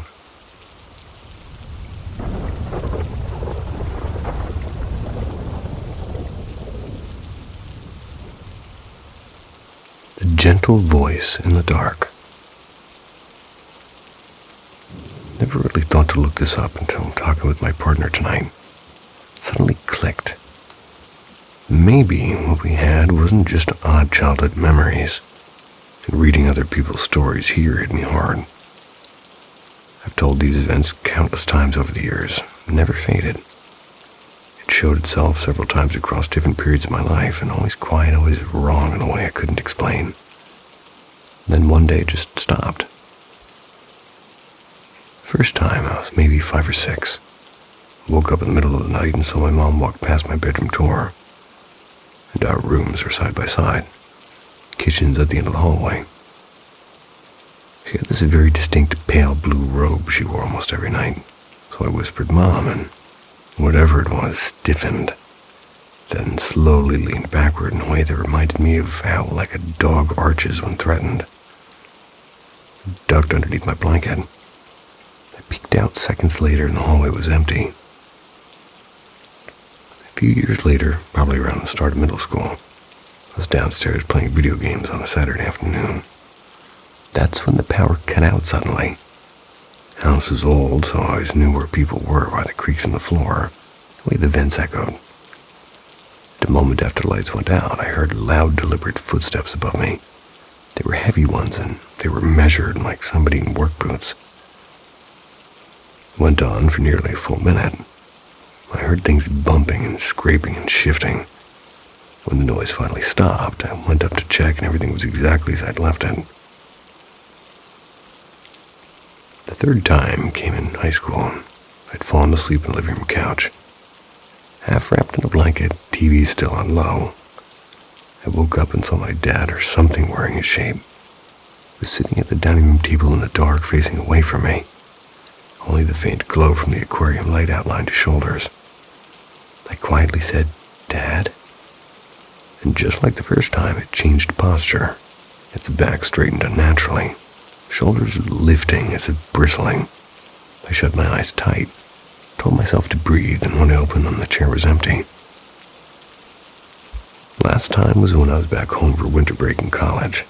The hallway outside my room felt wrong, like a freezing pocket of air, like stepping into a cold cellar. I told myself it was just drafty. Got into bed, turned off the light, and I felt it. The mattress sank slightly, like somebody just sat down beside me. My whole body went rigid. The hand touched my shoulder gently, and in my dad's exact calm voice it said, "Hey, wake up." And I wasn't asleep. I turned over instantly, no one there. I can't explain why, but that night felt final, and I lived in that house for years afterwards. I visited often. Nothing ever did happen again. Never told my parents, I just tucked it away somewhere deep. Reading other people's stories tonight made me realize I'm not alone in this. I don't know why it showed itself like that, why it sounded so kind when everything else about it was so wrong. And even now, talking about it makes the hairs on my arms stand up.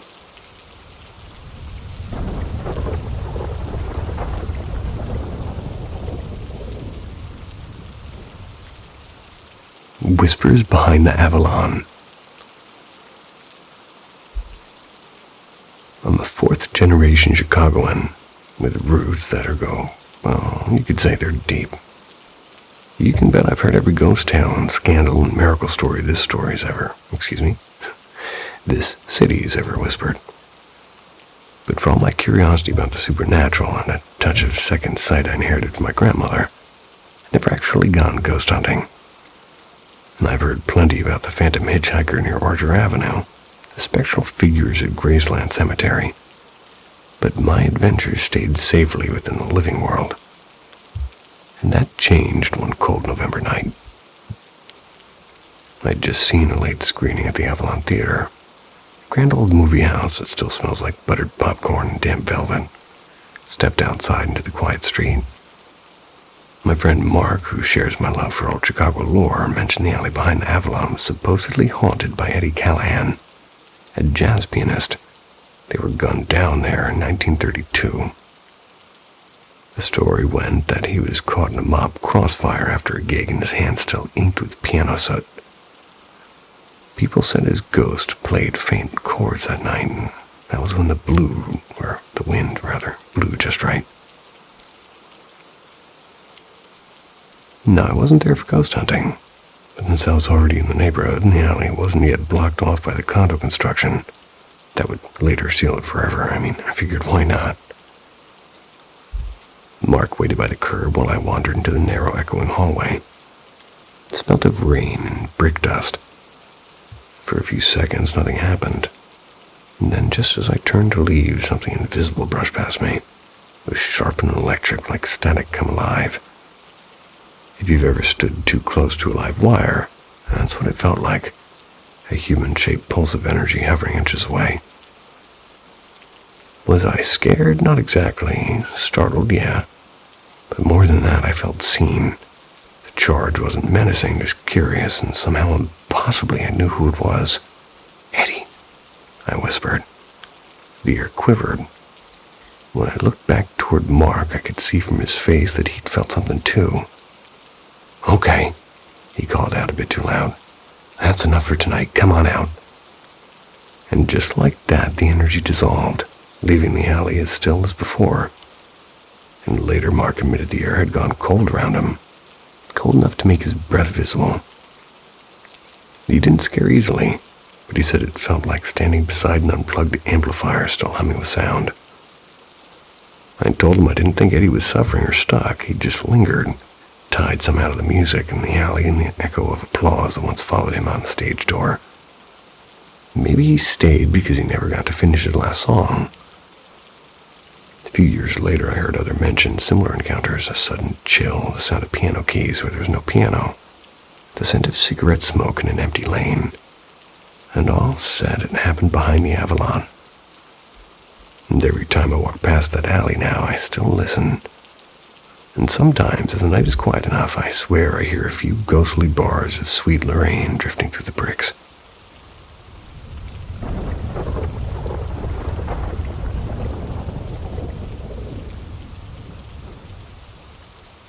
The night the covers moved. Hey guys, this is hands down the most realistic paranormal experience I've ever had. Even now, thinking about it gives me chills. I was around 13 or 14, I'm 25 now.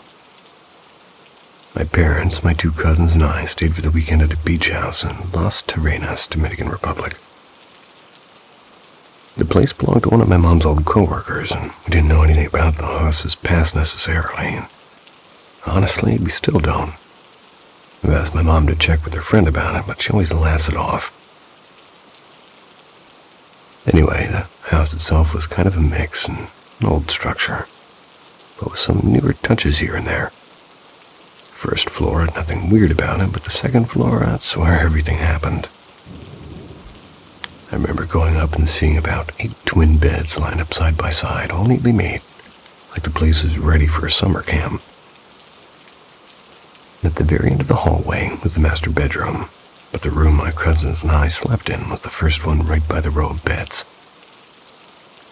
That room had a small but strong wall air conditioner, white plastic chair, a closet with drawers, and a queen bed and a twin bed right next to it. My cousin shared the queen and I took the twin. Pretty normal setup until it wasn't. The first weird thing that happened was the chair moving at night.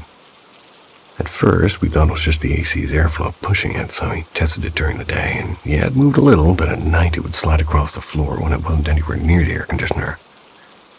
Still, I brushed it off, and I didn't believe in ghosts, so I convinced myself it was just the air somehow. The second weird thing happened when we came back from the beach one afternoon. The room was completely messed up. The sheets pulled off, the closet doors open, and drawers out, light on, door wide open. And that same chair moved again. My parents said one of my cousins was probably playing a prank, and Let's call the quiet one J and the mischievous one E.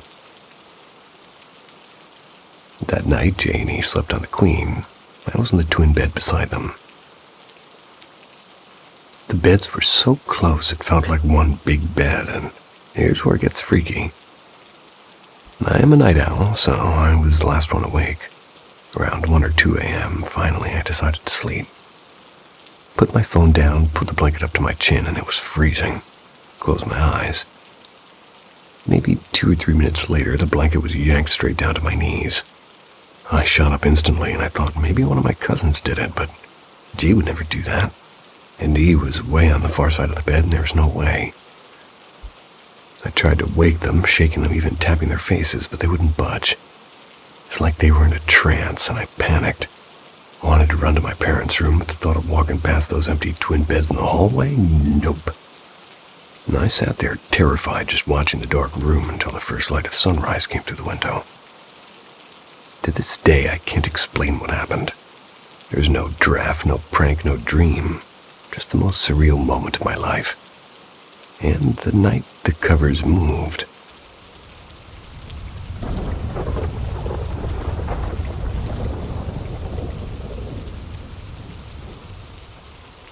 The room beneath the light. Long before I came into this world, my family once hired a housemaid who seemed to have a strange obsession with my father. People said she wasn't quite right. Sometimes she'd be caught standing alone in my sister's nursery in the middle of the night, just staring. One morning, she simply vanished after being let go. Nobody ever heard of her again. As a child, I was told I had odd moments. I'd hold long conversations with no one, pointing at corners of the house as if something invisible stood there. Shadows often drifted across the garden fence at dusk. They'd whisper my name. Even the house itself groaned. Wood was creaking above us, doors moving with the wind. Nothing out of the ordinary, we thought, for an old place. That was until 2021. I had moved temporarily to another city for work. Sister staying with my father and her husband at the time, and for some reason, it was as if something in the house had chosen that year to remind us it never really left. My brother-in-law's night. He returned home one late evening around 8. My father opened the door. He was pale and drenched in sweat. He couldn't speak at first, and after gulping down a glass of water, he said that he'd seen someone or something on the side of the road near the old market. A woman dragging her leg, her jaw hanging to one side as if it had snapped. He ran the rest of the way home, too afraid to even look back. My sister's afternoon. A few days later, while she's cleaning the bedrooms, she reached my dad's room, and as soon as she stepped inside, the door slammed behind her. No locks in that house. No matter how hard she kicked or pulled, it wouldn't budge. Then came the sound of footsteps running back and forth through the hallway. Fast, like children playing. There was no one else home. Windows rattled as if struck by fists. She knelt and prayed. When she finally got the door open, she sprinted barefoot down the street to her aunt's house. What they found. Later that evening, an old woman from a nearby church came with a small wooden cross and a quiet voice. She walked through the house slowly, as if listening to something the rest of us couldn't hear. Her steps stopped in front of my room, the one that used to be my sister's nursery. Under the floorboard of the closet, buried in a chunk of plaster, they found a rusted nail, strands of black hair, and a small folded piece of cloth tied with twine. She said nothing, only took the object away and prayed over every wall before leaving. And for a while, the house grew still again. But lately, everything's changed. Father's motorcycle stalls in the middle of traffic without reason. I wake up at 3 a.m. every night and my chest is tight. It's as if somebody is standing just outside my door. We've blessed the house twice now. Air feels heavier each day. I don't know what this thing wants, but I know it hasn't left yet.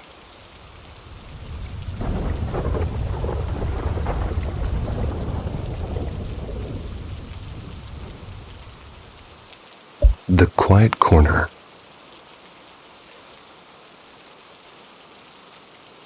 I've never been the superstitious type. Strange things have happened before, sure, but I can usually talk myself into believing anything weird is real. That was until this week. There are only 2 experiences in my life that I simply couldn't explain. Now, there's a third. So here's what happened, and I'd really appreciate hearing if anybody's been through something like it. A 23-year-old female. I was lying in my bed and scrolling on my phone through a bunch of social media and commenting on everything I see. I was waiting for my boyfriend, who's a 25-year-old male, to come back from brushing his teeth. Our bed sits right up against the wall under the window. We have a dog, a small mutt, crawled up behind my knees under the blanket. The room was dark except for the bluish glow from the streetlights outside. They leak right through the blinds, and the air from the open window moved the curtains a little bit. Everything felt normal. And then I noticed movement, a shape on the side of the bed. It looked exactly like someone my boyfriend's height, but just standing there. Head tilted a bit, slightly down, and hands at his sides. Thought he was just trying to freak me out, I guess. Well, maybe it was payback or something. But I blinked and I even reached out like I expected to bump into him. There's nothing. My heart skipped, but I forced myself to laugh it off, and I told myself the light from the street must be messing with my eyes. I kept my phone's flashlight on just to make sure he couldn't sneak up on me. And then I felt something, a quick light pressure on my ankle, almost like a finger tab. I froze, yanked my leg back, and aimed my flashlight toward the foot of the bed, and my dog lifted his head but didn't move, still half asleep. I started breathing slower, trying to convince myself it was just the blanket shifting. But then it happened again, and longer this time, like someone dragging their hand up through the blanket, enough to wrinkle the fabric against my leg. I jumped up so fast I nearly fell over the nightstand trying to reach the light switch. I shouted for my boyfriend to hurry up, and he called back something like, "I'm coming, relax." I couldn't even answer, my hands were shaking. When he finally came out, I told him what happened, and he looked concerned. But before I could say more, a scream echoed from outside. It was a woman's voice, sharp and desperate. It wasn't right next to our building, but it was close enough to sound too real, and she yelled something like, "Please help." And then I swear I heard, "He's here." And then it stopped, and it was silence. Not even a car in the distance. I called the police trembling, but by the time they picked up, I didn't even know what to report. My boyfriend checked outside, nobody there. It's been 2 days since that night. I still keep the light on when I go to bed, and I'm supposed to take a solo drive across the country next month. I used to be excited. Now I'm not so sure I'll enjoy the dark stretches of highway quite the same way.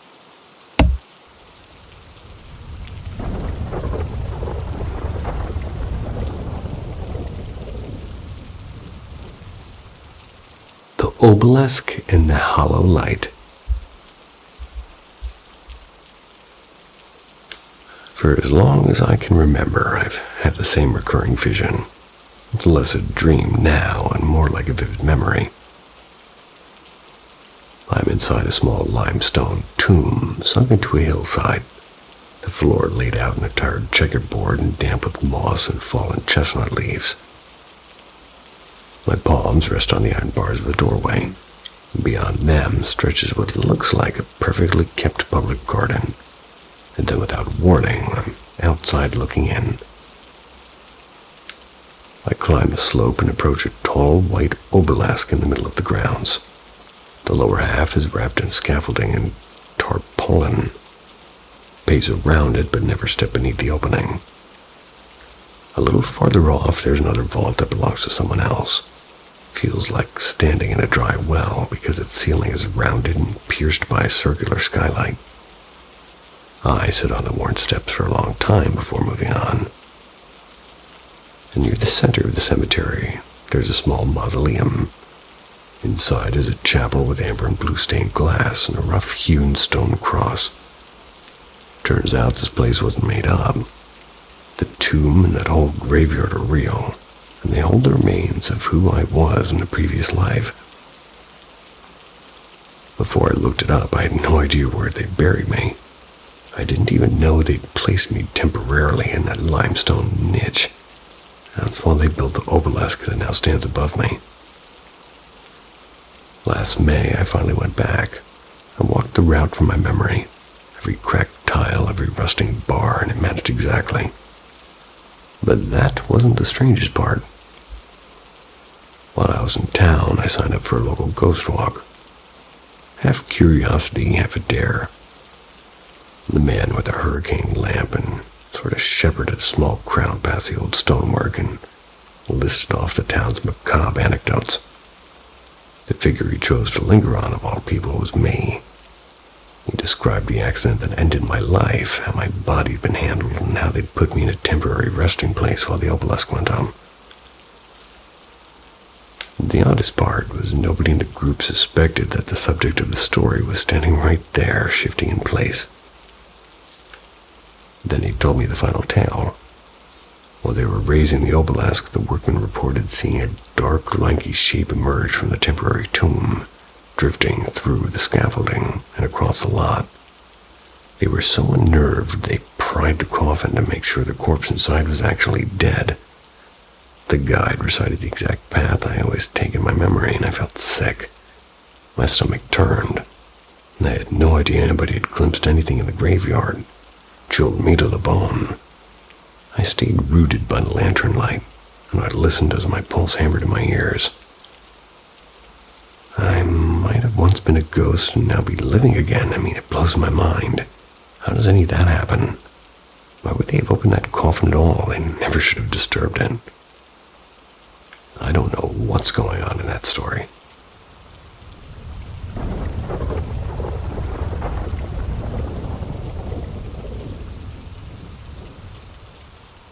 The house that wouldn't let go. In my late teens and early 20s, I was proud of atheist. Well, I was a proud atheist, I'm sure. Ghosts, fairy tales for people who can't handle the dark. So I moved out of my family home. That was 10 years ago. And in all that time, I've lived in 7 different cities. You know what's funny is nothing strange ever happened anywhere else. No weird noises, no flickering lights, no unexplainable small things.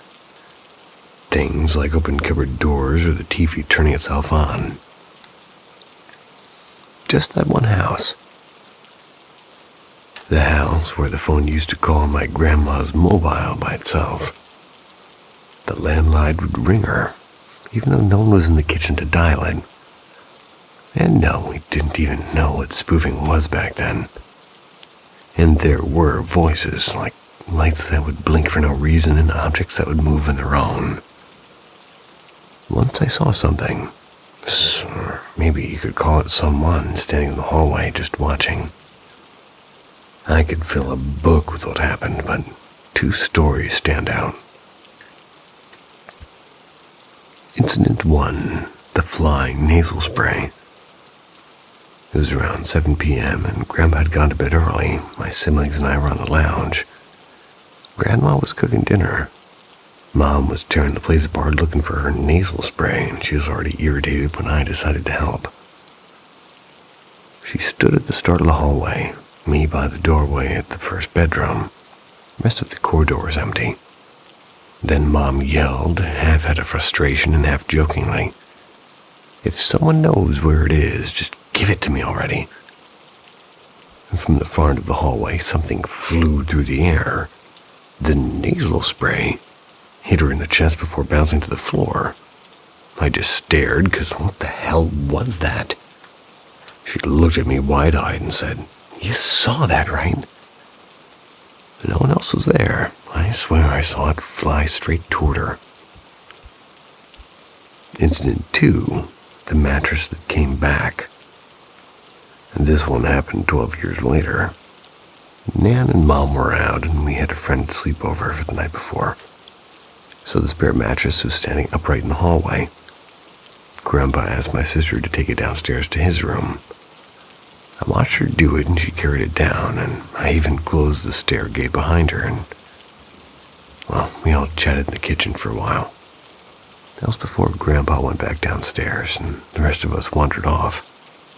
But when I turned toward the hallway again, the mattress was there, standing upright exactly where it had been before.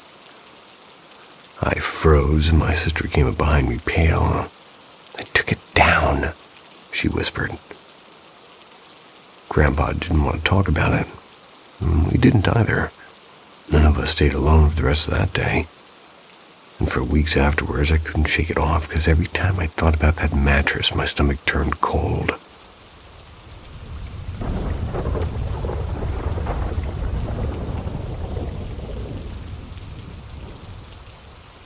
Our sweet ghost cat. Everyone responded so positively to my last post, so I wanted to share this other recent experience I had in my apartment. I've only shared these with a few close friends since I don't want people thinking I'm crazy. But I know what I feel, and this is a series of occurrences that led me to believe I have a ghost cat in my apartment. First time was when I recently moved into my apartment. About a month after, I was getting ready for work in the morning. That's when I noticed my cat playing with a shoelace in the hall. In the hall, there was a small closet. My cat was playing with the shoelace in front of the closed door when I see something white swipe from under the door, almost like a cat trying to get a shoelace from the other side. My cat saw it too. She stopped what she was doing to stare at the bottom of the door. I immediately thought it was my other cat, who does have white paws, so I opened the door to check, and there was nothing. The second time was a few months later. My boyfriend and I were trying to fall asleep in bed around 11, and that's when we hear tiny footsteps run and then jump onto our futon couch in the living room. Sounded small, just like a cat randomly running and jumping on the couch. We both looked at each other because both our cats were in bed with us and our dog is crated at night. He said, "What was that?" I said, "I don't know." So we went to check, but saw nothing. Third time we had a guest in our home, and I usually leave a box or two out for my cats when I get a new package, since they both love them, and I had one in the middle of our dining room. My friend, my boyfriend, and I were in the living room watching a show. That's when we hear the box slide, almost as if a cat jumped into it. I look over and I actually see the box flaps move, but both our cats and our dog were in the living room with us. All windows and sliding door were closed. So we all just kind of looked at each other like, what the fuck? Fourth and most recent time was about 7 months ago. I randomly woke up in the middle of the night. I remembered I needed to charge my phone. I looked and the time was 1:21 a.m. The outlet is right next to my side of the bed, so I just reached over and plugged it in while barely having my eyes open. Then I set my phone down, and as I did, I see a shadow on the wall from my nightlight. It's about the size of a cat and it's coming toward me. So I just laid back in bed and I immediately remembered and looked at my feet. Both my cats were sound asleep on my bed. I tried really hard to fall asleep after that, but it took me almost an hour. I've had other uneventful occurrences like leg rubs, I feel, and I thought they were my cat, but ended up being nothing.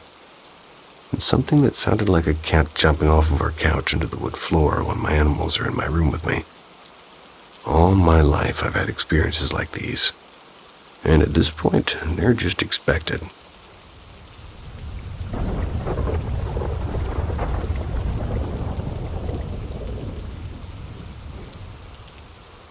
The Night Visitors.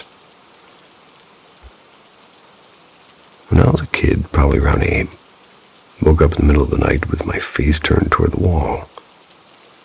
There's a soft greenish glow on it, faint but steady, like someone was holding a light just behind me. When I slowly turned around, I saw something that to this day I still remember clearly. There were two figures in my room. They weren't solid people, but bright outlines. They were human shapes made of light. The center of each figure glimmered almost white, but the edges were green like a glow stick. The strangest part was I instantly knew who they were. I can't explain how. It wasn't like hearing their voices or reading their minds. It was just a knowing. I knew they were two young men in their early 20s. I think they had died not long before. I somehow saw flashes in my mind of a train crossing at night. Rain on the windshield, a crash that ended everything for them. They were standing by the bed where my mom was sleeping. Mine was in a smaller bed across the room, and one of them leaned close to my mom, moving his hands as if they were trying to touch her hair. Others stood a little bit behind, just watching, and the one in the back turned his head slightly and felt it. They had noticed me. A moment later, the other one froze too. They didn't have faces, but I knew they were looking straight at me. One of them lifted a hand and waved it slowly, almost like testing to see if I'd react. I didn't move, I just stared, frozen between fear and curiosity. And then, like they'd made up their minds, they both began to walk. Yeah, walk like real people. They walked toward the corner near the door. And then they just passed through the wall. I didn't scream, I didn't even breathe loudly. I remember my heart pounding in my chest, but also feeling strangely calm. Maybe too stunned to be scared. Next morning, though, I had a shock. A music box on my mom's nightstand. One she never used, and it was open and playing a tune. She swore she hadn't touched it. That was when the fear set in for real. I knew that they'd been there. Years after that, I hated sleeping with the door half open. If it wasn't wide open or fully closed, I'd have panic attacks. I always imagined them coming back through the wall the way they left. It wasn't that I thought they'd hurt me, or like I felt they'd seen something in me that let them cross over in the first place. And as a child, it felt way too specific to be a dream. The way I knew details and the accident and their ages. Even that happened during a stormy night. Didn't make sense for an 8-year-old to imagine it out of nowhere. And now I'm 22, and a few days ago my curiosity got the better of me. Searched online for an accident around that time. And there it was, a small article from 2012 about two young men, 19 and 21, killed at a train crossing. It was the only article, and pretty short without much detail. The moment I read it, something clicked deep inside me. Still haven't seen anything like it since. Memory always stayed, and maybe it was some kind of connection. Maybe it was just a strange night, but never forget the feeling of being seen by something that shouldn't have been there.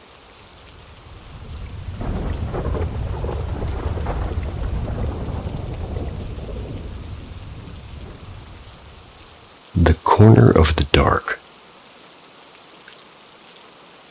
I must have been about 11 then, so this was close to a decade ago. We lived on a quiet corner. My house sat at the very end of the cul-de-sac, and behind our backyard the trees hunched like a fence. Down the road lived my friend Mia. One weekend we had a sleepover at her place. It was the dead of night. Mia finally dozed off on the floor with a blanket. I was stretched out on the couch trying to fall asleep. That's when I heard footsteps climbing the stairwell, slow and heavy and impossible to ignore. Tall black shape filled the top of the stairs like somebody had cut the night out of the air, and I froze and my breath was shallow. I was convinced that if I moved, it would know I'd seen it. The shape stopped, slipped off a pair of sneakers at the bottom step, walked into the kitchen. Heard the clack of glass and a soft slide of a magazine. I think it was from the table. My heart slammed, and now or never I shook Mia awake. I was a whisper yelling until her mom rushed in. So we all piled into her mom's bed. I lay by the wall, eyes wide. That's when the footfalls started again.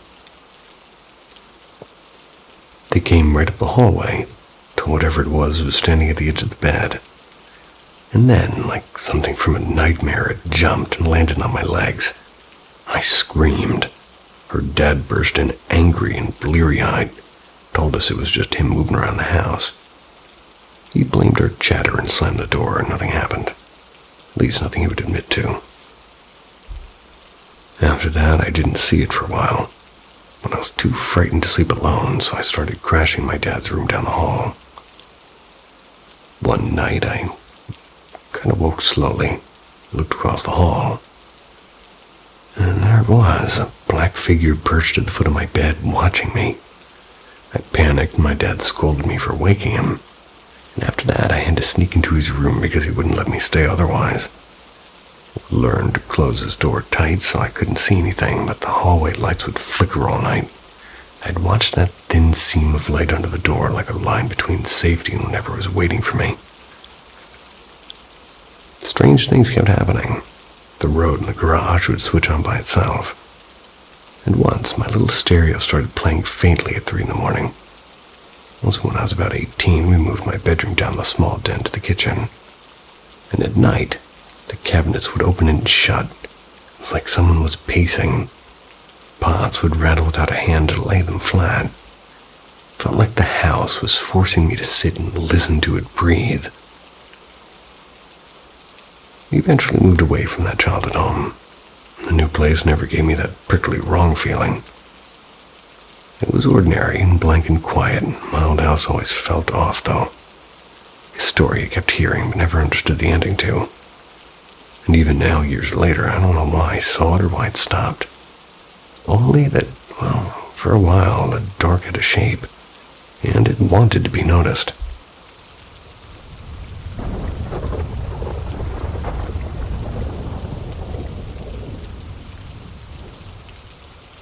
The Hollow at 1902 Elm. I'm 42 now, but I grew up in a crooked old house built in 1902. We moved into it when I was 9, stayed until I was about 21. My parents bought it off a distant relative. It had charm, mostly peeling paint variety sort of charm. There was more repairs than anybody wanted to count. By the time I was 16, I'd finally been given my own room, converted storage alcove tucked behind the stairs. It just fit a twin bed pushed against one wall, a narrow dresser opposite of it, and a tiny desk squeezed beside the window. One night I'm sleeping on my back, and that's when something pulled me out of sleep. I opened my eyes, and there beside my bed stood an elderly man, seemed to be made of moonlight. He wore a faded work shirt and suspenders, and his outline shimmered like a reflection on water. He didn't move except to look straight at me. I screamed once loud enough to my memory, and then he simply dissolved into the air. I wasn't dreaming. I remember the ice in my limbs and the way my heart wouldn't settle. Stayed awake for hours, convincing myself he wouldn't come back before I finally drifted off. Next morning, I told my family. Nobody had heard anything. I was too unsettled to stay in my room that night. I wound up crawling to the bottom bunk of my little brother's bed, pretended the hardwood floors and shared blankets felt normal. It took a few nights before I dared to sleep alone in that alcove again. And when I did, the second visit was unlike the first. I woke face down on my side, looking toward the dresser, and 3 pale faces hovered in a line above it, disembodied and silent, each with a different expression, like masks in a slow, eerie parade. They bobbed and turned as if dancing to music I couldn't hear. I screamed again, and there was no answer. They blinked away faster than the old man had, and I lay awake until dawn with my heart thumping and replaying their blank eyes. Those were the only nights I actually saw the house's apparitions, but not the only strange things that did happen there. Between 16 and 21, there were other odd moments. Footsteps in empty hallways, scent of tobacco in rooms where no one smoked, doors that were latched from the inside when everyone else swore they'd left them open. Members of my family have their own stories too. My mother once found a child-sized handprint on a dusty pane of glass, and my aunt swore she heard someone humming under the floorboards. The house still stands, though, occupied now only by my estranged father. My sister spent one night there years after I left and never returned after her experience. That's how I know none of it has been entirely left behind. Haven't been inside for at least 3 years now. Don't plan to go back. Some places keep pieces of people the way old houses keep splinters. Lodged where you can't get them out. Every so often they ache.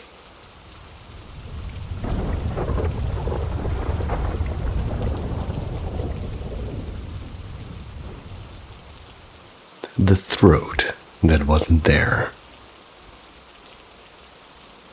Before you panic, read the title. No, my dad is very much alive. What? He does, however, have the vocal presence of a foghorn. He clears his throat like he's trying to clear a hallway full of ghosts.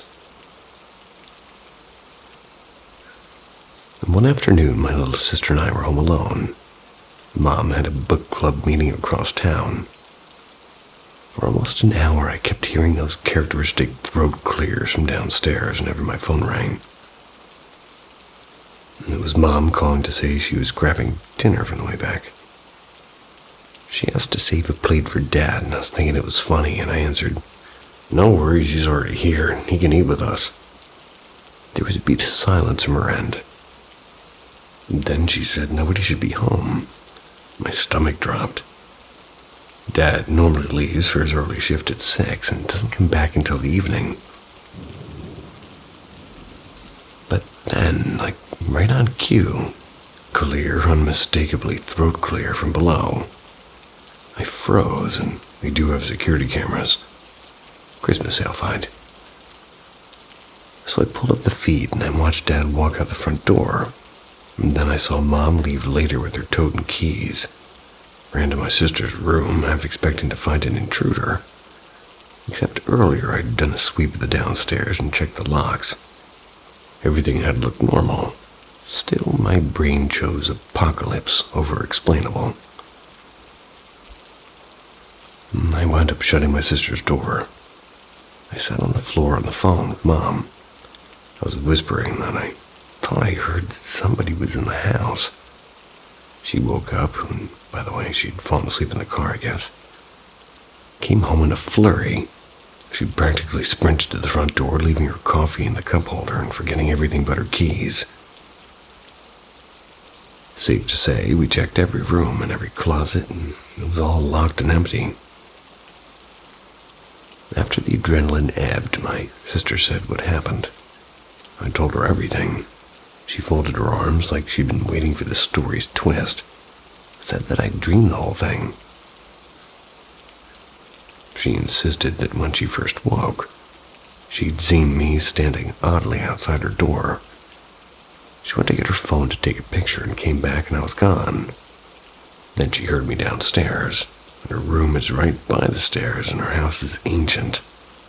Those steps, well, they're loud as hell and basically every footstep you take.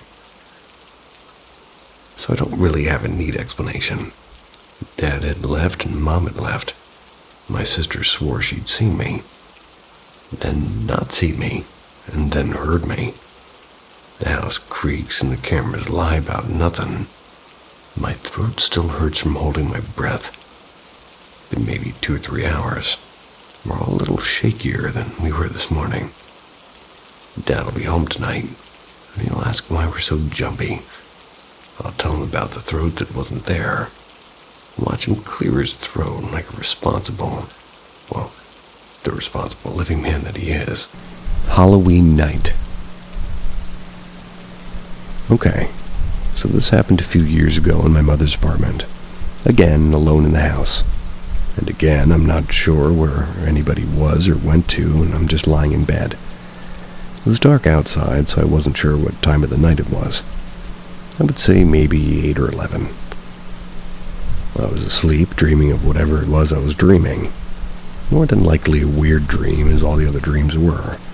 For some reason, part of me decided to wake up, and as I opened my eyes, something didn't feel right. Now, I know about sleep paralysis, and I've been through this many times. Can't move, can't talk, not sure whether you're still asleep or awake. But this was completely different. The atmosphere didn't feel right. Felt heavy. I heard something, but I wasn't sure what it was since I was just waking up, so figured either my mother came home or I dropped something. As I was trying to move to sit up, I felt a sudden grip, a tight grip like a predator catching its prey. Now I'm thinking it's paralysis, but then I felt a heavy frame over me like a body pressing against me, trying to hold me down. Suddenly there was a pain in my stomach, like something was putting their knee in my stomach to keep me pinned. More pressure was put into my stomach as I was trying to move, to toss to the side and curl up, and the pain was in one spot. Not all over, just a spot a knee would be.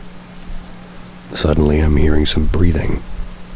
I don't feel the air, but I can hear it, and then I felt a hand on my face, like somebody grabbed my jaw and slowly made my head turn to its side. I'm laying there, moving my arms slowly, but unable to really function it, And then it happened.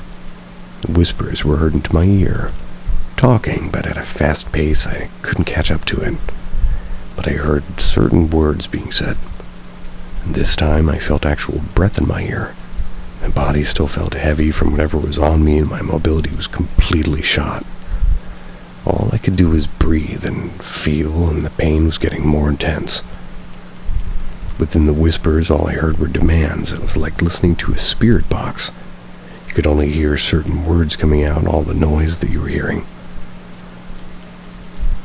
I don't remember all of the words, but they were pills, take, and bathroom. There was also a few other words that were kind of close to that category. I'm not sure how long it went for, since I was trying to figure out what, who, or why. Kept squirming on my bed as the whispering continued. Finally, I felt the heaviness disappear off of me. I flung up to sit up on it like a heavy pant and held my stomach where I felt the pressure. Immediately rolled off the bed and looked at it, wondering what the hell just happened. The atmosphere was back to normal. There was no one else in the room, but something said look, and when I looked, my closet door was slightly opened. It's as if you had read my previous entries that you would read, if not closed. Things happen.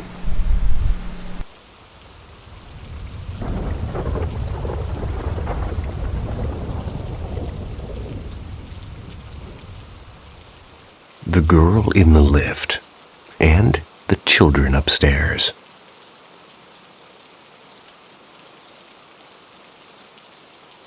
This happened across my block a few years back at Bukit Batok Street 32, Block 219. Good old Bukit Batok.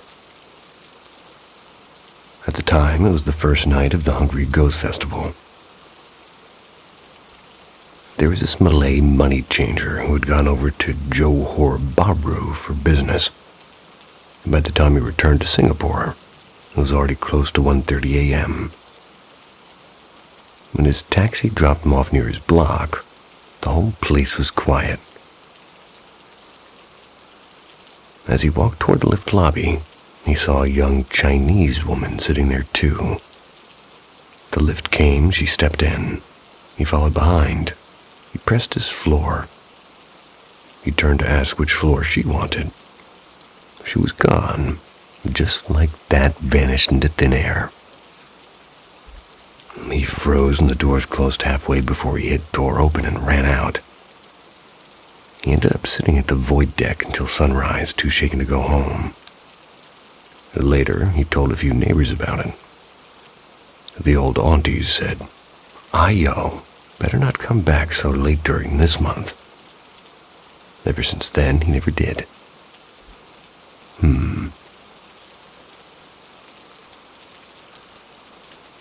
I moved to my current flat in 2021. Before that, I was staying just 1 block away. When my partner and I came to view this place, the owner was a middle-aged guy living with his mother and a helper. The flat looked good and it was spacious and bright, so we decided to buy it. When we moved in after renovation, our cat was thrilled. They'd chase each other every night around 2 or 3 a.m.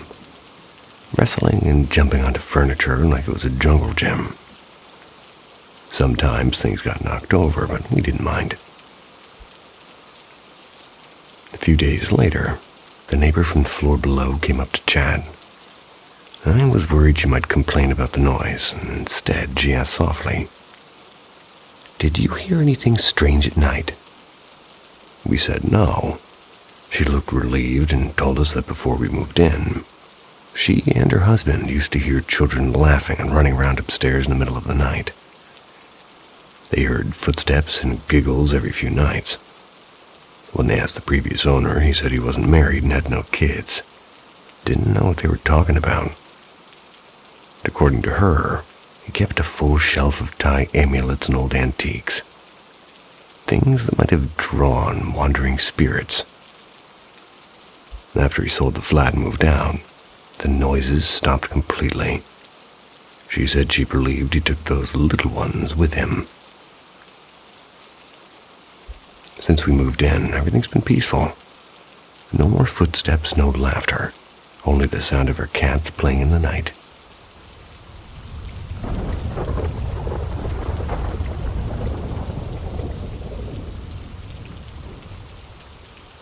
The farmhouse in August. I want to start by saying this happened when I was around 14, so roughly 20 years ago. My best friend at the time lived just a bike ride away. We bonded over everything weird, like ghost stories, UFO documentaries, you name it. One summer, she told me about her grandparents' farmhouse on the edge of town. According to her, it was haunted, and people said you could hear old country songs drifting up from the cellar at night. And that the guest rooms upstairs were quote-unquote active. A story that her uncle, who used to live down in that basement, had died in a terrible ATV accident after a night of drinking. Some said it wasn't the crash that killed him, but his heart giving out before he even hit the ditch. Either way, it wasn't peaceful. So one Saturday, my friend had invited me and her cousin to help clean those 2 upstairs rooms. We were thrilled, half out of curiosity, half because we secretly hoped we'd see something. The farmhouse itself was old but well kept, and her grandparents were pretty far away, so the 3 of us had the place to ourselves. We started by checking out the basement, and it smelled like oil and pine, and there were band posters like Nirvana and Guns N' Roses. A few dusty amps in the corner. Nothing weird happened, so we went upstairs to start cleaning. There were 2 rooms off the narrow hallway. One to the left, one to the right, and my friend and I took the right room while our cousin started on the other. We were joking around, tossing pillowcases at each other when I noticed a small square panel in the ceiling, an attic door. It took both of us to pull it open, and as soon as we did, hot air rushed out. It was heavy and sour, like something had been trapped up there for years. I froze, feeling the strange pressure in my chest. We just looked at each other for a second before slamming it shut. A few minutes later, as I was wiping down the dresser, my friend just gasped. There were faint smudges, like handprints. They were appearing on the wall near the window, and they were big. They hadn't been there before, at least, I swear. Both backed away, whispering to each other, trying to make sense of it. Then her cousin came in, rolling her eyes, thinking we were messing around. "Come look at her room," she said. So we followed her. The bed in her room looked freshly made, crisp white sheets and all, but there was a deep impression in the middle of it. It's like somebody had just lain there. She yanked the sheet back in one motion, and I'll never forget what we saw. A smoky gray mist rose up like dust caught in sunlight and darted straight into the wall. Before we could react, the little fan in the window clicked on by itself and began to hum. The 3 of us bolted, and I don't think I've ever run that fast in my life. We tumbled down the stairs screaming for our mom, who's outside hanging laundry. And that was the last time any of us ever set foot in that house.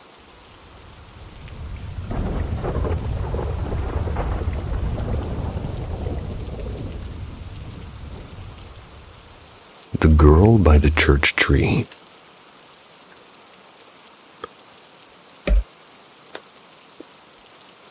So this happened a few months back, around late May. I had a weekend sleepover with my 3 best friends, and our grand plan was to make s'mores and binge a scary game, the Quarry, stay up until dawn. I live in a quiet suburb and kind of blurs into the countryside. And across the street are a few houses, and behind mine there's this huge open field owned by a Catholic church. It sort of sits right in the middle of it. Since it was summer break and the weather was perfect, we decided to play tag in the church playground. With my glowing NeoPixel lightsaber, obviously. My friend showed up around 5:30. We exchanged some small gifts and demolished a pizza and started downloading the Quarry on my PS4. While it was loading, I went outside to play tag before sunset. The light was golden, the air smelled like grass.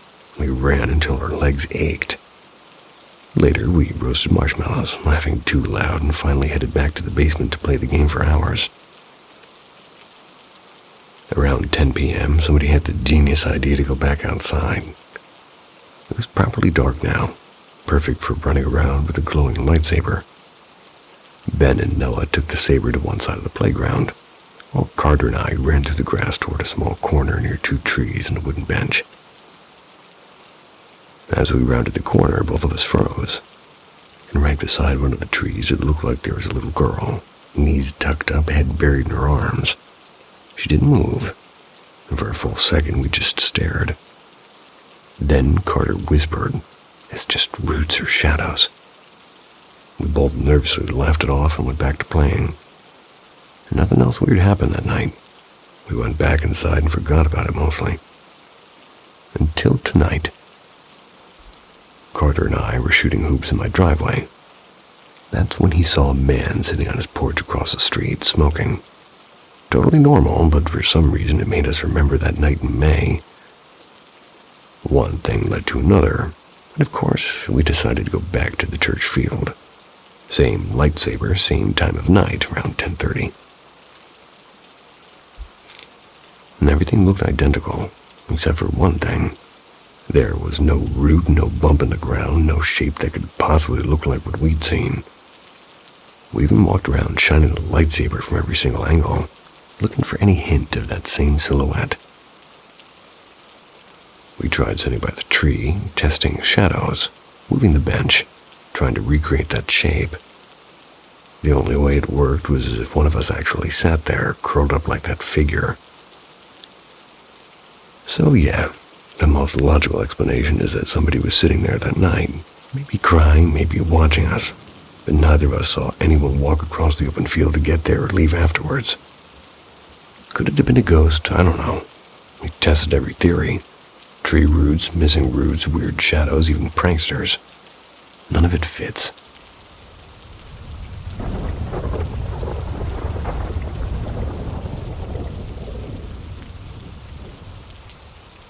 The Night Stalkers on Morrow Lane. I've had my fair share of weird things happen growing up, but the one that stuck with me started as a tiny shrug-worthy moment, blew up into something I still can't explain. I moved into this house on Morrow Lane, and yeah, the name was already a bit suspicious. And over the next year, I had maybe 3 bone-deep encounters that turned me from skeptic to low-key paranoid. The first one was late, around 10 p.m. I'd step out to the old greenhouse in the backyard for a smoke because the house kind of just felt stuffy. The second I opened the greenhouse door, something made the hairs in my arms stand up. I felt a light tapping on my shoulder, like somebody saying hello, but with the wrong energy. I froze and I waited and then yelled, "If someone's there, speak up." There was nothing. I circled the greenhouse, flashlight cutting through nothing. I found no one. And still, like an idiot, I went back in and finished smoking. Sprinted inside as if speed could outrun whatever just touched me. A year later, I was seeing this girl. She stayed over for a while, and we had 2 incidents together that left both of us rattled. And the first happened down by the old equipment barn in the back of the property. We went out to smoke before bed, and normally having someone there makes the whole scene feel safe. But that night, it was different. All the time I felt eyes boring into the back of my neck from the outside of the barn. I could barely follow what she was saying. We finished quick, stepped out, and I watched a lanky, dark shape peel off from the shadow line and dart toward the back fence. It was like it was sprinting on intent. I threw my arm in front of her and we bolted to the porch. She later told me she'd seen 2 tiny red lights where eyes would be on the inside of the barn. We never smoked out there again. And the last thing was on the very last night before we moved out. We packed everything. We were having a stupid, nervous smoke in the back porch.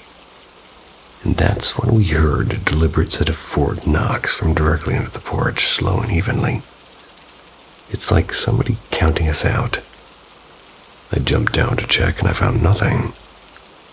And for the rest of the night, there were taps and knocks on my bedroom window above the bed. Random and impossible to trace. When we left that night, drove an hour to the new place. Never felt that kind of oppressive dread before or since. Still buzzed from the weed, and yeah, weed, just clearing that up. I refused to stay. Having my girlfriend see the same things made it real. 2 sane people, albeit high on weed, same hair-raising details. Call it ghosts or demons or entities or whatever label fits. I don't care. There's something in this world that sits in the dark and waits, and I'm living proof of it.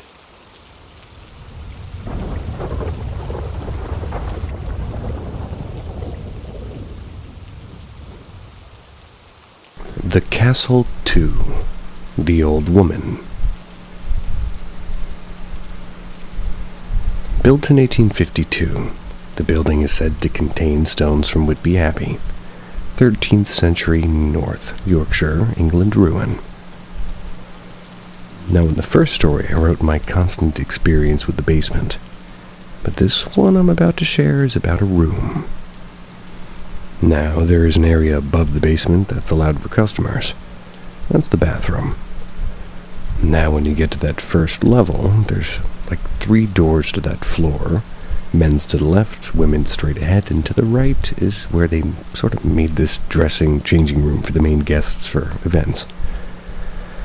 Now, I don't pay much attention to any room specifically, except where it needs to be, which is 1, the bathroom, 2, the main kitchen, 3, the prep kitchen, and 4, the basement. I didn't get any eerie feeling from any of the other rooms as I did in that basement, so it wasn't like the attention was needed for anywhere else. One day I walked downstairs to the bathroom. I walked past the changing room and something caught my eye and a feeling came upon me. The room door was open, and when you walked past the door, you could see what looked like 2 or 3 cedar sofa next to a small bed table for the lamp. A bit deeper in was sort of a makeup table with a mirror and a chair in front of it. I always see myself in that mirror when I walk by it, when the door's left open. But that day, the glimpse of an old woman sitting in the chair staring at herself in the mirror, her hands resting on the surface. I caught the white of her hair as it was up in a bun. She wore a dress that seemed a bit old, but it was long. The face I couldn't see was almost faceless, and her head was slightly hung, but she was in the room with the light off. Mind you, this was a quick 5-second catch of the eye. 5-second catch that made me stop at the bathroom door, hand on the doorknob asking myself, what the fuck did I just see? No customers were allowed in till a certain time. No worker fit that description I caught of her. I stared at the door and slowly let go of the bathroom knob so I could walk toward it. Because, of course, you walk towards things that you know shouldn't be there.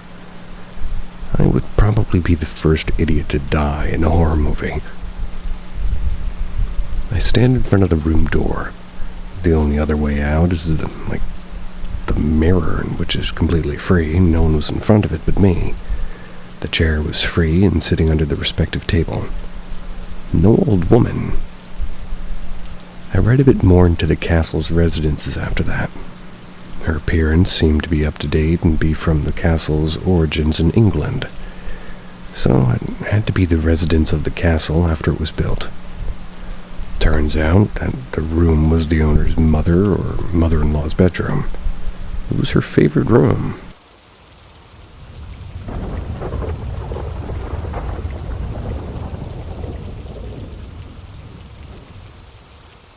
The Echo Beneath the Fog. Have you ever wondered if the streets that we kind of just casually wander through, maybe they might remember more than we do, if they hold secrets heavier than the fog that cloaks them? This thought drifted into my mind one misty evening as I cut through an old forgotten lane in Mussoorie. That's literally spelled Mussorie. Mussoorie. Not Missouri. It wasn't a path I usually had, and, well, it was lined with crumbling cottages and overgrown ivy that looked like they hadn't felt like a broom or even footsteps in decades. Locals said the place was haunted by echoes, soft footsteps and faint humming. But aren't all hill towns stitched with such noises? That night, though, something did feel different, as from behind me came the faint chime of anklets, delicate and measured, getting closer. I turned around. There was nothing, just the wind swirling it was like smoke around this flickering street lamp out there. I smiled nervously, remembered the ghost tales my mother told me, of women who bound their souls to silver anklets, doomed to wander forever. Then a breath brushed past my neck, cold, human, and close. The whisper followed, soft but steady. "You shouldn't have left me waiting." The words rooted me to the ground. Who said that? Why did they sound so heartbreakingly familiar? When I turned again, she was there, a woman draped in an old-fashioned cerise color of moonlight. Her face was hidden by a thin veil, and her anklets glinting faintly in the fog. "Who are you?" I stammered. She didn't answer. She only tilted her head, and suddenly, I wasn't in that lane anymore. I was someone else. I was a man standing under a wedding canopy, then walking away from it. A woman's cries, the sound of anklets fading, then water swallowing everything whole. The vision broke and Elaine returned. "Do you remember me now?" she asked, her voice almost sounding like glass. I shook my head desperately and said, "No, I don't know you." Her veil lifted slightly, revealing hollow eyes filled with, rage. Rage and longing. "You carry his face, that's enough." The fog thickened and her outline faded like a breath on glass. The last sound was the soft chime of anklets fading into the wind. I ran, and I didn't look back. Sometimes when the night falls quiet and the air turns damp, I still hear them, those faint anklets in the dark, and I wonder, do the dead really haunt us, or do we unknowingly haunt them first?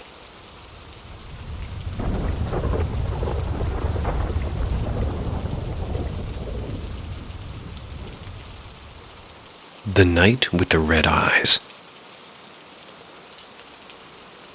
I still remember that night. The kind that burrows into your memory and stays there. It's like it's got nowhere else to go.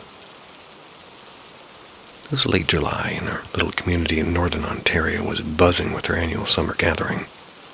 Barbecue smoke and music echoing across the ball field, laughter rolling through the night. And I was 14 then, too young for the beer garden and too old to fall asleep early. Mom was out at the sort of event that we had there. She was helping with food, and family friend Sam was renting her spare room for the summer. I didn't mind being alone. I had the house to myself and popcorn in my hand. YouTube was on the TV, a soft breeze drifting in through the kitchen window. Everything was calm. Around 2:30 in the morning, the front door creaked open. Sam stumbled in cheerfully, and he was flushed and smelling like campfire smoke and cheap beer. "Hey, kiddo," he slurred, flashing a grin. "Still up?" He rummaged through the fridge and started crafting what I can only describe as a tragic sandwich. Bologna, mustard, and something that looked like strawberry jam. Ew. As I laughed, he froze mid-bite, eyes locked on the kitchen window above the sink, and said, "You see that?" I frowned and said, "See what?" He didn't move, because in the window, there was 2 red eyes staring back. The kitchen light flickered once, and he blinked, shook his head, and muttered, "I'm just seeing things." Shuffled off to bed. I figured that was that. But the quiet that followed wasn't normal quiet. It was heavy, almost like the house itself was holding its breath. The hum of the fridge faded. The TV began flipping through channels on its own, static and voices and flashes of light. My heart pounded as the kitchen bulb started to blink erratically, and in silence, TV went black. A second later, one of Sam's earbuds, just the rubber tip, it flew off the kitchen table and landed at my feet. I stared at it completely still, and those things don't just pop off. The TV flickered back to life as if nothing happened. And I called for Sam twice. No answer, and the house felt too small suddenly, like the walls were listening. So I grabbed the phone and I called my grandma. She was annoyed at first, thought I was pulling some late-night prank, but she came anyway. When I got to her house, she set up a bed for me and said softly, "Nothing's gonna hurt you here." And I believed her until I lay down and felt the faintest pressure on the blanket above my chest, like tiny feet jumping playfully back and forth, and I swear in the dark I heard giggling. By morning, everything was fine again. And I'll never forget those red eyes, or how the house went still, like something unseen had stopped just to remind me that the night is never truly empty.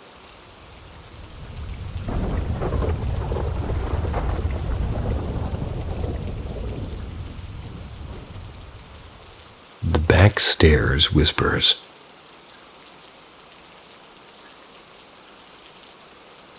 I'm a woman from a tiny residential town on the BC coast, which I assume is British Columbia.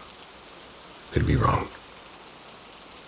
This happened back in the fall of 2016, roughly 2 weeks after I'd started working at the community school. The office I cleaned for the school board was a minute's walk from the back entrance, and most nights I was the last one there.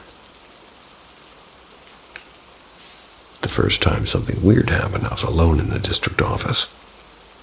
I always did a walkthrough to make sure nobody was staying late. Didn't want to scare anyone.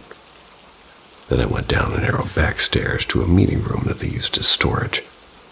Shelves of old files, a couple of folding chairs, and a tiny washroom tucked in the far corner. My routine was always the same. Clean the washroom first, grab the trash, then come back up to the offices. So I cleaned the washroom, grabbed the bag of garbage, and as I stepped out, I heard a woman's voice to my right, and it said plain as day, "You fucking..." And then it cut off.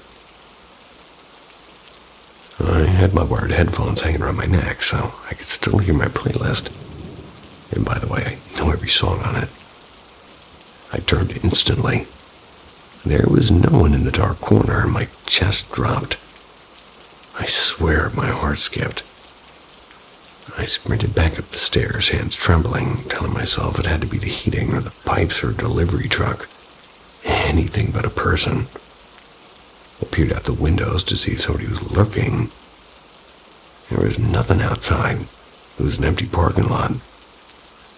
I tried to force myself to finish cleaning, but I couldn't shake the feeling of being watched. few weeks later, probably in early November, and it was already getting dark by 5 at the time, I was back cleaning the offices, and after tidying up upstairs, I went down to the basement washroom again. Then I stayed to mop up the hallway floors. I always deadbolted the back door when I was in the district office, kind of a habit. And while I was pushing the mop, I heard footsteps on the outer stairs. Then the deadbolt clicked and the door unlocked, swung open and shut. My head snapped up and I called out, "Hey, I'm down here, sorry if I..." Then I waited and there was nothing. No footsteps, no reply. I told myself, well, maybe whoever it was didn't hear me, so I walked up the stairs calling hello. There was nothing. Checked the front entry and there was no one. Door was unlocked though, and I could have sworn I'd locked it. Annoyed and a bit spooked, I grabbed the garbage bags I'd left in the hallway. As I looked up toward the back offices, one of the inner doors slammed shut on its own, full force. Ran out, locked the deadbolt behind me, and stopped shaking until I got back to the school. My hands were numb. I had a panic attack in the staff room. Hardly remember driving home. I still don't know what, if anything, really was there, but after those 2 nights I started taking the long way home. Never stayed late alone in that office again either. The Screaming Fields. So this happened when my cousin and I were around 10 and 13. We grew up on the edge of a little lakeside town, the kind of place where every road eventually turned into dirt and every dirt path led to someone's farm. Our house sat at the very end of a cul-de-sac. It backed onto endless fields of corn and old windbreak trees that groaned when it stormed. To our left was a quiet neighbor, and to our right a row of wild blackberry bushes that marked the border between the neighborhood and, well, really, farmland. The first few fields belonged to a family who grew mostly corn and canola.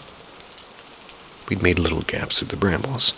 That way you could sneak in and explore, and it was kind of our whole world. A maze of fields and the hidden creeks and the smell of soil and rain. One summer night, my cousin and 2 friends and I were out front kicking a ball and riding our bikes in circles under the streetlight. It must have been around 10 p.m., just dark enough that the sky was purple and the crickets were loud. We were the last house before the open countryside and the end of everything. And that's when we heard it. A long, sharp scream coming from the cornfield. It wasn't quite human, but it wasn't an animal either. It had that mix of fear and fury that makes your skin crawl. Though at first we laughed, thinking it was maybe a fox or someone's goat. Naturally, being dumb kids, we went to look, and we crawled through the blackberry gap there, and we stepped onto a tall piece of corn. It was all just whispering in the wind. The stalks were high up to the shoulders, and you really couldn't see much. The sound had stopped, but then it started again. Only now it was coming from the direction that we'd entered. We looked at each other, half joking and half nervous, and then it screamed again. This time behind us, and that's when it stopped being funny. The sound began to move, and it was fast. It went from one end of the field to the other in seconds. Always just out of sight, too. Sometimes far, sometimes right beside us. The stalks didn't even rustle. It was like it was skipping through the air. Nobody said anything. We just ran. My cousin tripped and my friend started crying. We tore through the gap in the bushes, scraping our legs raw. The moment our feet hit the pavement and the glow of the streetlight, the sound stopped. It was clean, like somebody hit mute. We stood there gasping, hearts racing, staring at the black sea of corn. There was nothing, no movement, no sound.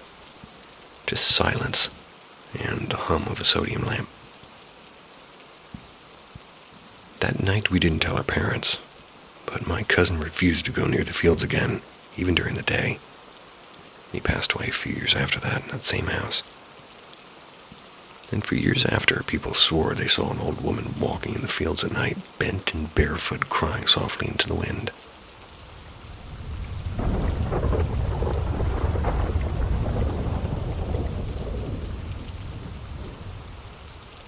Voices beneath the bed.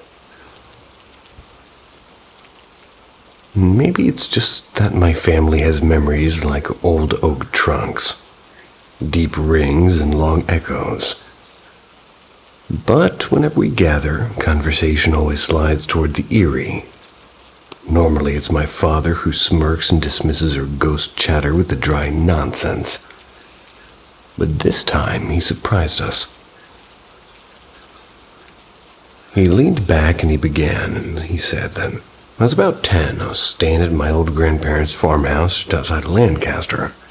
My older sister and I slept in a little walnut-paneled room that used to be my dad's when he was a kid. The air, it always smelled of apples and varnish. One rainy evening, we'd run wild in the orchard, and it was basically all day. We couldn't settle down. We started a pillow fight war and laughing too loud until Grandpa shouted to the stairs to keep it down. We flopped into the creaky bed and daring each other with ghost stories, seeing who would break first. My sister was halfway through some tale about haunted mills, and that's when the bed lurched. It lurched hard, not just a tremor, but a deep grinding shake that rattled the headboard against the wall. And on the wooden floor, it sounded like thunder and we froze. Then, from the far corner of the old wardrobe, came low, rabid whispers in a language I'd never heard before. It was like somebody muttering through a fan. Thinking maybe somebody had crawled under the bed to make it move, we slid beneath it ourselves, clutching each other, hearts thudding. We waited for Granddad to burst in, certain that he'd heard the racket, but minutes stretched into what felt like an hour. There was nothing, no footsteps. Only the whispering, soft and relentless. When our courage finally cracked, we climbed back onto the bed, dragging the quilt over our heads, trembling until the first pale light seeped through the curtains. But sleep never came. At breakfast, we spilled everything to Grandma, who frowned, and to Granddad, who chuckled. He swore he'd heard nothing except the moment one of us fell out of the bed early in the night. He was sure that we'd been dreaming, but I know that we weren't. The bed's banging alone should have brought the whole house running. Dad ended with a single shrug and a wry smile. We never figured out what it was. But I learned one thing. Never tell ghost stories after dark in that room. And even now, with the scent of coffee and daylight in the air, the memory left a shiver behind. It wasn't just a story. It was that my father, a resident skeptic, told it without a single trace of doubt. Didn't know daylight had a smell.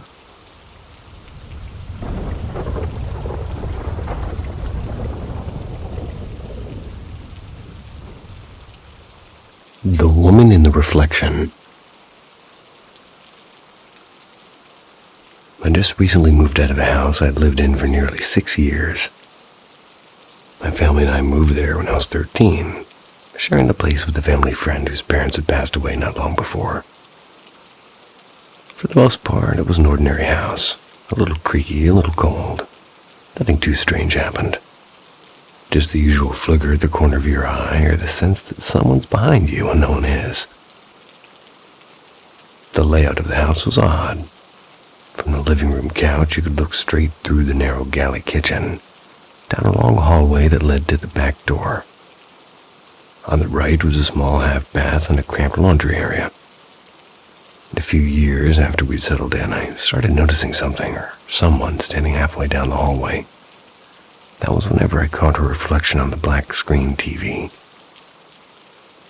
Or probably black TV screen. It looked like a woman, young, maybe in her 20s, with long dark hair. It spilled down her shoulders. Her outline was faint but unmistakable, like a shadow with a shape. At first I thought my eyes were playing tricks on me. I'd stare, glance back toward the hallway, and of course there'd be nothing. But every time I turned back to the TV, there she was again. I checked for hanging coats and, piles of laundry, or any weird play of light. Nothing ever explained it. And after a while, I just got used to her, and she never moved, never made a sound, just stood there frozen in time. I figured if she wasn't causing trouble, there was no reason to panic. No one else in my family mentioned anything, so I eventually chalked it up to imagination. Maybe the light, maybe fatigue, and that's what I told myself at least. A few months before we moved, I started dating my new boyfriend. He'd come over pretty often. Sometimes he'd even stay the night, and today we were trading ghost stories from childhood and laughing. That wasn't until I began telling him about that house. Hadn't even gotten to the part about the reflection before he interrupted me with his eyes wide open. He said one night while getting a soda from the kitchen, he suddenly felt someone watching him. When he turned toward the TV, he saw a woman's shape standing in the hallway behind him. His voice got quiet as he described her. Long black hair, still shadowy, exactly as I remembered. He said she didn't move, but he could feel her presence. He saw her only, but that was enough. I felt my stomach drop because for years I'd wondered if I'd imagined it, but now someone else, somebody who hadn't even known my story, had seen her too. When I asked my dad later, he said he'd never seen a woman, but sometimes thought he saw movement in that hallway. Almost like somebody pacing quietly out of sight. And to this day, my boyfriend and I are the only ones who ever saw her. No explanation, no logical reason, just a shadow of a young woman who'd never left that hallway. Maybe never could.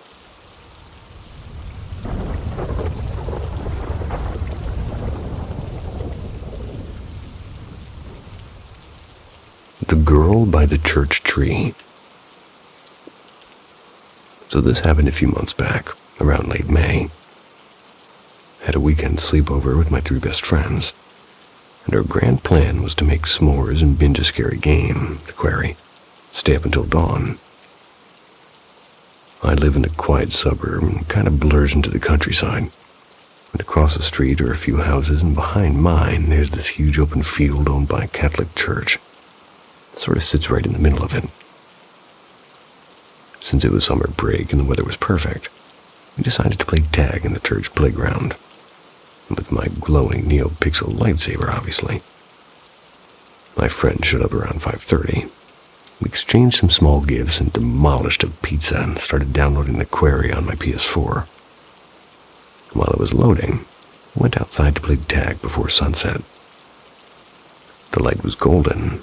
The air smelled like grass. We ran until our legs ached. Later, we roasted marshmallows, laughing too loud, and finally headed back to the basement to play the game for hours. Around 10 p.m., somebody had the genius idea to go back outside. It was properly dark now, perfect for running around with a glowing lightsaber. Ben and Noah took the saber to one side of the playground, while Carter and I ran through the grass toward a small corner near 2 trees and a wooden bench. As we rounded the corner, both of us froze. And right beside one of the trees, it looked like there was a little girl, knees tucked up, head buried in her arms. She didn't move, and for a full second we just stared. Then Carter whispered, "It's just roots or shadows." We both nervously laughed it off and went back to playing. And nothing else weird happened that night. We went back inside and forgot about it mostly. Until tonight. Carter and I were shooting hoops in my driveway. That's when he saw a man sitting on his porch across the street, smoking. Totally normal, but for some reason it made us remember that night in May. One thing led to another, and of course we decided to go back to the church field. Same lightsaber, same time of night, around 10:30. And everything looked identical, except for one thing. There was no root, no bump in the ground, no shape that could possibly look like what we'd seen. We even walked around shining the lightsaber from every single angle, looking for any hint of that same silhouette. We tried sitting by the tree, testing shadows, moving the bench, trying to recreate that shape. The only way it worked was if one of us actually sat there, curled up like that figure. So yeah, the most logical explanation is that somebody was sitting there that night, maybe crying, maybe watching us, but neither of us saw anyone walk across the open field to get there or leave afterwards.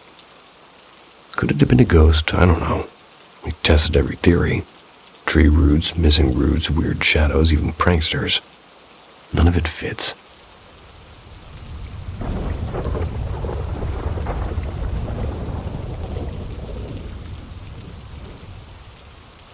A visit between cornfields. My husband took his life in early June. It knocked me sideways. I'm only just learning how to stand again, and for context, I've wrestled with depression and suicidal thoughts before. I've been on meds for a few years, and he knew how to steady my panic attacks. He was in my emergency plan. For a couple of weeks after he died, I felt him nearby. I talked to him the way I always had, out loud, and it steadied me. Whether he was actually there or was just a habit, those conversations helped me get through each day. Sometime in mid-July, that quiet feeling drifted away. That absence stung. Maybe it was part of grief. Maybe he'd moved on. Either way, I stopped speaking aloud because I felt like I was talking to empty air. I still speak when I go to his grave, though, because it helps. Plot is unmarked and kind of bothers me. But I do leave fresh wildflowers, and I scatter the petals of the old ones from my last visit. It's something I do. He's buried in a little family cemetery. It's tucked between the corn to the east and the pasture to the north. The grass isn't manicured, which I like. It feels honest and more wild than contrived. I get that. And he's as close to being in nature as cemetery rules really allow. Late last month, I was there again, telling him how heavy things were and how work was crushing me, how I'd been thinking dark thoughts. I hesitated before I left because I didn't want to walk away in a bad note. And that's when it happened. The air around me shifted, and for a beat the world thinned. The wind died. The stalks went silent. Even the little bell that we hang by his spot stopped chiming. My breath snagged, but not from fear, but from something like wonder. The goosebumps were on my arms. Tears blurred my sight. And I knew in a way I can't explain that he'd come. I blurted a shaky, "Oh, hi, you're here," like a fool. I felt him apologetic, like he'd startled me. So I laughed through my tears and I told him it was okay. Told him I wasn't going to follow him. I was just really low. And he seemed kind of settled beside me for a moment. Then slowly the corn began to rustle again, and his presence thinned. Told him to get some rest, and I loved him. I left the field feeling oddly buoyant and quietly chuckling the whole way to the car. I am still skeptical about spirits. But that afternoon was different, mostly. He hasn't shown since, and I don't press it. I'd rather let one visit be enough. I don't buy the tiny versions of heaven or hell, and I prefer the softer idea, like rest and peace. Sounds good to me.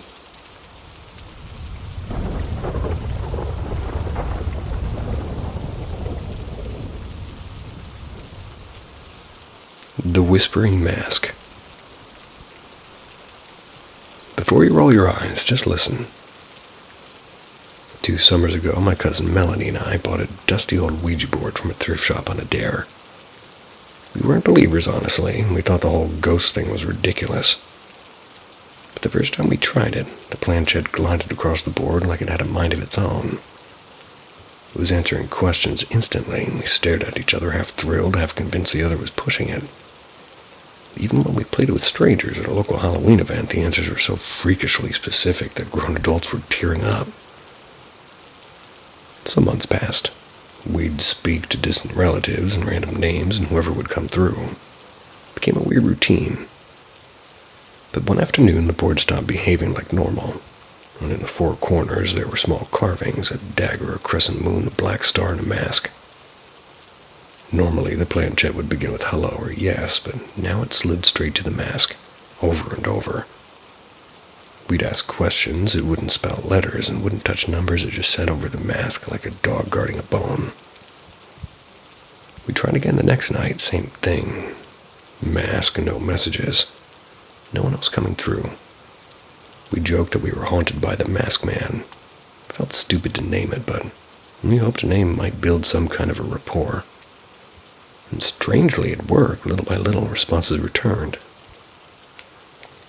Only now, the planchette shot across the board instead of crawling. We'd ask, what's your name, or how old are you, and nothing was clear, it was just fragments. Weeks went by, and we realized nobody else would come through, just him.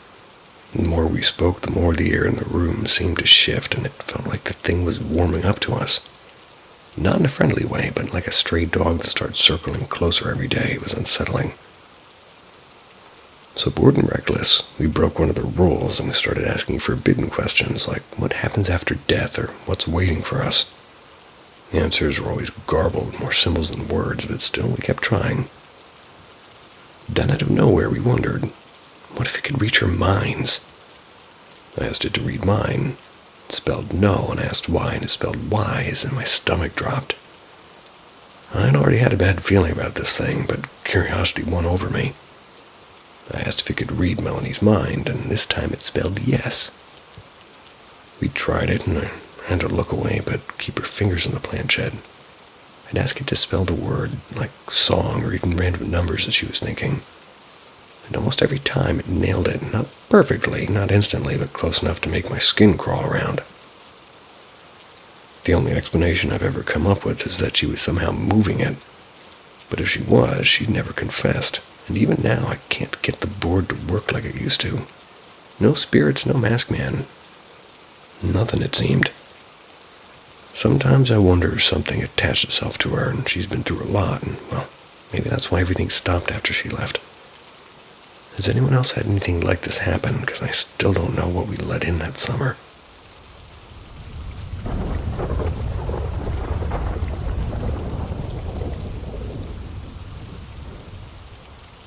The guest who kept dancing. So my parents split when I was little, and I lived with my dad and spent the summer after 6th grade at my mom's place. First night there, she went out with friends and her partner. So at the time, it was just me and the dog, a little toy poodle named Jellyfish. I named him after that one SpongeBob episode where they're turning the music all up and all the jellyfish start flooding into the house and everything gets all crazy and the music is sweet. And around midnight, I was watching TV with Jellyfish on the couch. And that's when she suddenly perked up like she does when somebody's arriving. And watched her get her hind legs and do that little excited dance she always does when guests come in. Part of the reason I named her that. I told her to stop because nobody was coming. It was kind of creeping me out. A few weeks later, after a shower, I was just brushing my hair in front of the 3-panel mirror. And that's when I heard footsteps in the hall. At first, I thought nothing of it, but they did get closer. Close enough that I should have been able to see whoever it was in the mirror. My brain kept telling me there was nothing there to calm me down, though.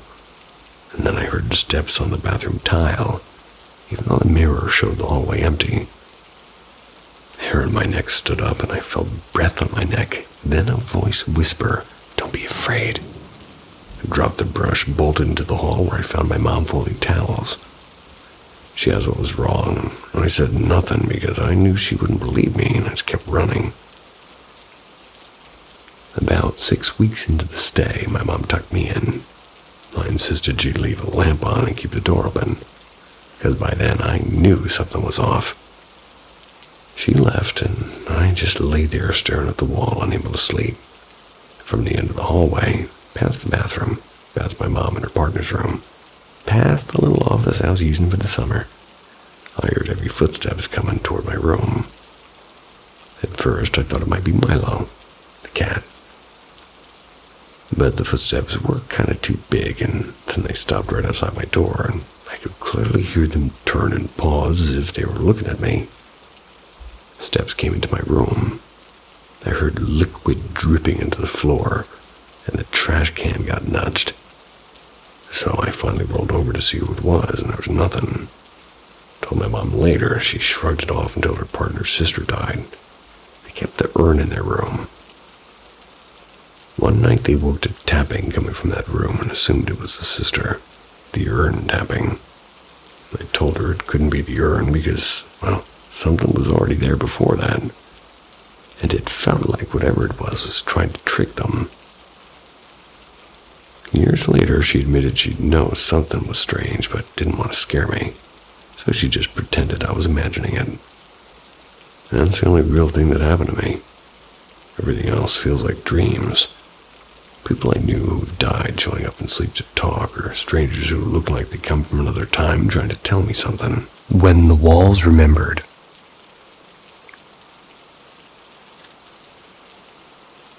I'm in my 30s now, but the last strange thing happened maybe 2 years ago. At the time, I was living alone in a small one-bedroom apartment on the edge of Seattle. And for weeks before it happened, I couldn't shake the feeling that something was watching me. Every time I lay down at night, I felt like that. You know those goosebumps you get in the back of your neck, like you're being stared at? It's exactly like that. And then one night around 3:20 a.m., I woke up with that same heavy feeling. I turned my head slightly toward the doorway, and I felt something shove my face back into the pillow. Not a gentle touch, it was like a firm hand pressing down. I panicked, jumped out of bed, and flipped on every light in the apartment. Checked every room and every corner, and there was nothing. I was completely alone there. But my first brush with the weird stuff started much earlier, when I was about 12. My family, my mom, dad, and older brother, they had just moved into a quiet neighborhood in Arizona. And on the first night there, something was off. My bed was one of those loft styles. Top for sleeping, bottom for a little bit of desk space. Not long after I climbed in, though, the whole frame began to shake, and it wasn't just a small tremor. It felt like someone was gripping the posts and shaking them with all their strength. It went on for several minutes. And it didn't stop there, because every single night the same thing. My parents didn't believe a word of it, though. They thought it was nerves or dreams, but then the alarm clock started going off at random times in the middle of the night. Never twice at the same hour. My dad got furious. He was thinking I was playing with it. I never used that alarm, not once, and for the record, my brother had the same model of bed in his room, and his never moved an inch. After about a year and a half, we moved again, and just like that, nothing. Bed never shook, clock never beeped again. Everything was normal. Years later, though, my dad admitted something that chilled me. One night, he'd heard footsteps in the hallway outside my room. He's thinking, I guess maybe he was only messing around, so he just opened his door to yell at me.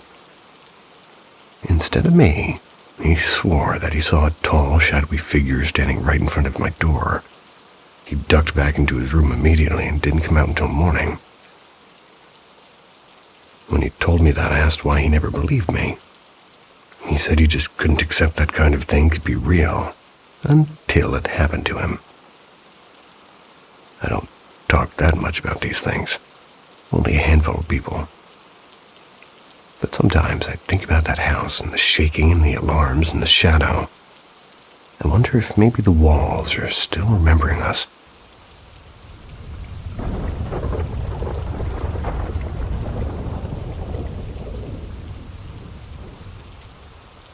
The last day of grade 12, the tunnel at St. Laurent.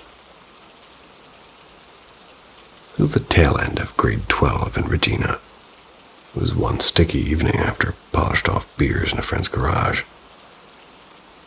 We started talking about St. Laurent Sanatorium, an old TB place out past the highway. And rumor had it the place was haunted, and some of us shrugged and others grinned and said, "Let's go see." so we drove out for about 45 minutes. From the road, the sanatorium looked like a hulking relic. Cracked plaster, barred windows, and chain-link fence that tried to look pretty official.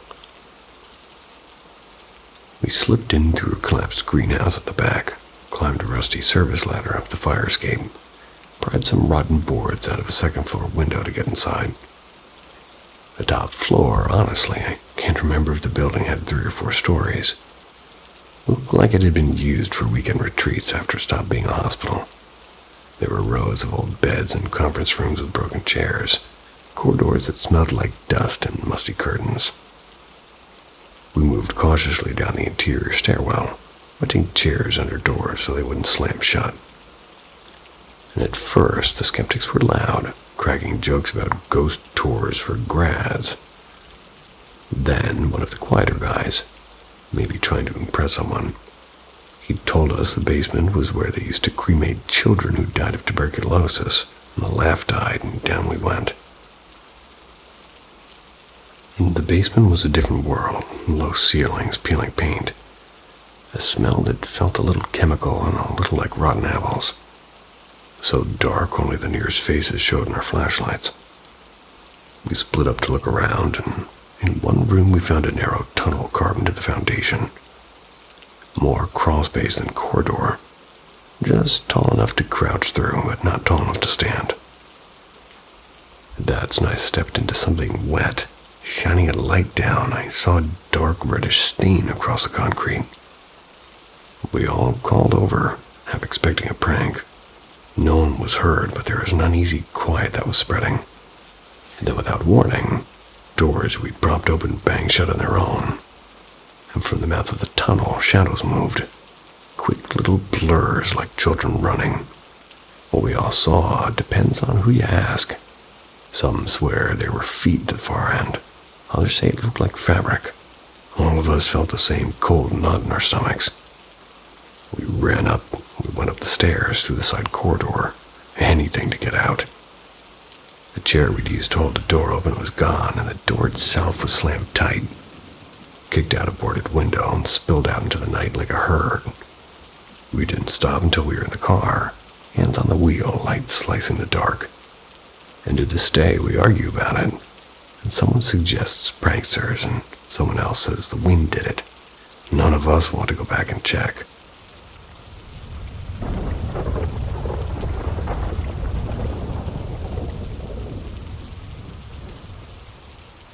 How I accidentally humiliated a ghost. For some much needed context, my best friend, who we're gonna call Pebble, nice, they have the weirdest luck with the supernatural. Her entire family seems to be some sort of VIP guest list for wandering spirits. I don't know why, but if there's a ghost within 100 feet, it'll probably show up the moment Pebble walks in. And at this point, I'm basically numb to spooky stuff because of them. Anyway, here's the ridiculous story of how I somehow managed to embarrass a ghost. It's one of those sticky late-night summers, and I'd just gotten back from a jog and decided to change into something less sweaty. Important context incoming. I was too lazy to flip the light switch, so I just propped my phone flashlight against a pillow, pointing at the ceiling. The screen was off, no apps open, nothing weird going on. Right as I was wrestling for my tank top, I caught a flash of movement in the corner of my eye. A pale, floating figure appeared about 2 feet in front of me. Honestly, it looked like a budget-friendly Halloween decoration. About 3.5 feet tall and featureless, like somebody threw a sheet over a cloud and called it a day.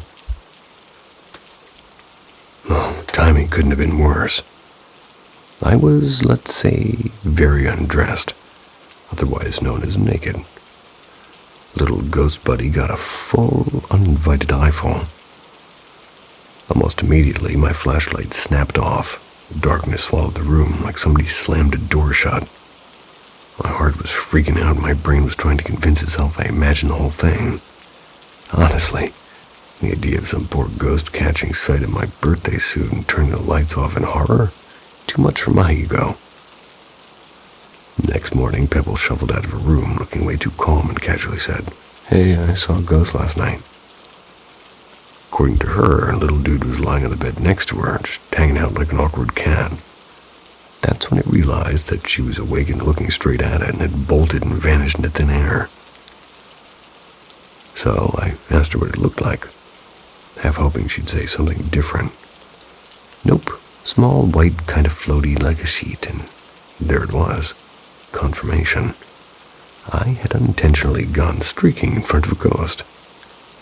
Naturally, I told her what happened in my room. We ended up laughing way too hard, imagining the little ghost sprinting down the hall after being visually scarred, seeking comfort from Pebble, who had probably thought was asleep. When she opened her eyes, the little dude clearly had a second existential crisis poofed out of there. Never did see that ghost again. Pebble did, multiple times, not me. Guess I made quite the impression. Moral of the story, if you live in a haunted house, maybe just turn the light on when you're changing. I bet you, well, never mind. I'm gonna hold my comment. Never mind.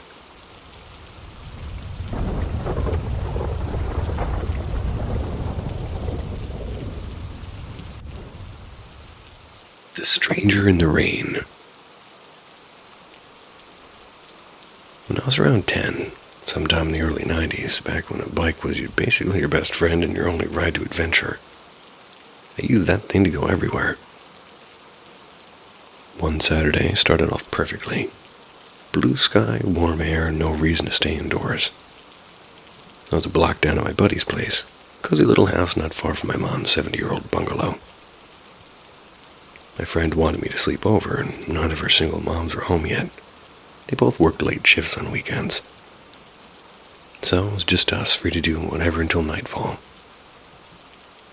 I told her I'd ride back to my place before it got dark to grab some board games. The weather had started to change fast. Wind picked up and clouds rolled in, and a few drops of rain made me pedal harder. When I reached home, everything seemed normal, although the house felt strangely quiet. The back door was unlocked as always. Latchkey kids like me always had one door we could sneak in through. So I left my bike in the front lawn and I slipped it in the back. Inside, something felt wrong. It wasn't anything I could point to, just that odd, heavy stillness, I guess. My stomach was getting tight for no reason. I brushed it off, grabbed a couple of games from my room, and went to the front of the house to call my friend and ask which one she wanted. While we talked, the rain started hammering down. Then came a thunderclap so loud it shook the windows. Right after that, the back door slammed open. It was an old solid wood door, one that never ever flew open like that. I froze. My friend heard it through the phone and asked what happened. I laughed nervously and said it was probably the wind, promising I'd shut it when I left. A few seconds later, as I was about to hang up and head out, I heard it. I heard footsteps, heavy, slow, and deliberately. They were coming from the back of the house. My friend freaked out and screamed, "Get out now!" And I didn't hesitate. I bolted and left the front door wide open, yanked my bike into the street, and tore down the center of the road as fast as I could. And by the time I reached my friend's house, her mom was already on the phone with the police.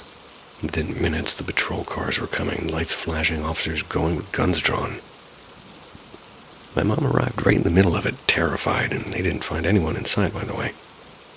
But what they did find were muddy footprints, large men's shoes starting from the back door, trailing through the kitchen and dining room, and across two other rooms, too, and stopping abruptly where the carpet began near the living room. None of the shoes in her house matched that size, and matched. Their backyards didn't even have mud, just trimmed grass and clean concrete. And no one ever figured it out. I'll never forget standing there late that night, looking at those prints as they faded into the carpet, and realizing whoever it was had stopped just a few steps away from where I'd been standing.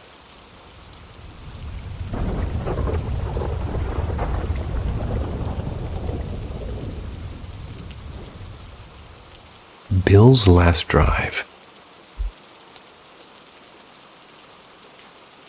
Our neighbor George, who lived 3 houses down, passed away last spring.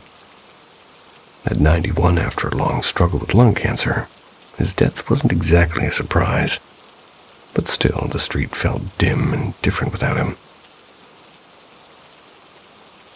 George was one of those tough, no-nonsense old-timers you could help but like. Well, you couldn't help but like. He'd spent most of his life working maintenance for the city's public schools, keeping ancient boilers and radiators running through brutal Chicago winters. Even in his 80s, he'd be out there sweeping his porch or tinkering with his pickup truck until the illness finally slowed him down. When anyone asked how he was doing, he'd grin and say, "Can't complain, still on the payroll of life." His house looked a lot like ours, a weathered old craftsman from the 1920s. Had wide eaves and creaky floors, long widowed by the time that we met him. He shared the place with a couple of friends who helped with groceries and laundry. His grown children visited often, making sure their dad could stay at home where he was happiest. When his health began to fail, George got a city permit and reserved parking space right out front. Back when he could still drive, he'd hop into his silver Ford Ranger to meet one of his old union buddies for lunch. We saw him often enough to know that he was fighting hard, but one chilly morning, we ran into his son. Quietly told us hospice had been called. George didn't want a hospital bed or the smell of antiseptic. He wanted his own chair and his own window and his own neighborhood sounds drifting in, and his son moved in for a while to care for him. A couple of weeks passed.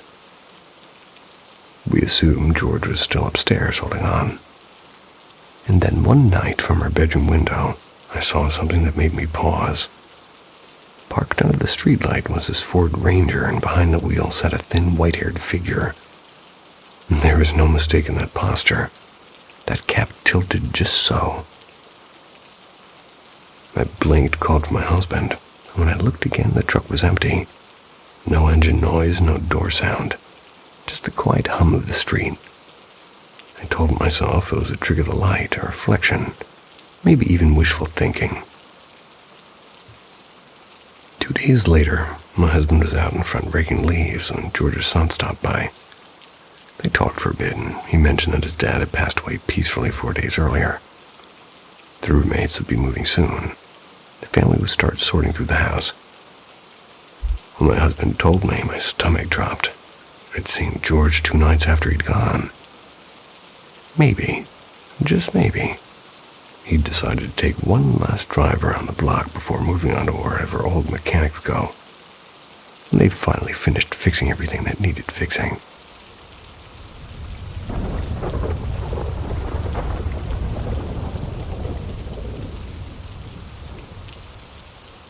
The Girl by the River Dorm.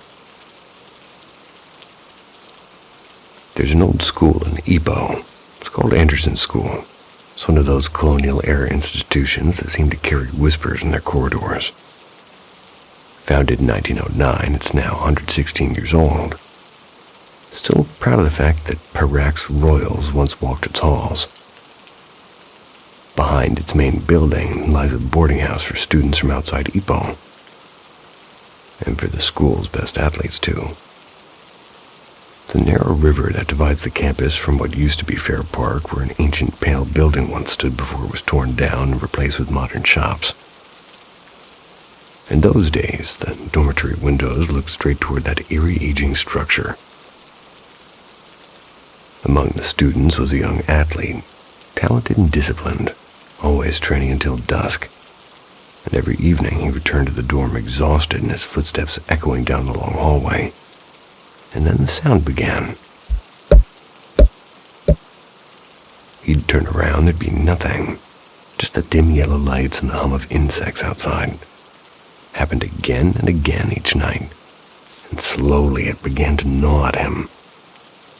Then he noticed something else. Across the river in that old building, a girl. Always in the same spot by the same window, with her head tilted slightly, chin resting on her hand, eyes fixed on him. She never moved and only stared as if mesmerized by his presence. There was something almost tender about it, but also deeply wrong. The tapping grew worse, faster and closer, and the boy wasn't frightened, only irritated, as if somebody were mocking him. One night after training, he stormed back toward his room, and the tapping started again, keeping pace with the steps. He stopped, the sound stopped. He sped up and it followed, and louder this time. Frustrated, he spun around, but this time he didn't look at the wall or the shadows.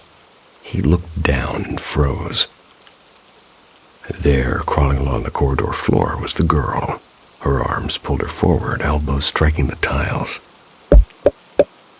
Her eyes were still locked on him. The rest of her body ended at the waist, trailing into nothing.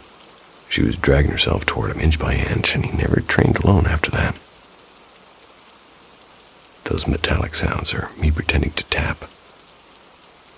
And because not understanding where any of this is happening is driving me nuts, apparently Ipoh is a Malaysian government secondary school. So I guess a lot of these stories are in Malaysia. And I guess they were occupied by the British early on. So that's why a lot of this is a little bit confusing. Just had to kind of clear that up as I'm doing it because I was a bit confused. But now I know, and now you know.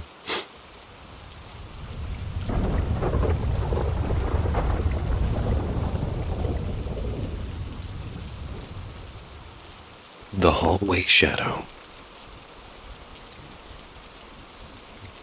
We lost our home last month when a freak tornado ripped through town. Thankfully, my husband's late uncle's house was sitting empty. A sad blessing, really. His wife passed years ago, and he himself died suddenly this past spring. Still, I didn't hesitate. I'd never believed in ghosts or anything like that. So we packed up what was left of our lives and moved in. Me, my husband, our kids, my mom. A few days later, Mom left to visit my brother for a bit, and my husband had to travel for work, so it was just me and the kids. I work night shifts, so I usually sleep through the day, and the kids do too when school's out. They stay up late like little gremlins. 2 days ago, around 2:30 in the afternoon, I woke up feeling off, and my Akita Luna was growling.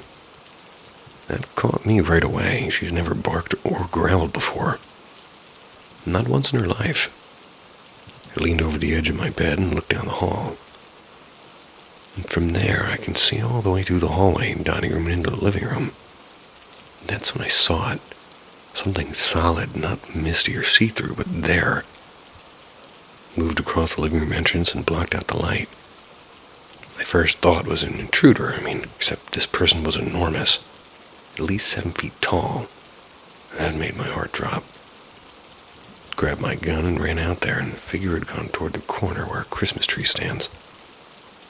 But when I got there, no one was there, and I checked the kids. All 3 were asleep with the door closed. My bird cage was rattling from the bird's panic. The Luna's hackles were raised, and I was shaking so hard I could barely even breathe. There's no way somebody had left. I had the hallway in full view the entire time. Back in my room, I sat on the edge of my bed staring down that hall, waiting for something or anything to happen.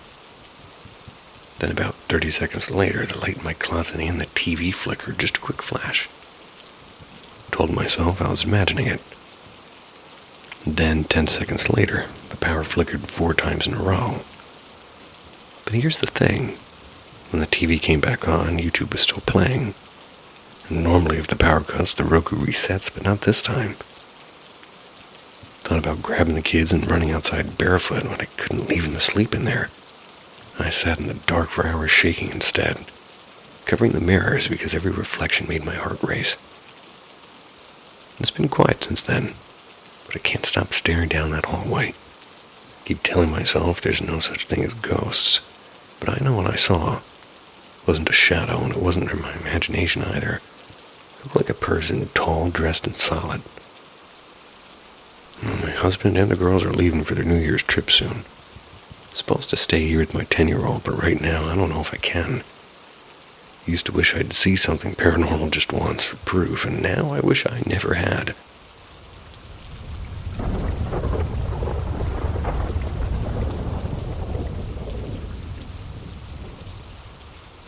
The night my room turned into a drawing. Hey, so I was just chatting with my partner of 11 years about something that happened when I was a kid. Figured I'd throw it out here. Maybe somebody has an explanation too. And for context, I'm generally a very rational person. I don't buy into ghost stories. I usually roll my eyes when people start with, "You won't believe what happened." But a few days ago, my neighbor went on about how her house was haunted, and she's a bit eccentric. Somehow I pulled this memory right out of storage. It must have been around 10 or 11, and I'm 32 now. And one weekend, my best friend was sleeping over, and I shared a small room with my younger brother. Bunk beds, of course. Normally, I slept on the top and he on the bottom, but since my friend was the guest, I let him choose, and naturally he picked the top. But here's where things start to get weird. We decided for some reason to sleep with our heads at the opposite end of the bed that night, right next to the wall with the light switch. And it was late and the lights were out, and we were whispering about whatever 11-year-olds whisper about. That's when suddenly he went completely still and said, "Shh, be quiet." Something about the tone froze me. My eyes were closed at first, but I opened them. The entire room was glowing. Not light-on glowing. More like everything was made of white paper and drawn in black pencil outlines. The furniture, the walls, even the bunk bed above me, all outlines like we were inside of a sketch. I whispered, "Are you seeing this?" And he just hissed, "Don't talk." Then we both heard it, and it was slow, and it was heavy footsteps coming up the stairs, and they were deliberate and measured. The kind of steps that know exactly where they're going. The door was open just a bit, and through the crack I could see the hallway. Same weird glow, but a pale yellow tint this time. I started freaking out and whispered for him to just turn on the light. It was literally right next to his head, and he wouldn't move. So I jumped up, smacked the switch, and bam! Normal color. Normal shadows. Everything instantly back to how it should be. We both just sat there listening, and there was nothing. Then a single thud was downstairs, like a cupboard door slamming shut. And I ran to my mom's room, and she was across the hall, and her light was off. But she was half awake, or pretending to be. My little brother was asleep on her floor, completely dead to the world. I asked if she'd ever heard anything, and she just muttered something about car headlights, which made absolutely no sense. But anyway, my friend and I still talk about that night every now and then. He's had a few strange things happen to him since. Things that made me believe he's not just making this up. And honestly, I still can't explain it.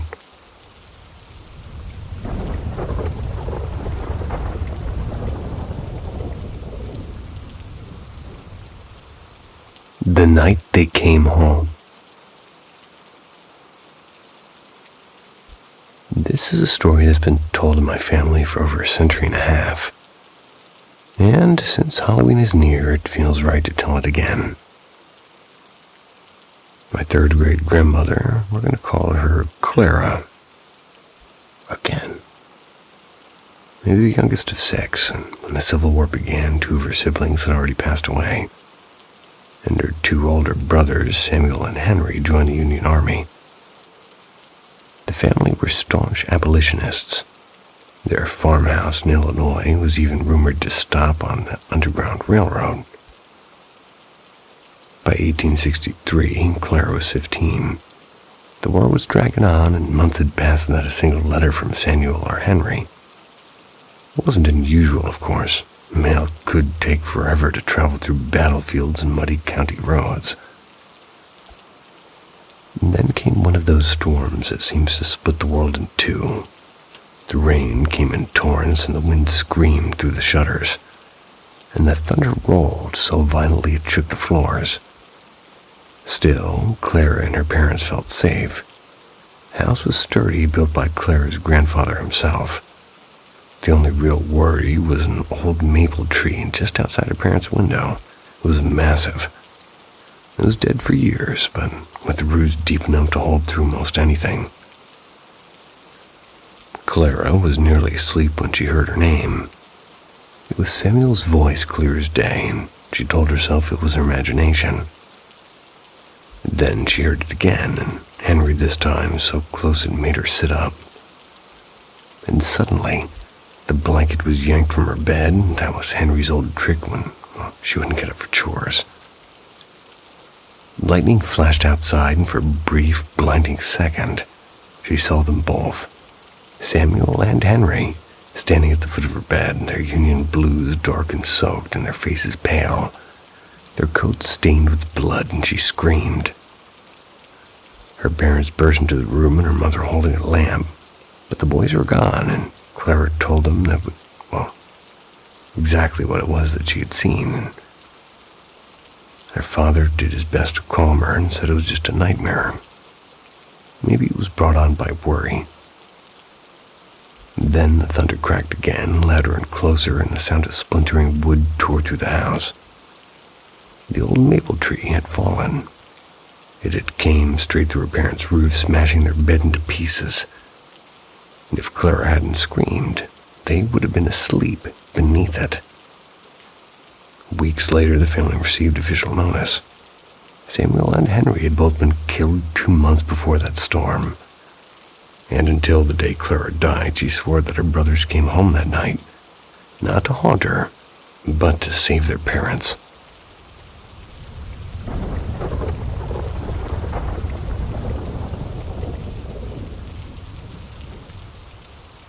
Let's shift gears and talk about the people still guarding the tomb. Not the terracotta army, not ancient booby traps, but the modern sentinels. Because yes, the Chinese government has people assigned to protect a 2,200-year-old mound of dirt around the clock. And if you think that job is boring, buddy, you haven't heard the whispers. They call themselves the Night Watchers. Officially, they're just security staff and archaeologists and engineers. But unofficially, these are folks who have seen things. The ones who patrol the perimeter of Mount Lee under cover of darkness. Flashlights flickering and radios crackling and hearts pounding like drums in a horror movie trailer. Over the years, more than a few have broken rank to leak stories. Most of them anonymously, some never again. Let's start with the footsteps. Numerous guards have reported hearing footsteps, slow and deliberate and measured on gravel paths outside the excavation zones. Always the same pace and always behind them. And when they turn around, there's never anything, no footprints, no signs of movement. Just a windless silence that presses on the ears like a held breath. Then there's the whistler. One retired guard recounted a pattern. Every full moon at around 3 a.m., soft whistling could be heard from inside pit number 1. The tune was unrecognizable and the source was unknown. When he tried to record it, the tape came out blank, except for the final 10 seconds where a voice whispered his own name. He quit the next day and moved to a mountain village with no cell reception. Can't say I blame him. And how about the light phenomena? Floating orbs, glows from within sealed pits. One researcher in 2003 called what looked like torchlight flickering beneath the tomb mound on a thermal camera. The temperature spike matched body heat. Let that sink in. Body heat inside a sealed, unexcavated chamber. The official response is environmental anomaly, which is code for please stop asking before we all get fired or vaporized by an ancient soul garden. Then there's the most bone-chilling tale of them all, the Black Sentinel. Multiple accounts describe a figure seen near the perimeter on moonless nights. Tall and motionless, wearing what looks like ancient armor. He appears only briefly and then vanishes. One guard said he saw him standing at the gates unmoving and staring. When he looked away and looked back, the figure was gone, but muddy footprints led all the way up to him. And what makes this extra spicy is his description matches early reconstructions of the general figure in the terracotta ranks. One of the highest-ranking, most elaborately sculpted warriors, believed to have been based on a real commander. So what are we dealing with? Ghosts or psychological side effects of high stress and night shifts or something older? Or maybe the Watchers aren't guarding the tomb. Maybe they're guarding us from what's inside.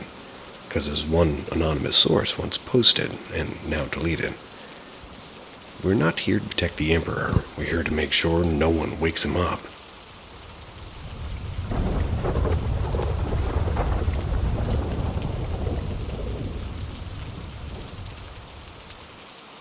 Cry by the Creek.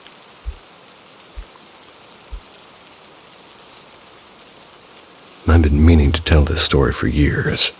It's one of those things my dad never forgot, and neither did I. I finally sat down with my laptop tonight and I decided it's time. At the end, I'll link the old article about the case. Back in '91, my dad and stepmom were just living outside a small town in western Maryland. They'd bought this weathered farmhouse that had survived since before the Civil War.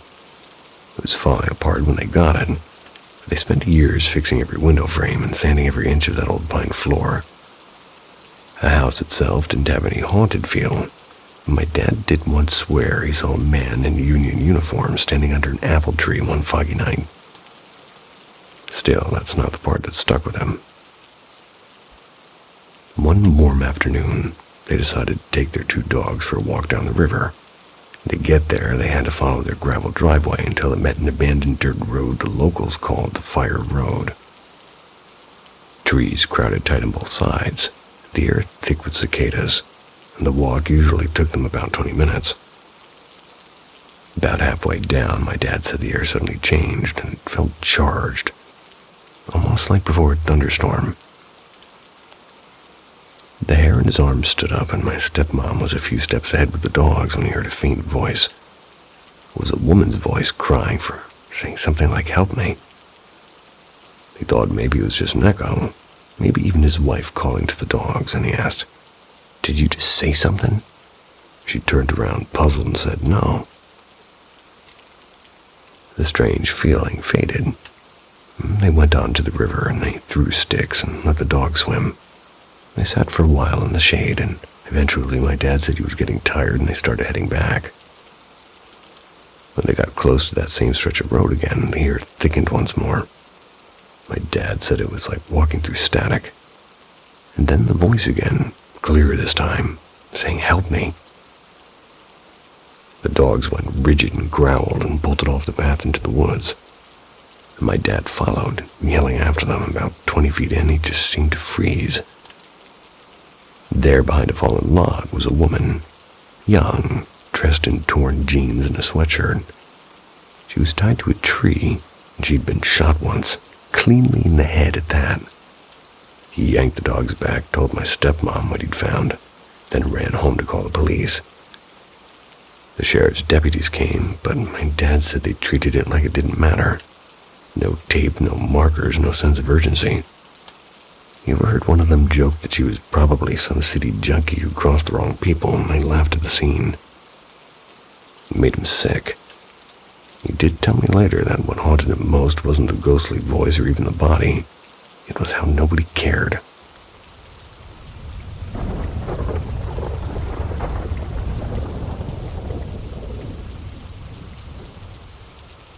The Last Visitor. This happened about 16 years ago. I was around 12. I was still living in the house I remember as home. My grandmother on my father's side had been fading for a while.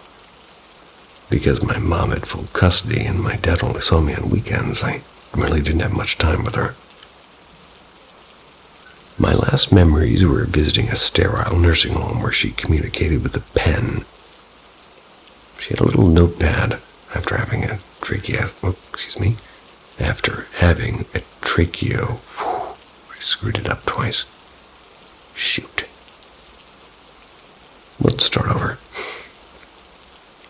My last memories were visiting a sterile nursing room where she communicated with a pen and a little notepad after having a tracheostomy.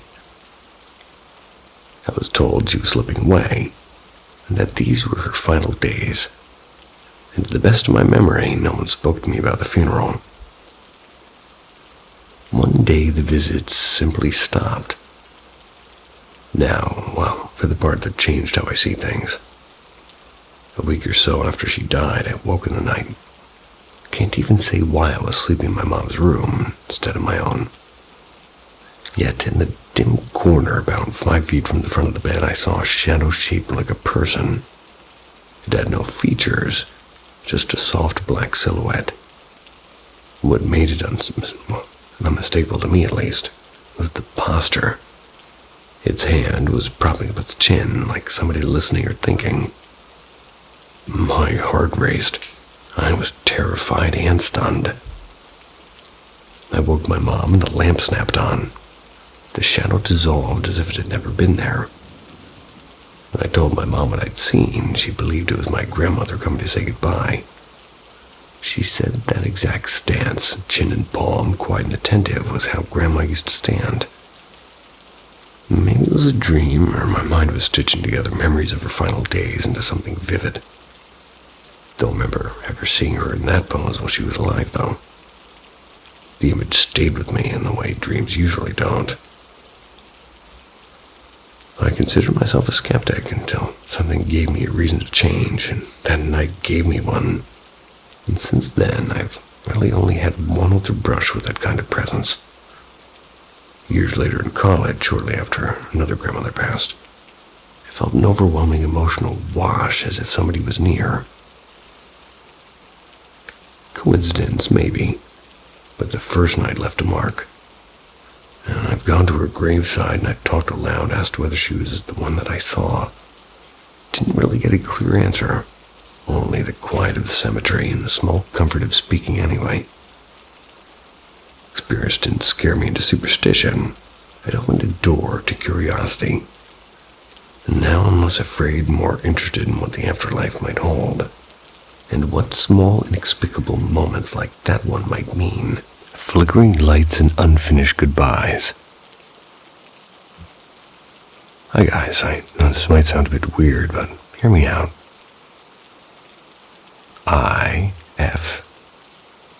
I lost my mom back in November. Didn't actually find out till just a few days ago.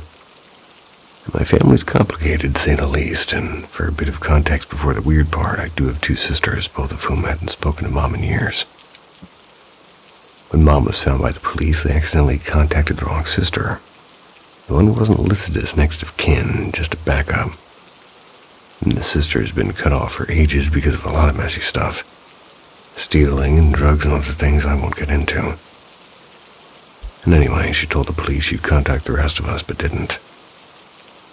Nearly a month passed before she said anything. By the time we were finally told, she'd already been in Mom's house rummaging through everything with some old family friend we barely remember. They tore the place apart, and by the time we arrived, all the valuable things were gone. And the sentimental ones, Mom's letters and ornaments and photo albums, were either broken or stuffed into trash bags, and my heart sank. And here's where it gets strange. While we were there, the main light in the living room began to flicker. Not just a little, but in this sharp, attention-grabbing way. Right when I was reading a will that we later found out was a fake one. And then the light stopped, and suddenly the hallway light started flickering instead, and the others said it had been doing that since they'd come up and going crazy, as they described it. I brushed it off at first, but when I went upstairs, the hallway light up there started doing the same thing. I noticed the loft hatch was slightly open, climbed up and found a box full of old photos. Mom's childhood teddy bear and a few keepsakes that still smelled faintly like her perfume. I brought them down quietly. When I went to the kitchen, the room where Mom had, passed, well, that light was flickering the most violently of all, almost like it was angry. When my sister started being nasty to me, it got worse, and none of the other lights ever flickered at the same time. It was always one after another, like something aware. And that night I convinced myself it was just faulty wiring. But the next morning, I called the coroner and found out Mom's body had been ready for release to a funeral home over 2 weeks. My sister had been ignoring their calls, and Mom had been waiting all the time alone. Later that day, after everybody else was gone, I went back to myself to say goodbye in the kitchen. Spoke to her out loud, and for the full 40 minutes I was there, every light in the house stayed completely still. Not a single flicker. My mom was a big believer in ghosts and the spiritual world, and she even took me on a ghost tour when I was little. Now I can't help but wonder, was that her trying to tell me she was angry with what had happened, or maybe just letting me know she knew I finally came back?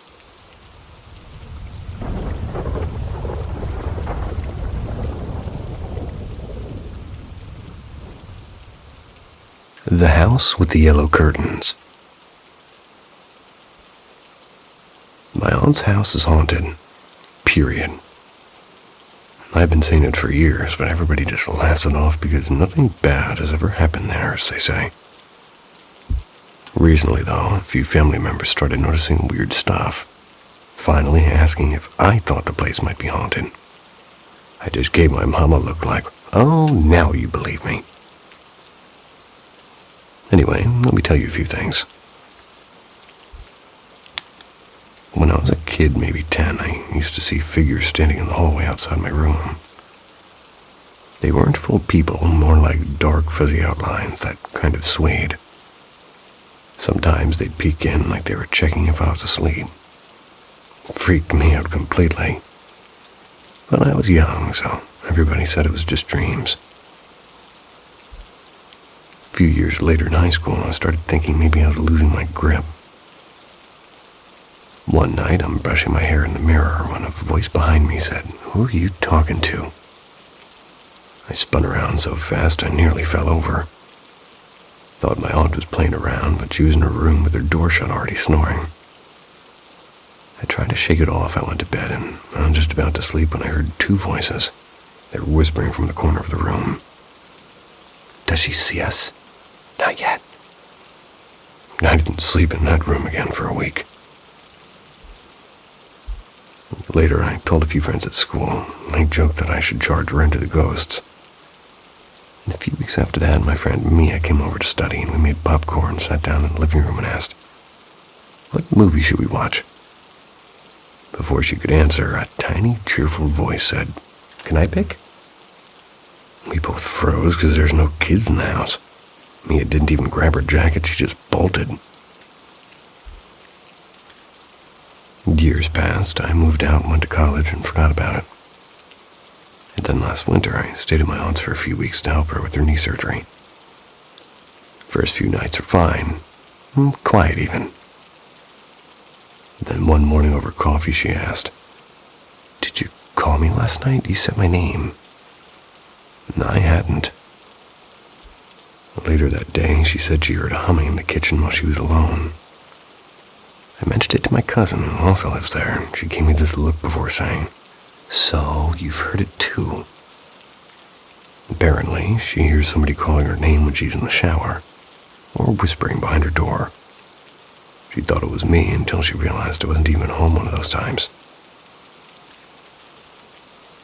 Flickering lights, sure, wiring, and the shadows, maybe imagination, but now that everyone hears the voices, well, that's different.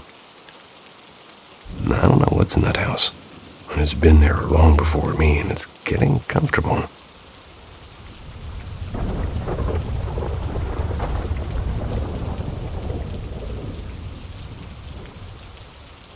The Shadow at 333. For most of my life, I've never really been into anything paranormal. Sure, I've watched the random creepy YouTube video at 2 a.m. like everyone else. Never thought much about it, though. Still, a few weird things have happened to me that I can't exactly explain. When I was 9, my grandmother passed away, suddenly and in her sleep at least. I was the one who found her the next morning, and it was a lot to process for a kid. Yeah. A couple of weeks later, I woke up drenched in sweat with my heart pounding. I needed to use the bathroom, which meant walking past her old room. As I walked down the hallway, this cold feeling came over me, like someone was standing right behind me. I tried to ignore it, but when I passed her door, I saw something. A shadow, and it was tall. Still just standing in the corner, and I didn't stop to look twice. I bolted straight to my mom's room. Of course, she told me it was just my imagination, but I know what I saw. Years went by. Things like that stopped happening, and life moved on. Fast forward to now, which I'm 15.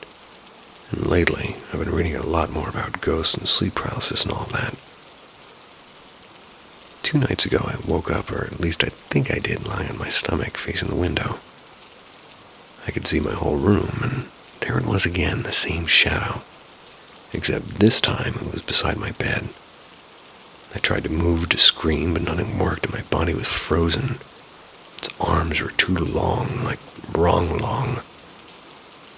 It was just staring.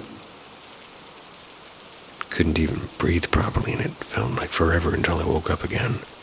I was trembling. My neck was burning, and when I checked the time, it was 3:33 a.m., and yep, 3:33. When I looked in the mirror later, I had 3 faint scratch marks on my neck. No idea where they came from. And I decided not to think too hard about it. Last night was worse. I was deep asleep when I felt a hand pressed down on my chest, like it was pinning me to the bed, and I shot awake gasping. My room is usually dim lit from the moonlight, but this time it was pitch black. Even after waiting for my eyes to adjust, there was nothing. Turned on my phone flashlight, stumbled to the switch, flicked the light on, and then off again just to test it. The room wasn't dark anymore. It was back to that faint moonlight glow. I don't know how to explain that one. Today's been quiet, and it's been raining non-stop. I've been trying to focus on homework, but I can't shake the feeling that tonight might not be as peaceful as I hope it to be. Sorry if I'm rambling, but if anybody has an idea what this could be, I'm all ears.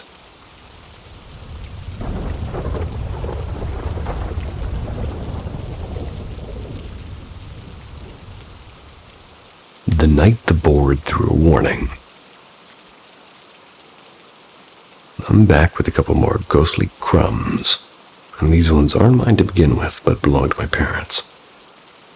Both happened long before I was around, but neither of them have ever let the stories go.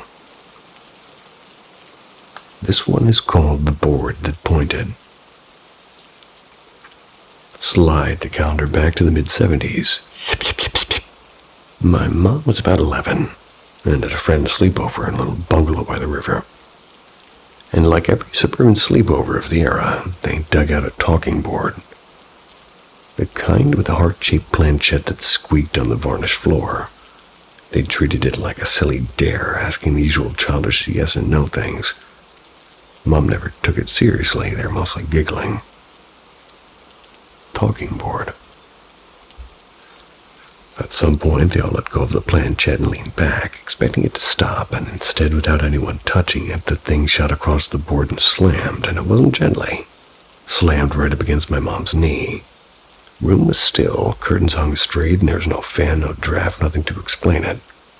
The other girls froze and quietly put the board away and switched the lights on. Mom says she felt a cold finger on the back of her neck in the seconds after, like the room had exhaled. And from then on, she refused to ever play with those boards again. They said they'd pry a window open. She told me when I was 10, and yeah, I had to sit through one of her earnest lectures about not tempting whatever's on the other side. Voice in the Vent. Same writer. Fast forward to the early 90s. My dad had gone to a mate's flat, a cramped ground floor place above a bakery. He arrived first and slouched on the couch with a paperback while he waited. And after a while, he heard his name whispered from the ventilation duct near the ceiling. He assumed his friend was pulling a prank and ignored it. Then the voice called his name again, louder and nowhere near human, deeper, like somebody trying on a sound. Dad glanced out the window. There's no car. He turned and saw a tall shadow detach itself from the kitchen doorway and glide down the hallway opposite of him. It was huge, and he reckons it was even 7 feet tall, with what looked like folded, ragged wings shadowing the hall light. The voice came again, and this time unmistakably from that silhouette. He grabbed his coat and left so fast he forgot his wallet on the coffee table. Never went back to that flat. Sight still makes my skin crawl, and his, when he tells it. And that's all for tonight. More will come, and I've got a long, weird family thread about one figure that keeps appearing over decades. Hadman has a few chapters of his own. I'll tell you about his role in our family soon, so keep your lights on.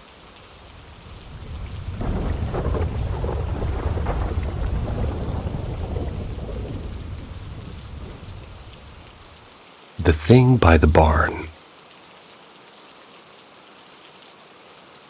I was maybe 13. I was out in the middle of, somewhere in Kansas. This has been circling my head for about 20 years now. I never told anybody except for my cousin who was there with me, but I still think about it sometimes, especially when I'm walking past old barns. So my uncle had this place just outside town. It was like a farmhouse with a red barn that always looked like it was leaning a little too much. He let us stay there sometimes in the summer when our parents wanted a break. It was one of those trips where we stayed up late, sneaking Dr. Peppers and playing Game Boy until we passed out. Next morning we got bored and decided to go mess around outside. It was hot, like the kind of sticky summer heat where even the grasshoppers sound tired.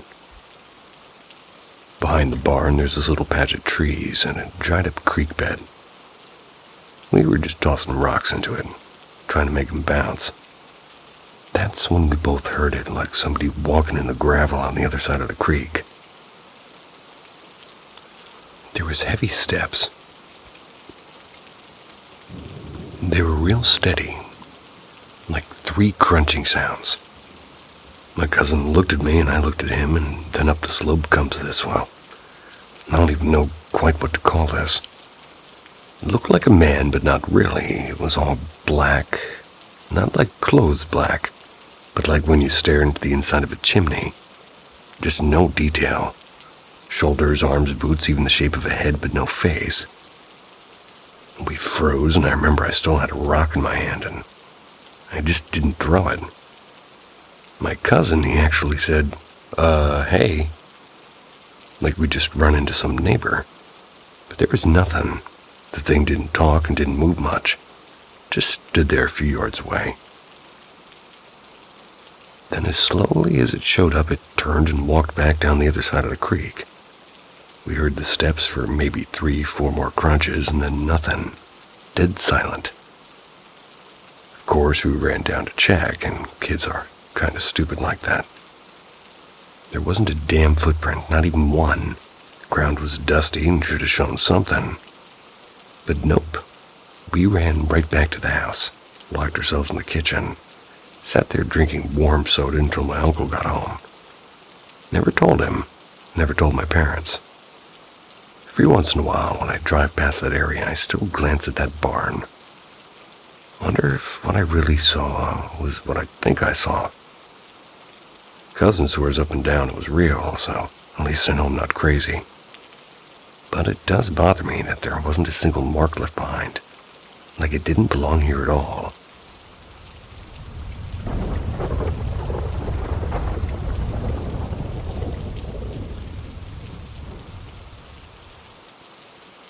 The Visitor at 3. So I woke up suddenly a little after 3. I was jittery and restless at the time, and my phone was dying, so I plugged it in. Once, twice, 3 times, but the cord kept slipping from the outlet, and like something didn't want me to settle. Gave up after the 4th try. I booted a late-night stream instead. And while I watched, the pressure settled around the room, and for hours I kept glancing over my shoulder like somebody was camped in the dark just out of sight. And I'm agnostic. I was cramped in the dark just out of sight, like I said, and, well, I prayed anyway. Almost out of habit or panic, and nothing changed. The presence stayed, and so did the fear. Ever since I can remember, my family teased me about a quote-unquote imaginary friend named Eddie. I don't have any memories of him, and as a kid I sometimes stayed at my grandparents' rectory. And the one night I woke in total blackness, and I was rubbing my eyes, and I thought I saw a small black cat perched on the dresser watching me. I blinked anyway. Cat collapsing into nothing, just a hat draped on a statue. Still, it felt wrong. And at this current time, I'm 19. I'm living in an old clapboard house in Jersey with my mom, stepdad, and siblings, and 2 shepherd mixes. My writing level is higher than you might expect, but lately, Little things have been off, like my dog will stare at an empty corner and whine, or I'll catch a metallic sour smell near the black hallway that makes my skin crawl. And once, I retreated to my room with one of the dogs after that smell. The house felt suddenly too loud. My siblings and I have heard nighttime sounds that aren't right for a house, like slow creaks like heavy boots and the front door thunking shut when everyone inside. Dogs barking at nothing. Not to be the bearer of bad news, but at my dad's apartment, basically the same thing. Like one evening while I was washing dishes, a figure crossed the kitchen doorway, and later a voice that sounded like Dad's whispered my name. I asked him the next morning. He swore he hadn't called me, but that night I felt something stand beside my bed for a long stretch. Solid and patient, but when I opened my eyes, there was only moonlight. Once pressed to my window, I saw a shadow peering in. I couldn't look away until I finally did, and when I glanced back, it was gone. My stepmom, devout, by the way, from Jamaica, they taught me to read signs people say mean more than coincidences. If you've read this far, though, thanks. It's been 5 hours since it started, and I'm calm now, but I am still curious. The last tenant of number 9. We moved into number 9 in the late 80s, an aging place we'd bought from a reclusive seamstress. They'd lived there alone for decades. The wallpaper layers they'd been painted over so many times. They basically looked like geological strata. Doorknobs were tarnished brass, they had tiny keyholes beneath them. The wiring was humming like it was basically hating the electricity going through them. There was a hulking oil burner and it sat in the basement. The parlor had 5 tall windows and no ceiling lights, which made it glorious at noon and a stubborn cave at dusk, unless you dragged a lamp over. The stairs to the second floor were lit only by a single bulb at the top. The kitchen threw a weak, forgiving glow. And in the hearth corner, there was an ancient stereo cabinet with a cassette player and rabbit-eared antenna. It was our portal to late-night static and cheesy commercials. One evening after dinner, my dad casually mentioned that the seamstress had died the previous spring. Later that night, I was sprawled on the floor in front of the stereo. And that's when a faint semi-solid figure came down the stairs. A translucent woman in a long coat and a sort of hat. Maybe she was in her 70s. She walked slowly, clasping an old leather handbag. When she paused by the fireplace, she tipped her hat as if acknowledging an old friend. She never looked at me, and I remember fleeing to the far bathroom because whatever you call maybe courage and just evaporates fast when the house is watching you. My family's running theory then, and still, it was that she'd come back for one last look around the place. So years later, I mentioned it to my mother, who still lives in the house, by the way. She laughed until she stopped. I saw her too, she said, once sitting at the head of the stairs like she was waiting for someone. Small town, small mysteries. Memory still sits warm in both of our mouths. The more ordinary but equally stubborn thing happened. It was every night while I lived there. A distant rapid drumming that threaded through the house. Not thunder, not traffic, but a rhythmic marching pulse that sounded somewhere between a marching band and a heartbeat at sprint. Maybe 110, 130 beats per minute. Steady and oddly patient. Lying in bed, I told myself it was just tinnitus playing tricks. But the rhythm stopped the night I moved into the dorms and never followed me again. For lack of a better explanation, I joked that the house was keeping time to some old procession. Funeral drums or military cadence, with a steady thump of years rolling on. Whatever it was, number 9 kept its secrets.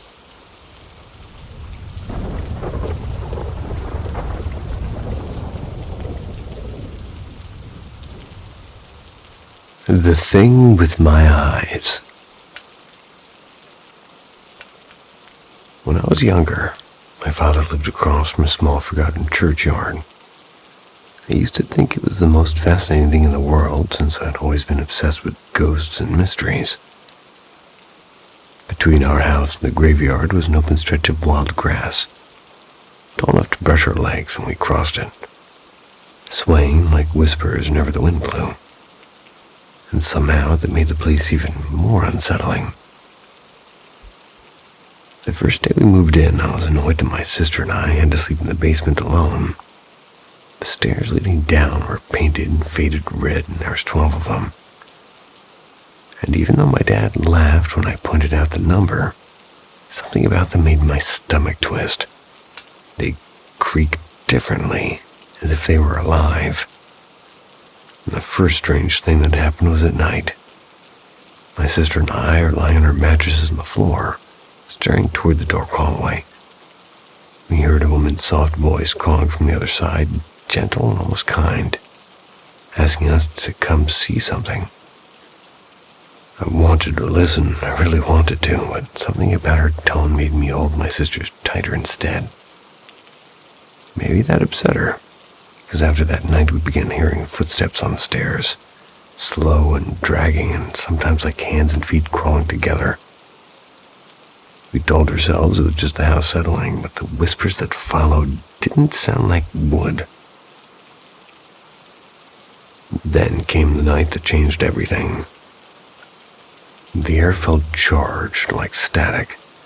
The shadows moved differently and heavier. We heard something rush down the stairs, and my sister whimpered, pressing against me. I pulled her close, both of us trembling, watching the doorway, and then it appeared. A pale face leaned against the hallway into the room above the doorframe. My sister screamed, but I couldn't move. The face wasn't right, it was smiling, but the eyes were too empty. It pulled back fast as if it realized it had been caught. I dragged my sister into the tiny bathroom and locked the door. We didn't sleep the rest of the night. For years, I lied about what I saw. I told people it was a woman with black hair and a ghostly white face. And that wasn't the truth. The truth was worse. It had my hair and had my eyes. It looked exactly like me, only thinner and paler and tired. I always loved my long brown hair before that night. And the next morning I cut it to my chin. Years later I asked my sister if she remembered that house.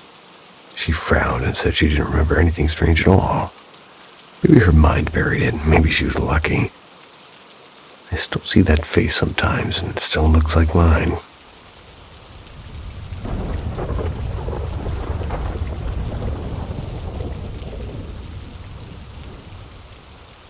The house that hummed.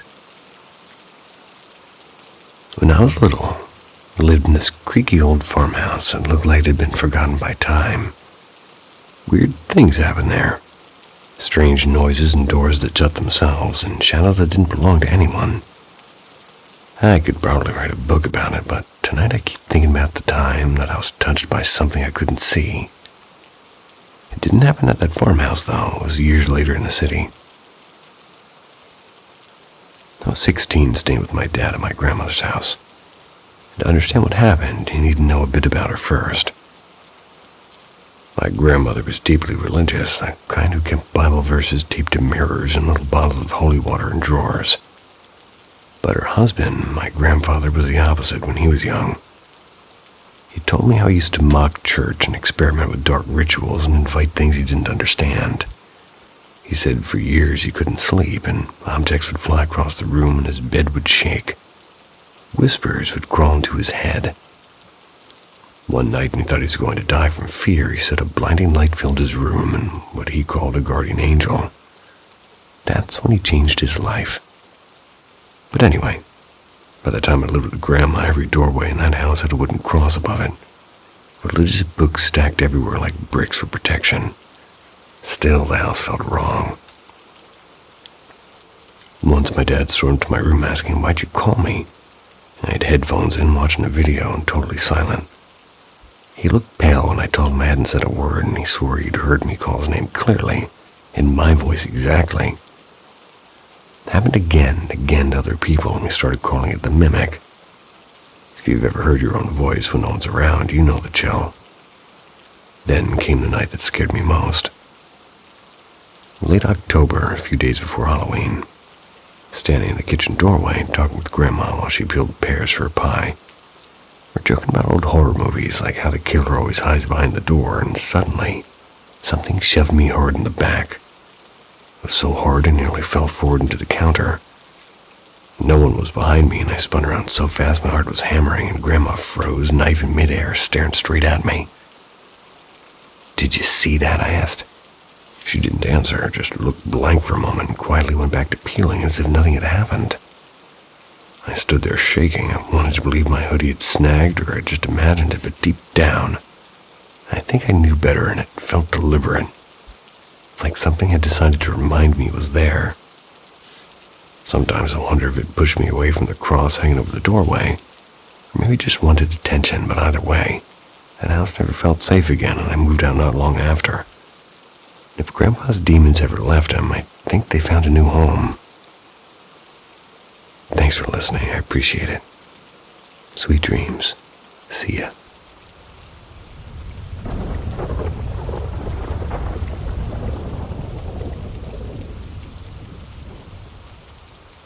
The Quiet Shift. In the spring of 2020, right as COVID was just starting, I had my baby. And hospitals were strict at the time. Only one person could stay with you the whole time. And of course, my baby's father stayed. But on the third day, he had to leave to finish cleaning our place and pick up things that we'd forgotten. I had gotten a C-section and I was running a fever. So they kept me for 4 or 5 days. Couldn't hold the baby much because of the pain and the meds, so nurses would come and help me with feedings. While he was out, a nurse, or at least somebody who said she was a nurse, they were named Kelly. They told me that she'd been around to keep me company so I wouldn't be lonely. She wasn't involved in the medical stuff. She said she was there, quote-unquote, for comfort, and I just didn't press it. Every time a nurse came in to feed the baby, I didn't really notice Kelly. She'd move to the far corner of the room and say, "I'll just get out of the way." Still, she spent the day with me, talking, holding my hand, making me laugh, and I honestly think I would have broken down without her because she was a sweetheart. After about 5 hours, she said that she had to step out, but she did promise to pop back before her shift ended. So she hugged me, blew a little kiss at the baby, and left. And later that night, my partner returned upset. Something had come up with his mom, and he apologized for being late. I told him about Kelly and how she'd kept me going. That's when my nurse changed the sheets and froze. "Who is Kelly?" she asked. I told her, and she shook her head. "Nobody named Kelly has been in your room today," she said. My stomach dropped. Thought about those stories you hear. Strangers posing as staff. The nurse suggested maybe I was seeing things. Mentioned it to my doctor. He said maybe it was the meds. A few hours later, another hospital worker I didn't recognize came in, and she smiled and said, "You're the one everyone's been talking about. You saw Kelly, didn't you?"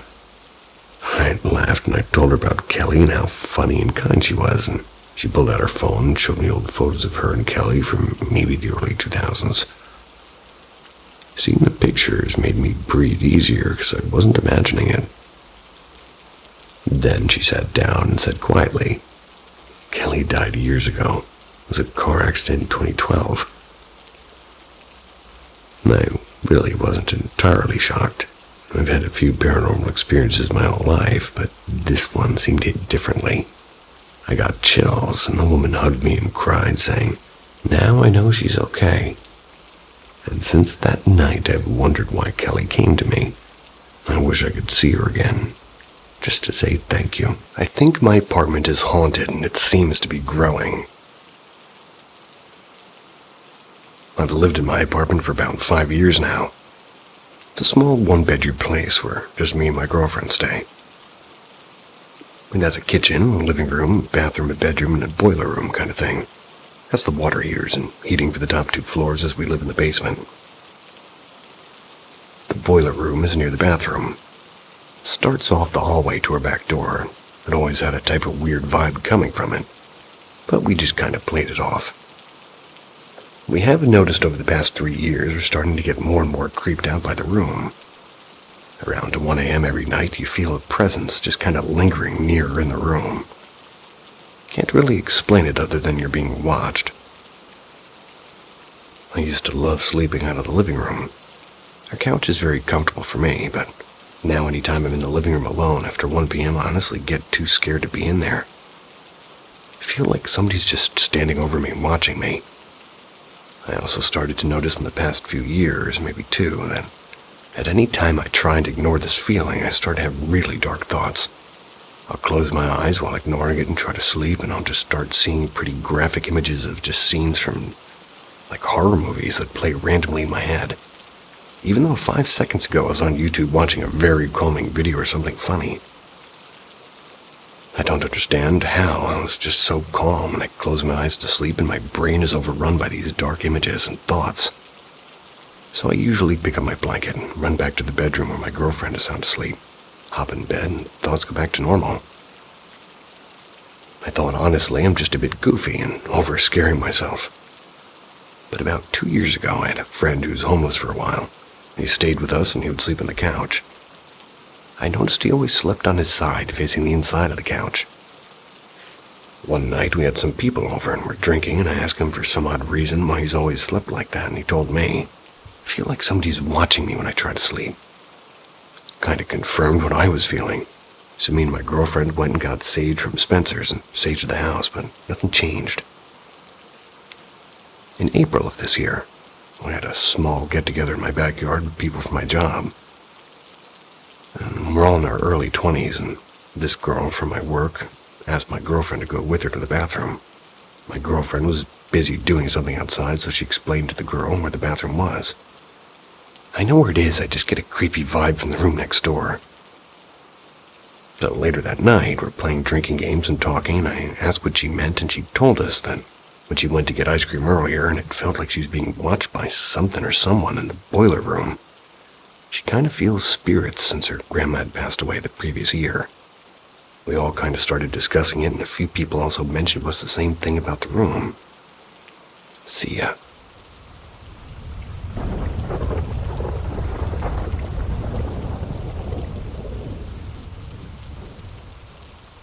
The Whisper Under My Bed.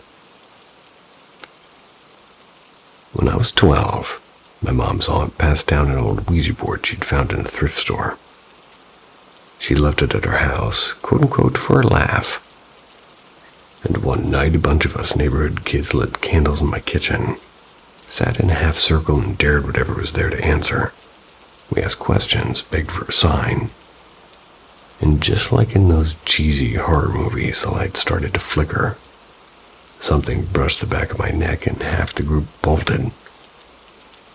Later that night, I shoved the board under my bed and tried to sleep, with my heart still pounding. Once I finally crashed, I had the strangest, most terrifying experience of my life. I felt like my awareness had floated out of my body and was hovering above my own room.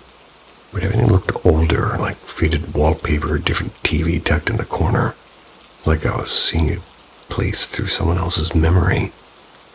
Then an old woman appeared from the hallway. Her eyes were shifting from a bright, unnatural yellow to a calm blue, as if she'd blinked. I tried to run or to scream. My body was locked solid. She came closer, pressing her hand to my forehead, and murmured something in a language I didn't understand. Then, crystal clear in my head, she said, "Tell Evelyn she's safe." I woke up shaking and drained and so scared I couldn't breathe.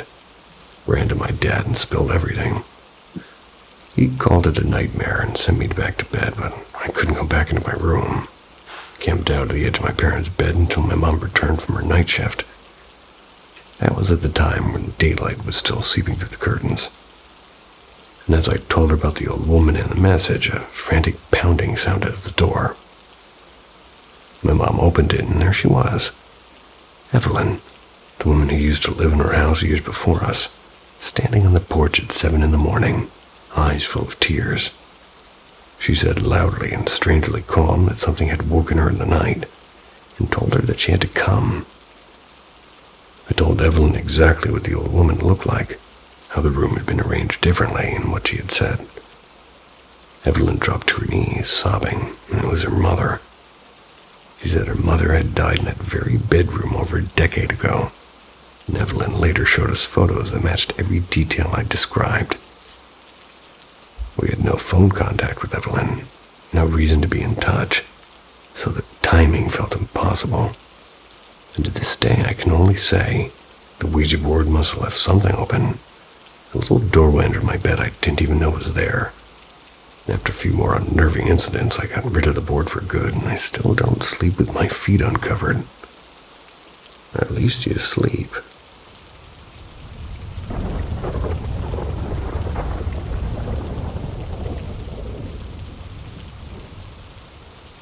The voice on the motel line.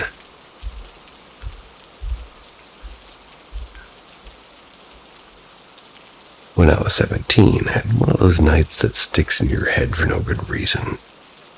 I grew up in East Texas, kind of place where humidity feels like a living thing and summer heat will make you reconsider every life choice. Our old window unit finally gave up one late July evening. The compressor coughed and the fan shuddered, and that was that. My parents couldn't find a repairman who would come out at night. They sure couldn't afford an all-night miracle. So we packed a few things and went hunting for a room. We ended up at a battered single-story motor lodge on the edge of town, the kind with a neon sign that probably remembered the 70s fondly. Faded floral carpet and threadbare drapes, a TV perched on a dresser like it owned the place. My parents took one bed, and my two younger brothers and I clambered into the other, sweaty and half asleep. Before we left the house, I'd call my girlfriend on a landline. And by the way, this was before pocket phones.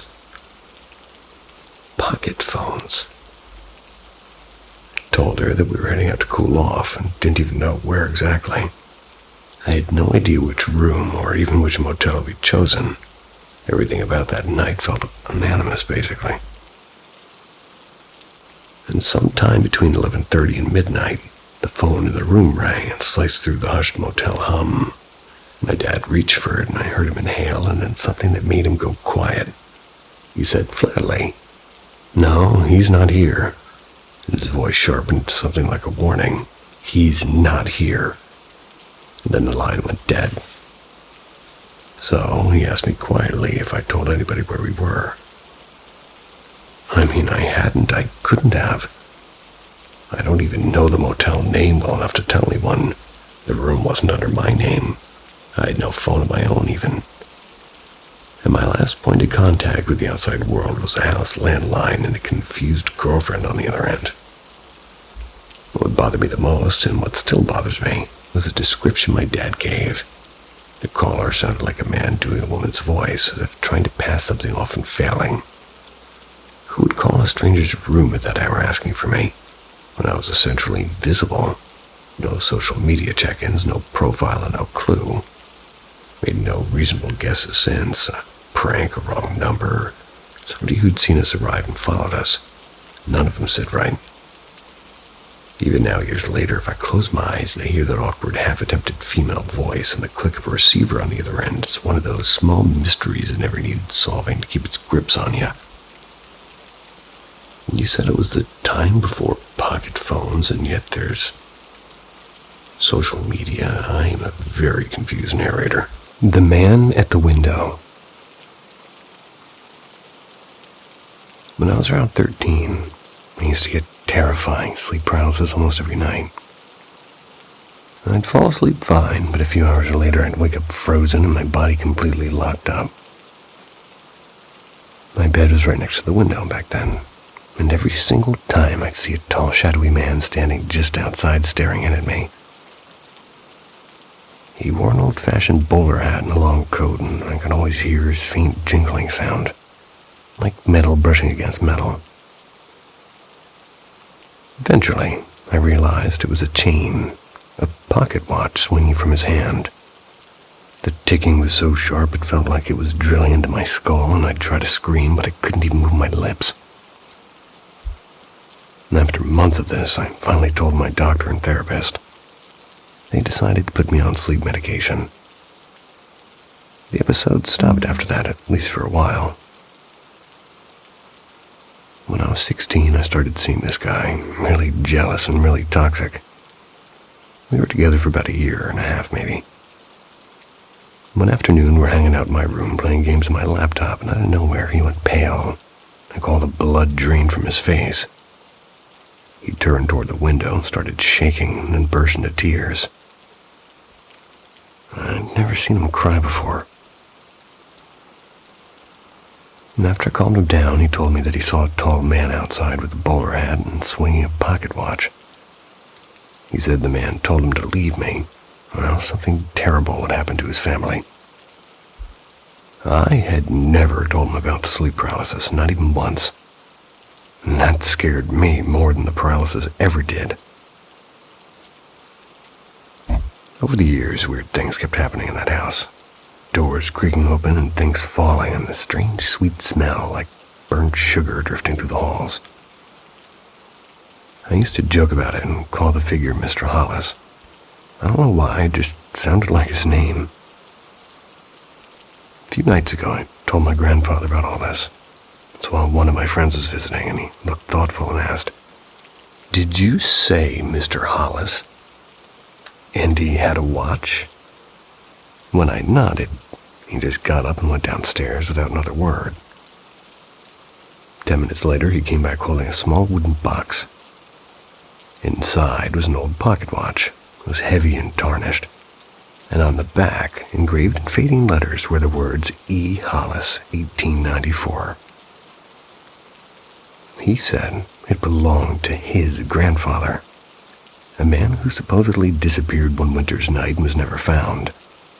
Now I can't stop wondering, was that really just sleep paralysis?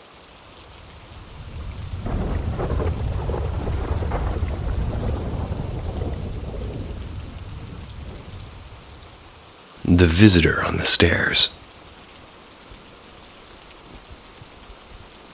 This one is another piece from the strange puzzle that is my grandparents' land. If you're not familiar with what's gone down here before, don't worry. I've mentioned it in other posts. Like the one about the black figure by the barn. My grandparents' house is pretty big. There's a wooden staircase in the middle of the house, and one way leads straight down to the cellar. The other goes up to the second floor.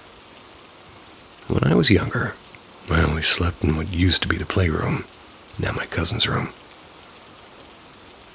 That's upstairs, and, well, late at night, the old floorboards, they would groan, and I'd usually brush it off thinking it was just my grandmother's wandering around before bed or something. She often did check on us, quietly opening doors, tucking in the blankets, asking if we needed water. I got used to hearing the door to my room ease open slowly, and most nights I didn't move, half asleep and pretending not to notice, and it felt safe back then. But as I grew older, the sound of those footsteps changed. They started stopping at the end of the hallway, and I'd feel it, that cold, prickly feeling that something's behind you. It's like someone's breath barely touching the back of your neck. And like the dumb little kid I was, I'd force myself to ignore it and roll over and pray for sleep.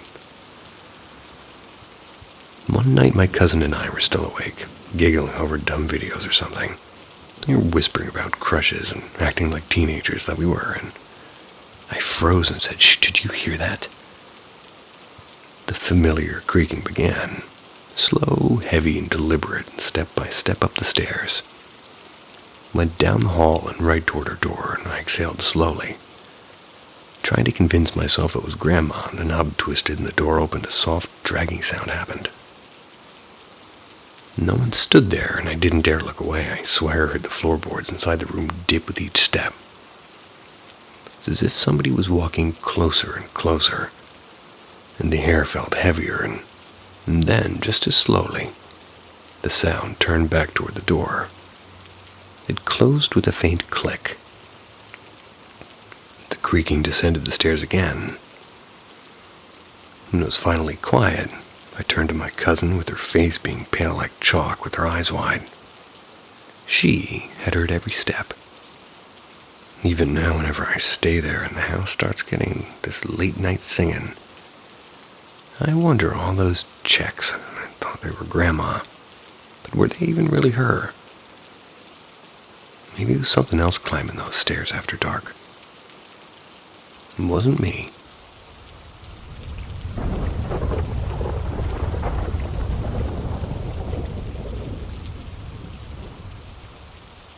First encounters of my first apartment. Now I've lived in my current, which is my first apartment, for 7 years. I was in my late 20s when I left my mom's apartment that had their own spooks. Not gonna lie, I was scared. Not of the neighborhood or the people, but not knowing what I was going to deal with alone. Every time I was left alone in my mother's house, I was always messed with by who or whatever else was in there. Since I was 6, this has been happening to me. But this time, I didn't have anyone to run to. I had my cats, and I felt that they would protect me. I was paranoid at first, but after a while, I was okay. Now, as I got comfortable, I figured, okay, quiet, silent. Nothing is in this house to that stature to worry about. I have a 2-bedroom, and one room was, originally supposed to be an office and video game room. And then there's the other bedroom. I locked my cats out of the bedroom so I can sleep on multiple occasions, and I always make sure I close the door. One day I woke up and I saw my door slowly open. I inhaled so hard and jumped up to see my cat waltzing in. This happened on several occasions, even when my fiancé, at the time, was here, and, he tries to say he didn't close the door right, but one day I saw his messenger open, and he wrote to a friend telling them, I closed the door, and there was no way in hell that door was even able to open on its own. I sat there at nights just staring at the door. Now, I freaked out more because after we made the office into a cat's room, and moved everything into one room, office stuff in the bedroom, we would close the cat's room and my bedroom. But yet we wake up every other day with both doors opened and the cat's with us and walking on us, climbing on us. One time I'm on my sofa in the bedroom because I had to throw out my bed, and I saw my closet door, which has a mirrored sliding door, just shaking. It was like something was in the closet moving around. The cats were nowhere in my bedroom. They were locked in their room. The mirror looked like a portal effect as the pressure of the movement was coming from the middle of the door. But the door is open and no one's there. I just stared at it. But by this time, I wasn't as petrified of it, but that's when I had accepted I had others. And I video recorded a few times to catch the cats playing with moving orbs. Not dust, trust me. I know the difference. They looked like little balls of light flickering like a flashlight. So, I made a rule. As long as you don't show yourself, we're fine.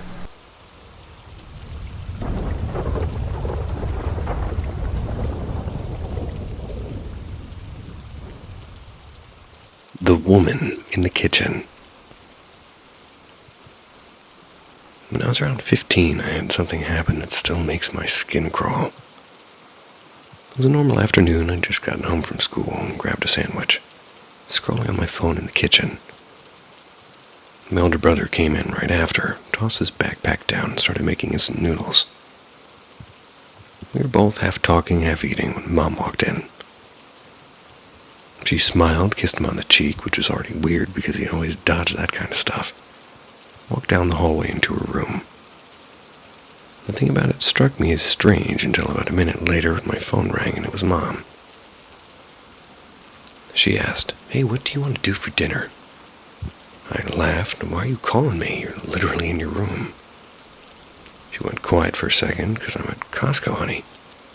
I froze and I remember saying, "Wait, you're where?" When I turned to my brother, I said, "Who just kissed you on the cheek?" He just stared back at me like I'd lost my mind. For a whole year, I tried convincing myself I'd imagined it. My brother said I was just tired or something, but then about a year later, our youngest brother, who was about 9 then, came to me and looked freaked out. He said, "I believe you now." "Believe me about what?" "The mom ghost." He told me he'd been sitting at the family computer, which is right outside the kitchen. Saw Mom at the sink washing dishes, and he called out, "Mom, what's for dinner?" No response, and he asked again, and there was nothing. She turned off the water, walked straight into her room and closed the door, and he followed her in, and the room was empty. There was no one, and he remembered Mom had gone to the store. That was when he said all the blood drained from his face. The last time it happened to me was another year later. Mom had just pulled into the driveway, talking on her phone, car trunk open with groceries. I went outside to help and then ran back in to put the first batch on the table. When I looked up, she was standing right in front of me. Same clothes, same hair, same voice, same everything. She even talked to me about something random, totally casual, and I was half listening while wondering how she'd gotten inside so fast. Then I went back outside for the rest of the groceries, and there was Mom, still on the phone by the car. I didn't even look back into the house. I told her, "You have a twin in there," and she just talked to me. She laughed nervously, but we both knew something was off. And after that, the other Mom never came back. Later I read somewhere in the Book of Enoch that only the spirits of the Nephilim wander the earth. And everyone else's souls are held elsewhere, and maybe that's true, and maybe that's who she was. So yeah, if your dead Uncle Jack ever shows up one day, it's probably not Uncle Jack. It's something that he wants you to think it is.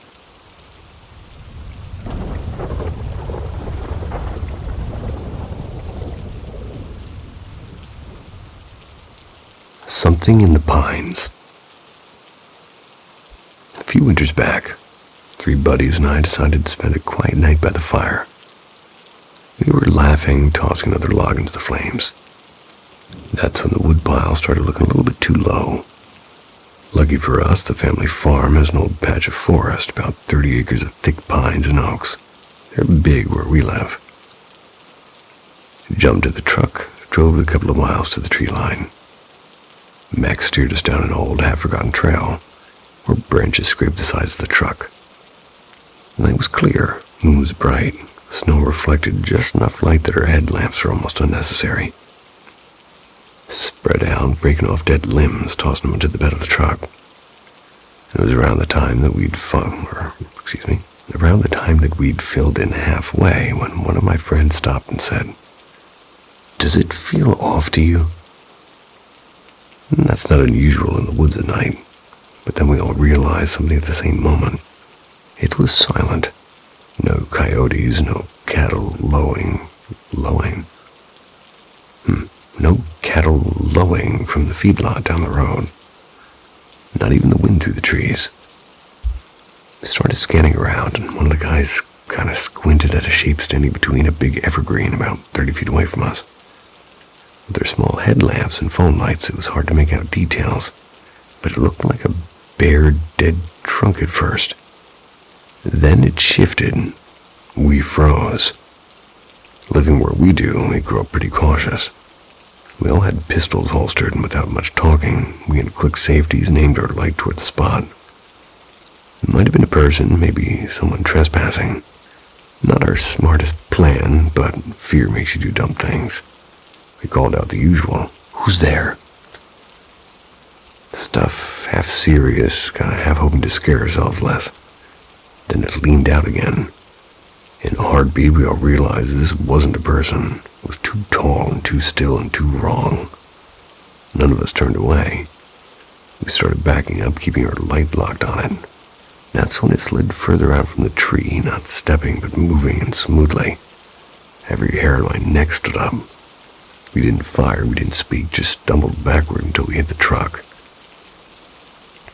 And I swung the light one last time and I saw it again, this time by another tree, closer to the trail we'd come in on. Hadn't gotten nearer in a straight line, and had moved sideways like it was trying to get ahead of us. And that was enough for all of us. The guys in the bed watched behind us while Max slammed the truck into gear. Branches whipped by as we tore out of there, headlights bouncing. Didn't slow down until the farmhouse came into view, and we didn't bother lighting that fire again, safe to say.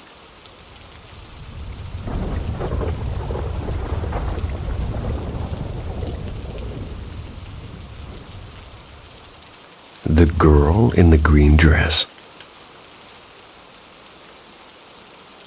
Well, this one is real. Happened at St. Andrews, my old school in Penang. St. Andrews is ancient. It was built in 1910 by Catholic missionaries who wanted to bring education to the region. And during World War II, however, it was taken over by the Japanese army. It became their local command post. Many dark things happened there, like interrogations and executions and you name it. After the war ended, it returned to being a school, a proud Gothic-style building that still stood strong, but she did keep her shadows. St. Andrews has 4 levels, the ground floor and 3 upper floors. The top one houses an old chapel, and people whisper that it's haunted by a little girl in a green dress. Some say she was a victim during the war. Others say she's been there since before it even began. Either way, everybody avoids that floor after dark. This story took place in 2006, so when I was 15. It was on a gloomy Friday evening, less than an hour before the final bell. I was in my class, which was near the small prayer room at the top floor, attending the last lesson of the day. Next to my class was another room. It was larger and divided into 2 sections by a thin wooden wall with a glass panel in the middle. Whatever happened on one side could be seen from the other. The wind was howling that day. It was rattling the old window frames. A Malay teacher was conducting the lesson next door. Class was small, barely 10 students. Everything was normal until she stopped mid-sentence. Her face went pale. She stared straight at the glass partition and was frozen. Students fell silent, confused. A few turned to look where she was looking, and some of them saw it too, because through the glass a little girl in a green dress was walking slowly from the doorway to the far wall, then back again over and over. The strange thing was there was no one in the other half of the room. It was empty. When the girl realized the teacher was watching her, she stopped. She turned her head and looked right into the teacher's eyes through the glass and smiled. A cold, furious kind of smile. Then she disappeared, just like that. The teacher tried not to scream, told everybody to pack up early and dismiss the class. She rushed straight to the staff room, grabbing her bag, and left without a word. The next day, she didn't show up, and word spread that she'd fallen sick with a high fever and took several days off. And no one used that classroom again for months. And even now, when the wind blows through St. Andrews and the lights flicker, people swear they can still see a faint green dress moving behind the glass.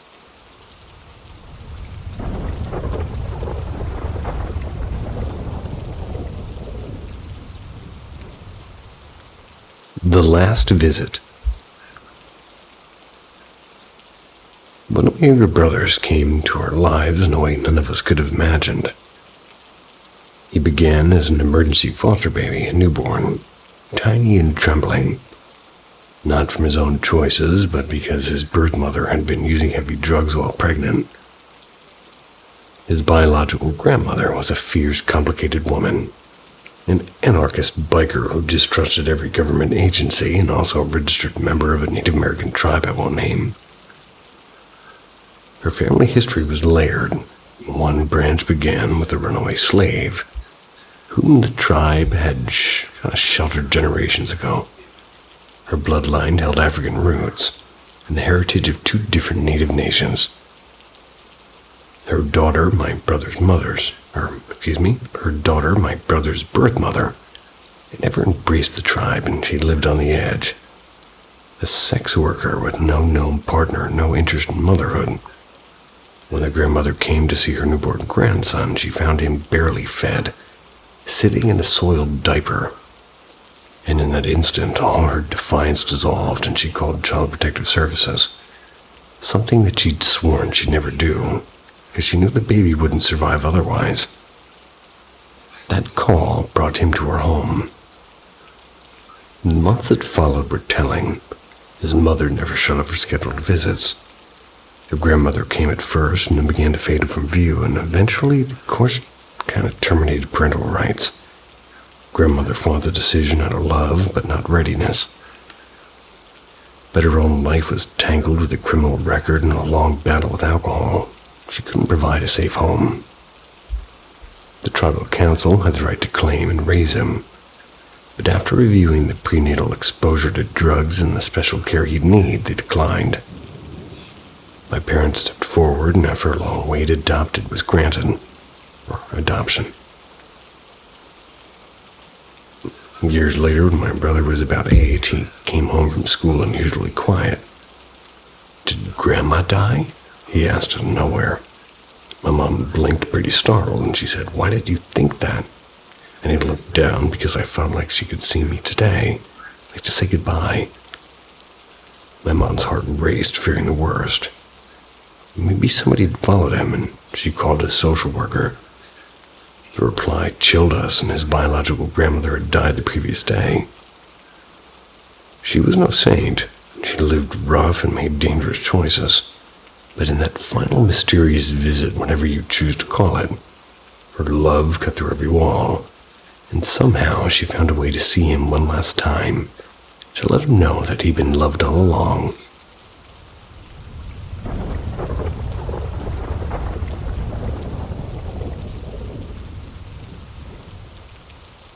Smile in the Attic. Back in 1979, my grandfather's oldest brother died, Uncle Amos. I knew him as a gentle, patient man who lost his leg in the, I guess you could call it a factory, but it was in an accident years before. And a few people on my father's side worked at the mills and rail yards. Every time my grandfather took me over to their place, Uncle Amos would press a crisp new $5 bill into my hand. They had a funny blue seal on them, and I thought that they were the coolest thing. He would always tell me to give his wooden leg a knock when I visited. I think it was some kind of little joke between us. It must have been in the late fall when I passed, or when he passed, excuse me. I remember the air being sharp and the leaves dry. The way my grandfather moved was slow and careful, as if following a script. And that was until Uncle Amos died. My grandfather fell into a routine every time he went by the house. He'd walk up, fold the newspaper off the porch, come back inside to fetch the keys to Uncle Amos's old coupe. Then he would head to the garage and crank it over. He'd drive it up to the top long slope drive and leave it running. The last time he took me there turned out to be the most bone-chilling thing I'd seen up to then, and well, he'd done the same steps.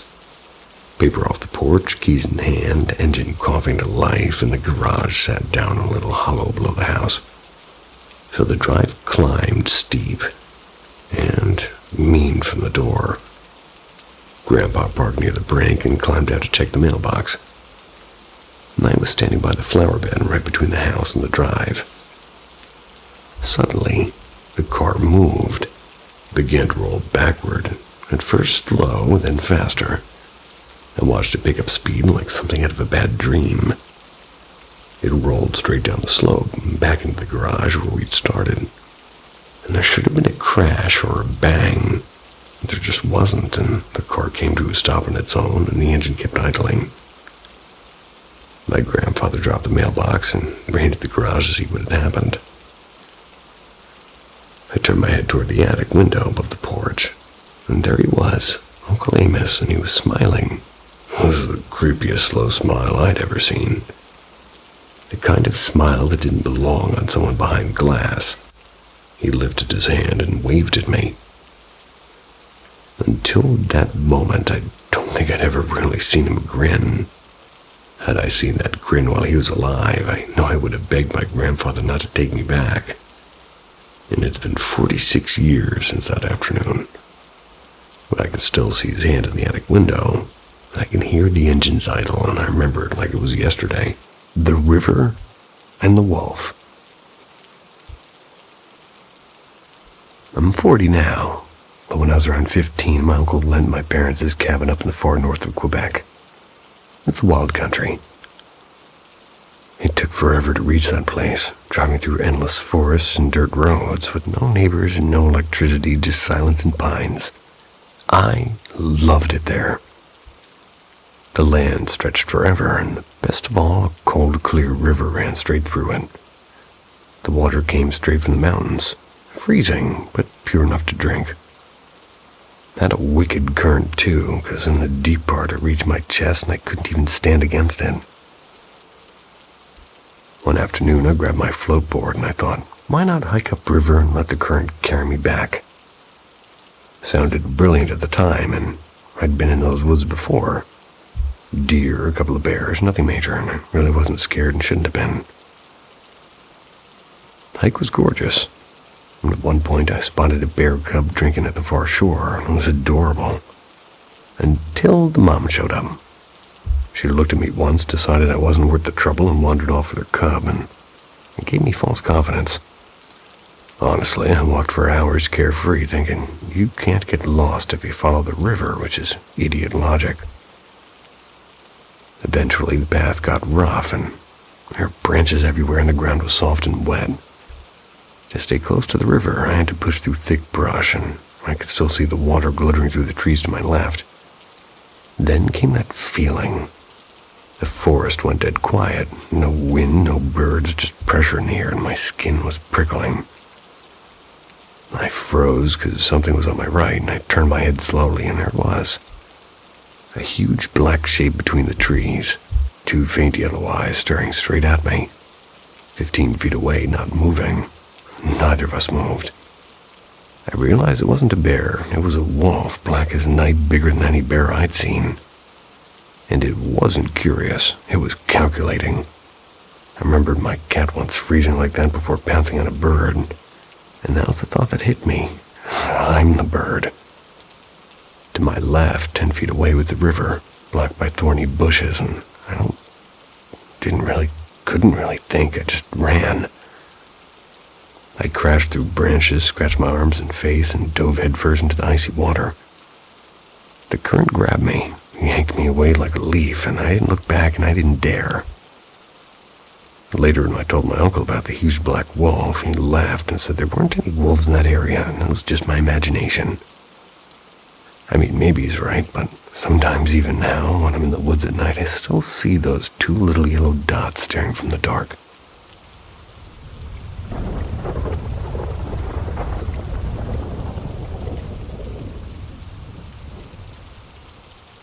The Graveyard Light. Late 2020. Back then I was dating my high school sweetheart. One night out of pure recklessness, he came up with the idea of casting some kind of spell. Wanted to cast it on a man that we both despised. His friend's cruel stepfather. We were just 16, convinced we were untouchable, and I foolishly went along. The rain was steady when we reached the graveyard, close to midnight. He began pulling random items from his backpack. Broken glass, bits of wire, and a small jar. The plan was to fill it with grave dirt, something that he had read about online. I figured he'd scooped it up from the path or a bush, but no, he knelt down, scraped it right from the gravestone's base. And that's when my chest felt tight. It felt wrong, and I told him I wasn't okay with it and started walking down the path. I was reading the names etched on the old stones to calm myself. And that's when I saw it. A gravestone further up the hill suddenly glowed like a flashlight had been left shining at its base. It definitely hadn't been lit before. My curiosity got the better of me. I stepped closer. Over the glowing grave, a loose black cable dangled in the air, swinging slightly, though there was no wind. Something about it was making my skin crawl. Turned back toward him. The rain had picked up so much it blurred everything into shadows. I leaned back against him for warmth, but when I tilted my head up, he was standing a few steps away with my mouth wide open. I froze because I could feel someone behind me. Same height, same build, but it wasn't him. I spun around and there was nothing. Just darkness and the whisper of rain hitting snow. Or stone. We didn't think twice. Bolted around the corner, the old church, breath ragged, soaked through. I wanted to go back stupidly just to prove to myself it was nothing. He grabbed my arm, refusing. That's when the footsteps came. Heavy and deliberate ones. Like boots crushing wet gravel. Faint clicking sound, as if something metal swung with each step. We didn't want to see who or what it was. We sprinted all the way back to my house, lungs burning, heart hammering so hard I thought I'd pass out on the front steps. Maybe he was a stranger, maybe not. But the way he didn't see anyone behind me, and the way it appeared without a sound, I can't explain it. That night remains one of the most unnerving things I've ever experienced.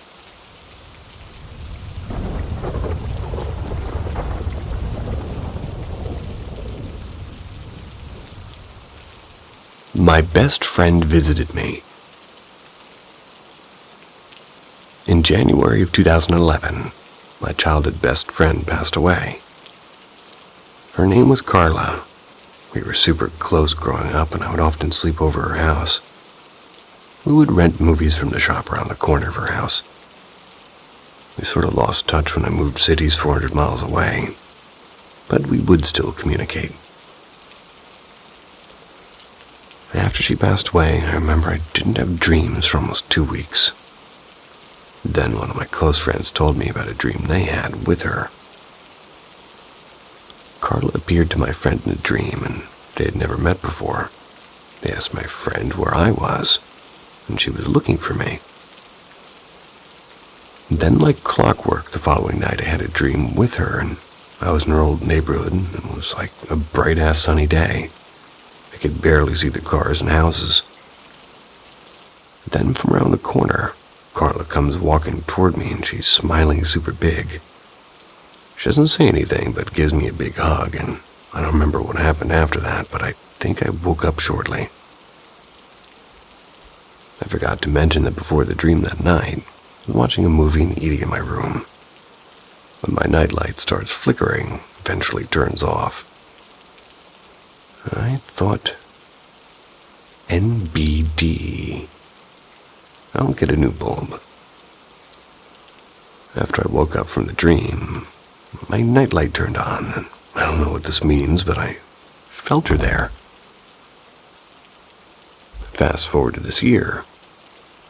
I read recently about how lost loved ones tend to visit us during special times like birthdays or anniversaries of death. We just have to see it, I guess. So I started talking to Carla more often than normal, and thanking her on everything she's done for me. Her birthday was coming up, being March 3rd. And on March 1st, I'm in the kitchen washing dishes when I thought to grab my phone so I could listen to my podcasts. When I walked into the living room, I got a huge whiff of Carla's house. It was unmistakable. You know when certain people's homes just have a smell, like not necessarily bad, but just a certain scent? I smelled her. Couldn't believe it, I almost cried, but I acknowledged her presence and I said, "Thank you for visiting me." On the morning of March 3rd, her birthday, around 5 a.m., my boyfriend and I got woken up to the sound of something small that fell. It was coming from the kitchen. He got up to investigate, thinking maybe our cat dropped something. Found out it was a little wall sign that we have in the kitchen that says, "I love you more than bacon." It's been there for almost a year.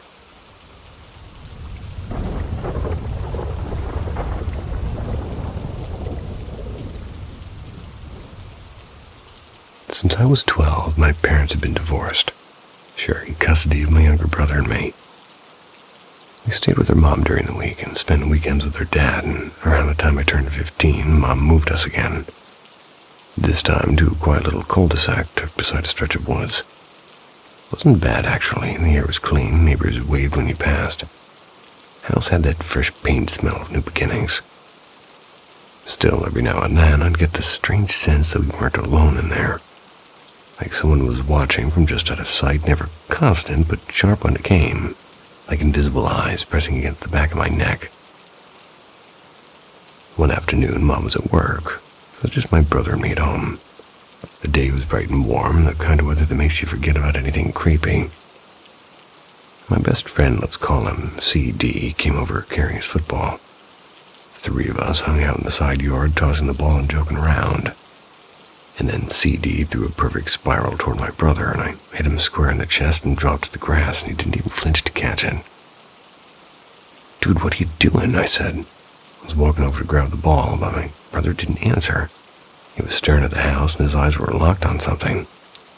"What is it?" I asked. He didn't speak, just lifted a shaky hand and pointed. And first, I looked up at the roof, and there was nothing. Then I lowered my gaze a little, and my stomach dropped, and my brother and I froze in place. CD came over confused and said, "What the hell are you two staring at?" Neither of us answered, and I just pointed the same way my brother had. CD started to scoff, and "I don't see," and then he stopped, because he saw it too. There in the upstairs hallway window was a pale, solid white face, and small and childlike, staring right back at us. It didn't move and it didn't blink. And then we stood there for what felt like forever, maybe 2 full minutes, until the face slowly backed away into the darkness of the house and said, "You saw that, right?" "Yeah," CD muttered. The three of us just stared at each other, trying to process what had happened. Because I was apparently the dumbest of the group, or maybe just the most stubborn, I decided to go inside and check. Took a few deep breaths before I pushed open the front door. My brother and CD stayed in the porch, watching through the screen as I crept up the stairs. Hallway was empty. Bathroom, my room, Mom's room, all empty. Nothing disturbed, nothing out of place. No open windows, no footprints, no trace of anyone at all. When I came back down, my brother's face was pale as the one we'd seen. We didn't talk much after that. Before that day, I was already half a believer in the paranormal, and CD thought it was possible. Brother thought it was all nonsense. Whatever that thing was in the window, it made believers out of all of us.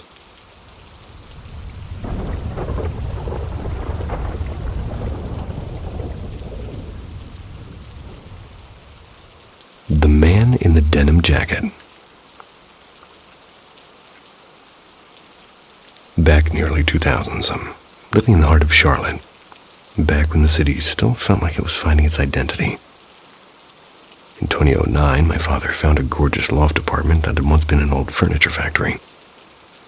Had the charm everyone dreams about, exposed beams, red brick walls, and tall windows that filled the space with light, and apparently a few permanent residents who weren't exactly alive. I mean, people had whispered about strange happenings in that building, like footsteps in empty halls and voices when no one was around. I never paid much attention. The day we moved her in, I made a few trips back and forth carrying boxes and groceries and cleaning supplies. When she and her boyfriend went to grab the rest of their things, I decided to pop down to an antique shop in the corner to get a quirky little lamp as a housewarming surprise. Now here's where things get weird. The door to her apartment could only be locked from the outside with a key. So I stepped out into the hallway. I turned to lock up, and as I straightened up, there he was. A tall man in a denim jacket, worn jeans, and work boots, standing right outside the unit across the hall. I smiled and I said hello, and he gave me a polite nod and calmly walked straight through the closed door. Not the doorway, not as if the door opened, but he passed through the solid wood like mist through air. I stood there frozen, key still in my hand, thinking my eyes must have played a trick on me. But no, that man was as real as daylight until he wasn't. When I told my daughter later, she shrugged it off. It was 2 weeks after, though. She was calling me, and her voice was shaking, and said, "Mom, you won't believe this. We just saw him." Apparently, they were sitting on the couch watching TV where a man in a denim jacket appeared from the wall on one side of the living room. Walked straight through the opposite brick wall, not even glancing at them. He showed up often after that, always around 10:30 or 11 at night, always walking the same silent route, through one wall out the other. Never spoke, never looked their way, just started calling him the Watchman, figuring maybe he'd been some kind of night guard in the early factory days. And there were other presences too, quick shadows of the edge of vision, the feeling of someone standing behind you. But the creepiest spot of all was the old boiler room in the basement, which had been turned into a small gym. Everyone said the same thing. You'd step inside, feel a heavy static charge in the air, and get that deep gut feeling of don't stay here, and leave just as quickly. No one ever used it twice.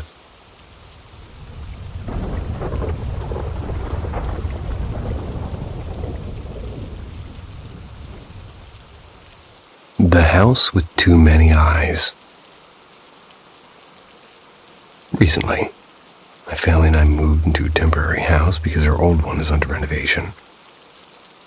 Honestly, I still can't figure out why my parents bought that place. It's on an insanely busy street and perfect for running a small shop. Just a few minutes from the city center, where land costs a fortune. But apparently, the old owners sold it cheap because they had to move out fast. Something about that deal just doesn't sit right with me. When we first arrived, the whole place was covered in dust, and I started cleaning and opened one of the old wardrobes. And inside were these porcelain dolls, dozens of them. One in particular looked like a baby, but its glassy eyes gave me the creeps. I threw that one straight into the trash. Since we were only staying temporarily, my mom invited a Buddhist monk or maybe a shaman. Not so sure. Don't even really know what the English word is for that.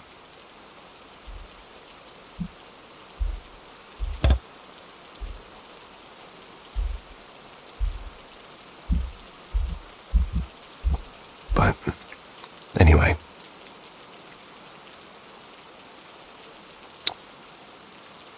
Point is, they came to perform a welcoming ritual. He'd placed paper talismans at the corners of every room. My mom said they're supposed to keep bad spirits out. Personally, I think they might also be keeping something in, but who knows, right?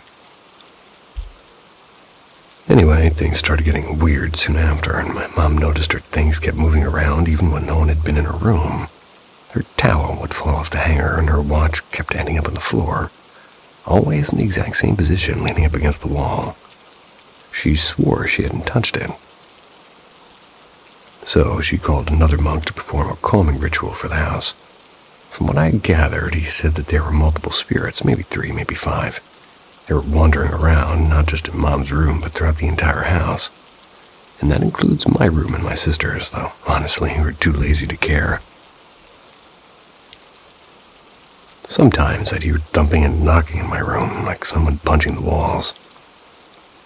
I assumed it was my sister being annoying, but it happened even when she wasn't home. I also started losing random stuff. Small things, but enough to make me wonder if these spirits are borrowing them. Now, my mom crushes ginger and puts bits of it in my backpack and around my room, saying it'll keep the spirits away. I don't know if it works, but I'm not arguing. And that's it, really. Sounds like one of those ghost stories people make up for fun, except it's not. It's happening to us right now.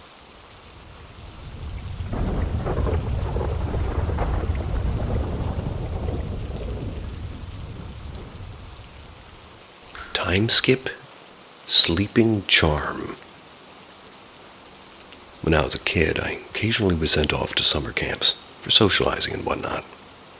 In one of those camps, I experienced something really weird. I was around 10 years old, living in a room with 3 other boys my age. Midday, each day we had a quiet hour. Don't know a proper term for this in English. Basically a forced midday nap time. We're all laying in our beds talking and telling jokes, and at some point we got too loud. So one of the ladies overseeing us decided to check on her room. We heard her footsteps in the hall. There's a bug on me. So, we heard her footsteps in the hall, so we immediately shut up and pretend to sleep. Then I remember hearing the door opening and her telling us that we should sleep and not talk, and her leaving the room. All this took no more than a couple dozen seconds at max. After this, I opened my eyes. I prepared to continue the conversation we had before, but instead of everyone opening their eyes, I see everyone asleep. Not pretending with a slight sleep smile, but real asleep. Call out everyone a couple of times because it seemed too weird to me, but all of them were truly asleep. So I was laying there, the only one who's still awake. I also remember that weird feeling of silence and stillness. I don't know how to describe this properly, and I don't remember my exact thoughts at that moment. I just remember the feeling. Eventually, after some minutes of staring at the wall, I fell asleep too. When we were woken up at the end of the nap, I asked everyone in the room about whether they truly fell asleep or were joking. None of them remembered anything. Weirded me out, but being a kid, I just went on switching my attention to something more interesting. Still think about this experience from time to time.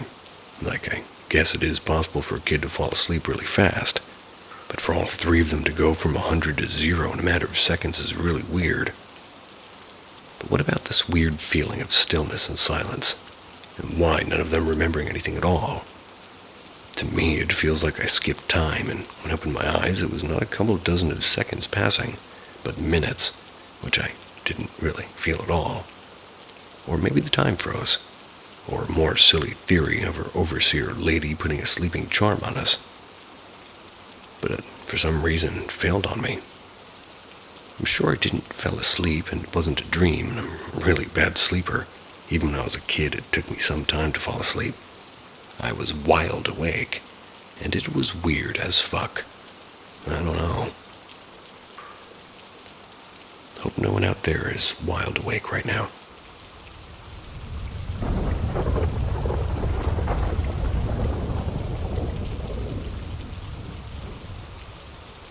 The other mother with the blue dress. My close friend has a nearly 3-year-old boy. The sweetest, gentlest little soul, but lately, he's been saying things that are kind of hard to shrug off anymore. About a year and a half ago, they moved into a cozy house on a quiet street. Before that, they stayed for a couple of months in her aunt's guest cottage while we were waiting for renovations to finish. She and her sister have always been like twins, raising their kids side by side. They'd swap babysitting duties, and they'd see each other several times a week at least. Her son, who we're going to call Eddie, which isn't his real name, often talked about his other mommy. My friend used to assume he meant her sister. Easy explanation since the kids are always together. But lately it feels off, and he's also been saying, I want to go back home, even when they are home.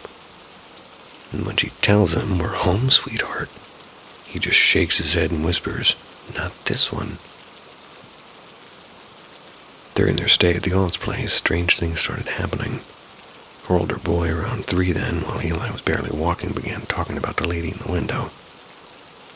They brushed it off, thinking it was just something from a cartoon. But one night, Eli cried for hours, and when my friend picked him up, she said a wave of dread hit her so hard she nearly dropped him. Something inside her screamed to put him down and run. And instead, she ran out of the room holding him tight and slept on the couch with her heart pounding with the lights on. She swears she could feel eyes on her from the hallway. A few months after moving into the new house, though, her husband jolted awake in the middle of the night. An elderly woman in a long blue dress was standing at the foot of their bed. He couldn't move, couldn't breathe. He said she looked furious, and then she screamed, I can't do this anymore, and then vanished. He chalked it up to sleep paralysis, but it left him shaken for weeks. And then today, while playing outside, Eddie asked again about this other mommy. My friend asked, trying to sound calm, "What's the other mommy like?" And he said, very serious, "She has a blue dress and she flies at night." His dad went into the room later and caught him whispering to someone. When asked who he was talking to, Eddie said softly, "My other mommy, she's back."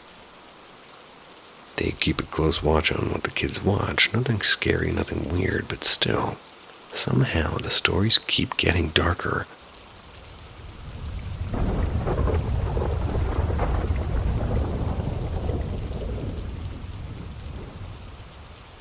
The Man by the Bakery.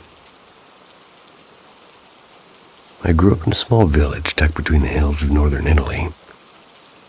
Around the early 2000s, we had 1,000 people living there. Everybody knew everyone, and I got my driver's license in late September 2013. And by December, I was still a cautious driver. Winter nights are always foggy and the roads turn slick with frost. One evening, I'm driving back home from a friend's place when I reached the crossroads near the old bakery. About 2 minutes from my house, I noticed a man standing by the curb. Maybe he was in his 70s and waiting like he wanted to cross. So I slowed down and flashed my headlamp, and headlights, not headlamp, to let him go.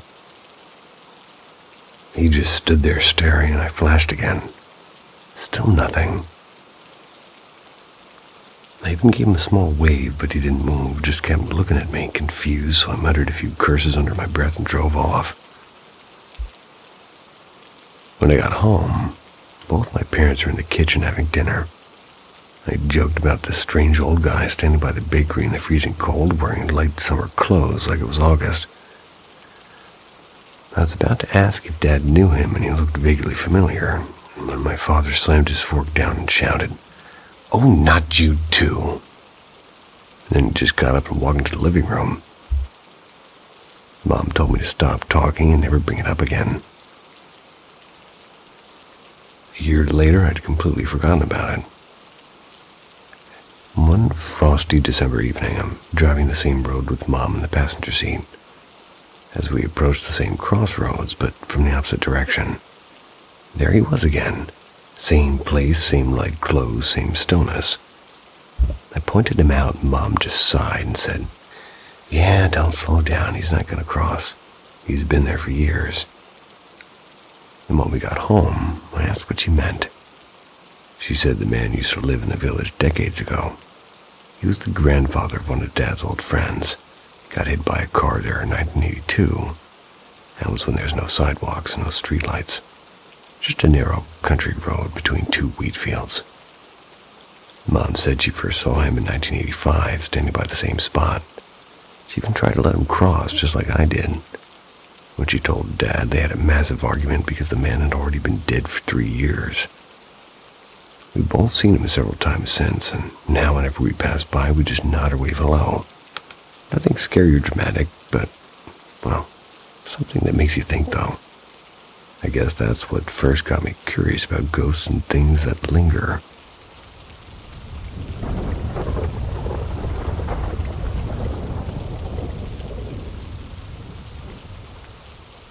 Whispers in the Tall Walled Flat. When my mother was a teenager, she lived in a weathered block of flats in Beddock South. It's a place that locals whispered about but rarely explained. The rent was absurdly cheap, which should have been the first warning. Her room faced the narrow kitchen, and at night, after the lights went out, the silence never lasted. Instead came the clamor, like a hawker's center suddenly sprung to life in darkness. Pots clanged and chairs scraped, and faint chatter rose and fell. Terrified, she buried her face in the pillow, afraid to even peek.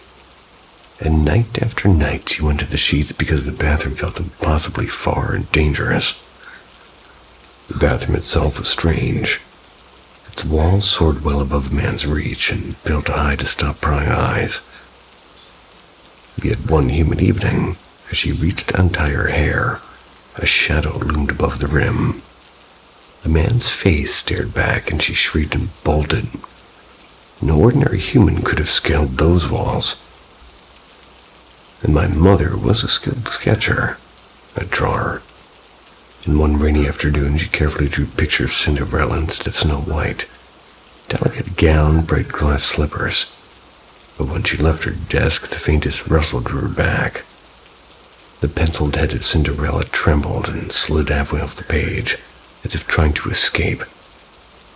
My uncle, wondering in that moment, took one look and fainted clean away. And as if that weren't enough, my mother often glimpsed a woman in a crimson cheongsam, drifting through the flat at exactly midnight. The figure never looked at her, but the air grew icy whenever it passed. Years later, when the building was marked for demolition, she overheard their neighbors, the transplants from upstairs, murmuring, "Good thing this place will be torn down soon." Ever since that newlywed tragedy, nothing's been right. Puzzled, my grandmother asked for the story and spilled out in low voices. The young bride had discovered her husband's affair. Rage and heartbreak drove her to kill him before ending her own life in the very flat my mother now feared. And suddenly everything, the phantom market noise, the red-dressed specter, the impossible peeping figure, even the restless drawing, they fit together like jagged puzzle pieces. When the moving truck finally rumbled away and the flat stood empty behind them, my mother swore she felt eyes watching till the last turn on the road. The old black was gone within months, but its stories, like faint voices behind a tall wall, never truly left.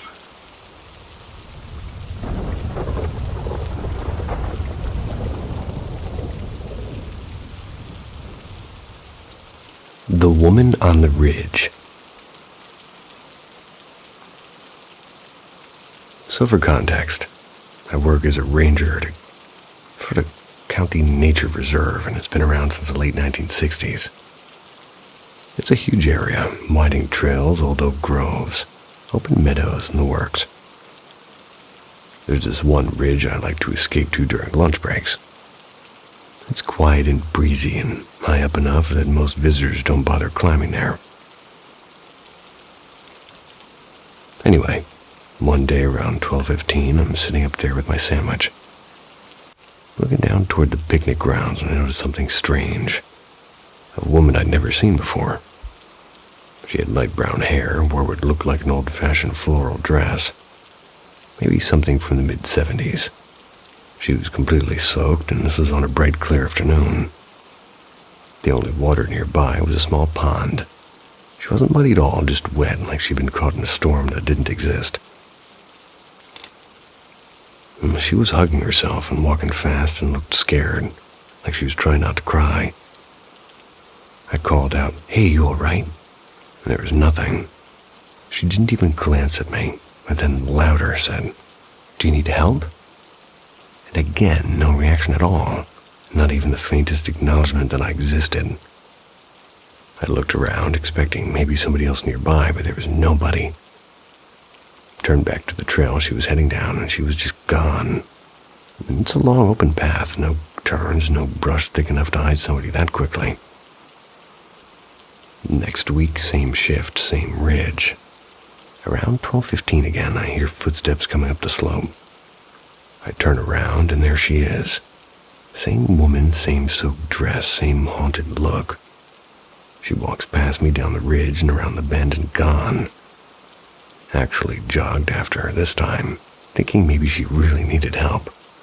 When I rounded the curve, there was nothing, just the sound of wind in the grass. And the third time, and yeah, there was a third time, I was ready. I went early, sat in the same spot, and sure enough, at 12:15 sharp, she appeared again. Same direction, same everything. I followed, keeping my distance, and when she was just about to disappear behind the same strand of trees, she vanished mid-step. No trace, no footprints, no sound. I dug through every bit of local history I could find, park records and newspapers and even police reports. Nothing about a missing woman from the 70s. No accidents near that ridge. But I swear something about that spot feels colder now. Haven't eaten lunch up there since.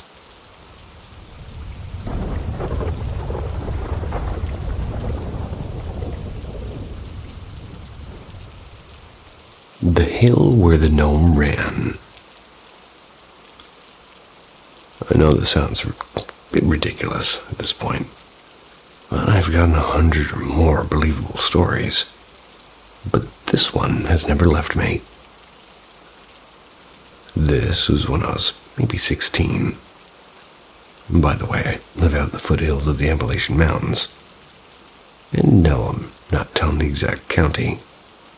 Had to fib a little on another post just to keep some privacy from people that I know. My buddy and I were leaving a bonfire, and he'd been drinking and I was driving. Designated driver. No booze for me. Well, we took the usual back roads along empty stretches between old farms and stands of trees where deer and, honestly, people you'd rather not meet at night sometimes show up. Right before our road bends back towards home, there's a steep rise. The sort of hill everybody in town whispers about. People dump things up there sometimes, and it's one of those places that feels wrong after sundown. At the crest, I spotted something moving in the brush to my right. At first, I simply thought it was a stump. I mean, what else would it be? And then I saw the face. It looked like a garden gnome with a long white beard and those tiny patched pants. Crooked little red cap.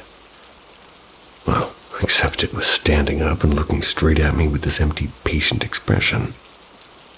I stopped the car because I couldn't process it. My friend was out cold in the back, so I tried to wake him. He was useless. The thing just watched. When I started rolling again, it fell into a run beside us. It didn't jog, and it wasn't half-hearted.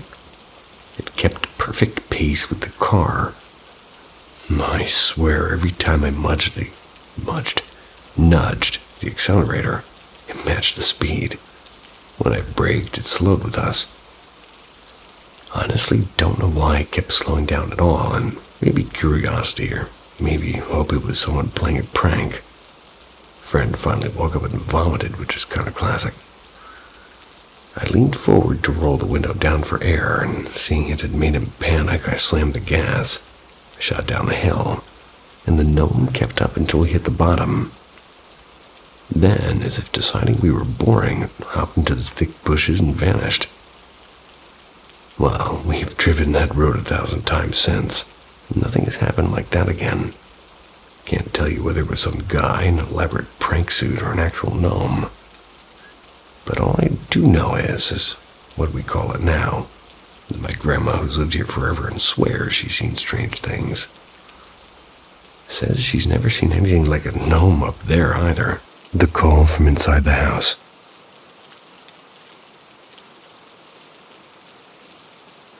Yesterday morning, I woke up and did what I always do. Grabbed my phone first thing. I keep it playing soft rain sounds all night so I can sleep. Anyway, I opened it up and boom, notifications everywhere. Like my phone had been in airplane mode all night and suddenly decided to wake up. Messages and emails all coming in at once. Weird, but whatever. And then I see it, a missed call and a voicemail like a... nice. Maybe it's the job I'm waiting to hear back from. So I tapped the number to call back, and suddenly the landline phone at my grandparents' house starts ringing. For context, I live with my grandparents, and they're very old school. I never, ever call the landline. I always call my grandpa's cell phone if I need something. My number definitely isn't saved in their house phone, so why on earth would it be calling me back? And here's where it gets stranger. My grandpa had just gotten home about 10 minutes ago, around 10:15 a.m. He'd been out all morning. As the landline rings, I jump out of bed and I run to the hallway. I see him coming toward my room. "Did you call me earlier?" I ask. He looks at me confused. "No, I just got back." So I show him my phone, missed call, voicemail, timestamp 9:38 a.m. The call came from our landline. See, it says he called me. He even left a voicemail. How could I? I wasn't even home. And that's when the silence hits. No one else was home, just me, and a phone call that apparently came from inside the house. Our landline isn't one of those fancy glitchy ones either. It doesn't accidentally dial people. Especially not numbers that aren't in its memory.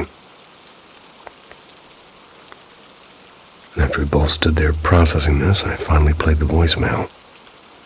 It wasn't much, just a short beep, but the weird part is the last call was long enough to hit voicemail. Someone or something, it had let it ring.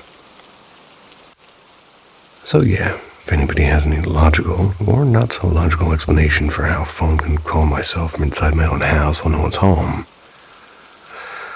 I'm all ears. I'm still creeped out.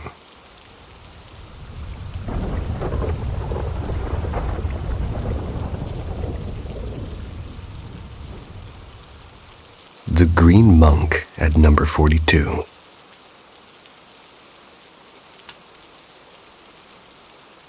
It had been maybe a week since I moved into this chilly little 70s flat on the edge of town. It's the kind of place where the walls seem to hum at night. And on my first night alone there, I decided to distract myself with some creepy Reddit stories on YouTube. The air felt heavy, though, like the flat itself was holding its breath, and even Milo, my greyhound I inherited with the lease, didn't seem to care. They were sprawled out beside me, twitching to sleep like he was chasing ghosts. And just as video ad started buffering, I heard a faint shuffle from the corridor. Not the pipes this time, but something slower and deliberate. I paused listening, and when I peeked out, the hallway was still empty. The dim orange light from the stairwell barely reached my door. I was about to close it again. That's when I saw movement, a small, hunched figure in the corner of my vision coming up the stairs. My stomach dropped. The person was dressed in a long robe like an old monk, moving painfully slow.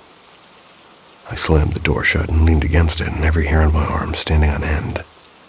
Milo didn't stir. I thought about jumping from the kitchen window, second floor with concrete below. Not ideal. Instead, I convinced myself I was being ridiculous. I opened the door again and looked down the stairwell. And he was still there, and this time I could see him clearly under the flickering light. His skin looked waxy and pale green like wet paper. And his hood was tattered and pointed. He was muttering softly, scanning the floor as though looking for something lost long ago. His movements were almost sad. My phone, of course, was dead, though it had been plugged in all evening. And that's just what happens in this place. Everything works until you need it most. I feel ya. The steps started again, slower and closer. Milo woke up then and let out a deep growl that rattled the air. The footsteps stopped, right outside my door, too. I swear I could feel him standing there listening just inches away. We waited 10 seconds, maybe a minute, I don't know. Eventually, the quiet came back and I didn't hear him leave, but he was gone. And that was 6 months ago. Milo and I still live here, and sometimes at night when the stairwell creaks and the air smells faintly of damp stone, I think about him. Maybe he's still searching or still lost, somewhere in the dark corners of number 42.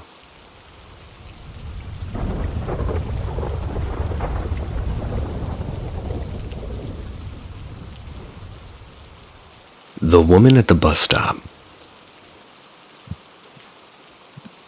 I have quite a few stories to share, and since for as long as I can remember, my family and I have had unexpected visits from people who've long passed away. Most of the encounters happen inside our own house, and usually makes it harder for others to believe them. This one was different. It happened in the middle of the afternoon at a bus stop, and I wasn't even alone. It was late May 2019, just a few days before final exams. It was the graduation day for the seniors at my high school. After the ceremony, students were free to go home early, and I was a second-year student then and didn't feel like hanging around, so didn't want to watch people take pictures. Me and you both. So I decided to head straight home on the early bus. Only a few students had the same idea, and most were still inside the school taking group photos or signing yearbooks or something. When I reached the bus stop, there was already somebody there. A woman who looked to be in her late 70s, and she wore a light gray coat, a little bit too big for her frame, I'll admit. They leaned on a wooden walking stick. Not long after I sat down, she began talking to me. She asked if it was graduation day, since there were so many students by the school gate. I said yes, and her face brightened up, and she told me how she had graduated from this very school decades ago, back when it had only been one building and no parking lot. She mentioned she had once dreamed of becoming a teacher. Conversation flowed easily, lasting around 5 minutes maybe. I occasionally glanced toward another student, a younger boy who had arrived shortly after me. He didn't say a word, but was clearly listening to everything. Then the bus came into view, slowly making its way down the hill. I turned toward the road, watching as it approached. It couldn't have been more than maybe 7 seconds. When I turned back to ask if she needed help getting on, the bench beside me was empty. She was gone. I scanned both directions. Up the hill would have taken at least several minutes to walk, and down the slope wasn't much quicker either. No way she could have moved out of sight that fast, especially with a walking stick. The boy's expression confirmed it wasn't just me. Wide eyes, frozen posture, like somebody trying to make sense of something impossible. They quietly stepped onto the bus, and on the ride home, the thought struck me. If she had truly been in one of the earliest graduating classes, she would have been well over 120 years old that day.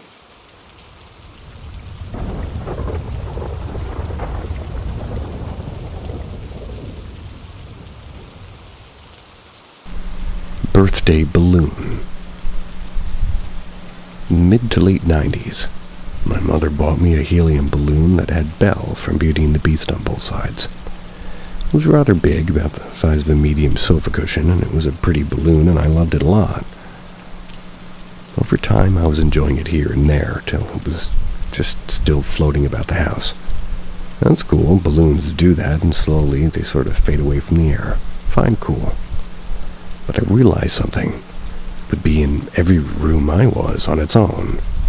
Didn't think much of it at first, so I'm just ignoring it, but after a while I could catch it floating in my direction little by little. It was literally following me where I went. It wasn't like a fast or quick pace, but it set its own pace and it would follow me. I was in the living room and it was just chilling in the corner, still in the air floating. Both of us just sitting there. Without thinking, I got up off the sofa and went toward my bedroom to look for something or just go to my room. Within a few minutes, I look up and see the balloon floating at my door as if waiting for me to invite it in. I watched like, what the fuck? And again, not thinking, maybe the air and all, and this went on for days. It took very long for it to lose its air. Whenever I moved, it wasn't too far behind. I'd be in the shower, and when I'd leave, the balloon's at the door like a dog waiting. The balloon was found in rooms that had no explanation on how it got in there. It was like touching the ceiling and had in no way possible to be able to pass the door frames without any help. One day it was in my bedroom, fine, whatever. No, not fine. I was in the living room just chilling, and suddenly I see it floating toward the living room in the hallway. Stops at the entrance of the living room, floats toward a corner, and just sits there. I'm alone, so how did it get out of my room to begin with? And after that, I started being petrified of the balloon. Didn't go near it, and I avoided it like you would anyone in the streets. My mom wanted to release the air so the whole thing could be over, but I didn't let her. I'm not sure why, honestly, but that balloon made me uncomfortable. Even when the air was half gone from it, it still floated around the house like a stepdad. That's when it made it easier to get into rooms, and I'd have to close my damn door to prevent it from entering. The worst days were when I go to sleep and wake up in the morning with the balloon hovering over me or by my bed. Finally, the damn thing died off, and I think my mom folded it up and either threw it away or put it away for a keepsake. No more birthday balloons. And if I do get them, I undo them at the end of the day.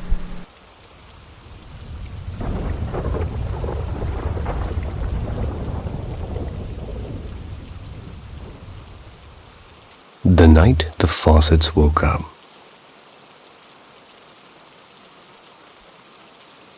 While bartending at an old jazz bar in St. Paul, I had what I still believe was my most unnerving ghost encounter. It was a quiet Wednesday night around 11:15. I was halfway through closing.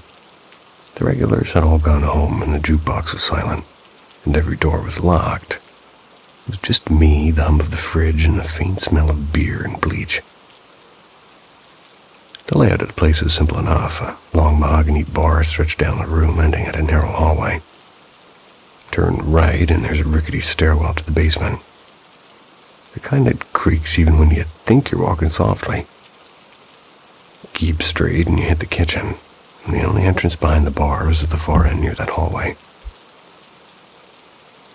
As I queued up a playlist to clean to, I heard something that made me pause. A faint rush of water from the kitchen. The music was low, so it was impossible to miss. I frowned, thinking maybe one of the cooks had come back to grab something.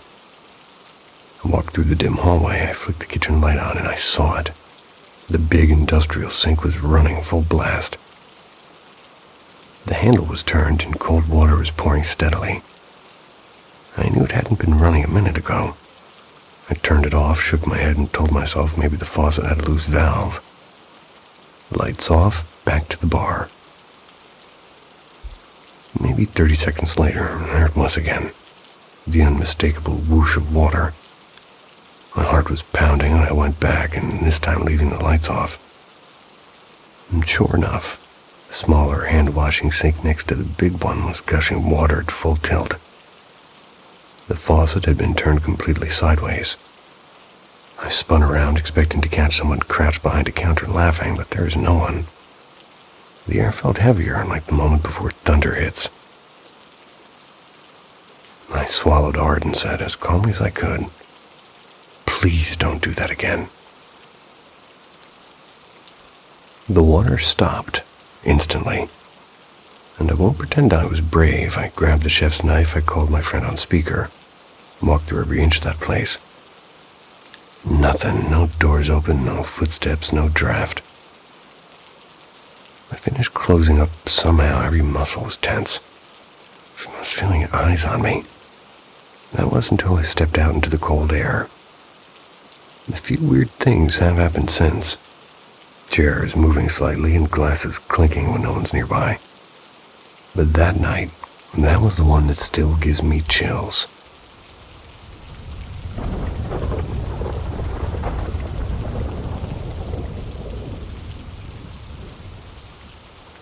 The night the old clock fell. This might sound dumb, but I swear it happened. I was maybe 16, and at that time I was living at my grandma's place. It was during the summer.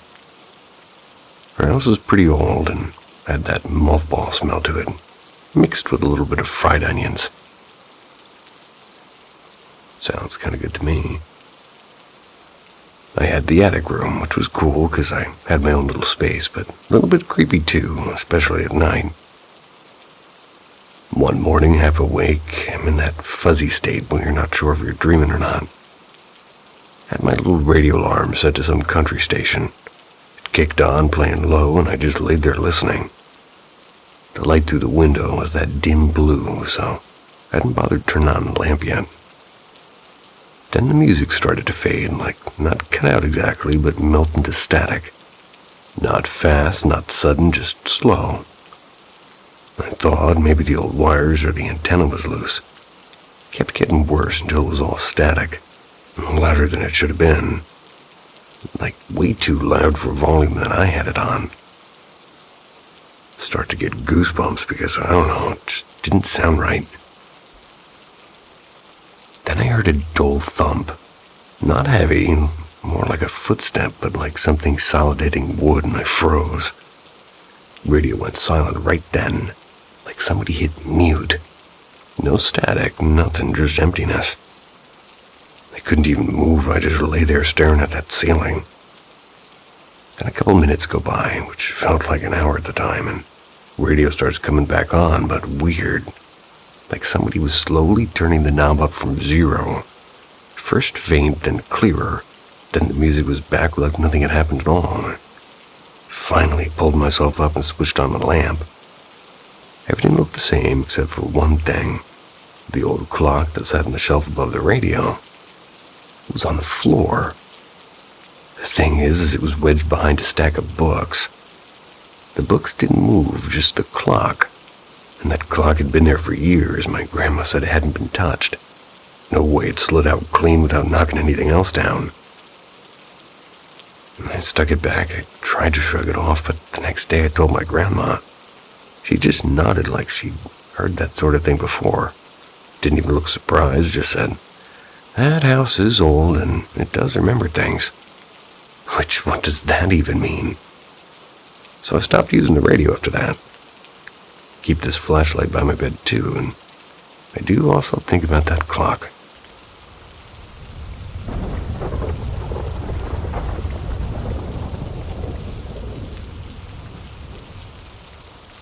The fireball at Block 783C. This really happened to my family at our flat in Woodlands, Block 783C. We've been living there since 2000. The moment stuck with me was 2004. One morning around 5:30 or 6, I went out to the service balcony to fetch the plastic bags we used for wet canoeing gear after training. Our service balcony windows have metal Venetian blinds, and every night before 7 p.m. we always close and lock the windows and pull the blinds down. I walked to the balcony, reached for the bag, and without warning, the blinds suddenly rose and fell by themselves. I froze and turned and ran straight into my mother's room. My sister saw me out of breath and asked what was wrong and just said nothing. That same evening around 9, my aunt was hanging laundry on the service balcony, so my mother and younger sister watched TV in the family room. My aunt noticed the blinds moving again, like somebody was flicking them. Thinking nothing of it at first, she flipped one of the slats back, and immediately a ball of light, like a small, fast fireball, shot through the balcony across the kitchen, went through the family room where my mother and sister were watching, and out the living room window. And just as it left the house, it exploded outside. My aunt cried out a short prayer loudly. My mother and sister saw the thing pass through and burst outside the window. That night, my older sisters and I were at her cousin's place, which is one floor above us. And around 9:30, we came back and my mother asked if we had heard a loud bang. We hadn't. She described what happened. I told her about the blinds that morning, and when my father came home from work, we told him everything. He called a friend who knows a medium and asked him to come the next day. The medium arrived the following night. He walked slowly through the flat and around the outside, listening and watching. And after a while, he told us not to be afraid, and he said the spirits were just playing, and the fireball was one of their favorite tricks.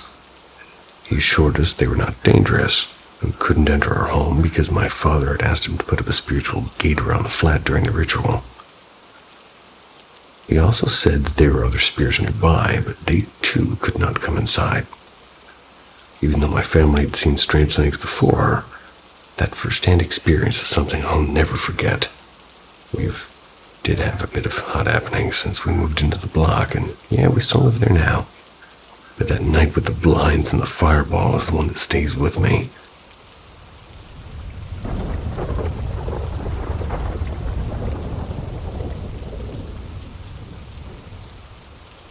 The horned thing in the moonlight.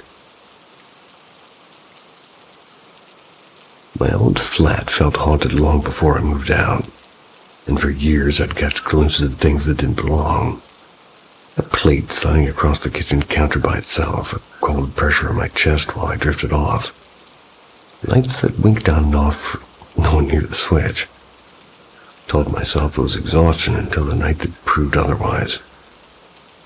It was late and the apartment was quiet, and I was in the small master room. The bed was pushed against the wall so my head faced the ensuite shower, whose frosted glass door had been left ajar. The bathroom seemed oddly brighter than the rest of the room, a pale rectangle of moonlight bleeding through the grab, and my cat, a usually placid gray who always slept curled at my feet, was sitting bolt upright by the bedroom door. The ears were pricked, and that was new. I closed my eyes anyway. Sleep came slow and slippery. I was halfway between waking and dreaming when the cat leapt to its feet and began to yowl. Claws were scrabbling at the door as if something was outside trying to drag it away. I wanted to get up and let it out, but my body wouldn't obey, and my mind was wide awake and my limbs were not. I lay pinned and useless, eyes half open and watching. Behind the frosted glass, something moved. At first, it was just a darker smudge, and then it lengthened and thickened like ink dropping into water. And a silhouette pushed against the gap, too tall and too broad, and my vision narrowed to that shape, and my heart hammered so hard I thought the floor would shake. There were horns. 2 great curved horns stood above a head that was wrong for the rest of the form. Bovine, blunt, and terrible. The shoulders and chest that followed were human enough to be monstrous and massive, corded, trying to force his way through the door into my room. My cat's yowling jumped into hysteria I'd never heard before. I felt panic rise like a tide. Tried to move and to run or to flinch. My body stayed rooted, and after what felt like an age, I managed to break free whatever held me. I scrambled up and flicked on the light in the room was painfully, completely ordinary. Cat blinked at me and settled as if nothing had happened. Told myself it was a dream, a hypnagogic hallucination born of fatigue and fear, but the image stuck and the unmistakable profile of a minotaur, bull's head human torso, horns cutting the moonlight. I had seen the creature in the films and read the myth, dismissed it as a legend. That night, I had used my bathroom as its doorway.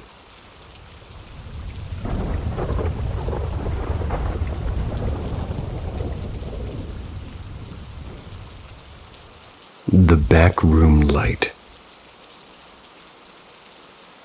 So my grandmother's old house was built around the turn of the century, late 1800s or early 1900s. Can't say for sure. But what I do know is that place was absolutely haunted. And I've had my own little run-ins, but the old granny had told about this thing that stuck with me. It happened after her father died, and they were living with my great-aunt Elsie. Granny and Granddad had moved in with Elsie after great-granddad Harold passed away in 2002. So without further ado, here's Granny's story. What I remember her saying was that she and Elsie were cleaning out Harold's room. They left to grab more boxes. Then they came back and the bedroom door wouldn't budge. Like someone on the other side was bracing against it with everything they had. They pushed and finally forced it open. Granny was still shook, and then again, that was Harold's room, and he didn't much like folks going through his things without asking. My cousins and my night. A lot of family members and pets had died in that house over the years, so the place felt heavy, and Elsie ended up passing in that same room from cancer in 2008. She made it clear that she wanted to be home. She was in her hospital bed when she went. One night around 9 or 10, my cousin Luke and I were goofing off, swapping stories about Harold and Elsie, just like we always did. Then the light in the room started to flicker. We glanced at each other and I said, half joking, "You think that's Elsie or Harold messing with the light?" Spirits, I'd heard, sometimes answer with lights. "I don't know," Luke said, staring up where the bulb kept stuttering. I took a breath. If it's Harold, flick once. If it's Elsie, flick twice. The bulb blinked twice. Dead silence between us for a beat, with wide eyes like, no way. I got up, I switched the light off and then back on. And after that, it stopped, and that was it, quiet as a tomb. Afterwards, Granny eventually sold the place. Part of it was because Granddad had died there a few years earlier, too. I hope whoever lives in that house now treats it right. And I grew up there a lot, cookouts and birthday parties and summers that felt endless. So even if the house was haunted, it's full of memories. Wish the new owners luck.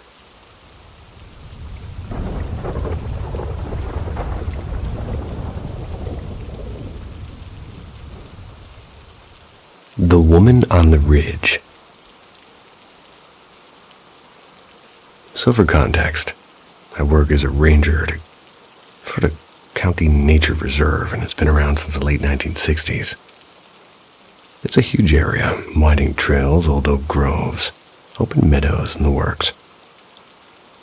There's this one ridge I like to escape to during lunch breaks. It's quiet and breezy and high up enough that most visitors don't bother climbing there. Anyway, one day around 12:15, I'm sitting up there with my sandwich, looking down toward the picnic grounds when I noticed something strange. A woman I'd never seen before. She had light brown hair and wore what looked like an old-fashioned floral dress, maybe something from the mid-70s. She was completely soaked, and this was on a bright, clear afternoon. The only water nearby was a small pond. She wasn't muddy at all, just wet, like she'd been caught in a storm that didn't exist. She was hugging herself and walking fast and looked scared, like she was trying not to cry. I called out, "Hey, you all right?" And there was nothing. She didn't even glance at me, but then louder said, "Do you need help?" And again, no reaction at all. Not even the faintest acknowledgement that I existed. I looked around, expecting maybe somebody else nearby, but there was nobody. Turned back to the trail she was heading down, and she was just gone. It's a long open path, no turns, no brush thick enough to hide somebody that quickly. Next week, same shift, same ridge. Around 12:15 again, I hear footsteps coming up the slope. I turn around, and there she is. Same woman, same soaked dress, same haunted look. She walks past me down the ridge and around the bend and gone. Actually jogged after her this time, thinking maybe she really needed help. But when I rounded the curve, there was nothing. Just the sound of wind in the grass. And the third time, and yeah, there was a third time, I was ready. I went early, sat in the same spot, and sure enough, at 12:15 sharp, she appeared again. Same direction, same everything. I followed, keeping my distance, and when she was just about to disappear behind the same strand of trees, she vanished mid-step. No trace, no footprints, no sound.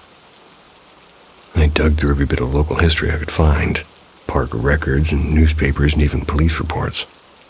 Nothing about a missing woman from the 70s. No accidents near that ridge. But I swear something about that spot feels colder now. Haven't eaten lunch up there since.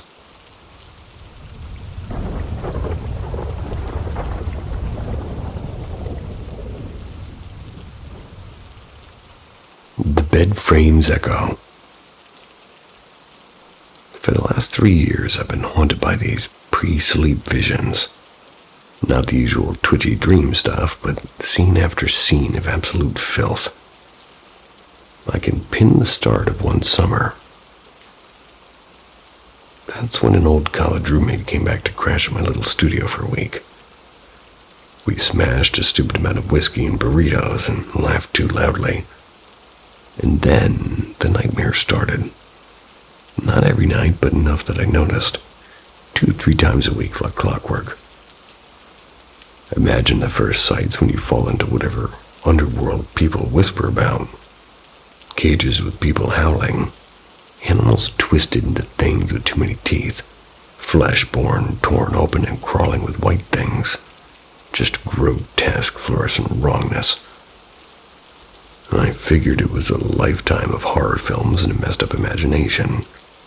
That was until I realized these phantoms only happened when I slept in my own bed, when I crashed at my parents' place or stayed at a motel to get away. Sleep was normal, and that made no sense. It made me paranoid.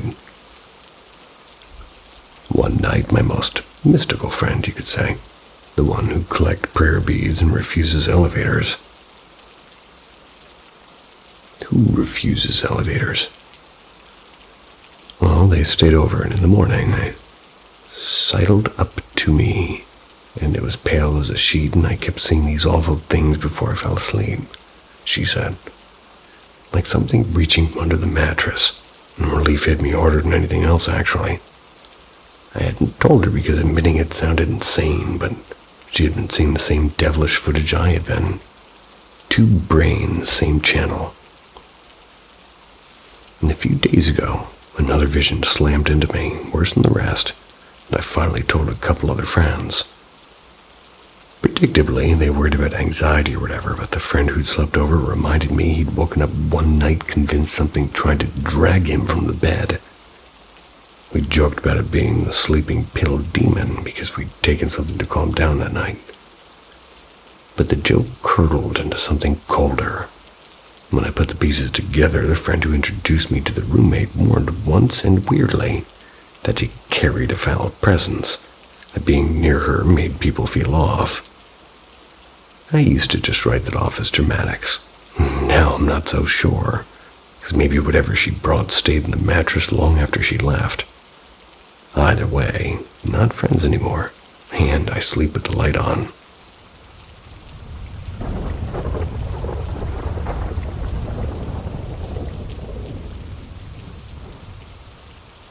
The 2 sounds upstairs. Well, this happened when I was about 12 or 13. And if you saw my earlier posts, well, yeah, I'm 21 now, and I'm male. Just putting that out there. Back then, my mom, my stepdad, my little sister, and I lived in the downstairs flat beneath my aunt. And one night I went up to her place to crash on the couch for a bit. Quick note about my aunt. She's the type who swears she can see people who aren't exactly breathing. I'm still half skeptical, but she's into all the ghosty stuff like EVP sessions and Ouija boards and the whole toolkit. My phone at the time was a battered old Motorola, which is ancient even for then. And I used this crappy music app called Toonbox. Basically the sketchy equivalent of a music streaming junk drawer, and you couldn't add your own sounds to it. It was strictly just music. And while I was on her couch, she pulled out her phone and asked me to try some little ghost app that supposedly records what spirits say. I figured why not. I wrapped my earbuds around my phone and set it on her coffee table. So, we tried the app for maybe 20 minutes before getting bored and giving up. I went back to scrolling through my music on Toonbox, and something weird caught my eye. 2 new files that definitely hadn't been there earlier, and they were labeled Clip A and Clip B. Curious, I played Clip A, and it started with my name, and I'll change it here for privacy, so I'm going to have you call me Mike. And then in this soft, almost angelic whisper, it said, "Mike, don't." And right on the last word, the voice flipped into this guttural, horrible rasp and finished, "Tell her." The contrast was chilling. I still don't know where that switch came from, or what it was supposed to mean. And Clip B was fuzzier, and I don't remember the start, but the end was clear enough. Her boyfriend. That line made no sense. My aunt had been single then. Maybe it was about someone else in the house, and maybe it was nothing. Maybe it was 2 pranksters with decent audio chops. Thought about it a lot since, though, and I still can't land on an explanation I'm fully happy with. So yeah, 2 mysterious clips and a creepy voice change, and an aunt who swears she's talking to the other side. You decide if it was a message or a trick or just a glitch in the old phone app. The night the forest screamed. I've never told this story before. Fair warning, because it's a weird one. My grandparents passed away a couple of years apart. Grandma in 2020 and Grandpa in 2022. She'd fought cancer for years, and after she was gone, she just deflated. He didn't want to end up in a hospital bed, and not after watching her go through all that. In the end, he got some sort of aggressive eye cancer, and the doctors told us it would be fast, like days fast. Then one evening, my dad called, and it was Grandpa's last day. My sister, my girlfriend, and we just went over right away. He was asleep when we arrived, breathing slow and peaceful. We didn't wake him. I held his hand, I kissed his forehead, and I said my quiet goodbye. Not cinematic, but honest. We decided to stay at my mom's that night. Didn't feel right to drive home. Later, when the house was quiet and heavy, my girlfriend and I went for a walk into the woods to smoke a joint. And to hide from my parents, of course. It was just after sunset and it was cool and calm. Then halfway back we heard it, and the sound ripped through the forest. It was like some prehistoric monster that had been dropped into Canada by accident. It wasn't a coyote, wasn't anything local. It sounded like the jungle. We froze with wide eyes, and we were high as hell. My girlfriend whispered, "Could that be like a bear?" I said, dead serious, "If that's an omen, I'm out." We bolted, sprinting through the woods like 2 idiots in a horror movie. And when we stumbled back into the house, with our hearts racing, I checked my phone, and one unread text. "Grandpapa est parti," which is Grandpa's gone. The next morning, I told my mom about the noise, and she went still, looked me straight in the eye. Was it like a jungle call? Turns out our neighbors, the ones connected to the woods, they had just brought home a peacock. A temporary peacock. So yeah, it's terrifying, otherworldly cry of death that we heard in the dark. It was a peacock. I swear that bird owes me a decade of life expectancy. I'd like to understand the use for a temporary peacock more than I ever had in my life before. And I think I'd wondered it several times prior, even that.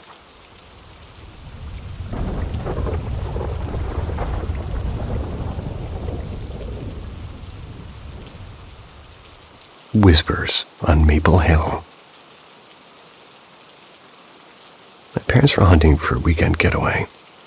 They could have gone with something normal, like a beach cottage in Cape Cod, maybe a cozy place by the lake, but no. They bought an ancient and, yes, seriously haunted colonial estate from the late 1700s up in Vermont. The place sat on nearly 90 acres with 8 bedrooms and a carriage house, a few crumbling barns that looked like they hadn't seen a horse since the Civil War. One of the outbuildings had once been a smokehouse, and another, strangely, was a tiny sort of church or chapel, whatever you want to call it. Had a rusted iron bell still hanging in the steeple. The land itself had quote-unquote history, as the realtor delicately put it. Old Revolutionary War skirmishes and forgotten burials, that sort of thing. From the moment you stepped inside, it felt like walking into a heavy fog. The air pressed down on you, and you always had this crawling sense that somebody was standing right behind you. But of course, no one was ever there. And I remember one bright summer afternoon sitting in the parlor watching Gilligan's Island reruns on the tiny TV. I was alone. Mom and my sisters had gone into town for groceries, and suddenly that familiar tension filled the room. The back of my neck prickled, and I felt watched, intensely, almost suffocatingly so. Turned off the TV and left, walking all the way to town just to shake it off. Years later, I found out my older sister had done the exact same thing once. Left in the middle of the day because you couldn't stand the feeling of being inside that house. The first unexplainable thing that ever happened to me was in my bedroom, which had 2 twin beds. My mom and I were staying there alone that weekend. She was sleeping on the other bed around dawn, and I woke up to the sound of someone furiously rustling sheets. It was loud and constant. I turned over expecting to see Mom fussing with the blankets, but the bed was empty. She was in the kitchen downstairs making coffee. In this house, it was way too big. You wouldn't hear a gunshot from the next floor, let alone sheets. Later, though, Mom told me about her own experience. She'd stay there by herself just once, same room, middle of the night, and something sat down at the end of the bed. She swore she saw the mattress sink like the weight of someone invisible right by her feet. We kept that house for years, though. Too many stories to cram into one telling. But let's just say if you drive through Maple Hill and see a weathered white farmhouse with green shutters and a lonely bell tower out back, keep driving. More to come.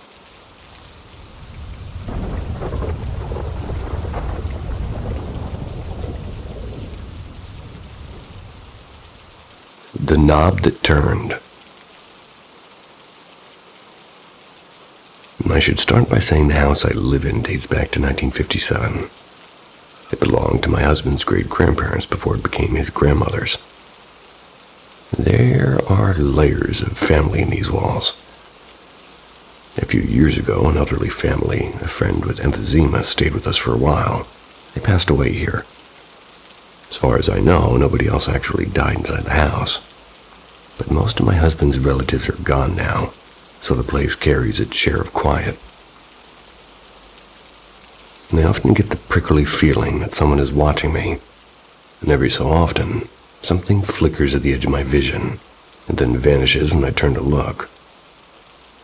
I'm a skeptic at heart, the kind who wants the paranormal to be true but needs real proof. So far, I haven't had anything dramatic enough to make me toss any doubts out the window. Tonight, I was in my bedroom. I was half listening to music and playing a game on my phone, and I usually close my door and my dog sleeps in there with me. If she isn't in the room, it's only a matter of minutes before she's pawing at the door frame, waiting to be let back in. And that's what she did tonight. But I was caught up on my phone and didn't open it immediately. While I'm staring at my screen, I heard the doorknob rattle, like someone turning it. Then the door swung inward, and I glanced up and I saw my daughter just slipping into the laundry room right next to my room. I assumed she'd passed through and left the door ajar. When she came back out, I casually asked if she'd let the dog in, and she said no.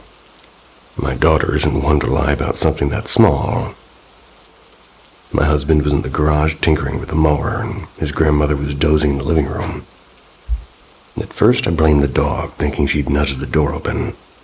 But the knob hadn't just creaked, it rattled. The exact noise you get when someone turns it. I tried to recreate it myself, pushing the door this way and that.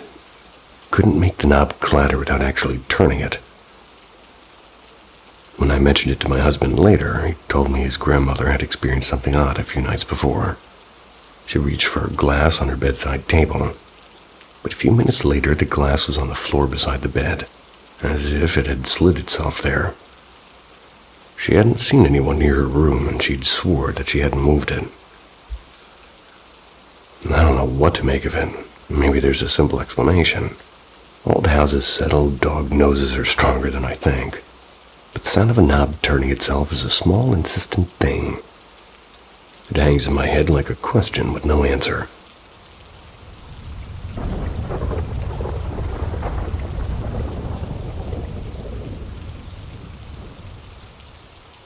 The girl on the carpet.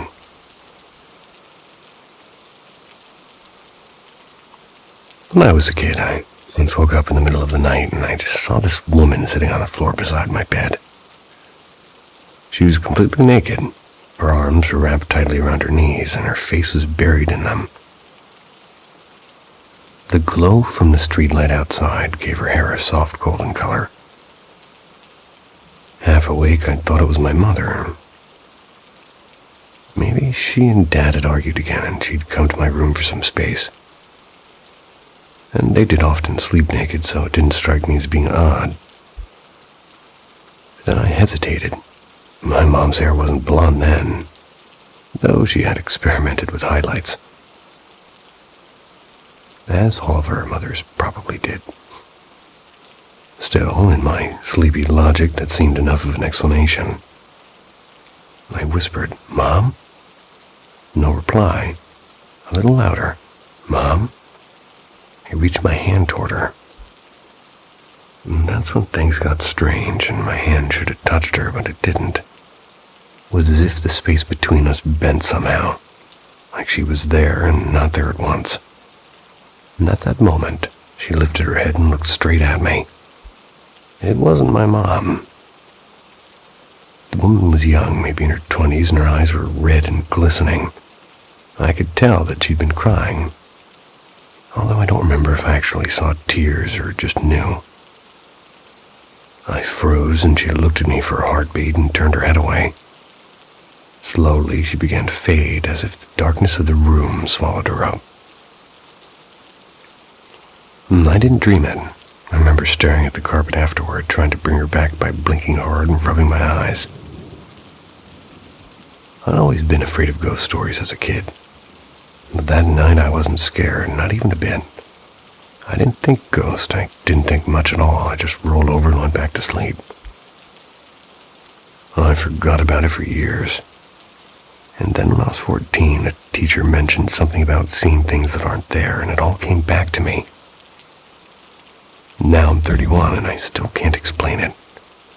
Maybe it was a trick of the light or my kid brain inventing comfort, or maybe not.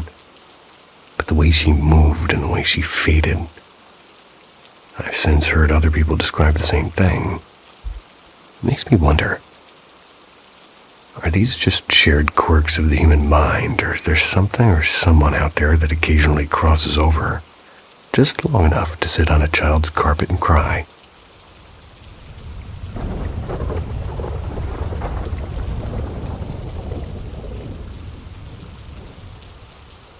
Shadows by the River House. When I was about 14, I spent a weekend at a friend's family cabin near the Maple River. It's somewhere deep in northern Ontario, a place I'd later learn was once a gathering ground for the Cree people. On our second night, we decided not to sleep in the main cabin, but in a tiny storage hut closer to the riverbank. Really just 4 wooden walls with 2 bunks and the smell of old fishing gear. I took the top bunk and he took the lower one across the room. I woke sometime later at midnight because it was strangely warm. Late autumn nights, they were supposed to be like things that bit through blankets, but instead the air was soft and still. A faint glow rippled across the wall beside me, and in that half-dreaming state I could see shapes moving. The silhouettes of small animals, maybe foxes or rabbits. They were shifting calmly along the boards, and they seemed utterly at peace and nibbling and grooming. They were flickering in and out like they were alive just beyond the wood, and it felt quiet in a way that I just can't really... Well, I can really only feel it. I can't think about it, at least not for too long. I didn't even want to move because just breath and that strange, tranquil warmth. Then only as I started to truly wake did something bother me. The hut didn't have any light, no bulb, no window, no lantern left burning. Yet there were shadows, vivid and slow, crossing the wall. It was as though they had every right to be there. I sat up hesitant, trying to spot where the glow came from. There wasn't a single visible source, just that flickering calm, and the gentle presence of something unseen. Thinking maybe I was dreaming, I nudged my friend awake. He blinked up confused and then panicked when he realized we could see each other perfectly, despite that total darkness. I told him to look at the wall, and he did, and then he screamed and bolted out the door barefoot and sprinted to the main cabin. I stayed, and I don't know why. Maybe because the fear hadn't reached me yet, or because the peace of that moment felt scarred in some way. Like breaking would be wrong, but eventually I followed. Back at the cabin, his father, a deeply religious man, scolded us harshly for inviting nonsense with our stories. He made us pray before bed, and years later when I ran into the same friend online, we talked about it again. He remembered everything. Said it was the reason that he'd turned to study druidic practices, and he'd always felt something ancient was watching us. So we compared notes, written down separately. Every detail matched exactly.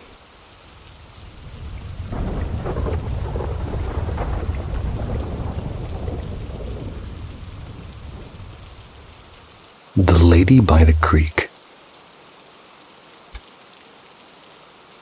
I used to spend my summers at my mother's father's cabin. It's tucked deep into the woods of northern Michigan, and my brother and I would run wild through the trees. We'd be following deer paths and pretending that we were explorers. We got lost often, but as long as we found the creek that ran behind the train tracks, we could always make our way home. One afternoon, when I was about 8 and my brother maybe 12, he got tired of me tagging along and darted off into the woods without a word. I wandered after him for a while before realizing he was really gone. I remember the panic rising, and my throat sore from yelling his name, until I stumbled upon a clearing with a little cottage and 2 chestnut horses grazing by a fence. I knocked on the door crying and hiccuping, and this woman with gray hair and a bun, glasses like a librarian, opened it. She'd looked startled, like she'd been expecting someone else. I told her about my brother leaving me. She said gently, "Stay right here, sweetheart." Then she went inside for a moment, came back out with a shawl around her shoulders, and said that she'd walk me home. We talked as we walked, and about the train tracks, about the woods, and she seemed to know exactly where we were. When we reached the tracks, I pointed excitedly down the direction that led to my grandpa's house, shouting, "That way!" But when I turned to thank her, she wasn't there, and there was no sound, no footprints, just the wind and the rustling trees. I ran the rest of the way home, and my brother was already there, and everyone was outside about to start searching for me. Grandma made dinner, and I told her I wanted to bake cookies for the nice lady who helped me. Grandma smiled until I mentioned the horses. Her face went pale. "There aren't any horses near here, honey. Not on this side of the tracks," she said.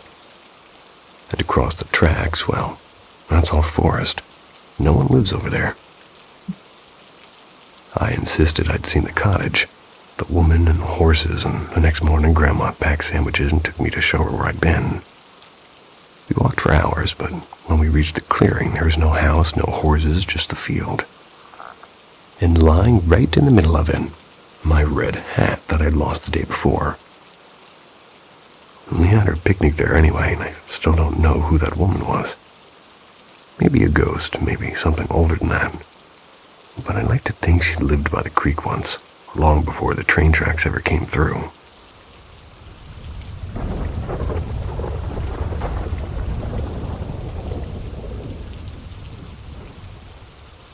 The Garden of Shadows. I was about 11, maybe 12. That's when the spiritual world first tapped me on the shoulder. Hasn't stopped since. Back then, my bedroom was my little fortress. I had a bunk bed with a wooden cabinet underneath and a secret crawl space behind it that I proudly claimed as my hideout. A thick black blanket hung over the upper bunk, pinned to the ceiling, creating a cozy half canopy above my pillows. One night I woke up sitting upright in total darkness, and that alone was strange. I slept with a nightlight. Even stranger, the black blanket was gone. The room wasn't empty, though. Something stood beside my bed, taller than the doorframe, a shade darker than the darkness itself. Red eyes glowed like dying coals. It was human enough to recognize and too inhuman to explain, and I couldn't move and I could only stare, and then there was nothing. That shadow never left me. I still see him waiting quietly in the corner of any room I sleep in. We've even quote-unquote talked. He'd told me his name is Jay, and somehow it became normal. Recently, Dad and I moved to a new house. Bright rooms, good energy, except the garden. Can't say why, but the garden hums with something wrong, and tonight proved it to me. I had gone out for a smoke with my brother, and after he went inside, the air turned sharp and cold, and from behind me came slow, deliberate breathing. Impossible, there's a tall wooden fence right there. I heard my arms lifted, and then came movement. Quick shadows darting across the garden back and forth like something pacing. I blinked, and I saw it. Not Jay, but something worse. Its skin was pale like wet paper, eyes black as a starless night. His jaw hung open in a silent scream. Body looked stretched and bones pressing against skin. The neck impossibly long. And I knew without knowing why that if I didn't leave that second, something would happen. I bolted with eyes fixed on the ground. I ran for the back door and I slammed it shut.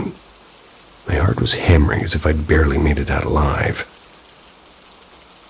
I have dealt with spirits before and I don't scare easy, but this one unsettled me to my bones. Now I sit in my room with the sense of being watched crawl over me like static.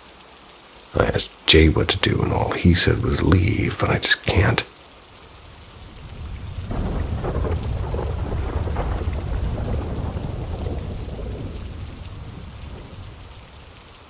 The moving voices.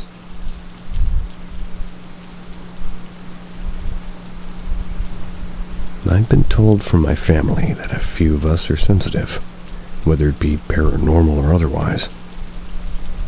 Never really truly opened myself or sought after any of this quote-unquote sensitive natures, but apparently most of my experiences have been because of this connection. I don't have any pictures or evidence, just my own first-hand experiences. My first experience that I remember vividly and have perfect memory of is when my family moved away from my childhood home when I was around 13. We'd been living in the new house for about a month or so and started having some strange things happen to me. It seemed that I was the only one who noticed things even happening. During this time, my parents were fighting quite often. I grew accustomed to hearing them arguing in their room, but then one night, I heard them arguing and I stepped into the hallway to use the restroom. And as soon as I stepped outside of my room, the arguing stopped. Both of my parents were asleep. Everyone was asleep in the house. I'm not sure what I heard. I was young and confused and thought maybe my mind was playing tricks on me. But the next night, it was the same thing. I would hear mumbling far away and voices arguing. Just to step into the hallway and hear nothing but silence. Then one night it got even stranger. Stayed up very late, almost into the morning, and for some reason I just couldn't get to sleep. Turned off my TV just to try to shut my eyes. Everything was very quiet, and then suddenly started to hear the voices again, far away arguing. The voices started to become louder somehow. Then they started to move. Tried as hard as I could to understand what the voices were saying, but I couldn't distinguish any words. Then I heard them by my front door, then in front of my closet, then at the foot of my bed. I was so scared I jumped out of bed and turned on all my lights. Stood there waiting to see if I could hear the voices again, but it didn't happen again. After that night, I slept with my TV or my radio on. Or I would sleep with headphones in my ears so I wouldn't hear the voices. A few months later, we moved out of that house and I never heard the voices again. This was something that did affect me at a young age and never forgot the experience. It was one of my first experiences that I considered to be paranormal.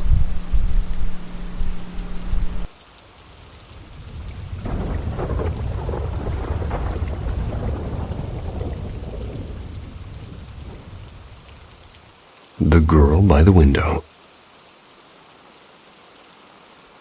It's been almost 10 years since this happened.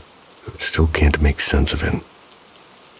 Sometimes even now I wake up sweating from the same dream. It all began around October 2014. That's when I was about 8 years old. One afternoon, my mom doodled a picture of a girl standing beside an old window with cracked glass. She laughed and called her Clara, which is once again the name of a bearded dragon I had. gave me chills for some reason, but I kept the drawing. After weeks later, November 10th, we moved into a new house. When I unpacked, I found pictures folded into one of my boxes. I didn't want to throw it away, so I slipped it into my bedside drawer. A week later, I had a nightmare, and in it, a girl was watching me from a window in the dark, empty house.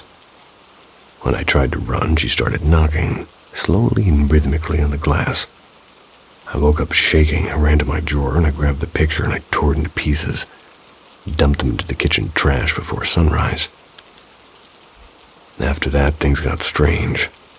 Every night when the hallway light was off, I'd see a woman standing by the living room window. Her hair was long and tangled and her body looked thin and pale. The second I turned on the light, she vanished, and this went on for weeks. I told my classmates that a woman stood in my living room every night, and they laughed, and eventually, the teacher called my parents in for a concerned talk. No one believed me. And then one night, she stopped appearing. I started hearing soft tapping on the window instead, always at 1:13 a.m.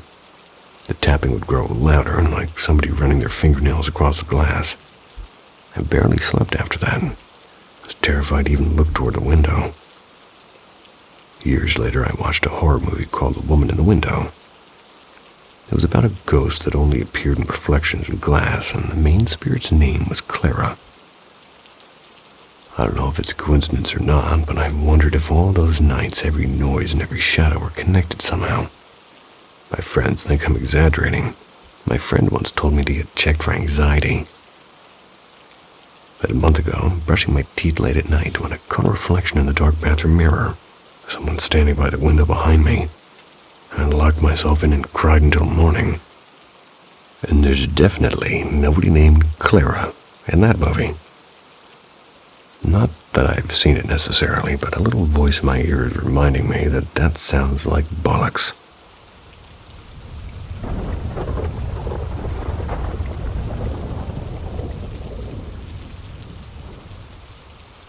The whispers beneath the floorboards. We moved to a new home 3 summers ago, and it felt like walking into a secret we weren't meant to know. The house had belonged to an elderly couple, long gone now, but somehow their presence lingered like perfume in the air, soft and haunting and strangely comforting. It began subtly, like doors sighed open by themselves, a faint sound of humming drifting down the hallway, and the piano, the piano. It'd play a single note and always the same one around midnight, like a gentle reminder that we're sharing a space. And at first I brushed it off as imagination or perhaps old pipes or loose floorboards, but over time I began to feel watched. Not in a threatening way, but like someone was curious about us and protective even. One rainy afternoon I invited a local spiritual reader, helping to understand the odd serenity that filled our walls. She closed her eyes for a long moment and smiled faintly. "It's the woman who lived here before you," she said. "She loved this house deeply, and she stays because you care for it as she did." And that night I woke to a quiet melody, a music box. It was playing from the attic, and the sound floated down through the ceiling, light as a breath. I felt my heart race, and I crept upstairs, half expecting the melody to stop and open the door. But it didn't. The little wooden box, untouched for years, spinning slowly with its tiny ballerina twirling under the moonlight. My husband, ever the skeptic, refused to believe it until one evening as he climbed the stairs he froze. He later told me he'd felt somebody right behind him, the faintest rustle of skirts brushing the wall and the smell of lavender. "She followed me halfway up," he said. "Then she was gone." Our children have grown used to it, and sometimes they'll look up from their games and ask, "Did you call me?" when no one did, and other times they'll wave an empty corner, smiling at nothing I can see. I did experience sleep paralysis once. It was like this terrifying stillness where your body won't obey, but instead of fear, I felt calm. There was a man standing by the window wearing a brown cardigan, looking out toward the garden. He turned slightly and met my eyes and nodded almost politely before fading into the dim morning light. And now we've learned to live together, us and them, The unseen and the breathing all sharing one roof. The floorboards still whisper at night and the piano still sighs, and somehow the house feels fuller for it, as though love once planted here refused to leave.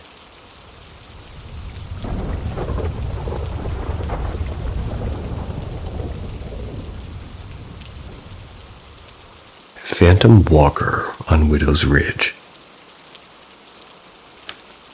Hi, my name's Lars. I used to be the Boy Scout once, and we went to this park, and I can't quite remember the official name, but it was out in Louisiana, up in an area everybody called the Widow's Ridge. Week-long summer camp, and they'd set up little stations all over the place. Archery, sling shooting, and not dying, that sort of stuff. One night I decided to take the archery class again. It was a bit of a hike up a rocky dirt path, and I got there around 7:30. I wrapped up by about 9. There were other kids from different groups, but when the class ended, I left by myself. Started back down the stone and soil staircase toward our campsite. And that's when I noticed a sound behind me. It was like somebody matching my footsteps. Every time I turned, the sound stopped. The trees were thin and dry. The moonlight made long, sort of silver lines up the hill, so I could see pretty far, actually. The park rangers had said a lot of the wildlife had cleared out because of some new trail work, so no critters were supposed to be around. Still, even though there was nothing, no animals or birds, no flash of a headlamp, I could feel someone or something right behind me, matching each step. I got creeped out but kept my cool and made it back to camp. Next night, I went back to archery for fun, but I brought a friend this time. We left at almost the same hour, and he walked ahead of me on the path, and after a few minutes he stopped and leaned over and whispered, "Lars, Lars." I said, "Yeah?" And then without turning, when he whispered again, "Who's that walking behind us?" I spun around quick and, "Mike, there's no one back there," I told him. Mike turned, looked up the hill the same way I had the night before. We locked eyes for a second and then both took off. Full sprint down the bushes and moonlit scrub. Straight back to camp like we were being chased in some dumb action movie. So we tumbled through the barricades and the brambles. Hit the campground out of breath and shaking.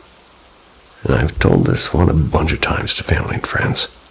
Not long ago, my dad heard me say, and probably came across a phantom walker. I did hear this podcast where I talked about interdimensional beings that mimic people's footsteps. Folks around wild parks call them phantom walkers. Looked it up later, couldn't find anything solid on phantom walkers. Well, nothing useful anyway. So yeah, that's my story from Widow's Ridge, whatever it was. It knew how to walk like me. The Girl by the TV. I have a strange little story that happened to my younger brother. It was around 2008 or 2009. This wasn't just once. It happened a couple of times. The first time was at my grandmother's apartment. Everyone was having one of those peaceful afternoons. Music playing and people talking, that kind of day. And then out of nowhere, we heard my brother crying from the hallway. Now, this hallway connected straight to the living room. You could see all the way down. We all turned, and there he was, sitting on the floor, crying and pushing himself backward like he was trying to get away from something. We asked him what was wrong, but he couldn't say a word. He just screamed and cried. My grandma pulled him close, sat him against her legs, but he kept pressing his head back as if something was still in front of him. And in our culture, there's a small charm, kind of like a seed or an acorn. It's used to protect you from spirits. And if you wear it, the spirit supposedly can't follow you anymore. So my grandma did that, and after a couple of hours, things kind of finally calmed down. But later that night, I asked him what happened, and he whispered, "There was a girl. She kept coming closer to my face." A few years later, we moved into a new house. And 5 days before the move, my brother and I went to explore the backyard. and there was a little gate at the back, and my brother went to check it out. It led to the back door of the house. About 5 minutes later, he came running back to me, pale as a ghost. He said, "I just saw somebody walk into the back door, and he had a tall hat like Abraham Lincoln and a black suit." We didn't say a word to anyone, just pretended that nothing happened. A year after that, we're all watching a movie in the living room. My brother had a fever, and I'm lying on the couch next to us. Everything was quiet until he suddenly sat up and said, "Who is that?" I asked who's who. He pointed toward the TV, and I thought that he meant one of the actors, but he pointed again. And this time, right next to the TV, my stomach dropped. I asked where and what they looked like. He said she's standing next to the TV and her hair's covering her face. And it's been about 6 years since then. I never figured out why my brother saw those things. But maybe some kids really do see what the rest of us can't.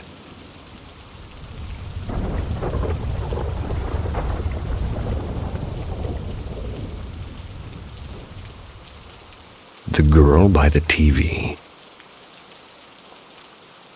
I have a strange little story that happened to my younger brother. It was around 2008 or 2009. This wasn't just once.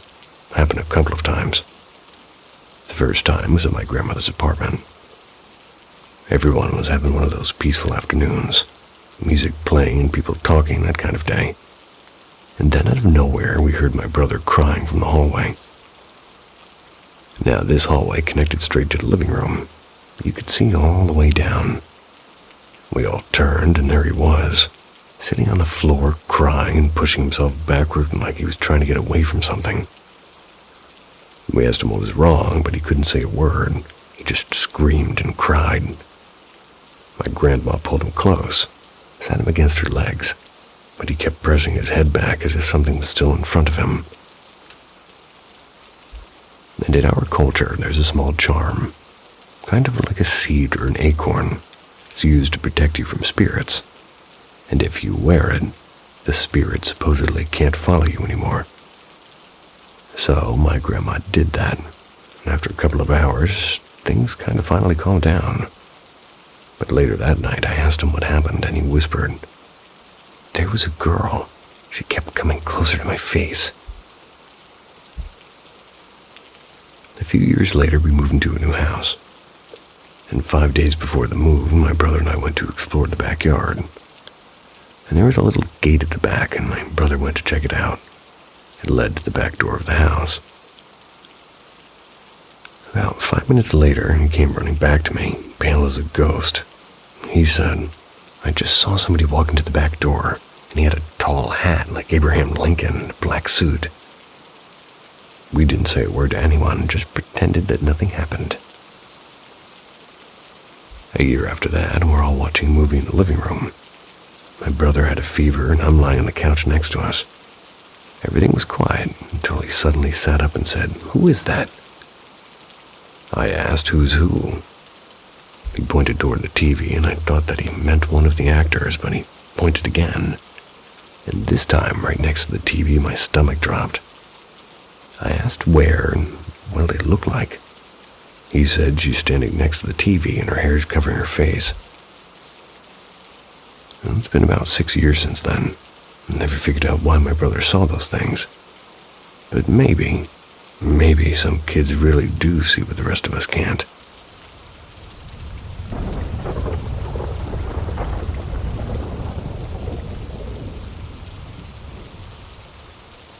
The night my mother was in two places.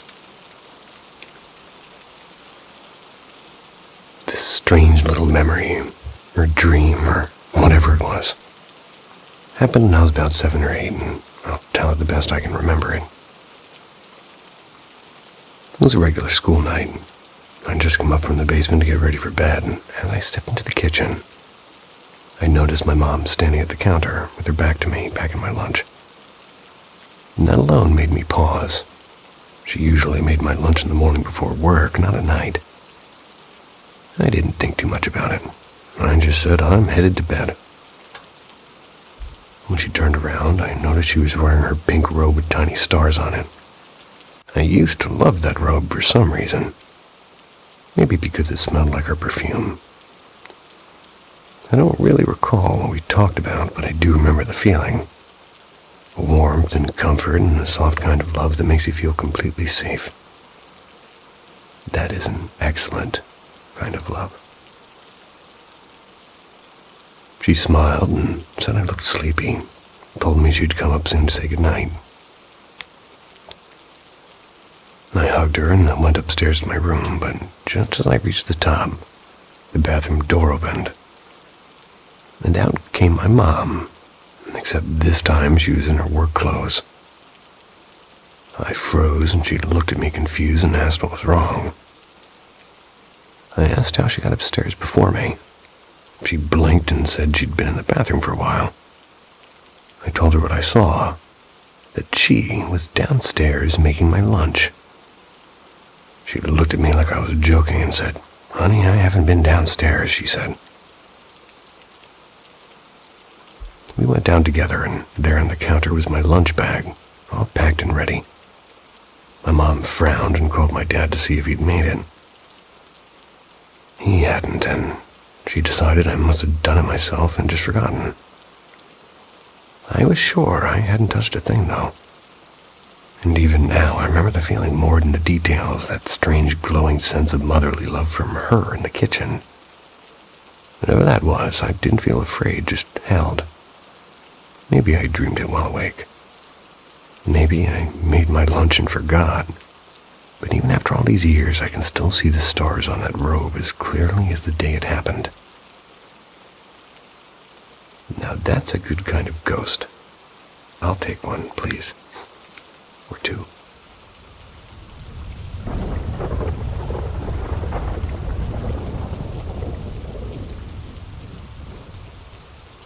The Quiet Intruder. I'm Jack, 22, night shift car washer. I rent a tiny drafty apartment above an abandoned auto parts shop.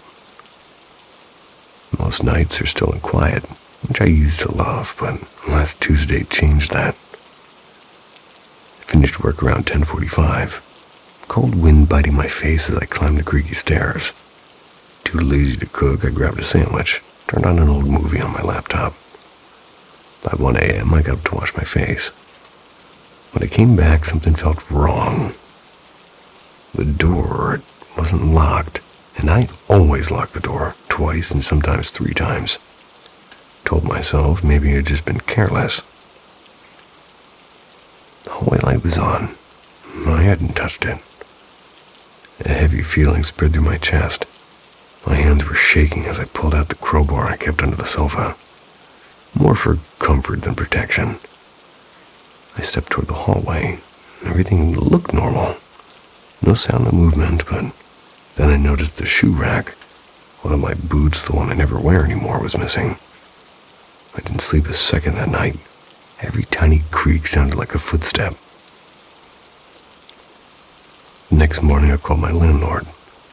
No one else had a key, and the lock showed no scratches, no damage. And over the next week, small things began to shift. My laundry folded itself into uneven stacks I didn't make. The sink was clean even though I'd left dishes in it. Caught a faint scent of cheap cologne in the bathroom, and I live alone. Then one night while locking up the shop, I saw him, a figure standing across the street, half hidden behind a rusted signpost. Hoodie, hands in pockets, watching. I shouted and he slipped away like smoke. Bought a cheap camera, hid it on the top of the fridge. And on the second night, the footage showed him, a man in his late 30s, slipping through my door like he belonged there. He rummaged through my drawers, stared at the walls, slowly turned to look at the camera. He didn't smile, he didn't run, just stared and left. Police came, and there was nothing, no fingerprints, no forced entry, no clue. Now I check the lock 3 times every night. Lights stay on, crowbar sleeps next to me. I keep telling myself he's gone, but some nights when I turn on the tap in the bathroom, I swear I hear the faint sound of footsteps in the hall, as if he'd never left.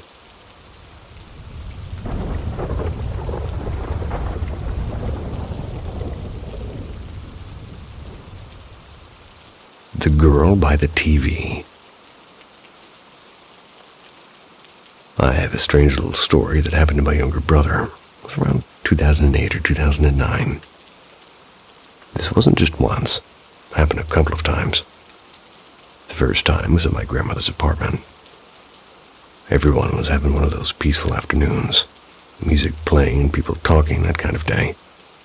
And then out of nowhere, we heard my brother crying from the hallway. Now, this hallway connected straight to the living room. You could see all the way down.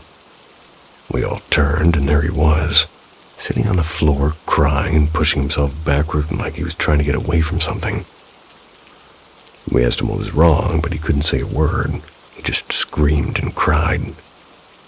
My grandma pulled him close, sat him against her legs, but he kept pressing his head back as if something was still in front of him. And in our culture, there's a small charm, kind of like a seed or an acorn. It's used to protect you from spirits. And if you wear it, the spirit supposedly can't follow you anymore. So my grandma did that. And after a couple of hours, things kind of finally calmed down. But later that night, I asked him what happened, and he whispered, "There was a girl. She kept coming closer to my face." A few years later, we moved into a new house. And 5 days before the move, my brother and I went to explore the backyard. And there was a little gate at the back, and my brother went to check it out. It led to the back door of the house. About 5 minutes later, he came running back to me, pale as a ghost. He said, "I just saw somebody walk into the back door, and he had a tall hat like Abraham Lincoln and a black suit." We didn't say a word to anyone, just pretended that nothing happened. A year after that, we're all watching a movie in the living room. My brother had a fever, and I'm lying on the couch next to us. Everything was quiet until he suddenly sat up and said, "Who is that?" I asked, "Who's who?" He pointed toward the TV, and I thought that he meant one of the actors, but he pointed again. And this time, right next to the TV, my stomach dropped. I asked where and what they looked like. He said she's standing next to the TV and her hair's covering her face. And it's been about 6 years since then. I never figured out why my brother saw those things. But maybe some kids really do see what the rest of us can't.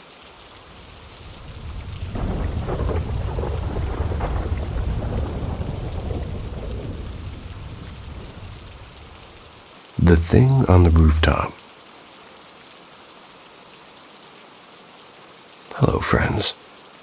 What I'm about to share is one of the scariest things that's ever happened to me. And, by the way, it's not fake. It's the first time in my life I've ever seen something that I truly believe was a ghost. I live in a small town in Chhattisgarh. It's in India. And every night after dinner, I step outside for a smoke, and kind of my daily routine. Just a short walk from my house is a row of old government quarters surrounded by trees. And that night, everything started as usual. It was summer, and the air was hot, so I bought a bottle of cold water from the fridge. Around 11:30 p.m., while smoking, talking to my girlfriend on the phone, I stood near the small black gate that leads into the colony. The gate was always closed at night, and I remember checking it earlier, and it was definitely locked. While chatting, I turned my head slightly upward, just casually, and that's when I saw it. On the roof of one of the quarters stood a tall, black, human-shaped figure. At first, I thought it was someone from the building. Maybe they were out late to take down their dried clothes. But something just didn't feel right. The figure wasn't moving normally. It didn't even look like it was standing on solid ground, more like it was floating or leaning backward unnaturally. For a second, I thought my eyes were playing tricks, and maybe the darkness made it look strange. But then I swear the thing moved. It leaned back slowly, as if it was melting into the shadows behind the rooftop. And then it was gone. No sound, no footsteps, just silence. My heart started pounding, and I quickly walked toward the quarters to check the gate, and it was still closed. Nobody could have gone up or down without opening it, and I stood there frozen with the cigarette in my hand, trying to make sense of what I'd seen. I'm writing this now because my mind just can't process it. I've been outside that same place hundreds of nights, doing the same thing. Never like this ever happened before. And I don't know if you believe in ghosts, but I'm telling you after tonight I'm 100% sure they do exist. If anybody wants, I can post pictures of the area and the quarters. So thanks for reading, my friends. I hope I never see that thing again. Stay safe and don't go smoking alone at midnight. Don't tell me what to do. But maybe take his advice.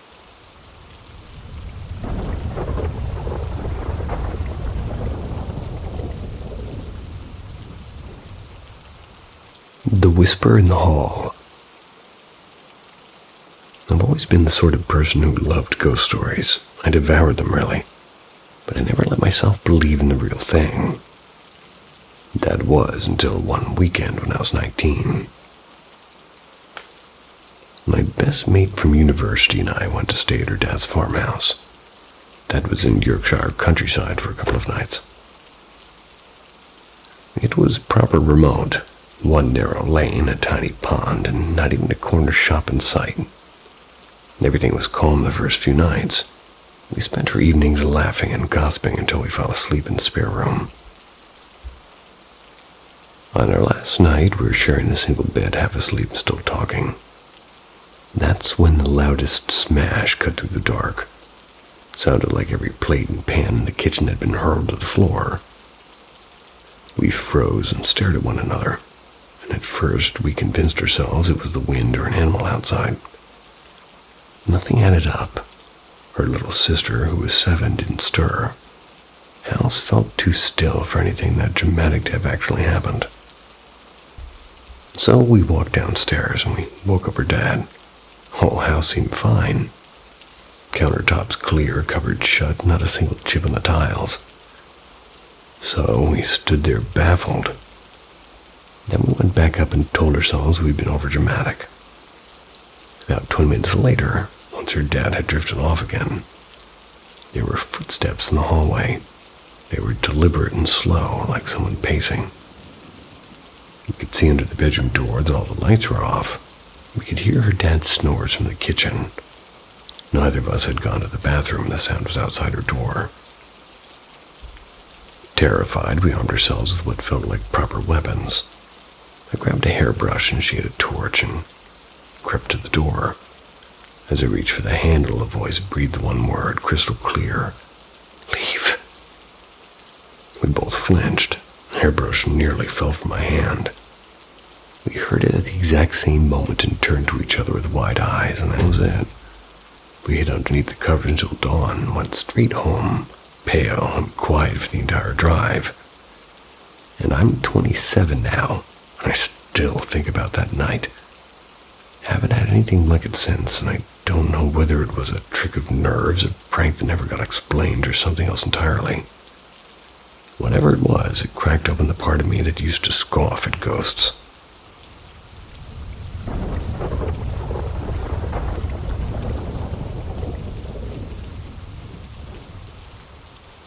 Lights in Michigan. This happened about 10 to 12 years ago.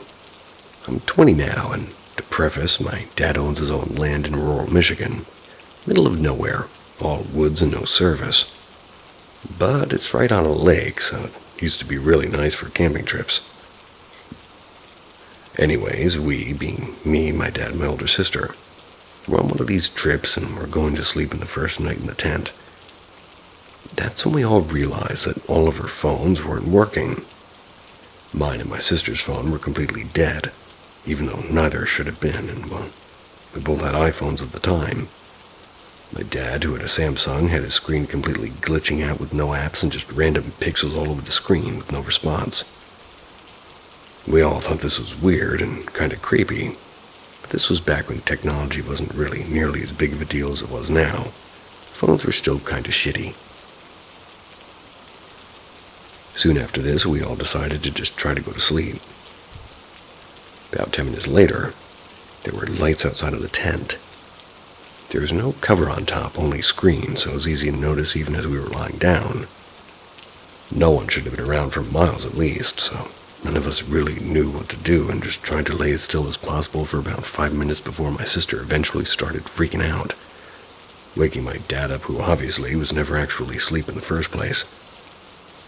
I stayed pretending, and I heard them whispering about the lights, trying to make sense of what they were seeing.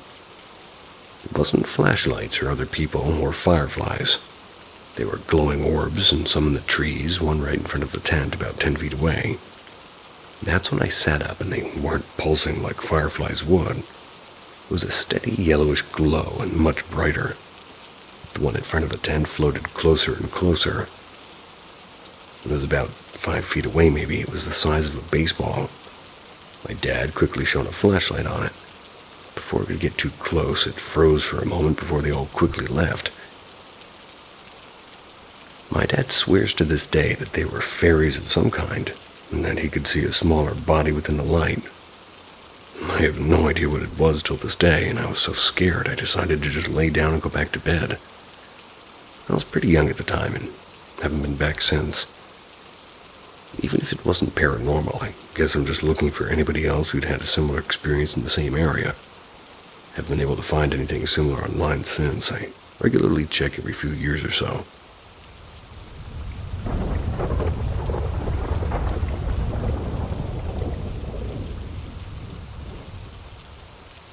When Dumpling Walked Again. It's a short story, but I'll tell it as clearly as I can.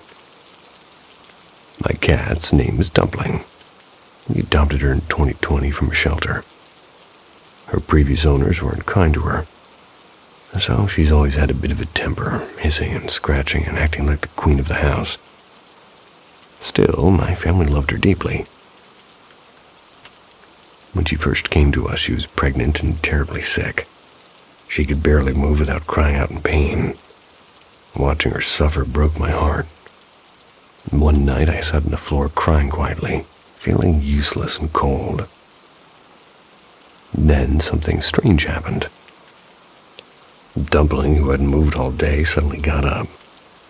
Thought maybe the medicine my dad gave her was kicking in, but instead of going to her food bowl or bed, she walked straight toward me. She rubbed her head against my arm and pressed her warm body into mine. And I was confused, and she hadn't done that before. I thought she wanted food, so I stood up and poured some into her bowl. She didn't even glance at it. She just came back, sat beside me, and purred. My mom walked in, saw us like that, and stopped in her tracks. She smiled a little, but didn't say anything. And after a while, my tears dried, and Dumpling quietly walked behind the couch. Now, behind our couch, there's this tiny little gap, just enough for dust and small toys to disappear into. But not a whole cat. When I turned to check on her, she was gone, like completely. I panicked. I ran into the kitchen. I asked my dad if he'd seen her. He looked puzzled and said Dumpling had been sleeping on her blanket the whole time, and I just froze there. My mom came over, saw the real Dumpling still curled up in her spot, and we just stared at each other. Happened in seconds. There's no way a sick, pregnant cat could have moved that fast. Mom said maybe a spirit used Dumpling's form to comfort me. I don't know whether to laugh or believe her. But then I remembered my old cat, Shiro. Passed away in 2019. And Shiro was gentle and brave and a little bit dramatic. The kind of cat who would definitely come back just to check if I was okay. Maybe it was her, maybe not. But I'd like to think Shiro borrowed Dumpling's body for a moment, just to remind me I wasn't alone.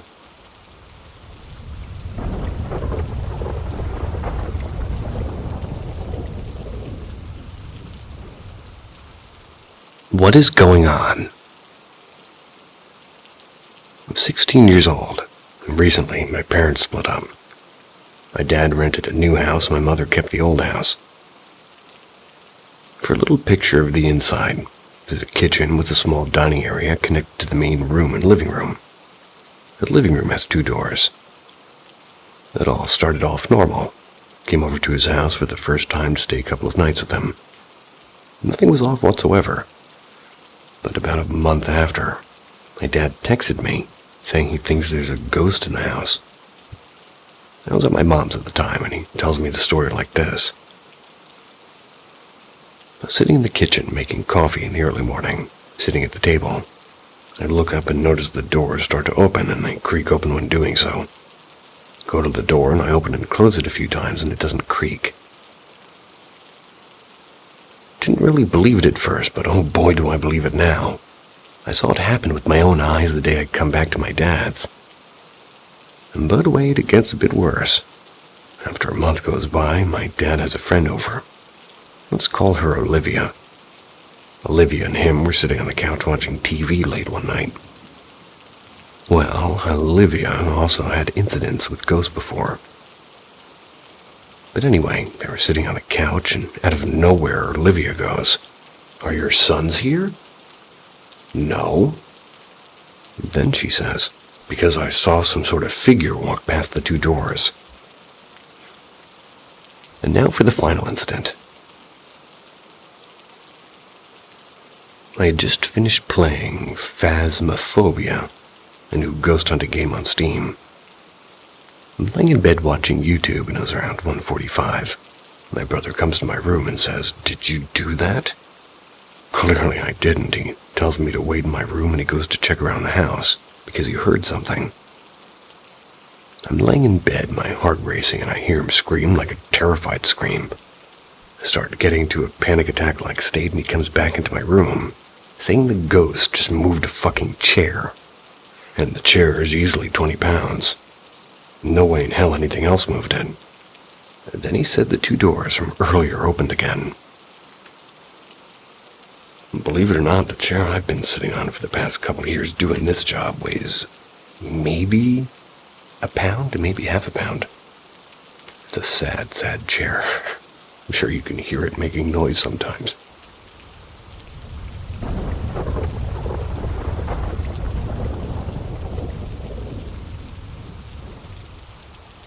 The Floating Candle of Maple Street. When I was 13, I'm pretty sure I had an encounter with something. Poltergeist or ghost or spirit, take your pick. Before that night, nothing out of the ordinary had ever happened in my parents' house, and to this day, I haven't seen anything strange there again. A little bit of background. I grew up in a very traditional household. It's where supernatural stories weren't taken seriously. The home itself is over a century old, a creaky two-story on Maple Street. My parents always dismissed the noises as pipes or old wood, and my childhood dog would sometimes bark and stare at the top corner of my bedroom wall for no reason. That's not what you think it is. That is my weird stool I'm sitting on. Oh, yeah, that's not me. See? I chalked it up to dog being dog and ignored it, and I even went as far as to do some research. No tragic history tied to the property, no reported hauntings, no deaths, and of course that doesn't mean nothing happened there. But at least on paper the place was squeaky clean. Now for the story. Probably late October, and I'd been reorganizing my room all day. I was moving furniture and stacking books and lighting a lavender-scented candle in a small ceramic holder. Not glass this time. As I was finishing up, the candle slid off my desk, and instead of falling straight down, it drifted, and actually drifted about 6 feet across the room and slammed into my closet door. The ceramic holder shattered into 3 jagged pieces. Before I could process what happened, my bedroom door creaked shut on its own. Not slammed, not pushed, it just slowly swung shut until a latch clicked. Completely freaked out, I ran to find my mom in the kitchen. She calmly suggested it might have been vibrations from a passing truck, and, well, we didn't live near a highway. So I asked if she had felt anything. She said no, and she guessed it could have been my sister playing a prank on me, but she was outside at the time and had no way of pulling such a trick. And that was the one and only time anything like that happened in that house. Even now when I bring it up, my parents shake their heads and admit they have no explanation either. Not the scariest story in the world, but still unnerved me. Felt like something wanted me to notice it just once. Well, if anybody has a theory, I'd like to hear it.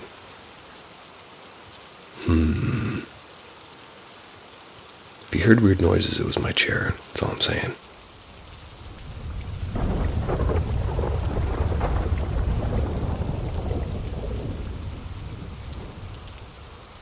The man behind the glass. Since I was a kid, I've had a few strange, unexplainable things happen to me.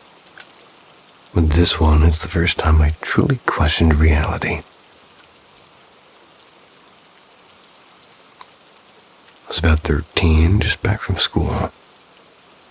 I lived in a small apartment building on the second floor, and normally I'd take the elevator because, long day plus heavy backpack equals no stairs, please. But that day, even though my hand reached for the elevator handle, I suddenly pulled back, and I don't know why.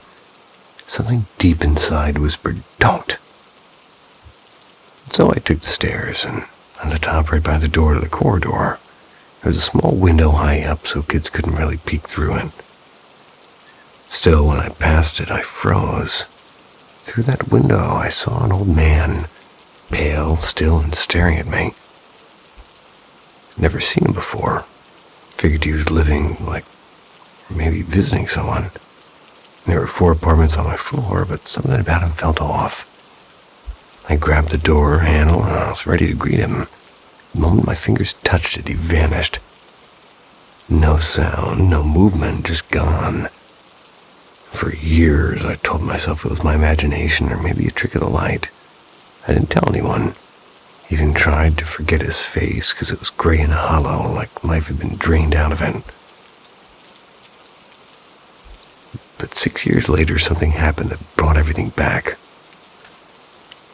My little nephew, he was about maybe a year and a half old, actually.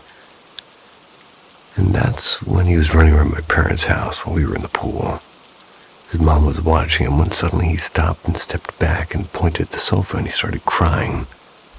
We rushed over and asked what was wrong, and he said, trembling, "Mommy, there's no man under the sofa." At first, we panicked, thinking maybe somebody broke in. My dad sometimes did come in through the back door after work, but there was no one there, nothing. Just the empty living room and a crying child. 3 years later, when he was older, he mentioned it again and pretty calm this time. He said he saw the same old man with gray skin, tall and standing right next to my mom, and the way he described that face, it was the same one I saw through the little window. And to this day, I have no idea who he was, but I am sure that we both saw the same man.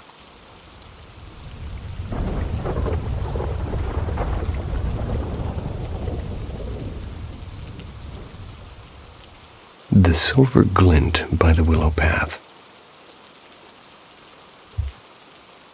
When I was 16, my father passed away. He was laid to rest in a quiet cemetery just outside Milwaukee. It's nestled between old oak trees and a slow-moving creek. It's a serene place, dotted with weathered headstones and marble angels that seem to watch over the past. At first, I couldn't bring myself to visit. Losing him had split something deep inside me. And even though I believed that the soul moves on, I wasn't ready to face the patch of earth that marked where his body rested. But time softened the edges of that grief. One breezy afternoon in early April, close to Dad's birthday, I said to my mom, "Let's bring him some flowers." Her face lit up immediately. "I love that," she said. We walked there together, and it wasn't far, and wandered along the gravel paths lined with the spring violets, and as we strolled, I distracted myself by reading the inscriptions on the old 19th century stones. Names, prayers, and little verses. They were worn by the rain and the time. Then, as we rounded a bend near a row of willows, something caught the sunlight and flashed at me from the grass. Curious, I stooped and picked it up, and it was a small silver-colored piece of metal, cold and strangely heavy in my hand. "What's this?" I asked, holding it up. My mom looked, and her expression changed instantly. "Where did you find that?" she asked sharply. "Show me the exact spot." I pointed, startled by her tone, and I said, "Why? What is it?" "It's a coffin ornament," she said. "It came off someone's casket. You gotta put it back exactly where it was. If you take it, you're disturbing their rest.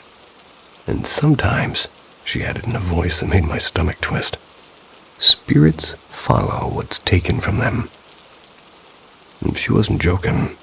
The way she said it made me believe she'd seen something like this before. I retraced my steps, found the patch of grass, placed the metal piece back where I'd found it. I whispered an apology, feeling a strange chill despite the spring sun. And that was over 40 years ago. I've often thought about that day, and sometimes I still wonder what might have happened if I'd slipped that small, shiny thing into my pocket and brought it home.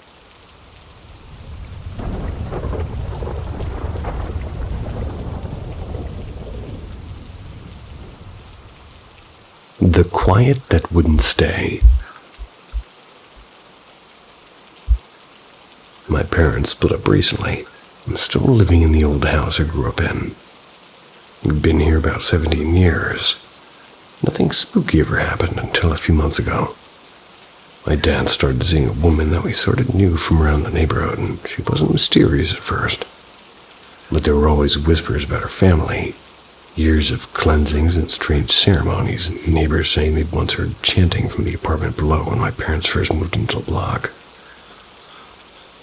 So fast forward 30 years, without the sound effect. My parents are divorced. There's some details I'll skip, and after a while, let's just say my dad let her move in. And that's when things changed. I began having nightmares like I'd never had before. Vivid, cold, wake-up sweating nightmares. And then the dogs started acting up every night. Precisely between 1 a.m. and 6 a.m. and they'd wake up and they'd bark at nothing. For a couple of weeks it eased up, so I figured maybe it would just pass. But I asked my dad to make her leave because she'd been rude to him and to us. She flipped when my sister and I went out for dinner with him without inviting her. In the same hour, I talked to him about it, and the house did a 180. Small things at first. A picture would slide off a shelf, or closet doors flung open and shut. A small speaker would turn itself on at 3 a.m.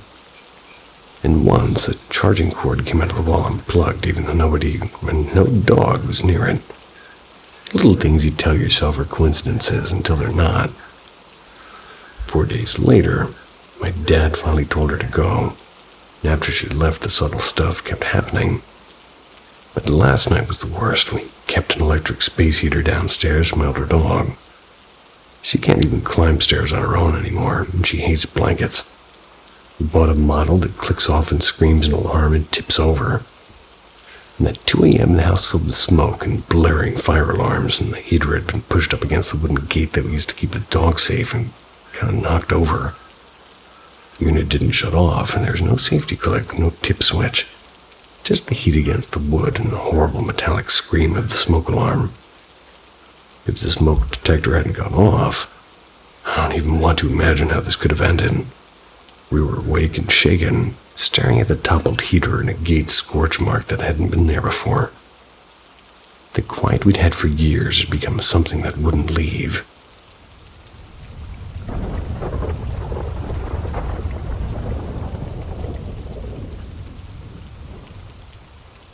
The Night Visitor at Block 542. This happened more than 10 years ago. It's when I was still living at Jurong West, Block 542, just a short walk from my secondary school. My nightly routine was always the same. TV until 11 p.m. and then chatting with my girlfriend till about 2. But after that night, I never stayed up late in that house again. Back then, I was living with my granny and my cousin. My parents only came back on weekends because their workplace was closer to my aunt's place. So most weekdays, it was just the 3 of us at home. One evening, my cousin went off for school camp, so only Granny and I were home.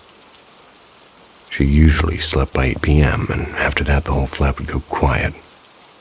except for the soft light from my room. Around 12:30 a.m., I was still on the phone with my girlfriend when my bedroom door suddenly creaked open. I froze and I was sure I'd locked it. Through the half-open door, I saw something or someone standing there. A dark figure, just tall enough to brush the top of the door frame. It didn't come in, it just leaned slightly, its head tilting left and right, as if scanning the room. I wasn't wearing my specs, so everything looked blurry. Who says specs? But the movement was unmistakable, and then after a few seconds it was gone. And at first I thought it might have been my granny checking me. That made no sense. She was over 70 and her room was all the way at the other end of the flat. There's no way she could have moved that fast, especially without making a sound. I hung up immediately, pulled my blanket over my head and didn't dare move until sunrise. And even after all these years, I still get goosebumps thinking about it, because I've had weird experiences during my army days too. Strange noises in the jungle and cold drafts and empty tents, but nothing compared to actually seeing something that night. I swear, if I'd had my specs on, my glasses, I might have seen its face and maybe I wouldn't have slept again. Has anyone ever seen something like this before? I mean, I still wonder what it was or what it was looking for.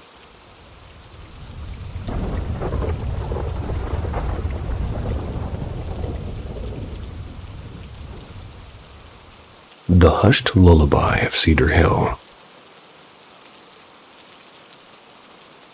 Well, given my family's long, uneasy history with things that go bump in the night, it's hardly surprising that we've collected a trove of ghost stories. But one in particular still lingers with me, a memory tied to my favorite summer retreat, Aunt Clara's old house on Cedar Hall Road. I had a bearded dragon named Clara once. She had a necklace. So once a duplex, her home had been opened up into a single rambling space. Upstairs, a narrow hallway stitched the two halves together, and in the center sat a small square room. Long ago, it was my Uncle David's bedroom. While cleaning the attic, Aunt Clara had discovered a gently creaking rocking chair and, thinking nothing of it, carried it down for David to use as a late-night reading chair. One warm June evening, after basketball practice, David collapsed into bed across the chair and drifted into heavy sleep. Sometime before dawn, he stirred at the faint creak of wood, and half awake he assumed Clara was peeking in before heading to her early shift. He turned just enough to see the rocker moving on its own, and blinking hard, he watched as a soft mist-gray figure of a woman glided from the far doorway, settled into the chair. In her arms rested a hazy bundle the size of a swaddled infant. The chair began to rock in a steady, slow rhythm, and from the air came a whisper of melody, a low, tender humming. David kind of strained to catch the words and finally heard them, soft as breath. "Sleep now, Henry. Mama's here. It's all right, my darling." Instead of fear, a strange calm washed over him, and he let the sound cradle him back to sleep. Next morning over coffee, he told Clara. She simply nodded unfazed. "Funny thing," she said. Previous owner mentioned a mother and a baby who lived here in the 1920s, and the boy died of a fever. Maybe that was his nursery chair. We can toss it if it bothers you." David shook his head with a little small smile. "No, leave it. It was gentle." And so the chair stayed, carrying its quiet lullaby through the years, rocking on the heart of Cedar Hall, which is different than Cedar Hill.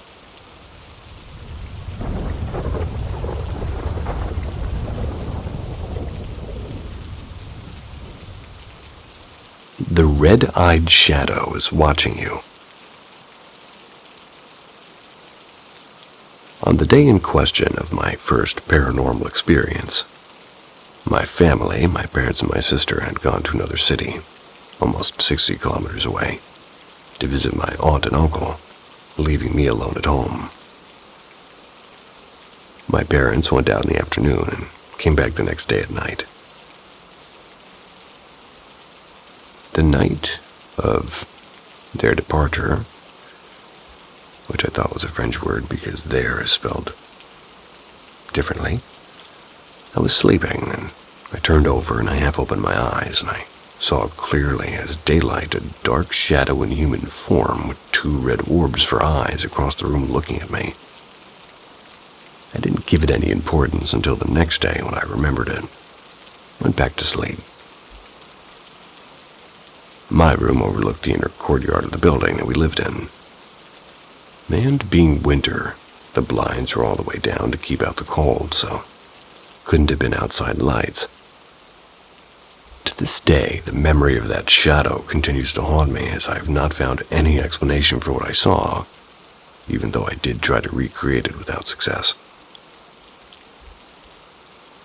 Other experiences. My little sister has commented to me on dozens of occasions, seeing how a dark quote-unquote thing as night peeks into her room through the doorframe, moves away when she sees it. P.S. I've also seen it on several occasions. And a few months ago, I would go back in after smoking a cigarette and the whole living room was dark, and that moment I saw a kind of mist with the height of a human pass through the room and disappear through the exit door. Several minutes later, my mom told me that she had seen the same thing from the kitchen, and would swear it was a woman. A couple of weeks ago, my father had gone to smoke in the backyard of our house, and when he went back inside and turned on the lights, he swears that he thought he saw for a few seconds what looked like a child. My sister had already been several hours sleeping. They were standing in front of the kitchen door before disappearing. She almost dropped a glass of water he was carrying in her hand. What do you guys think? He was carrying water in her hand.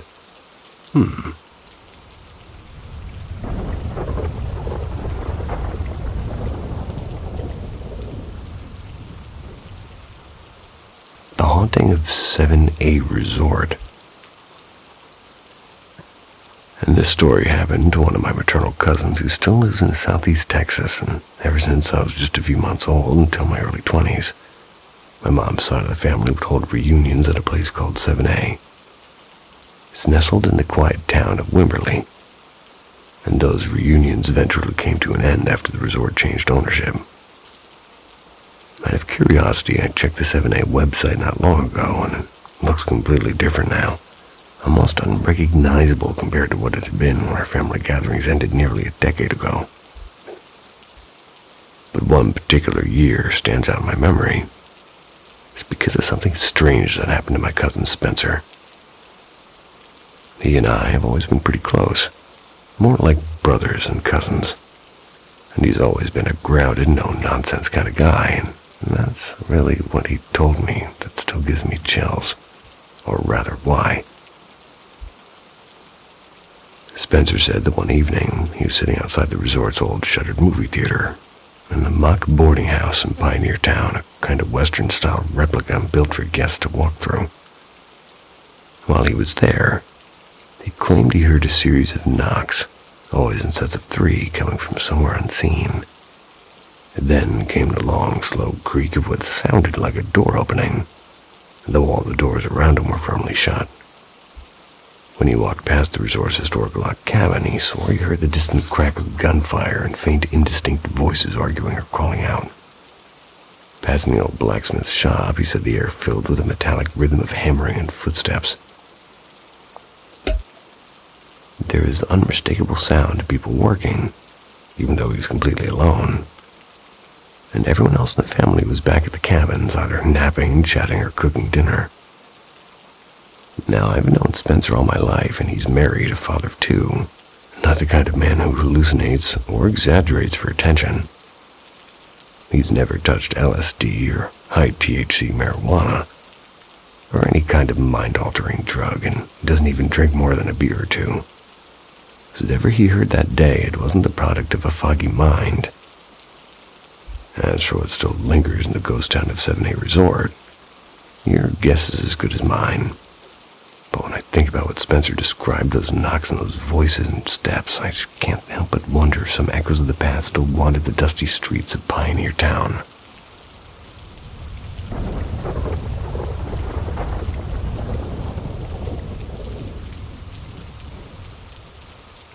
Ghost light on the sunroom. This house has honestly been in my family for as long as I can remember. Since I was a baby, really. The place I'm living in now used to belong to my pawpaw Joe, my mom's dad. It was even the house he grew up in, and he handed it down to me and my husband in April of 2020. Keep in mind, I've always been close to Pawpaw Joe. My mom used to laugh and say the minute I was born, I had him wrapped around my finger. He passed away quietly in his sleep at this little farm just beyond our property in April of 2023. And since then, my husband and I both feel like there might be two spirits still hanging around. My Pawpaw Joe and his father, my great-grandfather Marvin. As for the strange stuff, well, it started small. Sometimes I hear voices coming from the back room where we don't even have a TV. It's just empty storage and a stack of boxes. And one funny and unnerving thing is the kitchen, one or two cabinet doors will be open. That's always when we leave them shut. And now and then a drawer will be pulled out of at least a little bit be pulled out. It's like somebody was looking for something. And then a few months back, our bedroom's old barn stall sliding door slid open by itself in the middle of the night. It freaked me out because those doors are heavy. They never move without you touching them. And the thing that bothers me the most, though, is the back door. I keep that door locked and I'm home all day. I always lock it. But sometimes I come by and it's unlocked, and my husband has even come home to find it ajar when I'm not there. He says he thinks it's Pawpaw Joe checking in on us. And the sweetest and strangest one are ghost cats. Back in August, 3 of our boy cats, they died unexpectedly. And every now and then I still hear a faint meow from the little sunroom where they used to nap together. It's soft, like the house is remembering them. Some nights it's the creepiest thing, and other nights it's the most comforting. Either way, this house feels full of people and pets who don't quite want to leave. Sounds good to me.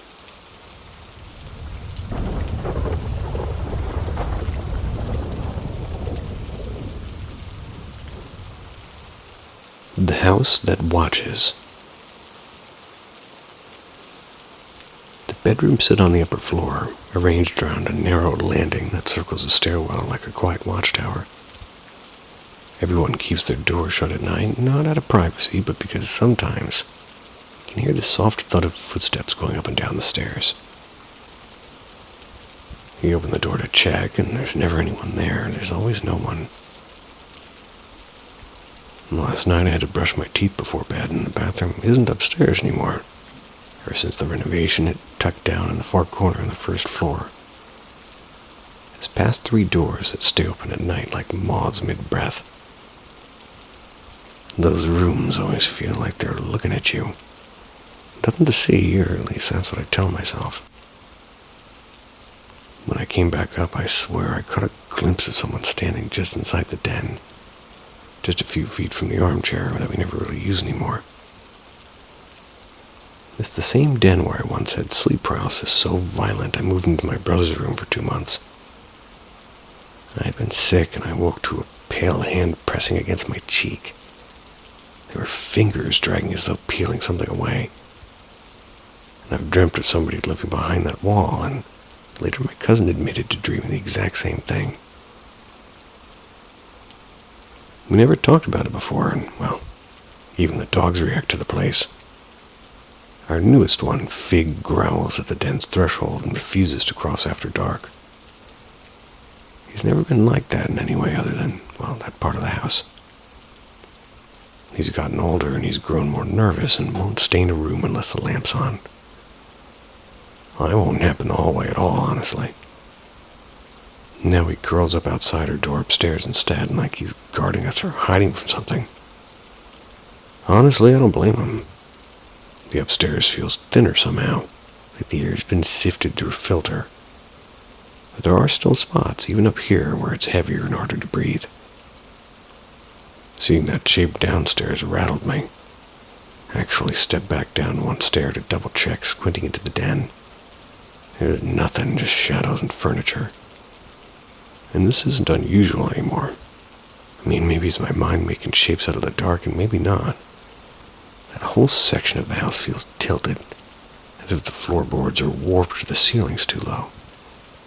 I didn't go back down after that, not that night.